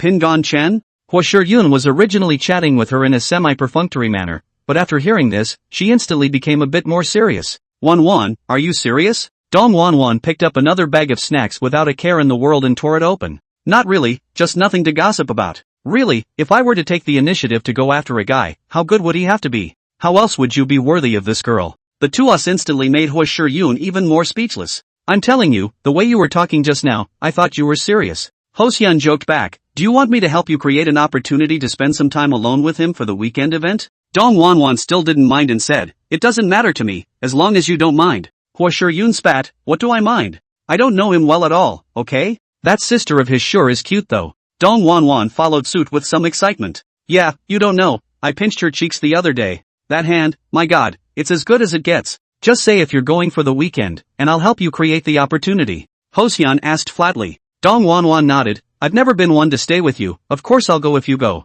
Cloud City. A private club. Tea room. Fong Junhong looked at the expression on that face of the slim middle-aged man in front of him, with suppressed anger and unwillingness under his eyes. Shuozhuang. Cloud City, one of the leading snakes, from the dry small casino started, has been in the gray area to earn money to get rich up after starting to dry earth and some infrastructure greening projects. It's a big family now, with a lot of minions under it. It could be said that he was basically the only one who could do all the earthworks within the boundaries of Cloud City, and others would be just as unable to do it even if they won the bid. There's a moral here, and those who know it understand it. Because of Shui Wenyao's disappearance, for such a long time he has not seen anyone alive or dead. After countless attempts, Shui Zhuang had basically determined that his son was gone. Though he had many sons, they were his own after all. Therefore, he had been looking for Fong Junhong's trouble explicitly and implicitly during this period of time, creating trouble for Fong's group's project. As long as Fong Junhong was upset, he was happy. Fong's container yard always has problems. That's what he had his boys do. Possessed contraband, then reported it. It's an underhanded tactic, but it works extremely well. Once or twice, Fong Junhong could still endure. He knew that Xue San should have been implicated because of his son's affair. Even the news of Qin Balian and Fong Hongjuan's deaths he hadn't divulged to anyone. He was the only one who endured the bone-crushing pain at night. He wasn't sure if the deaths of Qin Balian and Fong Hongjuan were related to that sinful son. If it was connected, then there was no doubt that it was the work of the person who had stood up for Pingdong Fong, rooting out everyone in the line just for one car accident. That's how Xue San died. But Xue Zhuang was not aware of this. He analyzed a pretty straightforward conclusion just from his men's reports of his son's general condition during that time. His son Shui Wenyao's death is related to the Fong family. It doesn't matter if it's really relevant or not. Revenge is a must. But aside from revenge, biting off a piece of fat meat from the Fong group in passing, this kind of thing he naturally wouldn't refuse. The first target is the right to operate a marina for the Fong group. The second goal is to figure out, in the end, how Wenyao died. Just until now, Fong Junhong dead teeth do not admit.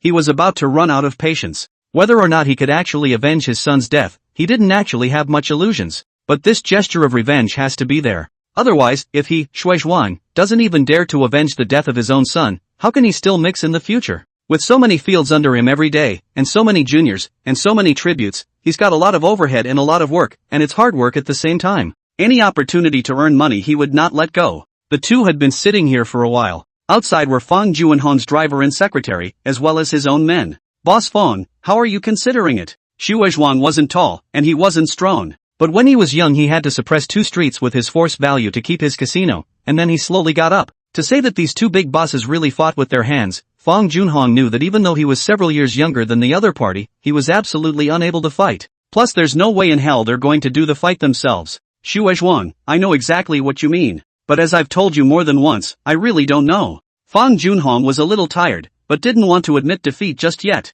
Shui Zhuang picked up the fair cup and added tea to him, putting the cup down. That's what Boss Fong said from the beginning, and he's still saying it now? Fong Junhong was silent. Xue Zhuang picked up the cigar he had set aside and took a drag and put it down again. He'd already checked out some of the information, but it wasn't anything substantial. This time, it's still pressure, not flip-flopping. Yes, I'm civilized and upper class. Roughing it? That's decades old. I wonder where the Fong family's several young ladies are now. I've heard that Mrs. Fong has also left Cloud City for almost 3 months now. Boss Fong is really doing a good job of keeping this secret. Seeing that Fong Junhong didn't say anything, he smiled. Ha ha ha, Boss Fong, don't look like that. What is it that you can't tell me? I'm a dead son. Wenyao is the only child of my old Shui family who went to college, and I think very highly of him. I think Mr. Fong knows how I got my start back then. For people like us who got up in the mob, it's actually a very difficult thing to clear our names. But if Wenyao gets up on his own, that would save me a lot of trouble, wouldn't it? Now that my son is gone, Boss Fong, you just let me die a son for no reason by saying that you don't know.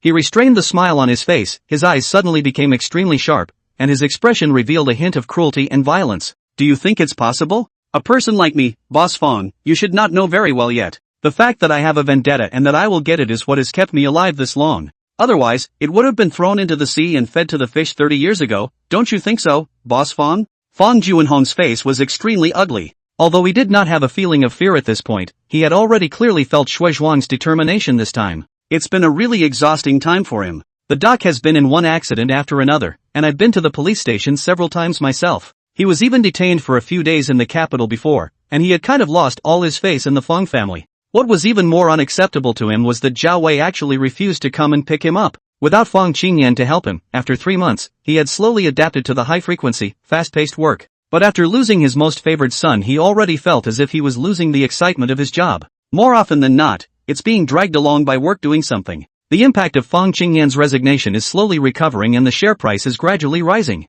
But he just couldn't bring himself to do it. I'm tired. He spoke indifferently. It's true that I don't know about Shui Wenyao. Even if you ask 100 times more, I still don't know, because I do have no idea. Do you understand what I mean, Mr. Shui? He raised his eyelids to look at Shui Zhuang across the room and said word for word. I don't know. All I know, like you, is that he's missing, alive or dead. I sympathize with your son, but I can't help you. Chapter 130 if I'm right. Shui Zhuang narrowed his eyes at him and didn't say anything. Fong Junhong sighed and said, Fong's group is having a hard time right now, and although there is credit to you, Mr. Shui, it's not that we can't hold on. Such petty tactics as planting evidence are not up to scratch, and besides wasting the public resources of the police, they are also a source of ridicule. Shui Zhuang hummed, although the small tactics are of little use, they can at least allow you, Boss Fong, to sit face to face with me and drink tea now, can't they? Fong Junhong shook his head. Things like drinking tea used to be my favorite. And now, no time or mood for tea. Shui Zhuang asked without moving, oh,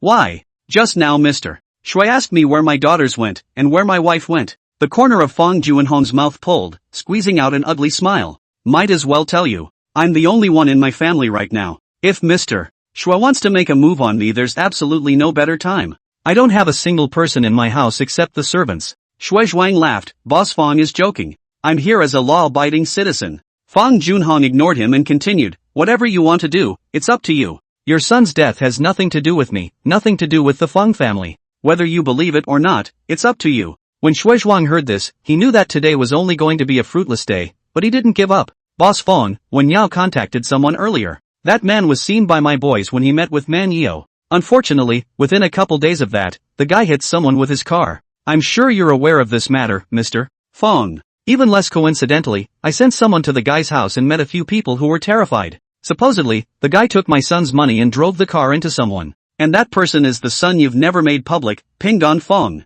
This matter, you wouldn't be unaware of it, Boss Fong. Without waiting for Fong Junhong to open his mouth to deny, he tapped the tea table with his index finger, making a duh sound. I also found out that some time ago Boss Fong went to M country, but after coming back, he brought nearly a week between in the capital. Boss Fong wouldn't have gone to seek help from the Fong family in the capital. Or did Mr. Fong go to that son of yours? And then, sometime at the capital police station? He stopped here. And there's no need to say anything that hasn't been said. Both he and Fong Junhong were clear that there was no possibility of any contact between Fong Pinggan and Shui Wenyao. It's not even in the same circles. Besides, Shui Zhuang had even told Fong Pinggan's relationship with him. How much else did Shui Zhuang not know? Fong Junhong's face finally changed. From being blasé before to being shocked now. Your family, Shui-san, has no grudge against Fong Pinggan. Why did you find someone to drive a car into my son? His expression had shock and anger. Although Pinggan is my son, I have never allowed him to show his face in public. How did your son know of his existence? Shui Zhuang's face also changed. It became hideous and angrier. Do you know where the money when Yao used to buy the murder came from?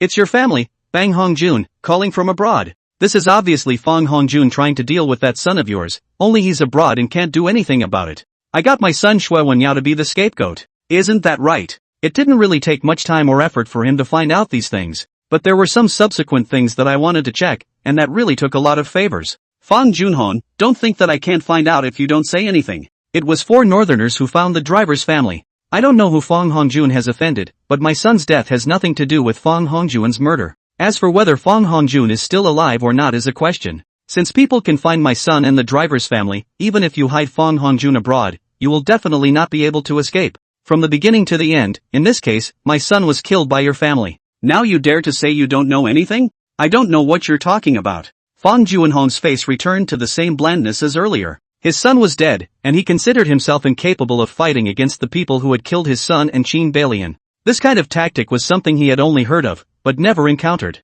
The first encounter killed his wife and son. The next time, he wondered if he'd become a missing person himself. It would be even more terrifying if the person who made Shui Wenyao disappear was the one who killed Alian and his son. It's not just at home, it's just as unsafe abroad. What kind of power can chase you from home to abroad and not let go until you've killed everyone involved? It was simply not something he could fight against with the contacts and relationships he had built up over the years. At the root of it, it was still because the Yuncheng Fong family was too shallowly rooted. He could even guess that the ones who made the move must be from the Chun family in the capital. The adoptive father of that sinful son, Fong Pingon, suddenly became a member of the Chun family. It was something no one expected. I guess the Fong family in the capital didn't expect it either. And the Zhao Wei one, I wonder if I regret it now. While he was thinking about himself on this side, Shui Zhuang on the other side no longer wanted to pretend. Fong Junhong, I'll tell you plainly. You're not getting out of this one. Give me your Fong's Wharf, and let's forget about this. I'll figure out my son's revenge on my own. Fong Junhong pulled the corner of his mouth. You want to find a way? If you have a solution, why have you dragged it out until now? It's been almost 3 months now. Did you get any leads on those 4 guys, other than the fact that you're picking on me? Know what the parents look like? Shui Zhuan looked aghast. What? You have pictures of them? Fong Junhong nodded in silence. Shui Zhuan was just about to get up, then sat down again. After calming down he slowly opened his mouth and asked, Boss Fong, it's me who got excited. But if I'm right. He laughed suddenly. You've lost your son in M2, haven't you? Ha ha ha ha ha ha ha. Really? Ha, that's hilarious. Although Shui Zhuan was smiling, the viciousness in his eyes was undisguised. It's really retribution, retribution. Fong Junhong closed his eyes tightly. Yeah, it's really karma. He wouldn't have said all this if Shui Zhuang hadn't said it was 4 people. He also wanted to avenge Arum and Hongjun. It wasn't just his son they killed, dead along with his hopes for so many years. Although he had taken the time to sprinkle some seeds during this time, he hadn't heard anything so far. He didn't even know if he could last until the day when these seeds would bear fruit and grow well enough to take over his Fong's group. He opened his eyes and looked straight into Shui Zhuan's eyes. Want their pictures? Or do you want my peer? Shui Zhuan didn't make a sound. He continued, it is indeed quite surprising that you were able to find out this information. Your son's disappearance should be related to Hongjun's death. If you want my doc, you take it by the seat of your pants. But the information about these 4 people, you're dead on. He leaned forward, his elbows braced on the countertop as he looked at Shui Zhuang. I'm curious to know that when everyone knew that you, Mr. Shui, actually didn't choose to avenge your son's disappearance after learning the clues to his disappearance. What will they think? Is Shui always profit-oriented, or is he just as unlikely to avenge the deaths of his juniors if something happens to them as well? Chapter 131, Don't you want to avenge your son's death? For such a long time, the pressure exerted by Shui Zhuang on Fong Junhong really wasn't small. Whether it's overt or covert tactics, there's basically no stopping the various little maneuvers. But it's all harmless, even if it's a flip-flop kind of thing.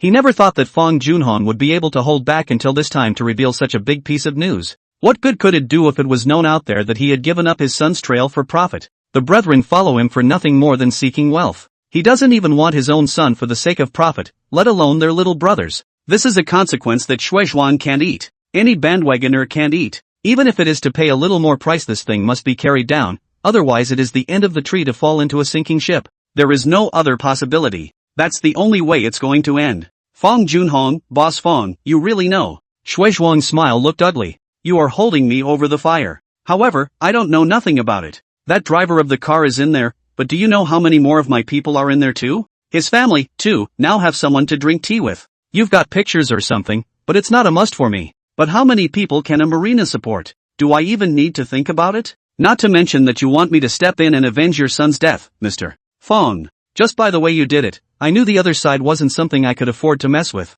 I think forget it. Fong Junhong raised his eyelids and asked with a smile on his face, what? Mr. Shui doesn't intend to avenge your son's death? Shui Zhuang shook his head slightly and said, sitting in my position, I am a leader first and a father second. I'll take the dock in order to feed the men, so name your price. Fong Junhong sighed, there's no rush, Mr. Shui. The peer can give you a suitable price. But are you sure you don't want to avenge your son's death, even if you and I join forces? Shui Zhuang had little expression on his face and just shook his head. That's for when the matter at the pier is resolved. I'm always waiting for Boss Fong to ask me out for tea once the dock is in my hands. Fong Junhong smiled. No wonder everyone says that Shui is always a leader who can inspire trust. Shui Zhuang didn't laugh along. Where is it that he doesn't want revenge? There's no news or clues, okay? Instead, now he had to choose one of 2 things. What it's going to cost to try to get a lead on those 4 when the docks get their hands on them is another matter. What he hated the most right now was that Fong Junhong didn't tell him about those 4 people earlier. Otherwise it wouldn't have progressed from the initial indignation of picking a fight to wanting to plot against each other's docks.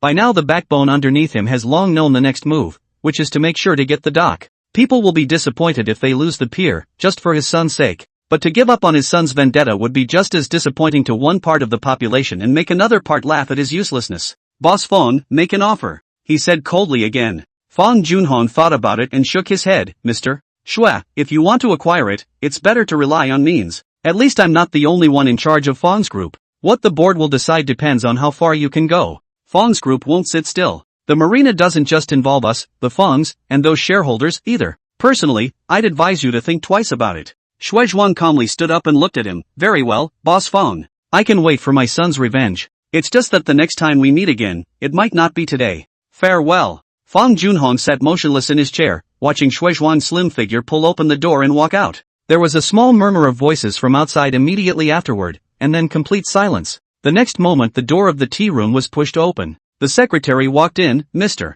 Fong, going back now? Looking at the secretary's hot body, Fong Junhong waved his hand and said, You go back, just let the driver stay. I'm going to sit down for a while and have to make an appointment to come over. Shuizhuang quickly returned to their base camp with his men. I have to say that Shuizhuang is a talent. He didn't have much learning himself and didn't know much about managing a business, but he had a knack for managing people. The company encompasses a hodgepodge of industries underneath that he's gotten out over the years, so to speak. But he hired professional managers to run the company at a much higher salary than the market. And those under him won't be involved in the running and management of the company at all. Aside from the gray industry and earth moving, they uneducated people don't know how to manage a company or do business. The place where they were at the moment was a large quarry in Linhai. At one time this place supplied over 60% of the stones in Cloud City. A large residential area has now been built here. These are the houses Shuizhuang built for his men. He is very generous with his money and basically never treats the person doing the work badly as long as it gets done. That's what he did from the beginning. When something has been done consistently for a period of 30 years, the thing creates an extremely scary cycle.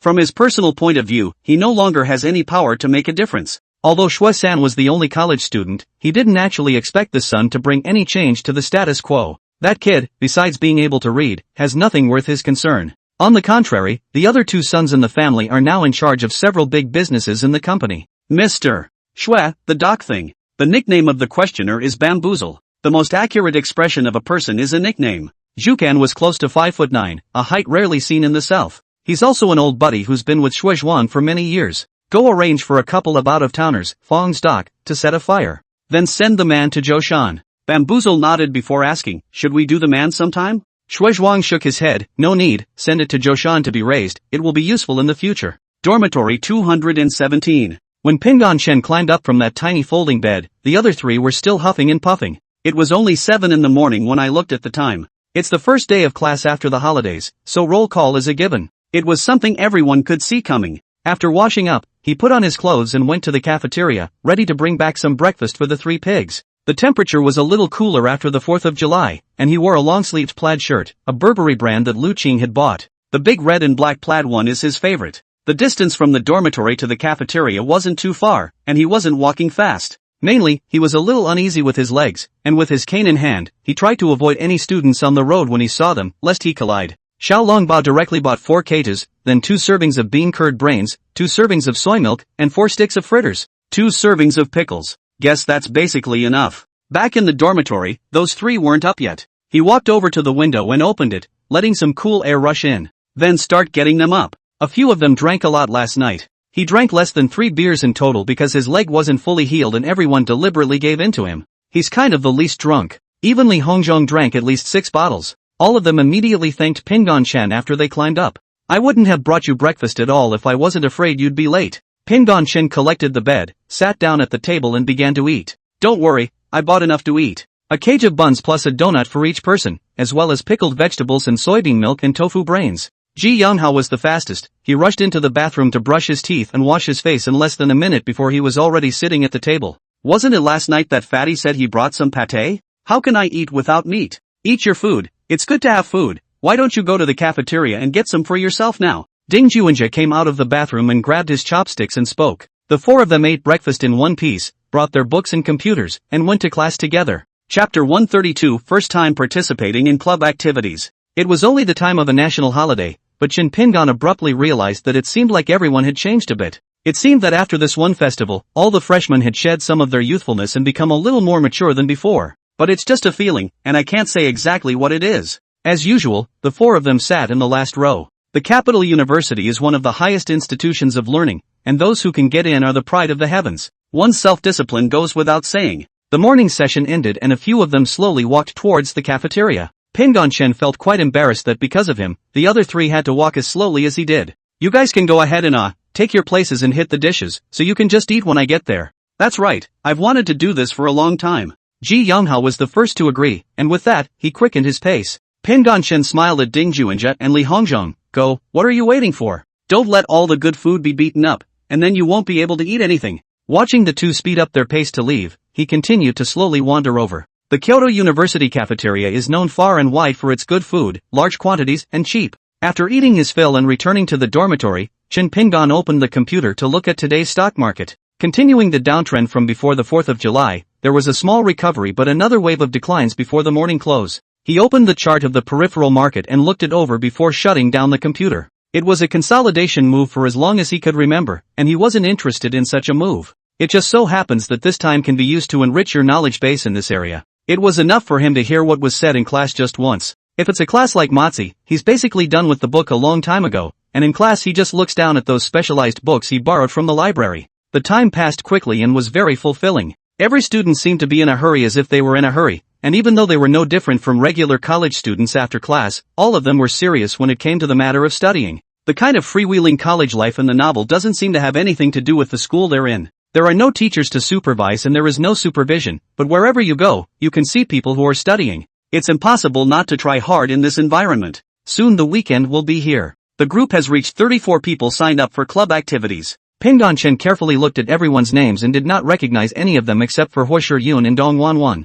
None of this is a problem though. According to what he said during the last enrollment, he was going to just bring a computer and a notebook over there and just study hard with those older siblings. Ding Juanjia naturally went to play basketball. This was basically every afternoon when he had a free moment. Apart from his smelly feet, Pin Gongchen really felt that Ding Juanjia, the northeastern beautiful boy, really had no shortcomings. By now this guy has been asked for numerous tweets, which is really enviable. But Ding Juanjia also has times when he envies Chen Pingan, such as on Sundays. On Friday night Chen Pingan went home for dinner as requested by Lu Qin, and by the way, he brought junk food back for Chen Shui. On Saturday, I followed Chen Xiaohua for 2 hours of miscellaneous studies and then read a book. He arrived at the school early Sunday morning, didn't even bring breakfast for the people in his dormitory, and went straight to the club's activity place. The Financial Technology Association was founded with the support of the college, and is slightly different from other ordinary clubs, that is, the composition of this club and the core staff. Not only is it a club that freshmen can join, but it is also a club that is very closely aligned with graduate school.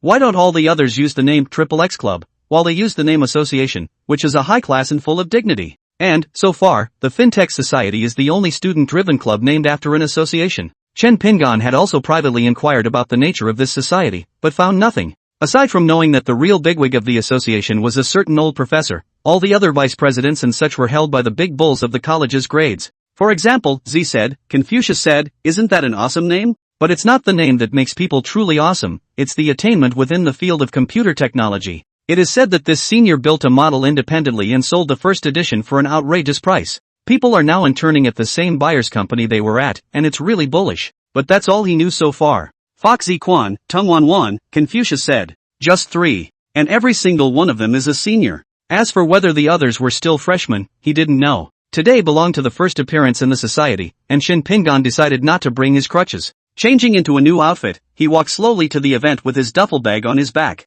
A building that is only 5 stories tall and has no visible signage on the outside. The only thing visible was a display sign at the entrance that said FinTech Association events are on the 3rd floor, 306. He came kind of early, but he did see someone else with the same duffel bag. Some had water glasses stuck in the side pockets of their backpacks. He walked slowly, so from time to time someone passed him and had a sideways glance at this new face. Room 306 on the 3rd floor. The door does not have any dedicated door tag. The large room with double doors was full of people by now. When Pingdong Chen walked in he saw Huo Yun and Dong Wanwan, the two he recognized, were at the front edge talking to the computer screen without knowing what they were saying. Everyone else who knew each other had greeted each other, asking where they'd been on vacation and other topics. Looking around, that Confucius said didn't show up either, so he had to walk over to the corner of the last row and sit down. Remove the laptop and place it on the table, then take out a copy of the mental game of the stock market and read it. At 9 o'clock, Kong Zi came in holding a computer, and after connecting to that huge screen, some data popped up on the screen. Hello everyone, how was your vacation?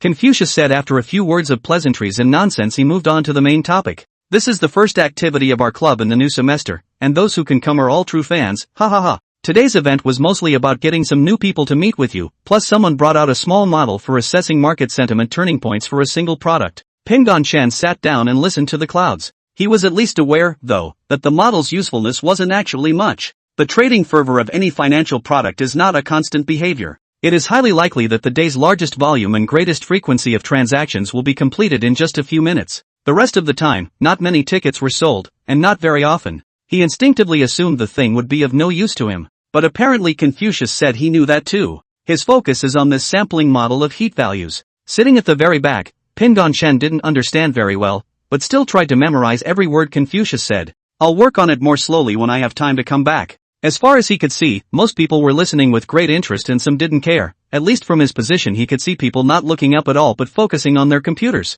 This semester, the club is planning to have a live competition with a small prize pool of $20,000. If you're interested, let me know when you come down. Kong Zi's voice is light, seems to have little interest in this kind of live competition, and this is more like a task pressed down from above. At the end, he added, there are conditions for entry. Don't sign up if you don't have much strength. After all, the live trading uses your own money and takes up time. Pingon Chen's eyes immediately lit up. Mr. Kung. He stood up and said, doesn't it have to be a specified model in addition to funding? The sound of his voice caused everyone to turn their heads and look over. Chapter 133 The bonus is paid by others. What do you think? Hua Shiyun and Dong Wanwan looked at each other. Hua Shiyun slightly nuzzled, this is my cousin who has no blood relationship. You want, Anna? Dong Wanwan blinked, it is quite cute. It exudes a pure stupidity all over? Both of them pursed up their lips in silent laughter at the same time. Confucius said listlessly looking at the information in his hand, lifting his eyelids and saying to Pingon Chen, there are also conditions. If you really have a lot of money, you can buy a milk tea for all the seniors here first, and then you can think about whether you want to participate in this competition with your own money.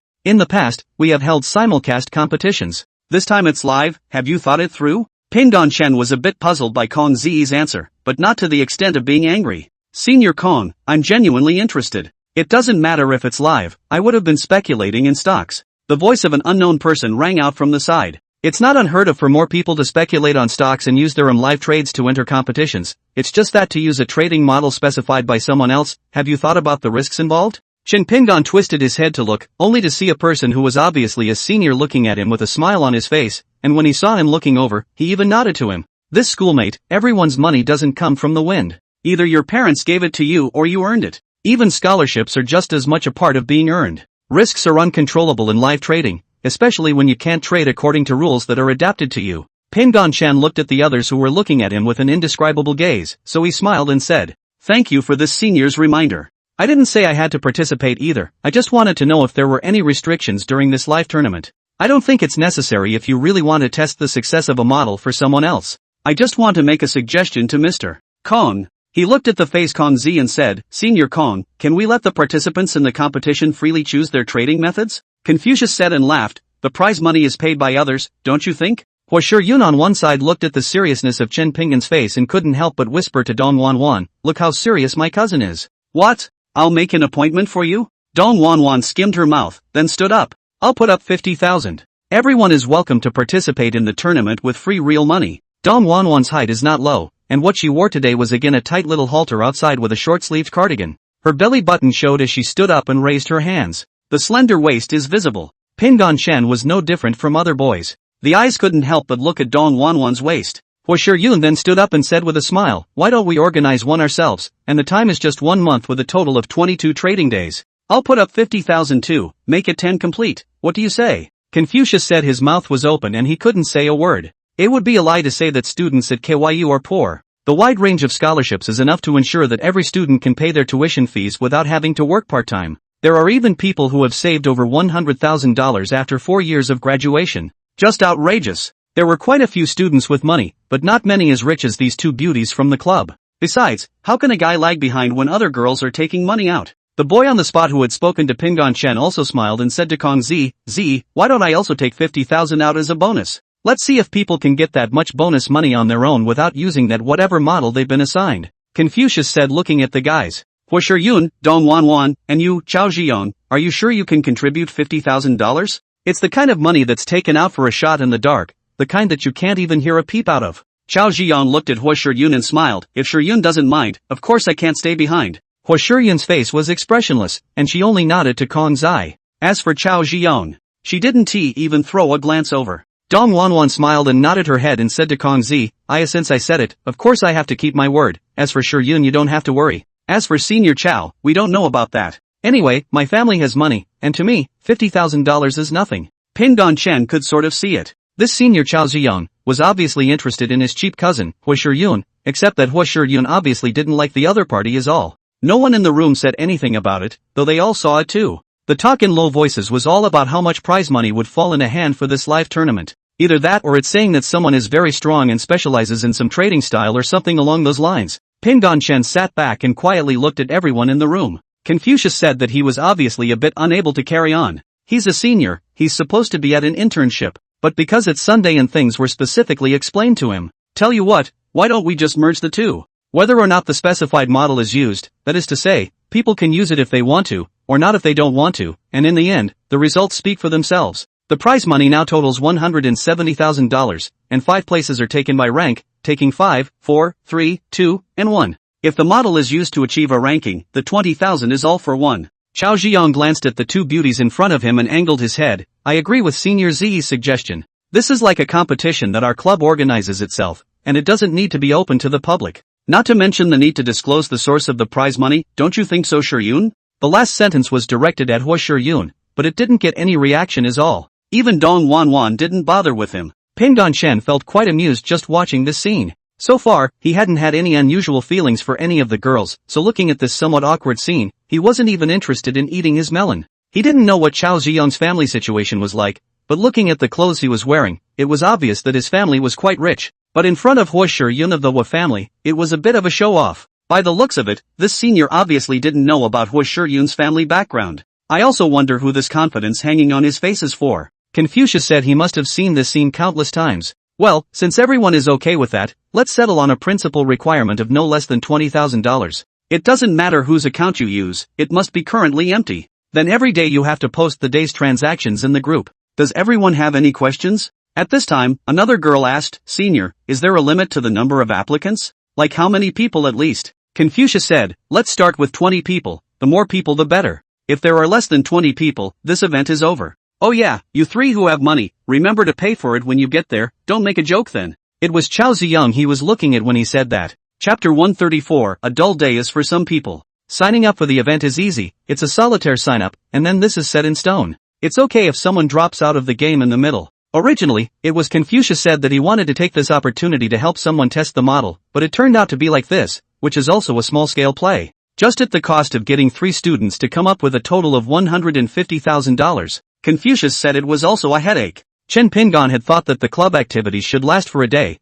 but he didn't expect it to be over in just one morning. He genuinely did not anticipate this situation. Watching some of them already get up and leave, some of them get together and say some math stuff that they can understand a little bit, but not completely. Aside from Kong Zi, who was chatting with Hua Shiyun and Dong Wanwan at the front, he had only just gotten to know these people. Though sensing the indifference of these people to the newcomer, he didn't care about that. He's not here to make friends either. He had come to learn something, but he didn't feel he had learned much except some concepts and modeling ideas. As for the competition, he was definitely in it. Take this opportunity to see what others are buying and selling as well. Just as he was about to leave, Confucius said he called out for him to go over. After walking over to Kong Zi and sitting down, Kong Zi asked, Pingdan Chen, how does it feel to participate in the association's first event? Pingdan Chen glanced at the 2 schoolmates who were looking at him and cautiously returned. Not enough is known to talk about feelings and opinions. Confucius said and laughed. What's there to be embarrassed about? I'm bored to death. If my teacher hadn't asked me for help, I wouldn't have bothered to show this model to anyone. Pingdan Chen hurriedly said, although I don't know much about it, I think it should be very helpful if the model is done well. Confucius said with a sigh, I've already started my internship and honestly don't really have much time to spend on the association. I'm supposed to stop being in charge of anything, but I'm still approached by both teachers and classmates. He looked at Hua Shiyun and asked, when exactly are you going to agree to take over this stall? Seeing that the topic had turned to herself, Hua Shiyun smiled and shook her head. I joined the association because I wanted to learn something, but I didn't actually learn much. If you leave, Senior, I guess I'll quit the club too. Dong Wanwan followed, I'm working with Shiyun, but I'm not here to learn, I'm here to accompany Shiyun. She looked at Chen Pinggan with a smile and asked, School brother, do you want to learn something? I suggest you should just pay homage to Senior Kong. He won an award for designing a data model when he was a sophomore. Kong Zi hurriedly shook his head with a nervous face, as if he was afraid that Pinggan Chen would really want to worship his master. Don't listen to Dong Wanwan's nonsense. That's just happenstance. Hua Shiyun suddenly snapped, that model, sold to a certain company, is said to be $3 million,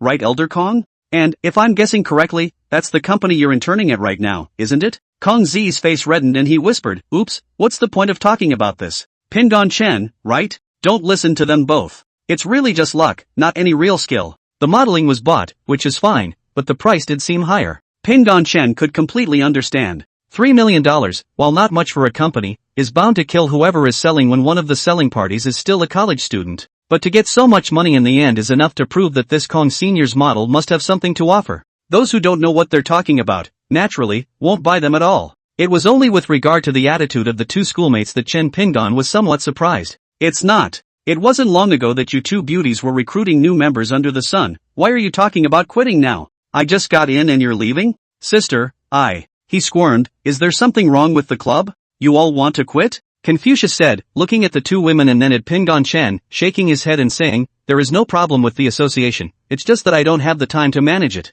The proper president is a professor at the college, and usually doesn't show up. So the day-to-day work is handled by a couple of vice presidents. I'm graduating soon and my internship is more important to me, so I want to quit. As for the two of them, it's pure nonsense. Hua Shiyun smilingly looked at the somewhat rushed Chen Pingon. Senior, although this association is famous, we came in just for the sake of peace and quiet. You're naive if you take it seriously. After Senior Kong left, there aren't many real cowboys left in this club.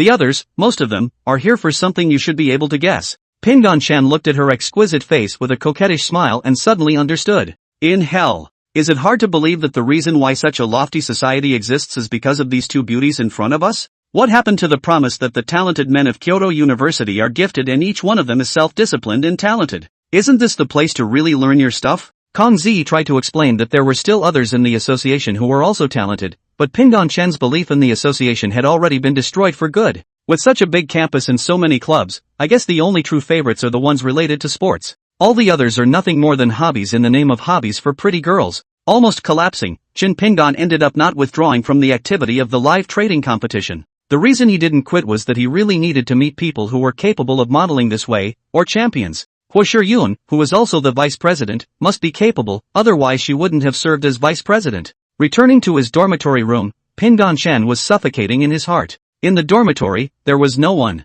Li Hongzhong won't be back until the afternoon. The other two, presumably, were playing on the field. He opened his account and transferred the extra money to his card, then packed up his things and turned to the library. Bland days are for some people. For others it was anything but uneventful. Because of the dock matter, Fang Junhong had to give a few directors a heads up after the board meeting. The purpose of him giving these people a heads up was to prevent himself from being caught in a passive situation later on when the pier did change hands. The directors arranged by the shareholders, the Fang family and the Zhao family, went their own way to report upwards after the video conference. Fang Junhong turned off the device and sat in the huge office, staring at the screen that had already gone dark. Last night, Shuezhuan's men struck again. He understood that Shuezhuan was doing this for no other reason than to continue messing around at the docks and make him lose some of his customers. The other thing he guessed was that there was also a possibility that Shuezhuan would take the opportunity to collect some of the shares in the secondary market. It will definitely come back to him again when he gets the 5% tipping point. As for entering the board of directors of the Fang Group, that was an absolute impossibility.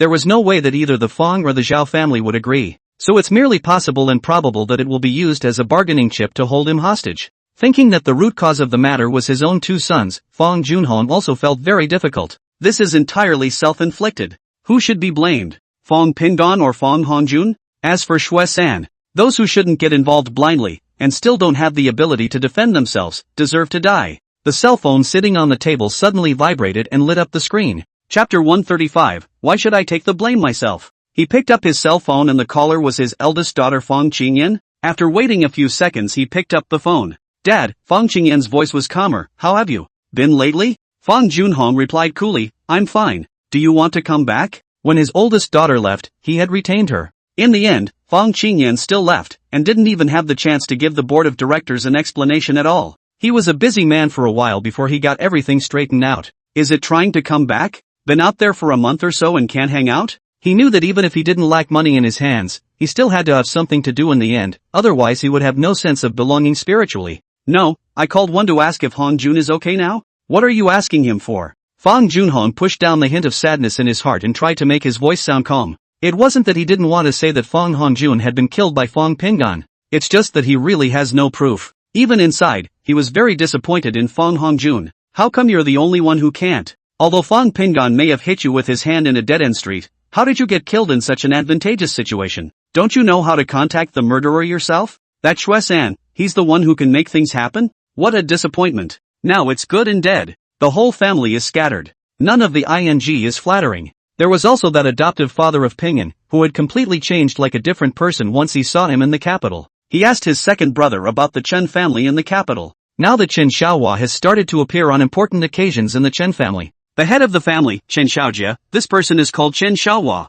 Need I say more? Thinking of this, he had no courage at all to find someone to deal with the Chen family, other than a feeling of powerlessness welling up in his body. He's afraid that he's just like Ao Lin and Hong Jun. Fang Qingyan let out an oh-so-sweet sound, then asked, then have you messed with someone? Lately there's always someone near my bodega. Fang Junhong was violently shocked. Shuozhuang. It must be Shuozhuang. If it was the Chen family, they shouldn't have bothered to alarm their daughters. If you want to make a move, it's against yourself. And if the Chen family, no, that Chen Xiaohua really wanted to make a move against himself, I'm only afraid that he would have been dead for a long time already. So it can only be Shuozhuang. Recently, someone has hit the company's pier. You take care of your own safety. I'll give the other party a warning. He didn't know what else to say except this. People like Shuozhuang don't have much of a bottom line in what they do. What makes it hard is that you know for sure that he did it, but no matter how much evidence you have, none of it is directly related to him. That's what's so annoying. Not to mention the fact that people like him don't know if they're already playing gloves to some people.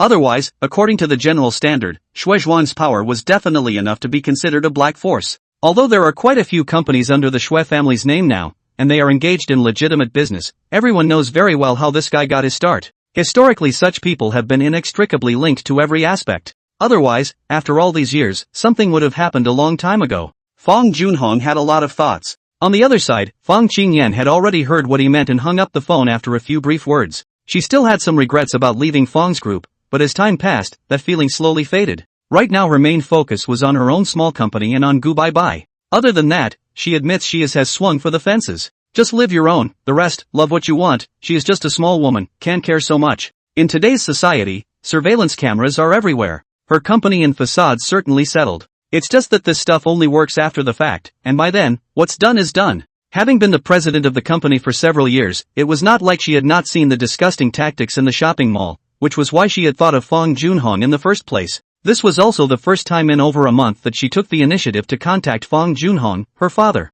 In the last few days, she has noticed unsavory people lingering in her store, refusing to leave without buying something, molesting her employees, and giving her a headache. It's not worth it if you call the police. These guys are obviously used to doing this kind of thing and have a very good sense of proportion. It's fine for you to say sexual harassment, but that's not necessarily how it's determined on the police side. Once the police are called, business is bound to suffer. She was already feeling the pinch of starting her own business. Putting her phone down, she leaned back in her chair tiredly and pinched her brow. I wonder how Mom is doing now, and how the second sister and her are doing in the capital. She also wanted to know what Fang Pingyan's life was like now. At that thought, she picked up her cell phone again and thought better of dialing. I didn't realize I still couldn't get through. She then remembered that she should still be inside Fang Pingyan's blacklist. Disheveled, he put down his cell phone. How did this day get to be like this? She wanted to go to the capital to see her mother and second sister now. It seems that, with the exception of my father, the whole family is now in the capital. Come to think of it, the third sister, Fang Jidai, had gone to the capital, and this news was told to her by Bye.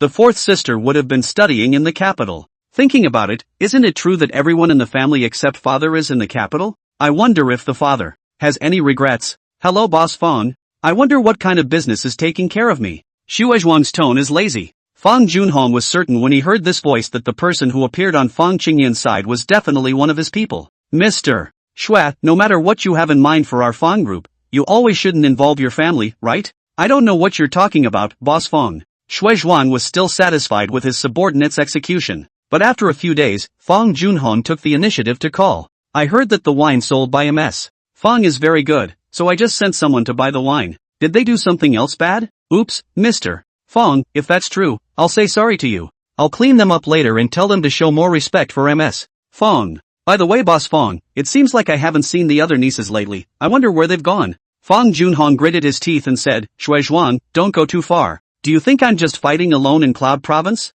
Shuozhuang laughed, and that laughter was especially harsh in Fang Junhong's ears. Boss Fang, do you think I'm just a person fighting in the Yun Province? This sentence is equally for you. Weigh yourself. I didn't want to tear you apart, but you know better. Let me put it to you this way, Mr. Fang. There are some people that even you, Fang's group, can't afford to mess with just the same. There are some things that shouldn't be in the hands of an individual, understand? You, Fong, either give up the pier or you have to come up with something else. Only, I picked the pier. Do you think it's what I want? Hearing this, Fong Junhon didn't want to hear anymore. He grunted heavily and hung up. There was no need for him to say anything else to Shui Zhuang at this time. The pier should never be lost, and he would never compromise easily. Shui Zhuang is just bluffing. He had also never heard of anyone coming to Cloud City with the intention of stepping on it. It's just such a big place, so if there's any new arrivals, everyone can see them at a glance, and you can even get a lot of news over a meal or a cup of tea. But it's not impossible. What power seeks out the groundlings first when they arrive? This shows that the other party is not a good person, and the financial strength is definitely not bad, or else they wouldn't be looking at the docks of the Shangs group. Keep in mind that the investment in the marina is essentially state funds. He also just got a couple of berths. These berths and ancillary services are the moneymakers for Fong's group. With the tone of Shui Zhuang's voice just now, it seemed like there was really someone behind it. But why should I have to carry all this on my own? Chapter 136, didn't go to the school to look for Ping'an? Once upon a time, I wanted to stake out a big territory myself, with a single page of genealogy. Now the son is gone, so is Aline, and even the home is as good as gone. He just wants a little bit of a non-stop vacation. Tracing back to the roots, the origin of all this started when that old undead thing forced himself to marry Zhao Wei. How can the capital family not do something about such an unfortunate incident? And the Chou family. I'll give you something to do. He himself is now considered a broken home and has to go and make money for you vampires. On what grounds? Big sister, it's here. Fang Jinglei parked the car in front of the courtyard and said softly. Fang Qingyan pushed open the car door and got out, surveying the courtyard. Fang Jinglei opened the trunk, walked over to help carry the suitcase, locked the car, and walked over. This is the house that my great-uncle gave us. Mom and I have lived here since we came to the capital. Your room is packed, but there are still some things you need to wait until you decide. Fang Jinglei explained as she walked. Fang Qingyan followed her across the threshold and walked in. The courtyard didn't look like it had been taken care of with much care, something that made Fang Qingyan a little surprised. Doesn't anyone clean up the yard? Look at those flowers. Fang Jinglei said unconcernedly, Mom's not in the mood, I don't have time. And now that only this yard is ours, I make my own money from writing. Mom sighed. The great-uncle gave compensation for a sum of money in addition to every month seems to give Mom 200,000 yuan. I don't know what Mom used that money for though. The two of them briefly said a few words about the courtyard while walking, and when they entered the room and sat down, Fang Jinglei asked, should I make you a cup of tea? She pointed to the tea sets on the coffee table. I bought these. Most people in the north don't drink kung fu tea, so if you don't mind, I'll just make you a cup and a mug. Fang Qingyan shook her head and said, forget it, I want to take a bath. Come on, then we'll go straight to your room. You also have a bathroom in your room for showering. But for meals, the kitchen is over here. Or, you can order takeout or go out to eat. Fang Qingyan nodded and asked, then how do you usually eat? Me? I do it all myself. Too lazy to go out to eat and don't have many friends here. Mom isn't in the best shape right now either, and I have to spend time and energy taking care of her. Fang Jinglei had an expression that made Fang Qingyan's heart sink a little. What's wrong with Mom? She asked. Fang Jinglei shook her head. Go take a shower and change your clothes first. They all say this winter is colder than usual. But there's heat over here, so I'm looking forward to it. Fang Qingyan had the intention to pursue the matter, but seeing that Fang Jinglei looked like she didn't want to say more, and that she herself was indeed very imaged to take a shower, she nodded her head. Well, wait until I get out of the shower. Dragging her own suitcase, she followed behind Fang Jinglei, turning into a door followed by another courtyard. To the left and right are the so-called compartments. This kind of structure was not unfamiliar to her, and there were courtyards with this kind of structure in Yun province.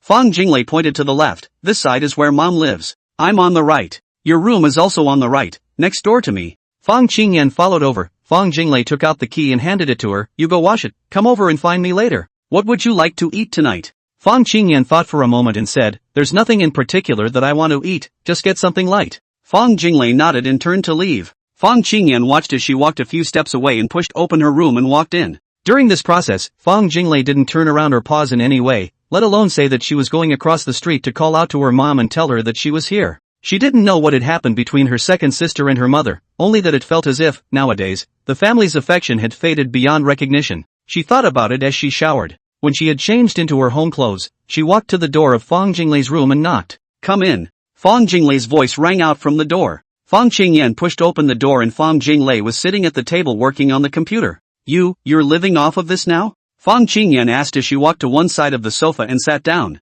Or what? I used to be able to support myself with you taking care of the family business. In addition to the money I earn, I have money from home to spend. Now I'm on my own. Fang Jinglei said in a salty manner, without any expression on her face. Seeing the bottled water on the coffee table, Fang Qingyan picked it up and opened it to take a sip and asked, "Is Mom not home?" Fang Jinglei turned her head to look at her and said, "To be honest, I'm not sure. You can go over there and take a look. I usually go and ask her if she's eating before I cook, and I'm not surprised if she's not home." Fang Qingyan frowned. "How could you? Mom lives alone across the street and you're so busy, won't Mom even have someone to talk to?" Fang Jinglei turned to face her and said with a straight face, "I know that in the past when I was in Cloud City, Mom's daily routine was to gossip or play cards with a bunch of broad wives, or get a facial. Now in the capital, we don't know many people and we don't have many friends. It's like living in seclusion. I am indifferent, the nature of the job is such that it doesn't matter where I am." But Mom had a falling out not only with Dad over the peace thing, but also with her mother's family over the compensation thing. She picked up a cigarette from the table and casually lit it.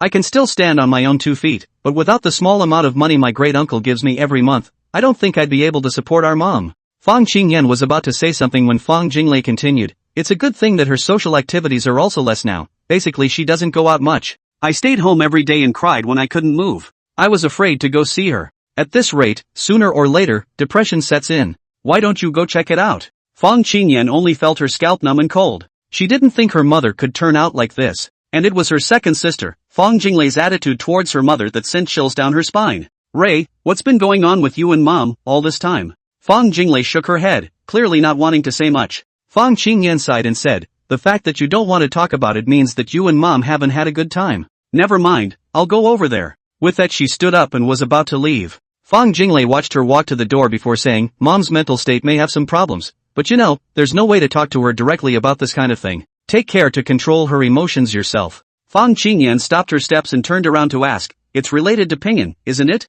You guys have been in the capital for so long and haven't gone to the school to look for Pinyin?" Chapter 137, Lend me your car tomorrow. Fang Jinglei exhaled a mouthful of smoke, went there, but it wasn't much use. "Big sister, I don't know what you guys are thinking on this peace thing, and I don't want to ask. Mom's problem is that all she does is cry. But what can crying solve? She cried for a really long time. Besides losing her shares in the Cloud City Fawn Group, she got such a yard in $200,000 of living expenses every month. Although she couldn't use that much right now, this was clearly the Zhao family bullying. Dad's relationship with her is so strained right now, there's not even a place to complain. Oh read, Zhao family, too bullying." Fang Jinglei's tone was very flat, and her voice didn't rise and fall much, but Fang Qingyan clearly felt anger. She wasn't clear about what happened. She had been in Cloud City during that time, and then quit her job as president to hide out on her own and hang out on Bye side for a while. It's only just starting to work now, and I should even say it's in a state where it hasn't really taken off yet. She hesitated slightly, then said, "No matter what, I should go see her when I come to the capital."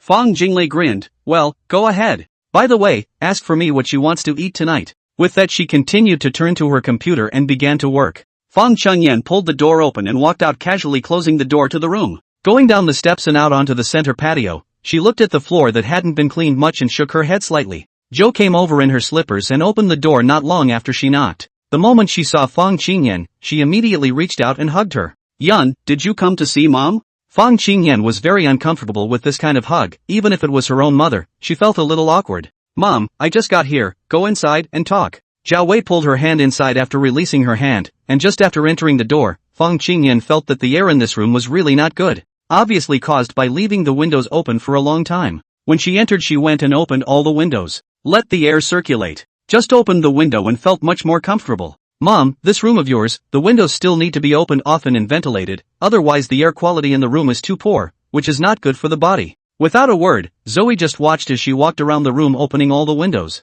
When Fang Qingyan sat down, Zhao Wei followed over and sat down pulling her hand. "Yun, are you okay?" "I'm fine." "Mom, why do you look so old all of a sudden? Is it because you haven't been to the groomer lately or something else?" Zhao Wei's eyes reddened and tears came down. Fang Qingyan's head was suddenly as big as a bucket. The second sister is right. Mom is not moving now, but she should know that no matter what the problem is, at her age, crying is not going to solve it. "Mom, don't cry, crying too much hurts your body." She could only offer a word of comfort, but in her heart she didn't know what to say. "Your brother's leg is broken, that bastard Fang Hongjun found someone to hit him with a car." It was Pinyin himself who gave Ray the word. Although Fang Qingyan was not clear about the exact process, she also knew that if this kind of thing was true, she was only afraid that her father must have known about it. But she had never heard this news or even mentioned it just now by Fang Jinglei. "Mom, I know, don't cry, let's talk slowly and discuss what's going on, okay? Oh, Yun, Heian won't see me. I went to their school and approached his leader, but She stopped there.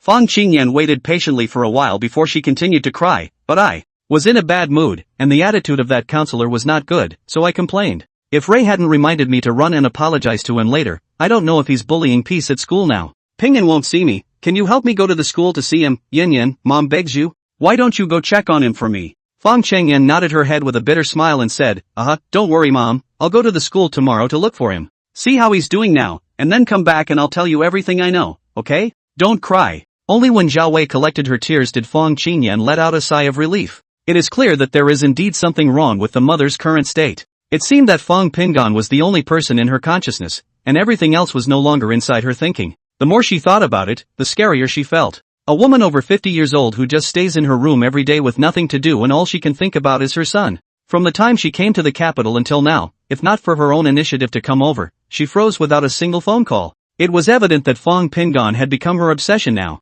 If we don't solve this problem, sooner or later something is going to happen to the mother. So when are you going? When you go, can you take me with you? I'll stay in the car and not go down, so Pingan won't see me. He wouldn't want to see me, would he? Woohoo! Fang Qingyan could only nod her head in agreement. Don't worry Mom, I'll take Lele's car tomorrow and take you with me to see the piece. Don't cry, really. It's very bad for your health to keep crying like this. I don't think Pingan would want to see a sick mother if she would see you, would she? Zhou froze and looked at her with tears on her face. Mom, what would you like to eat tonight? A little while later I went out with my second sister to get some groceries. We just arrived in the capital today, let's have a family dinner together. She didn't make any comments about Zhou's pre-facial makeup. She didn't even say anything about the fact that the housecoat her mother wore was already wrinkled, and didn't look at all like the same person she was back in Cloud City. Speaking of eating, Zhao Wei shook her head slightly and said, Yen Yen, you guys can eat whatever you want, Mom isn't too interested in anything to eat right now. Just enough to eat. Fang Qingyan sighed and surveyed the room. There were some pastries on the coffee table that looked fairly fresh. I think Ray had gone to buy them in the morning. There are also some imported fruits. Regardless, this level wasn't considered high-end, and even in Cloud City it was only the level of a medium-sized family. Okay Mom, I'm going to go talk to Lei. In a while we'll go out to buy groceries, so you stay home and don't go out again. Seeing Zhao Wei nod her head in agreement, she then turned around and left the room towards Fang Jinglei's room. Her mind was still reeling as she pushed the door open and walked in. Ray, how did Mom get like this? Fang Jinglei snorted, that's right, that's how she is now. Just get used to it. I was annoyed by it at first, and now, I don't have that much time to take care of her. The only time I have enough time to work is when she doesn't leave the house. Why, have you promised her anything yet? Fang Qingyan nodded with a bitter smile. Lend me your car tomorrow.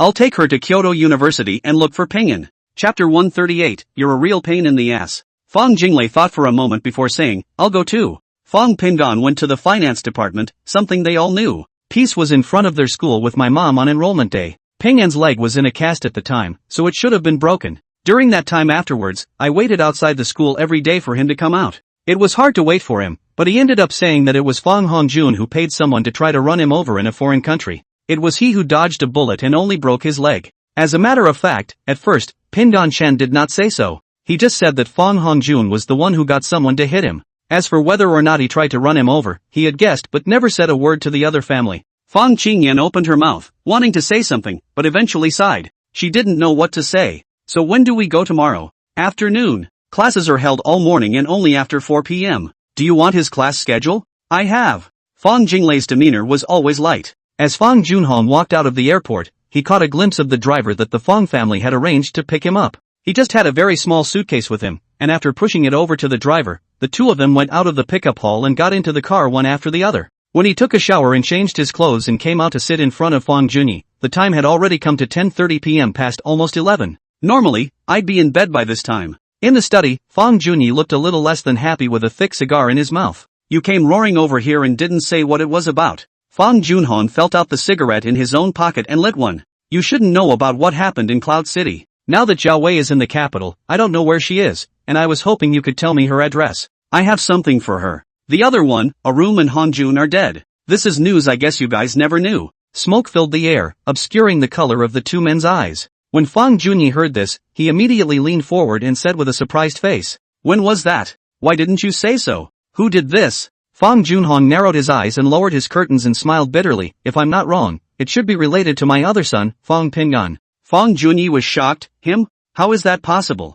Fang Junhong raised his eyes to stare into his second brother's eyes and asked word for word. There's a new person from the Chun family in the capital, you should know about it. Fang Junhong said indistinctly, you mean the Chen family? Chen Shuhua? Chen Xiaojie claimed to have health problems, and this Chen Xiaohua had just taken up the role of acting talker of the Chen family not long ago. What does this have to do with what happened to your son? Fang Junhong fished out a USB flash drive from his pocket and placed it on the table. There's a video here of something that happened in the house in M where Alin and Hong Jun live. There are 4 people in the video that I don't recognize. But you, second brother, have been in charge of the Fong family for so many years, you should be able to recognize whose family these hands are from. They're the ones who killed Arum and Hong Jun. Fang Junyi stared at the USB flash drive and asked with a frown, this thing, where did you get it? If it was really anyone's family that did it, there's no way you could have been left with any evidence, right? Fang Junhong nodded seriously, that's right. However, what I installed in Alien's house is the monitoring software that uploads to the cloud server in real time. Even though the house was burned down in a fire, I've got their images.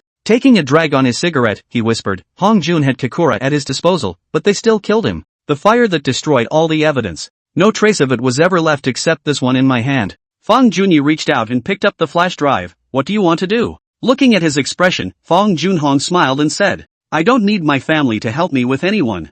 I just need you to help me determine if these guys are from the Chen family or not. If they're not from the Chen family, then who are they from? Just give me this message. I don't need the Fangs to do anything else, I'll figure it out myself. Let's talk about it if we can't. Fang Junyi nodded and put the USB flash drive into the drawer, then looked at him and asked, anything else I can do for you? As long as it doesn't affect the Fong family, I'm still happy to help you. Zoe's address, that's one. Oh, and Xue Zhuang from Cloud City, do you know this person, second brother? His son, Xue Wenyao, should have been killed by those 4 men as well, and his body hasn't been found until now. Fang Junyi did not pursue the question, he looked at Fang Junhong and waited quietly. Xue Wenyao just found a driver in Yunchang and gave him some money to drive over Fong Pingan. And Pingan Fong is the adopted son of Xiao Huachen. It was from his house that I brought Pingan back to the Fong family back then. I just didn't expect that back then, he was just the owner of a small restaurant, and turned around to become the Chen family's wordsmith, which I didn't expect. Now Xue Zhuang has been looking for trouble. From me, Fang Junhong's gaze was sincere, he may be the glove of some power that wants to marina those births of ours. Fang Junyi was silent for a while before asking, is there more? Fang Junhong shook his head and said, there is no more for the time being. I'm here to tell you that the odds are that the pier won't be saved. His men, they've begun to haunt my children. Fang Junyi nodded, the cigar in his hand pressed down into the ashtray. I've seen a couple of reports from the marina. I always thought you should be able to work it out yourself. Even the most recent fire, I don't think it was an accident. You mentioned it at the meeting, but I didn't take it to heart. The Fang family didn't invest much in this, so I didn't care too much. But I didn't expect that because of your stupidity back then. Not only did you lose your own face and bring your family along with you to be laughed at not to mention, but now you've also heated up so many troubles. I can tell you directly. Chen family, we can't afford to mess with them. If that Xue Zhuang is really a glove, we can't afford to mess with him all the same. Since they dare to open their mouths, they have naturally found out that your followers are the Fong family in the capital, and it is obvious that they are not afraid of us. You ran to the capital, looking for Zhao Wei is a lie, coming to seek help is real. Sighing, he whispered, you're still a pain in the ass. Fang Junhong's face remained unchanged. At this point in time, even if I'm here to ask for help, you can't save me from death. Fang Junyi shook his head, since we've already ridden to the face, we can't just sit back and wait for death. What should be counterattack should still be operationalized, otherwise everyone would think that the Fang family was a softie that could be bullied by drunken one, and wouldn't they be able to make a direct move against this family in the future? You go to the Zhao family tomorrow to see Zhao Wei, probe Zhao Yuanlong's thoughts. At this point, he stopped. Fang Junhong understood what his second brother meant and nodded, changing the topic. My family, Fang Miaoshuan, is also in the capital, and this time when I came over, I also wanted to visit her. Chapter 139, people, after all, are still selfish. Fang Junyi nodded his head and said, this child Miaoxian is good, her grades are very good. She's come to me and I've given the word down there that when she graduates she's going to intern at the company down there. Fang Junhong's face changed. I'll talk to her and ask her to come back to Cloud City to work. The company at home needs her too. Fang Junyi didn't say anything else. This actually depends on Fang Miaoshuan's own choice. If one wanted to stay in the capital, then naturally the company under the Fang family would be the most suitable. If he wanted to return to Cloud City, he wouldn't stop him. A niece is just a niece, but she has good grades and looks to have some potential. It's not worth arguing about anything for this kid right now. Zhao Wei and your family's penis, in XXXXXX, just go find them yourself. Anything else you want to talk about? Fang Junhong shook his head to indicate that he didn't have any more, or, didn't want to talk about it. He had wanted to ask what to do about the Chen family's side, but on second thought, with the personality of this person, second brother, he must have treated it as if it had never happened. As long as the Chen family didn't come looking for trouble from the Fong family, he definitely wouldn't take the initiative to look for it. Businessmen, don't they just want to make money? If he had the chance, he would definitely get together and find a way to get to know Chen Xiaohua. As for help, he hadn't expected much. Only, if something happens again in the future, don't want him Fong Junhong to bear the burden alone. I'm the only one who pays from start to finish. Why should I have to pay for everything? The big deal is to die together. Fong Junhong slept late when he went back to his room to rest. I didn't have much hope when I came, but when I saw the results, I couldn't help but feel a great deal of resentment in my heart. Because of resentment, there are thoughts that should not arise, which come naturally. People, after all, are selfish. No matter what, it's the same. When Fong Qingyan got up early in the morning, she realized that Fong Jinglei had gotten up even earlier and had even returned with the breakfast she had bought. Do you get up this early every day? She asked curiously. Fong Jinglei said blandly, I go for a run every morning and buy some breakfast back on my way back. It's nothing to get used to. Fong Qingyan continued to ask, what time does mom usually get up? I'm not sure, but I'll keep breakfast warm for her, so she can eat whenever she gets up. Yesterday we talked about going to see Fong Pingon together. If you're planning to go in the afternoon, can you give me your car in the morning then, so I can wander around town and do some shopping? Let's eat first, and when you've washed and put on your makeup come and get my keys. A brief conversation. Fong Jinglei showed no enthusiasm. Fong Qingyan didn't care either. Her purpose in coming to the capital was to see her mother. Her second sister was with her mother. He just needed to be able to confirm that they were doing quite well. As for the second sister's attitude, that invisible barrier between them had come up since Peace left the house. Maybe people think differently. She didn't oppose or support what Fong Jinglei was doing. In the end, it's about not having much to do with yourself. Just be safe and sound and go to college. If you can see them, you can see them, and if you can't, it's okay. That's what she thought and that's what she said. Fong Jinglei also just glanced at her after hearing her words before continuing to eat her breakfast. After eating and briefly cleaning up, she went to her room. From the very beginning, after realizing the meaning within Fong Pingon's words, Fong Jinglei regretted it.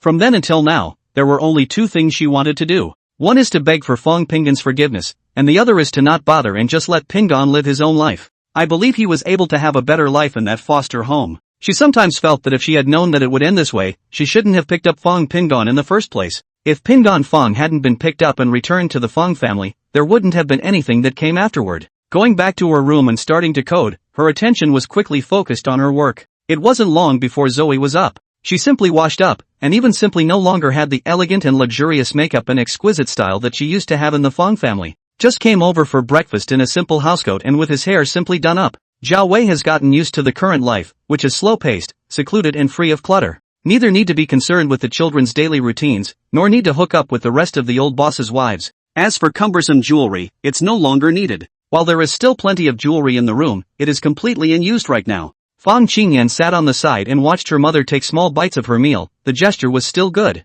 It's just that the mother, Vicky Zhao, looks really bad. It looks like it's aged at least 10 years. Obviously just not yet 50 years old. He looks like he's 60 years old. I can't believe I have gray hair. Mom, I've asked Ray, and Pingon won't be available until the afternoon, and all the mornings are for classes. If you're not doing anything in the morning, I'll take you to get your hair done, okay? Fong Qingyan was a little heartbroken for her mother. Well, it's natural not to worry about it when you don't see it, but when you do see it, you do feel a bit sorry for your mother. As far as she could remember, her mother had never been so scribbly. Zhao Wei's dining movements paused for a moment as she drew out a paper napkin and wiped her mouth. Ugh, Mom doesn't seem to need to dress herself up so formally now. Nowadays, other than a little sadness in my heart, I feel okay. It's a lot easier than it was in Cloud City. Fong Qingyan smiled with her. Mom, everything else is fine, at least, your hair still needs to be dyed, right? Also, light makeup is in order. Otherwise if you go out and anyone knows you are Pingan's mother, won't you look down on Pingan? That just about says it all in Zhou's mind.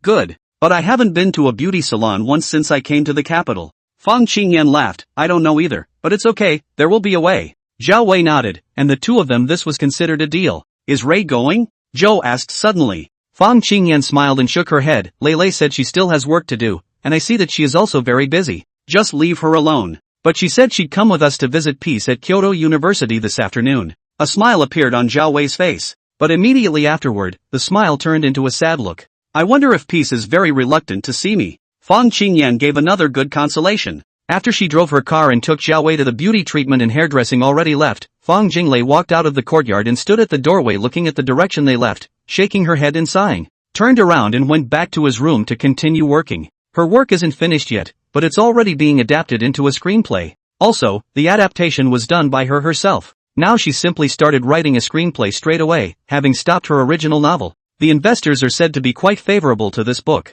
It's abusive to say the least, but it's the kind of skit that relies on pulling the viewer in and making them grit their teeth while still wanting more. The editor said that if this book goes through, she could get a couple million just for the cut. Of course it's a deal only for her, not just the income from the script, but also the share on the overall income. Short plays are hot as hell right now. It's easily over $100 million.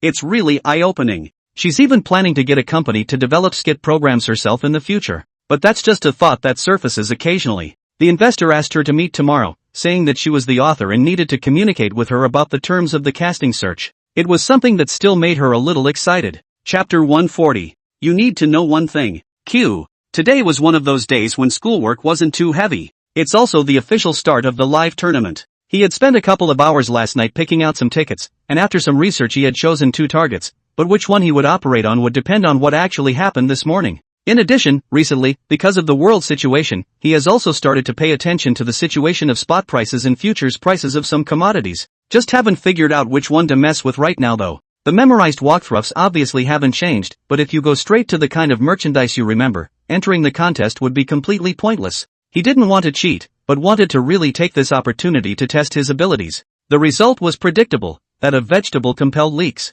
Monetary losses he could afford, and why shouldn't this be an exercise for the mind? Once watched Fong Hongjun operate and watched large sums of money go in and out, but that had nothing to do with him and could not experience that kind of mood at all. So just watching it was a complete brush off of experience for him. In the second class of the morning, he sat next to Ding Juanjia and stared at the computer, causing Ding Juanjia to look at it quietly a few times as well. He remained motionless in his seat until the end of the second period. The professor on stage saw every move in the corner of the classroom. He just didn't want to care. KYU is the best school. There will be no losers here. The fact that a student is not listening to the class represents only 2 possibilities. One already knows it and one is not interested in the subject. But even so, it doesn't stop them from studying more in other majors. As long as you get a certain number of credits, you can graduate. Besides, are there any kids from Kyoto University who can't find a job after graduation? The professor didn't care about that, and naturally he didn't bring up several people who weren't taking the class seriously. At the end of class, Ding Juanjia cocked his head and asked, "Are you speculating on stocks or studying this stuff?" "Sort of both." "What, are you interested as well?" Pingon Chen didn't look up either and asked directly. Ding Juanjia looked at it for a while and said, "I don't play with this. My dad said, as long as I don't start a business or speculate in stocks or invest, I'll be able to steadily become a rich second generation in this life. When I wanted to spend money, my parents' attitude was to give as much as they could get their hands on. But if it's any kind of investment I want to get into, I don't think I'll get a dime more than my living expenses." Pingon Chen felt that his parents were really too wise. Even if Fong Hongjun was so powerful back then, even with the help of Fong Junhong, he lost as much money when he invested at the beginning. He doesn't have much experience. Making money before was also just taking advantage of an already known trend, which has absolutely nothing of its own in it. That's why he had to learn. I understand where your parents are coming from. When young people go into investing, most of them lose money. And young people don't know how to back down. No amount of money is enough in this situation. I wasn't going to put much money in it though. It's still that FinTech Association live competition, and I put 20,000 in to try my hand at it.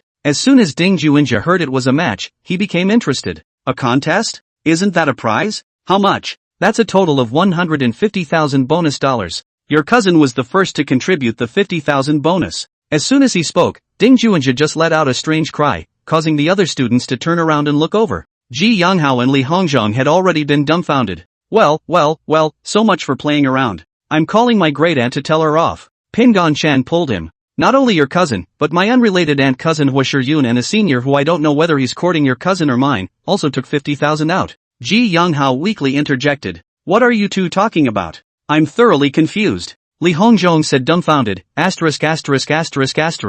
50,000, said to take out as a bonus? I don't understand the life of the rich. Pingon Chen glanced at him and said in a low voice, the association has another 20,000 bonus. But it's for testing a trading model. If you trade with this model, you can take away the 20,000 bonus after you get a place. But I'm guessing the 20k will be honored whether or not I get the bonus. After all, if it's a loss, this money is compensation. Ding Juanjia thought about it and asked, it should be too late to participate now, right? How about this, let's help out together as brothers and get a model of something as well. When we win, we'll split the prize money. Li Hongzhong was a little jumpy. Ji Yonghao wasn't much interested. He has 20,000 a month to live on, and that's not counting the money he's saved up for himself, so he doesn't care much about money. After all, with thousands of cows and sheep in the family, it's not a small number to breed each year. In short, their family would never run out of money unless they were hit by a major natural disaster. For Li Hongzhong, he didn't want to get rid of that atmosphere of his father and mother all the time. But he probably had no other way to go except to follow the same career path as his parents in the future.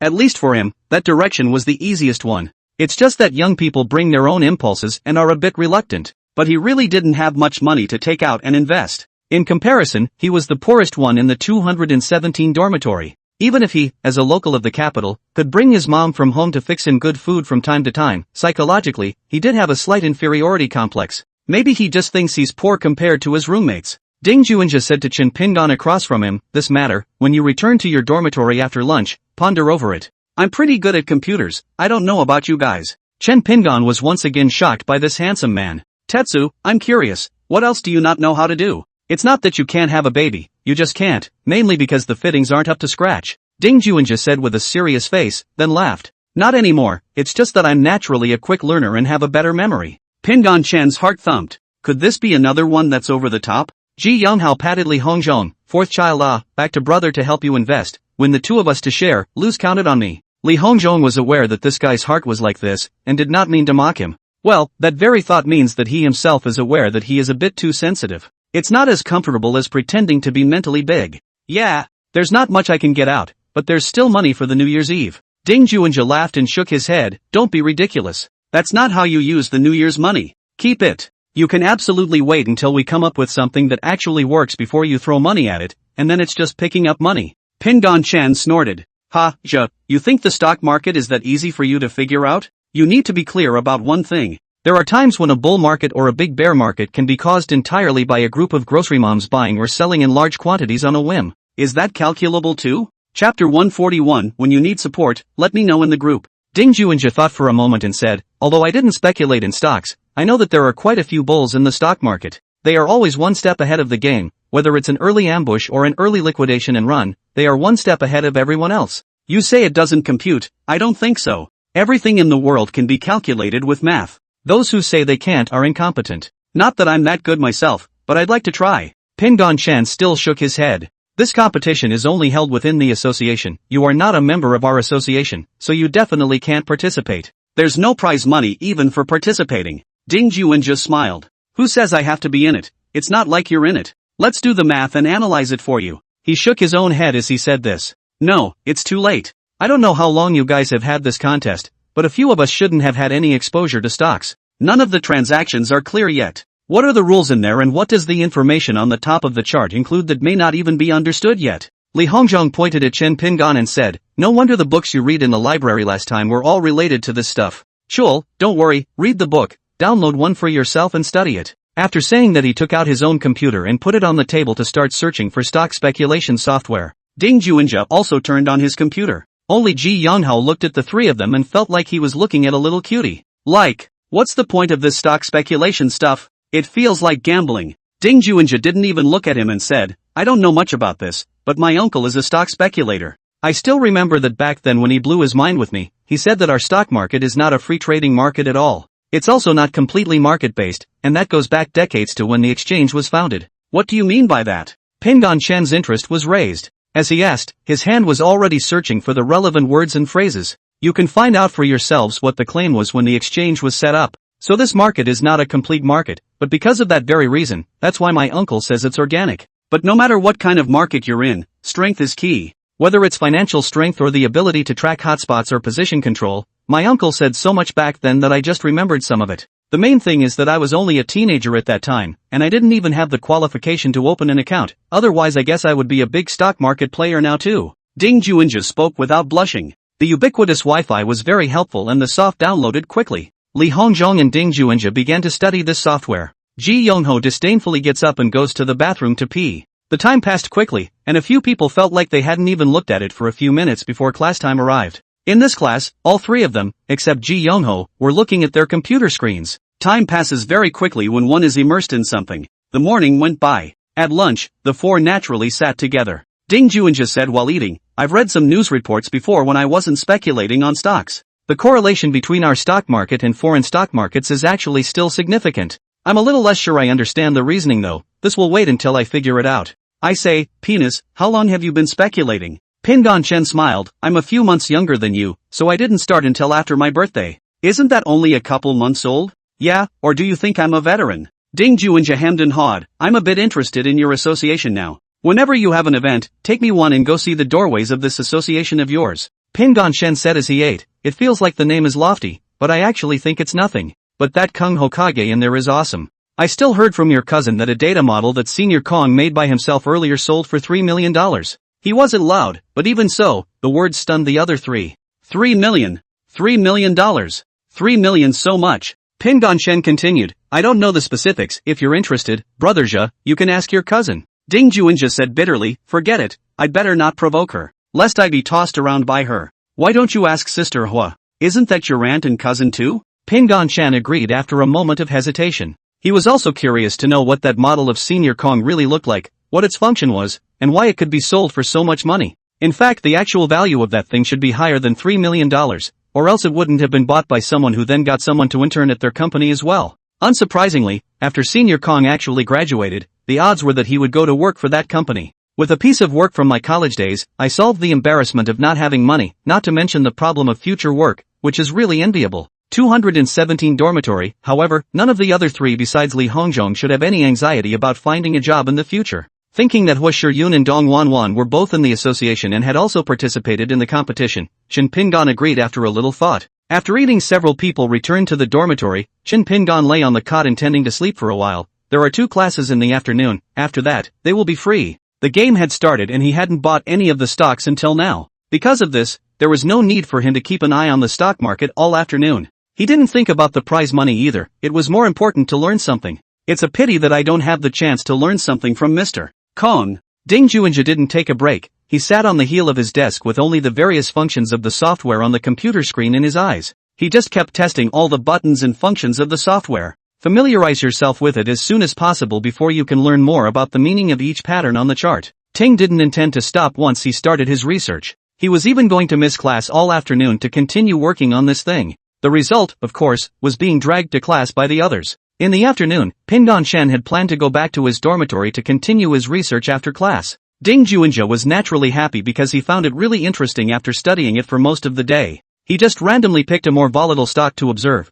and realized that some people in the market simply started operating after listening to people. Together with the crying bloggers that he had seen in his previous short videos, the combination of the two sides made him think that he could also make some money in this area. He hadn't planned to put much money into it, but 20 or 30,000 was still within his reach. A few people were talking and laughing as they walked, and just as they reached the entrance of Building 27, Jin Pingon suddenly stopped in his tracks. You guys go on back, I'll be up there later, he said to Tetsu and a few of them. Less than 20 meters in front of them stood 3 women. It was none other than Zhao Wei, Fang Qingyan and Fang Jinglei. My birth mother came to see me, he whispered. Ding Juinja and the few of them saw the 2 big beauties in front of them as well as a middle-aged woman, and listening to what Pingon Chen said, they immediately understood. When you need support, squeak in the group. Ding Juinja patted him on the shoulder and said, leading the other 2 directly into the dormitory building. There was definitely no way to hide, they appeared here, so they already knew about their dormitory. And they are also able to enter the campus at will by simply registering their identifying information.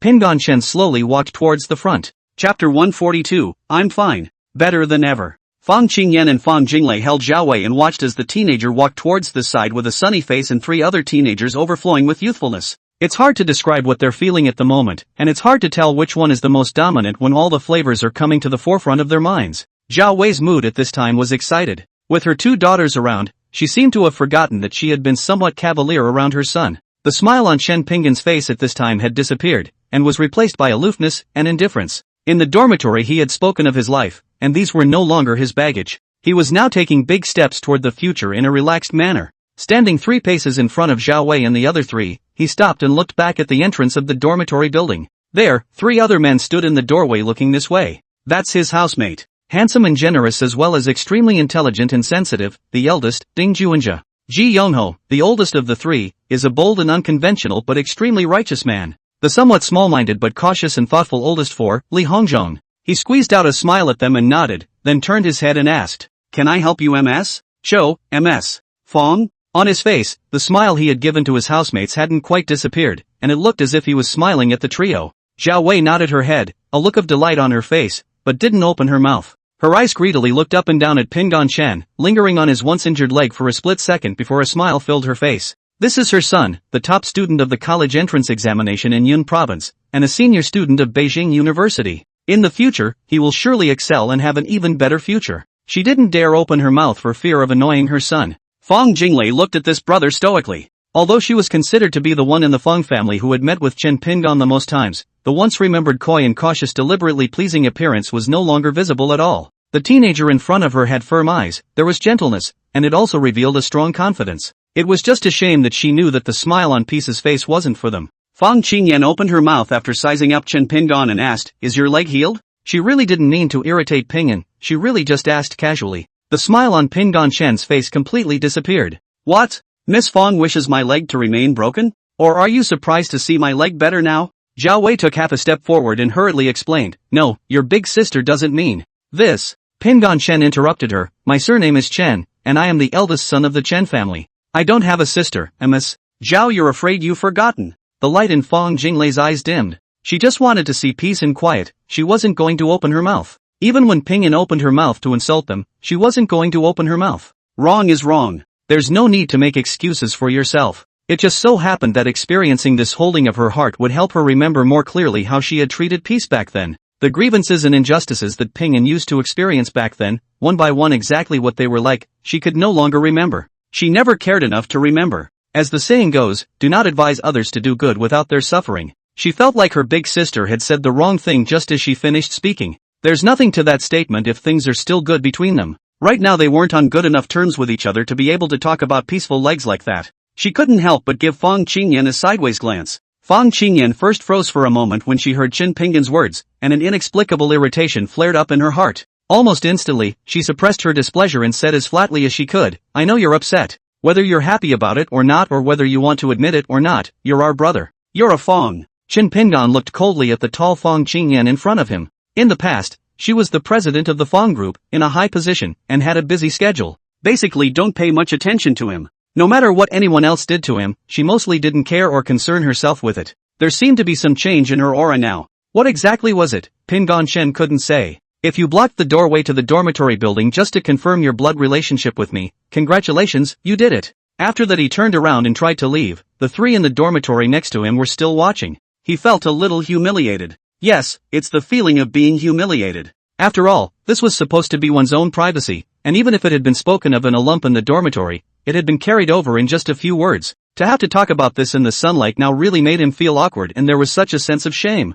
Without waiting for Fang Qingyan to continue speaking, Zhao Wei eagerly said, "Pingon, don't be angry. Yun, she didn't mean that. She's been too long since she's seen you and is concerned about your leg." Fang Qingyan inhaled deeply and exhaled slowly. It really wasn't her intention. She had wanted to bring her mother along to see this guy. But how can you open your mouth like this? It didn't occur to her that she wasn't the high and mighty president and big sister now. At least, not in Peace's eyes anymore. "Peace, Mom wants to see you. We also wanted to see how you're doing and if there's anything you need help with." She spoke with some difficulty. But before he could finish, he was once again interrupted by Pingon Chen. "Thanks. No need. I'm fine. Better than ever. It's countless times better than when I was in the Fang family." Fang Jinglei couldn't help but speak. "Pingon, please don't do this." Fang Qingyan continued, "I know you resent us and don't want to have any dealings with us. But we are, after all, one mother and blood is thicker than water. What grudge could be greater than the bond of blood between us? Mom has been in tears all day for you and has aged a lot in a short time." Pingon Chen glanced at the expectation in Zhao Wei's eyes, and the expression on his face did not change. "Why did you come if you knew I didn't want to see you? Now that you've seen me, are you satisfied? Can we go now?" His tone was calm, and his eyes were just looking at Fang Qingyan. Zhao Wei's heart was so miserable that she couldn't help her eyes from reddening again. Fang Jinglei's other hand gently patted her hand as a sign of comfort and opened her mouth. "Peace. We are not enemies of each other, right? Why can't you forgive Mom? What's past is past. We have to move on after all. No matter what, you should at least give us a chance to change our ways of peace. Do we have to get all over each other, like enemies? Do you wish to make Fang Hongjun, who is far away, watch the joke between us?" Fang Qingyan followed suit. "Yes, Pingon, you are our real brother. Although Fang Hongjun is our half-brother, compared to you, it must still be you who is closer to us." That is, the words had just come out of her mouth and she immediately knew they were wrong. "But that's how it is? Wasn't the whole family closer to Fong Hongjun than they were to Ping'an? If it wasn't for Ping'an's reminder, I'm afraid they'd still be in the dark until now. Ping'an, we also want to thank you for telling us Hongjun's true identity. Otherwise, Mom doesn't know how upset she'd be. Pingan Chen nodded. Finished? Go back when you're done. I told you just now, my last name is Chen, yours is Fong. We're not family. In the future, don't come back to me. This is a school, and you really don't deserve to be here with your upbringing and your minds. Next time, just like Mr. Fong, I'll call the police to deal with it. Guess you guys don't want to be detained like him. He turned on his heel and walked away, not fast, but without pause after he turned. Soon, in the eyes of Zhao Wei and the other three, he walked up the steps and walked into the door of the dormitory building with the three sunny teenagers. Never looked back. Chapter 143, Who am I to be angry? Oh, Zhao Wei cried out. Fong Jinglei looked embarrassed. What Pingan Chen said just now was a bit excessive. Even though they came on their own, that comment really knuckled down and humiliated them all. Including his own birth mother, he was not spared and humiliated together. She didn't know what her big sister was thinking, she herself only felt her face burn. Either anger or just plain shame. As wrong as Heian was, things like doting on an outsider far more than their own half-brother were really what they did. Not one of them can get away with it. They're all in on it. It's something that can't be cleared up in any way. Everyone in the room was party to the fact that the mother had always been confused, which the whole family knew. It was just that every time she thought of her mother's demeanor when she left peacefully that night, she just wanted to find a place to bury herself. It wasn't the first time that he had been humiliated by Ping'an to his face, as they had done when they had endlessly humiliated Heian for 4 years. They say do unto others as you would have them do unto you, but after having caused irreparable harm to the other party, is there any other way but to accept the blame now in the face of the other party? She didn't know how she should react. Zhao Wei is just a crybaby, annoying Fong Jingle. Fong Qingyan looked calm, and she didn't know what was going on in her mind. Fong Jinglei didn't say anything other than to comfort her mother. Whether or not what her big sister had told Peace earlier was right, she wasn't going to judge. Big sister came to the capital only to stay for a few days and then leave. Wouldn't stay in the capital all the time, so she was nothing more than a passerby. There was no need to go and anger Peace again because of her words and actions. It's just like the novels and screenplays she writes and scripts herself. Anyone should be responsible for the results of the choices they make in the first place. Whether it is willing or not, or whether it is right or not, there are no exceptions. Isn't she doing this now to pay for her attitude and demeanor towards Peace in the first place? In the beginning, the 2 words Peace said were so true. Serves you right. Right, those are the 2 words. It's just so appropriate for the situation a few of them are in right now, mother and daughter. She herself had come to her senses rather quickly after first realizing the subtlety of Peace's words. But others didn't. Neither the mother nor the eldest sister took Fong Ping'an's words the night he left home to heart. It's only after she shakes out the issue of Fong Hongjun's identity that their attitude shifts. It's just a shame that it was too late at that point. Not to mention the third sister, Fong Jidai, who was completely confused. The fourth sister, Fong Miaoshuan, is even more indifferent, concentrating only on living in a 2-person world with her boyfriend. Even in the future, after graduating from university, what he wanted was to hug the thighs of the Fong family in the capital. There is absolutely no regard for one's parents' family. Fong Jinglei doesn't know what all this stems from. Did the father and mother fail to educate them properly, or was it because selfishness and cold-bloodedness had soaked into the family's soul? Fong Qingyan turned her face and asked, "Didn't you say you've seen him? How come that's how he treats you guys?" Zhao Wei was too busy crying to pay attention to her. Fong Jinglei nodded and looked in the direction of the main door of the boys' dormitory building and said, "This is already good. If you think about it differently, if I were him, I'd only say it harder." Fong Qingyan hummed, "I remember when he first came home, he was still relatively educated. How come you haven't been gone long enough to become like this?" Fong Jinglei said quietly, "Sister, do you think it's because he didn't receive a good family education when he was in the Fong family?" But, with a bitter smile, she continued, "The Fong family, every single person in the Fong family, including you and me, has anyone demonstrated a good family education yet? Dad had an illegitimate child outside the home. What else could mom do but cry? Are you and I, in our present state, considered to be the elite of society? Big sister, do you have the nerve to say you're still a business elite?" Zhao Wei asked as she stopped crying and turned her face with tears to look at her second daughter when she heard it said about her. "Ray, why are you talking about your big sister like that? It's understandable that she's so busy helping your dad with the company that she doesn't have time to pay attention to these things. You can't talk about her like that." Fong Jinglei nodded helplessly, "Mom, you've seen Ping'an, if there's nothing else, let's go back. I have work to do." Fong Qingyan followed, "I've resigned as the president of Fong's group, and now I've gotten myself a wine company." Fong Jinglei glanced at her, but did not feel much shock. With Big Sister's character, it would be strange to be able to continue working at the company even after knowing Fong Hongjuan's life, as well as Qin Bailian's existence. The eldest sister had always preferred to face problems directly, not that she didn't have a brain, it was just that she didn't really want to think about it much except for company matters. It's good to resign.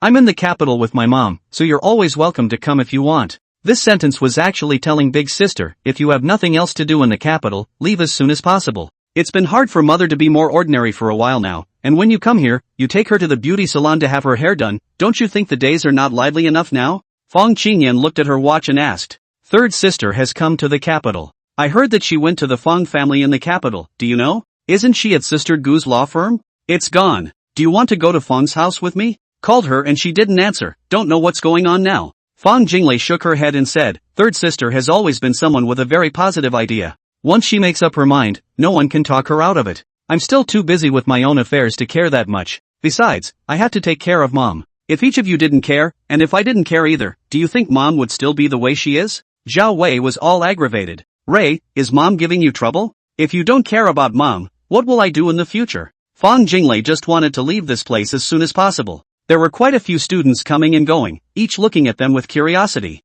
If there's something going on, let's go back. This is a school after all. She pulled Zhao Wei and turned her head to leave. Fong Qingyan, however, said at the time, no matter what, Fong Pingan must say sorry to mom. Otherwise it's too unlikable. Fong Jinglei stopped and sighed silently. Big sis, everyone wanted him to apologize to Fong Hongjun and apologize to dad in the first place. Did he apologize? Besides, he doesn't even recognize us as his family anymore. So who do you think you are to ask him to do this or that? I see that you don't even realize how serious your past mistakes were. Fong Qingyan froze for a moment. How can you say that? He was a member of the Fong family after all. Don't you get mad when he talks to mom like that? Fong Jinglei smiled bitterly. Look at our mom, is she angry? Zhao Wei shook his head. I'm not angry. I know I was the one who treated him badly in the first place. He's angry now, and I don't blame him. Fong Jinglei smiled and then said, you see? Who am I to be angry? It's between him and mom. It's got nothing to do with me. My concern is between me and peace. As for you, big sister, you should be concerned about something, so don't tell me what to do if you can't figure it out yourself. She pulled Zhao Wei and continued toward the outside. Fong Qingyan stood still and watched them, and after a while, she stomped her foot hard before following them. Upstairs, Pindan Shen stood in front of the window and watched their silhouettes. In the room, the other three sat quietly, sipping drinks from the fridge, not saying a word. Chapter 144. What's wrong with a man being horny? 144. Only until their figures had completely disappeared from view did Pindan Shen turn around and return to his table to sit down. No one spoke in the room for a moment. After a while, Shen Pindan took out the computer from his bag and opened it, then began to look at the trend of the stock market. Seeing this, Ding Juanja dragged his own chair over to sit next to him. I've been studying it all morning, and to be honest, I don't feel much. Just as Ding Juanja finished speaking, Li Hongzhong followed. I knew the stock move was all about money. The rest can be said to be nothing. Chen Pindan twisted his head and smiled. What you said is completely correct. Walking the walk is indeed money in the bank. What level of charting corresponds to what level of funding? If you want to participate, you must first understand the brutality of it and have fear in your heart. Otherwise, it's a death sentence to come in. Ding Juanja shook his head and said, I really don't have much interest in speculating on stocks, but I do have an interest in the trading model you mentioned. I for one love to ponder and research. Ji Yonghao gets bored hearing this and climbs into bed, ready to lie down for a while. Li Hongzhong, on the other hand, said, Boss, since you're interested in don't speculate in stocks, why don't you play that simulation board, and by the way, help Ping and get a model of something? Ding Juanja shook his head and said, no. One is that I haven't even fully understood it myself, and the other is that I don't have enough reserves of my own. What's more, even if I, Jiaoritin, get it out, Ping An's live competition is already over, there's no point. Pindan Shen smiled. It's not that it's meaningless, it's just that it can't be used in this competition. In the long run, if you can really get a trading model based on your own operating style and habits, you can't say you'll make a lot of money, at least you won't lose. Brother Zhe, do you want to learn how to speculate on stocks systematically? Ding Juanja rubbed his chin and thought about it. It's something that, from my perspective, is the same as someone trying to get my dad to invest. You first have to figure out which stocks are worth investing in to get started. So first of all, it's still important to find out what they offer, how they do business, what their prospects are, etc. Anyway, what you've said so far that I can think of is that the first thing you need to do is not to get down and speculate, but to first learn how to analyze what's going on with the company behind a particular stock. Ji Yongho gave a harumph from the top bunk. Brother Zhe is wise. Isn't it just as important to see if a lamb is sick before you buy it? It's all the same thing.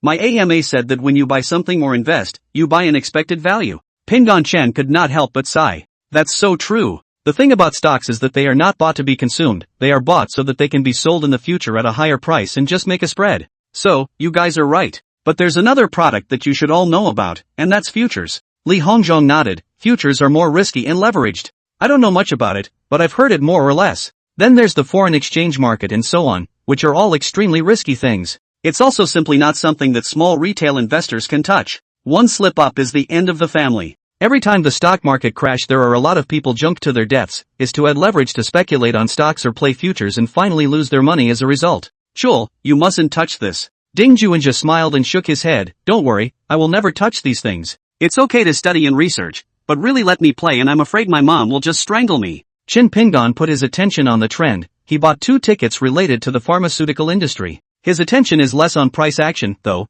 and more focused on the details of the deal. Ding Juanjia didn't stop talking. If you want to play this, it just so happens that we're finance majors. The first thing you have to do is to do everything you can to learn your major courses well. With specialized knowledge under your belt, you can at least read the financial reports of public companies, right? Not to mention whether or not the financial reports are falsified. At least you can judge based on the economic parameters of the industry, as well as other related upstream and downstream industries. I've always believed that it all comes down to data love, and whether or not the change in that data was caused by a bunch of Amazons put in the marketplace, data is data. The scrolling number of transactions and the prices at which they were sold are real and unrivaled data. Li Hongzhong pulled a lighter out of his pocket and held it in his hand to play with it. Learning your major is fundamental. I've also seen Ping An reading a lot of books on investing at the library before. I always feel that the industry of stock speculation really requires a very large knowledge base to be able to do so, and it's not at all possible to get rich on the basis of any kind of tidbits of information. Don't you love making money? Why don't you try?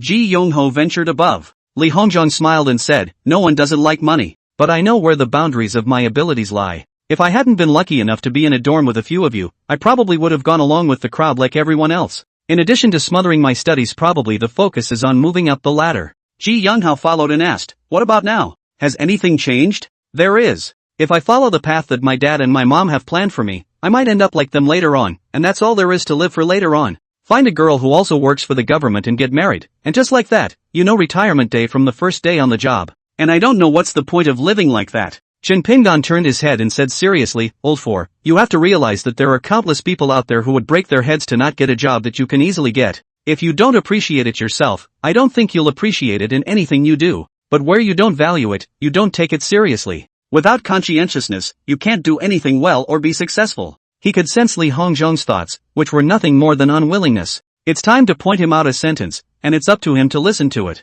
This sentence is a bit heavy. Ding Juanjia winked, then said, 360 lines. The line of work is the best. This is very common, but it is indeed true. Lao Si, if you don't plan to work in the organization, you have to plan ahead. A few of us are a little different than you. None of us chose to do it ourselves, but we are just as much following the plans of the adults in our family. Look at the oldest. Isn't there anything bad about the bastard besides his horn color? As soon as the words left his mouth, Ji Yonghao called out, I'm too much young Qi. This is a physical reason, not a thought reason. What do you know? Besides, what's wrong with a man being horny? Ding Juanjia laughed. It's fine, you sleep your way. I'm just as horny. There's no such thing as a man who isn't horny. That's also true. But we still have sense, right? At least we don't go for a pretty girl with a gun. Ha, off topic. What I'm trying to say is that the oldest isn't out getting into trouble all day long just because he's an exceptional wrestler, right? Chapter 145. What brings you here? Just like what Peace said earlier, he should also have a sense of awe for everyone. I can't tell you how many times I've read this myself about the need to have a sense of reverence for the stock market.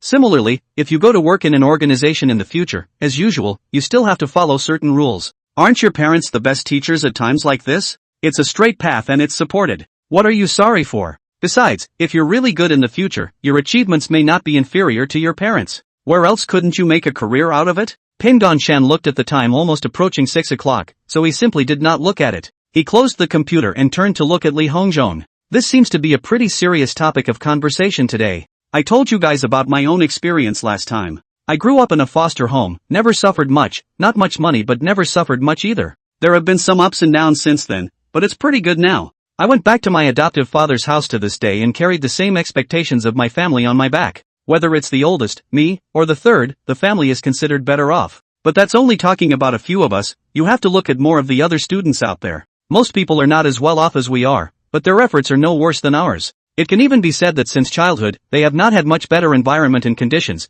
but the same through their own efforts to get into the top schools such as Beijing University. You got into Kyoto University. Did you also get in without any effort on your part after your parents planned it? Old 4, you're looking down on yourself too much. Ji Younghao sat up from the bed, his two long legs hanging down. Peace is right. Some people can easily solve very difficult problems without too much effort, some can't. So not everyone can go to KYU. I didn't really get into the school to hang around. My mom and dad know that you can't make much money just selling cows and goats. But what can they do even if they open a processing plant? If it weren't for them, I probably would have just enrolled in the PE program.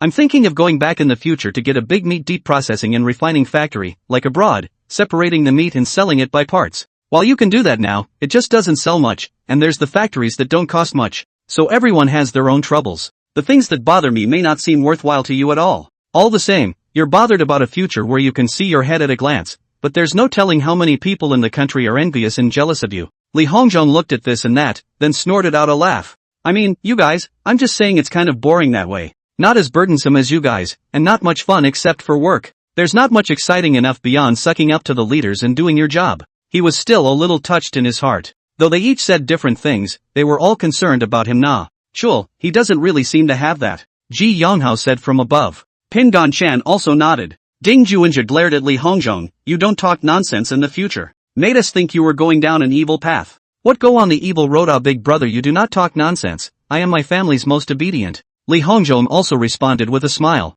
Ji Younghao gently added a slice. You're not an only child, are you? All 4 people in the room laughed after that. After a while Li Hongzhong asked, Brother Zhe, aren't you going to play today? I'm not going to go today. I'm going to focus on these indicators for this speculation software. Ji Younghao didn't get a break either as he jumped down. What's for dinner? Pin Ganchan looked at Ding Juinja. Brother Zhe? Ding Juinja said, want to skip the stir-fry? I want to study the functions of the software in the evening, so I won't drink. Ji Younghao said, no problem. It's okay to eat less meat. Fang Qingyan and Zhao Wei sat in the back row. She held Zhao Wei's hand and didn't say anything. Fang Dinglei drove in silence. She was not wanting to talk. Mostly, I just feel as if I can't even talk to them on the same channel. It's hard to understand each other. Solely she said nothing.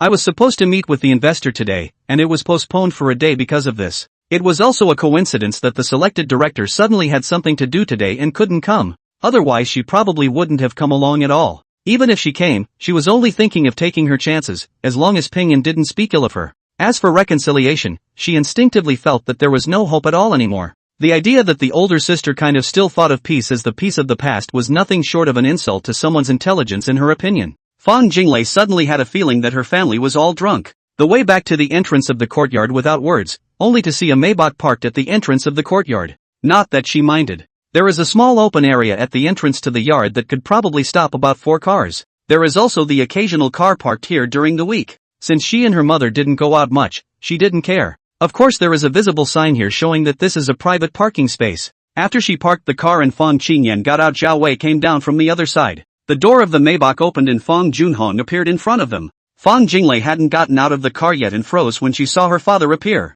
It's been months and father has never been here. Now that you know your mother is here, do you come over to try to talk softly to her or what? She got out of the car a little nervous. What brings you here? The one who spoke was Zhao Wei, her face and tone cold to the core. It's hard to tell if it's a genuine feeling or a deliberate gesture. She just felt a surge of anger and aggravation at the same time. The man in front of her has lived with her for so many years and used to care for her. It was a pity that the existence of Qin Balian and Fang Hongjun made it all seem so ridiculous. The two of them, Fang Qingyan and Fang Jinglei, stood still and did not speak. Communication between parents was nothing new to them, but this was the first time since that incident broke out that the two had spoken to each other so much in front of them as daughters. Fang Junhong sized up his wife, whom he hadn't seen in months. The dress wasn't as good as it had been in Cloud City, but it looked okay. Look at the face, it's not too badly maintained. The hair was obviously done in the morning. Looking up and down, he spoke, I came over to check on you. He looked to his 2 daughters. Yun, when did you come? Fang Qingyan simply said, it arrived yesterday. We just went to meet Pingyan just now. Without a word, Fang Jinglei took Zhao Wei's arm after approaching her. Mom, if you don't want to see him, just go inside. Her voice was not loud, not that she didn't want her father to hear. Zhao Wei didn't move or speak. She looked at Fang Junhong with a hint of hatred in her icy eyes. Fang Qingyan was just surprised that her father followed her just after she arrived in the capital. Was there something else going on? Chapter 146, all I can say is that he is to blame. Fang Junhong shook his head after hearing her words. I've gone to his school to meet him before. That asshole is the same as ever, can't hold up the wall. I didn't come to see him, I came to see your mom. His gaze rested on Zhao Wei. Wei, how much longer do you have to stay in the capital? Go back with me. Naturally, he wouldn't say what happened the last time he came to see peace. Fang Qingyan turned around and walked towards the courtyard gate at his words. Even though my mother hadn't promised or spoken up, she couldn't just talk about these things outside. Pulling out his keys, he opened the door. Dad, Mom, what's going on? It's better to come in and talk about it. Zhao Wei stood still glaring fiercely at Fang Junhong. Fang Jinglei gently tugged on her arm. Mom, let's go, let's talk inside. Don't let outsiders see the joke. Only then did Zhao Wei turn toward the courtyard. Fang Junhong naturally followed into the courtyard. As he walked, he asked, is this the courtyard the Zhao family gave you? Zhao Wei, at this age, you still look like you're young.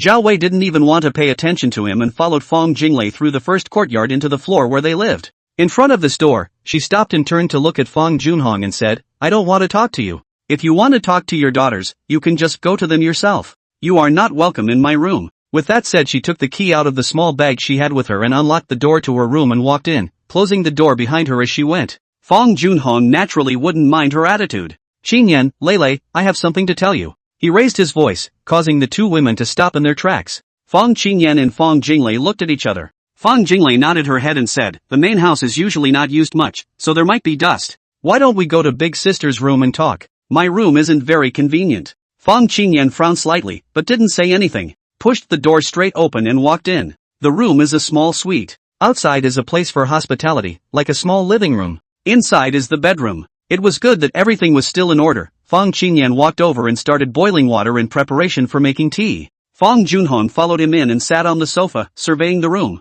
The room's not bad, he said without words. Fang Jinglei sat on the opposite couch, placing her bag casually by her side. Dad, did you want to see us about something? Fang Qingyan walked over and sat down and asked. Fang Junhong looked at his two daughters sitting in front of him, and couldn't help but remember that once upon a time in Cloud City, the family also sat and talked together like this. But at that time there was also a son, Fang Hongjun, and a third daughter. Now the son is gone. I didn't just come to the capital this time specifically to see your mom and you guys. Fang Qingyan's eyes narrowed. Is it about Shui Zhuang? Fang Junhong nodded. It's not just about Shui Zhuang. Fang Hongjun and his mother have passed away. He lowered his voice slightly, with a hint of sadness. The matter may be related to Fang Pingan. Ha? What? How could it have anything to do with peace? The two women immediately let out a gasp of surprise, and their bodies that were originally leaning on the sofa involuntarily sat up straight. Two pairs of eyes stared at Fang Junhong, filled with shocked expressions. Fang Jinglei leaned forward and asked, what's going on? Pingan has been in school, with his experience and friends and connections and such. How could he not find that kind of person to go abroad to target Fang Hongjun? Fang Qingyan, yeah, he's only touching ordinary people. How could he have such a relationship? Fang Jinglei, even if his leg was broken by someone Hongjun found, it's not like he had to buy a murderer. Besides, Fang Hongjun is still abroad, so far away. Does he still know people abroad? I don't believe it. Fang Jinglei's tone was very resolute. She half believed that this kind of thing was done by Fang Pingan.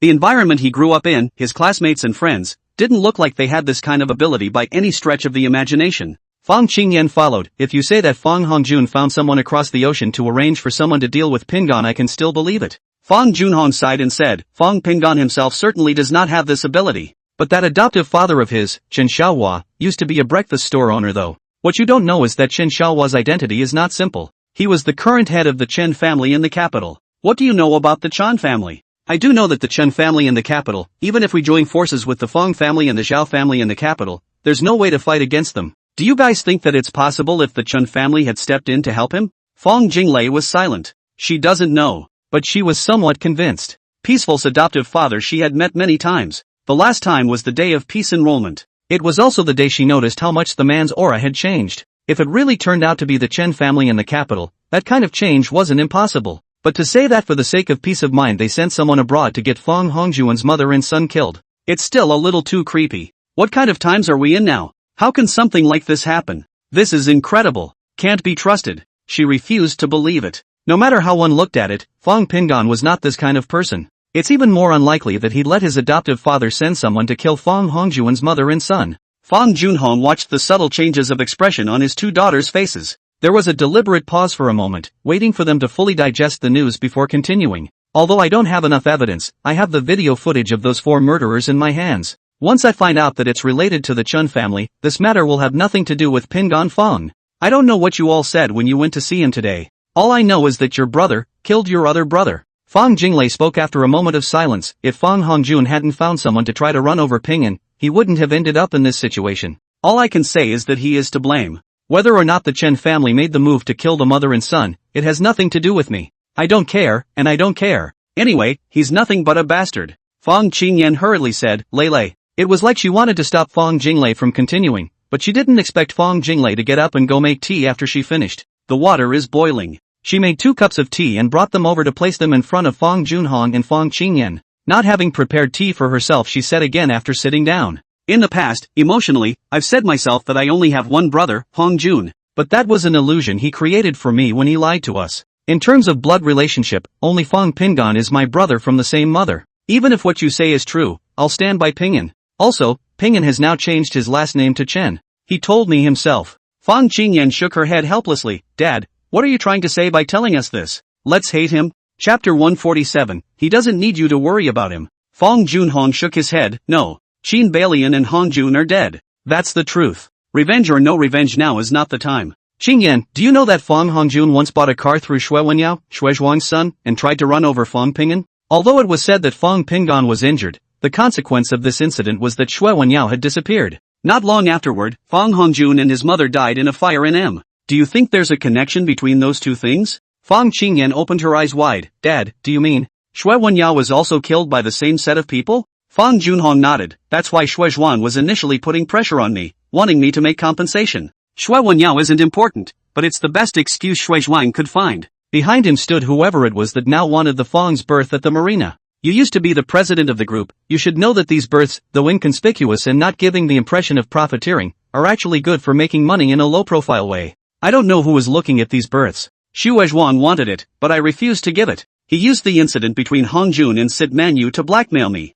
And then sending people to your place to harass you, all with the aim of taking the birth as quickly as possible. I came to the capital only to remind you to take care of yourselves. The other is also the fear that he will make a move against Ping'an. After all, he is now my only son. Fang Jinglei interjected. So, you know about Fang Hongjun asking Shui Wenyao to sell the murder to try to die peacefully, Dad? Fang Qingyan glanced at her and also changed her face. Dad, is that right? You were aware of that? Fang Junhong's face waved his hand with some impatience. What's the point of talking about this now? Fang Ping'an was fine, just a broken leg and injured ribs. Hong Jun and Qin Balian are dead. Shui Wenyao still doesn't know where the body is. The focus now is on your safety. That man, Shui Zhuang, started out as a gangster, with many tricks and many henchmen. If there really was someone behind him, he might be even more reckless. I was worried about your safety before I came over to tell you. Fang Qingyan said, this is the capital, not Cloud City. I don't believe he dares to fool around in the capital. Fang Jinglei, on the other hand, asked, Dad, did you tell Ping'an then? If all this is caused by what happened to Ping'an, isn't Ping'an more dangerous?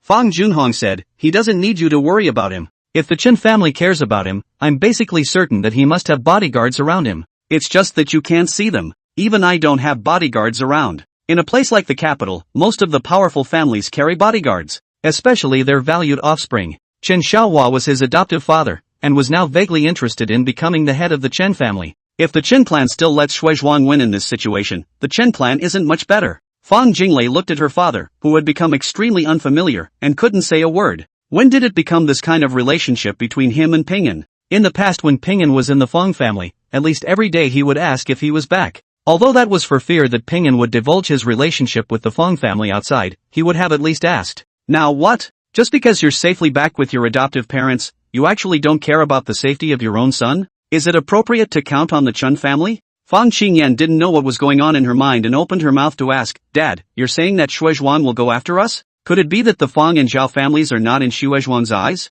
Fang Junhong said, I don't know who or which family is behind him. I've already told your second uncle about this. He's the head of the Fang family, he should be prepared. The Fang group in Cloud City, besides us, it's the Fang and Zhao families that are the bigger shareholders. If the birth is lost, they'll suffer too. I'm guessing your second uncle has contacted the Zhou family. As for what they plan to do, I haven't gotten word yet. The thing Shui Zhuang did on the docks before didn't have much of an impact on the company's stock price. It's the shipping companies that really suffer, not so much us. Fang Qingyan thought for a moment, this is not a solution either. If the shipping company knew that these things were because of the Fang group, they would have filed a claim when they were done settling things as well. Once news like this gets out, the company's stock price is bound to fall. After Fang Qingyan's flurry of output, she suddenly woke up to the fact that she was no longer the president of the company. But these thoughts, what's going on? Looking at Fang Junhong, who had a slight smirk under his eyes, Fang Qingyan revealed a hint of embarrassment. Fang Jinglei sat on the side quietly watching their expressions and listening to their conversation. Until now, she couldn't help but ask, is the company's stock price all you care about? Doesn't the safety of peace matter? And, big sister, you're coming to the capital for a few days and then going back. Don't you care about the safety of me and mom? Fang Qingyan coughed and covered up, it won't be. Lei, the law and order in the capital is so much better than Cloud City, you don't have to worry. Fang Junhong followed, don't worry, the Fang and Zhao families won't ignore you. At least until this is resolved, just take care of yourselves. I'm flying back tomorrow night, so I'll talk to Shuizhuan when I get back. Fang Jinglei got up and said, in that case, I don't care. Big sis, if you want to go back to work, I think you might as well go back with dad. Mom is in my care and you can rest assured. Fang Junhong nodded, also, your third sister is in the capital. Fang Jinglei didn't even think about it and said, that temperament of hers, she can still be a bit reckless in Cloud City by virtue of the Fang family. In the capital, there's no telling how many people will be offended. Fang Junhong explained, I met with your second uncle yesterday. Ji Dai is now working in an agency under the Fang family and plans to enter the entertainment industry. She's in good shape. She should be ready to debut after a while. I don't know much about the specifics. If you guys have time, you can teach her more. The capital is not a nice place. Showbiz is deep. Fang Qingyan stared wide-eyed and asked, Ji Dai into the entertainment industry? Dad, you're not kidding. The path was her choice, I just didn't object. All these years, you sisters, whatever you wanted to do, when did I ever stop you? It's just that if you wanted to join the company, didn't I support you the same way back then? And you've hired someone to take you on specifically, even personally, to learn how to manage the company and familiarize you with the various segments of the business. And aren't I the one who brought you out of your official and business relationships? Fang Junhong would not do anything just because Fang Jie chose the entertainment industry. At least he's telling the truth. Indeed, he really hasn't disciplined his several daughters much. Moreover, since Fang Hongjuan's death, his attention has been on a certain thing. For at least a couple of years, all the trouble he would bring to the shareholders meeting. Chapter 148 Everything, it's all Fang Pingin's fault. Hongjun is dead, and I don't have much ambition left. Just be able to maintain the status quo of the company. At the very least, an explanation to shareholders would be nice. I've met your second uncle and made it clear. As for the Zhao family, your second uncle will step in. There's also Shuizhuang, and their two families should join forces to make a response. I'm not going to bother with any of these things anymore. I'm almost 60 and my body and energy are a little short of keeping up. Fang Qingyan's nose was also a little sour when she heard this. No matter how hateful he is, he really does let each child develop to his liking. Even the other side is peaceful. Regardless of what he had in mind, at least as far as she could remember, Fang Junhong had never said that he wanted them to go for a marriage. It wasn't that Fang Qingyan hadn't thought about this possibility. Only, with the strength of the Fang family in Cloud City, I guess it wasn't that easy to get a marriage. The Fang family in the capital was more or less a worthy marriage partner. Dad, do you really not want to return to the Fang family in the future in peace? Fang Qingyan asked in a low voice with a hint of expectation in her eyes. Being from Cloud City, she knew very well how important a son was to all fathers. Fang Junhong suddenly sneered, the anger in his words not hidden at all. His name is now Pingon Shen, and he doesn't even want a last name. I'll pretend I don't have this son. I'd like to see what good he can get in the future if he goes to be a son to the Chen family.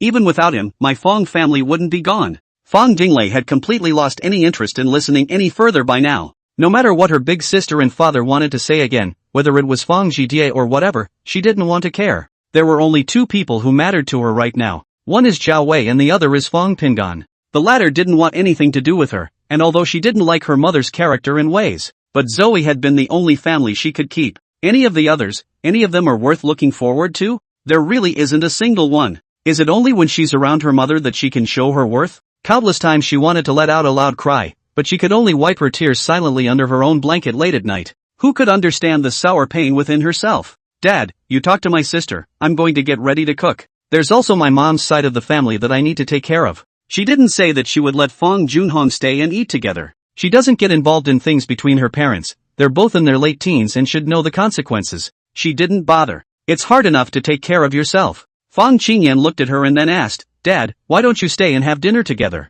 Anything you want to say to my mom, you go to her now and tell her. But, she hesitated, but continued, you'd better tell my mom you're sorry. No matter what, you did the wrong thing with Hong Jun and Qin Balian. At the very least, you shouldn't have asked my mom to take care of your illegitimate son. She spoke with some difficulty, but Fang Junhong was not thinking about being blamed. Instead, another thought floated up from the heart. It seems that the appearance of Fang Hongjuan's bastard son is not unacceptable to all of them. The only thing he couldn't accept was simply that he had allowed Zhao Wei to bring up Fang Hongjun. Though at first, both great-uncle Zhao Yuanlong and second brother Feng Junyi said the same thing. But if you put it in his perspective, you don't think you've done too much. Do you want to put your own son out there and raise him? As long as he kept it to himself and Hong Jun could keep his mouth shut, no one would ever find out about this. If it wasn't for Feng Pingon, the rebellious son, with all these women in the family, it would have been impossible to find out everything. It was Feng Pingon's fault. This rebellious son was the culprit who had brought him to this situation. The headache was that this rebellious son was now his only son.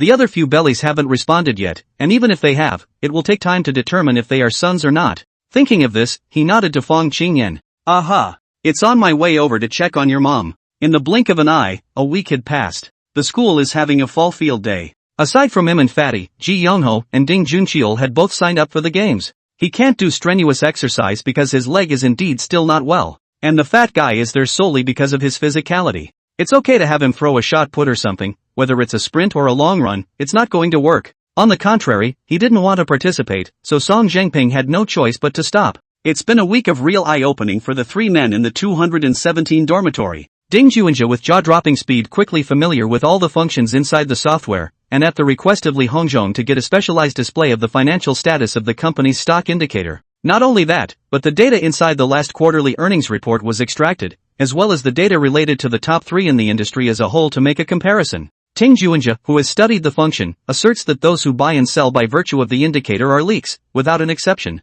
Even if he makes money occasionally, it has nothing to do with him personally, that's the market giving away money. Just as he said his own father's factory was making money, it wasn't that his father was any good, but that national policy was sending money to the business. That's why the real entrepreneurs are most concerned about national policies. The news channel is the favorite thing to watch every day. This comment, except for Ji Younghao who didn't have any feelings about stocks, Fatty and Pingon Chen both thought deeply. The stock he used to enter the race was, of course, taken out as the main target for comparison. 217 The sudden enthusiasm for the stock market presented by Ji Youngho has forced him to slowly join in. The characteristic that Ping and Chen's pharmaceutical stocks exhibit is stability. The rise was slow, but determined. During this period of time, the few of them, in addition to participating in the games, their daily business was to hide in their dormitories and study this thing. Without realizing it, 2 more weeks have passed. The 4 of them hardly socialized at all, well, except for Ji Youngho who went out on the occasional date, the other 3 were completely nerdy. If we were to say which dorm room has the most books, I don't think anyone would dare to say that it has more books than 217.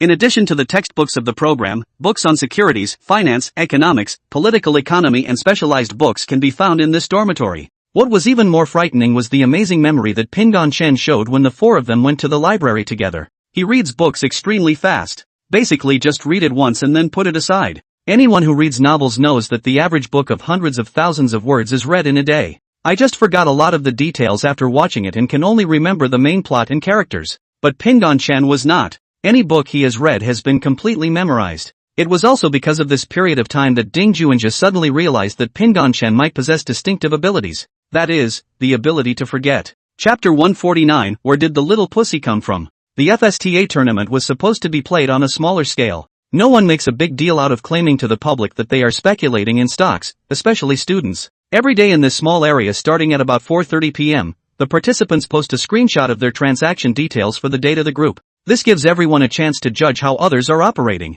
Not only the time of the transaction, but also the number and amount of transactions. Even if there is a withdrawal, it will be faithfully reflected in this screenshot. And since it's a contest, almost everyone doesn't mind submitting screenshots truthfully, and there's no appearance of editing the images. There's no need. Pingon Chen said naturally. The 4 of them, out for a barbecue to come. When the final results come out, Senior Kong and the others will still have to check the original transcripts. Then the record of your withdrawal will definitely be seen as well. Besides, the contest ends up looking at the profit percentage. Even if you make more, it depends on whether the principal is the same as everyone else's. So there's no need to cheat. Ding Juanja smiled and nodded. If even this kind of competition is cheating, then in the future, when you really spend a lot of money to invest, I'm afraid that you'll only lose money to a dog. Last time you said that senior in your club sold a model for $3 million? Pingon Chen smiled. What? Heart moved? Well, sort of. It's millions of dollars anyhow, and it doesn't cost anything, and you learn something in the process, so I thought I'd give it a shot. If you really want to get it, even if you start learning now, it should take you 2 or 3 years to get it. Li Hongzhong listened to an earful and interjected. Pingon Chen followed with a nod of his head in agreement. Right, this is something that I didn't fully understand even after listening to it for a while last time. It's not just about being good at math, but also a lot of other subject knowledge. Ding Juinja shrugged. It doesn't matter, I don't rely on this for a living anyway, I'm just interested. I'll make a fortune when it's done. I'll go home and show my mom how it's done. If it doesn't work out, I don't have anything to lose, do I? Ji Younghao swallowed a mouthful of beer and wiped his mouth. If you ask me, it's completely pointless to bother. Of course if it's a hobby it's another story. If I were you, I'd just vote for the best performing fun company and be done with it. It's totally not worth it to have to watch and review the market every day and learn so many things and stay up late every day. Why don't you do something else with that time? If not, wouldn't it be nice to invest in some gold if you have the money? Li Hongzhong nodded vigorously. Yes, I support rat. Back in the day, someone invested in a factory on the strength of an epidemic and got rich straight away. As long as you can catch the wind and seize the opportunity, you really are getting rich overnight. Ding Juinja smiled, took a sip of his beer, and didn't say anything. Pin Shen didn't open his mouth even after thinking about it. Shi Yanhao patted the fat man's shoulder. Old four, what you're talking about is still somewhat useful to me. Look at the two of them, they shouldn't be investing. Of course they'll invest if they're sure, but the kind of windfall you're talking about, they shouldn't be involved. Steadiness is what people like them who come out of large families think about. Even if you're working on models, it's just about making money in a stable and consistent way, not thinking about getting rich overnight. Li Hongzhong sighed, and the roasted meat in his hand didn't smell good anymore. I knew I was the only one thinking about getting rich overnight, but I'm not without a fallback. The big deal is to go sit in an office after graduation and eat and drink just the same. His fat face squeezed together, he hesitated, then said, it's just that there are a lot of things that you guys can do that I'm afraid to do anymore. Ji Younghao laughed. That's right, for example, I'll have a mistress in the future, can you? Can't be. Besides, the two of them can spend their days in the future. You can't. Other people just stroll down the street with beautiful women, you can't. Looking at Li Hongzhong's somewhat distorted face, the three of them laughed. Although it was a joke, if Li Hongzhong really went to work for the government, even as a small city manager, there were too many things he could not do. Suppose I were rich myself? Fatty asked indignantly. Ji Younghao immediately said, then it's still a matter of playing around as much as you want. When the time comes, your parents won't force you to take a job you don't like. Anyway, I do like the pastoral pace of life. Usually living in town, when I have time I drive out to my own ranch to check it out and live the outdoor life for a few days. Who cares if the sky is high? Pin Shen smiled and said, that's only if you find a daughter-in-law who is willing to go to the pasture with you. Ji Younghao waved his hand, piece of cake. The crowd laughed again. Before he could finish laughing, there was a sudden commotion from a few tables away, that is, more than 10 meters away. Pin Shen happened to be facing that direction. A few of the men cursed at each other before going straight for it. The barbecue table was overturned on the floor, spilling things all over the place. Plastic chairs were picked up and smashed over. Immediately, the people around them screamed out for cover. The four men looked over in unison. A plastic stool flew in their direction, and Pin Shen yelled, dodge. Ji Younghao raised his arm to deflect the flying stool, his mouth roaring loudly. Asterisk. You guys can fight if you want, don't hurt the innocent, okay? Most of the people at the barbecue stand had already fled the order and ran. Those who were watching were standing far away from the two tables of young men fighting back and forth. Li Hongzhong and Ding Juinja had one hand each, not caring if their hands were greasy or not, pulling Chen Pingon and running. Ji Younghao was still standing still cursing over there. Rat, come on! Pingon Chen shouted. The owner of the barbecue stand ran out of the store and squeezed through the crowd of onlookers shouting, don't fight, don't fight. The police will be here soon. Ji Younghao heard the voice calling out to him, which made him turn around and prepare to run. A beer bottle flew by on the side and hit him squarely on the back. Nima. Ji Younghao was furious. It's just smashed on the back. If you hit your head, there's no telling what could happen. He cursed and turned to charge. The three people over here took a look and cursed in unison. Ding Juinja was the first to rush out, casually picking up a bottle of beer from a passing table. Pin Shen said to Li Hongzhong, don't move. Then he followed and rushed up. What started out as a small friction between two tables of young people turning into a dry fight has now turned into a messy fight between three sets of people. Ji Younghao rushed over and grabbed the collar of one person, hooked the foot of that person's foot, and pushed hard, directly pushing the person to fly out and fall on the opposite person, and the two people rolled into a ball. Ding Juinja carried the bottle and smashed it on the head of the nearest person. With the sound of a bottle breaking, the man swayed, then went limp. When it comes to fighting, Ding has a lot of experience. It takes an empty bottle to injure someone, but a bottle filled with alcohol is fine. Pingon Chen was still a few steps away, and the people on the opposite side had already realized that something was wrong. Niet. Where's the little pussy? Them. Chapter 150, I'm satisfied, really. Amidst the curses, one man swung a punch at Ding Juinja. Ding Juinja dropped the spout of the bottle in his hand and ducked sideways. Ji Younghao stepped forward, grabbed the man's hand, stomped his foot, and pulled on his hand. Smoothly, he took a big step backward. He was moving like a smooth batch. The foot stomped down on the side of the man's knee bend, immediately throwing the man off his center of gravity. The hand pulls hard, pure, and simple brute force. Taking a step backward is using the weight of your body to drive your opponent's weightless upper body. With that one simple movement, the man was pulled to the ground. Ding Juinja followed through with a heavy kick to the man's face. Wow! Beautiful! Asterisk asterisk asterisk asterisk, this guy is awesome. Wow! Awesome! Asterisk asterisk asterisk asterisk, he knows kung fu. Physical education major, right. The cheers around them were interspersed with the panicked exhortations of the owner. Pingon Shen swung the bottle in his hand, and before he could land on someone's head, he was hit in the face by a stool. Tears came down my nose. No more than a few seconds had passed. Li Hongzhong stood still and froze for a moment before reacting. It wasn't that he hadn't heard the words that Pingon Shen had said, and in a turn of mind he had already realized that Pingon Shen was doing it for his own good. It's not that I'm afraid he can't beat it, but I'm afraid that this incident will affect his job problems in the future. He flushed, his nostrils were heavy, and there seemed to be an infinite pressure in his chest, weighing him down a bit. Pingon Shen covered his nose and took a few steps back, his eyes tearing up and his mouth cursing. Ding Juinja caught a glimpse of Pingon Shen retreating a few steps and yelled, "Lao, are you alright?" Pingon Shen returned, "I'm fine." Standing up, he was about to continue his charge. A roar came from behind him, asterisk asterisk asterisk asterisk mudblood. Li Hongzhong's chubby body surged forward, rushing past Chen Pingon, pouncing on one man's back, rolling together after knocking the man down, and starting to beat each other up. Where did you guys come from? The 8 or 9 people who were originally fighting were confused. We're having a good fight, and then suddenly 4 crazy people come out and beat up everyone. What's going on here? Ji Younghao didn't say a word, and whoever he pulled, that person immediately fell down.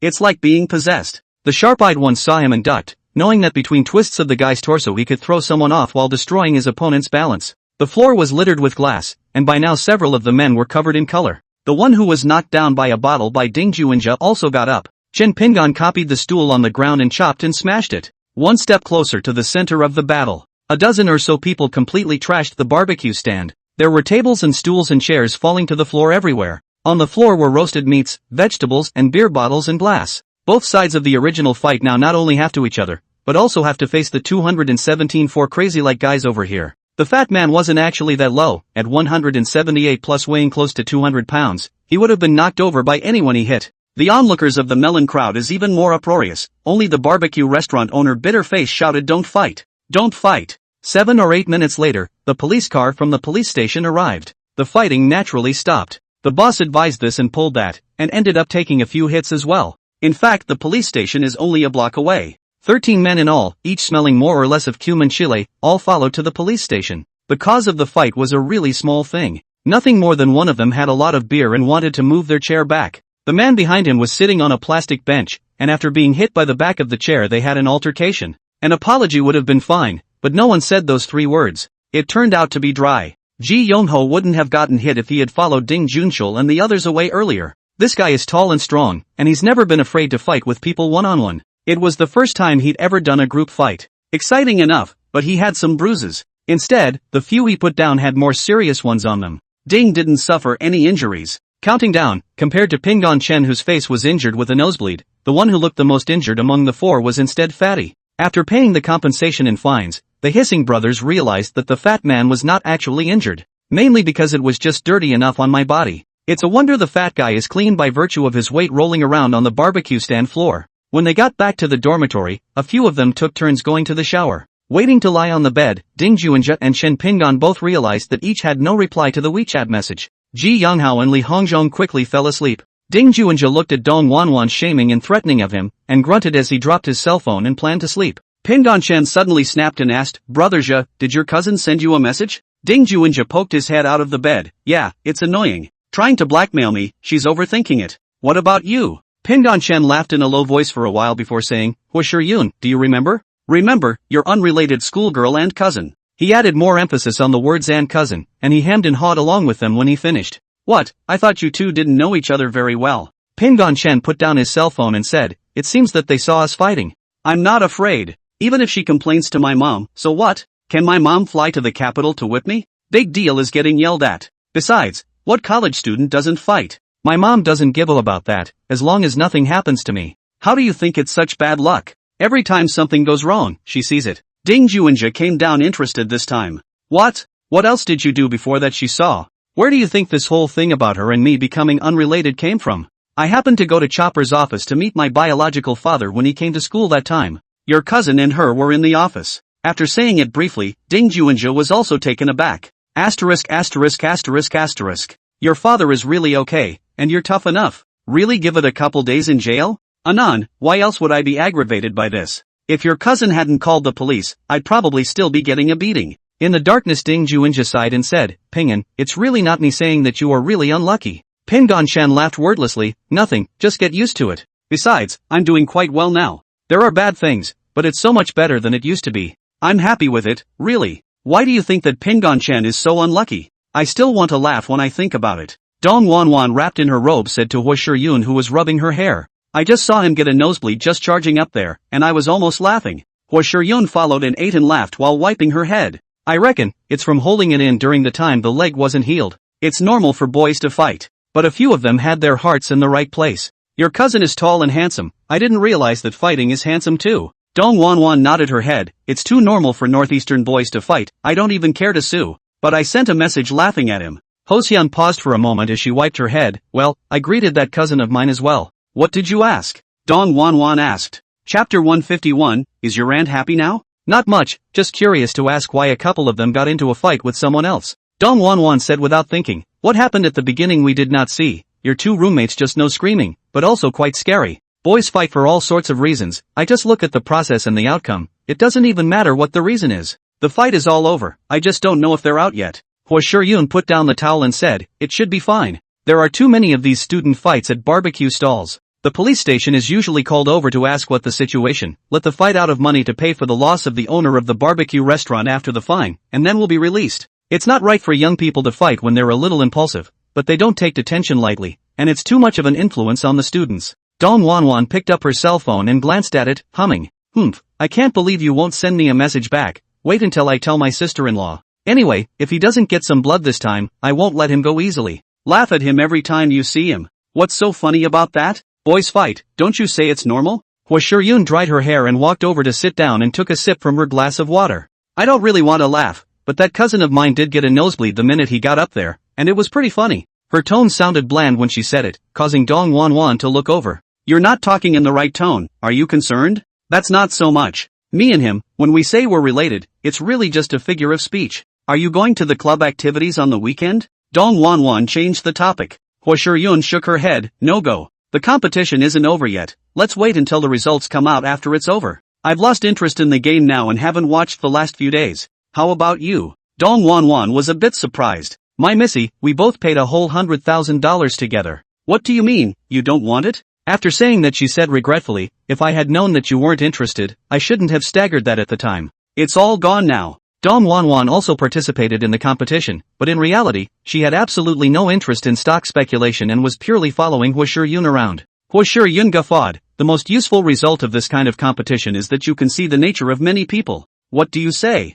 Dong Wanwan thought for a moment before shaking her head. Shiwan, don't you think you're a bit tired of living? The smile on Hua Shiyun's face remained unchanged. Do I have a choice? If you can't go out on your own, you'll have to marry, and you won't even be eligible for a relationship. Other people only see my family's background and wealth. They don't even see the tradition and rigidity of our kind of family. Deadpan is breathtaking. If I don't find something exciting to do, I'm afraid I'll go crazy. Dong Wanwan looked at her sympathetically. Alas, I can understand. When you say that, I'm also a little worried about whether my family will be like this in the future. Hua Shiyun didn't make a sound. To achieve this level, perhaps Dong Wanwan's family's strength was not enough, or it had completely surpassed this level of strength. She only knew that Dong Wanwan's family was in the black minerals and non-ferrous metals business. As for whether or not there were other industries, Dong Wanwan hadn't said anything and she hadn't asked. On the contrary, the specific industries that the Hua family was involved in were not a secret at all. After a while, she suddenly spoke. Do you know about Pingan Chen's adoptive father? Didn't we meet the other day? He looks like a successful man, and he even brought a few bodyguards with him. Of course Dong Wanwan remembered. Hua Shiyun smiled. Chen Xiaohua, the second master of the Chen family. After the last time I saw him, I went back and asked my dad specifically. Do you know what Pingan Chen's adoptive father was, back then? Dong Wanwan shook her head cooperatively. Quickly tell me, is there some amazing story? That's not so bad. Hua Shiyun brushed her fallen hair behind her ear. More than 20 years ago, Chen Xiaohua was the most famous genius boy among the capital's powerful families. I met a girl in college and they were in a relationship until graduation. The results. She hesitated before continuing. As it turned out, the Chen family's old man didn't agree. At the time, he was supposed to marry my aunt, but he was dead set against it. In the end, he left the capital with his girlfriend for the south, opened a small restaurant in Cloud City, and didn't return to the capital until recently. Dong Wanwan was in awe. Wow, that's awesome. Gave up the status and wealth of the gentry for love. More than 20 years. There must be true love between them, no doubt. Hua Shiyun raised her eyes and glanced at Dong Wanwan, who was a bit florid, and continued. I heard that Pingon Chen was adopted by them in Cloud City. He was later retrieved by his biological father, the same man who beat him that day. Pingon Chen had lived in the Feng family for 4 years, and not knowing what had happened, he had returned to the Chen family. He came all the way to the capital to go to college. It's all about the simplicity of the process. Dong Wanwan asked, that's not right. Didn't you say that your aunt was married to Pingon Chen's eldest uncle, his adoptive father's elder brother? Could it be that, after Chen Xiaohua went to the south, your aunt married the head of their family? Ho Xian nodded. My aunt is also an official in the government now. She was also known as a talented woman back in the day. Even so, there is no escape from the union, do you think? Is there any hope for me? That was what she wanted to tell Dong Wanwan. Wanwan, if I can't really manage to be independent on my own, you should be able to guess where I'll end up. Dong Wanwan looked at her steadily for a moment before speaking. Shiyun, it could be that my family hasn't reached the heights of your Hua family yet, at least in my generation there was no such concern. Besides, I'm the only one in my family, so I shouldn't have the same concerns as you.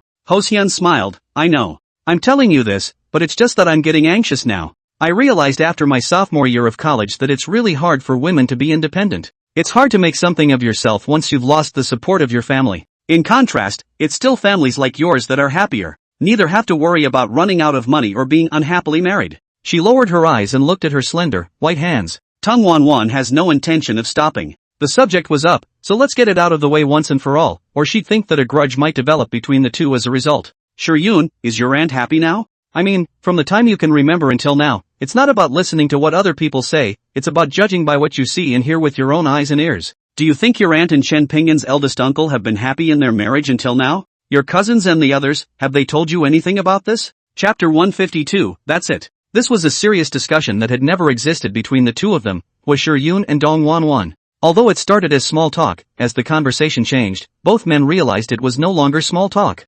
Cognitive discernment, it seems. After Dong Wanwan finished speaking, a short silence fell between the two of them. After a while, Hua Shiyun shook her head slightly and said, I haven't heard anything like that. Also, I don't think my aunt and my uncle have a bad relationship with each other. But that doesn't mean anything. Marriages between powerful families have no regard for the feelings of their children. Everything is done in the interest, there is no doubt about that. A smile surfaced on Dong Wanwan's face, and she didn't say anything, just looking at Hua Shiyun. While I think pure romance exists, it's true that it's also not for families like ours. My aunt aside, at least, in addition to my aunt and the examples we've talked about, there's also Pingon Chen's adoptive father. The reason why he left the capital was also because of the union, but just now we weren't talking about the topic of the union. We were talking about Chen Xiaohua's change in status after he came back. She glared at Dong Wanwan, it's all because of you, taking the topic off course. Dong Wanwan shrugged and still didn't say anything. Hua Shiyun continued, as far as I know, Chen Xiaohua is now the person in charge of the Chen family in the capital, and although he hasn't publicly announced this news yet, he's the one who speaks on behalf of the Chen family in many things now.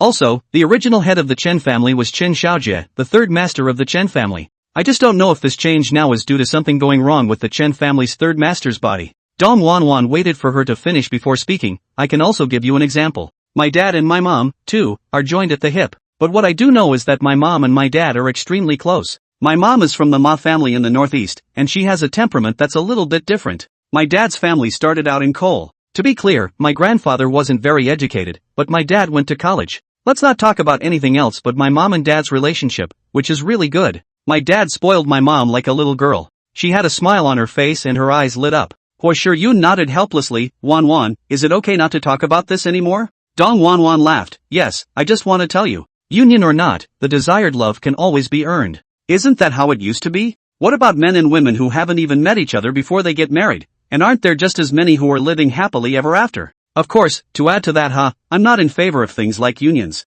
After all, there are still a lot of people living less than happy lives. Hua Shiyun sighed. You, really? She stood up. Bedtime, it's late. Dong Wanwan followed and got up, picking up her glass of water and heading towards her bedroom. Before she closed the door, she didn't forget to say goodnight. Hua Shiyun lay on the bed, thinking about the conversation between Dong Wanwan earlier. Thinking about it, I always felt that my future should still be grasped in my own hands. Her father really loved her too though, she knew that very well. What does the head of the family do? It's really not always possible to give up the family for her. Ruminating, she slowly fell asleep. Jingle Fong and the director chosen by the investors finally met. For the meeting, she purposely wore a relatively delicate light makeup, but to show her status as an author, she dresses more casually. The meeting place was a cafe chosen by the funders. This meaning she also understands, this is not a formal meeting, it can only be regarded as the first meeting between the two sides first to get acquainted. Not to mention that it wasn't necessary for this meeting in the first place. People have paid out their money, and the kind of actors they cast no longer have half a thing to do with her, but it's just a sign of respect or a way to get a better understanding of the book. The director's name was Malone, he looked to be in his early 30s, not quite 40, and cleaned up nicely. It gave her the impression that this director was a person who took things seriously and knew the score. What surprised her was that when the capitalist introduced himself she realized that the original investor was actually a cultural media company under the Fong family in the capital. The one who came wasn't the general manager of the company either, but a vice president. Although this vice president behaved quite mildly and was not so aggressive, but when introducing the company's background and strength, the meaning of that inadvertently revealed is very sad. It's not like Fong Jinglei is some innocent little girl. He had also met a lot of upper-class people when he was in Cloud City. I don't know how many times I've seen this kind of person who purposely pretends to keep a low profile, so I didn't take the other party to heart. I'm also a member of the Fong family. Moreover, I'm the third generation of the Fong family. In terms of status in the Fong family, it was simply not comparable to a vice president of a subordinate company. Having that mental edge, she couldn't help but raise her stance a little higher.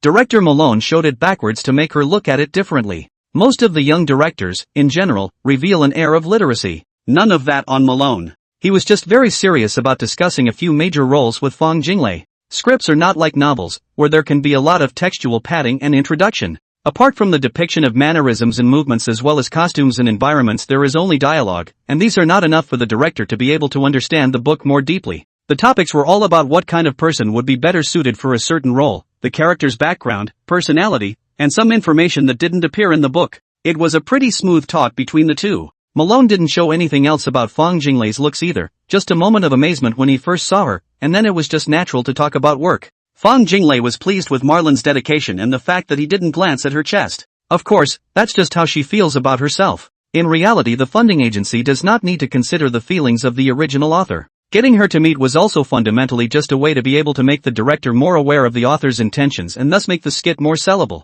That's all there is to it. The last thing we talk about is the time to turn in subsequent copies of the book and make a pact with each other. Fong Jinglei did not see either her mother Zhao Wei or her elder sister Fong Qingyan after returning home. I wonder where the two went. Sitting on the heel of her own computer, she didn't call her editor. Instead, I read the script again from start to finish. That took her most of the day. The scripted characters are actually based on my own family. Other than Pingon Fong, every single one of them was familiar to her. It's just that everything changed when she changed the gender of her character to female. The heroine became that little sufferer, not to mention a couple of the male characters and the fake millennial who was the main character she focused on for emotional pull. Whatever actor Malone, the director, chose, it made no difference to her. Not only does she get paid for the manuscript, she gets a cut, and that's enough. As for the capitalist being a company of the Fong family in the capital, it had no effect on her either. Business partnerships are all about doing business. That VP obviously didn't know her identity, not to mention the fact that the title they used to meet was still her pen name. I opened my computer and looked up the company, and then went to the bib to check the popularity of the company. Time passes slowly in this process. By the time her mother and older sister returned, she was just about ready to cook. Mom, big sis, are you guys eating at home or are you going out again later? Fong Jinglei didn't intend to ask them where they had gone, nor did she intend to tell them about the upcoming shooting of her script. They never asked her about any of her work anyway. Chapter 153, Fong Jijia broke her arm. Zhou was pale, a little wan, and had the look of being scared or sad. Fong Jinglei took a closer look and realized that not only her mother, Zhao Wei, but also her elder sister, Fong Qingyan, was looking a bit pale. The two men moved at a quick pace, both entering Zhou's room together without answering her question. Fong Jinglei's heart sank as she put down what she was doing and hurriedly followed. What happened, big sister? Fong Qingyan shook her head, signaling her not to ask. She helped Zhao Wei into the bedroom and waited for her to lie down before comforting her with a few words. When she came out, Fong Jinglei realized that her hands were actually shaking as well. What exactly happened? Fong Jinglei asked in a low voice. Fong Qingyan pointed to the door, and the two of them went back and forth out of the compartment where Zhao Wei lived all the way to the middle of the courtyard. Ji Dai was beaten up and Mom was shocked. Looking at her big sister, who had been calm and comforting her mother just a moment ago, Fong Jinglei only felt that really nothing was going right. Ji Dai? What happened to her? It's unclear why, except that she was pushed down the stairs and broke her arm. She was already hospitalized when Mom and I got the news. Fong Jinglei casually asked, did she call to notify you? Fong Qingyan shook her head, no. It's a colleague from her company. Fong Jinglei disliked this kind of squishy talk. Can't you just tell me the process all at once? Pushed down the stairs by who? Who took it to the hospital or called 120? And, did you call the police? Were her company co-workers there? Fong Qingyan's face went white as if she had thought of something. I need to call Dad. She finished and headed straight for her room. Fong Jinglei stood frozen in place before following. In the room, Fong Qingyan didn't get upset when she saw her follow her. She just drank a large glass of water first and then called Fong Junhong. Put the speakerphone on. Fong Jinglei whispered. Fong Qingyan glanced at her, switched to speakerphone mode, and placed her phone on the coffee table. The two sat on the couch, staring at the screen of their cell phones. Hey! After a while, Fong Junhong's voice came out, Yinyan? Fong Qingyan said, Dad, Ji Dai had an accident in the capital. She was pushed down the stairs and broke her arm. When did happen? Today at noon. The person who pushed her was a man, but didn't get a good look at what he looked like and ran away. Dad, is this matter related to the company over in Cloud City? Fong Qingyan's voice carried a hint of anger and a hint of fear. Fong Junhong's voice rang out, not sure. I am very busy right now, just pay attention to your own safety in the capital. Ji Dai's company is owned by the Fong family, so there should be someone to protect it, and nothing serious will happen. I'll fix things on my end when I'm done with them, so don't worry too much. After saying this, Fong Junhong hung up the phone and returned to the conference room to continue to face the tax inspection brigade. Originally, he thought that Shui Zhuang sending someone to follow Fong Qingyan and blackmailing him with this was about as close as he could get, which was an acceptable level. The fire at the port was followed by a false alarm, but it has already caused many logistics companies to reduce the number of containers stacked, especially the smaller ones, which can't afford to take such risks. After this incident, he went to the capital to meet Fong Junyi and Zhao Yuanlong, and it took a lot of effort to persuade the Zhao family to help. He has been delayed until now to see the movements of the Zhao family and the capital's own family, and waited for the joint audit of industry, commerce, and taxation. It was only for the construction and engineering company below him, but that didn't bode well. He was dealing with the staff of the inspection brigade when Fong Qingyan called. If the other party hadn't asked him to appear by name, he wouldn't have appeared on such an occasion, which was really a bit humiliating. When he answered his eldest daughter's call, it suddenly dawned on him. The inspection brigade didn't come to audit, they came to punch him in the face. From this morning until now it is already the end of the day and still do not leave the company. To be honest, he didn't believe that Shui Zhuan would make a move against Fong Ji Dai. Such behavior was inconsistent with Shui Zhuan's identity. No matter what, Shui Zhuan was considered one of the entrepreneurs in Yunchang, and he also paid huge amounts of taxes every year, and his contribution to the local government's tax revenue was not small. It was Fong Qingyan's phone call that made him suddenly realize that behind Shui Zhuang, it wasn't any power at all, but the local government. What exactly is the reason for taking back his berth? According to the agreement, the contracting fee is also payable to the government every year, and it is still rising year after year. It's been fine all these years, why did you suddenly find a Shui Zhuang? Why don't you just talk to him? Turning around he left the conference room again and after returning to his office and closing the door he called Shui Zhuang. Shui Zhuang answered the phone extremely quickly, as if he was waiting for him to call. Mr. Fong, why are you free to call me? Shui Zhuang's voice was calm, without any hint of teasing. Shui Zhuang, my daughter was pushed down the stairs in the capital and broke her arm, and someone told me that you did it. Yet I don't believe. Fong Junhong spoke more slowly and not at a fast pace. Shui Zhuang was silent for a moment after hearing this, and then he smiled. Yes, that's exactly what I had my boys do. Mr. Fong, Big Boss Fong, if you want someone, I'll give them to you, how's that? Fong Junhong followed with a laugh, Mr. Shui, it's no fun anymore. You didn't do it, I'm sure of it. A few tiny berths are not enough to put your face down for something like that. My daughter is in the capital, and there are people to take care of her, so I'm just telling you that someone is messing things up and using you as a backstabber.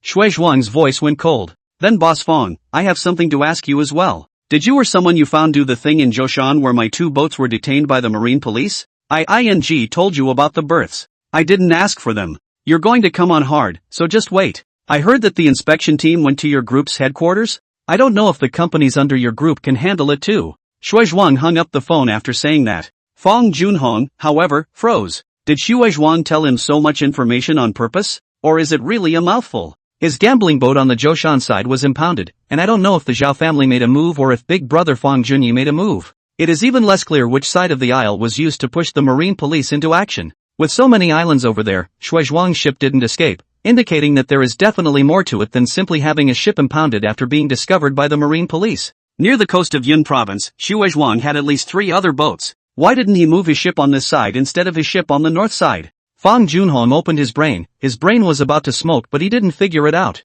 On the other side Xue Zhuang hung up the phone and then put it down with hatred. When Zhou Shan seized the boat and arrested the man, he deliberately released a man to come back and tell him about it. Otherwise he wouldn't find out until he couldn't contact boatmen. He who had been doing black jobs for decades immediately understood that this was someone making a deal with him. What made him restless was that it had been a day and a night that had passed and no one had come to talk to him by now. What kind of person has so much power to make the marine police specialize in messing around with his ship? And a ING special release. It was clearly aimed at him and not a regular patrol at all. Chapter 154. You are the ancestor of double standards. Hanging up the phone, Fang Qingyan and Fang Jinglei looked at each other. Even if their father hadn't said anything, they sensed that something must have happened to the company on the Fang family's side in Cloud City. Is Ji Dai's case due to her father's side or not? If so, what about the 3 of them, mother and daughter? Ji Dai's company in the capital city's own family can be in trouble. The 3 of them living in this courtyard is not even more unsafe? Both of them thought of this at the same time, and their faces immediately changed. Do you have any surveillance dead spots here?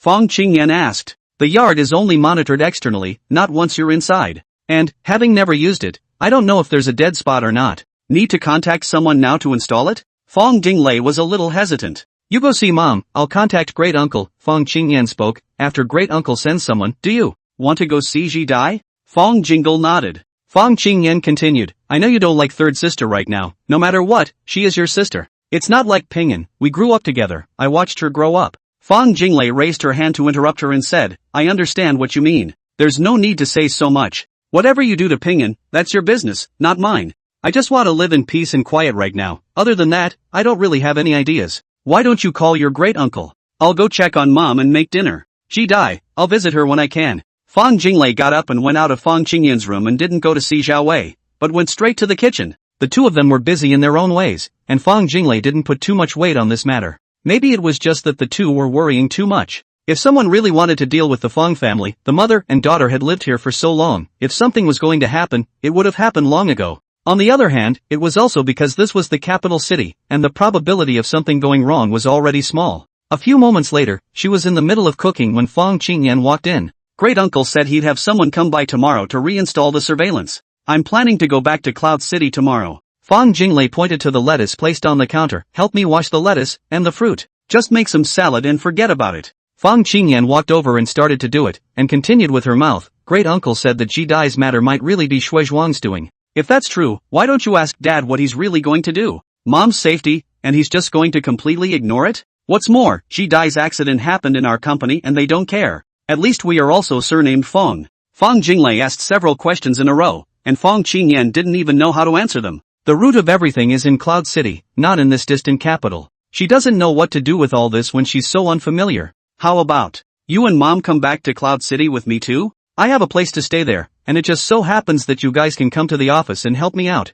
and not be so bored with nothing to do every day. She attempted a suggestion that made Fang Jingle a little angry. Fang Jinglei directly stopped the work in her hands when she heard this proposal and turned to look at her. Big sister, you can't always run away. There's nothing I can do for Mom, but I'm not going back. If Mom goes back with you, I'll be fine on my own. Fang Qingyan got up and said, forget it, since leaving the house in peace, your thoughts are different from all of us. I'm not sure if it's you that's got the problem or us. You can stay if you want. I'll ask Mom what she wants. At least back in Cloud City, she had friends to talk to, and didn't want to be here, where her mother's family didn't care and the Fang family didn't care either. It's like being abandoned by everyone. Do you think this can go on forever? I heard my great uncle say that the yard belongs to Mom and no longer belongs to the Zhao family. This time, helping to install the surveillance was nothing more than a favor. I really don't know what kind of kinship they have with each other. Fang Jinglei didn't say anything and just buried her head in her work. She still had the crumpets she bought yesterday and the cheese and everything. Zhao Wei came over during the meal, and seeing that it was a simple meal, she didn't say anything, and wanly picked up her fork and began to eat.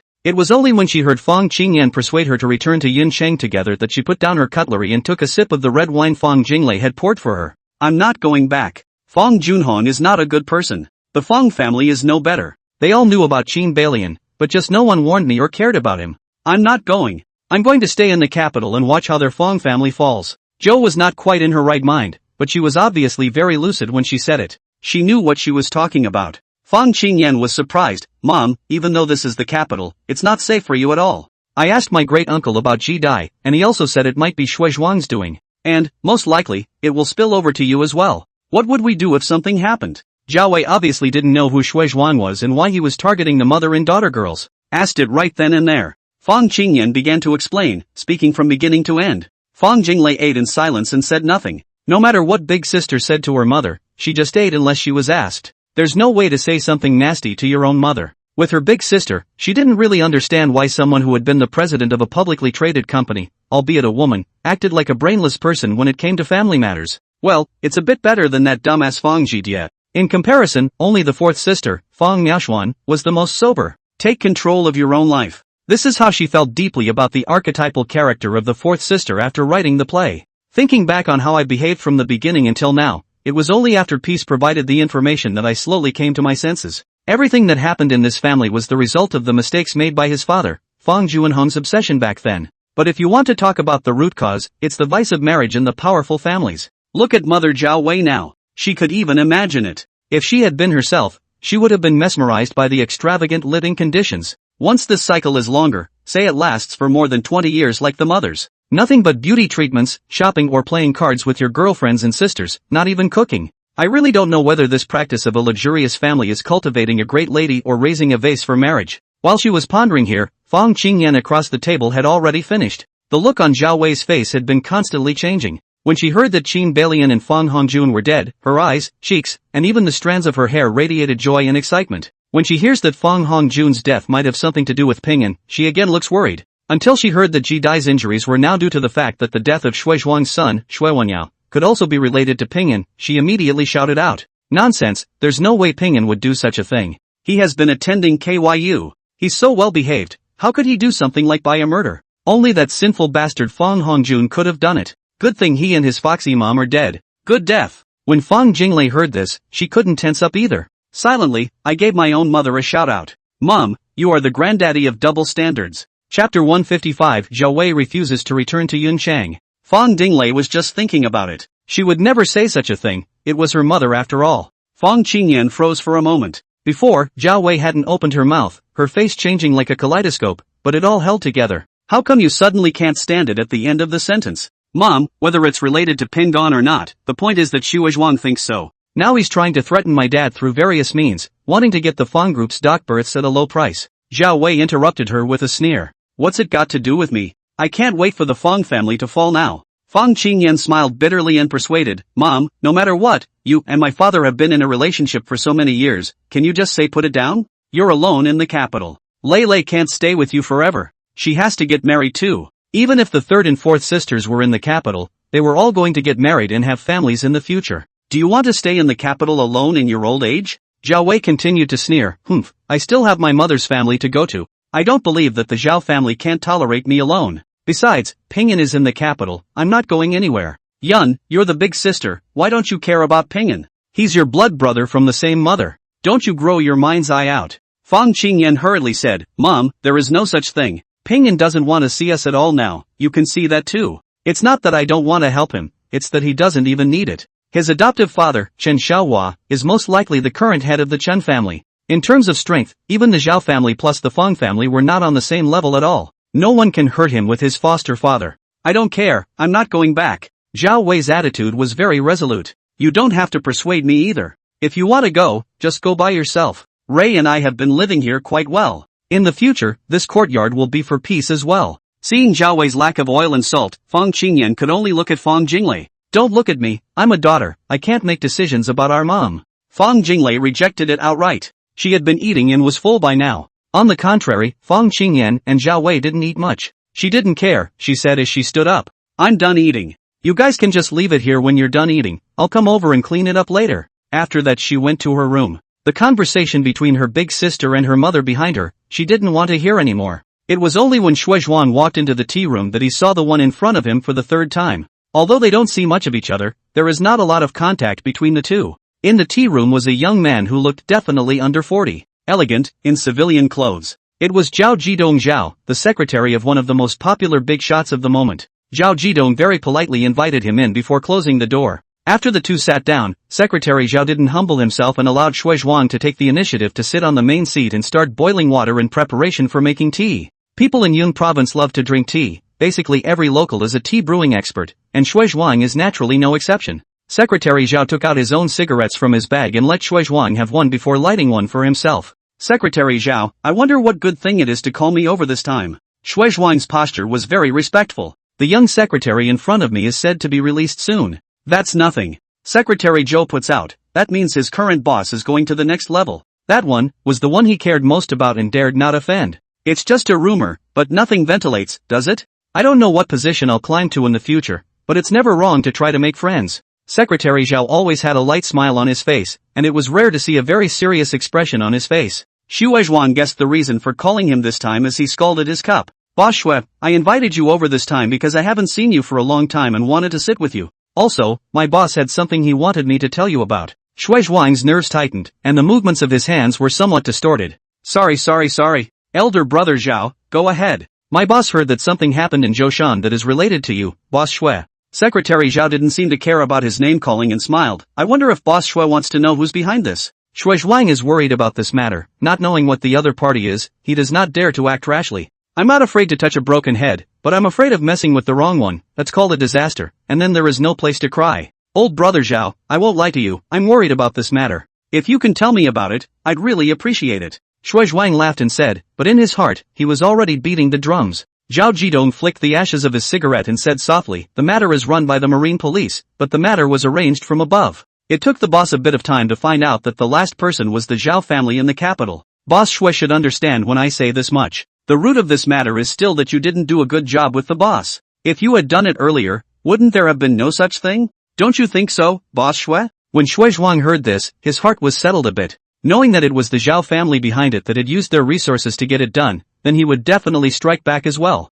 But Grand Secretary Zhou is also right and wrong. He was given a long time to do so in the first place, and there was only one requirement, that is, the births must be returned to the government. The rest, whatever Shui Zhuang could get out of it was his own. That's why he used the method of stabbing the flesh with a small knife and didn't push Fang Junhong too hard. Now it seems that Fang Junhong this is really too ruthless. Before that he didn't even dare to fish for people. Now you can fish for people, but the cost is definitely not small. Not to mention the boat will take more money to get back as well. Of course, the only way to get it back is by means of an auction. But that was something else, nothing compared to what happened with the Fang and Zhao families. Secretary Zhao, don't worry, this matter, at most another month, will be done. If I can't do it, I, Shui Zhuang, will drag my family out of Yun province to beg for food. Boss Shui doesn't have to be like that, it's just that this matter is indeed rather tight on time. I'm sure you've heard. The boss is changing places and this needs to be done before he leaves. Grand Secretary Zhao shook his head slightly, his tone amiable. Shui Zhuang pushed the tea over after pouring it, thanks for the boat mountain thing. I'll take care of the Fang's group as soon as I can. I just don't know where you're going to take charge next, old brother Zhao? Zhao Jidong smiled and shook his head. Shui Zhuang immediately said, no matter where we go, the business environment over there in Zhao's old brother must be great. We'll definitely be there to support the show as well, so don't worry. Zhao Jidong nodded. Where is Boss Shui's hometown in Yun province? There's a town below Hiku City called Jingdong Town. I don't know if Secretary Zhao has heard of it? Shui Zhuang didn't dare to lie. Secretary Zhou smiled and nodded, tapping her hand twice on the tea table. Chapter 156. Didn't Dad tell you that Fang Huangjun died? On the way back, Shui Zhuang had already thought everything back and forth at least twice in the car. He was initially somewhat flattered when contacted. Originally, people like Grand Secretary Zhao were simply not people he could reach out to on his own initiative. I didn't realize it was a passive contact. It hadn't been a long time, though, and it was clear to him that the reason he had been chosen was because of his origins. Whatever he was asked to do, it was because he was still useful. Otherwise his company and old buddies, plus those below, should not be in good hands. It only makes sense when someone who has switched from the underworld to the white world wants to clear his name, but clearing his name is not an easy task. Both the city and the government have memories, not to mention he knows how thick his file is. It's dry. There's a silver lining. If you don't do it, then all is lost. These two sentences were applicable both to the time when he was mixing with the blacks, and they were just as applicable to Shui Zhuang's situation now. Secretary Zhao is gentle and elegant, but he is indeed smart enough and obedient. At least, that's what he showed. Secretary Zhou's devolution has been finalized, and it's his hometown. As for where that big guy is going is unknown at this point, but if he doesn't get this right, he'll probably have some effect on that big guy as well. Further, after Big Secretary Zhao went to his old home, the consequences, he didn't dare to think about. It only takes one little thing to go through a chain of events that ends up in a monstrous fire that burns him to death. Zhoushan's matter, the Zhao family in the capital, the Fong family as well as Fong Junhong and Zhao Wei. This thread is clear when you think about it. The Zhao family made their move after Fong Junhong went to the capital to ask for help. If he wanted to strike back now, he could only target the Fong and Zhao families in the capital. As for Fong Junhong, he felt that it was time to take some real measures. Before it was just intimidation, not anymore. Time is running out. He called his 3 sons after making a call to the capital. The eldest son, Xue Long, the second son, Xue Hu, and the youngest, Xue Wenbin. When Fong Jinglei walked into the hospital room carrying fruits, what she actually saw was Fong Zhidie, who was already preparing to be discharged. A broken arm is not a serious injury for an adult. The key thing was not catching the person who pushed her, and this was what made Fong Zhidie the most mad. When Fong Jinglei came in, she had already completed the discharge procedures. A young girl in her early 20s was accompanying her as she packed her things, mostly helping to carry them. Seeing Fong Jinglei come in, a hint of joy appeared on Fong Zhidie's face. Second sister. Fong Jinglei casually asked as she placed the fruit in her hand on the bedside table. What, getting out of the hospital? Fong Zhidie nodded, then said to the little girl, "Little one, this is my second sister, Fong Jinglei." Then he added, "Second sister, Xiao Wen is the little assistant that the company has assigned to me to help take care of my life during this period of time." That little girl gave Fong Jinglei a bow. "Good day, second sister." "I'm little one." Fong Jinglei smiled at her. "There's no need to be so polite. I came over to take a look when Zhidie was injured." Xiao Wen looked at Fong Zhidie, "Then I'll go out first, I'll come back later?" Fong Zhidie nodded, and when Xiao Wen left she turned her head to look at Fong Jinglei. "Second sister, did big sister tell you that?" You know I live with mom, so why have you been in the capital for so long without visiting her?" Fong Zhidie didn't expect her second sister to ask this kind of question as soon as she arrived. A trace of panic flashed across her face. I arrived in the capital to ask our father, and then, after I came, I went into the company and never came out." Seeing that Fong Jinglei didn't say anything and just looked at her, Fong Zhidie swallowed and continued. "It's not that I don't want to visit you guys, it's mostly because I've been training for a while." "Well, close training, there's no chance of getting out even if you wanted to. Besides, Mom didn't say anything yesterday when she came." Fong Jinglei nodded slightly. "Mom doesn't care, but you should have given us a heads up as well. If our dad hadn't said something about you after he came to the capital, I wouldn't have known you were in the capital." "Any idea who did it?" She pointed at Fong Zhidie's arm. Fong Zhidie shook her head and said, "I probably know, but this is in the capital. It's normal for such things to happen between vegetarians like me. This is also not the time to pursue this matter. The company will do me justice." She said it with great certainty, which made Fong Jinglei a bit surprised. "The company is owned by the Fong family, yes. What makes you so sure that the company will give to help you? Just because your last name is Fong too?" Fong Zhidie shook her head. "It's not because of this. Second sister, you probably don't know much about the situation on this side of the capital." Her demeanor suddenly became somewhat self-satisfied. "I'm going to be in a short play soon. I've passed all my auditions. Where's the second female lead? It's a broken arm, but it won't affect my shooting." The second female in that drama would have been the one who would have gotten hurt and then attracted the care and attention of everyone in the family, leaving the first female feeling like there was no hope of ever being cared for by her family again. Second sister. I play the female number 2, a fake millennial who grew up inside a big family. The director said that with my temperament and image, I basically don't even have to try too hard to play the second female role, so this role, basically, has been decided to be mine. Listening to her blah blah blah with a somewhat agitated look, Fong Jinglei's face became increasingly strange. However, Fong Zhidie was immersed in the excitement of being able to play the second female role right after her debut, and didn't notice her second sister's expression. Naturally, Fong Zhidie was also aware that the second female lead in movies and TV dramas was more influential than the second female lead in short dramas. But nowadays, short dramas, which are short and better suited to the needs of a society that works at an extremely fast pace, are sucking up fans at a pretty impressive rate. So she didn't mind, and was even happy about it. Fong Jinglei waited for her to finish before saying, "What's your director's name? Also, what company are you with now? Can you tell me about it?" The expression on Fong Zhidie's face was relaxed. The director's name is Malone, and he's said to have a good track record in the skit industry. The name of the company is Shengsheng Culture Media.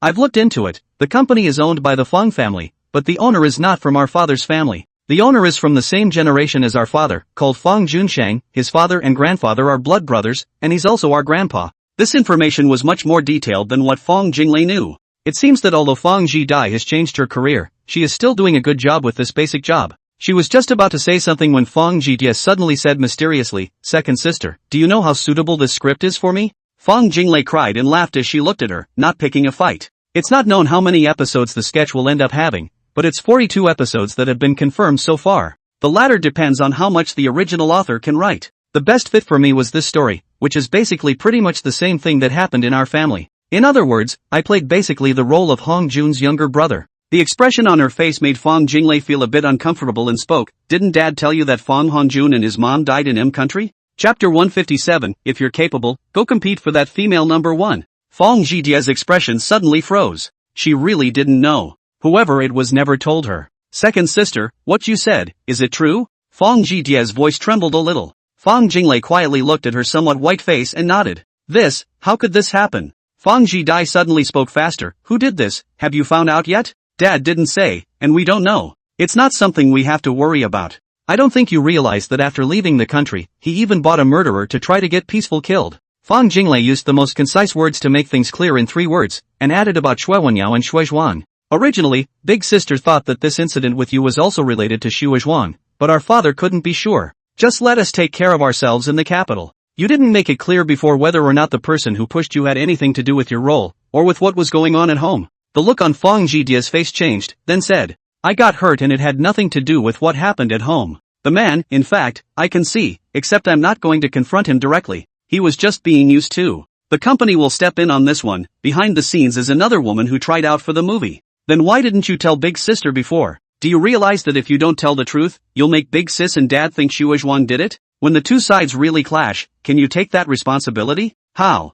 Are you so selfish?" Fong Jinglei was a bit angry. Fong Zhidai's face blanched. "How would I know about these things? You knew, why didn't you tell me in advance? My big sister and mom didn't mention a word about it when they came over, and I didn't know anything about it, so of course I had to take it from my own point of view. Besides, I said from the beginning that the company would take care of all this. It's you guys who are overthinking it. What's it got to do with me?" Fong Jinglei then felt speechless. "Well, if you feel you have a clear conscience, then whatever. I see you're already planning to get out of the hospital, so it shouldn't be a problem. That's it. I'm going back. I don't see the need for any of us to help you in the future with your affairs. You have the company backing you up, so in the future you'll just ask the Fong family or the company to help you." With that she turned and intended to leave the hospital room. She didn't want to talk to this little cutie. "Say something else." Fong Zhijie suddenly asked in a blessed manner, "Second sister, you wrote that script, right? Otherwise, it's unlikely that anyone would know that much detail about the content. If you wrote it, will I, the villainous fake millennial, soon have no part to play?" Fong Jinglei stopped walking and turned to face Fong Zhijie. "Yes, I wrote it. Also, you only know what came out in 42 episodes. But your part is actually very small. What you thought was the second female lead was just a punching bag." Fong Zhidai was shocked and angry. "Second sister, how could you? I'm your own sister. Can't you change the script? I'm just starting out and you give me this? What do you think?" Fong Jinglei only felt her heart dying of exhaustion and really didn't want to say anything else to her. "I wrote the script and your director picked the actors. What's this got to do with me? If you have the guts, go fight for that number 1 girl. I'm too lazy to talk to you. I've got things to do, let's go." Fong Jinglei turned around and left, leaving behind the dumbfounded Fong Zhijie. Outside the door she met the girl called when standing boredly not far away with her head down swiping her cell phone. She smiled at the girl as she passed and left. Fong Zhidai was sitting on the bed, her left arm hanging from her neck in a plaster cast. Xiaowen pushed the door in and asked, "Sister Xiaodai, are we going back now? Didn't you say earlier that you wanted to take a bath, that you couldn't do it alone, and that you wanted me to help you?" The hot pot restaurant outside the west gate of Kyoto University.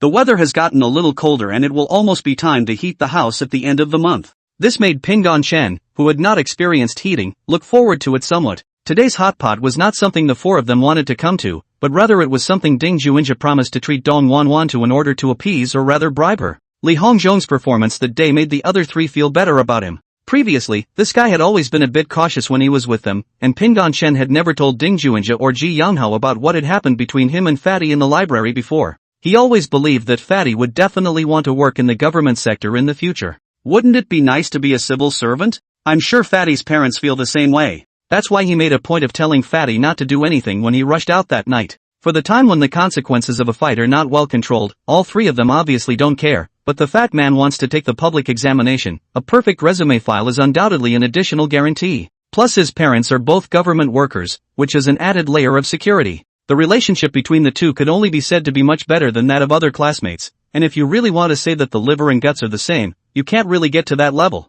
On the contrary, Ji Yanghao and Fatty's relationship is now better than before. The relationship between the two heated up quickly and they were almost inseparable. Ding Juinja had specially booked a private room for tonight's hot pot, partly because he knew Dong Wanwan would definitely laugh at him. For the sake of your own face, it's better to try to get less people to know or try to get as little disgrace as possible. A few of the guys in the dorm are on their own, and it's okay to be embarrassed. But he also didn't expect that Dong Wanwan didn't come alone, but brought Hua Shiyun and 2 other schoolmates with her. When they came in, all 4 of the 217 bedrooms were already sitting down and sipping tea. The pot wasn't ordered and neither was the food. When he saw that Dong Wanwan was followed by 3 other beauties, Ji Younghao was instantly energized. Knowing that Hua Shiyun and Dong Wanwan were definitely not something he could touch, Li Hongzhong's gaze went to the last 2 to enter. Pin Shen was the same. Honestly, he understood the saying that beautiful women were usually piled on top of each other very well. After Dong Wanwan came in, she said to Ding Juinja with a smile, "It's rare for you to invite me to dinner again today. Do you mind if I bring everyone in our dormitory? Come on, I'll introduce them one by one." Ding Juinja squeezed out a smile on his face. "How can I can't thank you enough for the honor, cousin." Several schoolmates, please take a seat. All 4 of us are in the same dorm room. The girl who came in last smiled. Wanwan told us all that you 4 are freshmen. Hua Shiyun and the other girl just found a random chair to sit down as Dong Wanwan came in, and then started to put their bags down to take off their jackets, and then used their coat covers to put their outer sleeves on. Dong Wanwan said, Shiyun and I have met the 4 of you, but there are 2 other beautiful schoolmates who don't know you, so introduce them. Ding Juinja stood up. "I'm Sister Wanwan's cousin. A few schoolmates should know that by now. These are from my dorm room, Chen Pingan, Ji Younghao, and Li Hongzhong." I don't know what the 2 school sisters call themselves? Chapter 158, Sisters Tremble with Laughter. Dong Wanwan introduced, "This one sitting next to Shiyun is Jane Yedong, and that one is Xiao Qingyue, also in the same dorm room as us. Today, let's say the schoolmates take care of you guys, get the menu." Faced with beautiful women, 2 of whom were also relatives of his brothers, Ji Younghao didn't let go too much. It was only interested in Jane Yedong and Xiao Qingyue. Li Hongzhong naturally followed. Dong Wanwan and Hua Shiyun were clearly not in the same class as him, which he had known for a long time. The one who opened her mouth before was called Xiao Qingyue, and at this time, she also took off her coat and sat down. Dong Wanwan let out a laugh and said, "Our Qingyue is from Shudu, and she's the connoisseur when it comes to eating hot pot." Xiao Qingyue seemed to have a very cheerful personality and also smiled greatly and said, it's fine, this hot pot in the capital is still a bit different from our side. You guys invited Wanwan to dinner, Jane Yedong and I are just here to rub it in. Eat anything." Hua Shiyun and Jin Yedong followed suit. "It's fine, we'll do whatever our guests want."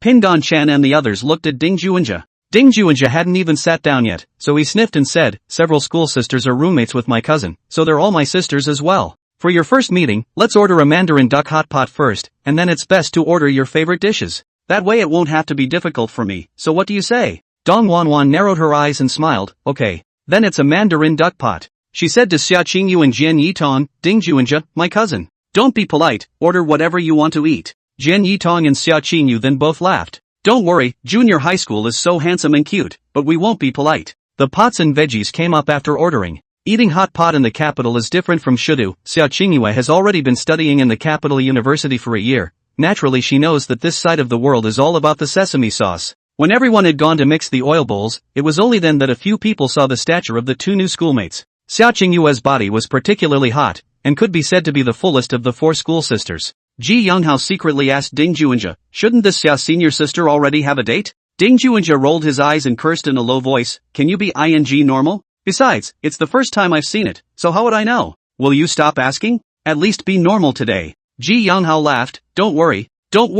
Pin Shen and Fatty walked at the end, and Li Hongzhong couldn't stop looking at them. The 4 schoolmates were all prettier than one another, so it would be a lie to say that they weren't coveting them. Pin Shen's heart was also beating a little fast as he faced the 4 beauties. Even if you have a good face, you have such a good body. Among the 4, the one with the best temperament was undoubtedly Jane Yedong. The features are delicate and 3-dimensional, not like a northerner. Dong Wanwan appeared to be a bit jumpy and lively, while Xiao Qingyue was a bit more open and refreshing. Only Hua Shiyun acted smoothly. Whenever she saw this aunt cousin, she was always smooth, as if nothing could move her. He did know that Hua Shiyun came from the Hua family and grew up in fine clothes and received an elite education. As for looks and temperament, that is naturally needless to say, can afford to be the school flower of nature in all aspects are superb. After each of them sat down with their oil bowls, Ding Juinja asked, "What kind of drinks do you sisters have?" Dong Wanwan said, "I'll have some beer. What about you guys?" She looked to the other 3 girls. Ho Hyun, "I'll have some beer too." Xiao Qingyue, "I drink beer too." Only Jian Yedong blushed slightly and said, "I can't drink. I'll just drink water." Dong Wanwan went on to say, "Yitong never drinks, so watch out." Ding Juinja instantly ordered corn juice and then a case of beer. It was a treat, but he didn't need to aggravate himself. Chi Younghao and Pin Chen as well as Fatty naturally didn't say anything. The three of them are really just here to make up the numbers, or they might as well go to the night market and eat something comfortable. After they officially started eating, Dong Wanwan didn't make fun of Ding Juanja and the few of them about their fight that day. He asked, "Are you alright? Don't drink too much beer and don't let anything happen to you again." Instead, Hua Shiyun looked at Ji Younghao and asked, "Did you learn kung fu or something? I remember fighting with you that night, basically putting the other party down in one move." She gestured. Pure curiosity. Ji Younghao was gorging himself on meat, and he wasn't a do-gooder, so he immediately nodded. "I'm a special recruit, kind of a wrestler. Division 1 athlete." When Jane Yedong heard this, she immediately stared at his lanky figure for a few moments and whispered, "Hey, is it really the kind of thing that collapses when you pull someone?" Xiao Qingyue smiled and asked, "What, interested in elementary school brother? Let him take you to wrestling someday?" Jane Yedong blushed and spat, "Oops, what are you talking about? I'm just curious. Never could only see that kind of scene on TV." Ding Juanja took Qi Yonghao's shoulder and said, "The third oldest in our dormitory, Qi Yonghao, is a national-level wrestler and also a first-class athlete in archery. It really is like a martial arts master. A few sisters will understand if they've read one of those martial arts novels, We Rats, commonly known as the 18 Daddies of the Dip. Fighting with him as long as you get dipped, you'll have to be dropped and cry out 18 times in a row for your father before you're done." It wasn't a terse statement, but it was the first time a couple of the girls had heard it. The sniffers laughed together. 4 girls sat across from each other, shaking with laughter. The 4 teenagers over here, all of a sudden, felt like they couldn't stand it. After this little segment, the atmosphere was much more cordial. Immediately following that was Xia Qingyu wanting to know how they fought that day. Ding Juanja hurriedly explained, "There's really nothing to say. It's just that our dorm room was eating there, and then there was a fight next door. A few of us got caught in the wave." He didn't want to say too much, he was really a little embarrassed to be in front of a beautiful woman, not to mention that his cousin, a live audience, was there.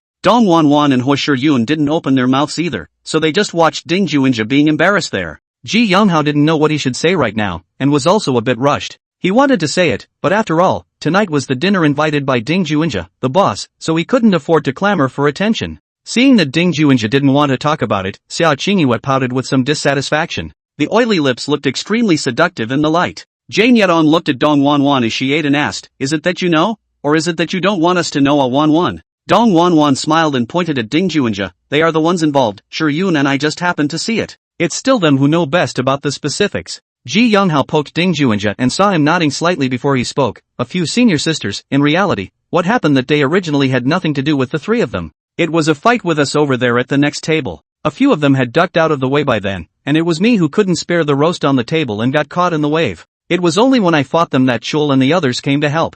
It wasn't that we were causing trouble ourselves, it was that we were really caught in the wave at the time." Didn't go into specifics, but at least made it clear that he wasn't actively causing trouble. Hua Shiyun waited for him to finish before saying, "Then you all went to the police station, and I heard Wanwan say that you ended up losing money and being fined before you came out. But the fight didn't reach the school, right?" Ji Younghao and Ding Juanja nodded in unison. Pingon Shen explained, "It wasn't us who caused the trouble in the first place, so we didn't notify the school." The meal was kind of fun. This was the first time that Pingon Shen and the 4 of them had met Jane Yedong, the beautiful schoolmate from Province Z. Of course, there was also Sister Xiao Qingyue from Shidu. Chapter 159, even if you just look at it, it's still very eye-pleasing and will put you in a good mood. After a few people left their contact information in green bubbles with each other, they ended up sending the 4 schoolmates back to their dormitories together. After watching the 4 senior sisters enter the dormitory building, the 4 of them slowly walked towards their dormitory rooms. "Chul, are you interested in the 2 beautiful new schoolgirls?" Li Hongzhong didn't say much all night, although he didn't feel left out. He always felt that there should be a reason why he could see the 2 schoolmates tonight.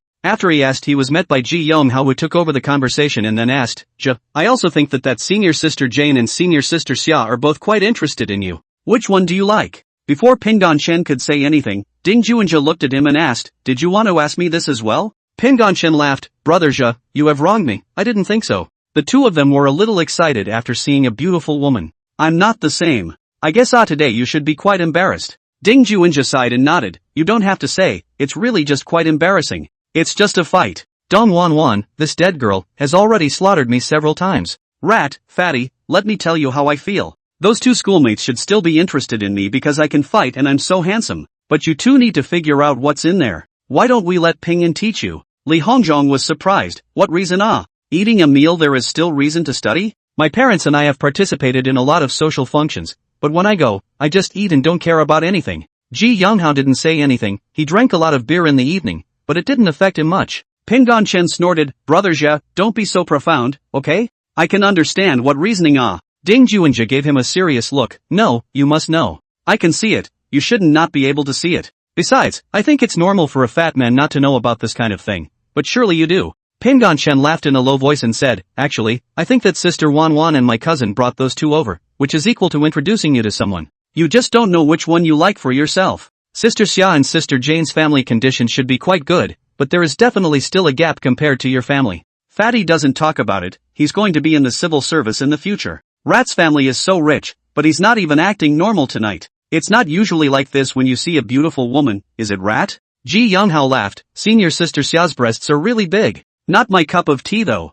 Sister Jane is quite nice, but a bit insincere. I don't like it much. He said it bluntly. Not the slightest bit of face-saving. Chen Pingon let out a bitter smile and said, although people are not exactly interested in each other, they are already sophomores. School goes by the fastest, and after 2 years they have to do internships and then work to support themselves. That little bit of time is actually very short for them and may not even be enough. The four walked and talked, not loud enough to be heard. He couldn't help but think of all the beautiful women he'd seen in his previous life after his death. The world is too big for anything. It just depends on what kind of people you can meet in your life and what kind of interactions you can have with such people. No matter what the other person was, he wouldn't mind. The big deal was to stay away. If it's a smart one with a heart of gold, it's probably already looking for a long-term or short-term meal ticket. Although the two schoolmates aren't there yet, I'm guessing it's still the result of you being too handsome with this face, Tatsu. I can't say much about the rest. Anyway, I only have admiration for these two schoolmates for their bodies and looks. Even if you just look at it, it's very eye-pleasing and you'll be in a good mood.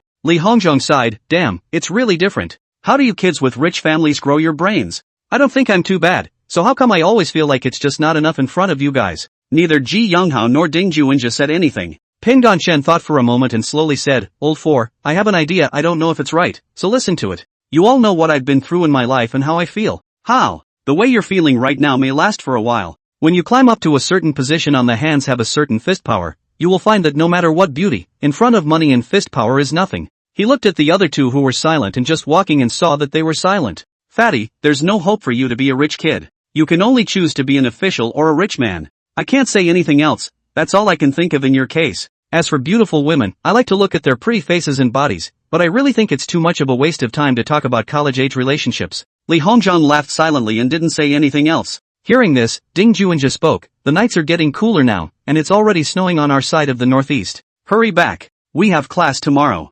Pingon Chen nodded, inclined his head and asked, Rat, can I learn wrestling from you? Ji Younghao kindly laughed. What's the point? The key is to practice continuously. Do you have that much time? Chen Pingon hurriedly nodded. There must be I've been envious for a long time if it wasn't for the atmosphere arriving today, I'd be too embarrassed to mention this request. Ji Younghao smiled. Okay, tomorrow we'll start teaching you some of the human body's joint composition, and then start with the technique of disrupting the body's balance, and the rest will be a process of constant practice. Ding Juanja and Fatty immediately followed. I want to learn too. Go back 2 days. Shui Zhuang immediately contacted his two sons after meeting Grand Secretary Zhao. At that time, Shui Long was keeping an eye on the stone factory at the mine, while Shui Hu was spending his time downtown. It's not that Shui Hu was unproductive, but he is responsible for this aspect of the business. Shui Wenyao disappeared until now and no body has been found. They've given up. When a person goes missing in a place like Cloud City, as long as it's been over a certain amount of time, then there's absolutely no need to look for them anymore. It was right on the edge of the ocean, and there was no way to find it by just dropping it in, not to mention that it wasn't like the brothers had never done this before.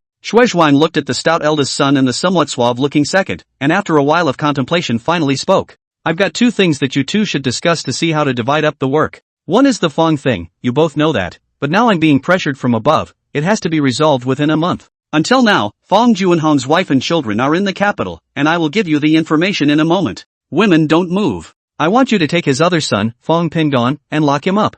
I don't feel comfortable sending someone else, and I'm worried about taking things too far. Whichever one of you goes, you can take the people away, but you can't hurt them. Always remember, no one should be hurt. What about after we kidnap someone? Isn't it a bit too much if we have to do it ourselves? Shui Long asked. He was an average-looking young man, but he was very strong. Ziran loves boxing, one of his few hobbies. Shuevu, on the other hand, likes even weirder things. This guy is into vinyl and cigars. Chapter 160, the things you asked me to do are being done, 4 shifts today. Shui Zhuang's face was serious. You all know clearly what the purpose of kidnapping is. It's crucial not to hurt each other. Wen Yao's death might also have something to do with that Fong Pingon. After he was hit by someone arranged by Wen Yao disappeared, and then that bastard son of Fong Junhong didn't run away as well and died abroad. So in this case, I'm not asking you to do it yourselves by asking you to go in person. Take someone to do it and keep an eye on them so they don't overdo it and hurt anyone, understand? Shuehu asked, what about the other thing? Shui Zhuang nodded and said, the Zhao family in the capital should be Fang Juanhong's wife Zhao Wei's maiden family.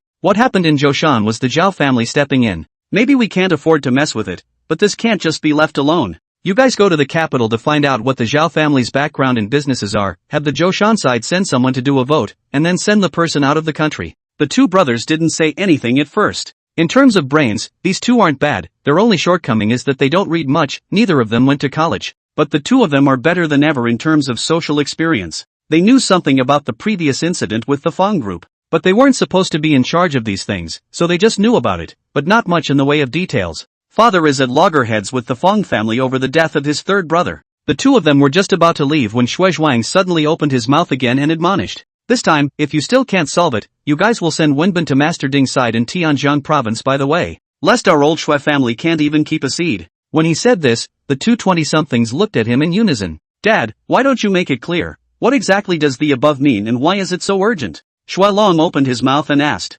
Shuevu followed and asked, didn't you say before that you could just take your time, as long as you don't stop putting pressure on the Feng family? This suddenly changed to a month's time. Dad, you just said the oldest three again. It gives me a not so good feeling. Shui Zhuang sighed and said, the big brother up there is going to be promoted, and in addition, big secretary Zhao has gone to our hometown to become an official. All of this only means one thing, if it's not done within a month, all the old stories from the past will be dug up. Anyway, this is something you two must hurry up and get back as soon as possible. Shui Long stepped forward, this if the Feng family drags it out for a month, wouldn't that be a direct way to drag our entire family to death? Shui Zhuang shook his head. This should never have been left to the likes of us in the first place. But who let them pick me? When you're young, who isn't young and impetuous, you do a lot of things wrong and go down the wrong path. Now that the handle is in someone else's hands, I can't just watch you all go in. Then again, it's possible this is just my guess. In case it doesn't finish, it could be nothing. Anyway, there's still a month to go, so just hurry up, I have other plans at home. Sighing, he sighed, shouldn't have gotten greedy in the first place.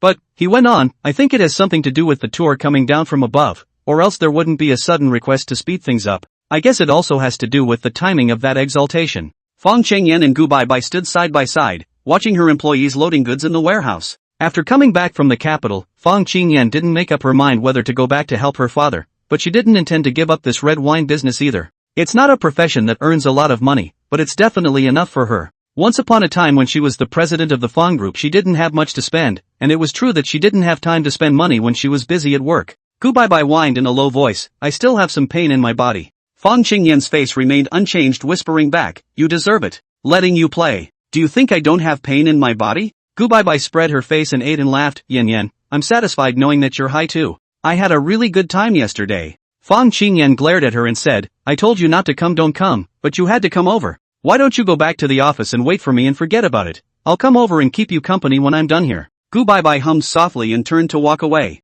It took close to an hour to send off the 100 or so cases of wine after loading the car, and she was going to head back to the office. Halfway down the street, her cell phone rang. Looking at the screen, it was Fang Zhidia who called. After thinking about it, she didn't answer the call. Because of what happened before, Gu Baibai was now very displeased with Fang Zhidai. They both mentioned Fang Zhidia last night. For Fang Zhidai to enter the entertainment industry, both of them are not optimistic, mentioning a sentence and then passing. Receiving a call from Fang Zhidia now made her suddenly think a lot more. But Fang Zhidai kept on fighting, and with that stance, she had to talk to her. Fang Qingyan simply muted the phone. Capital. Fang Zhidia angrily threw her cell phone to her side. Originally considered a beautiful woman, her face was a bit grim at the moment. One was off to the side tidying up her room, but she didn't see her face. Fang Zhidia, who was now moving very inconveniently, stared at her cell phone for a while, then picked it up again and called her father, Fang Junhong. Soon Fang Junhong picked up the phone. Hey, Zhidai, what is it? Dad, my big sister won't answer my calls. I've been calling for a long time and she won't answer. Vinny heard her call, turned around and left the room. That was the only request Fang Zhidia had given her when she arrived, and that was to respect her privacy. Fang Junhong's voice was a bit tired. Oh, you haven't gotten through to her yet? Dad, I have a broken arm. A lot of things are more troublesome. Busy for a few days, this is not the time to call her. Fang Zhidai made a small pout. Alright, I know. Fang Junhong did not nag. Find a way to contact her. I'm busy too. Take care of yourself and visit your mom when you can. Do you know where your mom lives? Never mind, I'll send it to you later. Fang Junhong hung up the phone after saying that, then then quickly found the location of Zhao Wei's address and sent it to Fang Zhidie. He decided that he would ask Xue Zhuang to meet with him, so that both of them could have the decency to settle this matter. Although the Zhao and Fang clans had struck out, and he had heard that Xue Zhuang had suffered heavy losses out there, he didn't feel that he was safe. The berth, he had decided to hand over, he just hadn't figured out how to give it out without losing face. Whether Xue Zhuang wants it or the people behind him want it. Putting aside the grudges between the two sides and looking at the matter, even if there is no Xue Zhuang in this case, the berths may have to be returned to the government after some time. A month ago, the inspection team sent down from above arrived. Until now, he has not heard that the inspection team left the Cloud Province. Maybe it did not go, maybe it is gone, but he does not know. He, who insisted on fighting to watch the news every day, of course knew that most of the things that had happened in the Cloud Province during this recent period were similar to what had happened to him. The only difference is that one may be first and ahead of the curve. Therefore, this was the reason why Xue Zhuang was so arrogant. Fang Junhong has been very careful and cautious. The tax audit was over, fire and business came and walked through, and the most annoying thing was the safety inspector. He had gone to the capital for a few days, and as soon as he returned he knew it was getting tense. The company below, he doesn't go to either. Just let the people below deal with the departments to cope. Both sides knew it had nothing to do with the friendship between them and weren't really looking into it. The company should run as it should, and cooperate with the investigation all the time. The situation is a bit more bizarre.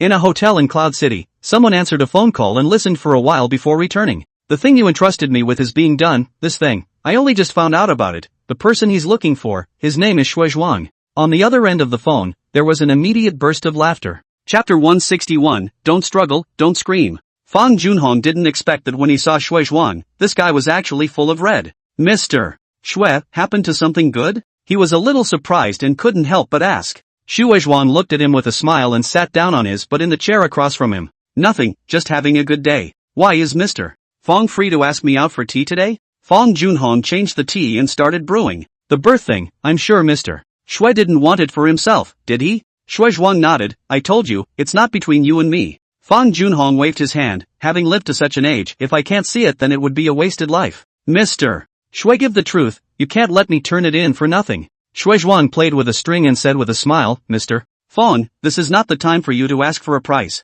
How are you going to compensate me for the loss of my boat? Don't tell me you don't know. Your family ruined my business in Zhoushan as soon as you made your move. It's awesome, and frankly, I'm intimidated. Fang Junhong's expression remained unchanged, and he was quite surprised in his heart. The Zhao family made a move and didn't tell him the result? What's that supposed to mean? Not a penny to do with me. I'll have tea with you. Fang Junhong smiled before asking, what happened in Zhoushan? You went to find the person who did it. There's absolutely no reason for you to be looking for me. Isn't it the least you can do to find out who did it? Xue Zhuang stared at him and slowly nodded. Yes, Mr. Fang is right. I'll find whoever did it, and of course, I won't let go of the mastermind behind it. It's just that you also remember, Mr. Fang, whoever moves the hand you find whoever you want. The birth thing, since you know I didn't do it, you don't come to me. I've got a company to set up and I'm pretty busy. He stood up and made a move to leave. Fang Junhong smiled and said, things like opening a company can be done at any time. Now that you're here, it's not too late to have a cup of tea before you leave. Mr. Xue might as well give me a bottom. Xue Zhuang shook his head. Mr. Fang, let me give you the bottom line? You've never shown me the bottom from the beginning, so who am I to tell you? You can hand it in yourself if you like. How about you stall if you don't want to? That's kind of giving you perspective. Mr. Fang doesn't want to, what can I do to you? Do you really think I want to get involved in something like that? Fang Junhong brewed tea and placed it in front of him. Mr. Xue, I invited you here today to ask, the one behind you, what exactly do you mean? Xue Zhuang picked up the tea and sniffed it. Guess for yourself. Even if we do talk, let's talk about compensation for my losses in Zhoushan. How about it? More than 100 men on my ship are still locked up, and a day's stoppage of the ship is a loss of several $1 million to me. How are you going to make it up to me? Fang Junhong shook his head and said, I don't know anything about Zhoushan at all. This matter really can't be counted on me. Whatever you want to do to my family is fine with me, just feel free. But I'm sure it's not easy for you when someone gives you something to do and doesn't do it right. Maybe you're more anxious than I am, aren't you, Mr. Xue? Xue Zhuang didn't even raise his eyelids, since Mr. Fang this so said, then I'll just pretend that the matter in Zhoushan has nothing to do with you. I'll naturally seek justice on the Zhao family's side. The big deal is that my ship is anchored on the high seas, but both of your businesses are on the high seas, too? Fang Junhong said blandly, I don't care. Xue Zhuang drained the tea from the small cup and casually snapped his hand on the table to get up. Mr. Fang, words are not enough. That's all there is to say. He stood up and turned around. Fang Junhong sat in his seat staring at his back without moving. That's the talk that fell apart. Shui Zhuang exited the tea house and said to the driver after getting into the car, "Go back to the company." In the tea house, Fang Junhong slowly sipped his tea and pondered. As the days go by, the FinTech Association's live competition is coming to an end. Pinggan Chen and Juinja Ding were basically always together now. During class both were reading various large sections related to economics and financial investments. To describe it as a waste of sleep and food is an overstatement, but the two do spend all their free time on it. Pharmaceutical stocks have been replaced by him with new energy sources. With Ting's involvement, the two tried a fast-paced short game. October had just ended and stock index futures were bottoming out, so he needed time to wait. Only he was afraid to invest in anything but nightly foreign futures. He will not strike until he is sure of the known subsequent trend. The more books he read, the more he realized how reckless he really was. The general environment wouldn't change too much because of his rebirth alone, but for those around him, the trajectory of their lives would naturally have to be affected by him and be different from their previous lives. The good thing is that he didn't know these people in his previous life, so he didn't realize how much of an impact it would have on others. But he's certain that the global economic trends won't change in any way just because he's a tiny college student. That's why he's starting to fill his mind like crazy now. The others in the dormitory didn't really know why this was, but it was always right to study hard. Along with that, a few of them started to work as hard as the seniors who were crazy about enrolls. Since the last time he had hot pot with Dong Wan and the others, he had not recreated the scene of the two dormitories eating together again until now. Ji Yanghao tries to ask Xiao Qingyue to have dinner alone, not realizing that Xiao Qingyue actually agrees. For this, the other members of Dormitory 217 express their heartfelt congratulations and admiration. Bold enough to get the contact information and then brave enough to take the plunge. Chen Pingon envied, but also began to think, what kind of object they want to find. It was just a shame that he didn't seem to have that kind of heart for any of the girls at the moment. On the weekend, as usual, he brought his computer and a couple of books home after dinner at school. It's back to school early the Sunday morning after for club activities. He left late. Ji Yonghao doesn't know which girl he's asked out, while Li Hongzhong follows him out of the school. The two were not on different roads, not in the same direction. After separating in front of the school, the two opened their cell phones and began to hail a cab. Many students, like him, also go home on weekends and live on weekdays. The street lights were already on and the streets were filled with students. One was dressed in thick clothing, waiting for the bus a little shivering like him. It sure is cold out there. There was a line of cars parked on the side of the road, all coming to pick up people. There were also luxury sports cars that were another kind of person coming to pick up a certain kind of schoolgirl. He'd seen it many times. After calling a cab he put away his cell phone when he suddenly felt someone behind him put something against his rear end. Very familiar Mandarin with a Cloud Province accent rang out from behind him. Don't struggle or you'll need at least a new kidney if you stab it in. It won't hurt you, but don't open your mouth either, just come with us. Chen Pingon was shocked and angry. The first priority is to make sure you don't get hurt, that's the first thing. Everything else can be figured out again. It wasn't that he hadn't thought about this happening, but that was when Fang Hongjun was still alive. Since that guy died, he didn't have that concern and naturally relaxed. I didn't realize that this was still happening. An arm went around his shoulders and led him toward the car at the curb. The other followed him on the other side. It looked like a friend had come to pick him up to play. Chapter 162 Pingon Chen was kidnapped. Li Hongzhong took a few steps and turned around and was about to say something to Pingon Chen when he saw Pingon Chen getting into a Buick station wagon on the side of the road with two men. He froze with his mouth open, then closed it.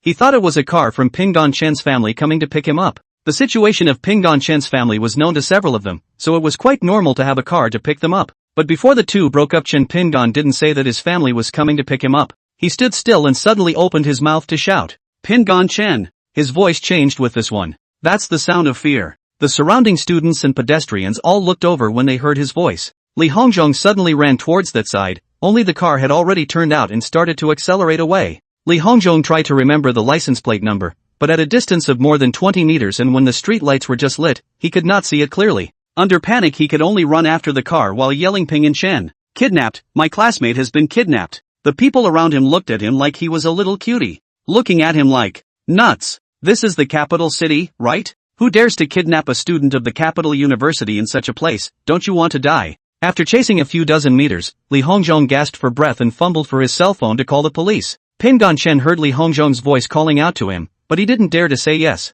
The fear is that something will happen to both of them together. Just don't say yes and hopefully Fatty will find out what's going on and call the police. In the capital, the Chen family's energy was still very strong, and he hoped to be found soon. But the experience of being kidnapped in his previous life had suddenly returned to his mind, and he was now trembling a little. He's really scared. Woodenly, he followed the two men into a Buick on the side of the road. He didn't even see the license plate number. As he sat in, he saw that there were 3 other people in the car. Only both wore masks and he couldn't see the faces of the two men. It was only after he sat down that he saw that the two men who had walked into his car were also wearing masks. Although most people preferred to wear masks these days, it was true that he didn't recognize these people. His heart was racing and his mouth felt so dry that he tried to speak, but found his throat dry and sore. Brothers, I do not know you. His voice was a little hoarse. The man at his side spoke up, "Don't worry, it's just an invitation to go back and stay for a few days. As long as you cooperate, we won't hurt you." The man in the passenger seat said without looking back. "Fong Pingon," someone just shouted for Chen Pingon.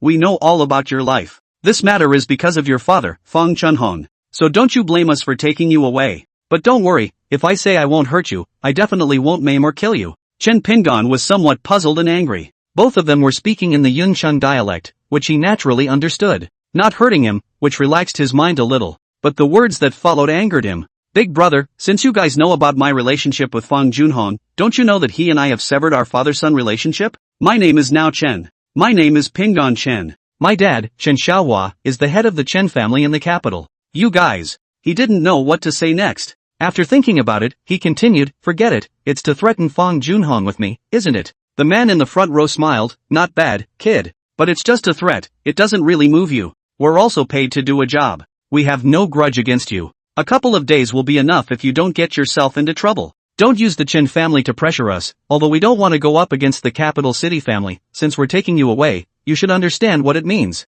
Pingon Chen closed his mouth. People have made it clear that if you really yell and scream and think about resisting, you're sure to get beaten up. If it was one-on-one, he would have dared to try to use some of the techniques he had learned from Ji Yanghao against it. But now there were more than 4 people in the car, and he was squeezed in the last row, so he couldn't exert himself at all, and he couldn't possibly be the opponent's opponent. The cell phone was taken and there was no way to notify the foster father. He's in a position where he's really defenseless. Taking the bottle of water he was offered, he unscrewed the cap and took a sip. The heart is a mixed bag. This kidnapper, it really is. Quite strange. What do you want to eat tonight, kid? The front row asked again. Chen Pingon gave a bitter smile, "I've eaten, but it's fine if I eat some more. KFC it is, simple and convenient." Li Hongzhong called the police immediately after calling the dormitory Ding Juanjia. In an emergency, all he could think of was that Ding Juanjia's cousin was Pingon Chen's aunt's best friend. Such a human relationship, he remembers it well. In addition, Hua Shiquan is not an ordinary person. The Hua family's status in the capital was extraordinary. If Hua Shiyun was willing to help, Pingon Chen should be able to be retrieved quickly. Ding Juanjia is reading a book in the library and has actually just arrived. When his cell phone vibrated he saw that it was Li Hongzhong calling, and when he answered it he heard Li Hongzhong gasping for air. "Ja brother. Chen Pingon has been kidnapped." Li Hongzhong made it very clear. But Ding Juanjia didn't react at all. "What the hell? Kidnapping? Is this for real or not? Where are you?" "I was in front of the school. I saw 2 people take Pingon Chen into a Buick, but I didn't see the license plate clearly." Ding Juanjia got up and started packing his things. He then asked, "Are you sure you were kidnapped and not picked up?" "Okay," Li Hongzhong said. "I called out to him, he should have heard but didn't respond. So I went after it, but the car drove straight away. I can't see the license plate anymore when I try to remember it." Ding Juanjia picked up his things and started walking in the direction of the library's front door. "Did you call the police?" His voice wasn't loud, and Li Hongzhong immediately returned, "I called you after I called the police. Your cousin is with Hua Siquan.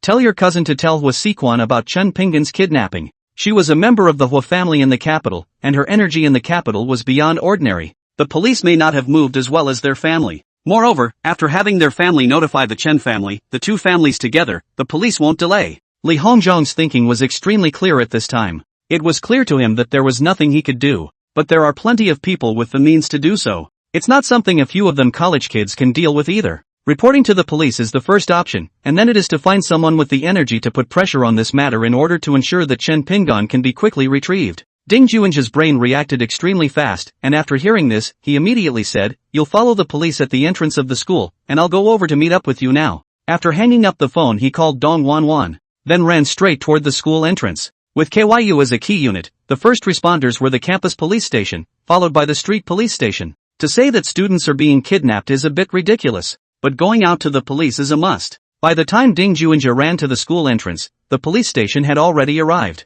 It's a questioning session with Li Hongzhong right now. On the other side, Hua Shiyun all froze after hearing Dong Wanwan's conveyance. Soon she called her father, Hua Jiqian, the head of the Hua family, and then called her aunt, Hua Sinan, in order for the Hua family to notify Chen Xiaohua, Ping Yan's adoptive father. After the 2 phone calls, she froze and sat on the sofa for a while, getting up and picking up her jacket to the worried-looking Dong Wanwan. I'm going to go to the entrance of the school to see what's going on. If it's true, there's even something big going on in this capital. My dad says he's not really sure about the Chun family's heritage. I don't know how extensive the connections that Pingon Chen, his adoptive father, will use if he wants to make a big deal out of this. Dong Wanwan followed and got up. I'll go too. Je should be at the school entrance as well. Chapter 163, the root of the matter may still be in Cloud City. Pingon Chen didn't eat KFC after all. He followed him out of the car when it stopped and memorized the license plate number. The car was parked inside the yard, and once the gate was closed, there was nothing to see outside. It was completely dark, and if it weren't for the lights still on in the small 2-story building in the yard, he probably wouldn't have been able to see anything.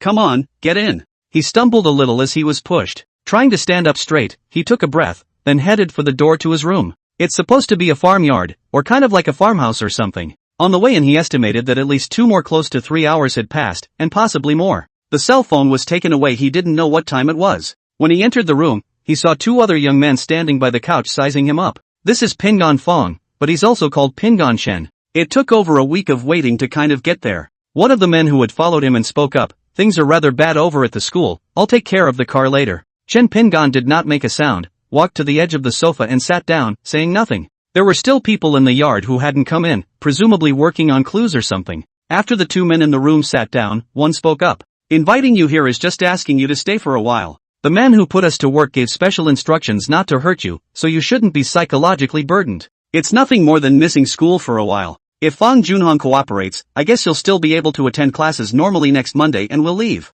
Consider this a misunderstanding. He said it very easily, but Chen Pingon only felt that he had been wronged. You guys are targeting Fang Junhong. Why do you need to involve me? I don't have any relationship with the Fang family anymore. The young man let out a light laugh and said, Fang Junhong is your biological father, this you can't deny. If you're going to blame it on the fact that he's your own father. Another young man followed. It's time to eat, the food is average, so I hope you can get used to it. Sure enough, dinner was instant noodles and self-heated rice. Chen Pingon had eaten dinner, so he didn't move. The others don't care about him. I guess the few people who brought him back never ate dinner. When everyone gathered for dinner, Chen Pingon memorized everyone's appearance, though it could only be retrieved after the fact, and only if he could get back safely on his own. Everything, one can only hope for Li Hongzhong. He heard Fatty call out to him, but didn't turn around. I just hope Fatty will be smart enough to try to think of him in terms of a story about the kid of a powerful family being kidnapped. Otherwise, when the family knows that they are missing, it is estimated that they will have to go to. No, the family should have started to be anxious by now. He'd told Lu Qing earlier that he'd be going back in the evening, but not for dinner at home. It's almost 10 o'clock now. The cell phone was naturally off, and I wondered if there was a way to locate his cell phone. His mind wandered, and when he finished eating, he was put into a room. The security windows cut off his escape and made it extremely difficult to leave. He had nothing else to do for now but wait. Li Hongzhong explained in detail what happened and his suspicions, and then shouted for the police to adjust the surveillance. There is not only the school's own surveillance system in front of the school, but also a public surveillance system on the street. A group of people were gathered around the school entrance to watch the fun, and by the time Wu Shiyun and Dong Wanwan arrived, the police had already begun trying to take Li Hongzhong back to the police station. The first thing Hua Siquan did when she met Ding Juanjia was to tell him Chen Xiaohua's phone number. It's still something she's meant to come to. Called my aunt and also knew where my aunt was. Although the relationship with Pingon Chen was average, if there was pressure from his aunt, the police would intensify their search. By the time Chen Xiaohua rushed over with his men, close to an hour had passed. From the surveillance, everyone could clearly see that Chen Pingon had indeed been coerced into a car. The bad news is that the car's license plate number indicates that it belongs to a car rental company. After a big night, police rushed to contact the owner of the rental company again. Chen Xiaohua thanked Li Hongzhong and Ding Juanjia and the others before looking at Hua Shiyun. This time, it was really appreciated. If it wasn't for you, they'd probably have a hard time reaching me even though they're in the same dorm room. Thank you. Hua Shiyun shook her head slightly and said, Uncle Chen, this is all as it should be. Several of us are quite close to Pingon Chen. Chen Xiaohua nodded, then smiled at Dong Wanwan as well before turning to leave. He had tried his best to suppress the anger in his heart. Not only did he receive a call from Hua Jiqiang, he even received a call from his big brother. There should be quite a few people who know about this. He turned over and returned a very brief call to his big brother. Confirming that Chen Pingon had been kidnapped, he naturally had to utilize his big brother's energy. All it takes is a phone call from big brother and this side is bound to not treat this as an ordinary incident. Police are pulling CCTV records as more senior officers arrive. The highest attendance was a police inspector of full rank. He first shook Chen Xiaohua's hand, and then began to direct the work. Chen Xiaohua knew that he couldn't actually help much here. After talking to a few students, they were persuaded to go back. The police will do their job and they're better off going back to school. Hua Shiyun didn't go back. Chen Xiaohua knew her status and couldn't say anything in the name of elders. After all, he and Hua Shiyun didn't actually have a relationship, and it wasn't even clear when he would have known about it if it wasn't for the girl in front of him. Arrangements were made for the following people to send Li Hongzhong home, send Ding Juanjia back to school, and then ask the police to help send the two girls back to school. The time came to 10 o'clock, and some of the leaders of the school came. Chopper followed the two leaders who showed up at the police station to cooperate, or offer assistance, while also expressing the school's outrage. Chen Xiaohua stood in front of the police station, holding a cigarette in his hand. He was past the point of anger at this point and was now very calm. Chen Xiaojie as the real Chen family head did not come over, but the Chen family had already moved. Chen Xiaoying, who was far away in the south, also had a shocked expression on his face at this time. Just now Chen Xiaohua returned his call saying that his son had indeed been kidnapped. Chen Xiaoying was silent for more than 10 seconds after ing before speaking. The root of the matter may still be in Cloud City. You cooperate with the police and don't do anything rash. Wait for my call. In any case you mustn't be impulsive, leave it to me and Lao San. Chen Xiaohua knew that Big Brother wouldn't care. It was also understood that not allowing him to make a move was also for his and Pingon Chen's consideration, and of course there was another level of reason.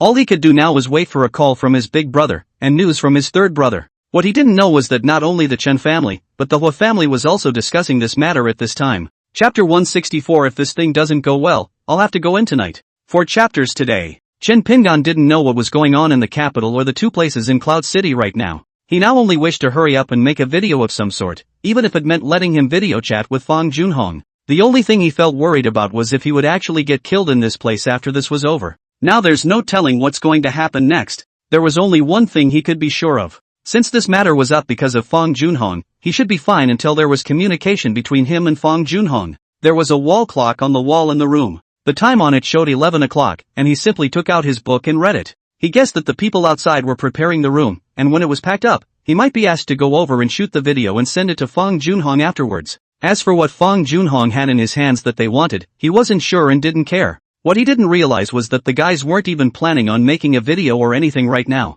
They're just waiting for the next command. Xue Long and Xue Hu were not in the capital at all. Xue Hu went back to pick up Xue Wenbin, and after that, he would go to Tianjin province to find Master Ding. Xue Long was in Jingang City at the moment, and there was also a distance of at least 100 kilometers between him and them. Xue Zhuang didn't expect to receive a call from Senior Secretary Zhao after 10 o'clock at night. And, for the first time, he heard the Grand Secretary Zhou's voice on the phone so icy. Mr. Xue, if Fang Junhong's son, Fang Pingon, was taken away by your people, you'll be given half an hour to send the person back in one piece. If the people are okay, you're okay. Xue Zhuang didn't dare to say anything. He had never heard such a direct threat from officialdom. No, it's not a threat. Just inform him. It seems like they're already certain it was one of the people he sent. There is no evidence and no need for evidence. First Secretary Zhao hung up the phone after saying that. He was at the hotel at the moment, waiting in the hallway when his boss came out of the man's room. It was clear to see and the room was definitely not wrong, because he had personally watched and arranged all of these in the first place, and he had even personally inspected each and every room. There were some taboo things that couldn't be said, and he'd always kept to himself and never caused any trouble for his boss. But just now the boss came out and just said one word to him and left. Fang Junhong's son, Fang Pingon, now called Pingon Chen, is the nephew of the one inside. Zhao Jidong Zhao Big Secretary, the young man known as the Smiling Fox, suddenly paled like paper. With his intelligence, it took but 3 or 2 seconds for him to roughly understand what was going on. The owner came out of the man's room and said this to himself. All he could think of was his previous boss asking him to find a way to get the rights to run the births of the Fang group back. What the reason was he hadn't the slightest idea. The wind from above that is nothing more than wind, no matter what the boss says, he just does as he is told. The choice of Xue Zhuan was also a flash of insight at the time to think of this approach. How it ends up being is at best a means to an end for Xue Zhuang. When the birth is recovered, it will naturally give compensation to Xue Zhuang. As for Fang Junhong, he did not think about giving compensation, because the boss did not say so. This matter is directed at Fang Junhong. Who cares if Fang Junhong is aggrieved or targeted? Even if he had let go of his nerve to speculate, he hadn't thought of giving the birth directly into the hands of someone like Xue Zhuang. After recovering the money, naturally, it should be handed over to the company set up by the government. Now that finances are so tight, how can we not try to open up new sources of income? When it is recovered, the profit is local and a portion of the tax revenue is still local. He sought out Xue Zhuang on his own, and the matter was approved by his boss. But now that the boss said that, he seemed to understand something. Perhaps it wasn't the owner who initially wanted the birth back, but the one in the room. In other words, the one targeting Fong Junhong is not the boss either, and doing so is just a smooth move. It's both satisfying to that person and beneficial to the place. What a nice thing to do. Whether it was a change in the wind or whatever, since Fong Junhong's own son could become that person's nephew, the root of the targeting of the Fong family might be that room. He was sweating just thinking about it. It's still hot in October in Cloud City, but the temperature in this hallway tops out at just 26 degrees. Returning to his senses, Senior Secretary Zhao hurriedly kept up with his boss's steps and followed downstairs to send his boss to his car before he wiped a handful of sweat from his head. After calming down for a few minutes, he made the call to Shui Zhuang. He considered for a full 5 minutes on the matter of whether or not to give Fong Junhong a call as well, and finally decided to give up. He did not go home, nor did he take it upon himself to go upstairs and knock on the door of that room. He just took out his other cell phone and called his uncle, who was a police inspector in the capital. Although it wasn't from the same district, this aspect of the news was all he could think of from this source. He hadn't thought about the root of the matter being this way, either. Right now, he couldn't wait to directly strangle this bastard Shui Zhuang. Don't you check your information before you work? Shui Zhuang's body was trembling. Just the day before yesterday, the municipal services company he had a stake in was listed. You should know that the major shareholder of this company is the government. Why was he given the opportunity to participate? Or is it the kind where you have to take an equity stake? When he cut the ribbon against the envious and jealous eyes of so many people, he didn't expect to hear such an icy voice today. Early on he knew he had no choice in the matter when this man found him. Even people were eating him up at the beginning. As a tool, he can show enough sincerity. Now it's obvious that he's the one to take the fall for this ending. He didn't dare think about it. Immediately, he picked up his cell phone and called Shui Long. On the contrary, Shui Long was boxing at this time and didn't have his cell phone with him in the lounge. Shui Zhuang was so angry that he gritted his teeth and couldn't do anything about it. Is it too late to run away? Grand Secretary Zhou gave him half an hour, and by customary reckoning at least he had a day to work it out. Luckily, he had specifically instructed never to hurt anyone in the first place. This if the boy got hurt in any way, he might not even be able to keep his remaining sons. Suk Kong, Shui Long fought 4 times in a row and felt very much overpowered. Shui Long's looks are average, but he has a short neck and a structural angle on his shoulders and neck that somewhat resembles that of a superboxer. Such people are said to have a lower chance of fainting when hit hard on the head, and this structure makes the arms much stronger than average as well. 4 games, and he suffered some minor injuries. There was no bruising with the brace on, just some extra pain. It was only after he came out of the shower that he saw a full 8 missed calls on his cell phone. One more message. Call back immediately. Shui Long was also a bit anxious when he saw this. He'd been playing for over an hour and his brain was still reeling from the excitement. Was going to ask to see if the guys down there got anyone in this weekend. It's me. Shui Zhuang picked up the phone just as it rang. Shui Long, hurry up and send that Fong Pingon back. The sky is falling over here. Shui Long had a face of disbelief. I was just boxing. I don't even know if they got it or not. Shui Zhuang growled in a low voice. The provincial bigwigs have all been alarmed. Hurry up and inform your people and send them back to me peacefully. If you can save it yourself, you can save it, but if you can't, you'll have to give it up. I'm going in tonight if this thing doesn't work out. Shui Long was shocked. Inside Cloud City their brethren could still be counted on. But it's not the same in Cloud Province. They're still playing too low end. Okay, I'll send someone back right away. Call you afterward. Chapter 165, don't worry, I promise to cooperate. Chen Xiaohua didn't bring many people, just 2 cars in total. In order not to disturb Lu Qing and Hui Hui, he just said that he had something to come out. By now Big Brother was making him wait and not letting him do anything. I don't know what arrangements the oldest has made, and I've urged him not to be impulsive. From the fact that the news came from the Hua family, he knew that there was definitely no way to cover this up. Pingon Shen had always wanted to keep a low profile, and he agreed. Now there were some regrets. I really should have gotten Fong Junhong killed directly. This matter definitely had something to do with Fong Junhong, and it was probably because of him that this result was achieved. Now he can't move, he can only play the role of a father whose son has been kidnapped. Chen Xiaohua has been sulking. He didn't realize that Shui Zhuang was already under surveillance. The police station has contacted the traffic police through that police inspector and retrieved the CCTV videos of all the surrounding intersections. This hour or so could only find out that the car left the capital and drove off towards Jingang. More than 30 police cars called in from the surrounding police stations had chased the Buick all the way down the road it had traveled with lights flashing. That police inspector followed in person. Chen Xiaohua naturally followed suit. Not only that, after knowing the direction of the Buick, Chen Xiaohua called Chen Xiaojie to tell him the general progress. Chen Xiaojie comforted on the phone, don't worry, Big Brother gave me something to talk about, and Pingon should be back soon. It's also your chance to take it for yourself. I'll contact the people over in Xin Harbor right away and start looking together. Chen Xiaohua asked with some suffocation, in the direction of the capital, you can arrange some more people for me to go and look for them together. Chen Xiaojie comforted, don't worry, the people have already been dispatched. The ones who went were from Uncle Joe's side. Chen Xiaohua froze for a moment. Uncle Joe? The one beside Dad? What I meant when I told you not to act rashly was to avoid the Chen family's sidekick and the Hua family's people. It's not good if you get taken advantage of. Chen Xiaohua clenched his teeth and said angrily, if they dare to take advantage of this opportunity to injure my son, then all of them can go to hell. Chen Xiaojia's side paused for a moment before saying, the main thing is to prevent others. Pingyan should be able to come back on his own, so don't be impulsive and just let the police get their hands dirty looking for someone. Hanging up the phone, he sat in his car looking out into the night, his mind calculating. After a while, he directly called his elder brother Chen Xiaoying. It's not even 11 o'clock yet, big brother should still be up. The call went through and was quickly answered. Xiaohua, it's me. Big brother, any news from your side? In a room of a hotel in Cloud City, Chen Xiaoying sighed and said, the matter should have been sent by that Shui Zhuang in order to put pressure on Fang Junhong. This thing was done by me and Lao San. You don't know the ins and outs yet. But don't worry, the baby should be fine. My opinion is that you shouldn't get involved too much either, just behave normally. Other than the Hua family, the others, not enough to worry about. After hanging up the phone, Chen Xiaohua's heart instead became more worried. Big brother and third brother are both people who have been immersed in this worldly fame and fortune for decades now. Both of them said that they had to beware of the Hua family, which meant that the relationship between the Chen family and the Hua family wasn't all that harmonious right now. Whether it's a position in a career or a project at the mall, it should be in the running. And there's also the Chen family sidekick to be wary of. In contrast, he was more worried about whether the Chen family's side branch would take advantage of the opportunity to directly get Pingyan killed. That's the biggest risk at hand. Big brother said that Pingyan would be fine, talking about how it was a misunderstanding from the perspective of the relationship on that line in Cloud City might be a misunderstanding. Too bad he doesn't have one of his own on his hands right now. Hate that I don't have anyone on my hands. There was not a single person who could be completely loyal to him. Cultivation isn't possible now. It's better to start with a baby. Chen Xiaohua leaned back in his chair and sighed to the sky. Now we can only wait for the oldest's people to keep an eye on the side branches, and for the rest, we'll see how lucky the child Pingyan is.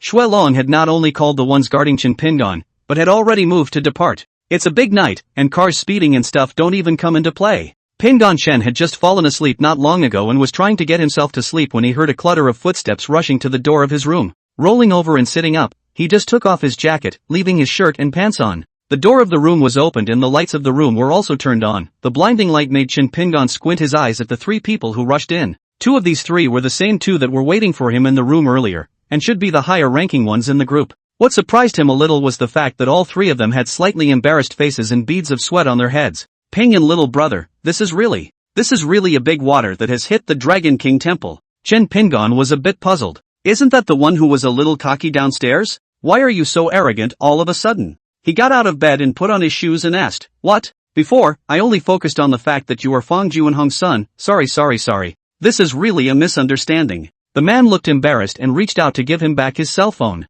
The other two mouthed repeatedly, it's really a misunderstanding. Who would have thought you had such connections in your family? It's really not our fault, you mustn't take it personally. It's just a misunderstanding, and besides, we didn't do anything to you, do you think? Pingon Chen took the cell phone and turned it on. After waiting a while for the page to come out, it was a series of missed calls. There are Qin Xiaohuas, Lu Qing's, and Chen Shuhui's. The other thing is the housemates and a couple of strange phone calls. There are landline and cell phone numbers. He looked at it and then put away his cell phone and looked up and asked, you guys say this is a misunderstanding is what it is. I guess a lot of people are looking for me right now, not counting the police. You guys should have been under pressure to bring me here, but it's also true that you didn't hurt me or do anything to me. I want to go back to school now. What do you think I should do? If the police ask me, how will I answer? The guy in the lead wasn't ignorant of anything. He turned his head and glared at the other two, a scene that was naturally seen by Pingon Chen. The other party obviously didn't dare to move him, and now with this scene, he was considered completely safe. Little brother, we wouldn't dare send you back. That's like sending yourself straight in. Why don't you look at it this way? You give a message home. Then we take a video, you share the location with your family after we leave, and we're done. We don't have a lot of cash on hand. Why don't I transfer some money to you as compensation? On the police side, feel free to say whatever you want, we'll leave tonight. The leader's young man's statement had moved Chen Pingon's heart. Are you guys trying to threaten Fang Junhong? The man nodded, that's right, if you weren't his son, we wouldn't even touch you. It's supposed to be no offense, right? Pingon Chen suddenly grinned, okay. Come on, shoot the video first, I'll call when you guys leave. If my guess is good, my dad is in the Chen family or I have an aunt who is in the Hua family in the capital, and if they work together, whoever is behind you should be under some pressure. Come on, hurry up, make a video. I'm not happy with Fang Junhong either, so I can't let you guys kidnap me for nothing. He fumbled for his cell phone and opened the collection code. Come on, show your sincerity and make a video. Don't worry, I promise to cooperate. He really didn't have any feelings for Fong Junhong as his real father anymore. Abandoned at the morgue in his previous life, hit by a car and kidnapped in this life, none of which had anything to do with him. Now that the situation was reversed, he didn't want Fong Junhong to be comfortable either. On what grounds? Whenever something goes wrong, you're there. Chapter 166, My Mom's Side, What Should I Say? Only after everything was ready and the people had run off in their cars did Pingon Chen make a call to Xiaohua Chen. Dad, I'm safe, now I'm at. I'll send you a green bubble location in a moment, and you can follow it to pick me up. Chen Xiaohua immediately told the driver to speed up, then had his own people follow. He didn't tell the police this news, but instead led his own men straight to where Pingon Chen was. 2 hours later, Pingon Chen finally saw the green dot representing Chen Xiaohua getting closer and closer. When he saw the headlights, he stepped out of the woods outside the yard. The aftermath is simple. Only after the two of them got into the car did Chen Xiaohua call Chen Xiaojie. He didn't have that police inspector's phone number, so he could only ask Chen Xiaojie to pass it on. Pingon Chen had been found, and he was fine and hadn't suffered any shock. Thanks to the police cloud. So many people were mobilized, but the result was that the abductees came back on their own.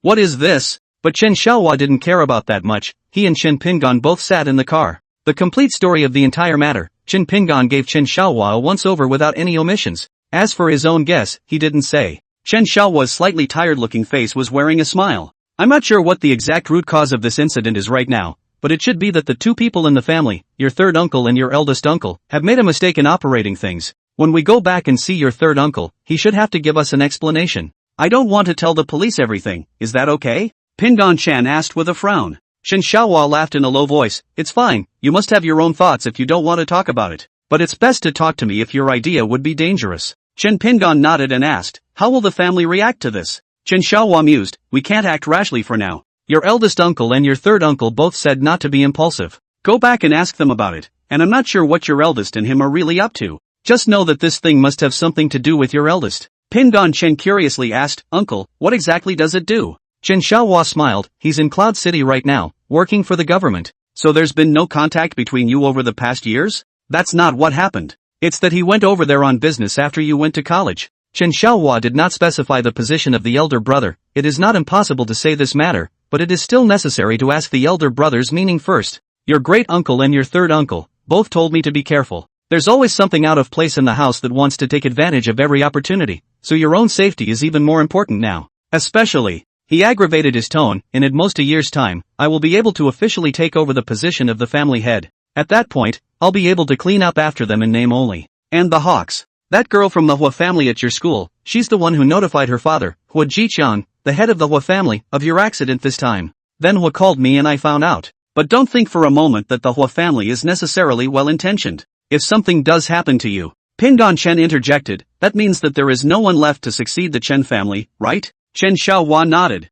No one can say anything about such things. Until they do, we'll just have to try to keep the union together. No matter what, your great-aunt is still a Hua family member after all. Chen Pingon's curiosity about his great-aunt was growing. In the beginning, if it wasn't for Lu Qing, this great-aunt might have been Chen Xiaohua's wife. But if that was true, he wouldn't have had the chance to be adopted by Chen Xiaohua. So the relationship between the Chen family and the Hua family is actually more of a competitive one, right? He stated his conclusion. Chen Xiaohua sighed, yes, everyone wants to fight for more resources to strengthen themselves before they can keep them. In this process is to cycle forward, otherwise in the future it will be like those families that have disappeared and no one will remember how good they were. There are only countless people pouncing on it trying to swallow the fattest piece of meat. Pingon Chen whispered, Hua Shiyun, people are still good. At least for now. Chen Xiaohua twisted his head and looked at him without saying anything else. After a while, Chen Xiaohua said, you sleep for a while, there are still almost 2 hours to the capital. I have to get a statement when I get back. You can say whatever you want, but remember one thing, you can hide it, but you can't make it up, understand? Chen Pingon thought for a moment before replying, I see. Is this because the eldest uncle is also involved in this matter? Chen Xiaohua didn't answer and closed his eyes and started to fake sleep. Seeing this, Pingon Chen also leaned to the side and closed his eyes, quickly falling asleep. It was a little past midnight when we returned to the capital. Chen Xiaohua took Chen Pingon back to the police station where he received the call to make a statement. Full company, though he never spoke. Pingon Chen's statement was simple. While he remembers everyone's faces, he says that he was locked up and then suddenly released, and after taking a video and giving him back his cell phone, everyone drove off. As for where it went, he didn't know. He also processed the content of the other person's conversation with him. Just say that the other party asked him if he was Fong Junhong's son, and when he took the video afterward, he was obviously threatening Fong Junhong. The content was also very simple, Mr. Fong, this is your own son, isn't it? It was hard for us to invite him here. As for what is required of you, wait until we call you. The statement didn't take too long, and the two officers let them leave after giving their statements. This case is kind of over, but another level of work that needs to be done. But that was the work of the police and had nothing to do with Pingon Chen. Pingon Chen had already reported his piece to his dormitory brethren on the way back to the capital, but he just didn't have the time to explain it to them now. It was only after he left the police station and got into his own car that he suddenly remembered the question of what to tell Lu Qing when he got home. Dad, what should I tell my mom? Does she know about this? Chen Xiaohua's heart warmed a bit when he saw his somewhat nervous expression. It's okay, just go straight to your room and go to bed. I'll talk to her. Anyway, it can't be hidden, or she'll know in the future and it'll be even more unbearable. Chen Pingon exhaled and nodded. I'll leave Hui's side to you too, okay? His greatest fear was that Lu Qing and Hui would shed tears. The reason for this is that the heart cares. Otherwise, how could he not care about Fong Junhong's feelings? Even made a video in conjunction with the gang. It's nothing more than not being on the other side of the fence. Chen Xiaohua shook his head and said, if you don't want to face it, neither do I. Either that or go home and get some sleep and you can explain it to them yourself in the morning.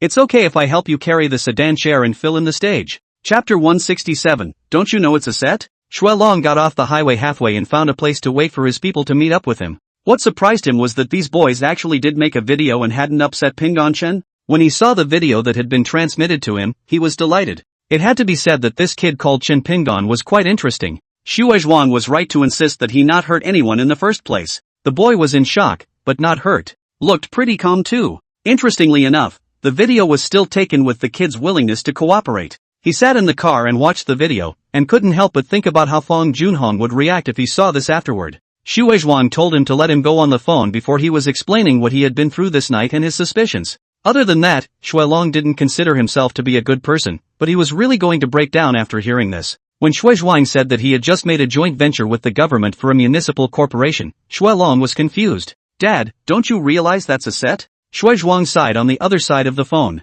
I knew it was a setup, but I had to go to that ribbon cutting with a happy face. The money that is due is not a penny less to the account. Son, you don't know, my hands were shaking when I heard who that big guy was. Shui Long glanced at his cell phone breathlessly. All his knowledge of business was done one step at a time. Sand and gravel quarries make money, but they are also risky. In addition to this part of the business, he is also responsible for the transportation of earth and stone, which is his most lucrative business. But how much money can you get your hands on in the process? It really wasn't particularly clear to anyone else except their father and son who knew about it. But now he sort of understood. Feelings just because their family is the earliest is mixed black, can with their Shui family to make a strong grip off. Dad, what are your plans? What plans can I have? Shui Zhuang said with a bitter smile. We're in the business of doing business now. The gray business is not local or under their control. But to survive over here, the roots must always be preserved. Shui Long looked at the time. Dad, I'll send you the video, so you can see how it works. They're almost there, and when they change cars they'll go to Boat Hill. They won't be returning to Cloud Province anytime soon. I'll go back after checking on my fourth brother. Shui Zhuang asked again a little uneasily, you really didn't touch that Fong Pingon? It's really not. You can see it by watching the video. A couple of them really didn't hit anyone. They're lucky they didn't hit you. Chen Shui waved her small thin arms and shouted loudly. Hui, pay attention to your image, will you? Lu Qing glared at her reproachfully, turned her head to look at Chen Pingon and asked, really didn't hit you? Chen Pingon held the bowl and drank the soybean milk made by Lu Qing's hands, swallowing it before nodding his head. Mom, it really isn't. It's not like I got into trouble myself lying to you like I did when I was a kid. Lu Qing glanced at Chen Xiaohua, who was also eating breakfast, and tapped the table. From today onwards, you must have 2 bodyguards around you, and Hui, like you, can't be left without someone by your side. Xiaohua, can you arrange it? If I can't, I'll go to Xiaojie myself. Chen Shui immediately quit. Don't. If I go to that private school that I went to in the first place, so be it. I'll go to public school with a bodyguard. Mom, are you trying to keep your classmates away from me? Do I still have to get along with my classmates? Both Pingon Chen and Xiaohua Chen buried their heads in their breakfast at this time, neither of them opening their mouths. Lu Qing sneered, you're a sophomore in high school, all your energy should be focused on your studies, not thinking about getting involved with your classmates. I don't care if you've got the skills to take a bodyguard and get in good with them. But this bodyguard thing, it's not negotiable. Chen Shui immediately looked at Chen Xiaohua. Dad, look at my mom. How am I supposed to go to school when she has to make me bring a bodyguard? Chen Xiaohua slowly swallowed the bun in his mouth and said in a slow voice. The bodyguard thing is indeed necessary now. Your brother was lucky this time. I don't know what would have happened if something had really happened. Listen to your mom on this one. Have the family bodyguard drive you to and from school every day. Ping'an, he looked to Ping'an Shen, don't leave the campus if you're fine. Like Hui Hui, she had her bodyguard pick her up and drop her off when she went to school and when she came home. Have a bodyguard meet you in front of the school every day if necessary. Ping'an Shen put down his bowl and sighed. Can I say no? If that's the case, I'd rather not go and just homeschool myself.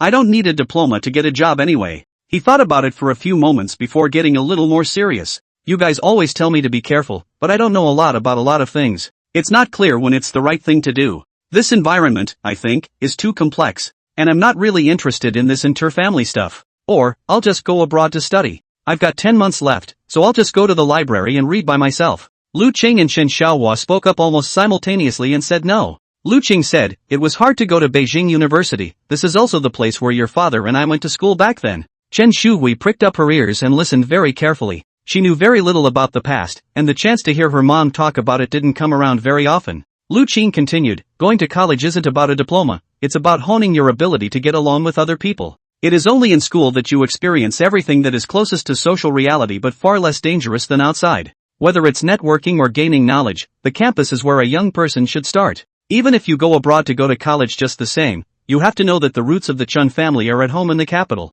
You'll have to come back sooner or later. Instead of waiting until you get back to network, start now. Foreign matters would wait until later, not to mention that it wasn't as if the Chun family didn't have people fighting abroad. These are not things you need to worry about right now. Just get your ass back to school and put all other thoughts aside for now. Chen Xiaohua nodded his head and agreed, your mom is right about everything. Listen to your mom. Chen Ping'an nodded helplessly in agreement. Seeing that he didn't resist either, Chen Shuhui pouted her lips and muttered, car transportation is fine, but I don't want any personal bodyguards of the kind. It feels weird. I'm at a school where everything is fine and I'm not conspicuous by my absence. I'm so cute and well behaved, I'm definitely loved by everyone, there's no way anyone would target me. Ping'an Shen sighed and shook his head, do you think I'm high profile at school? I can't wait for everyone to just ignore me. I just wanted to learn more, read more, and I didn't mess with anyone. Whatever you two think, it doesn't matter. The safety of the two of you is the most important thing. Lu Qing slapped the table with such vigor that the two could only bow their heads. Not only that, but this time, who knows if it will happen again.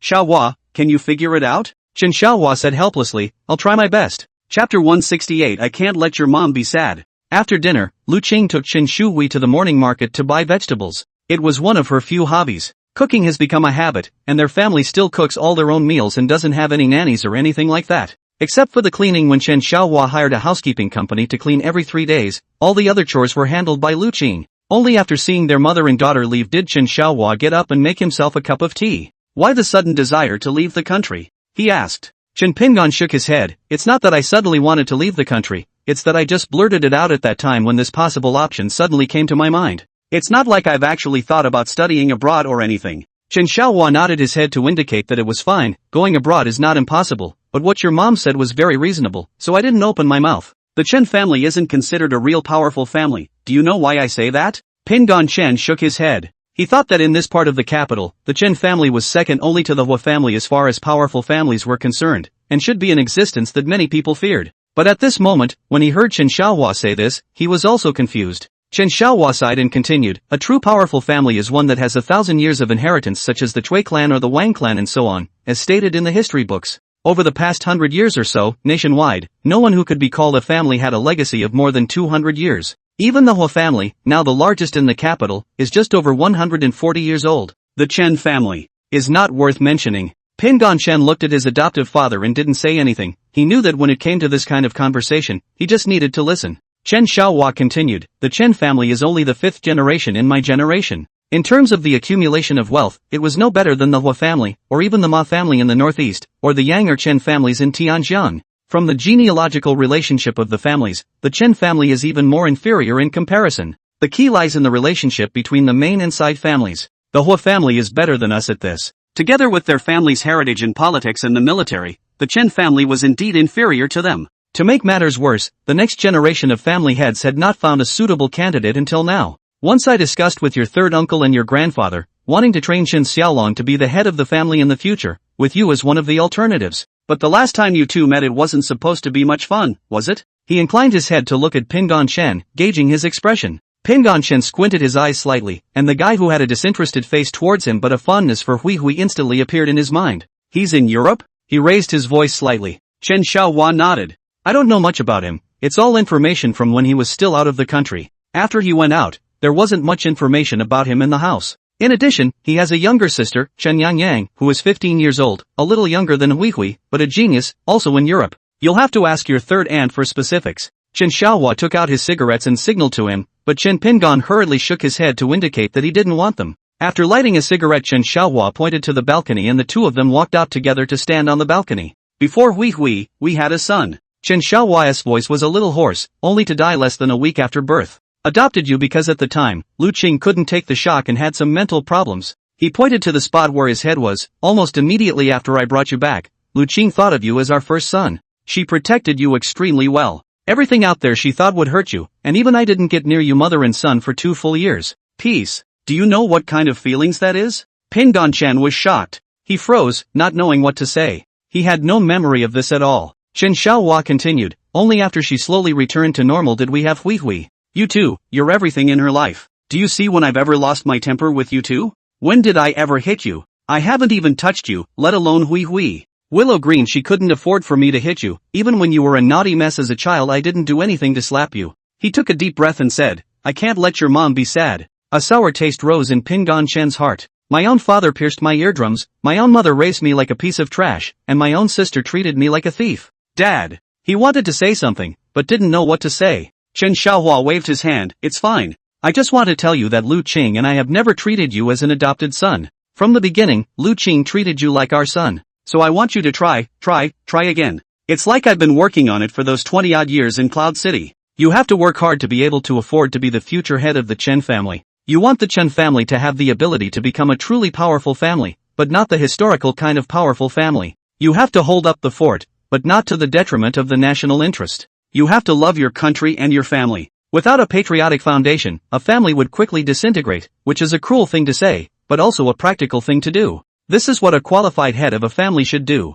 I left the capital for your mom back then, partly because I didn't want to marry the Hua family, and partly because I looked down on the ways of the worldly families. There is no bottom line for profit. But looking back now at what happened back then, my father did the right thing, and I did the right thing. Your mom is even less wrong. So when we were back in the capital, the old man apologized to your mother, and all she could do was accept it without saying that what my father did was wrong. Can you see the truth in that? Pingonchen nodded slightly. The reasoning is not complicated, one could even say it's simple. No family can survive without the soil in which it lives. The quality of the soil determines whether the family will grow well. Chen Xiaohua continued, you should have to adapt to the identity of the future Chen family head as soon as possible, even if you don't need to be high profile, all your efforts should be directed towards this direction in order to do so. Even if you have any other ideas, when you become the head of the family, it's still your call. Your Uncle Sam looks like a successful entrepreneur, but he's done a lot of bad things. Does anyone know? Pingonchen couldn't help but spit out, Dad, I'm not that bad, and it's not like what I studied was family management, it was a finance major.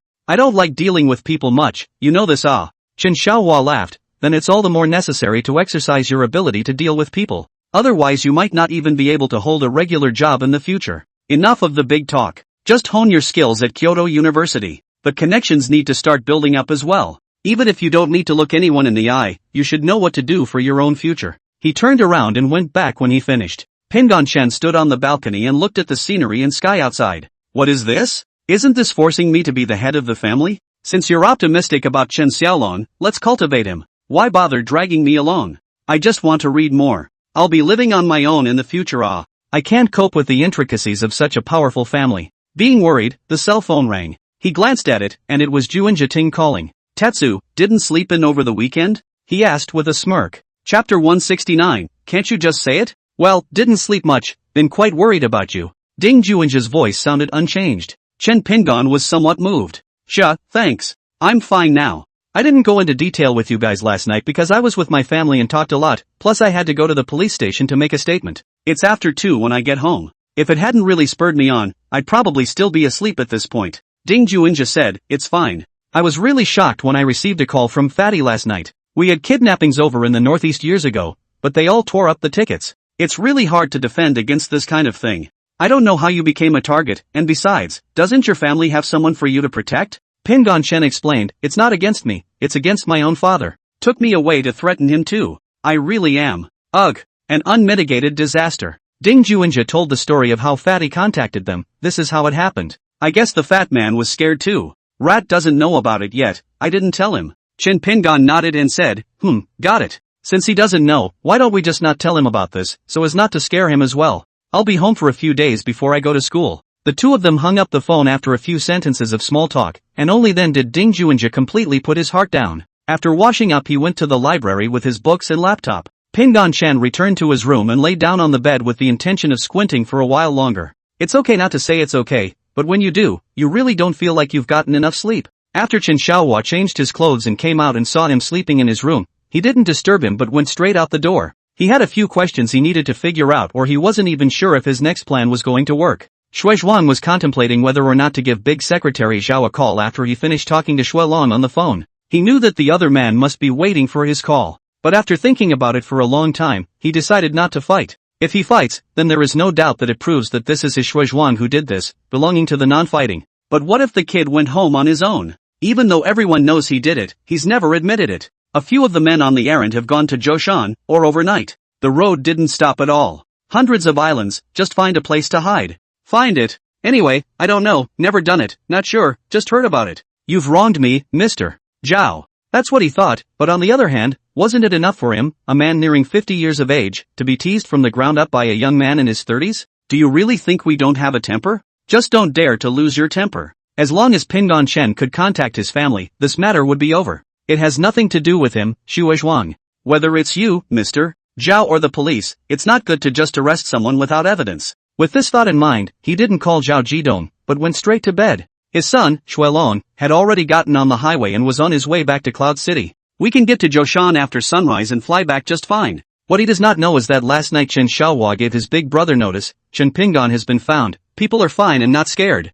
At that time, Chen Xiaoying called someone and said that the child had been found. Not to mention that Zhao's secretary froze in the middle of the night after receiving the phone call, and said that the capital of Chen Xiaohua directly went to Chen Xiaojie's villa. Now Chen Xiaojie rarely left the villa anymore. Whenever he appeared, he always had a cane in his hand. Most of the time he was in his study. Most of the things that need to be handled by him, he solves via video. Chen Xiaohua also spends most of the day with him. It is possible for the two to stay in the study for a day at a time. Chen Bo carefully knocked on the door to bring freshly brewed tea, and then quietly went out. Chen Xiaohua was not used to smoking cigars and had only started smoking after coming to the capital and was not a big smoker. Early in the morning, Hua Jiqiang called over to congratulate us, Chen Xiaojie said as he leisurely puffed on his cigar. Chen Xiaohua nodded, this time it's to be appreciated. It's okay, I've already said I'll donate $20 million to each of the schools his two nephews are in. Chen Xiaohua laughed, you're still using a small amount of money to do big things, and it's also fertilized. Big brother and sister-in-law will probably scold you if they know.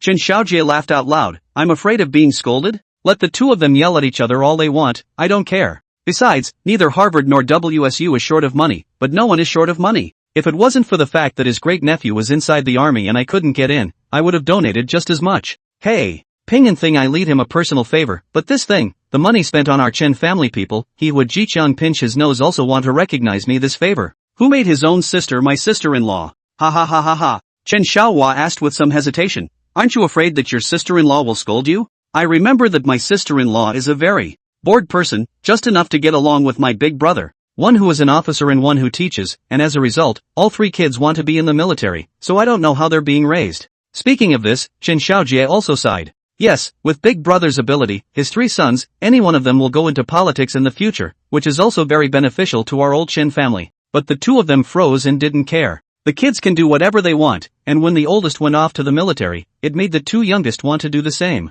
Why don't you know how to contribute to the family? Really? If not, it's okay to have a girl to stay at home. Do you dare to say this to Big Brother or sister-in-law? Chen Xiaohua immediately sneered. Chen Xiaojie simply waved his hand without caring. What am I saying to them? I'm not saying anything. The old man didn't even say anything, so how can it be my turn? Love it or hate it, I don't give a. Anyway, my sister-in-law has agreed to do me a favor, so you'll see the results after a while. By the way, I came over mainly to ask you about one thing. Chen Xiaohua's expression was somewhat serious. Does Big Brother happen to be in Cloud City? He told me the root of this is still in Cloud City. What does that mean? I believe that the person who took Pingon is not Fang Juanhong's person. Chen Xiaojie shook his head, the corners of his mouth curling up with a smug look on his face. Of course not. Fang Junhong doesn't have time for this. He should be busy with something else right now. Chen Xiaohua glared at him. Exactly what did you and Big Brother do behind my back? Can't you just say it directly? Don't sell it. Chen Xiaohua smiled. The Pinyin matter, I presume it should be the work of Shui Zhuang and Yun Chang.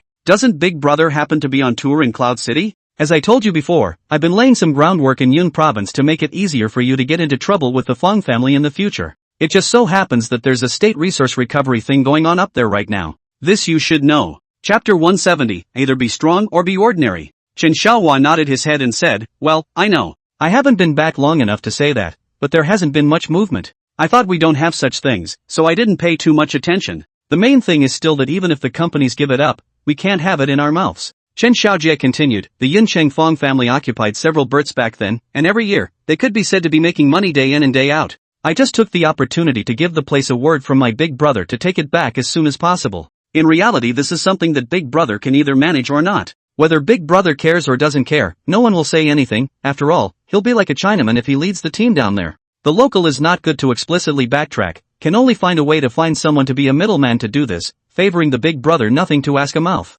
The smile on his face gradually enlarged. What I didn't expect was that the place was looking for Shui Zhuang, and I know that his son has already been thrown into the sea to feed the fish by a few of Tang's men. If you want to be ruthless, I think it's the landed gentry who stay in one place for a long time. Shui Zhuang was mobbed up in the early years, and the local reckoning should be to unload it when it runs out. It also depends on how lucky the guy is. Big Brother before, and I said this thing with a smile, did not expect the local pressure on him too much, plus his son's death, how to say with Fong Junhong related to the piece of Fong Junhong's own son, so he can get out of this stinking chess is also reasonable. Yesterday, the Big Brother should have received the news after giving the local, so Pinyin can come back unharmed, then it is enough to prove that this matter must be Shui Zhuang's work. Now do you understand? Chen Xiaohua had an idea in his heart, and hearing it here was tantamount to a disguised confirmation. What did you just say your sister-in-law promised you? Chen Xiaojie thought for a moment before saying, it's not that you can't tell you, but you have to promise not to leave the capital and not to get personally involved, otherwise it won't be fun. Chen Xiaohua asked, is he going to do something in Yun province again?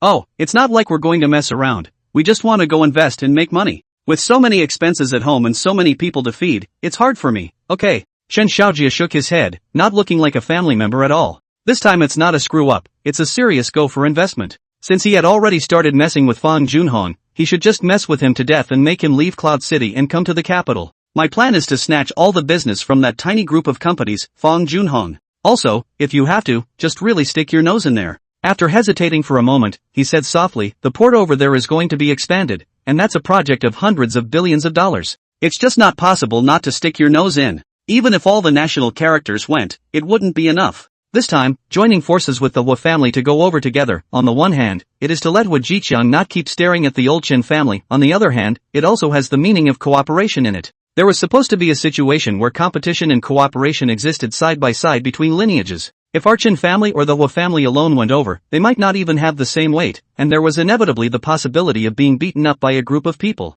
The two families together, then we have to see whether we over the river two-headed dragon is powerful, or those ground snakes powerful. Chen Xiaohua listened to him speak with increasing excitement and couldn't help but say, Fong Junhong's side, is it an all-out strike? Chen Xiaojie shook his head, there's no need to be so loud. Marina berths are pots of gold, why else would they be expanded? There are so many boats coming in and out of there that there aren't enough berths. The stab at taking back the berth was just an appetizer. Since I, the head of the Chun family, want to clean him up, naturally I won't just cut him and forget about it. The berth revenue is additional revenue, the main business is still construction and real estate, international trade and logistics. These pieces, take your time. If he can win the bid on the port project as well, then just make it impossible for him to finish on time. Real estate side, although I have not yet talked to Hua Jiqiang face to face, the idea has already had the information has been collected almost. The data is being accounted for and we'll see how much money needs to be moved when the time comes. He had a smile in his eyes and a gentle face, only the words he said made even Chen Xiaohua feel a bit cold and piercing.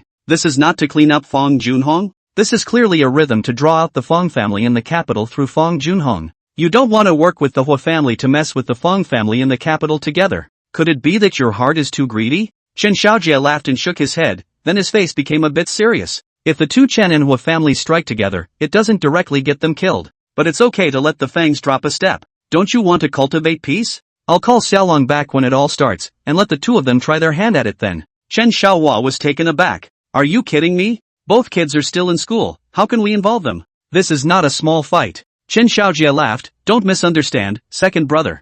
I mean, by that time, they should have graduated. Take a few years to accomplish these goals and let them see for themselves how our generation does things. At least let Xiaolong know that things can't go according to his wishful thinking, that would only invite more and more powerful opponents. Peacefully, it's good for him to experience the full process and know the ways and means of doing things. The boy is a soft-hearted one, I see, and that's not a good thing. Chen Xiaohua smiled. A person's growth and maturity needs environment and time to settle down. While it's true that certain events may mature a child quickly, I don't want to go through those things peacefully. Not to mention he didn't have that environment or opportunity growing up. I don't have much time left, ergo. I don't have much time left. What I can do, I'll do before I leave. Not only my family Xiaolong, but also Pingon, and Big Brother and their children, all of them have to be equally prepared. Because, who knows if the Hua family has joined forces with other families, maybe they'll make a move on us at some point. This sense of crisis has been there since the first day I became head of the family. So many years, never weakened our second brother, even if it is the Big Brother married, I'm the same sleep and food nah.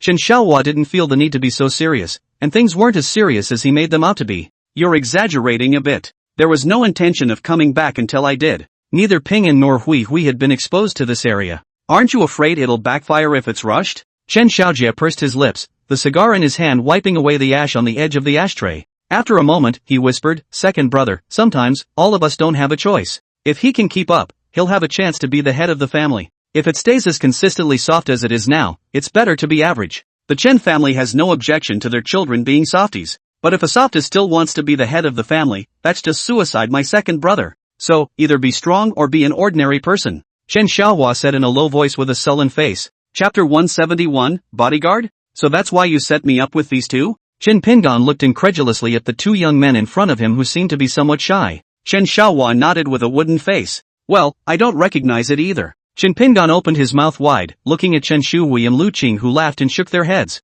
Dad, you don't even recognize yourself? You're not kidding. Chen Xiaohua awkwardly stepped aside, and behind him, Tang Xiqing stood out smilingly. Peace, this is Tongxi City. The two of them, one called Archie and the other Roast Chicken, are very nice young men. In the future, the two of them will follow you around, but they won't disturb your normal study in life. Normally, the two of them are just outside the school, but you need to wear the watch. Also, as per the head of the house, you must come back to the house every Friday night. The weekend is the time for you to practice some basic skills, so please be safe and you must remember this time, or else the two of them are going to come right onto campus to get you. Pingon Chen understood at once. These two are not only bodyguards, but also his trainers. Real kung fu or the free-for-all kind? He had just started practicing after Ji Yonghao, and the most basic thing was his body balance. That guy often didn't have time, he was all by himself practicing every day in his dorm room, dragging Fatty along with him. Archie stepped forward and smiled. I practice real kung fu. Burnt Chicken stood impassive and said, I'm considered a free-for-all? Pingon Chen sized up the two men, neither of whom looked like the robust type.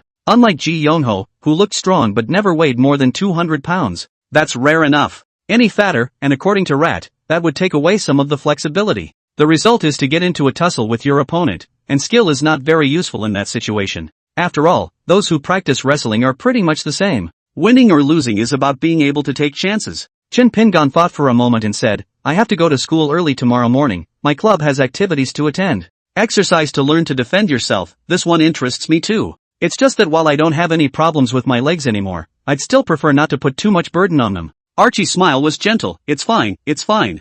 This task given by Uncle Tong was considered the easiest for both of us. As we all know in your case, it's not the intensity of the workout that's hardest in the beginning, but the facial flexibility of the body. At most you'll feel uncomfortable, it won't make you feel too tired to read, he said as he scrutinized the teenager in front of him. A casual outfit, sneakers, really. Nothing special. I'm afraid I'm not the one who relies on the Chen family's brocade. There was some excitement and some hesitation in Pingon Chen's heart. Back then, Fang Hongjun had arranged a total of 4 bodyguards for himself after he graduated and took over the helm of the Fang family. Zhao Wei may have even begged the Zhao family before she died, and Fang Hongjun experienced a car accident but was unharmed. After that, Fang Hongjun and his father Fang Junhong both paid a small price to get through that time. Chen Pingon was excited that he could learn some real skills, at least when the same situation arose again, he would have a few chances of escaping. The hesitation was that he hadn't seen anyone bring a bodyguard to school at Kyoto University.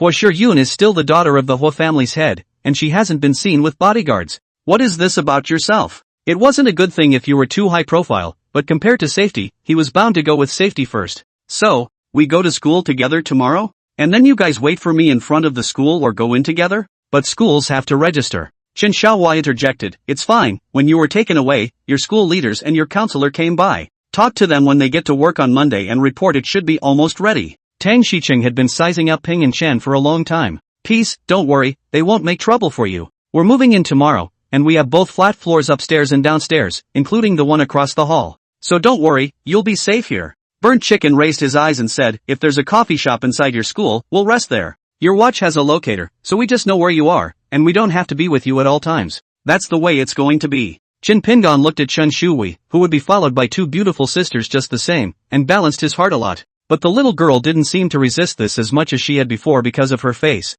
The next day, after breakfast he waited at home for the two men, Roasted Chicken and Archie, to come and pick him up. When the phone rang he went downstairs to see both Roast Chicken and Archie sitting in the car waiting for him. Both were dressed casually and inconspicuously. Even the car is picked a Volvo, which is really worthless in this part of the capital. After getting into the car, I realized that the one called Tanshi Chang was also sitting in the back seat. Uncle Tom. Chen Pingon was somewhat surprised. Tang Xicheng smiled, I haven't been to your school yet, dip into your light to go shopping. Chen Pingon nodded breathlessly. School isn't that rigid. Weekend hours are practically open, and all you need to do is register your personal information to get in. As for the vehicle, he had seen the access card on the windshield. This efficiency really shocked him a bit. Generally, all vehicles, whether they are teachers' or students' cars, need to be approved to enter KYU and are not allowed to park anywhere once inside. If it's a visitor's car, you'll need to do the paperwork ahead of time to get it done as well. In one night's time, even the passes are done. This was the first time that Pingon Chen had felt that the efficiency of the luxurious family was so fast, and the convenience that he enjoyed in the midst of the social system. Tang Xicheng smiled as he surveyed the students and scenery inside the campus, occasionally sighing in admiration. Following the path pointed out by Pingon Chen, he finally arrived. Uncle Tang, this is our club. I'll be here for the event, and it's fine for you guys to wander around the campus and find a place to rest. Tanshi Chang nodded in understanding. How long will it probably take you to finish? I've heard your school cafeteria has a great reputation and I want to try it. It'll be over in about 2 hours. Well, you go on then, and we'll look around. As he waited for the car to leave, Chen Pingon glanced at the license plate and didn't think there was anything special about it. He hadn't come too late, and the two idlers, Washir Yun and Dong Wanwan, couldn't help but glance at each other when they saw him. This looks like nothing? Normal people take a few days off, right? Cousin, thank you. Chen Pingon took the initiative to walk over to say hello before opening his mouth to thank him. He did hear about the process, and an in-person thank you was still in order. Chapter 172 Discussion. The classrooms are well heated. The temperature is slightly higher. He sat down next to the two schoolmates.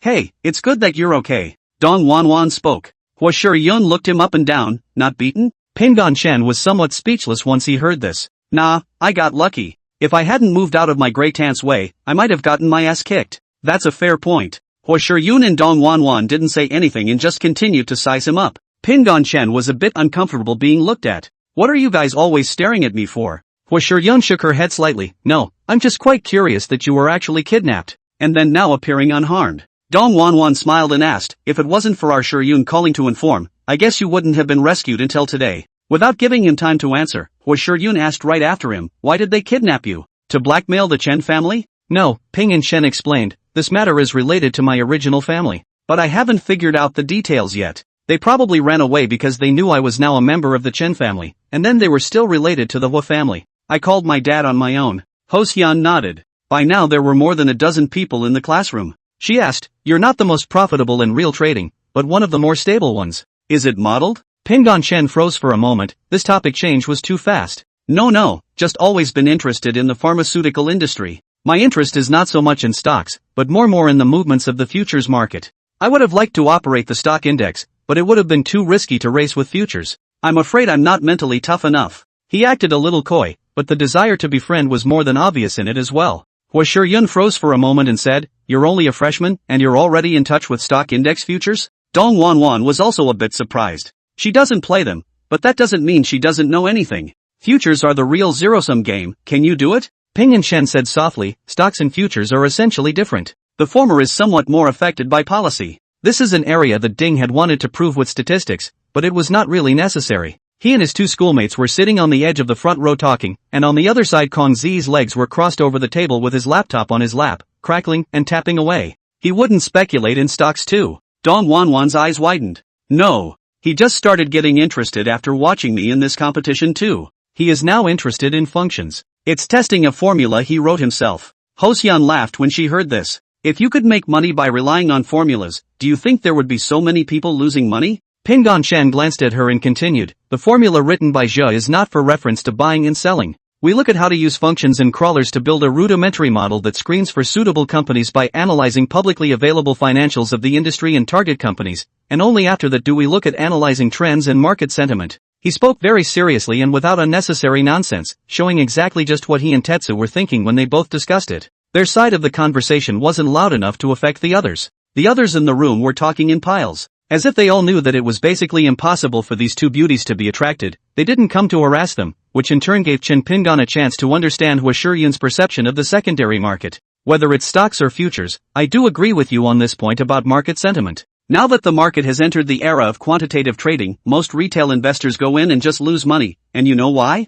Dong Wanwan sat on the side, and she also listened quite attentively. Shi Quan Fok went on to state why quantitative trading is generally done against a number of selected targets. In other words, people have already researched the target company long before the deal was made. The speed and volume of quantitative trading is simply not comparable to retail investors. Whether you're buying or selling, you just can't keep up. Even a delay of just a few milliseconds could be off. You always knew this one, didn't you? Pingon Chen nodded. The other aspect of quantitative trading that is a more obvious advantage is the ability to create sentiment in this way. That's what you were saying about market sentiment. That's something I'm sure you'd agree with, right? Pingon Chen thought for a few seconds before reluctantly nodding his head. What is market sentiment? In the simplest terms, it's a follow-through. Chasing up and down is also following the wind. Retail investors are too easy to be swayed by market sentiment, so creating emotion is the quantitative trading cut-leaks kill. If I say so, you should understand. Studying market sentiment is useful for the stock market, but not very useful. Unless you own a lot of money yourself, enough to account for as much as a quarter of a stock's float, at which point you can create sentiment to cut the leaks. Pingon Chen had to agree with Hua Shiyun. Dong Wanwan interjected from the side, what about if it's the futures market? I'm sure with the volume of the futures market, no one should be able to sway market sentiment. Pingon Chen looked at Hua Shiyun, but the other party was looking at him at the same time. Neither spoke. At this time, a voice sounded behind Pingon Chen and said, the futures market is not about emotions, but about poor information and going with the flow. Pingon Chen turned around, and Confucius said that he was already standing behind him at some point, was watching him with interest. Senior Kong, please take a seat. Pingon Chen hurriedly stood up. It's fine, I just listened and interjected. Confucius said, pulling out a chair and sitting down. Pingon Chen, I've just tallied the data. The competition will be announced today. He gently looked at Pingon Chen and said, later on, should we let everyone participate in the topic you were talking about? I think it's an old topic, but as a college student going into stocks, you inevitably fall into all sorts of traps created by big money. I'm talking about the pitfalls of just a few $1 million made in stock moves. Do you know what problem I solved with that model? Chen Pingon honestly shook his head. Senior Kong, I really don't know about this. Hua Shiquan said, that model of yours is sold, can you tell? Confucius said and smiled, it's fine, it's just a theory without data, it won't be a problem. That model of mine solves the problem of identifying earnings data. In that sense, it's the same purpose as what you just said about screening investment targets. So I think you guys are on the right path, I just don't know what level you're at, can you show me? Chen Pingon somewhat awkwardly explained, no, Senior Kong, I didn't make the model, my roommate made it, but it shouldn't be completely successful yet. I can't say exactly, I was just showing off. Kong Zi looked at the time, that's fine, let's talk about it after it's over. Why don't you contact your roommate and see if he's free, come over and have a chat together? Pingon Chen was overjoyed. This is a rare opportunity. Got lucky. Hua Shiyun smiled and said, why has Senior Kong suddenly become a good old boy? It's the kind of opportunity we've never had before. Confucius said with a laugh, a moment together chant, this is not something confidential, just a matter of the depth of the degree of research. Pingon Chen immediately called Ding Juinja. Chapter 173, The Beginning of the Transformation. Club activities have begun. I can't believe that Master Chow didn't show up. Confucius said didn't say anything in response to this. Just a cast screen showing the profit percentage and profit fluctuation curve for everyone during the game. Throughout the process, what most concerned Pingon Chen was that Confucius said that he picked a transaction in each person's data and commented on that transaction. The review is not so much about the time, price, and profit/loss of the trade, but it is a comparison of the market sentiment for that trade as well as similar stocks at the same time. In turn, it is possible to work backwards within the same sector of stocks to see which one has a greater percentage of profit if the same buy and sell points in time are compared. Needless to say, it must have been auto-generated after using something of his own design to grab the data. It was this thing that Pingon Chen was interested in. This thing is the result of running a program written by Kong's own. Now it looks like it can only be used as an after-the-fact explanation tool, but it works really well. He wants to This one took close to 3 hours.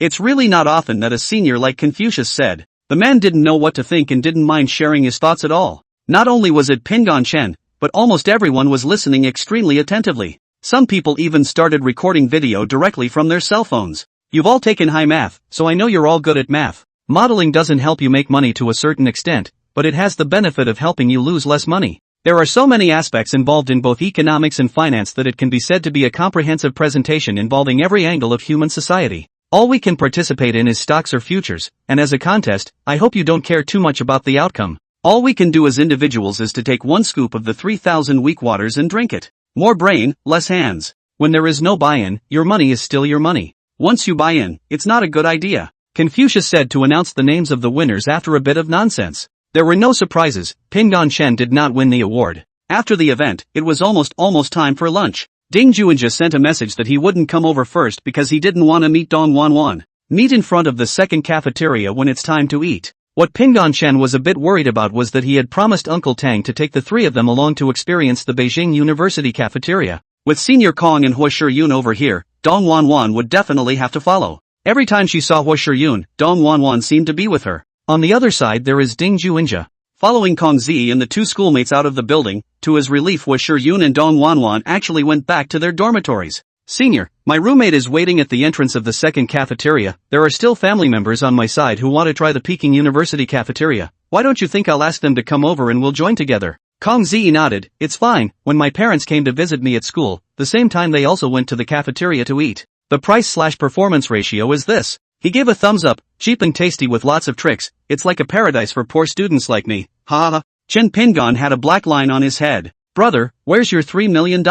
Called Tang Xiqing, then stood in front of the building and gossiped with Kong Zi. He felt that he was still reading too few books, and while waiting for the bus, he begged Confucius said to ask what types of books he should read. Confucius said with a smile and shook his head, which aspect of your reading is to enrich your reserves? If you are looking to play futures professionally in the future, then spend all your time reading. You have to know all about agriculture, industry and commerce, history, geography, politics and economics. Then there are the upstream and downstream industries involved in each variety. Futures are the hardest because the precipitation required is really not something that the average person can do. Not to mention it's leveraged. But you have to realize that books are never finished. Pingon Chen nodded in agreement. My favorite is gold futures because it doesn't involve much. Confucius said shook his head. I have very little research on futures. One is not enough time. The second is that I had no money at that time as schoolboy. I cannot even afford to open an account. Now that I can drive, I have just as little time to try. As we were talking, the Volvo drove up. Tang Xiqing saw that Pingon Chen was with another person, and after getting off the bus, he beckoned, get on the bus, and let's go together to try the legendary Beijing University cafeteria. Confucius said that he was not polite, and the three of them squeezed in the back row to go to the cafeteria. Ding Juanjia stood at the entrance of the cafeteria with his bag on his back, and when he saw Chen Pingon drilling out of the car, followed by Senior Kong, he came up to greet him. After Tang Xiqing and roasted chicken also came down, Chen Pingon turned his head and said, you and Senior find a place to sit. I'll greet my family and then come over to you. Archie came over after he had parked the car in the parking lot. Pingon Chen took them to get their meals, explaining that he was going back to his dormitory with his classmates in a while. Tang Xiqing smiled and said, got it. I'll go back after dinner. If you want to go out of the school, just give them a call. I shouldn't be coming to school from now on. Pingon Chen ran to find Juanjia Ding and Confucius said after explaining. When he went over, the two of them, Kong Zi and Ding Juanjia, were eating and talking at the same time, but there was no delay at all. A meal that didn't last very long. His attention was all over what the three of them were saying. He was good at math himself, and naturally, Ding Juanjia wasn't bad either. Confucius said that he was a person who was about to graduate, and in knowing that Ding Juanjia was pondering over the model, he opened his mouth and pointed out some details that needed attention. Truth be told, Pingon Chen didn't think it was that profound. The great thing about it is that you really wouldn't have thought of it if someone hadn't pointed it out. It's a layer of window paper that you understand when you poke it, but when you don't poke it, you're on your own to figure it out, and it's only when you're going in the right direction in the first place. Ding Juanjia felt that he had benefited greatly, and was convinced by Confucius said. It's not over until you add the green bubble that Confucius said. When he had watched Confucius say leave, he asked, where's Rat? Ding Juanjia said, he went out in the morning, saying that he accompanied his sister to go shopping. Let's go, back to the dormitory. I don't even know what happened after you were kidnapped yet, so tell me the details. What? Why are you so interested in this? Shouldn't it be about being happy that I'm back safe and sound? Ding Juanjia hammed and hawed. It's one thing to be happy, it's another to want to know the process. It's exciting to think about, but you're really not hurt? All the way back to his dorm room, Pingon Shen packed up his things. Going to the library? Ding Juanjia nodded. Of course I'm going. Just finished dinner, there should still be seats available. The two left their dorm room to go to the library. After Huo Shiyun and Dong Wanwan returned to their dormitory, she packed up her things and left. Lunch was not with Dong Wanwan either. When she heard Qin Pingon briefly talk about being kidnapped earlier, she suddenly realized that what her father had told her earlier was indeed justified. If she was the one who was kidnapped, wouldn't it be because of who she is? But is that identity what led to her kidnapping or what led to her being released unharmed? She doesn't know. Also this noon, her own father, Huo Jiqiang, the head of the Hua family, is having a fast with a normal cripple. Chapter 174. Since you're going, I'll naturally accompany you to see the... What the hell is the matter with you dragging me to this hole? And what do you mean you're on crutches? Huo Jiqiang looked at Qin Shaojia's appearance and was a bit strange. You wouldn't have gotten some serious illness that's bad for you? Qin Shaojia held the tiny tea light in his hand and lifted his eyelids. Which one of your eyes saw that I am bad at behavior? Can't I act like a pussy? Don't you think it would be a classy thing for me to get out of the car and hold out a cane first? Hua has known this man for decades. Or teenagers have known each other fully aware of each other's character and habits, just because the two families are in-laws, even if they are rivals, but not hostile relationship. Okay, down to business. I've put off most of the day to come here for you. Lingkong Temple on the outskirts of the capital. There are no flying eaves, arches, carved beams or painted buildings, and even the temple itself was built by the monks themselves. This place is most famous for its medicinal food and the enshrinement of the medicine Buddha, which is loved by the capital's dignitaries. It's only every other day that they make a medicinal meal, and you usually have to make an appointment to come in. I don't know how many days in advance Qin Shaojia had booked such a small compartment for this meeting. The room was immaculate, and apart from being slightly dated, there was little to make it feel out of place. This is the feeling that is fed back to the visitor after a long period of popularity inculcation. Nothing serious, but I feel the need to talk to you about the family. Qin Shaojia put away the smile on his face and got serious all of a sudden. The aura of a multi-year family head also rose abruptly. My second brother, you should be familiar with. It's been a few months since he returned to the capital, and in order not to waste the genius that he is, my old man intends to let him share some of the family's affairs. Huo Jiqiang nodded. I know. Wasn't I the one who told you about that adopted son of his, Qin Pingon? Isn't it enough to show your appreciation for having you here for dinner? Qin Shaojia said casually, just with our status, what's the point of just eating? It's not a waste of life. There's something else to get through to you. What is it? Hua asked faintly. Qin Shaojia said softly, Yun Province, Yun City, harbor expansion. My big brother led the inspection team over there. The odds are it will stay a year. Of course Huo Jiqiang knew about this news, he just didn't expect Qin Shaoying to stay over there for such a long time. I didn't hear Sinan tell me he was staying for a year. He mused for a moment, then said, do you have something else in mind? The idea is there, but I still need the Hua family to get involved, otherwise I'm afraid I'll be held down straight after I go. Isn't your oldest in the south? Any news? Hua shook his head slightly. I haven't heard that it's related to the military. Qin Shaojia sighed. The head of the state is the biggest eater, and we will only get some leftovers if we go there. And for that matter, watch out for the groundhogs over there. Since just now, Huo Jiqiang had gone over all the information he knew in his head. He knows it's real, it's just been finalized, and he hasn't even started designing it yet. With your character, it shouldn't be that simple. Certainly not to. This part of the infrastructure Qin family is not as good as you, but if you join forces, and incidentally remodel the old city center, this kind of thing that does not require the place to pay money, can always be done. The harbor takes so long to build that once it's built, in a few years it will be up over there. What do you think? Huo Jiqiang narrowed his eyes and nodded. I've thought of this, but I won't take a stand until you make it clear. You're trying to target the Fong family. Qin Shaojia laughed. The piggyback thing, it's not worth mentioning at all. Not to mention that the benefits are sufficient. As long as they were cut down, when the time came, the Qin family would not take a cent of everything the Fong family had in the capital. How much you can eat is up to you. How about that? Am I sincere enough? Huo Jiqiang jerked his head up to look at Qin Shaojia across from him. Are you serious? Do I look like I'm joking with you? Qin Shaojia was surprised. Although this matter is also considered an impromptu idea, all the conditions are sufficient. If it wasn't for the Ping and Shen thing, I wouldn't have thought about it so much. But now that my big brother, your brother-in-law is over there, what else do you think is impossible? I believe you probably know more about Fong Junhong and Zhao Wei than I do. Chopping off a leg of the Fong family's Zhao family in the south, this kind of opportunity, there really aren't many of them.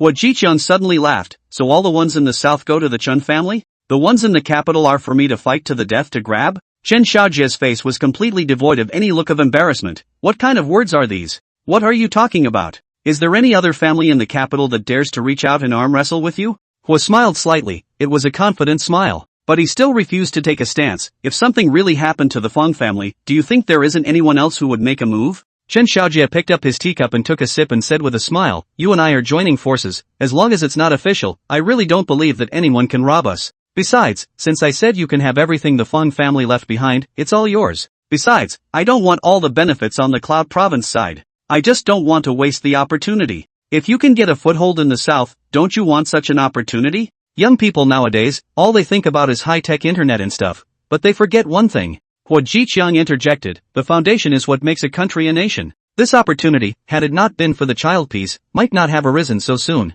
Having my big brother over there is what makes things move so forward so fast. Even Ping An's accident was because of this. It was because of the fact that it had already begun to move against the other family in the Cloud Province that he was kidnapped. Nothing happened, but it's already created an excuse for me to do it. Just say yes or no. What are your chances of winning?" Hua Jiqiang pondered for a moment, thinking that he could still try. At least it won't lose. Even if you just go up hard, you won't lose. The benefits just aren't always big enough. Chen Xiaojie laughed. "It doesn't matter how many chances of victory there are. The important thing is to plug in. You were asked to come because you don't want a conflict of interest in the future. More than that, I don't want you to get the wrong idea." "That's not true." Hua shook his head. "Both of us, neither one of us can fall. Who is the Chen family planning to let go to the south?" Chen Xiaojie laughed and said, "Of course I'll go personally. My second brother is going too. He's been living there for 20 years at least, and he's much more familiar with the customs and stuff than I am. What about your side?" Hua Jiqiang said softly, "Since you're going to go, it's only natural for me to accompany you to have a look." Chapter 175, I want to change my dormitory. The weather is getting colder. Northerners are happy to have heat. The happy thing about Southerners is that they are fit and resistant to freezing. Ping Dongshen's happiness came from the fact that he not only did both, but also made money. In October, the broader market began to reverse after a month-long correction. The consolidated state of the bottom has led countless people to give three conclusions. Up, continue to consolidate, down. It's bull asterisk asterisk asterisk asterisk, but that's all the average person can see. Ping and Shen knew that the stock index would continue to rise until the end of the year and would not adjust until after May of the following year. The account totaled close to $9 million, and he intended to utilize all of it. Whether Confucius says or stock market wizards, they are facing an unknown trend. Regarding the huge amount of money disguised as guiding stock price movements through quantitative trading, this he already knew. The only way to avoid being cut off is with futures. Because not only is the money coming in fast, he knows the future trends. The only way to make money and get rich is to engage in futures. That was the only thing he was sure of. Juan Jiting has moved beyond the low level of studying software functions. And after Pingon Chen threw the money into the market, he started reading. As Confucius said, stop limiting yourself to finance and start enriching your field of knowledge, not just in depth, but focusing on breadth. For him, to have seen it is to have memorized it and not to need to see it a second time. But soon, he realized he had a problem. No, technically, it was Li Hongzhong who found it. Ting is obsessed with math, and like him is a bit of a waste of time. In just a month's time, the people in dormitory 217 have changed. Ji Yonghao shows even less concentration in his studies than the rest of his classmates. Perhaps gifted, he became obsessed with foreign languages and girls. Even though they were in the same dorm room, no one said anything. We're all adults, just make your own choices and live with them. As an onlooker, Li Hongzhong saw it most clearly. Ping'an, aren't you and Jia a bit of a give and take? When there were only the three of them in the dormitory, Li Hongzhong finally spoke. Ping Dongshen was reading a book as he sat on his place on the bottom bunk of his bed and turned his head to look at him at the sound of his voice. What? Ding Juanjia was also reading a book in his seat, and when he heard these words, he also put down the book in his hand and turned around. What did you just say? Li Hongzhong licked his lips. I mean, even if you guys don't need to follow the steps, but you are too much to put the courses of this major in your eyes. I always felt that laying a good foundation was the most important thing. Chen Pingon understood what he meant after a little thought. I see what you mean. Looking at Ding Juanjia, he saw that he was also staring. I don't know your specifics very well, but I'm over the moon. So I have not fallen behind in my courses in this program, rather, I should have finished everything. The extra time I have can only be used to enrich my knowledge. Ding Juanjia laughed along. Fourth child, although brother I'm not as perverted as Ping'an, my memory is indeed not bad either. If he wasn't such a pervert, I'd be the king of dormitory 217. Li Hongzhong froze before sighing. I knew you all weren't normal people. Those who can take the exam are really not human. It's just, why did I pick the room number 217 in the first place? Being in a dorm room with two perverts is just too stressful. I just want to live a normal life. Maybe what you call having stress is our normal life. Ding Juanjia said with a hefty smile, although it's not as good as Ping'an, I've basically finished this semester's content, otherwise I wouldn't have had so much time to learn math. Next semester, I'd like to try to go to a class in the math department. I don't know if I'll be able to keep up. I heard that the math department at Kyoto University is full of perverts. I don't know if it's perverted or not, but anyone who dares to enroll in the math department should be at the genius level, otherwise they wouldn't be majoring in math. It's too much of a brain fart. I just have a good memory and I'm actually really average at math. Pingon Chen followed and stabbed Li Hongzhong in the heart. Even if it's a rat, I guess it's hiding its strength. There are no losers who can come to school here, so the fact that he can go to English and pick up girls so easily is probably the result of not having much pressure. Li Hongzhong looked at the two perverts tearlessly and shook his head. I wanted to keep up with you guys, but I didn't realize that it wasn't even on the same level. Never mind, I'll be honest. Ding Juinja smiled and comforted. Look, Pingyan and I don't play games, don't smoke, and don't have any bad habits. I don't know what else to do but do what I like. So you don't want to stress about it. Maybe it's not so bad that when you see us trying to study, it's actually a form of relaxation for us, right? Pingon Chen heard out that this was Ding Juinja joking, and immediately nodded his head along. I actually envy you more, I'll see. Look how nice it is for you to be broad-minded and carefree. We're responsible for ourselves in the future, not you. You are responsible for the country, your burden, it's heavier than both of us. Ding Juinja looked at Li Hongzhong red face, and laughed out loud. Li Hongzhong was so angry that he simply said, if you ask me, people like you shouldn't come to college, you do too much damage to other people. After laughing for a while, Ding Juinja added, Old four, don't be presumptuous. From my observation, being able to share a dormitory with Pingyan and I, in the matter of getting the qualification to pick a dormitory, you're not an ordinary student either. Pingon Chen drifted off. Right, why didn't I think of this? Old four, do you have any more cards? Li Hongzhong waved his hand in a hurry. Besides my weight and the amount of food I eat, what bottom card can I have on me? Don't pretend, hurry up and explain. Your score in the college entrance exam is average, but being able to enter this dormitory is enough to prove that you're not an average person. Ding Juinja stood up and began to rub his fists. Pingon Chen cooperatively stood up and forced his way towards the fat man. Really no two big brothers. Li Hongzhong, a pair of fat hands in the air, kept swinging. My parents are ordinary civil servants. I really don't have any background. I swear. Ding Juinja stopped in his tracks suspiciously. Am I mistaken that you are not the chosen one? Pingon Chen let out a pft and laughed out loud. Li Hongzhong himself laughed along. The three of them laughed, and the not-so-large dorm room was filled with laughter. After a while, Ding Juinja asked, Pingyan, you really can't forget your eyes? Pingon Chen nodded. It's an exaggeration, it's just a better memory. My strength is still in the liberal arts, and rote memorization has never scared me over the years. When I first chose it was all history, geography and government, really. Purely made up, don't take it seriously. I really don't know if history, geography, and politics can be applied to finance majors. Why didn't you go abroad in the first place? If I were you, I might have just gone abroad to study. Ding Juinja asked. Chen Pingon shook his head and said, at that time, I did not possess the conditions. Being able to go to this college, at the time, was the best for me. Li Hongzhong followed. But aren't you wasting your time like this? It's a bit of a waste for you to have to attend classes every day. Pingon Chen sighed. It's nothing. College is supposed to be about learning things come what may, and no matter how you spend those 4 years, it's just a matter of learning more and less. Just let yourself have no regrets. What happens in the future is anyone's guess. Li Hongzhong envied. If I had your skills, I would have enrolled in another major. At one time, my greatest ambition was to get into the government sector as a civil servant. What about now? Pingon Chen asked. I want to change my dorm room. Li Hongzhong squirmed back a bit. Chapter 176 I choose to contend. 176. After the hijinks, each read a book. At night, as he lay in bed, he suddenly wondered if he was really going to this college for nothing, if he was really wasting his time. The answer is certainly not a waste of time, but the results for the use of time are still unsatisfactory. It's okay to lie to others when you're joking, but to yourself, no. After thinking about it for a long time, he began to seriously consider the possibility of going abroad again. The problem is that he went abroad with Feng Hongjun as well.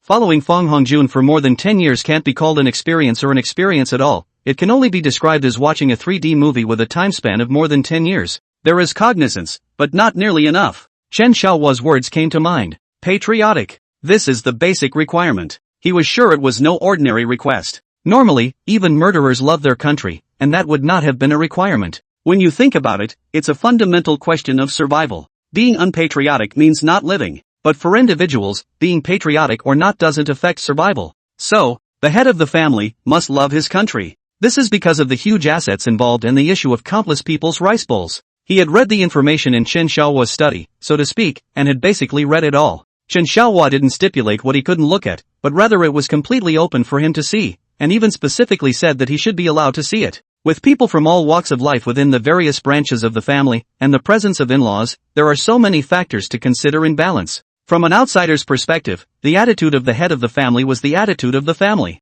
After figuring this out, he fell into a deep sleep. On the weekend, roasted chicken and Archie dropped him off at home, and after dinner, he volunteered, "Dad, want to go to the study for a chat later?" Chen Xiaohua was surprised. "What's wrong? Something wrong with the idea?" Lu Qing asked with concern. "Did you encounter any difficulties at school?" Chen Shui, on the other hand, said, "I want to listen too. Brother's been so busy lately, he didn't even come home last week." Lu Qing lightly reprimanded, "Stop it. Your brother is usually so nice to you, don't bother him." Chen Shui grunted and got up to go back to her room. She's not happy about it. "My brother has always been reading lately, and every time I go to his room to find him, he's either reading or he's writing and drawing and I don't know what he's doing. She's such a know-it-all rich white girl, it's natural for her to be a super know-it-all sister. It's not good to interrupt only to stay by herself." Lu Qing cleared the table and watched as the father and son duo went to the study together, and when she went to make them tea and bring it in, she saw that both of their faces were serious. "Lu Qing, do you want you to listen too?" Chen Xiaohua asked. Lu Qing shook his head and said, "I should stay out of whatever you guys have to say.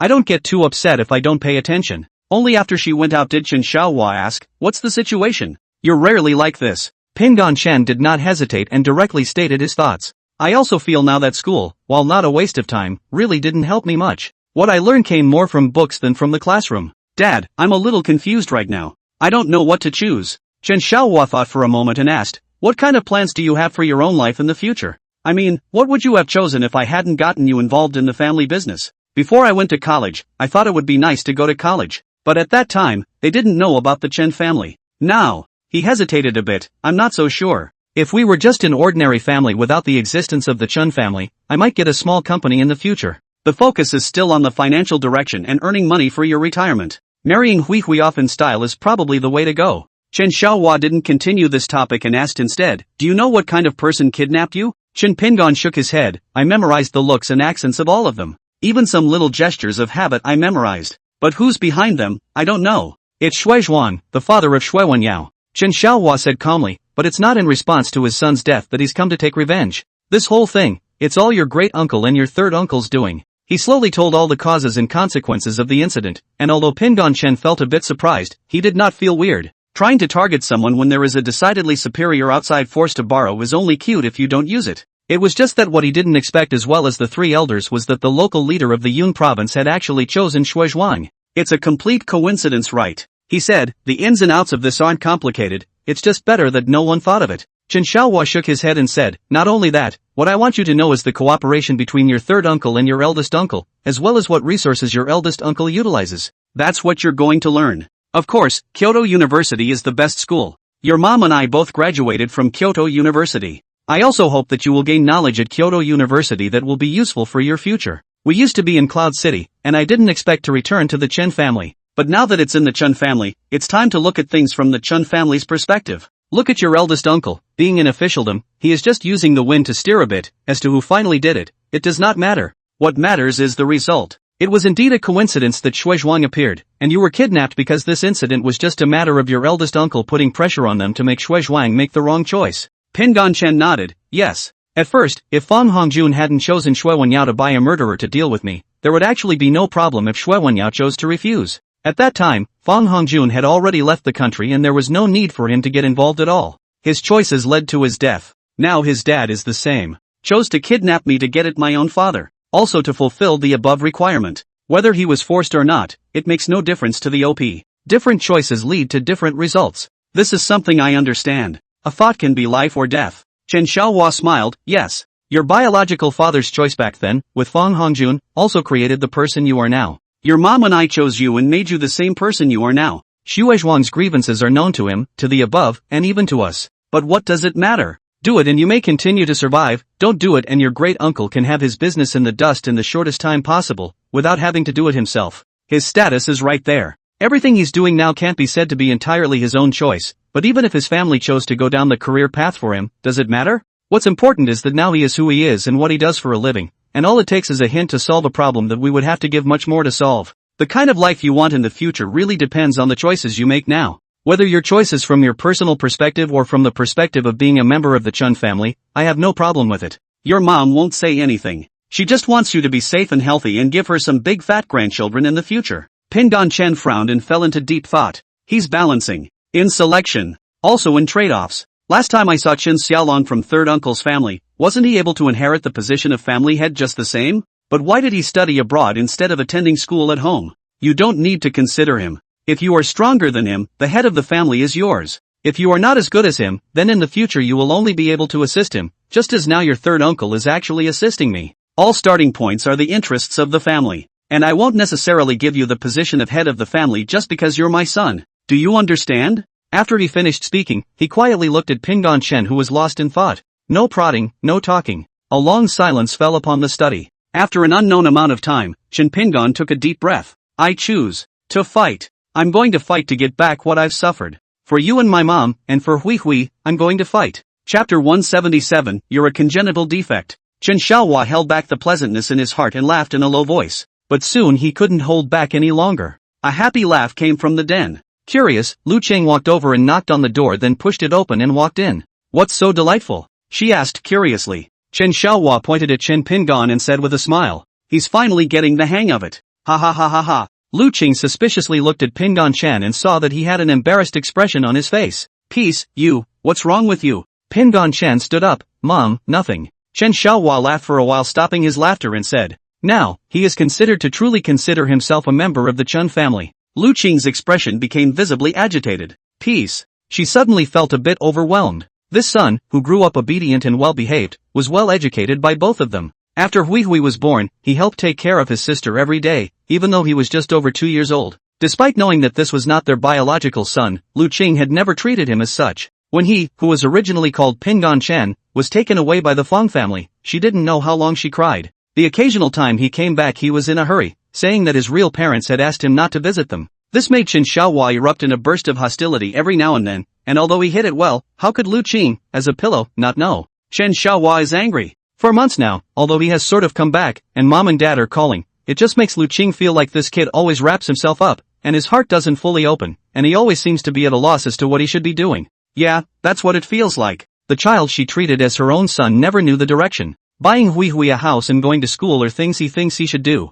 But that was not without compensation, or, rather, something like an exchange. I don't know how many times the two families have exchanged words at night, and every time it's her urging her husband not to put too much pressure on Pingon and not to push him. Until just now, the husband's words, no doubt, represented something else. From now on, Pingon Chen was the son of Mr. and Mrs. Chen Xiaohua and Lu Cheng, and was no longer a member of the Fong family. One was an emotional trade-off that led him back to the Chen family. The other is a heartfelt acknowledgement and recognition of who you are, and that's what makes your husband happy. Lu Cheng stood still, at a loss for words. Pingon Chen stood up and walked over, standing in front of her and whispering, Mom, nothing. Okay, if you say it's okay, tell your dad if anything good happens. Lu Cheng held back the sourness in her eyes and turned around. The moment the door to the study closed behind her, tears slipped from her eyes and ran down her cheeks. She went quietly back to her bedroom and sat down at her dresser to look at herself inside. Dark hair that she knew was actually originally quite a bit gray. Slightly drooping eyelids that she knew were signs of age, which gave every single one of them as the figure of Pingon and Hui Hui.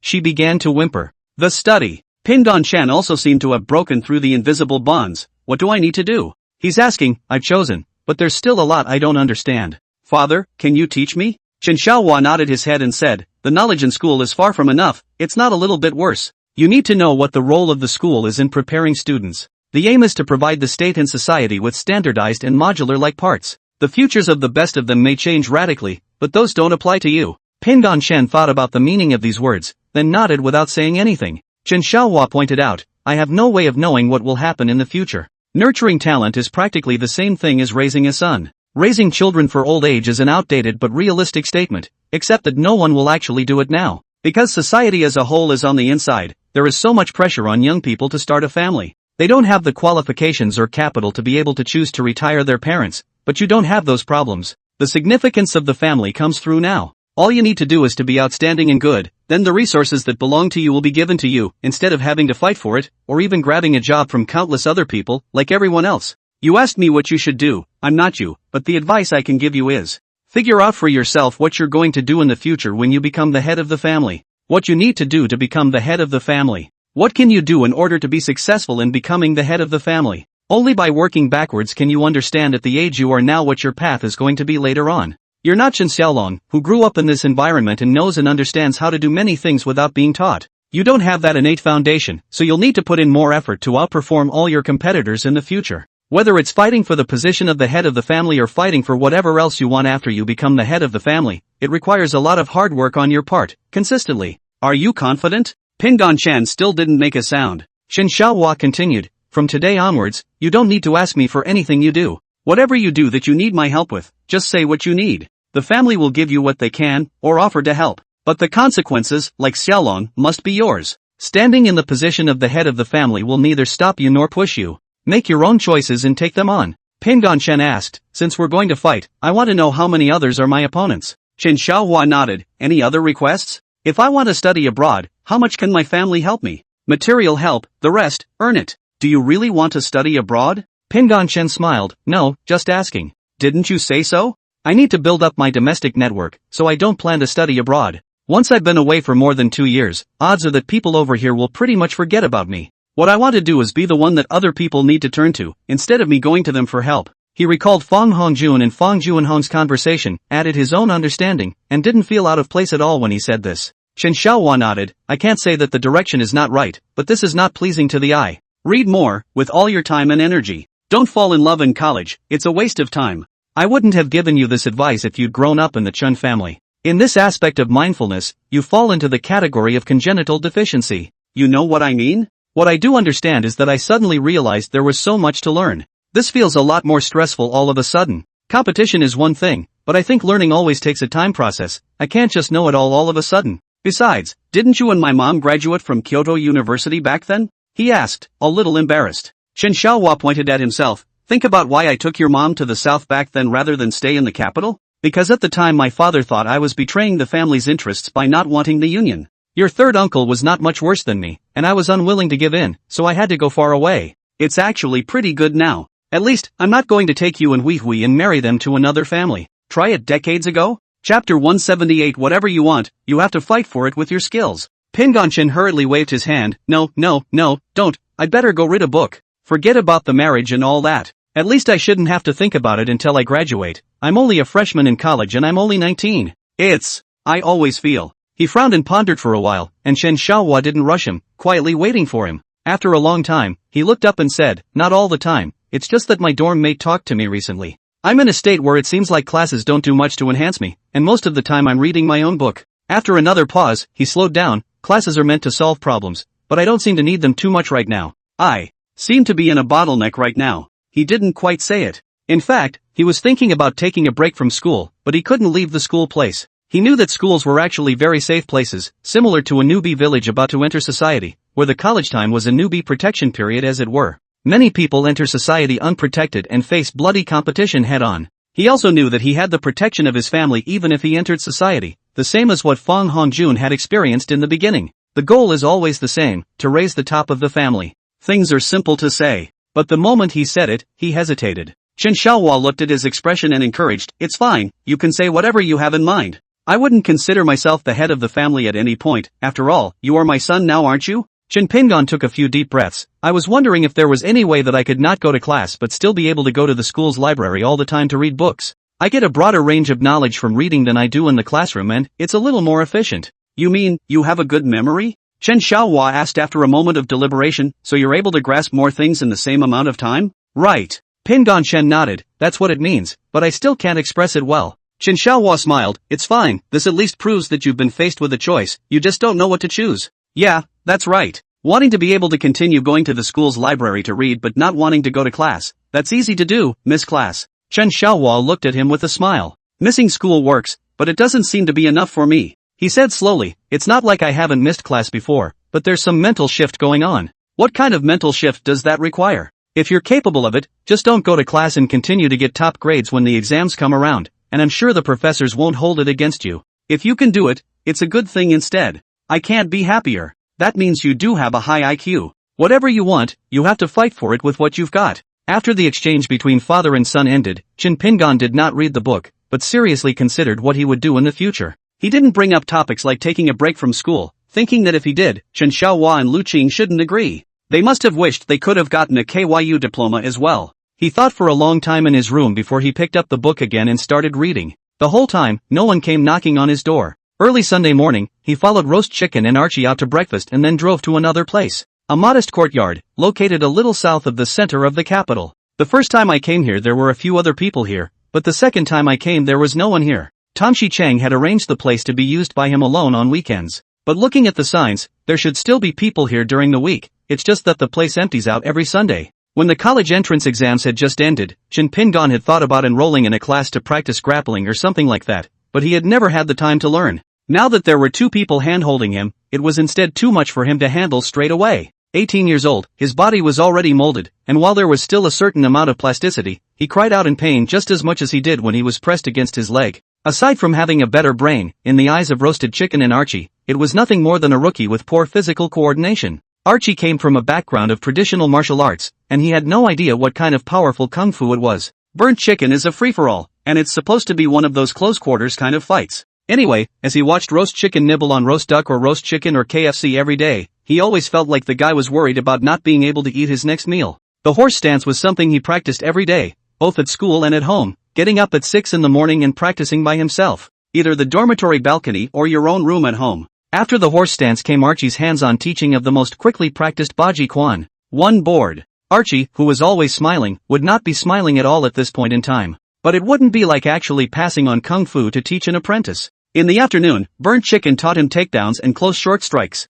That's true, but it's really just a few tricks. The day would pass quickly, and dinner was served outside with him and these two masters, after which he was sent to the school dormitory. As usual, he looked like he was going to die as he silently returned to his dorm room, climbed into bed and lay down. Passed right out. It wasn't the first time the other three in the dormitory had seen it. Ding Juinja was seeing something, but didn't say anything. He was somewhat envious of Pingon Chen. The so-called family he had seen the last time he was in the cafeteria was instantly recognizable. Those were Pingon Chen's bodyguards. Only when Pingon Chen said that he was a family member, he didn't say anything. This guy is in such a state that it's obvious that his muscles are sore. Li Hongzhang won't be back until a little later in the day, and Ji Younghao is still going his own way, with communication between him and the others having diminished. The main thing is that this guy is often not in his dorm room. No one said anything, personal preference and freedom, at least he didn't affect the rest of the dormitory. So be it. Sleeping Chin Pingon groaned twice every now and then. After a day, his body was sore and weak. Even after Aki had massaged him, it still left him without any spirit. In his dreams, he dreamed of being pinned down, thrown over and repeatedly ravaged with various tricks that took hold of his joints. I just couldn't see the man's face. One moment it looks like Archie, the next moment it looks like roast chicken. Sweating profusely, he was tortured. The next day, he still woke up at 5, and quietly dressed, he opened the balcony door, looked out at the dark sky, and exhaled a breath of white air. Legs apart, slowly squatting down, hands in a circle, tongue against palate, beginning the day's workout. Chapter 179, You Think Too Much. Cloud City. Fang Junhong looked at the document in his hand, his eyes revealing deep helplessness. He's out of options. He carried off Shuezhuan's blackmail, also carried the kidnapping of his son. But when faced with this document, he only felt that his previous efforts had been completely wasted. That red tape document says it all. The core is just one sentence, in line with the national strategy, to unconditionally recover all the operating rights of the terminal. There you go. Reducing revenue by close to $1 billion a year and removing the costs is a lot of money. He couldn't imagine that the top could tear his face off like that without a care in the world. It should have been tolerated to the limit. Shuezhuang is just a messenger on an errand. Thinking of the miserable look on Shuezhuang's face when he still refused after watching the video, he couldn't help but feel a hint of pleasure floating in his heart. Shuezhuang even exchanged the stakes of several companies under his name for him, and he didn't even agree. But in the end, what you get in return is the piece of paper in front of you. It wasn't just the Fangs who were affected, and it made him feel like he wasn't being targeted. It's not his bad luck alone, it's due to the general direction from above. So it's not his fault. The notice of the shareholders' meeting had gone out, and he didn't need to face the accountability of those faces. Just next, he himself could guess what would probably happen to Shuezhuang. How much pressure did it take to get that guy to do that when he could get Shuezhuang to exchange his company's equity for it? Even a ING gangster can't carry it, so why should he continue to carry it for those vampires? Go balls out. Just by the fact that the official did not publicize this document, he knew there was something fishy going on. It's just not clear what exactly is involved. Now he is considered to have offended the above not to mention, and Shuezhuang is even more completely cross.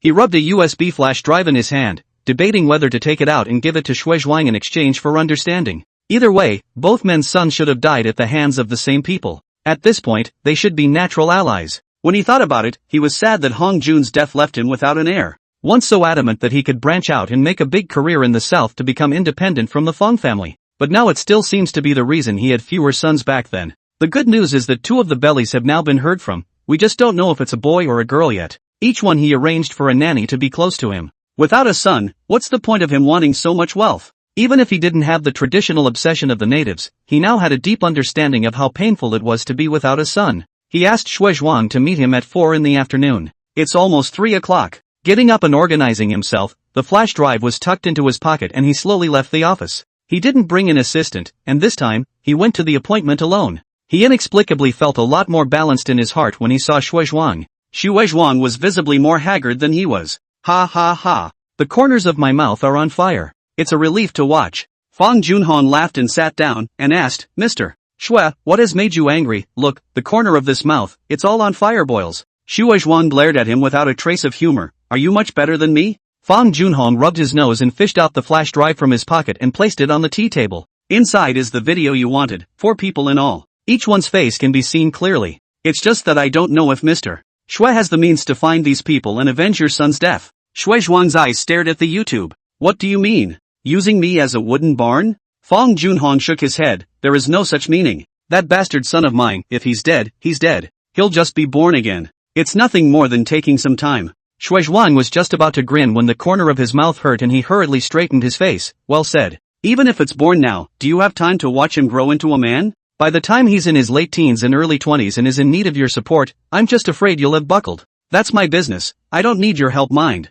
I invited you for tea today to tell you that I am not your enemy. I have a general understanding of why you kidnapped my son. Look, I'm not angry or saying anything bad. In the sense that you and I are both without a son, we should be friends, not enemies. Shui Zhuang probed his hand and took the flash drive, rubbing it in his hand for a moment and stuffing it into his pocket. Do you have anything else? I'll go back if there's nothing. Shui Zhuang had a stern face and got up to leave. Fang Junhong shook his head and said, things are not much of a matter. I just want to know which one of the people above forced you. I'm not considered a big name in Cloud City, but I'm not the only one in my Fang family. Shui Zhuang sneered, yes, of course you are not alone in the Fang family. And you have a good wife, Vicky Chiu. Aren't the Chius? Wasn't it your Yu family that made the move when my boat was investigated in Zhoushan? You think I really don't know anything? Fang Junhong just waved his hand. This matter has nothing to do with me. I haven't even heard of this matter. Besides, there's nothing I can do to get Zhou's mother's family to do anything for me. They're not going to tell me what they're going to do. Shui Zhuang gasped, the dock matter involves their interests. If not for you, could they know about this?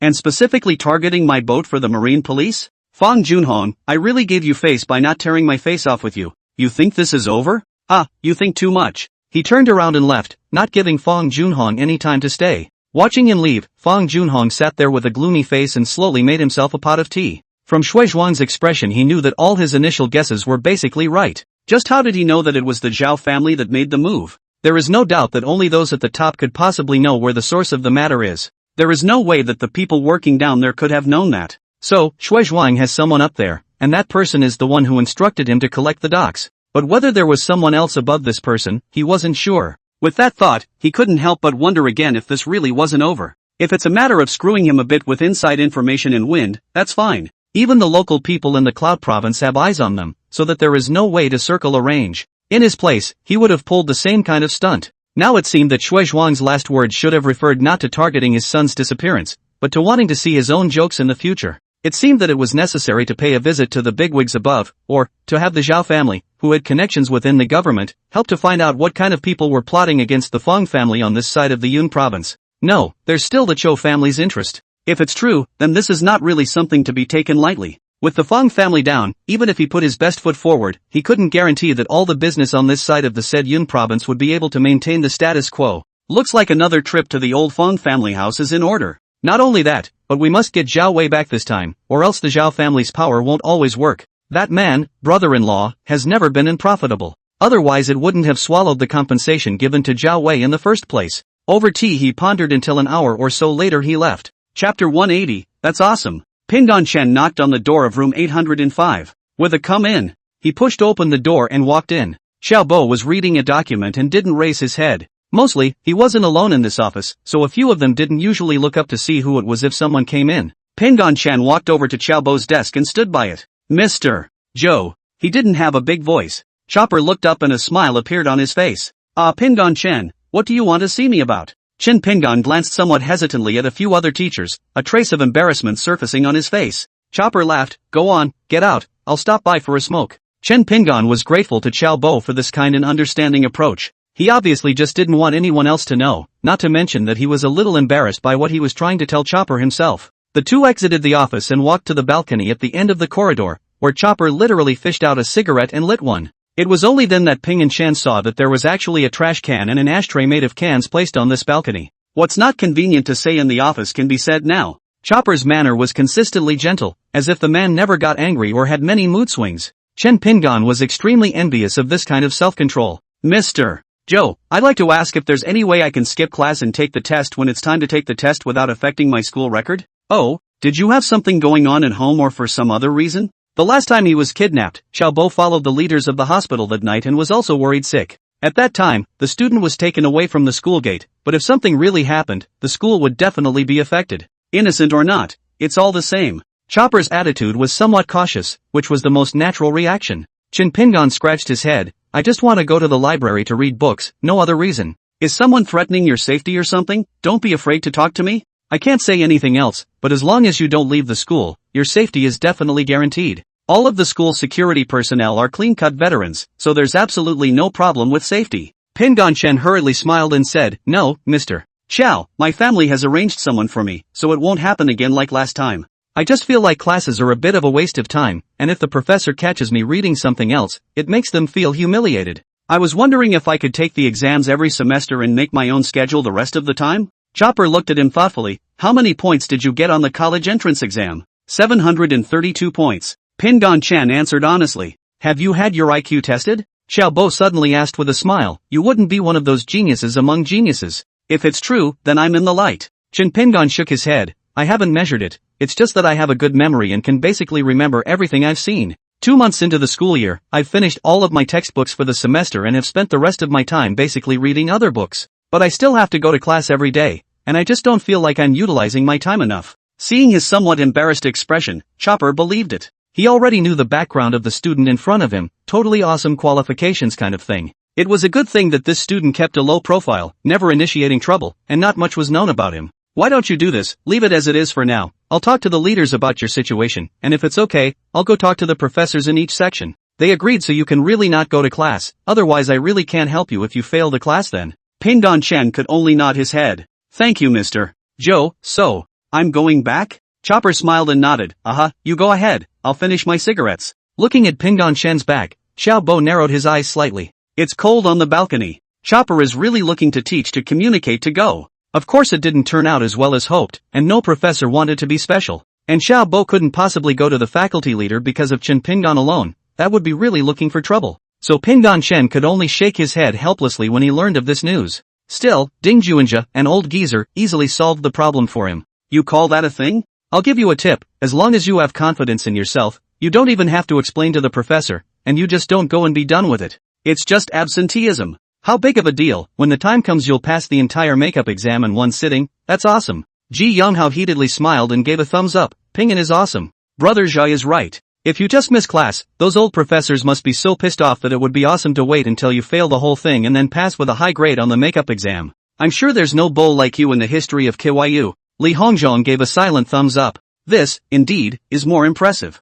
Only he wouldn't dare do it himself, and he'd be screwed if such a record appeared on his file resume. Ding Juanja couldn't help but smile when he saw the hesitation on Pingon Chen's face. What are you afraid of? If you have the ability to hard just, Xiaobo at that time also cannot take you. This matter does not belong to his management, okay? There is also no question of not giving him face. Besides, even if you have a record of making up exams, but do you need to care about that? Li Hongzhong chimed in. That's right, Pingin. You're afraid of a ball with your back against a big tree. Ji Younghao looked at Pingin and egged him on. Pingin, give them a sample out, and when everyone misses class, you'll be guilty of a big offense. Pingon Chen didn't laugh. He was really considering the maneuverability of such things. By the way, if they all make up the exams, are they just not going to give the diploma? Who did you hear that from? Li Hongzhong asked in surprise. There is no such thing. You can get the credit just as well after a makeup exam. And it's not like you didn't take the test, it's just that the demanding professor hung up on you. Didn't you tell Mr. Joe about this? So I think you can just do it, and by the time you can pass the makeup test, nothing will be affected. The big deal is that you're taking more subjects, and you're not afraid of exams anyway. Ding Juanja thought for a moment and nodded along. Yes, I think old 4 has a point. As long as you have enough credits, there is no reason why the school can't give you a degree or diploma. The point is that you don't necessarily need this stuff. With your skills, you'll have no problem with the exam. Your family has also decided that a degree doesn't mean much to you either. What matters is if you've learned something and can use it in the future. Chen Pingon let out a bitter smile and said, forget it, let's do this first. He wanted to just do it too, but was worried that it would worry his mom and dad, or set a bad example for Hui Hui. It's better to hold off on that. If he couldn't, he'd think of something else. For now it's just a matter of getting to class on time and reading my own book. It neither offends the professor nor causes any repercussions. Chapter 181, Do you have an appointment? At the end of the month, Pingon Shen's stock account lost close to 20%, which made him pay more attention to the volatility of the stock market. Most of this time is focused on reading books to enrich my knowledge, not staring at the disc every day. The losing ticket was a resource stock that blew up with financial fraud, and then the stock price went through the roof.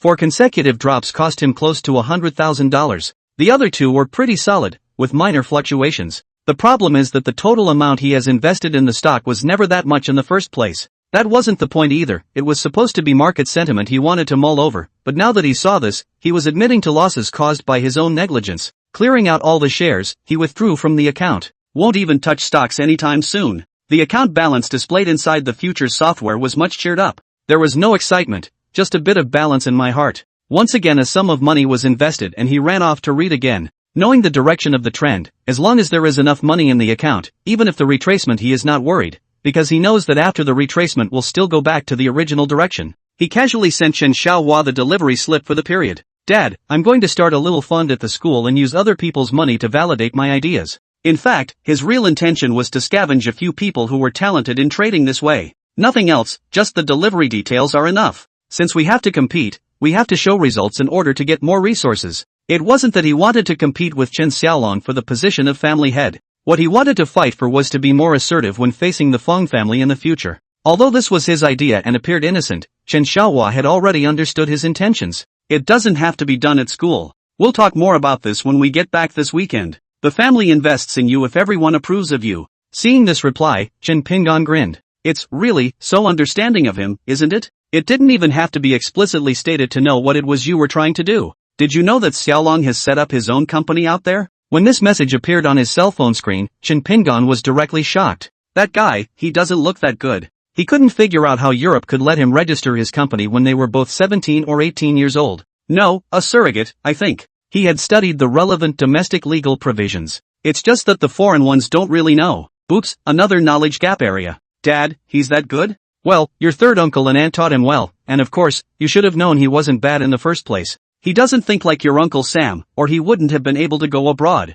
Pingon Shen thought carefully. This is too sick. How old are you, and you're such a bully? No way. The schooling model is so inefficient. Pingon Shen instantly made up his mind. I can catch up. After replying to that message, he put his phone down and began to wonder. It wasn't long before he ran to Chopper again, saying he had to take a vacation for something at home. Chopper was quick to grant him a vacation. Pingon Shen hoofed it back to his dorm room, packed up his things, and called Burning Chicken with a few books. In less than 5 minutes, the Volvo was parked under the dormitory. Chen Pingon hurriedly ran out and got into the car. The car had just started when he said, "No home, straight to my dad's." Do you guys know where my dad is? Burnt Chicken returned, I know. Is it urgent? There's no rush, just normal speed. Archie asked from the passenger side of the car. Pingon, have you been practicing in your dorm room in the mornings these past few days as well? Yes. Pingon Chen returned. Burnt Chicken smiled and said, definitely practiced. Last weekend I think he's got a bit of a look under his belt now. At least it's not falling down at the touch of a button. Chen Pingon smiled bitterly. I have a limited amount of time in the day, and practicing can only be done early in the morning, when the rest of the day I have classes, books, and other things to do. There really isn't enough time. Archie said indifferently, you don't need to be an expert, you just need to have some ability to protect yourself. It doesn't take too long to do that. But as you understand, if you don't have a solid foundation, you're practicing for nothing. Well, I know, I'm not slacking. He hurriedly explained. Archie continued, only after the foundation is strong will you be allowed to practice your stance and strength. We had to use the medicated baths that were prepared for us at home when we were first laying the foundation. You're not going to be able to use it, or it would work better. Roasted Chicken laughed as he glanced at Pingon Shen in the rearview mirror. There is still a gap between traditional kung fu and my kind, in terms of actual combat. Archie always thought that orthodox kung fu was stronger, but it actually depended on who he was facing. When it really comes down to it, it's the speed of reaction that counts.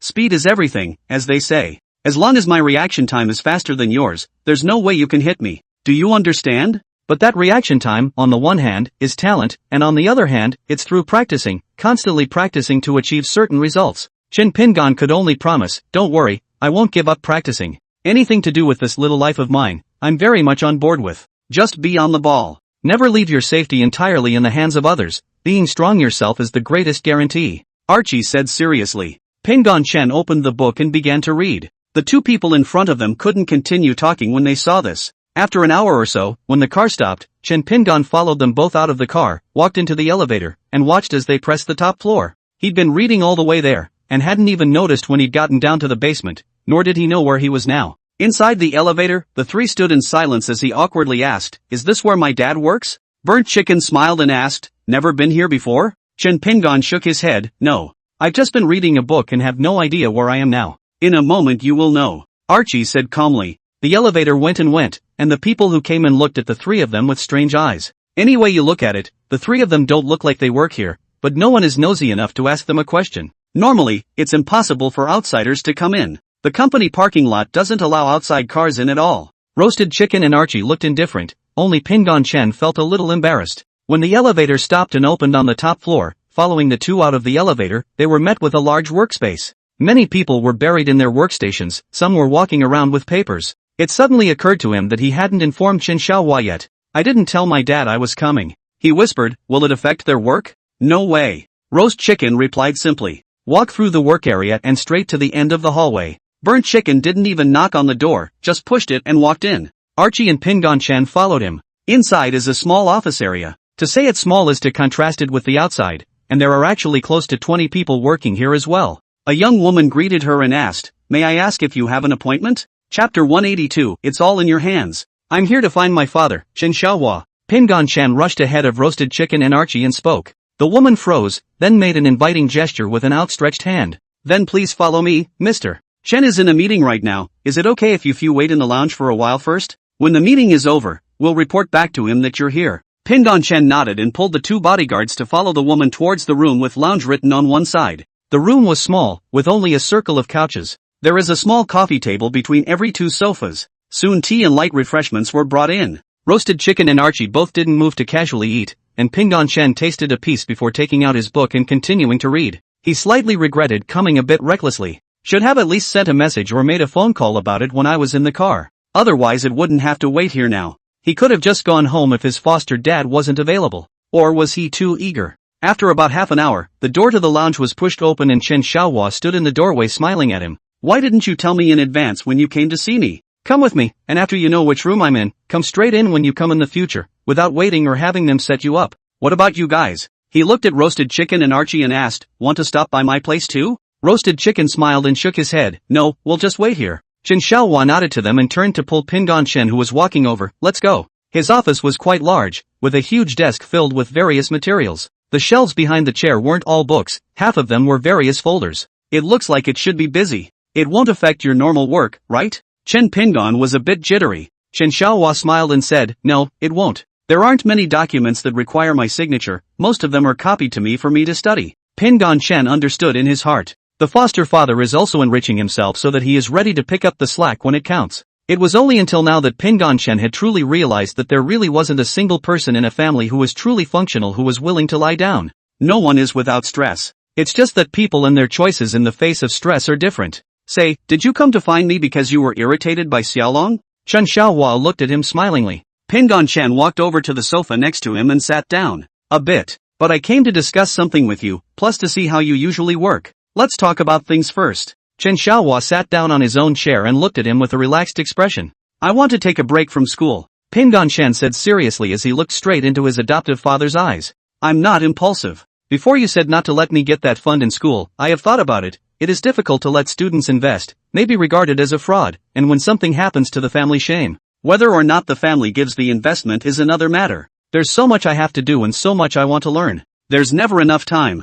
I'm anxious." Chen Xiaohua nodded his head in understanding after hearing him out. "Well, it's good to have a sense of urgency. Looks like telling you about Xiaolong is stressing you out. Check this out first." He stood up and walked to the front of the bookcase, casually pulling out a folder and walking over to hand it to Pingon Chen. "This is public information about a company that Chen Xiaolong founded in a foreign country. Of course there are the ones that aren't public, but those aren't with me, so if you want to see them, they'll naturally be shown to you when you prove you're qualified to see them." After Pingon Shen took it and opened it, what came to his eyes was the information in English. This was naturally not too difficult for him. The whole English dictionary is in your head. The first part of the document is in English, and the second part is in Chinese. He looked extremely fast, at least twice as fast as normal. Read it in a little over 10 minutes. Chen Xiaohua asked softly, "What's on your mind, tell me?" Chen Pingon shook his head and said, "I only know that what he did was also international trade, other than that, I can't say. The high turnover of funds suggests that he's doing some FMCG, but it could also be that he's reselling to a wholesaler or retailer when he gets there. It's just that there's a page about asset acquisition, and I don't quite understand what he's acquiring assets for." Chen Xiaohua nodded, "Quite good, it's already good that you can see this. You're only a freshman. I'm not quite sure if you were exposed to this stuff while at Fang's house, but the fact that you can see this at least shows that your basic financial knowledge is there. But it's not enough. The information is incomplete though, and is shown to you so that you can refer to it and have at least an initial goal for comparison. Xiaolong didn't do it all on his own to get to where he is now. You should know that your third aunt spends half her time in Europe. She has her own company and brand. Being in the business world himself, you can trust that Chen must have his mom helping him. In addition, he has a younger sister, Chen Yangyang, who is with him, both attending school in Europe. I don't know much about Chen Yingyang, there's nothing I can tell you. This company, in fact, the person who manages the company is not Chen Xiaolong, but he has hired professional managers to manage it. So there's no surprise there. But you're looking at the company's accomplishments. I want you to look at Xiaolong's accomplishments. Pingon Chen nodded. He didn't say anything, but neither did Chen Xiaohua speak again. The sudden silence in the room made it hard for him to speak again. After a while, Chen Xiaohua asked, "What's your plan?" Pingon Chen said seriously, "I'm not trying to compete with him for the position of family head, that's the premise. Even though it may end up showing outwardly it may still be me competing with other people, but that's not what I really want. I just don't say no. What I wanted, always, was a free and easy life, and if I could help my family, naturally, that was a good thing. It's just that this final state is something I can't describe right now, but that should be the direction. For example, I love the financial markets and want to help my family earn money that way, that's the direction. But exactly how can I help my family? I think maybe just my family investing in me to make the disc isn't the final form. It's just that I can't say it right now." Chen Xiaohua looked at him and said with a serious expression, "Are you very talented at speculating in stocks or futures? If there is, I can show you a path, only this path is even more brutal than you being the head of the family, and you might not get anything in the end, and it tests you even more. One slip and you could be doomed. There's also the possibility of involving the Chen family, including me, your mom and Hui Hui. Would you like to hear what kind of road it is?" Pingon Chen was just about to open his mouth when Xiaohua Chen waved his hand to stop him. "Think before you speak, what the future holds for this path is all in your hands." Pingon Chen really closed his mouth and thought carefully. Chapter 183, I'm going to join forces with the Hua family. But, Dad, you've only talked about the negative, and I'd like to hear about the road and what the good side of it is. After a full dozen seconds, Pingon Chen finally spoke. He speculated that such a path might more than likely lead to greater benefits. Otherwise, what kind of path could be so dangerous? Chen Xiaohua smiled and opened his mouth. The good side? All sorts of resources, be they human or financial or power, will be coming your way. Is that enough? Pingon Chen froze for a moment before reacting. What's so great about that? Chen Xiaohua laughed. This is the result of my simulation. In fact, if the Chen family had such a person, it would be beneficial to the family, but equally risky. Think about it. That's all I can say. Now tell us about your desire to take a break from school. Pingon Chen nodded. It's still the same problem that was mentioned last time. I've given it some serious thought. I've only just turned 19, not exactly a genius, but not stupid either. I have a very good memory, basically I can say I can't forget. So classes are a waste of time for me. Together with the stimulus I got from what happened with Chen Xiaolong, I wanted to spend part of my time reading and learning on my own, and the other part of my time practicing. Finally, I have something even more important to say. He looked at Chen Xiaohua with hesitation and a hint of apology in his eyes. This made Chen Xiaohua a bit curious. What? I don't want to be the head of the family, no matter what happens to me in the future. Dad, I found out that the Chen family is on the capable, which would have been good. But no matter what, blood is always a big deal. Even if you don't have a problem with it, Uncle Sam or even Grandpa doesn't have a problem with it, but that's just for now. Who can say what will happen in the future? Besides, the Chen family still has quite a few side branches, and all of these will become the biggest source of internal conflict in the Chen family because of me. On the contrary, I've met Chen Xiaolong once, and although I can't feel anything, from the information I just read, I believe he's better than me. At least he was on his own at 18, and I, well, didn't know anything. I would like to assist him if I can, and as long as he doesn't refuse, I won't have a problem with it. Chen Xiaohua's face had already changed from the moment he first opened his mouth. Hearing this, he opened his mouth, but Pingon Chen sped up his speech. Believe me, Dad, no matter what, he's the Chen family bloodline. I am but your adopted son. Chen Xiaohua was silent for a while and nodded. If this is what you think now, it's fine. We'll talk about it later after we change our minds. Taking a break from school, mostly to read and gain experience, isn't it? Okay, I promise you. Things like books aren't just for KYU. And, combining theory and practice is the way to go. But in this case, tell your mom yourself, I can't open the door. Pingon Shen was very wavering when it came to making decisions, but once he had decided, he would not change his mind easily. It's hard to say anything else at this point. He also knew that he could really only talk to Lu Qing himself about this matter. When you take a break from school, you come with me to the office every day, you sit in on meetings, and all the information I can read, you can read. You dictate your own time, except for meeting time. But you are not allowed to speak at the meeting, any speech at all. Is it acceptable? Of course Pingon Shen accepted. Good, now come with me to see your third uncle. Chen Xiaohua stood up and took his coat from the coat rack. Pingon Shen followed and stood up, somewhat embarrassed. Chen Xiaohua said as he walked, I'll give your mom a call after I get on the car in a while and say that I won't be going back for dinner tonight. Also, think about how to convince your Uncle Sam to give you his support. When we get to him, I won't say anything. It's all up to you. Chen Pingon nodded. On third uncle's side, I don't know if this will convince him. He drew out his laptop, opened the Futures software directly, pulled up the transaction records, then handed the computer to Chen Xiaohua. That's about the only thing he's got going for him at the moment. If this doesn't work, he may just have to go back to class. When he thought about it, he regretted a little why he didn't make more money. Chen Xiaohua looked at the delivery order, then pulled up the trend, and after looking at it carefully for a while, he closed the computer. That's a surprise. He characterized. I knew you had a bit of money, but I didn't think you'd make it this far. Pingon Shen smiled somewhat blushingly. Mind you, I have the next 15 years of charts right in my head. Making money through the futures market is the easiest for me. On the contrary, making money through industry is the problem for me. Chen Xiaohua thought a little. Let's go, bring the computer.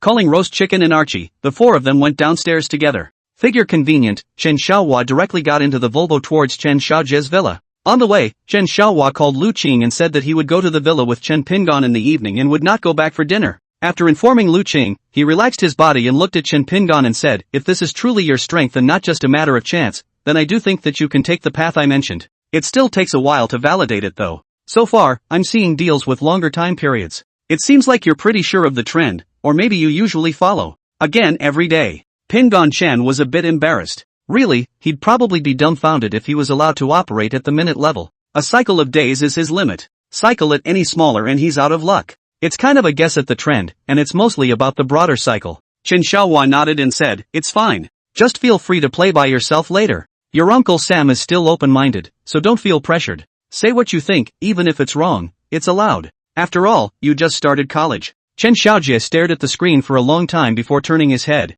During this process, Chen Xiaohua drank tea and smoked cigarettes by himself and said nothing. And as a junior, Pingon Chen was even more afraid to speak. What you just said, was that your idea or his? Chen Xiaojie twisted his body and stared into his eyes as he asked. It was my idea. Chen Xiaojie thought for a moment and spoke. I sort of know about your situation now. If there's nothing else, you can go home first. Have Archie and the others take you home. You stay, second brother, there's something else I want to talk to you about. Pingon Chen froze. Didn't you say for me to say ideas? I've told you, you're just going to tell me to go home and be done with it? On second thought, his mind was relieved. Also right. Uncle Sam is the head of the family. It's not possible to think he's a genius just because of two short sale closing maneuvers. He stood up and said goodbye to the two elders in a regular manner, then went out with his own school bag. In the room, Chen Xiaohua finally spoke. Well, I don't know much about those, I just casually encouraged them before. You know more about it, so what do you think? Chen Xiaojie said lightly, 1 or 2 successes don't mean anything. It just so happens that you're here, and I have something to tell you. Chen Xiaohua looked at him quietly, just to hear him continue. I'm going to join forces with the Hua family. Chapter 184, using each other as millstones? This time, you and I are both going to Cloud Province. There won't be any major problems on the company side running on normal procedures. Also, I'll call Xiaolong back so he can learn something from me. If Pinyin is also interested, he can follow along. Chen Xiaohua was surprised. Can you be specific? Chen Xiaojie smiled and took out a folder from the drawer and handed it to him. I think it's too bad that the east wind is here and I don't lend it a hand. As for goals and preliminary plans, you'll see. When Pingon Shen returned home, it was actually not yet the usual time for Hui Hui to get out of school. At this point in sophomore year, you don't add classes as often, but there's no hope of getting home early. He spoke his mind as he helped Lu Qing prepare for cooking. Lu Qing listened with some hesitation throughout. The topic had been discussed before, and now that my son had brought it up again, it was a sign that it could not continue to be left unattended. Peace, you've always been a smart kid. Now that I'm in college, it's normal to have new ideas after being exposed to a wider range of fields. Mom's not saying she doesn't support you, but she's not sure if supporting you is the right thing to do. All Mom can think of is that you don't lack anything right now. It's just that if you do drop out or take a break from school, it won't affect you later in life. Your dad is in a different position now, so do what you want. It's just that Mom is worried you'll regret it in the future. She didn't say too much, and was worried that if she did, the baby might be affected. Pingon Shen didn't continue to talk about this topic and cooperated to make dinner. It's just that during the process he also wondered if he would regret it. Chen Shui stood at the door when she came back and chatted with the two beautiful bodyguard sisters for a while longer before opening the door and coming in. Seeing Chen Pingon was a surprise, but looking at the expressions of her brother and mother, she intuited that something was different. Brother, why are you back today? It's not exactly the weekend. Pingon Shen laughed. There are fewer classes this afternoon, so I came back to dabble in a meal. Understatement, nothing at all. How smart Chen Shui is. When he looks like this, he must be lying. She turned around and went to find Willow Green. Mom, what happened to my brother? Lu Qing calmly said, it's fine, he's in a bottleneck right now, it'll be fine when he passes. Chen Shui asked strangely, bottleneck? Someone like my brother has a bottleneck? Lu Qing smiled, why not? Everyone has. He is now in a bottleneck when his needs are in conflict with the realities of his environment, when he can't balance left and right, and when his cognition and experience are not enough to solve the problem. This is the kind of time when you need yourself or an external force to break the bottleneck in order to do so. Otherwise, he'll have a lot to worry about. You leave him alone lately. Chen Shui looked at Chen Pingon, who was in the living room, and lowered her voice to ask, Mom, roughly which aspect, can you tell me? It's nothing, caused by his own lack of clarity of purpose. But it's kind of a good thing. If you can really understand the goal of the future, you'll be fine if you just get through it. Chen Shui listened to her mom say half a day just do not say the substance, suddenly a little anxious. Mom, please, tell me. She was straightforward and didn't have so many little thoughts, and she directly hugged Lu Qing's arm and started pampering herself. Lu Qing gently patted her, stop it. Go ask your brother, maybe, you can even give him an idea. Chen Shui instantly felt like she was incarnated as a wise god. Brother, she strides over and sits on her butt next to Chen Pingon. I see that you're frowning and looking melancholy, you must have encountered a difficult problem. Come talk to me, a rich white girl, so I can enlighten you. Pingon Shen looked at her with a tearful smile and shook his head. It's fine, I was just irritated by the cousin you saw last time. Cousin? Chen Shuhui's eyes darted around, thinking for a moment before asking, Brother Xiaolong? Well, that's him. Pingon Shen sighed, after going to Dad's office today, I realized how powerful your cousin is. People already have their own companies in Europe. And business is pretty big. Compared to that, being the same 18 years old, I'm kind of irritated. Chen Shui blinked her big eyes, and then what? You got depressed? Chen Pingon laughed, not so much. Nothing, it's just that I haven't thought about it myself, and I haven't completely made up my mind. Otherwise there would be no need to go to Dad's, much less come back to talk to Mom. Decide for yourself straight away. So don't ask about this, it has nothing to do with anyone else. When Chen Shui heard him say that, she knew it was hopeless. This brother is usually too good to be true. And when he gets rich he gives her the big head and treats her well. At this point she hadn't experienced the feeling of being rich, but the concept was clear. Brother, then I'm at a loss. It wasn't me who helped you, you didn't want my help yourself. With a small pout, she got up and went to the kitchen. Mom, can we eat now? I'm about to starve to death. With his wife away and not a single child in the house, Chen Xiaojia dined exquisitely but alone. The second brother was there at the moment, and the brothers talked while they ate. When he spoke of his intention to continue the marriage with the Hua family, Chen Xiaohua said, do as you wish, but my children are not joined in marriage. Chen Xiaojia picked up his wine glass and took a sip, but it's just an idea, what Jiqiang hasn't agreed to it yet either. When Xiaolong comes back, I'll also show him how well I've taught my son. Even though that little doesn't listen to me, it's really smart. Chen Xiaohua smiled and nodded his head, you don't need to blow this one off, I've read his profile, it's a good seedling, only is he willing to come back? Chen Xiaojia heatedly smiled, such a good opportunity is something he has never experienced before. The way of doing things in China is completely different from the way of doing things abroad. That said of his, he'd make do in a foreign country, and if it weren't for his mom helping him, I'd say it's hanging by a thread. Trying to make trouble in the country and not wanting to follow the unspoken rules that have been in place for so many years is just childish IMO. Let him learn how things are done in our generation. So you want peace and him to be millstones for each other? That's not true. This is the kind of big action you don't usually see, and it's a rare opportunity for them. Just let them learn so they don't get screwed over in the future. As for the position of the head of the family, my attitude is clear, whoever is good enough will be the one to go.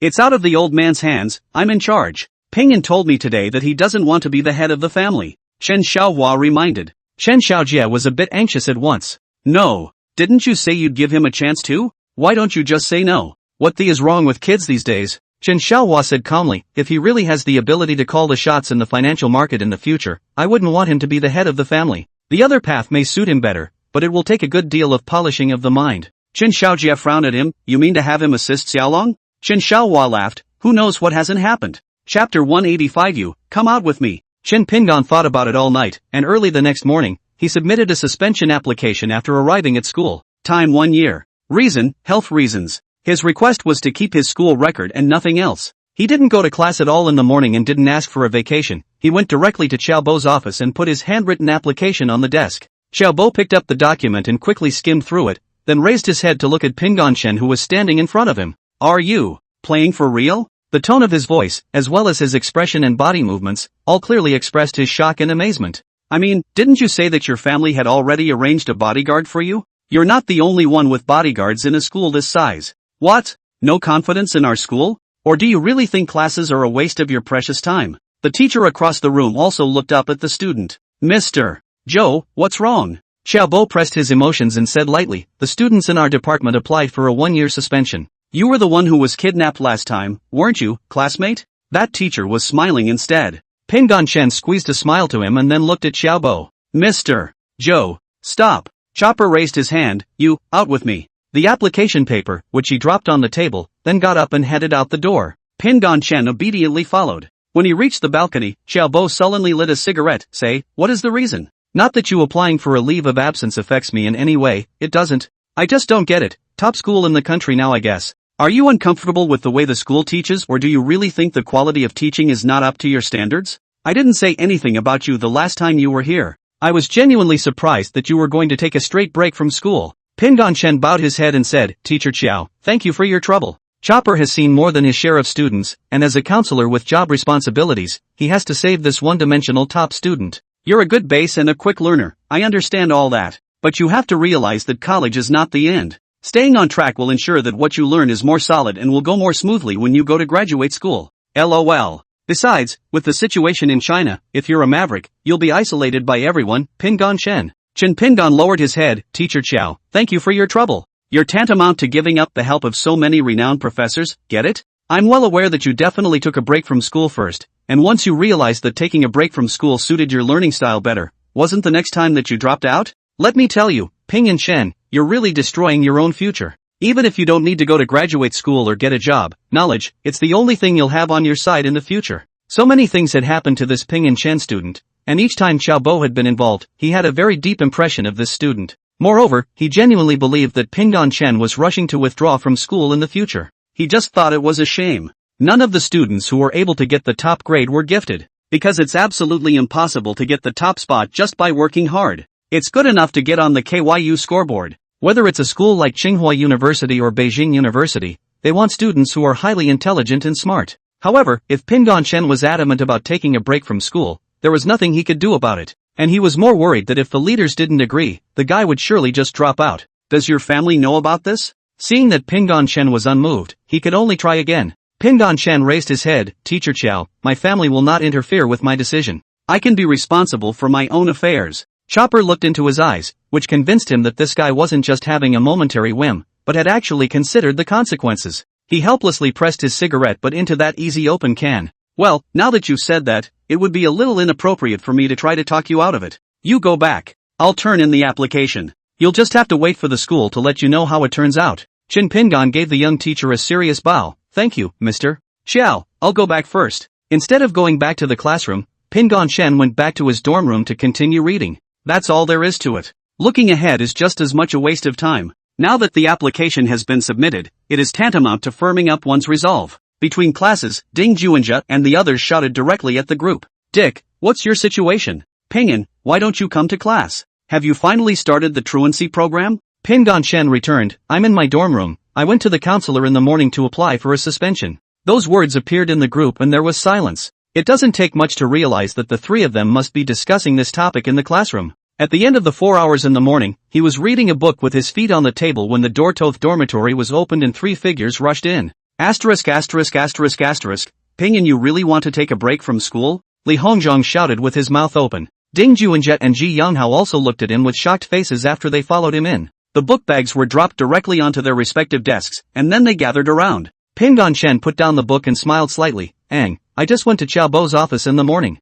What did he say? Li Hongzhong hurriedly asked. He did persuade me, but I still plan to take a break from school. Chen Pingon replied naturally. Ji Yonghao pulled over a chair and sat down, still asking with some uncertainty. Why? Is it really because you think classes are a waste of time? Ding Juinja shook his head. I think it might be more than that. Not so much, by the way. As we've talked about before, it's not really that much wasted time, and it's not unacceptable. Just don't blow up the stinger and basically the teacher won't come after you. Do what you like in class, it's up to you whether you learn or not, the teacher just lectures. So no recess is not a required option. Chen Pingon nodded and said, yes, there is still something going on at home, and I myself feel that if I continue to stay in school, I may lose even more, so I have to make a choice. Taking a break from school is about as optimal as I can think of right now, so. He shrugged. I handwrote an application and sent it to Chopper early in the morning. Pingon, do your parents know about this? Ji Yonhao asked. Yes, does your family know? Li Hongzhong followed and asked. Chen Pingon shook his head and said, I haven't told my family about this official application. But they had known for a long time that I wanted to take a break from school, and no one objected. I'll make my own decisions and take the consequences myself. Is it not so? The other three people in the dormitory looked at each other in disbelief. Ding Juinja stuck out a thumb. Awesome. I wouldn't have dared. I'm afraid my mom will just come over and kill me. Ji Yonghao followed with a nod of approval and said, the word truancy never came up in my mind. All I can do is take more of my favorite subjects and get the credits. The rest is really unthinkable and unthinkable. Chen Pingon laughed bitterly. You guys don't know how much pressure I'm facing. I've been forced to do the same thing, brothers. If I don't, I'm just afraid I won't be able to do anything. Chapter 186, for brothers, bottoms up. Is it that serious? Ding Juinja didn't quite believe it. What's the situation in your family? Ji Yonghao's family just has a lot of cows and sheep and has a processing plant in the city. He didn't have much experience with the gentry families themselves, and when he heard this, he just looked at Pingon Shen, wanting to hear what he would say. Li Hongzhong looked at him with an odd expression on his face and asked, Pingon, it can't be that your family is going to engage in some sort of so-called air competition. Ji Yonghao sighed, I've only seen this on TV and in novels, and I didn't realize that my brother who was in the same dorm room as me actually played a live one for me. Chen Pingon laughed bitterly, not really. The whole thing was simply my own idea. Plus there are some factors at home. As you all know, I'm an adopted son, so heirs and all that, I don't have much interest in. Ding Juinja patted his shoulder. It's okay, no matter what you do, we are all brothers. That said, college friends are the closest comrades in arms, aren't they? Even if you do drop out, we can't say we won't be brothers in the future. Li Hongzhong suddenly said, you don't say. If your application for suspension passes, it's okay. If it doesn't, it's expected that the school will recommend you to drop out. It's not like this kind of thing hasn't happened before. Chen Pingon laughed bitterly. It doesn't matter. After the break, if it goes well, the probability is that I won't come back to school either. There's no point in going back to the school if it doesn't go well. So, I'm waiting to cut my way back now. Ding Juinja sighed. That's awesome. Really? Peace, you're so good. Ji Yonghao stood up and said, damn, there's no class this afternoon. Come on, let's go out for a big drink at noon, my treat. Good. Li Hongzhong rarely dared to miss class, patted his chest and said, it's only an afternoon class, how big a matter? Let's go. I'll let loose today too, so you can see how much a native of the capital can drink. Normally I collect the volume, I tell you. Ding Juinja let out a strange laugh. Yeah, I really didn't see that coming. Seeing that everyone was so passionate, Pingon Shen followed and said, it's better for me to treat it. Drink too much and I'll arrange for someone to bring you back. Give me some time to call a cab. He took out his cell phone and called Burning Chicken, asking him to drive over and take a few of them out to find a place to eat and drink. Soon the car arrived. When Pingon Shen received the news and brought 217 the other three people downstairs, there was only one person inside the Volvo, roast chicken, and Archie didn't know where he had gone. Going to a restaurant or a stall? Burnt Chicken watched as the 14 sat in, the chubby little one in the passenger seat while Pingon and the other two sat in the back, and he laughed silently, then asked a question. Pingon Shen directly asked, Fatty, pick a place, you're a native of the capital. Fatty squirmed and looked at Roasted Chicken. Big brother, just find a better restaurant that's not too far away. We're just going for dinner and drinks, we don't care if it's good or bad. Roasted Chicken looked at this fat man with a smile and saw that he was so embarrassed and blushing that his face actually turned red. Okay, just sit back and buckle up. The Volvo drove off. When leaving the school gate, Chen Pingon suddenly saw Chi, who was walking along the roadside. Archie looked very dashing in a coat with a slender figure. Only he looked down at his cell phone every few steps. Pingon Shen looked down at the watch on his wrist.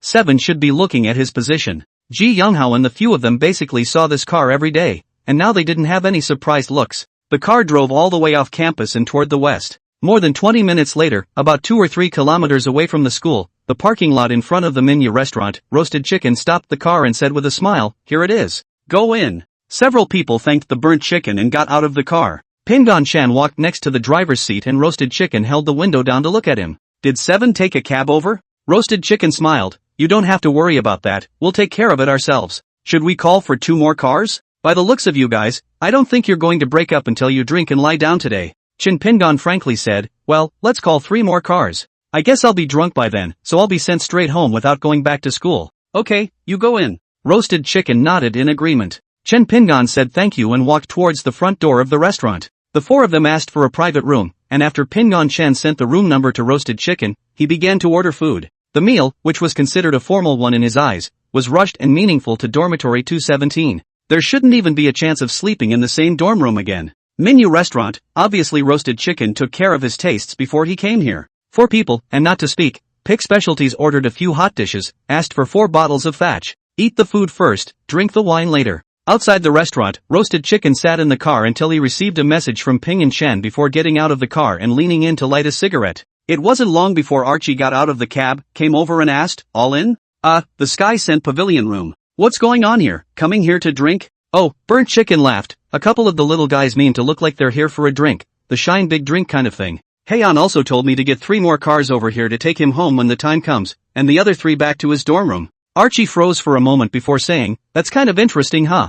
"Well, it was pretty interesting. Then you call a cab, I'll go in and order some food. We have to eat too, right?" Upstairs, a few people started drinking tea when they ordered. It was cold, but the booth was warm, and not long after taking off his jacket, the cold food came up. Then the wine was delivered. Pingon Chen poured wine for everyone and then 1 bottle for each person. "There's enough food and drink to go around today. No matter how much you can drink, you can't leave without getting down." Ji Younghao heatedly laughed and exchanged a glance with Ding Juinja. "1 bottle is enough, any more would be a bit too much." All 4 of them knew that the meal was over $10,000 for the wine alone, and the food and such wasn't cheap either. However, they all knew that Pingon Chen was now rich, so no one said anything expensive, just a little modest. Li Hongzhong had a difficult look on his face. "I was blowing awesome before, I really can't carry a pound." Ji Younghao laughed. "Small sample, drink as much as you can. Leave the rest to me. I seldom drink a wine as good as Mao Zi." Ding Juinja looked at Pingon Chen with a smile on his face and asked, "Is it enough?" Chen Pingon nodded heavily. "Let go and drink whatever you want, I said I wouldn't get drunk today." After 3 rounds of wine, Ding Juinja asked seriously, "Ping and Chen, can you tell us about your future plans?" "It won't leave the capital." Li Hongzhong laughed and said, "What's so good about this Thai place in the capital? Whether it's survival or life, the pressure is off the charts. I'd leave if I didn't have no choice." "Peace, you're not an ordinary person like us, so you shouldn't have any concerns about that." Pingon Chen raised his cup and said, "It shouldn't be in the short term, but it's hard to say in the future. But no matter where I go, you guys are the only friends I've had since high school. A dormitory brother. To brothers, cheers." Ji Younghao said loudly. "To brothers, cheers. Asterisk asterisk asterisk asterisk it." Chapter 187, You shouldn't toss your body like this. When young people drink, the inexperienced ones are just a drinker, mixed with some bravado, thinking they are all great drinkers. With experience, you basically know to eat before you drink. How much can 4 freshman college students drink? Except for Ji Younghao, who grew up on the prairie, no, actually still in the city, and can't drink as much. It's just that drinking is a habit in his hometown. In comparison, Pingon Chen was the weakest. Li Hongzhong was a bit stronger than him, while Ji Younghao and Ding Juinja actually drank a bottle. Howdy Doody didn't have it. If Pingon Chen hadn't bought the bill in advance, I'm afraid that in the end he might really have to ask Ding Juinja to pay for it. Roasted Chicken and Archie took a couple of other people on the first floor to eat and drink tea and chat in the loose seats until almost 1:30, when he asked the waiter to go in and take a look. "Knowing that you're done eating and bringing people in." There were 2 sprawled out on the table, and the other 2 appeared to be fairly lucid, that is, one was talking and the other was silent. When Chen Pingon woke up, he realized that he was not at home, but in an unknown hotel room. Look at the time, it's just after 4 in the morning. Feeling like he'd been asleep for 10 hours or so, this first drunken experience of his life was horrible. Waiting for the last 10 hours or so to happen he was completely unaware of. The last memory was of himself with a glass in his hand clinking glasses with a few of them, and nothing beyond that. A new set of clothes was hitched to the chair. Including the jacket is a new set. But why he would be in a hotel and not at home, he didn't figure out. It's all over the body. He hadn't been up for long when the door to his room was pushed open. Archie stood in the doorway in his shorts. "You're awake?" Chen Pingon nodded his head in some embarrassment. "Take a shower, then go practice," Archie said faintly and turned around to go out. Looking at the door on the band, Chen Pingon realized that it was a suite. He chased them out and asked, "Where are my classmates?" Archie said, in the other room. It's not a good influence to send them back, so I'm sending you all to the hotel. Someone will wake them up at 6 and send them back after breakfast here. Chen Pingon put his heart down. Arrangements are fine, he's just worried about being here alone while no one else is in charge. He doesn't remember anything about the rest of yesterday. Don't drink in the future, it's very damaging to your body and brain. I know you're smart, but you shouldn't be tossing your body around like that. Archie's tone was a little cold. Although he was only teaching kung fu to him, he was still considered half a master. Besides, what Archie said was right. Chen Pingon shook his still slightly dizzy head.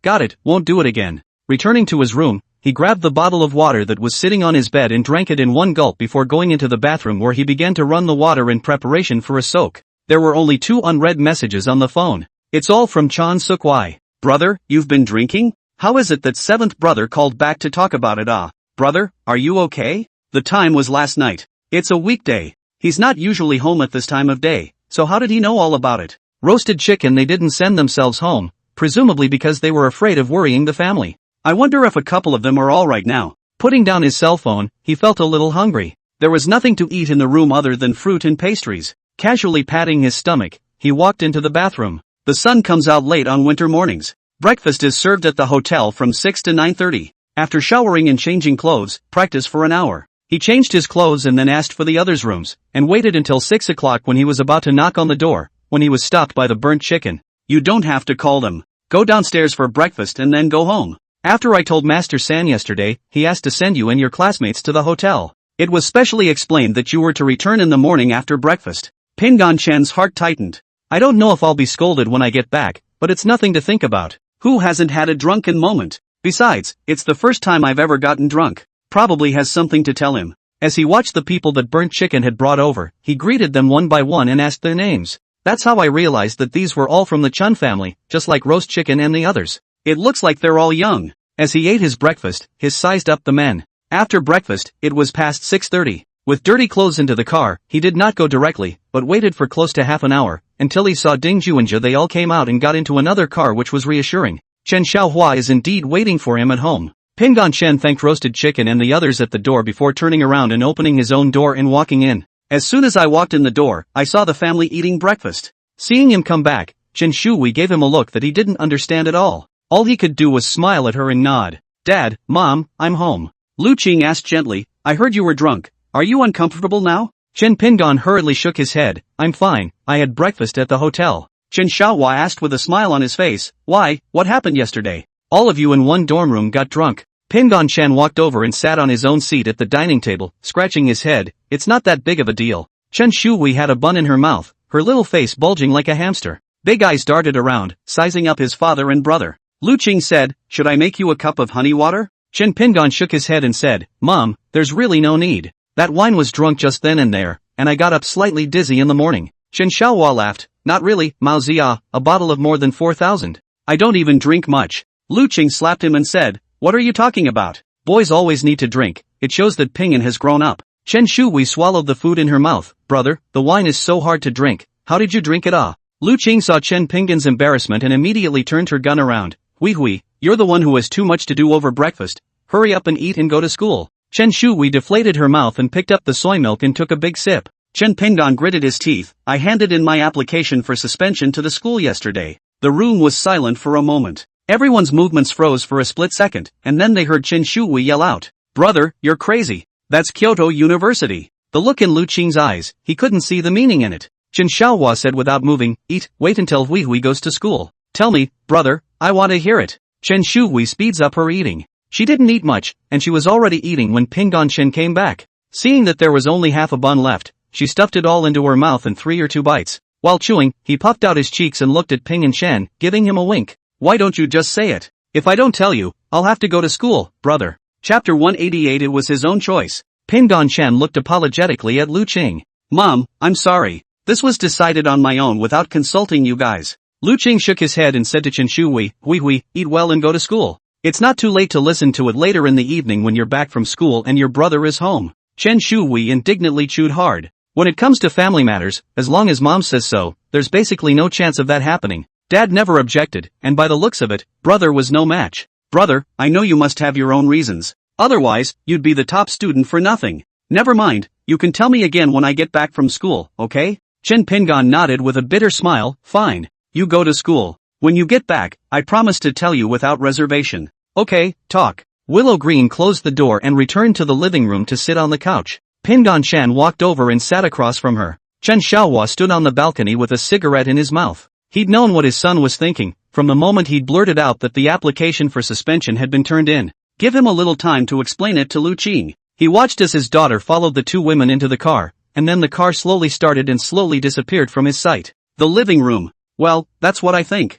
Mom, you won't be mad. Honestly, he was still a little apprehensive. She hadn't taken a stand the last time he'd spoken to her, and now he wondered what she'd think after he'd actually applied for a break from school. From the moment he started talking, Lu Qing listened intently. Chen Xiaohua, come in here. She opened her mouth, but not to Pingan Chen, but to Xiaohua Chen, who was on the balcony at the moment. Chen Xiaohua put down his cigarette and walked in to sit on the sofa. Did you say something to him before? Peace, tell me, is it because of what your father told you that you made the decision to take a break from school? Lu Qing's expression looked quite calm. Chen Pingan glanced at Chen Xiaohua and saw that he shrugged but did not say anything, then he took a breath and said, Mom, it wasn't exactly because of what Dad told me. Rather, it's because of myself. Organizing his words slightly, he continued. From my own perspective, working backwards from the future I can see to the present, trying to reach my goals. No, to be precise, my goal is not very clear, only a general outline. But even then, to get to that vague goal, I had to take a break from school. I might even drop out if the school doesn't agree to suspend me. Otherwise I'm really upset. A smile of satisfaction surfaced in Chen Xiaohua's eyes, but it quickly converged. He was afraid that Lu Qing would discover his emotions, and when the time came, it would only be himself who would suffer. Lu Qing said after listening with a frown. Okay, that's from your perspective. What other perspective? Say it all. You've been away from home for the last couple years and I don't know what you've been going through. I'm not too comfortable with you suddenly taking a break from school. Chen Pingan looked helplessly at Chen Xiaohua. But who would have thought that Chen Xiaohua still shrugged at him with a smile on his face, but did not open his mouth. This means, one can make decisions and implement them, but the results are likewise to be borne by oneself? So is this the live version of independence? Mom, I'm a Chan now. He opened his mouth. Willow Green frowned slightly. Me too. So, I don't know what to say. Probably, I want to do something for the Chun family. The Chen family, as one of the world's most powerful families, faces competition and dilemmas that must exist even if they don't surface now. A hint of sternness surfaced in Lu Qing's voice. What can you do as a kid who just graduated from high school? Chen Xiaohua almost laughed out loud. Holding back his laughter, he coughed a few times. Lu Qing's attention was all on Pingan Chen. So no matter what the future of the Chen family will be like, I have to do something for this family. Whatever it is. Lu Qing's frown tightened. How come the more you talk the less you understand? Or am I not getting it? Pingan Chen could only smile bitterly. He couldn't say, my father's intention, if I'm not mistaken, should be to let Chen Xiaolong and I, and even the other younger generations of the Chen family compete with each other, and finally cultivate a ruthless and capable family head, right? Mom, since I've decided to take a break from school, I'm ready to take the consequences. I plan to start learning and familiarizing myself with the Chun family from my dad recently, and learn to understand the family's industry, and how to manage the family business and all that. I'll still be self-taught and won't give up on continuing my studies. He spoke a little eagerly, but was soon a little discouraged. I need to go all out to enrich myself. I don't know when I'll be able to use it, but sooner or later, it always comes in handy. Lu Qing looked at this big boy, although she had a vague guess in her heart. It was not something that she could tell Pingan Chen about. She sighed, you're an adult, with your own independent thoughts. Since you've made your decision, I can't say anything else. Just be prepared. But don't worry, even if you don't have any degree in the future, we won't have a hard time. There's always a place for you in such a big Chen family. Alright, that's it. Chen Xiaohua spoke up. He got up and walked over to pat Chen Pingan's shoulder. Since it's already like this, then stick to it. Come on, follow me to the office. I can't, my computer and books are still at school. Oh, that's right, then go ahead and just come straight to the office to meet me afterward. Pingan Chen nodded and got up, saying to Lu Qing, Mom, I'm going to school. Lu Qing waved her hand, go on. A few moments later, Pingan Chen left the house and went downstairs while informing the roasted chicken. In the room, Lu Qing's face carried a hint of anger as she glared at Chen Xiaohua without a word. Ahem, wife, don't stare at me like that. Chen Xiaohua said awkwardly, it's all his own choice. I didn't force him. Even I disagreed at first. Kyoto is a great school, isn't it? And it's still our alma mater, so it's only right that as a family tradition he should get a degree from Kyoyu as well. Lu Qing grunted and said, don't give me that. Are you going to say it or not? Chen Xiaohua laughed, alright, then I'll give you a detailed explanation. This matter, in fact, initially started because of what happened between Pingan and his real father, Fong Junhong. Now do you see the dilemma he faces? The reason I didn't prompt further was to avoid him having a problem with me in the future. Only if he makes the decision himself, otherwise, like you said, the Chen family will have a place for him no matter what. Lu Qing's eyes reddened slightly. Don't you think that this is still a bit too cruel for him? Chen Xiaohua sighed and said, it can't be helped, if it's an ordinary person it's fine.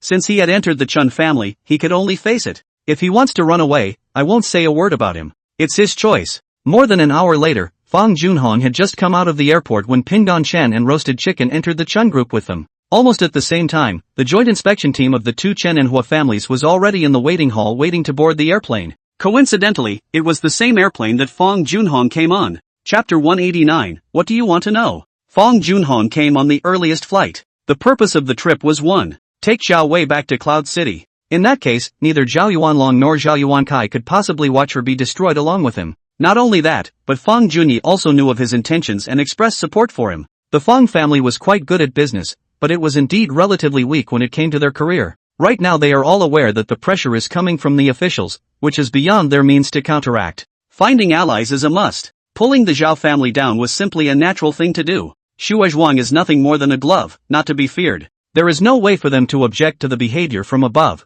they can only do as they are told. But it is only after negotiating for more compensation. It has nothing to do with being targeted or not. It can only be described as purely commercial behavior and it is normal for companies to seek compensation. It's just a matter of seeing if we can negotiate. But if the Zhao family gave even just a word to the people above them, then the final result might be completely different. At this point, he and Fang Junyi had the same idea. That's why you have to fight for the Zhao family no matter what. The car was weaving in and out of the endless stream of traffic. Fang Junhong was sitting in the back row, his eyes a little tired. Fang Junyi sent a driver to pick him up, and after arriving home, he took a shower and changed his clothes, followed by discussions and appointments with Zhao Yuanlong, the head of the Zhao family, Zhao Wei's elder brother. The next day, Fang Junhong did not go to Zhao Wei, but followed Fang Junyi to visit the Zhao family. Along for the ride were a Fang family lawyer and a couple of professionals. On the other side of Cloud City, the members of the arriving inspection team also had an internal communication meeting after staying in the hotel. There are only two kinds of members in this group. One is a two-family expedition, which includes people from several specialized fields.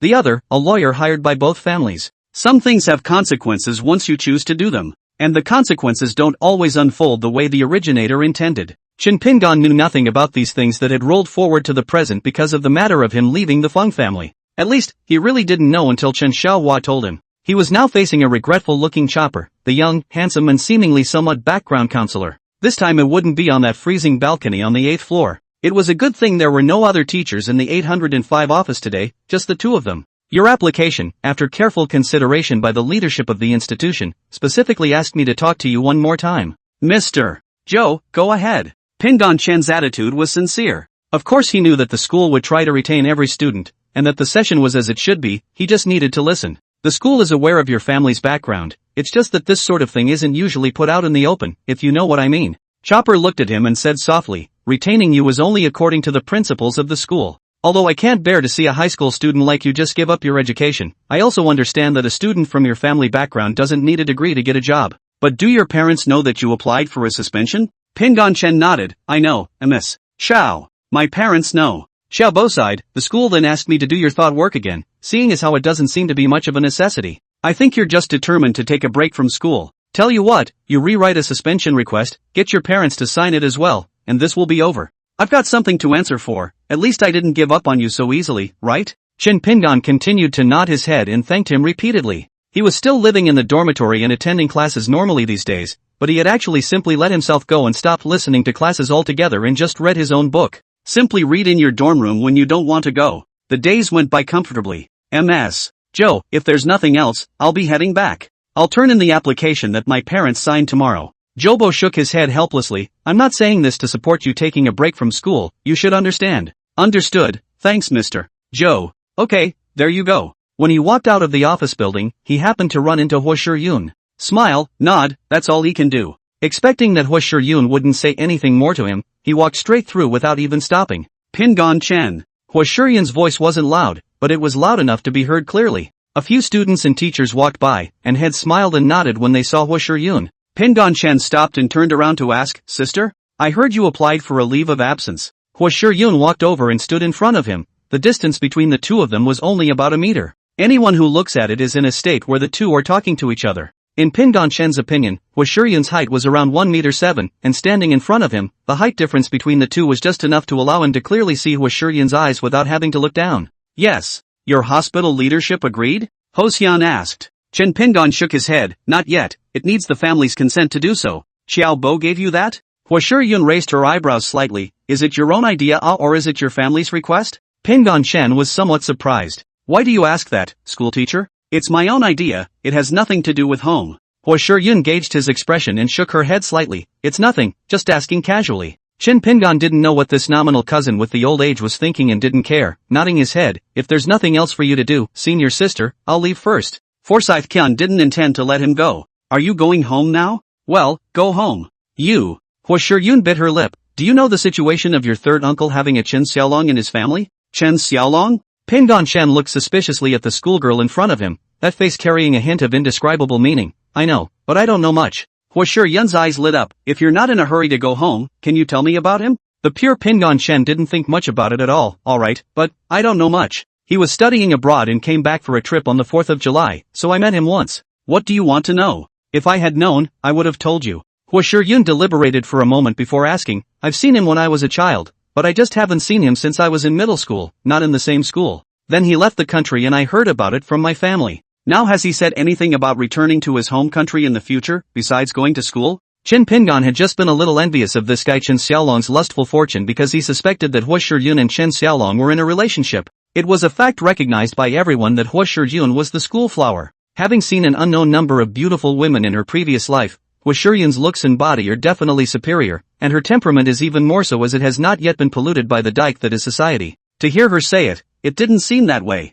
Something snapped into his mind. Hua Shiryun then saw his eyes suddenly widen in disbelief. Sister, you're not being pushed out by your family to join forces, are you? The subject is Chen Xiaolong? Chapter 190, Chasing a Girl, Why Do You Need a Face? Surprised, he couldn't help but raise his voice a little. It was a good thing there was no one in the lobby on the first floor of the office building at this moment. He was alarmed at the noise and immediately surveyed his surroundings. I'm sorry, schoolteacher, I was a bit loud just now. A trace of annoyance and embarrassment surfaced on Hua Shiryun's face. What nonsense, I'm not. Is a cousin of mine, and I've heard the family mean it. It was just seeing you that made me think to ask you. Chen Pingon nodded apologetically and said, I don't know when he'll be back, but he should be coming back. After all, with a family business as big as the Chen family, there has to be an heir. He had no interest in prying into Hua Shiryun's cousin's affairs, which had absolutely nothing to do with him. Hua Shiryun looked at him and suddenly asked, Do you have time now? I'll buy you a cup of coffee. If you take a break from school, there are even fewer opportunities like that.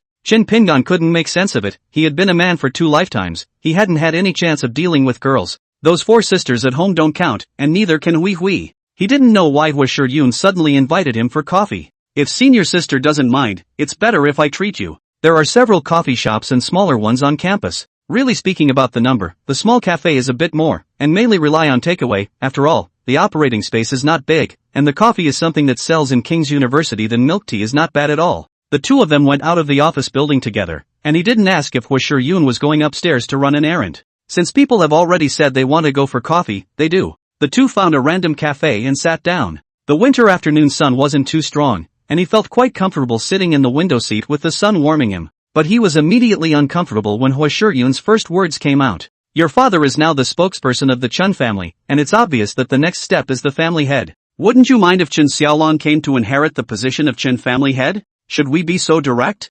Chen Pingon lowered his eyes slightly, stirring the layer of foam on top of the coffee. I've never cared for these things, and I don't know much about them. It's just that why do you suddenly care about the Chen family's affairs, senior sister? His voice was flat, bringing no emotion with it. Hua Shiryun similarly stirred her coffee slowly. Her gaze did not look at Chen Pingon, but rather looked at the passing students outside through the floor-to-ceiling glass. My father is the head of the Hua family. Pingon Shen didn't really like this kind of conversation where you had to think before you could understand. Nor did he like the fact that Hua Shiryun directly asked him about the Chun family. Then what schoolteacher means is that my father will soon be the head of the family as well, and I'll soon be a rich son of a rich family as well? Ho-Xian shook her head and turned her face to look at him. Under the sunlight, her face was exquisite and indeed rare and beautiful. Pingon Shen's mind drifted for a moment. It won't. You're not going to turn into one of those lousy rich dudes. Although I didn't pay too much attention to it, I know that the reason you took a break from school should have something to do with the Chen family. Asking you about Chen Xiaolong is one thing, but on the other hand, I also want to talk to you.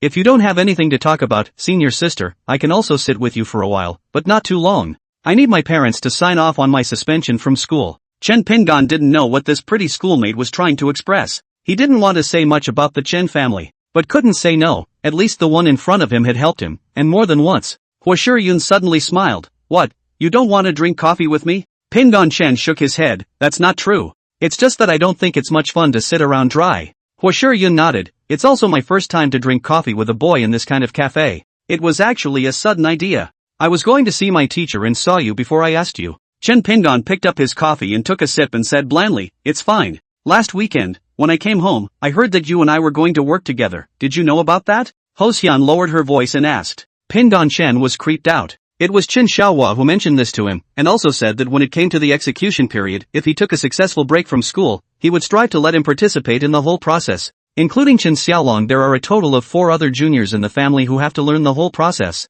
How does a girl like her know such things? Doesn't the Hua family emphasize sons over daughters? Where did schoolteacher hear about this? I haven't heard anything about it from my family. Oh, Hua Shiyun looked at him with a somewhat disbelieving expression on her face. You don't know? Chen Pingan shook his head vigorously. Never heard of it. This kind of thing, even if it is true, has nothing to do with me now. I'm just a freshman, no different than a recent high school graduate. Hua Shiyun smiled. The cooperation thing is true, but the specifics are unclear. Thought you might know, and I'm much better at understanding some of it. I can't say much if you don't know. Pingan Chen continued to shake his head without opening his mouth to reply. Seeing that he didn't open his mouth, Hua Shiyun sighed slightly in her heart. Pingan Chen, aren't you very thoughtful about speculating in stocks? Why take a break from school and realize how much you can learn in college? To be honest, Pingan Chen still didn't understand what exactly Hua Shiyun wanted to do until now. He listened to Hosian sit across from him and talk, but actually had something else on his mind. He wandered off. That was until he saw Hua Shiyun's face change slightly, while a voice sounded behind him.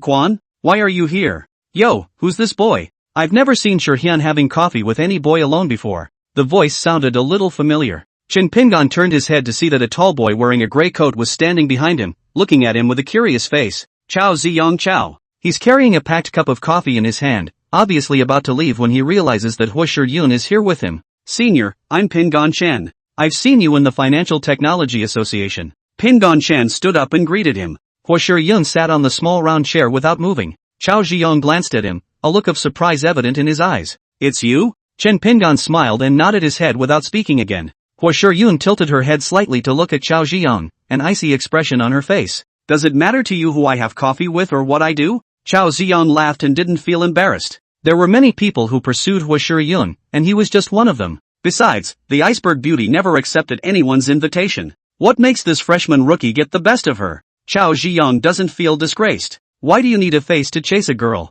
Shiyun, that's out of line. I came by to bring back coffee. I didn't realize you were here. What a pleasant surprise. He pulled out his chair and just tried to sit down. Chao Ziyang, I'm talking to my schoolmate. Don't you think it's a very rude and unseemly thing for you to just sit down like that? Chapter 191, Acting in a Movie? Chao Ziyang glanced at the harmless Chen Pingan with a faint smile and said, I'm sure Senior Chen won't mind. It's you, Shiyun, who still has such a strong opinion of me. He placed the packed coffee in his hand on the small table and looked at the displeased Hua Shiyun. Shiyun, actually I don't really understand. I have neither bad habits nor vices, my grades are considered top-notch, and I've asked you out more times than I can remember myself. But you're actually with a freshman whiteboard rookie. Can you tell me what's so great about this little guy? Pingan Chen froze for a moment before revealing a speechless expression. The sentiment is because the schoolteacher doesn't ever give anyone a chance, so the guy thinks it's kinda fair. It's a little too much to handle psychologically to see a schoolmate drinking coffee with herself? Hua Shiyun's face changed and her eyes went cold. Chao Ziyang, do I have to explain myself to you?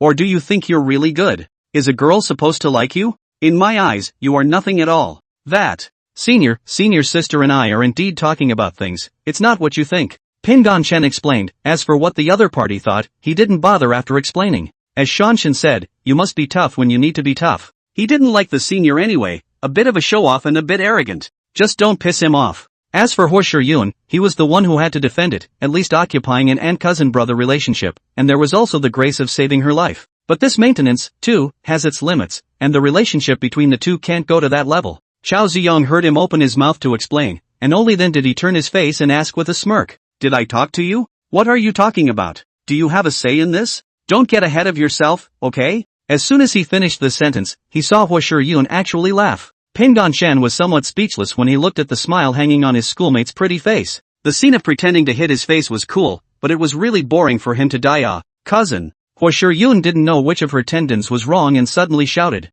Pingon Shan, what does this mean? Chao Ziyong froze for a moment after hearing this cry from Hua Shiyun, then turned around. He scanned the inside of the cafe and didn't see anyone coming this way. Instead, it was Hua Shiyun's stunningly beautiful face that attracted the gazes of many students. Cousin? He muttered to himself in wonder, then turned his head to look at Hua Shiyun and asked, Your cousin is here? Hua Shiyun smiled brightly, and that smile looked especially heartwarming under the sunlight. Yeah, my cousin is here. If you keep harassing me, I'm sure I'll get him to kick you out. You're interfering with me talking to my schoolmate about things. Chen Pingon shook his head slightly with a bitter smile and said as he looked down at Chao Ziyong, who came uninvited and sat down directly. Senior Chao, my senior sister and I do have something going on.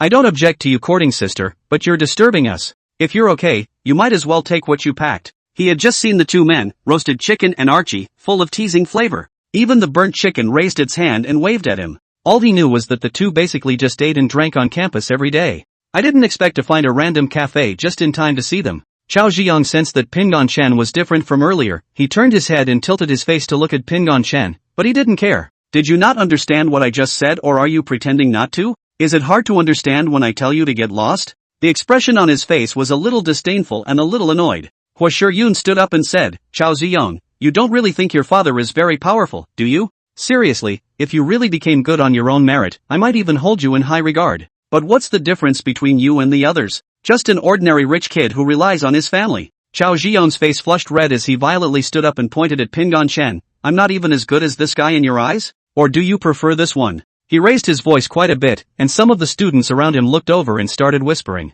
Pingon Shan frowned. Senior sister, what is their family's background? Hua Shiyun said lightly, his father is a small leader in the Ministry of Land and Resources, at the municipal level. Chen Pingon nodded, I see. I've always thought that it's okay to be thick-skinned when courting a girl, but if you want to raise your own image by degrading others, this kind of person, cousin, you'd better think more about it in the future. It was only when Chao Ziyong heard this that he suddenly realized that the elementary school brother in front of him was actually Hua Shiyun's cousin. He was about to say something when he was slapped on the shoulder. Hey kid, be polite when you talk to our young master. He had just turned his head when he was tapped on the other shoulder as well. My young master said to let you go, do you not understand or what? Hua Shiyun had a smile on her face, but in her heart, she was a bit tart up. Her dad didn't set her up with this kind of bodyguard who could keep her close at all times on campus. She and Chao Ziyong looked at the same time at two young men who looked like they were only 5 or 6 years older than them at most. One had a smile on his face and the other had a prodigal, unconcerned look on his face. Chao Ziyong looked at these two people incredulously. Although none of them were as tall as him and didn't look as strong as him, their status should be that of bodyguards. A place like the capital, which required bodyguards at all times, was definitely not something he could afford to mess with. Pingon Shan glanced at Hua Shiyun and turned his face to receive a questioning look from Roasted Chicken. He said softly, just let him go, don't hit anyone. This is a school. Archie smirked and asked, how about teaching him a lesson? And then a lesson for his father as well? Chen Pingon quickly shook his head. No, just drive away. I believe he won't come to mess with me in the future. Isn't that right, Senior Chao? He didn't want to bully others, he only hoped that this senior knew what to do and hurriedly left, otherwise it was really a bit eye-catching. The eyes of the students watching around him changed. Such a harmless-looking little handsome boy, could it be that he was the son of some powerful family? Individual girls' eyes had glazed over, looking him up and down a million times. That look, moreover, had been firmly memorized. Going to school is nothing more than a way to gain an option for yourself in the future. But if you can get to know this powerful man, then you don't even have to choose between which company you're going to sell your life to. The choices to be made are what to wear, what to drive, what to eat, what to buy, where to travel. Chao Ziyong turned to look at Pingon Shan and said, what kind of place do you think this is? Acting out a movie? And teach my father a lesson, it really scared me to death. He wanted to gamble. The odds were that these two were the bodyguards of the kid in front of him, but it wasn't that easy for the one to say that he was teaching his dad a lesson. Roast Chicken suddenly reached up and pressed a hand to his neck, and Archie very cooperatively kicked him in the crook of the leg. Chao Ziyong's eyes went black, and after regaining his light again he realized that he was actually kneeling in front of Hua Shiyun and Pingon Shan. Chapter 192, the prototype of the second female is originally Feng Ji Dai. Hua Shiyun took a step sideways and hid behind Pingon Shan. She didn't want to make herself too visible, especially in public. There were at least 15 people in the cafe. This basically doesn't need to be counted, you can see it with a quick glance. No one inside the cafe spoke up while Chao went down on his knees. The owner stood frozen at the counter, his cell phone in his hand, but with no intention of calling the police. Pingon Chen didn't know how to handle the situation, and he instinctively gave way. Hua Shiyun followed and also gave a step. Xiao Ziyong only felt that this was an insult to him, but he had no memory of what had just happened to make him kneel down. The burnt chicken one, the ischemia in his brain produced fainting, and Archie was the one who brought him to his knees. My young master let you take your things with you before. Why don't you just leave? Why are you making faces at our young master? Now will you leave in peace? Archie still had a smile on his face, but it was a smile that made Hua Shiyun shiver. She's never seen anyone like this. Never. She even felt that these two bodyguards of Pingon Chen were super powerful, but they were indeed too intimidating. The expression on their faces was one of complete indifference to whether or not this person, Xiao Ziyong, actually had a background. Has the Chen family become blatantly arrogant to this extent? Standing up, Xiao Ziyong glared at Pingon Chen. His eyes changed and became incredibly sinister. He didn't expect things to turn out this way. His face, the image he once had, it's all over. How could this not make him feel resentful towards Pingon Chen? What made him want to go crazy even more was the fact that this current appearance of him was happening in front of Hua Shiyun's eyes. He's been chasing after Hua Shiquan for a year. Though like all the other boys there was no progress, too many had given up, he was the only one who never gave up. It wasn't because of how much he liked or admired Hua Shiyun, but because her last name was Hua. Of course, Hua Shiyun's looks and figure were none other than 1 in a million, and even if she walked with someone of this goddess level, she would receive countless gazes of envy and jealousy. Don't mention the face. Pingon Chen, you're good. He said through clenched teeth word by word, I admit defeat today. I'll see you again. Roasted chicken and Archie's expressions didn't change much. Pingon Chen frowned, Senior Chow, senior sister, and I told you from the beginning that we were talking about things. You don't have the eyes for yourself, you have to come over here. Hua Shiyun poked out half her body behind him. Xiao Ziyong, aren't you leaving yet? I'd advise you to forget about putting words in your mouth and all that. His background is not much worse than mine. Even if your dad were here, the outcome wouldn't change. Xiao Ziyong froze, followed by a hint of fear finally appearing under his eyes. What is Hua Shiyun's background he heard from his father, purposely approaching her not only because she looks pretty and has a good figure, but more because of her family background. If it was father who was here, there would be nothing but smiles and respectful smiles on Hua Shiyun's face. He hadn't seen Hua Shiyun surrounded by female bodyguards, and had speculated that there might be people protecting her where he couldn't see them. But this Chin Pingon was just a freshman, with bodyguards accompanying him, and came from an even bigger place than Hua Shiyun? Does he have a giant in his family up there? But of those he could see on the news and the top members he knew of, there was only one surnamed Chen, but it was known that that one only had daughters and no sons. No, definitely not. He's Hua Siquan's cousin, and this is real. What exactly was Pingon Chen's origin, he would definitely find out. His expression fell in Pingon Chen's eyes, and he could only secretly shake his head in his heart. He turned his head to Hua Shiyun and said, Senior sister, let's stop here, what do you think? Hua Shiyun shook her head inside, it's really. Alas, just like this, turn around and contact it by cell phone. Do you want to go back to your dorm room or go home? Pingon Chen smiled without saying anything and turned to leave. She and Roast Chicken followed them out, and in the blink of an eye, the two of them were walking side by side with Pingon Chen. Being able to see Chin Pingon in the cafe was really a chance encounter, but being able to help him solve a small problem was at least something to do. The two of them were bored out of their minds with nothing to do but tease the little girl. In the cafe, amidst the attention of the eating students, Chow grabbed the bag on the table and strutted away. It doesn't matter what you can salvage after you've lost your face. He couldn't afford to mess with Hua Shiyun, and this Chin Pingon, he couldn't afford to mess with him either. These posh kids, why are they attending Kyoto University? If you're so rich, why don't you just go abroad? What up, point blank. I'm going home to ask my old man if there's a Pingon Chen in the Chun family in the capital. Dai Shinling. Who told you to touch my things? A sharp voice rings out and a quick footstep rings out from off-screen as a pair of legs in high heels appear in the shot. Ka! Malone shouted with a frown. Fang Jidie stopped her steps, her willow eyebrows rising on her delicate face, a hint of impatience in her eyes. This is the 8th time. I told you before, don't sound so shrill. It has to be with feelings of shock and contempt in it, not just vitriol. Also, your pace is still a little fast. Be slow, with a sense of certainty that she's in your room from the get-go. Malone came over waving his trumpet, a cigarette in 2 fingers of his right hand and a very disgruntled expression. He looked at this female number 2 in front of him who was indeed super beautifully dressed, and was genuinely a bit helpless. Fang Jinglei sat next to Marlin's position. Today was the first day of the official start of filming. The reason she was invited over to observe was also because she learned that Fang Jidie was her own sister. Again! Marlin shouted slightly helplessly after a breath, turning and walking back to sit in his chair. Fang Jinglei had the same thin cigarette clutched in her fingers, but she didn't smoke much. Marlin gave her a sideways glance after he sat down, but didn't say anything. Fang Jinglei continued her posture of quiet observation, a cup of coffee in her other hand. Her appearance was also just a step behind compared to Fang Jidie, but there was no denying that her temperament was more than a notch higher than Fong Jie. A beige turtleneck cashmere sweater set off her grandeur, black slim jeans with a pair of boots, so many beautiful women on the scene, but she still stood out. In her eyes, there was practically no need to adjust to Marlin's wishes at all. Let Fong Jie play freely, as long as she can remember the lines and make up better, otherwise, just let her be. It must be able to be much better than adjusting to Marlin's wishes now. She knew all too well Fong Jie's ability to exaggerate facts and make things bigger. She'd seen it more times than she knew what to do with the past few years. What's more, the prototype of the female second was originally Fong Jie.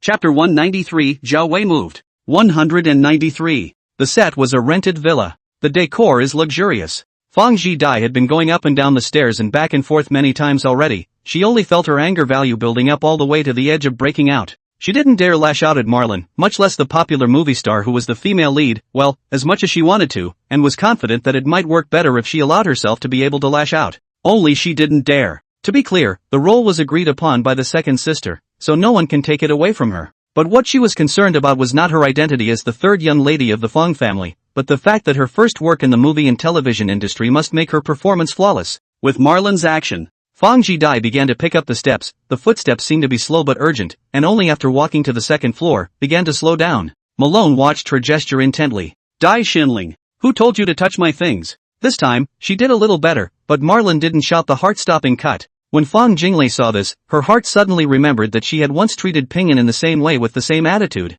Condescending, cold, with a hint of disgust. After inhaling a mouthful of smoke and exhaling it longingly, she watched through the rising smoke as Fong Jie stood in the doorway of the room, speaking her lines to the female number one inside. Sure is country stuff. Hearing this, Fong Jinglei suddenly felt like she couldn't breathe. She reached up and tugged at the collar of her cashmere sweater, stood up and turned to leave gently. On her way out the door, she slipped her coat and bag into her hands and walked through the front door of the villa. That's clearly a line that you knocked out word for word and didn't feel much when you wrote it. But at this moment, when she watched Fong Jie lift her lofty chin and say this sentence to the people in the room, she really couldn't stand it anymore. These words, which she had once said herself to her only real brother, were nevertheless planted in the lines of her character, Dai Xin. She also didn't know why she had treated Fong Pingyan, who had done absolutely nothing wrong, so badly in the first place. Out of what kind of mindset could she say that her brother was a mudblood? The identity of the second miss of the Fong family in Cloud City was practically of no great use to her. The occupational attributes just don't have anything to do with this identity, so where did that touch of condescension come from? It hadn't snowed in the capital until now, and although the weather was cold, it was actually nothing for her who had always lived in the south. The air is dry and cool. Standing on the steps, Fong Jinglei took a few deep puffs, casually threw the cigarette on the ground and stomped it out, and walked towards her car. In the morning she promised her mother, Zhou Wei, that she would be back early. I came over here at the invitation of Director Malone.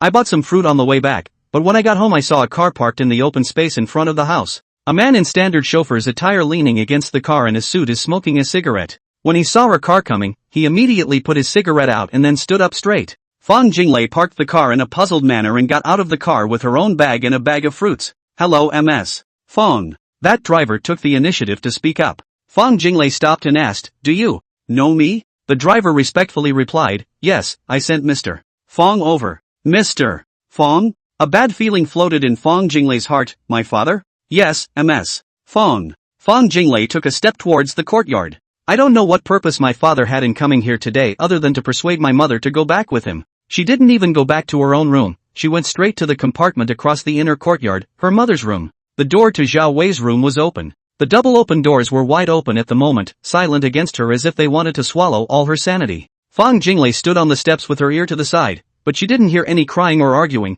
All there was the sound of her mother's low sobbing. Mom, I'm home. Fong Jinglei shouted, then crossed the threshold and walked in. In the room, Zhao Wei was sitting in a corner of the sofa, sobbing with her head down, and a lot of used toilet paper had been piled up on the coffee table in front of her and on the floor. Sitting across from him was none other than his father, Fong Junhong. Ray, you're back, help me talk to your mom. Fong Jinglei looked at her father's slightly reddened eyes and wondered what they had said before she returned. Judging by the fact that she was able to do something that deceived her entire family for close to 20 years, Fong Jinglei had stopped trusting this father. She was able to support herself, so since she learned that her illegitimate son, Fong Hongjun, was also dead, she wanted nothing more to do with her father. Persuade my mom to do what? It's inappropriate for me to intervene in your elder's business anyway. Fong Jinglei put down the fruit and put down her own bag. Mom, don't cry, I bought you fruit. She had once thought that her mother was a gentle mother, but ever since Pingyan had violently beaten Hongjun until now, it had become very clear to her that her mother was just an unassertive and sheepish nature. If she herself couldn't carry her father's persuasion to follow her back to Cloud City, she wouldn't stand in the way. Zhao Wei didn't say anything and lowered her head in tears, looking at Fang Jinglei's tired heart. Fang Junhong sighed, "The company is facing too many difficulties and pressures now, I can't support it anymore. I'm not going to hide this visit from you. The berths of the wards taken back then and the ancillary businesses are all to be returned to the government. That alone is going to cost over $2 billion a year in lost revenue and close to $1.5 billion in lost net profit. The entire Cloud City Fang family's annual net profit was only $5 billion. If we go by the percentage of shares, our family will have less than $200 million a year after the loss of the docks." Zhao Wei raised her head to look at him and lowered her head again. Fang Jinglei never asked about the family's financial situation and was never short of money anyway. She didn't feel much of anything when she heard it. Share percentage she has a little bit, but has never taken any money. What you can't get your hands on, you don't have to look forward to. Not to mention any sense of having suffered a loss. Hongjun is dead, and it's no longer possible for Pingan to return. Such a large family business as the Fang family still had to be maintained, and in case Pingan figured it out one day, all of this would be his. "Zhao Wei, are you willing to watch your son's fortune being slowly gobbled up?" Fang Junhong said slowly and methodically, "I've told you and explained it before. It was my fault in the past, and now that Alian and Hongjun are dead and you still refuse to go back with me, what do you want?" Fang Jinglei sat down next to her mother without a word and looked at her lowered head. To be honest, she didn't believe a single word her father said right now. Seeing that they did not respond, Fang Junhong gritted his teeth and continued, "Shuizhuang's son, Shuiwanyao, died because of Pingan. I don't think you guys know that Shuizhuang once kidnapped Pingan." He took out his cell phone and pulled up a video file and opened it on the coffee table. Zhao Wei finally moved. Chapter 194. I'll help you persuade my mom when we have dinner. In the video, Fang Pingan was sitting on a sofa. His hair was a bit disheveled, his eyes were lifeless, and his expression was a bit numb. Hands were tied together haphazardly with rope, clothes looked a little dirty, and there were a few visible footprints. Only to hear him slowly say, "I am Fang Pingan, my real father is Fang Junhong, and my mother is Zhao Wei." A voice next to me said, "Okay." Fang Pingan closed his mouth and the expression on his face began to tense. "Don't worry, I won't hit you." The voice said, "Give him food." Another man's hand appeared on the screen, put down a bucket of soaked instant noodles and retracted. That voice raised a bit, "Fang Junhong Fang, I believe you should understand what we want when you see this video. Don't worry about your son's safety, we'll take good care of him." On the screen, Fang Pingan didn't move, didn't even glance at the bucket of instant noodles with his eyes, just staring silkily at the top of the camera. As if he's worried that the person shooting the video is going to beat him up at any moment.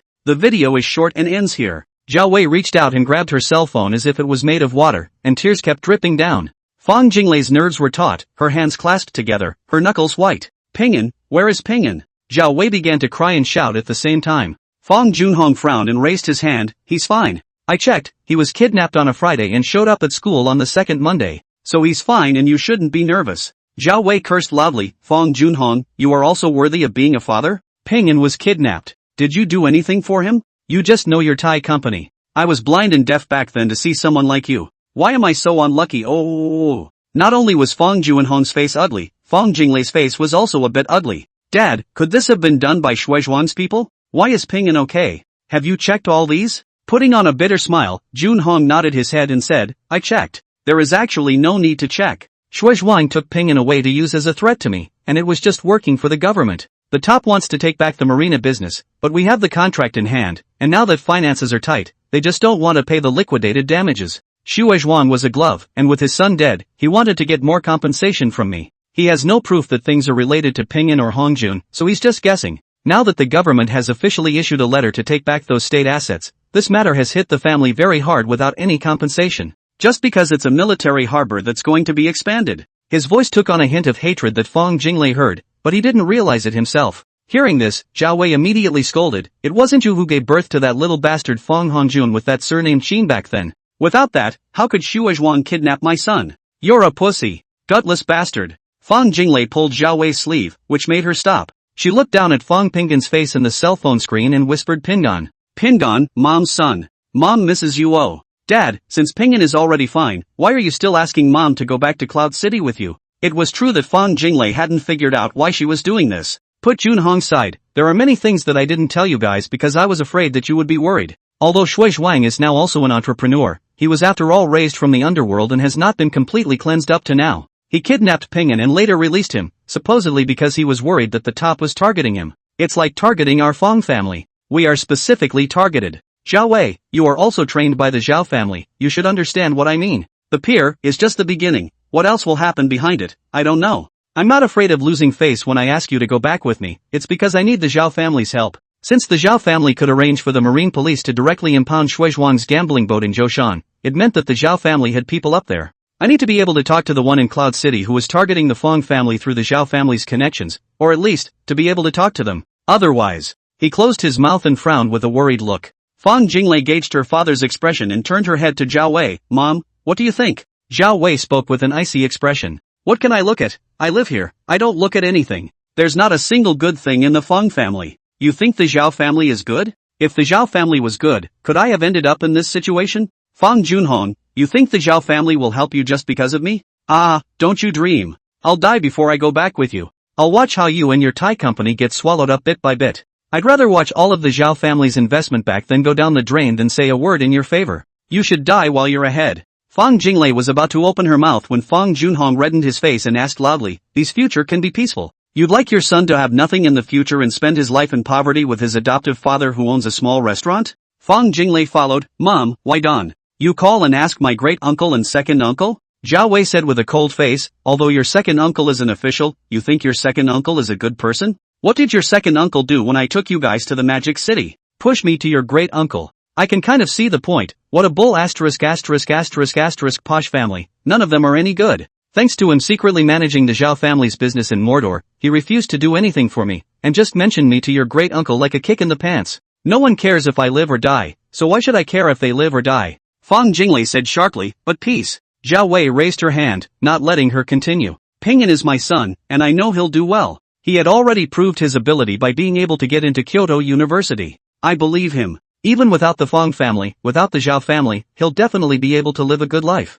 Fong Jinglei closed her mouth. The current Zhao Wei couldn't listen to anything at all, and she didn't want to be stubborn with her mother in front of her father. Fong Junhong glared at Zhao Wei for a few seconds before speaking. "Zhao Wei, you were at least raised by your family. What family member isn't contributing to the family? Do you think I've been fighting in Yun province all these years just for the Fong family? Did the Zhao family not get the benefit of the doubt? Now that I'm in trouble, isn't it only natural to come to the capital and look for the Ben family or the Zhao family?" Zhao Wei wiped her tears and said coldly, "What does it have to do with me? My son was kicked out of your house. Didn't you disown him? Now who is in a position to talk about my son?" Fong Junhong said angrily, "Is he not my son?" The two glared angrily at each other, neither refusing to budge. Fong Jinglei simply got up and said, "You two continue talking, I'll go try to contact Pingyan." Before she could leave the room, she heard Zhao Wei say, "Get lost, I don't ever want to see you again." Then Fong Jinglei heard Zhao Wei's footsteps as she got up and went back to the bedroom, followed by the sound of the door closing. She turned around and saw Fong Junhong with red eyes, as if he was holding back tears. With a soft heart, she couldn't help but open her mouth and say, "Dad, why don't you go back first? I'll help you persuade my mom when we eat." Chapter 195, Let's Fly Apart When Great Trouble Comes. Fong Junhong knew that he would never be invited to eat dinner together, so he simply got up and said, "I can't say anything more about your mom now that she's like this. If you can, talk her down. No matter what, the Fong family only had Pingyan as their heir now. I know there are things I've done wrong in the past, but everything I've done for the sake of this family, not for myself. I'll go back first. These days, I'm in the capital. Give me a call when you make progress." Fong Jinglei nodded her head to indicate that she knew. She sent Fong Junhong to the car and watched the car leave before going back to her room. Sitting in the car, although Fong Junhong appeared to be very honest, saying things that she knew, she always felt that she could not completely trust her father's words. Fong Junhong sat in the car, looking at the street outside with an icy expression. He doesn't like the capital. Never liked it, including since he was a kid. There is nothing human about this city, no family, much less friendship. The only person he trusted was Aline, no one else. "Ah Lien, in heaven's name, bless me to break away from the Fong family as soon as possible." After a silent prayer in his mind, he closed his eyes. Soon to face Fong Junyi again, he had to be prepared, both emotionally and verbally. Everyone had troubles, but Shui Zhuang, who was far away in the Cloud Province, didn't have as many troubles as he did. He had once exchanged shares of several of his companies for Fong Junhong to give up his business at the pier, but now not only did he keep his company, but he had also set up a joint venture with the government. The matter of kidnapping Fong Pingan, no, Shin Pingan, didn't leave much of an aftermath in the end. At least so far he hadn't detected any intention or sign that the top was flipping him the bird. The second Shui who stayed in the north and didn't come back, following Master Ding in the north while taking care of the fourth Shui Wenbin in the meantime. Since he was given that assignment from above, he's been shifting assets and business placement. Just tonight, all of his ships in Cloud Province will leave the coast of Cloud Province and head north. The business of entertainment services, he has completely withdrawn from. The shares were sold at par to an old buddy who had been working together for years. He wants to leave Cloud Province now. Zhao Big's secretary went down to his hometown as the mayor of the town. This matter gave him too much stimulation. I was forced to work for you, and now not only do you want to tie me to you, but you even have people going to my hometown to break my roots? He had begun to shift positions during this time. He and Shuelong both stood side by side in the quarry's office, looking through the glass window at the heavy trucks being loaded. Dad, old 2 and old 4, are they not coming back? Shuelong asked with a cigarette in his mouth. Shuezhuang nodded. It's not just them, in the end, both of us, father and son, will have to go. This side of the property, it's been turned out. He pointed to the forklifts and heavy trucks loading up outside. Other than this quarry and a sand quarry, everything else, I sold. Shuelong was silent for a moment. After all these years of fighting, won't you be heartbroken? Shuezhuang laughed. Is it useful to be heartbroken? I've been washing my hands of this for years, and you look at the top and believe I've washed my hands of it? Still treating me like a dog? Shuelong was a bit reluctant. I don't want to leave like this. Master Ding, too, won't let us stand our ground easily. Shuezhuang smiled and said, there are 4 bosses in Tianjiang province. If we get on with Master Ding, sooner or later we can also get on with the other 3.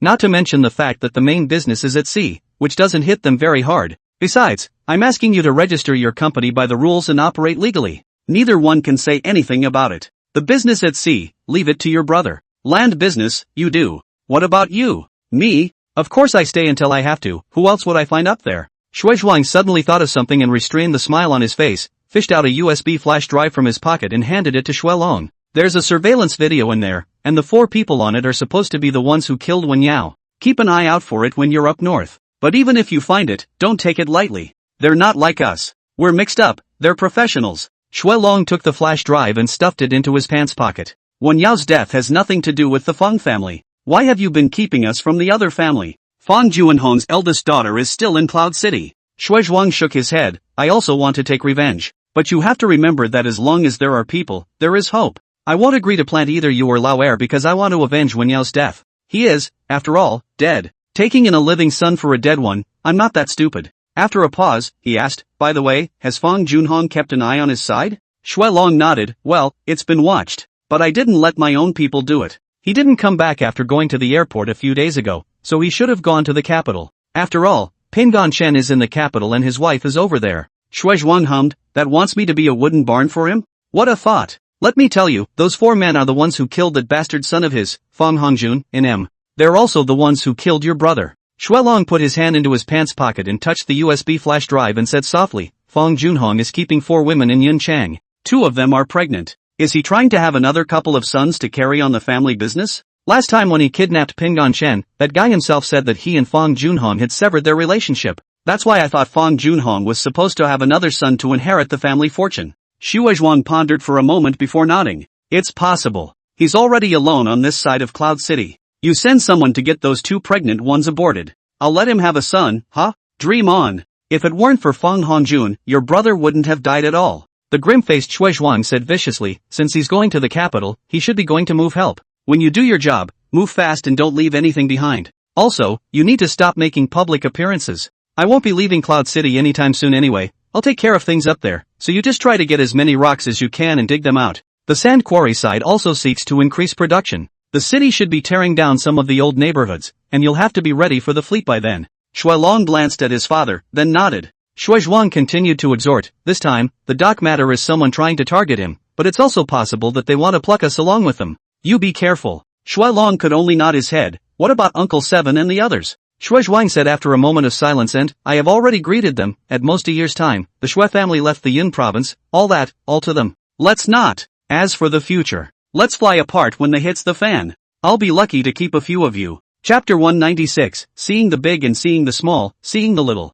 Well, did you feel good just now? Burnt Chicken asked with a grin. Pingon Chen sat in the back row, recalling the scene in the cafe just now. He couldn't help but open his mouth and ask, you two spend your days in these little bistros? Roasted Chicken glanced at Pingon Chen in the rearview mirror and said with a smile, right. Archie laughed along. It's okay except for when you guys are in class, which is kinda boring. Actually, you guys could have done without guarding me. I don't think it's going to be a problem. Pingon Chen's attitude was quite sincere, but it was still rejected by Qi. The ones who kidnapped you are the Shui family. There's a guy named Shui Wenyao, you know him. Pingon Chen shook his head. Roasted Chicken slowed the car down and Archie said, Shui Wenyao is dead. Fong Hongjun is also dead. But Xue Zhuang is a person I specifically asked a friend to help me check again after I came back. You mustn't underestimate him. Pingon Shan looked up at the rearview mirror and realized that Roasted Chicken's eyes were looking at him. I know. Won't underestimate anyone anymore. Including Chao Ziyang just now, it's people like him that I wouldn't underestimate. A lot of big things are done by small, unassuming people, said Burnt Chicken.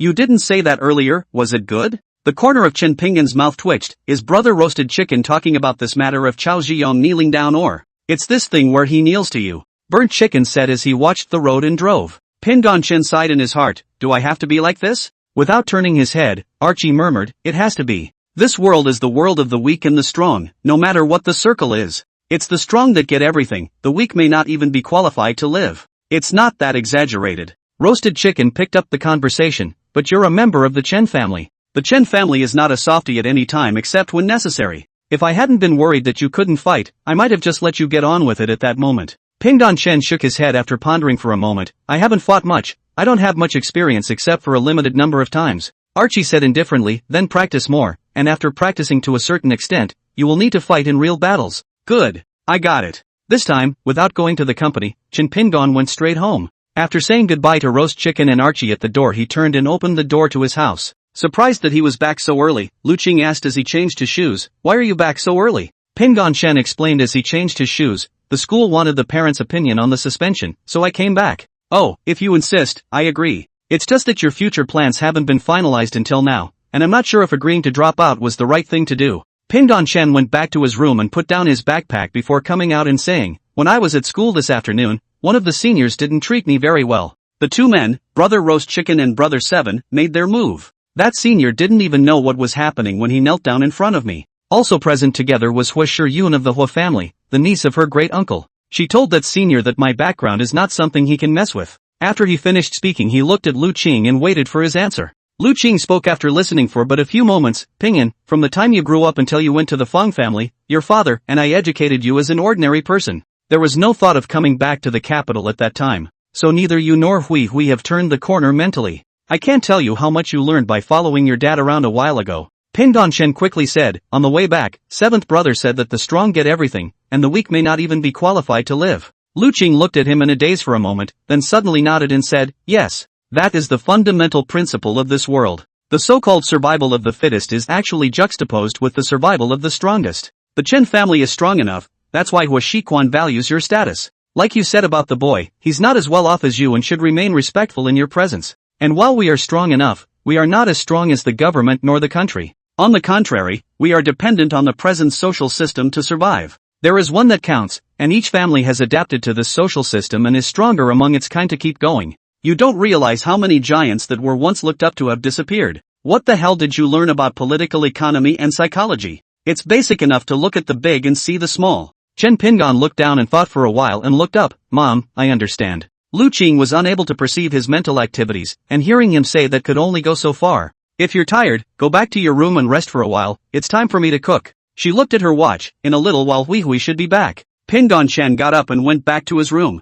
He wondered if Fong Hongjun and Shui Wenyao had died at the hands of Archie and a few of them. But this question, he had no way to ask Lu Qing. At most he could ask Qin Xiaohua. There was another voice in the back of his mind reminding him that it was best to ask no one and pretend the question never existed. The most violent he's been since he was reborn was the day he was reborn. The most ruthless one was the night at the back door of the July Flower Bar. When you do the math, you've made some money and don't seem to have accomplished much else. Followed Fong Hongjun to see something, but did not use it until now. Going to college and taking a break. Am I really useless? Or am I indeed too weak? When seventh brother mentioned Shui Zhuang, did he know that Shui Zhuang had sent someone to do what happened when I was kidnapped? Mom just said that I don't have a clear plan for the future right now. What the hell does Hua Shiyun mean when she asks about Chen Xiaolong? Why do I get the feeling that what she said about her cousin was a lie? Not much happened today, but not a lot of information. He lay in bed and thought for a long time. Chen Xiaohua just answered a phone call. Chen Xiaojia wanted to take a trip to Europe and asked him if he wanted to go with him. The reason is simple. I am worried that Chen Xiaolong should not be willing to come back if I call. If he, the father, went with his second uncle, face to face, the brat should come back with him. Chen Xiaohua refused very dryly. I'm not involved in your son's business. You're on your own. Don't you have a daughter-in-law? Is Qi Yang in Europe, just so you two are together? Besides, even if Chen Xiaolong comes back unwillingly, Do you think that kid will immediately go to Yun province with us? Big brother is in the Cloud province. I'm not sure what his relationship with Big brother is like. I'm not going anyway. At this time, he did not know that his son, Chen Pingon, was in a very tangled state. Chapter 197. Congratulations to you too. Mom, what the hell are you arguing about? Hearing Fang Jinglei ask this, Zhao Wei raised her eyes and glanced at her.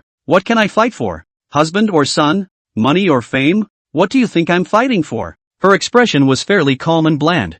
Fang Jinglei had told her mother every aspect she could think of, her focus always centering around Zhao Wei's primary concern for her brother. Are you just going to watch what belongs to peace just disappear? Those were the only words she could use to impress her mother. Other than that, she didn't think it would work. After all, it was the father who had wronged the mother, and the mother's family was only interested in taking advantage of the situation. Feeling sad for her mother, she had no ability to help the Fang family at all. Until now, within the sisters, only the eldest sister, Fang Qingyan, had the commercial ability to provide some help to the Fang group. Mom, I'm not trying to speak for my dad. Now everything in the Fang family can only wait for Ping An to inherit. You're helping my father, you're actually helping Ping An Mom. But Zhao Wei was still unmoved. I'll go to Zhou's house if you let peace come back. In one sentence, Fang Jinglei was directly disliked and left speechless. They both knew that peace would not return. Even if their starting point is to take care of the property for peace of mind, odds are that in the end it won't make any sense. Fang Jinglei fails without a doubt. She couldn't even see Pingon Shen herself, let alone the others. It's not like she didn't try to go to school and was shocked at the news that Sungpyeong had taken a break from school. Only Zhao Wei, it seems, is more certain about her son's future. Even if Pingon takes a break from school, with his ability to be a scholar, he won't have to worry in the future. I just hate myself for being blind. I misjudged your father and that bastard Fang Hongjun. I'm fighting for nothing more than peace to get ahead on my own merits. Fang Jinglei was completely dumbfounded, unable to comprehend how this blind certainty her mother had about Chen Pingon had sprung up. She couldn't think, couldn't understand. It's not like she can leave the capital if she wants to, and the conditions of the management in the first place were such that she couldn't leave the capital during the filming period. She even tried asking Fang Zhidie to persuade her mother, but Fang Zhidie was too busy tearing up the female number one to wanna come. Whatever it was, she was going to fight for it. It doesn't matter if it's a lunchbox or a powder room, even going to the bathroom is a fight. But that's not the real reason she's being targeted. It's because she said she's the third young lady of the Fang family and that the big boss of the company is her cousin's uncle during a private argument with the female number one. This is the one that stirred up the hornet's nest. It's her kind of background that artists are afraid of. No one argues with her anymore, but no one picks up on her either. It was more of a nuisance to her than arguing with her. Fang Junhong also didn't realize that Fang Jinglei was really trying to help. As for Fang Zhidie, he hadn't even considered it. Despite knowing that Fang Zhidie was developing in the entertainment industry, he didn't want to bother Fang Zhidie. As for the youngest fourth daughter, Fang Miaoshuan, he hadn't even met her. The relationship with several of his daughters had developed to the point that he hadn't anticipated. However, he didn't care. Hongjun is no more, he can still give birth. Cloud City alone has two bellies with his seed. The day before he left the capital, he finally got Fang Junyi to agree to provide a certain amount of support, and after getting this verbal promise he left the capital to return to Cloud City. This is my sister, Chen Yangyang. Chen Xiaolong introduced the little girl beside him with little expression on his face. The two of them, Chen Pingon and Chen Yangyang, looked at each other. The little girl was just over 5 feet tall, and there was almost nothing worth remembering except for a pair of bright eyes. As for how expensive a piece of clothing was, this was simply not within the scope of Pingon Chen's concern. And in Chen Yangyang's eyes, according to what his brother said, this guy is not a member of the Chen family at all, but he is the adopted son of his second uncle, who scored very well on the college entrance exam and is studying at Beijing University. The height is a bit taller than his brother, the skin is lighter, and mainly because of the eyebrows, nose and whatnot these facial features come together, it's quite handsome. The eye contact between the two quickly ended, and Pingon Chen continued to focus on Chen Xiaolong's state. It was obvious that this guy liked to sleep, and although he had cleaned up for the sake of his image, the sleepiness under his eyes was practically impossible to hide, and he didn't know how his sister managed to stay so energetic. You siblings came back just for this meeting? Pingon Chen asked. Chen Xiaolong shook his head. My sister is back for fun, but I need her to help me. Chen Pingon didn't hate her like this guy too much, and hearing him say this, he directly asked. It's just as well you're participating, she's still in middle school, right, and she can participate in this kind of thing? When Chen Yangyang heard this, she slightly puffed out her cheeks, glared at him, and turned to leave. Chen Xiaolong glanced at his sister's back, turned around with a smile on his face and said, although I don't have any good feelings for you, I don't really hate you either. I know some things about you, and I guess you know some things about me. However, my sister is not happy about that comment you just made. Pingon Chen shrugged his shoulders and twisted his head to look at the little girl's back. Well, then what? Chen Xiaolong smiled and shook his head. It's nothing, I don't know what's going to happen in the future, but I'm just reminding you. They were currently standing in the corner of the conference room as the elders of the Chen family talked in another small conference room. The inside of the conference room was already prepared, just waiting for the arrival of the family head. Are you sure you want to participate in the entire process? Pingon Chan asked in a low voice. Or what? Do I have a choice? Do you? I could have chosen not to come, but I chose to come. Chen Xiaolong fixed his eyes on him. Congratulations. The voice was flat and devoid of any sincerity, but Chen Pingon still nodded. Congratulations to you as well. He didn't like the guy, but somehow, just for a moment, there was actually a glimmer of understanding between the two of them for each other. The door to the conference room opened and several people walked in one after another. The one walking at the front was none other than Chen Xiaojia. He was walking in a decidedly unusual position, and the cane played a big part. Immediately behind him was Chen Xiaohua. In addition, there were two other people that Chen Pingon had never seen before. The last ones to follow in were Tang Xiqing and a few others. Let's go, Chen Xiaolong whispered. At this time Chen Yangyang also came over, followed him a little to the front, pulled out the chair and sat down. Pingon Chen backhanded his own computer from his bag and sat on the other side of Chen Xiaolong. Who are those two? His voice was low. Chen Xiaolong similarly took out the computer from his bag and handed it over to Chen Yangyang at his side, and said after looking up, sidekick, sort of a cousin. After Pingon Chen watched the four bigwigs sit down, immediately after he saw Tang Xiqing also sitting next to Xiaohua Chen, he turned his head and just wanted to ask Chen Xiaolong about it. Uncle Tong will be responsible for the safety of all those involved in this matter from now on, I suppose. I heard my mom say that Grandpa was interested in giving his family the opportunity to participate. Oh. Chen Pingon nodded and glanced at Chen Yangyang who had already begun to operate the computer. So it's still an exchange. What about the side branch? He whispered what he wanted to say. Chen Xiaolong glanced at him, then nudged toward the front. Chapter 198, There's not a single good person in the Hua family. The one next to your dad is Chen Xiaowei, and the one next to my dad is Chen Xiaokai. They're both second master's children. You and I have to be called cousins. They don't usually come over here much when I'm not out of the country. Chen Xiaolong explained in a low voice. Their main business is import and export, mining. In addition, there is a part of the business is to do real estate in third-tier cities, construction projects, and greening projects. This information, you haven't read it? Pingon Chen shook his head and didn't say anything. Chen Yangyang slumped over the keyboard and glared at him sideways, clearly displeased that he was talking to his own brother at a time like this. Chen Pingon didn't have the heart to pay attention to the little girl. Chen Xiaolong had a smile on his face as he sized him up for a long time, making Chen Pingon feel humiliated. But he also admitted that his current self was inferior to Chen Xiaolong. Once the meeting had officially begun, his entire attention was focused on every aspect of the information mentioned by the inspection team. Chen Xiaolong didn't have his hands on the record as well as he did. The recording was left to Chen Yangyang to do. Time was spent in such long meetings that there was no break at noon, but the meeting continued after lunch. After a full day of meetings, the panelists went home, but the Chen family did not rest. Instead, an internal discussion began. It was only at this point that the three juniors were allowed to get to the table. It was supposedly not allowed for juniors to be at the table, but this was the family head Chen Xiaojia's personal word. Chen Xiaokai and Chen Xiaowei didn't say anything.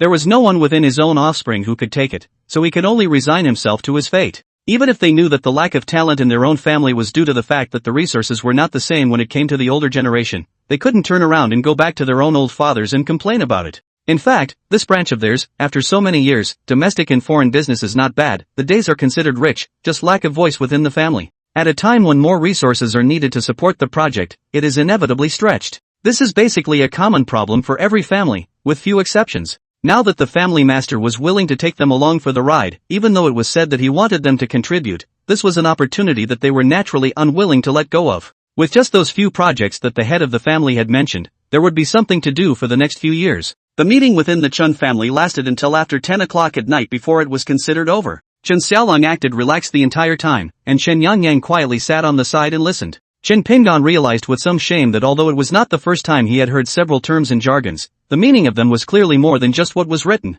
More unheard of jargon. He listened with a big head. It's not like he's one of the elders who has the information right at hand to read. He knew it was the lack of exposure, and while he forced a bland exterior, he was actually trying to memorize what each person was saying. Like the Chun family, the Hua family also held an internal meeting on this day. Hosian wasn't able to attend, but she did know that there was a meeting at home. Even know the list of people on the inspection team. She sees this opportunity as her biggest one so far. Anyone who can get into the program, even with eyes and ears and no mouth, can learn what they can't learn in school. Hands-on is always the fastest way to accumulate experience and knowledge. She was convinced of this. It's just a shame that she didn't qualify for the conference, and not only did she not attend, but even the males of her generation didn't attend. The world is a big place and different things are happening in different places every second. As the Chen and Hua families began to formulate their investment plans respectively, Chen Pingon began to frantically go through the relevant books, almost to the point of wasting his sleep and food. Mr. and Mrs. Chen Xiaohua looked on, but no one asked.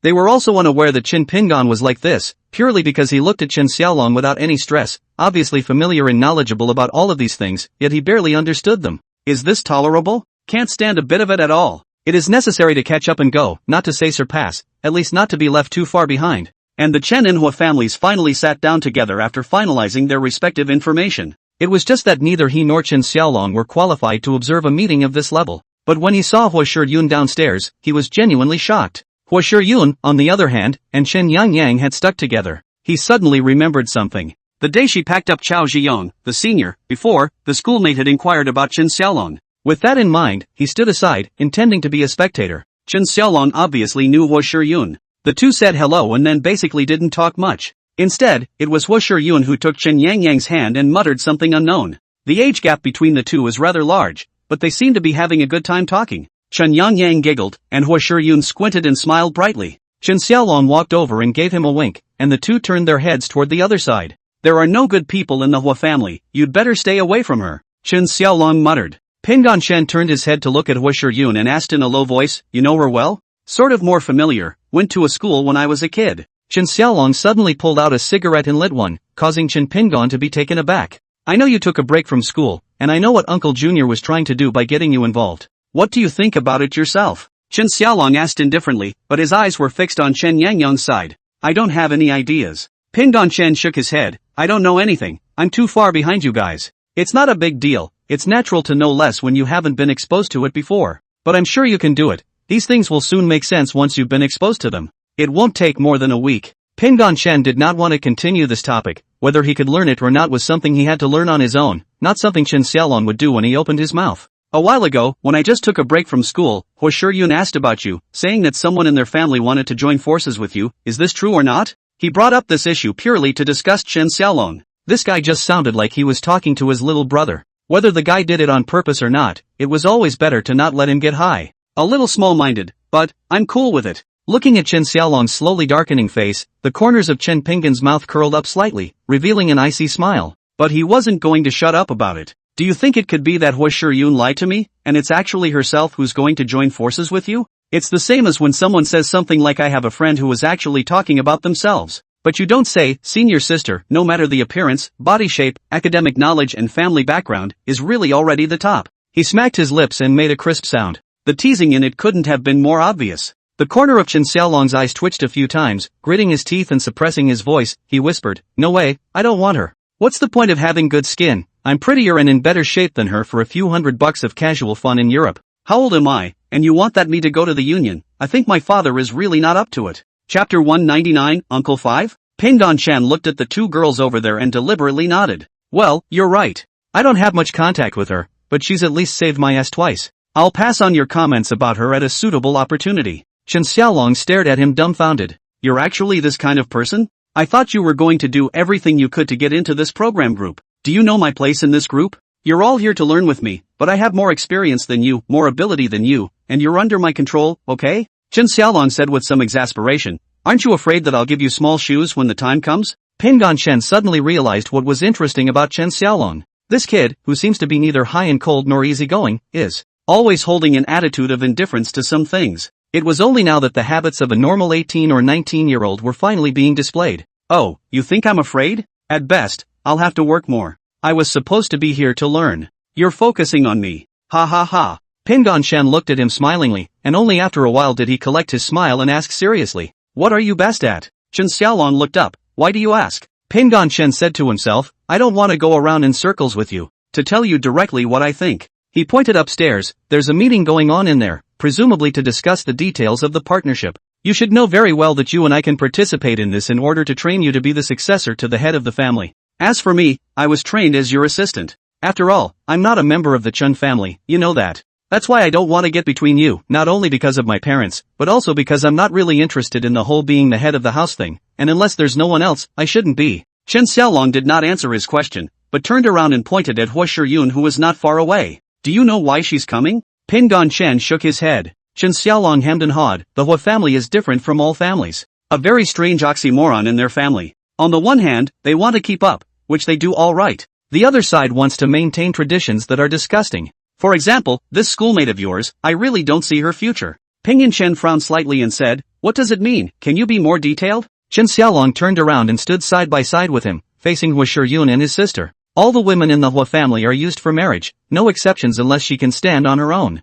Think about it, how great was great auntie back in the day, now that she's a professor, isn't she still being used for marriage all the same? I remember back in the day it was supposed to be a marriage with the second uncle, but the second uncle ran off with his daughter-in-law. Do you know how embarrassing it was for your great-aunt at first? His voice was flat as he said it, but even so, why did she turn around and marry her eldest? She was also one of the talented women of Qing University back then, but in the end, she was still used for marriage. For that alone, I've never liked the Hua family. This woman, Hua Shiyun, if nothing else, should also be the school goddess in the limelight, but such a person, you think she can decide her own future? It's really naive. You said before that she might want to marry me. Honestly, I really don't see it. A woman who doesn't know how to fight her fate, Chen Xiaolong, really don't want. Ping Chen grinned slightly, wanting to laugh but holding back. Well, I probably know the word you used about fighting fate. What will you do if your father really wants you to marry her? It seems like she's older than you, a woman's older than you must know that one. Chen Xiaolong shook his head, those I cannot see, naturally I will not marry.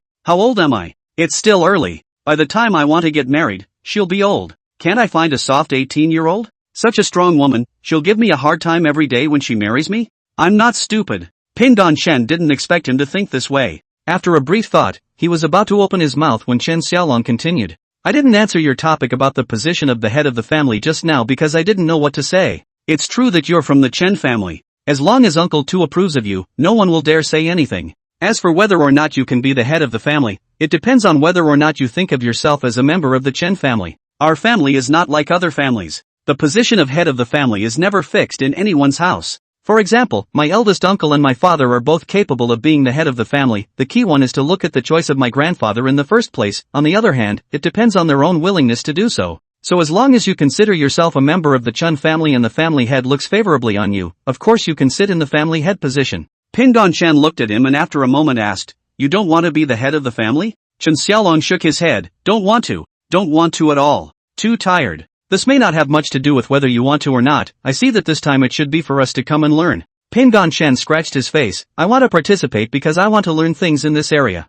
It's not that I want to compete with you for the head of the family. What I'm fighting for is the amount of resources my family can give me in the future, so I can see if I can do something I like. Like you, I really don't have much interest in what goes on in the extended family, so you don't have to worry about me arguing with you about anything. And if it wasn't for my dad, I probably wouldn't have come. Normally at this time I would be sleeping or watching foreign market movements. Chen Xiaolong gave him a sideways glance, you think I would care? If it wasn't for my mom, I wouldn't even be back. I'm free out there, how nice. Ping Chen looked at Hua Shiyun and Chen Yangyang, both of whom had sat down at this moment. He smiled and said, look at sister Hua Shiyun and your sister, they get along really well. Could it be an exchange between aunts and sisters-in-law? Chen Xiaolong didn't pay any attention to him and instead asked, what do you mean when you just asked me what I'm best at? Ping Chen shrugged his shoulders and said, of course it's to cooperate with you, I can't forget, I have a good memory, I know a little bit about investing, but I don't know anything else. If we can get to know each other better, it will be much smoother when we work together in the future, and we won't lose our impression in front of our elders, don't you think so?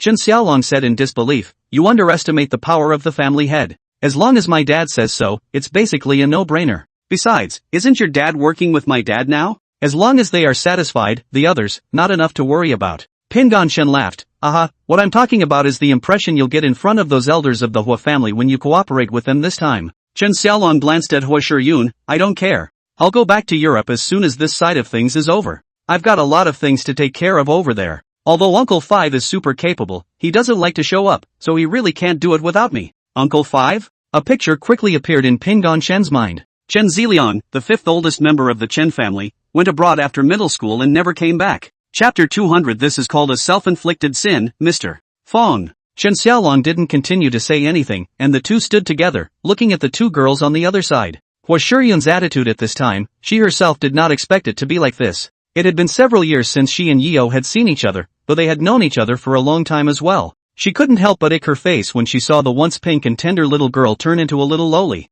Chen Yangyang's face is still a bit fat now, but you can already tell that she will definitely be a beautiful girl in the future. The eyebrows were almost identical to Qi Yang's. With her family not allowing her to participate, there were only two choices she could make. One is to go back to school and finish college honestly, whether it is graduate school or continue to study, it does not matter, the family will not care. But not to marry, that one was not really her choice. The other is using every means possible to make himself able to stand. By whatever means, be sure to show your family that you have value beyond the union. Her attitude toward Yeo was similar to unobtrusive ingratiation. Although she had realized it herself, she wasn't about to give up. It didn't matter what Chen Xiaolong thought of her. Just fight for the opportunity. Yeo Yua, are you going back soon this time? She took Chen Yang hand and patted it gently. Sure Yun-san, I don't know yet. I want to go with my brother, I just don't know if he wants to stay. Out of all that Hua Shiyun had said to Yang Yang from the beginning until now, these two sentences were the only ones that were the most valuable. Chen Yang was obviously a human child, and hadn't said such a thing until now.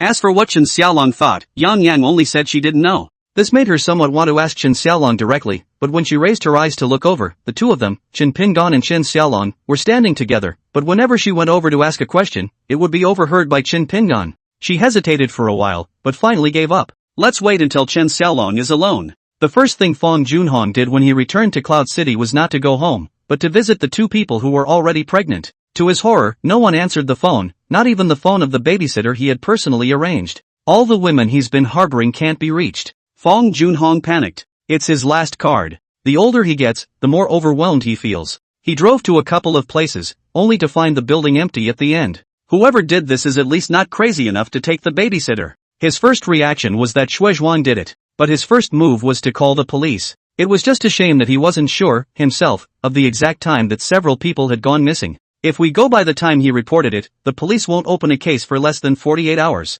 This hit was tantamount to hitting Fong Junhong's heart, and almost instantly his spirit shriveled up. It was as if the whole thing had been drained of its essence. His body trembled uncontrollably, his eyes red. Anger and fear, tumbling and tangled, were starting to scare him a little. Xue Zhuang did this. This must be his doing. Xue Zhuang, you're trying to completely turn your back on me and want me to cut off my children and grandchildren. His entire body shrank in the back seat of the car, and he mentally calculated for a while before speaking to the driver, go to Xue Zhuang's place. Okay Mr. Fong. The driver hurriedly started the car. As he left the police station, Fong Junhong gritted his teeth in hatred. He's old, really old. He hadn't had much fun when he was younger, but he and Aline had basically blacked out and fooled around when they were both together. Now in his 50s he really can't. If it weren't for technology like test tubes, he was only afraid that he would never have been able to successfully impregnate those two college students with his seed. The expression on his face changed quickly. Hating Xue Zhuang on one side and Zhao Wei on the other, not only that, he even hated Fong Pingon. If it wasn't for this mother and son, how could his Alin have died? His favorite Fong Hongjun had grown into a man, both his heart and his city had been carefully cultivated by him and Alien. Unfortunately, it also died because of Pingon Fong. Although Hongjun was also at fault, Shuesan's death really had little to do with his Fong family. It's just a deal between kids. Since you are paid to do a job, you should take the consequences yourself. Whatever the outcome, it has to be recognized. As when he faced his big brother in the Zhao family, he was quick to admit his mistake and pay for the money. It's over. Only Shuesan and Hongjun paid with their lives. An hour later, the expression on his face had calmed down as he stood in front of Xue Zhuang. He decided to ask directly rather than circle the wagons and sidestep the issue. Staring into Xue Zhuang's eyes, he asked directly, the few women I kept, even the people with nannies, have all disappeared. Did you do it? Xue Zhuang turned the computer's screen around and asked, Mr. Fong, have you looked for these people you gave yourself? Fong Junhong glanced at the screen, it was the very same surveillance video he had given. I just want to know, are they dead? These 4 people are not from Yun province, they are obviously all professional bodyguards or doing black jobs. Although the video is quite long, there's not much that's actually useful. The only thing that works is the faces of these 4 people. Also, there should be another person in the car outside the house. Mr. Fong, have you checked them out? With the Fong and Zhao family's energy in the capital, oh no, there's also the Zhao family who should have some influence up there as well. Can't we find out information about these people? The 2 men answered, each asking their own questions. Heart are aware of what the other side is, even if you hate to be on the opposite side of that disgusting face heavily swung 78 or 90 punches, but still have to keep a smile on the face, no more? Cannot be angry faces, not it? Xue Zhuang, I don't believe you dare to kill anyone, so where are they now? Fong Junhong, did you plan to make me a Mukura from the beginning? Not only did you pit my son to death, but you still want to continue to pit me? Fong Junhong shook his head and said, even if you lock them up, this is still against the law. Besides, it doesn't make much sense if you're really planning to cut me off. I, Fong Junhong, also have a biological son who is studying at the university in the capital. Have you forgotten the Fong Pingon you kidnapped? Shuizhuan was finally not going to continue talking to him about each other. But as I recall, that son of yours has changed his surname to Chen, and by his own words, he has severed his ties with you. To say something you might not like to hear, that video, he volunteered to cooperate with us. You know what? He even personally instructed my guys on how to shoot, how to ask questions, and he even decided on the angle lighting. Fang Junhong's heart was filled with rage. That video, where's the dialogue anymore? And the angle of light? It's pure nonsense, designed to give me a hard time. The smile that surfaced on Shui Zhuang's face made Fang Junhong feel very prickly, and the guy continued to arch the fire. So, as soon as I take out your bastard son out there, you won't have a man in the house. This is a great deal of unfiliality in Yun province, oh Mr. Fang. Do you think Pingdan Chen will recognize you as his own father? I don't think so, Mr. Fang. This is called a self-inflicted sin, Mr. Fang. Chapter 201. You're so honorable. I'd like to see how a person like you, Mr. Fang, can get along without your son. Shuai Zhuan grinned without malice. Fang Junhong said indifferently, so that's why you made your move to kidnap those women I raised? Shui Zhuang laughed and shook his head. Mr. Fang, let's talk about the gas. Even if I am a law-abiding entrepreneur, but also law-abiding citizens too. You don't just put a label on me. I didn't do any of the things you're talking about. Fang Junhong sighed lightly and said, Shui Zhuang, I told you that you and I have a common enemy, we should be friends. The reason for giving you the surveillance data is also to facilitate your search for the murderer to take revenge. Not so you can make me a hater. I would have thought that you would have understood such a simple truth when you went from black to white. But if you really want to be my enemy, I'd like to know, you're a man who started out in the underworld, even if there's someone above you to cover you, what can you do? The smile on Shui Zhuang's face disappeared as he coldly looked at Fang Junhong without saying a word. I don't know what the hell you want. If it's just so I don't have any descendants, I think you've got the wrong idea. Pingdan Chen or Pingdan Fang can't change the fact that he is my seed. The problem is, Shui Zhuang, my son is in the capital. Do you dare touch him? With that said, he turned and headed out the door. I don't care if your people did it, there better not be any deaths. The women, they're yours. Think about it. Are you and I enemies or allies? There are some things that really can't be done on purpose, Mr. Shui. Shui Zhuang looked at Fang Junhong's departing back, his eyes flickering. He believed that Fang Junhong wanted a son, and also knew that he raised these women to give him another son to carry on the family line. It's just that now the guy's gesture of turning away is a little hard for him to see. Anyway, those women, they should have been sent to Master Ding's side.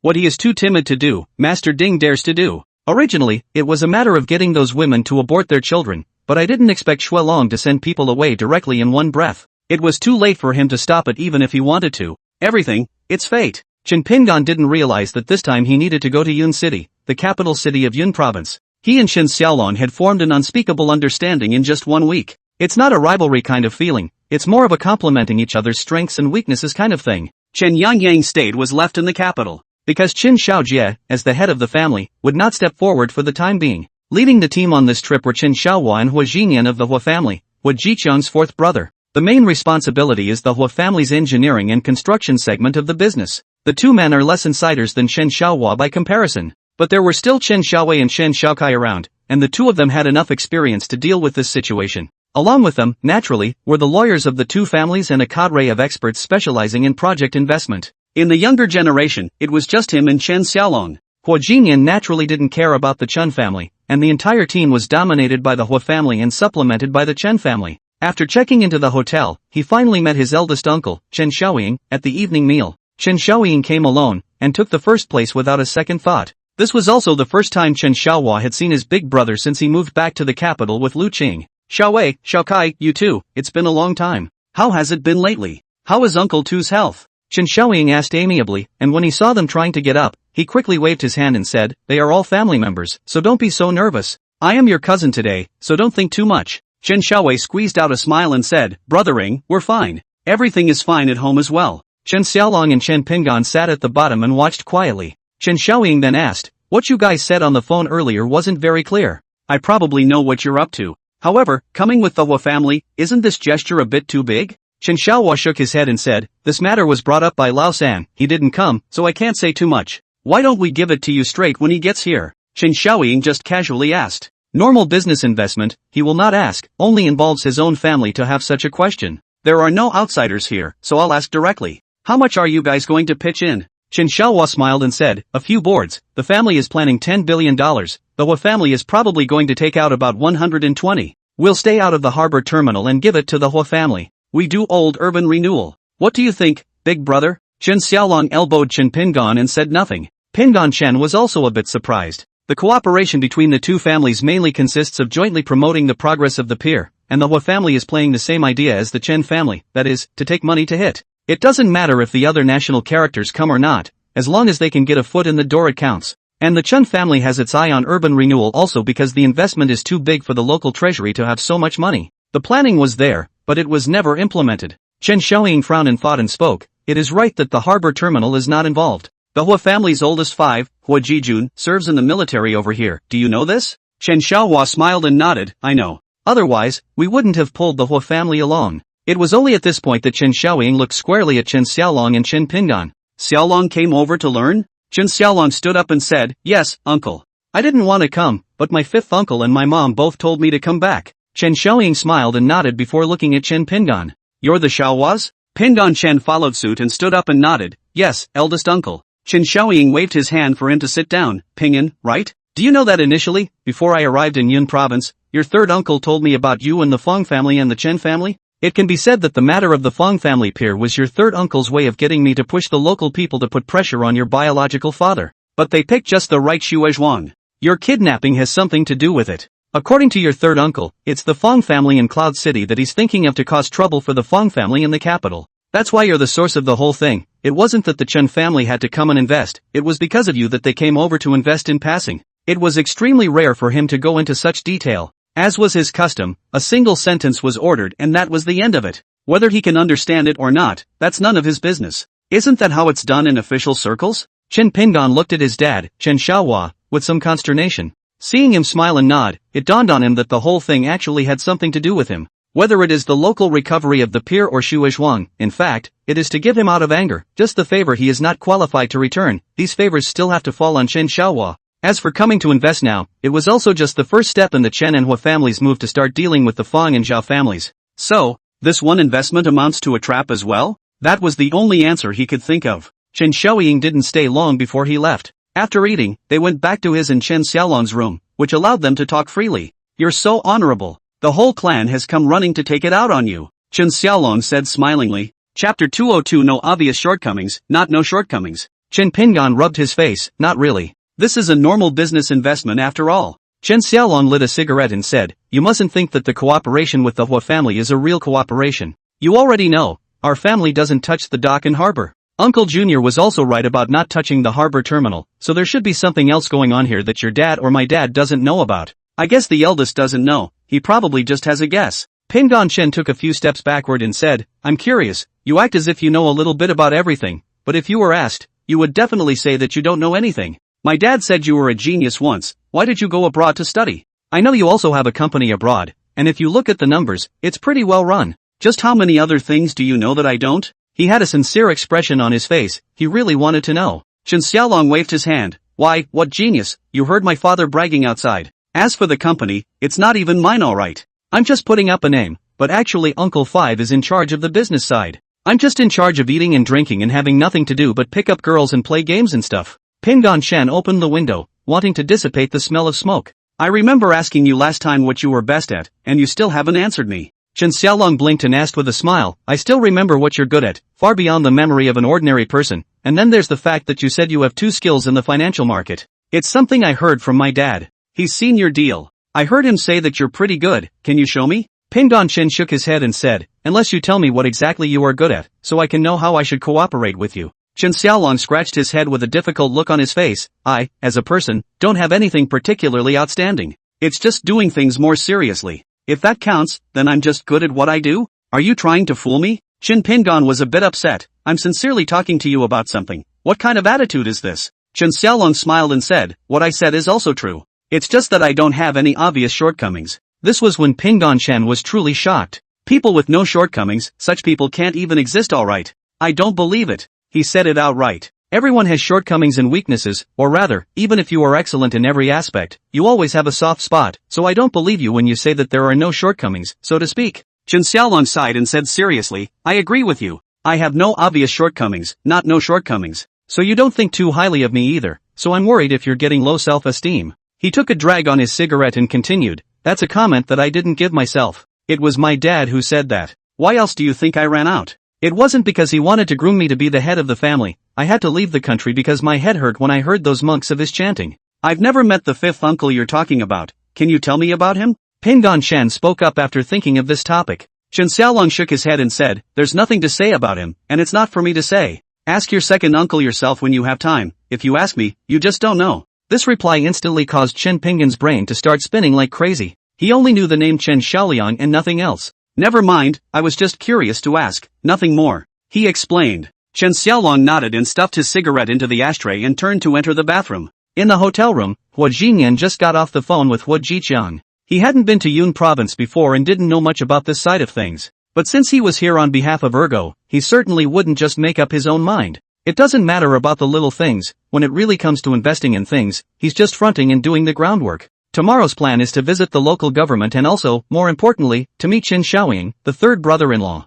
This relationship is unknown to outsiders. But if he reveals the identity of Hua's family, I believe that after the leader of the investment promotion department reports it up, the people above will naturally understand. Not to mention the possibility that my brother-in-law might come to Yun province to become a major bigwig after this tour is completely over and he goes back to report on his duties? This is a necessary part of going further. So this time, coming over to invest, although it was proposed by the Chen family, the premise of the second brother's agreement was also because of the third sister. Qin Xiaoying went up, can Hua Xinan be worse? By this time, the effects of the union back then came into play. This was something that neither the Chen family nor the Hua family could deny. It's hard to say who was taking advantage of whom, and there is definitely mutual benefit. Hua Jinyan is also clear that if not for his brother-in-law being here, plus the Chen family having this intention, in addition to counting the current wind, all of these factors are gathered together to make this cooperation possible. He rested on his side after talking to Ergo on the phone. On the other hand, Chen Xiaohua went directly to the hotel where Chen Xiaoying was staying. The two brothers hadn't seen each other in years either. If he hadn't returned to the capital, I'm afraid Chen Xiaohua wouldn't even know that his big brother had come to Cloud City. And, the status is remarkable. Chen Xiaoying was not at all surprised that Chen Xiaohua had called to say that he wanted to come over and sit down. If it is said that putting him, the big brother who is currently considered one of the biggest few thighs in Yun province, not to use, then Chen Xiaohua's ability also ends here. It was even possible for him to give his third brother a word at the right time to tell Chen Xiaohua not to think about being the head of the family. The brothers talked in their room until late at night, and Chen Xiaohua stayed at the hotel that day. Early the next morning, Pingon Chen and Xiaolong Chen did not receive any missions. The local investment promotion leaders as well as the city construction department and government departments that have been contacted in advance are already in place, and today is the first official meeting between the two sides. Little Kalani isn't even qualified to be on stage, and the investors and the real local bigwigs aren't going to show up at this point. The process is also simple. The investor comes up with a project proposal, along with other information if available. The local level is a place to listen, watch, and express welcome but reservations. The two of them were not even qualified to be accompanied, so they had to move around on their own. Therefore, while the main backbone of the Chen and Hua families were bringing professionals to give a report to the leaders, Chen Pingon and Chen Xiaolong had already arrived at what was once their home. In the morning, old neighborhoods usually have a view. A bunch of old men and women out sunbathing. Especially in an old neighborhood like this one where the old neighborhood hasn't changed in decades. Pingon Chen led Chen Xiaolong to avoid the old people and went up to the second floor and opened the door. Chen Xiaolong did not show any surprise at this. Pingon Chen turned on the electric switch, then began to do some simple cleaning. Why don't you think it's strange that our family lives in a neighborhood like this? Chen Xiaolong surveyed the area and said with a calm face, what's wrong with that? There are old neighborhoods in the capital as well, the kind of old courtyards that only have an average of 3 or 2 square meters each. You're kind of spacious here. Even in Europe, not everyone has their own house.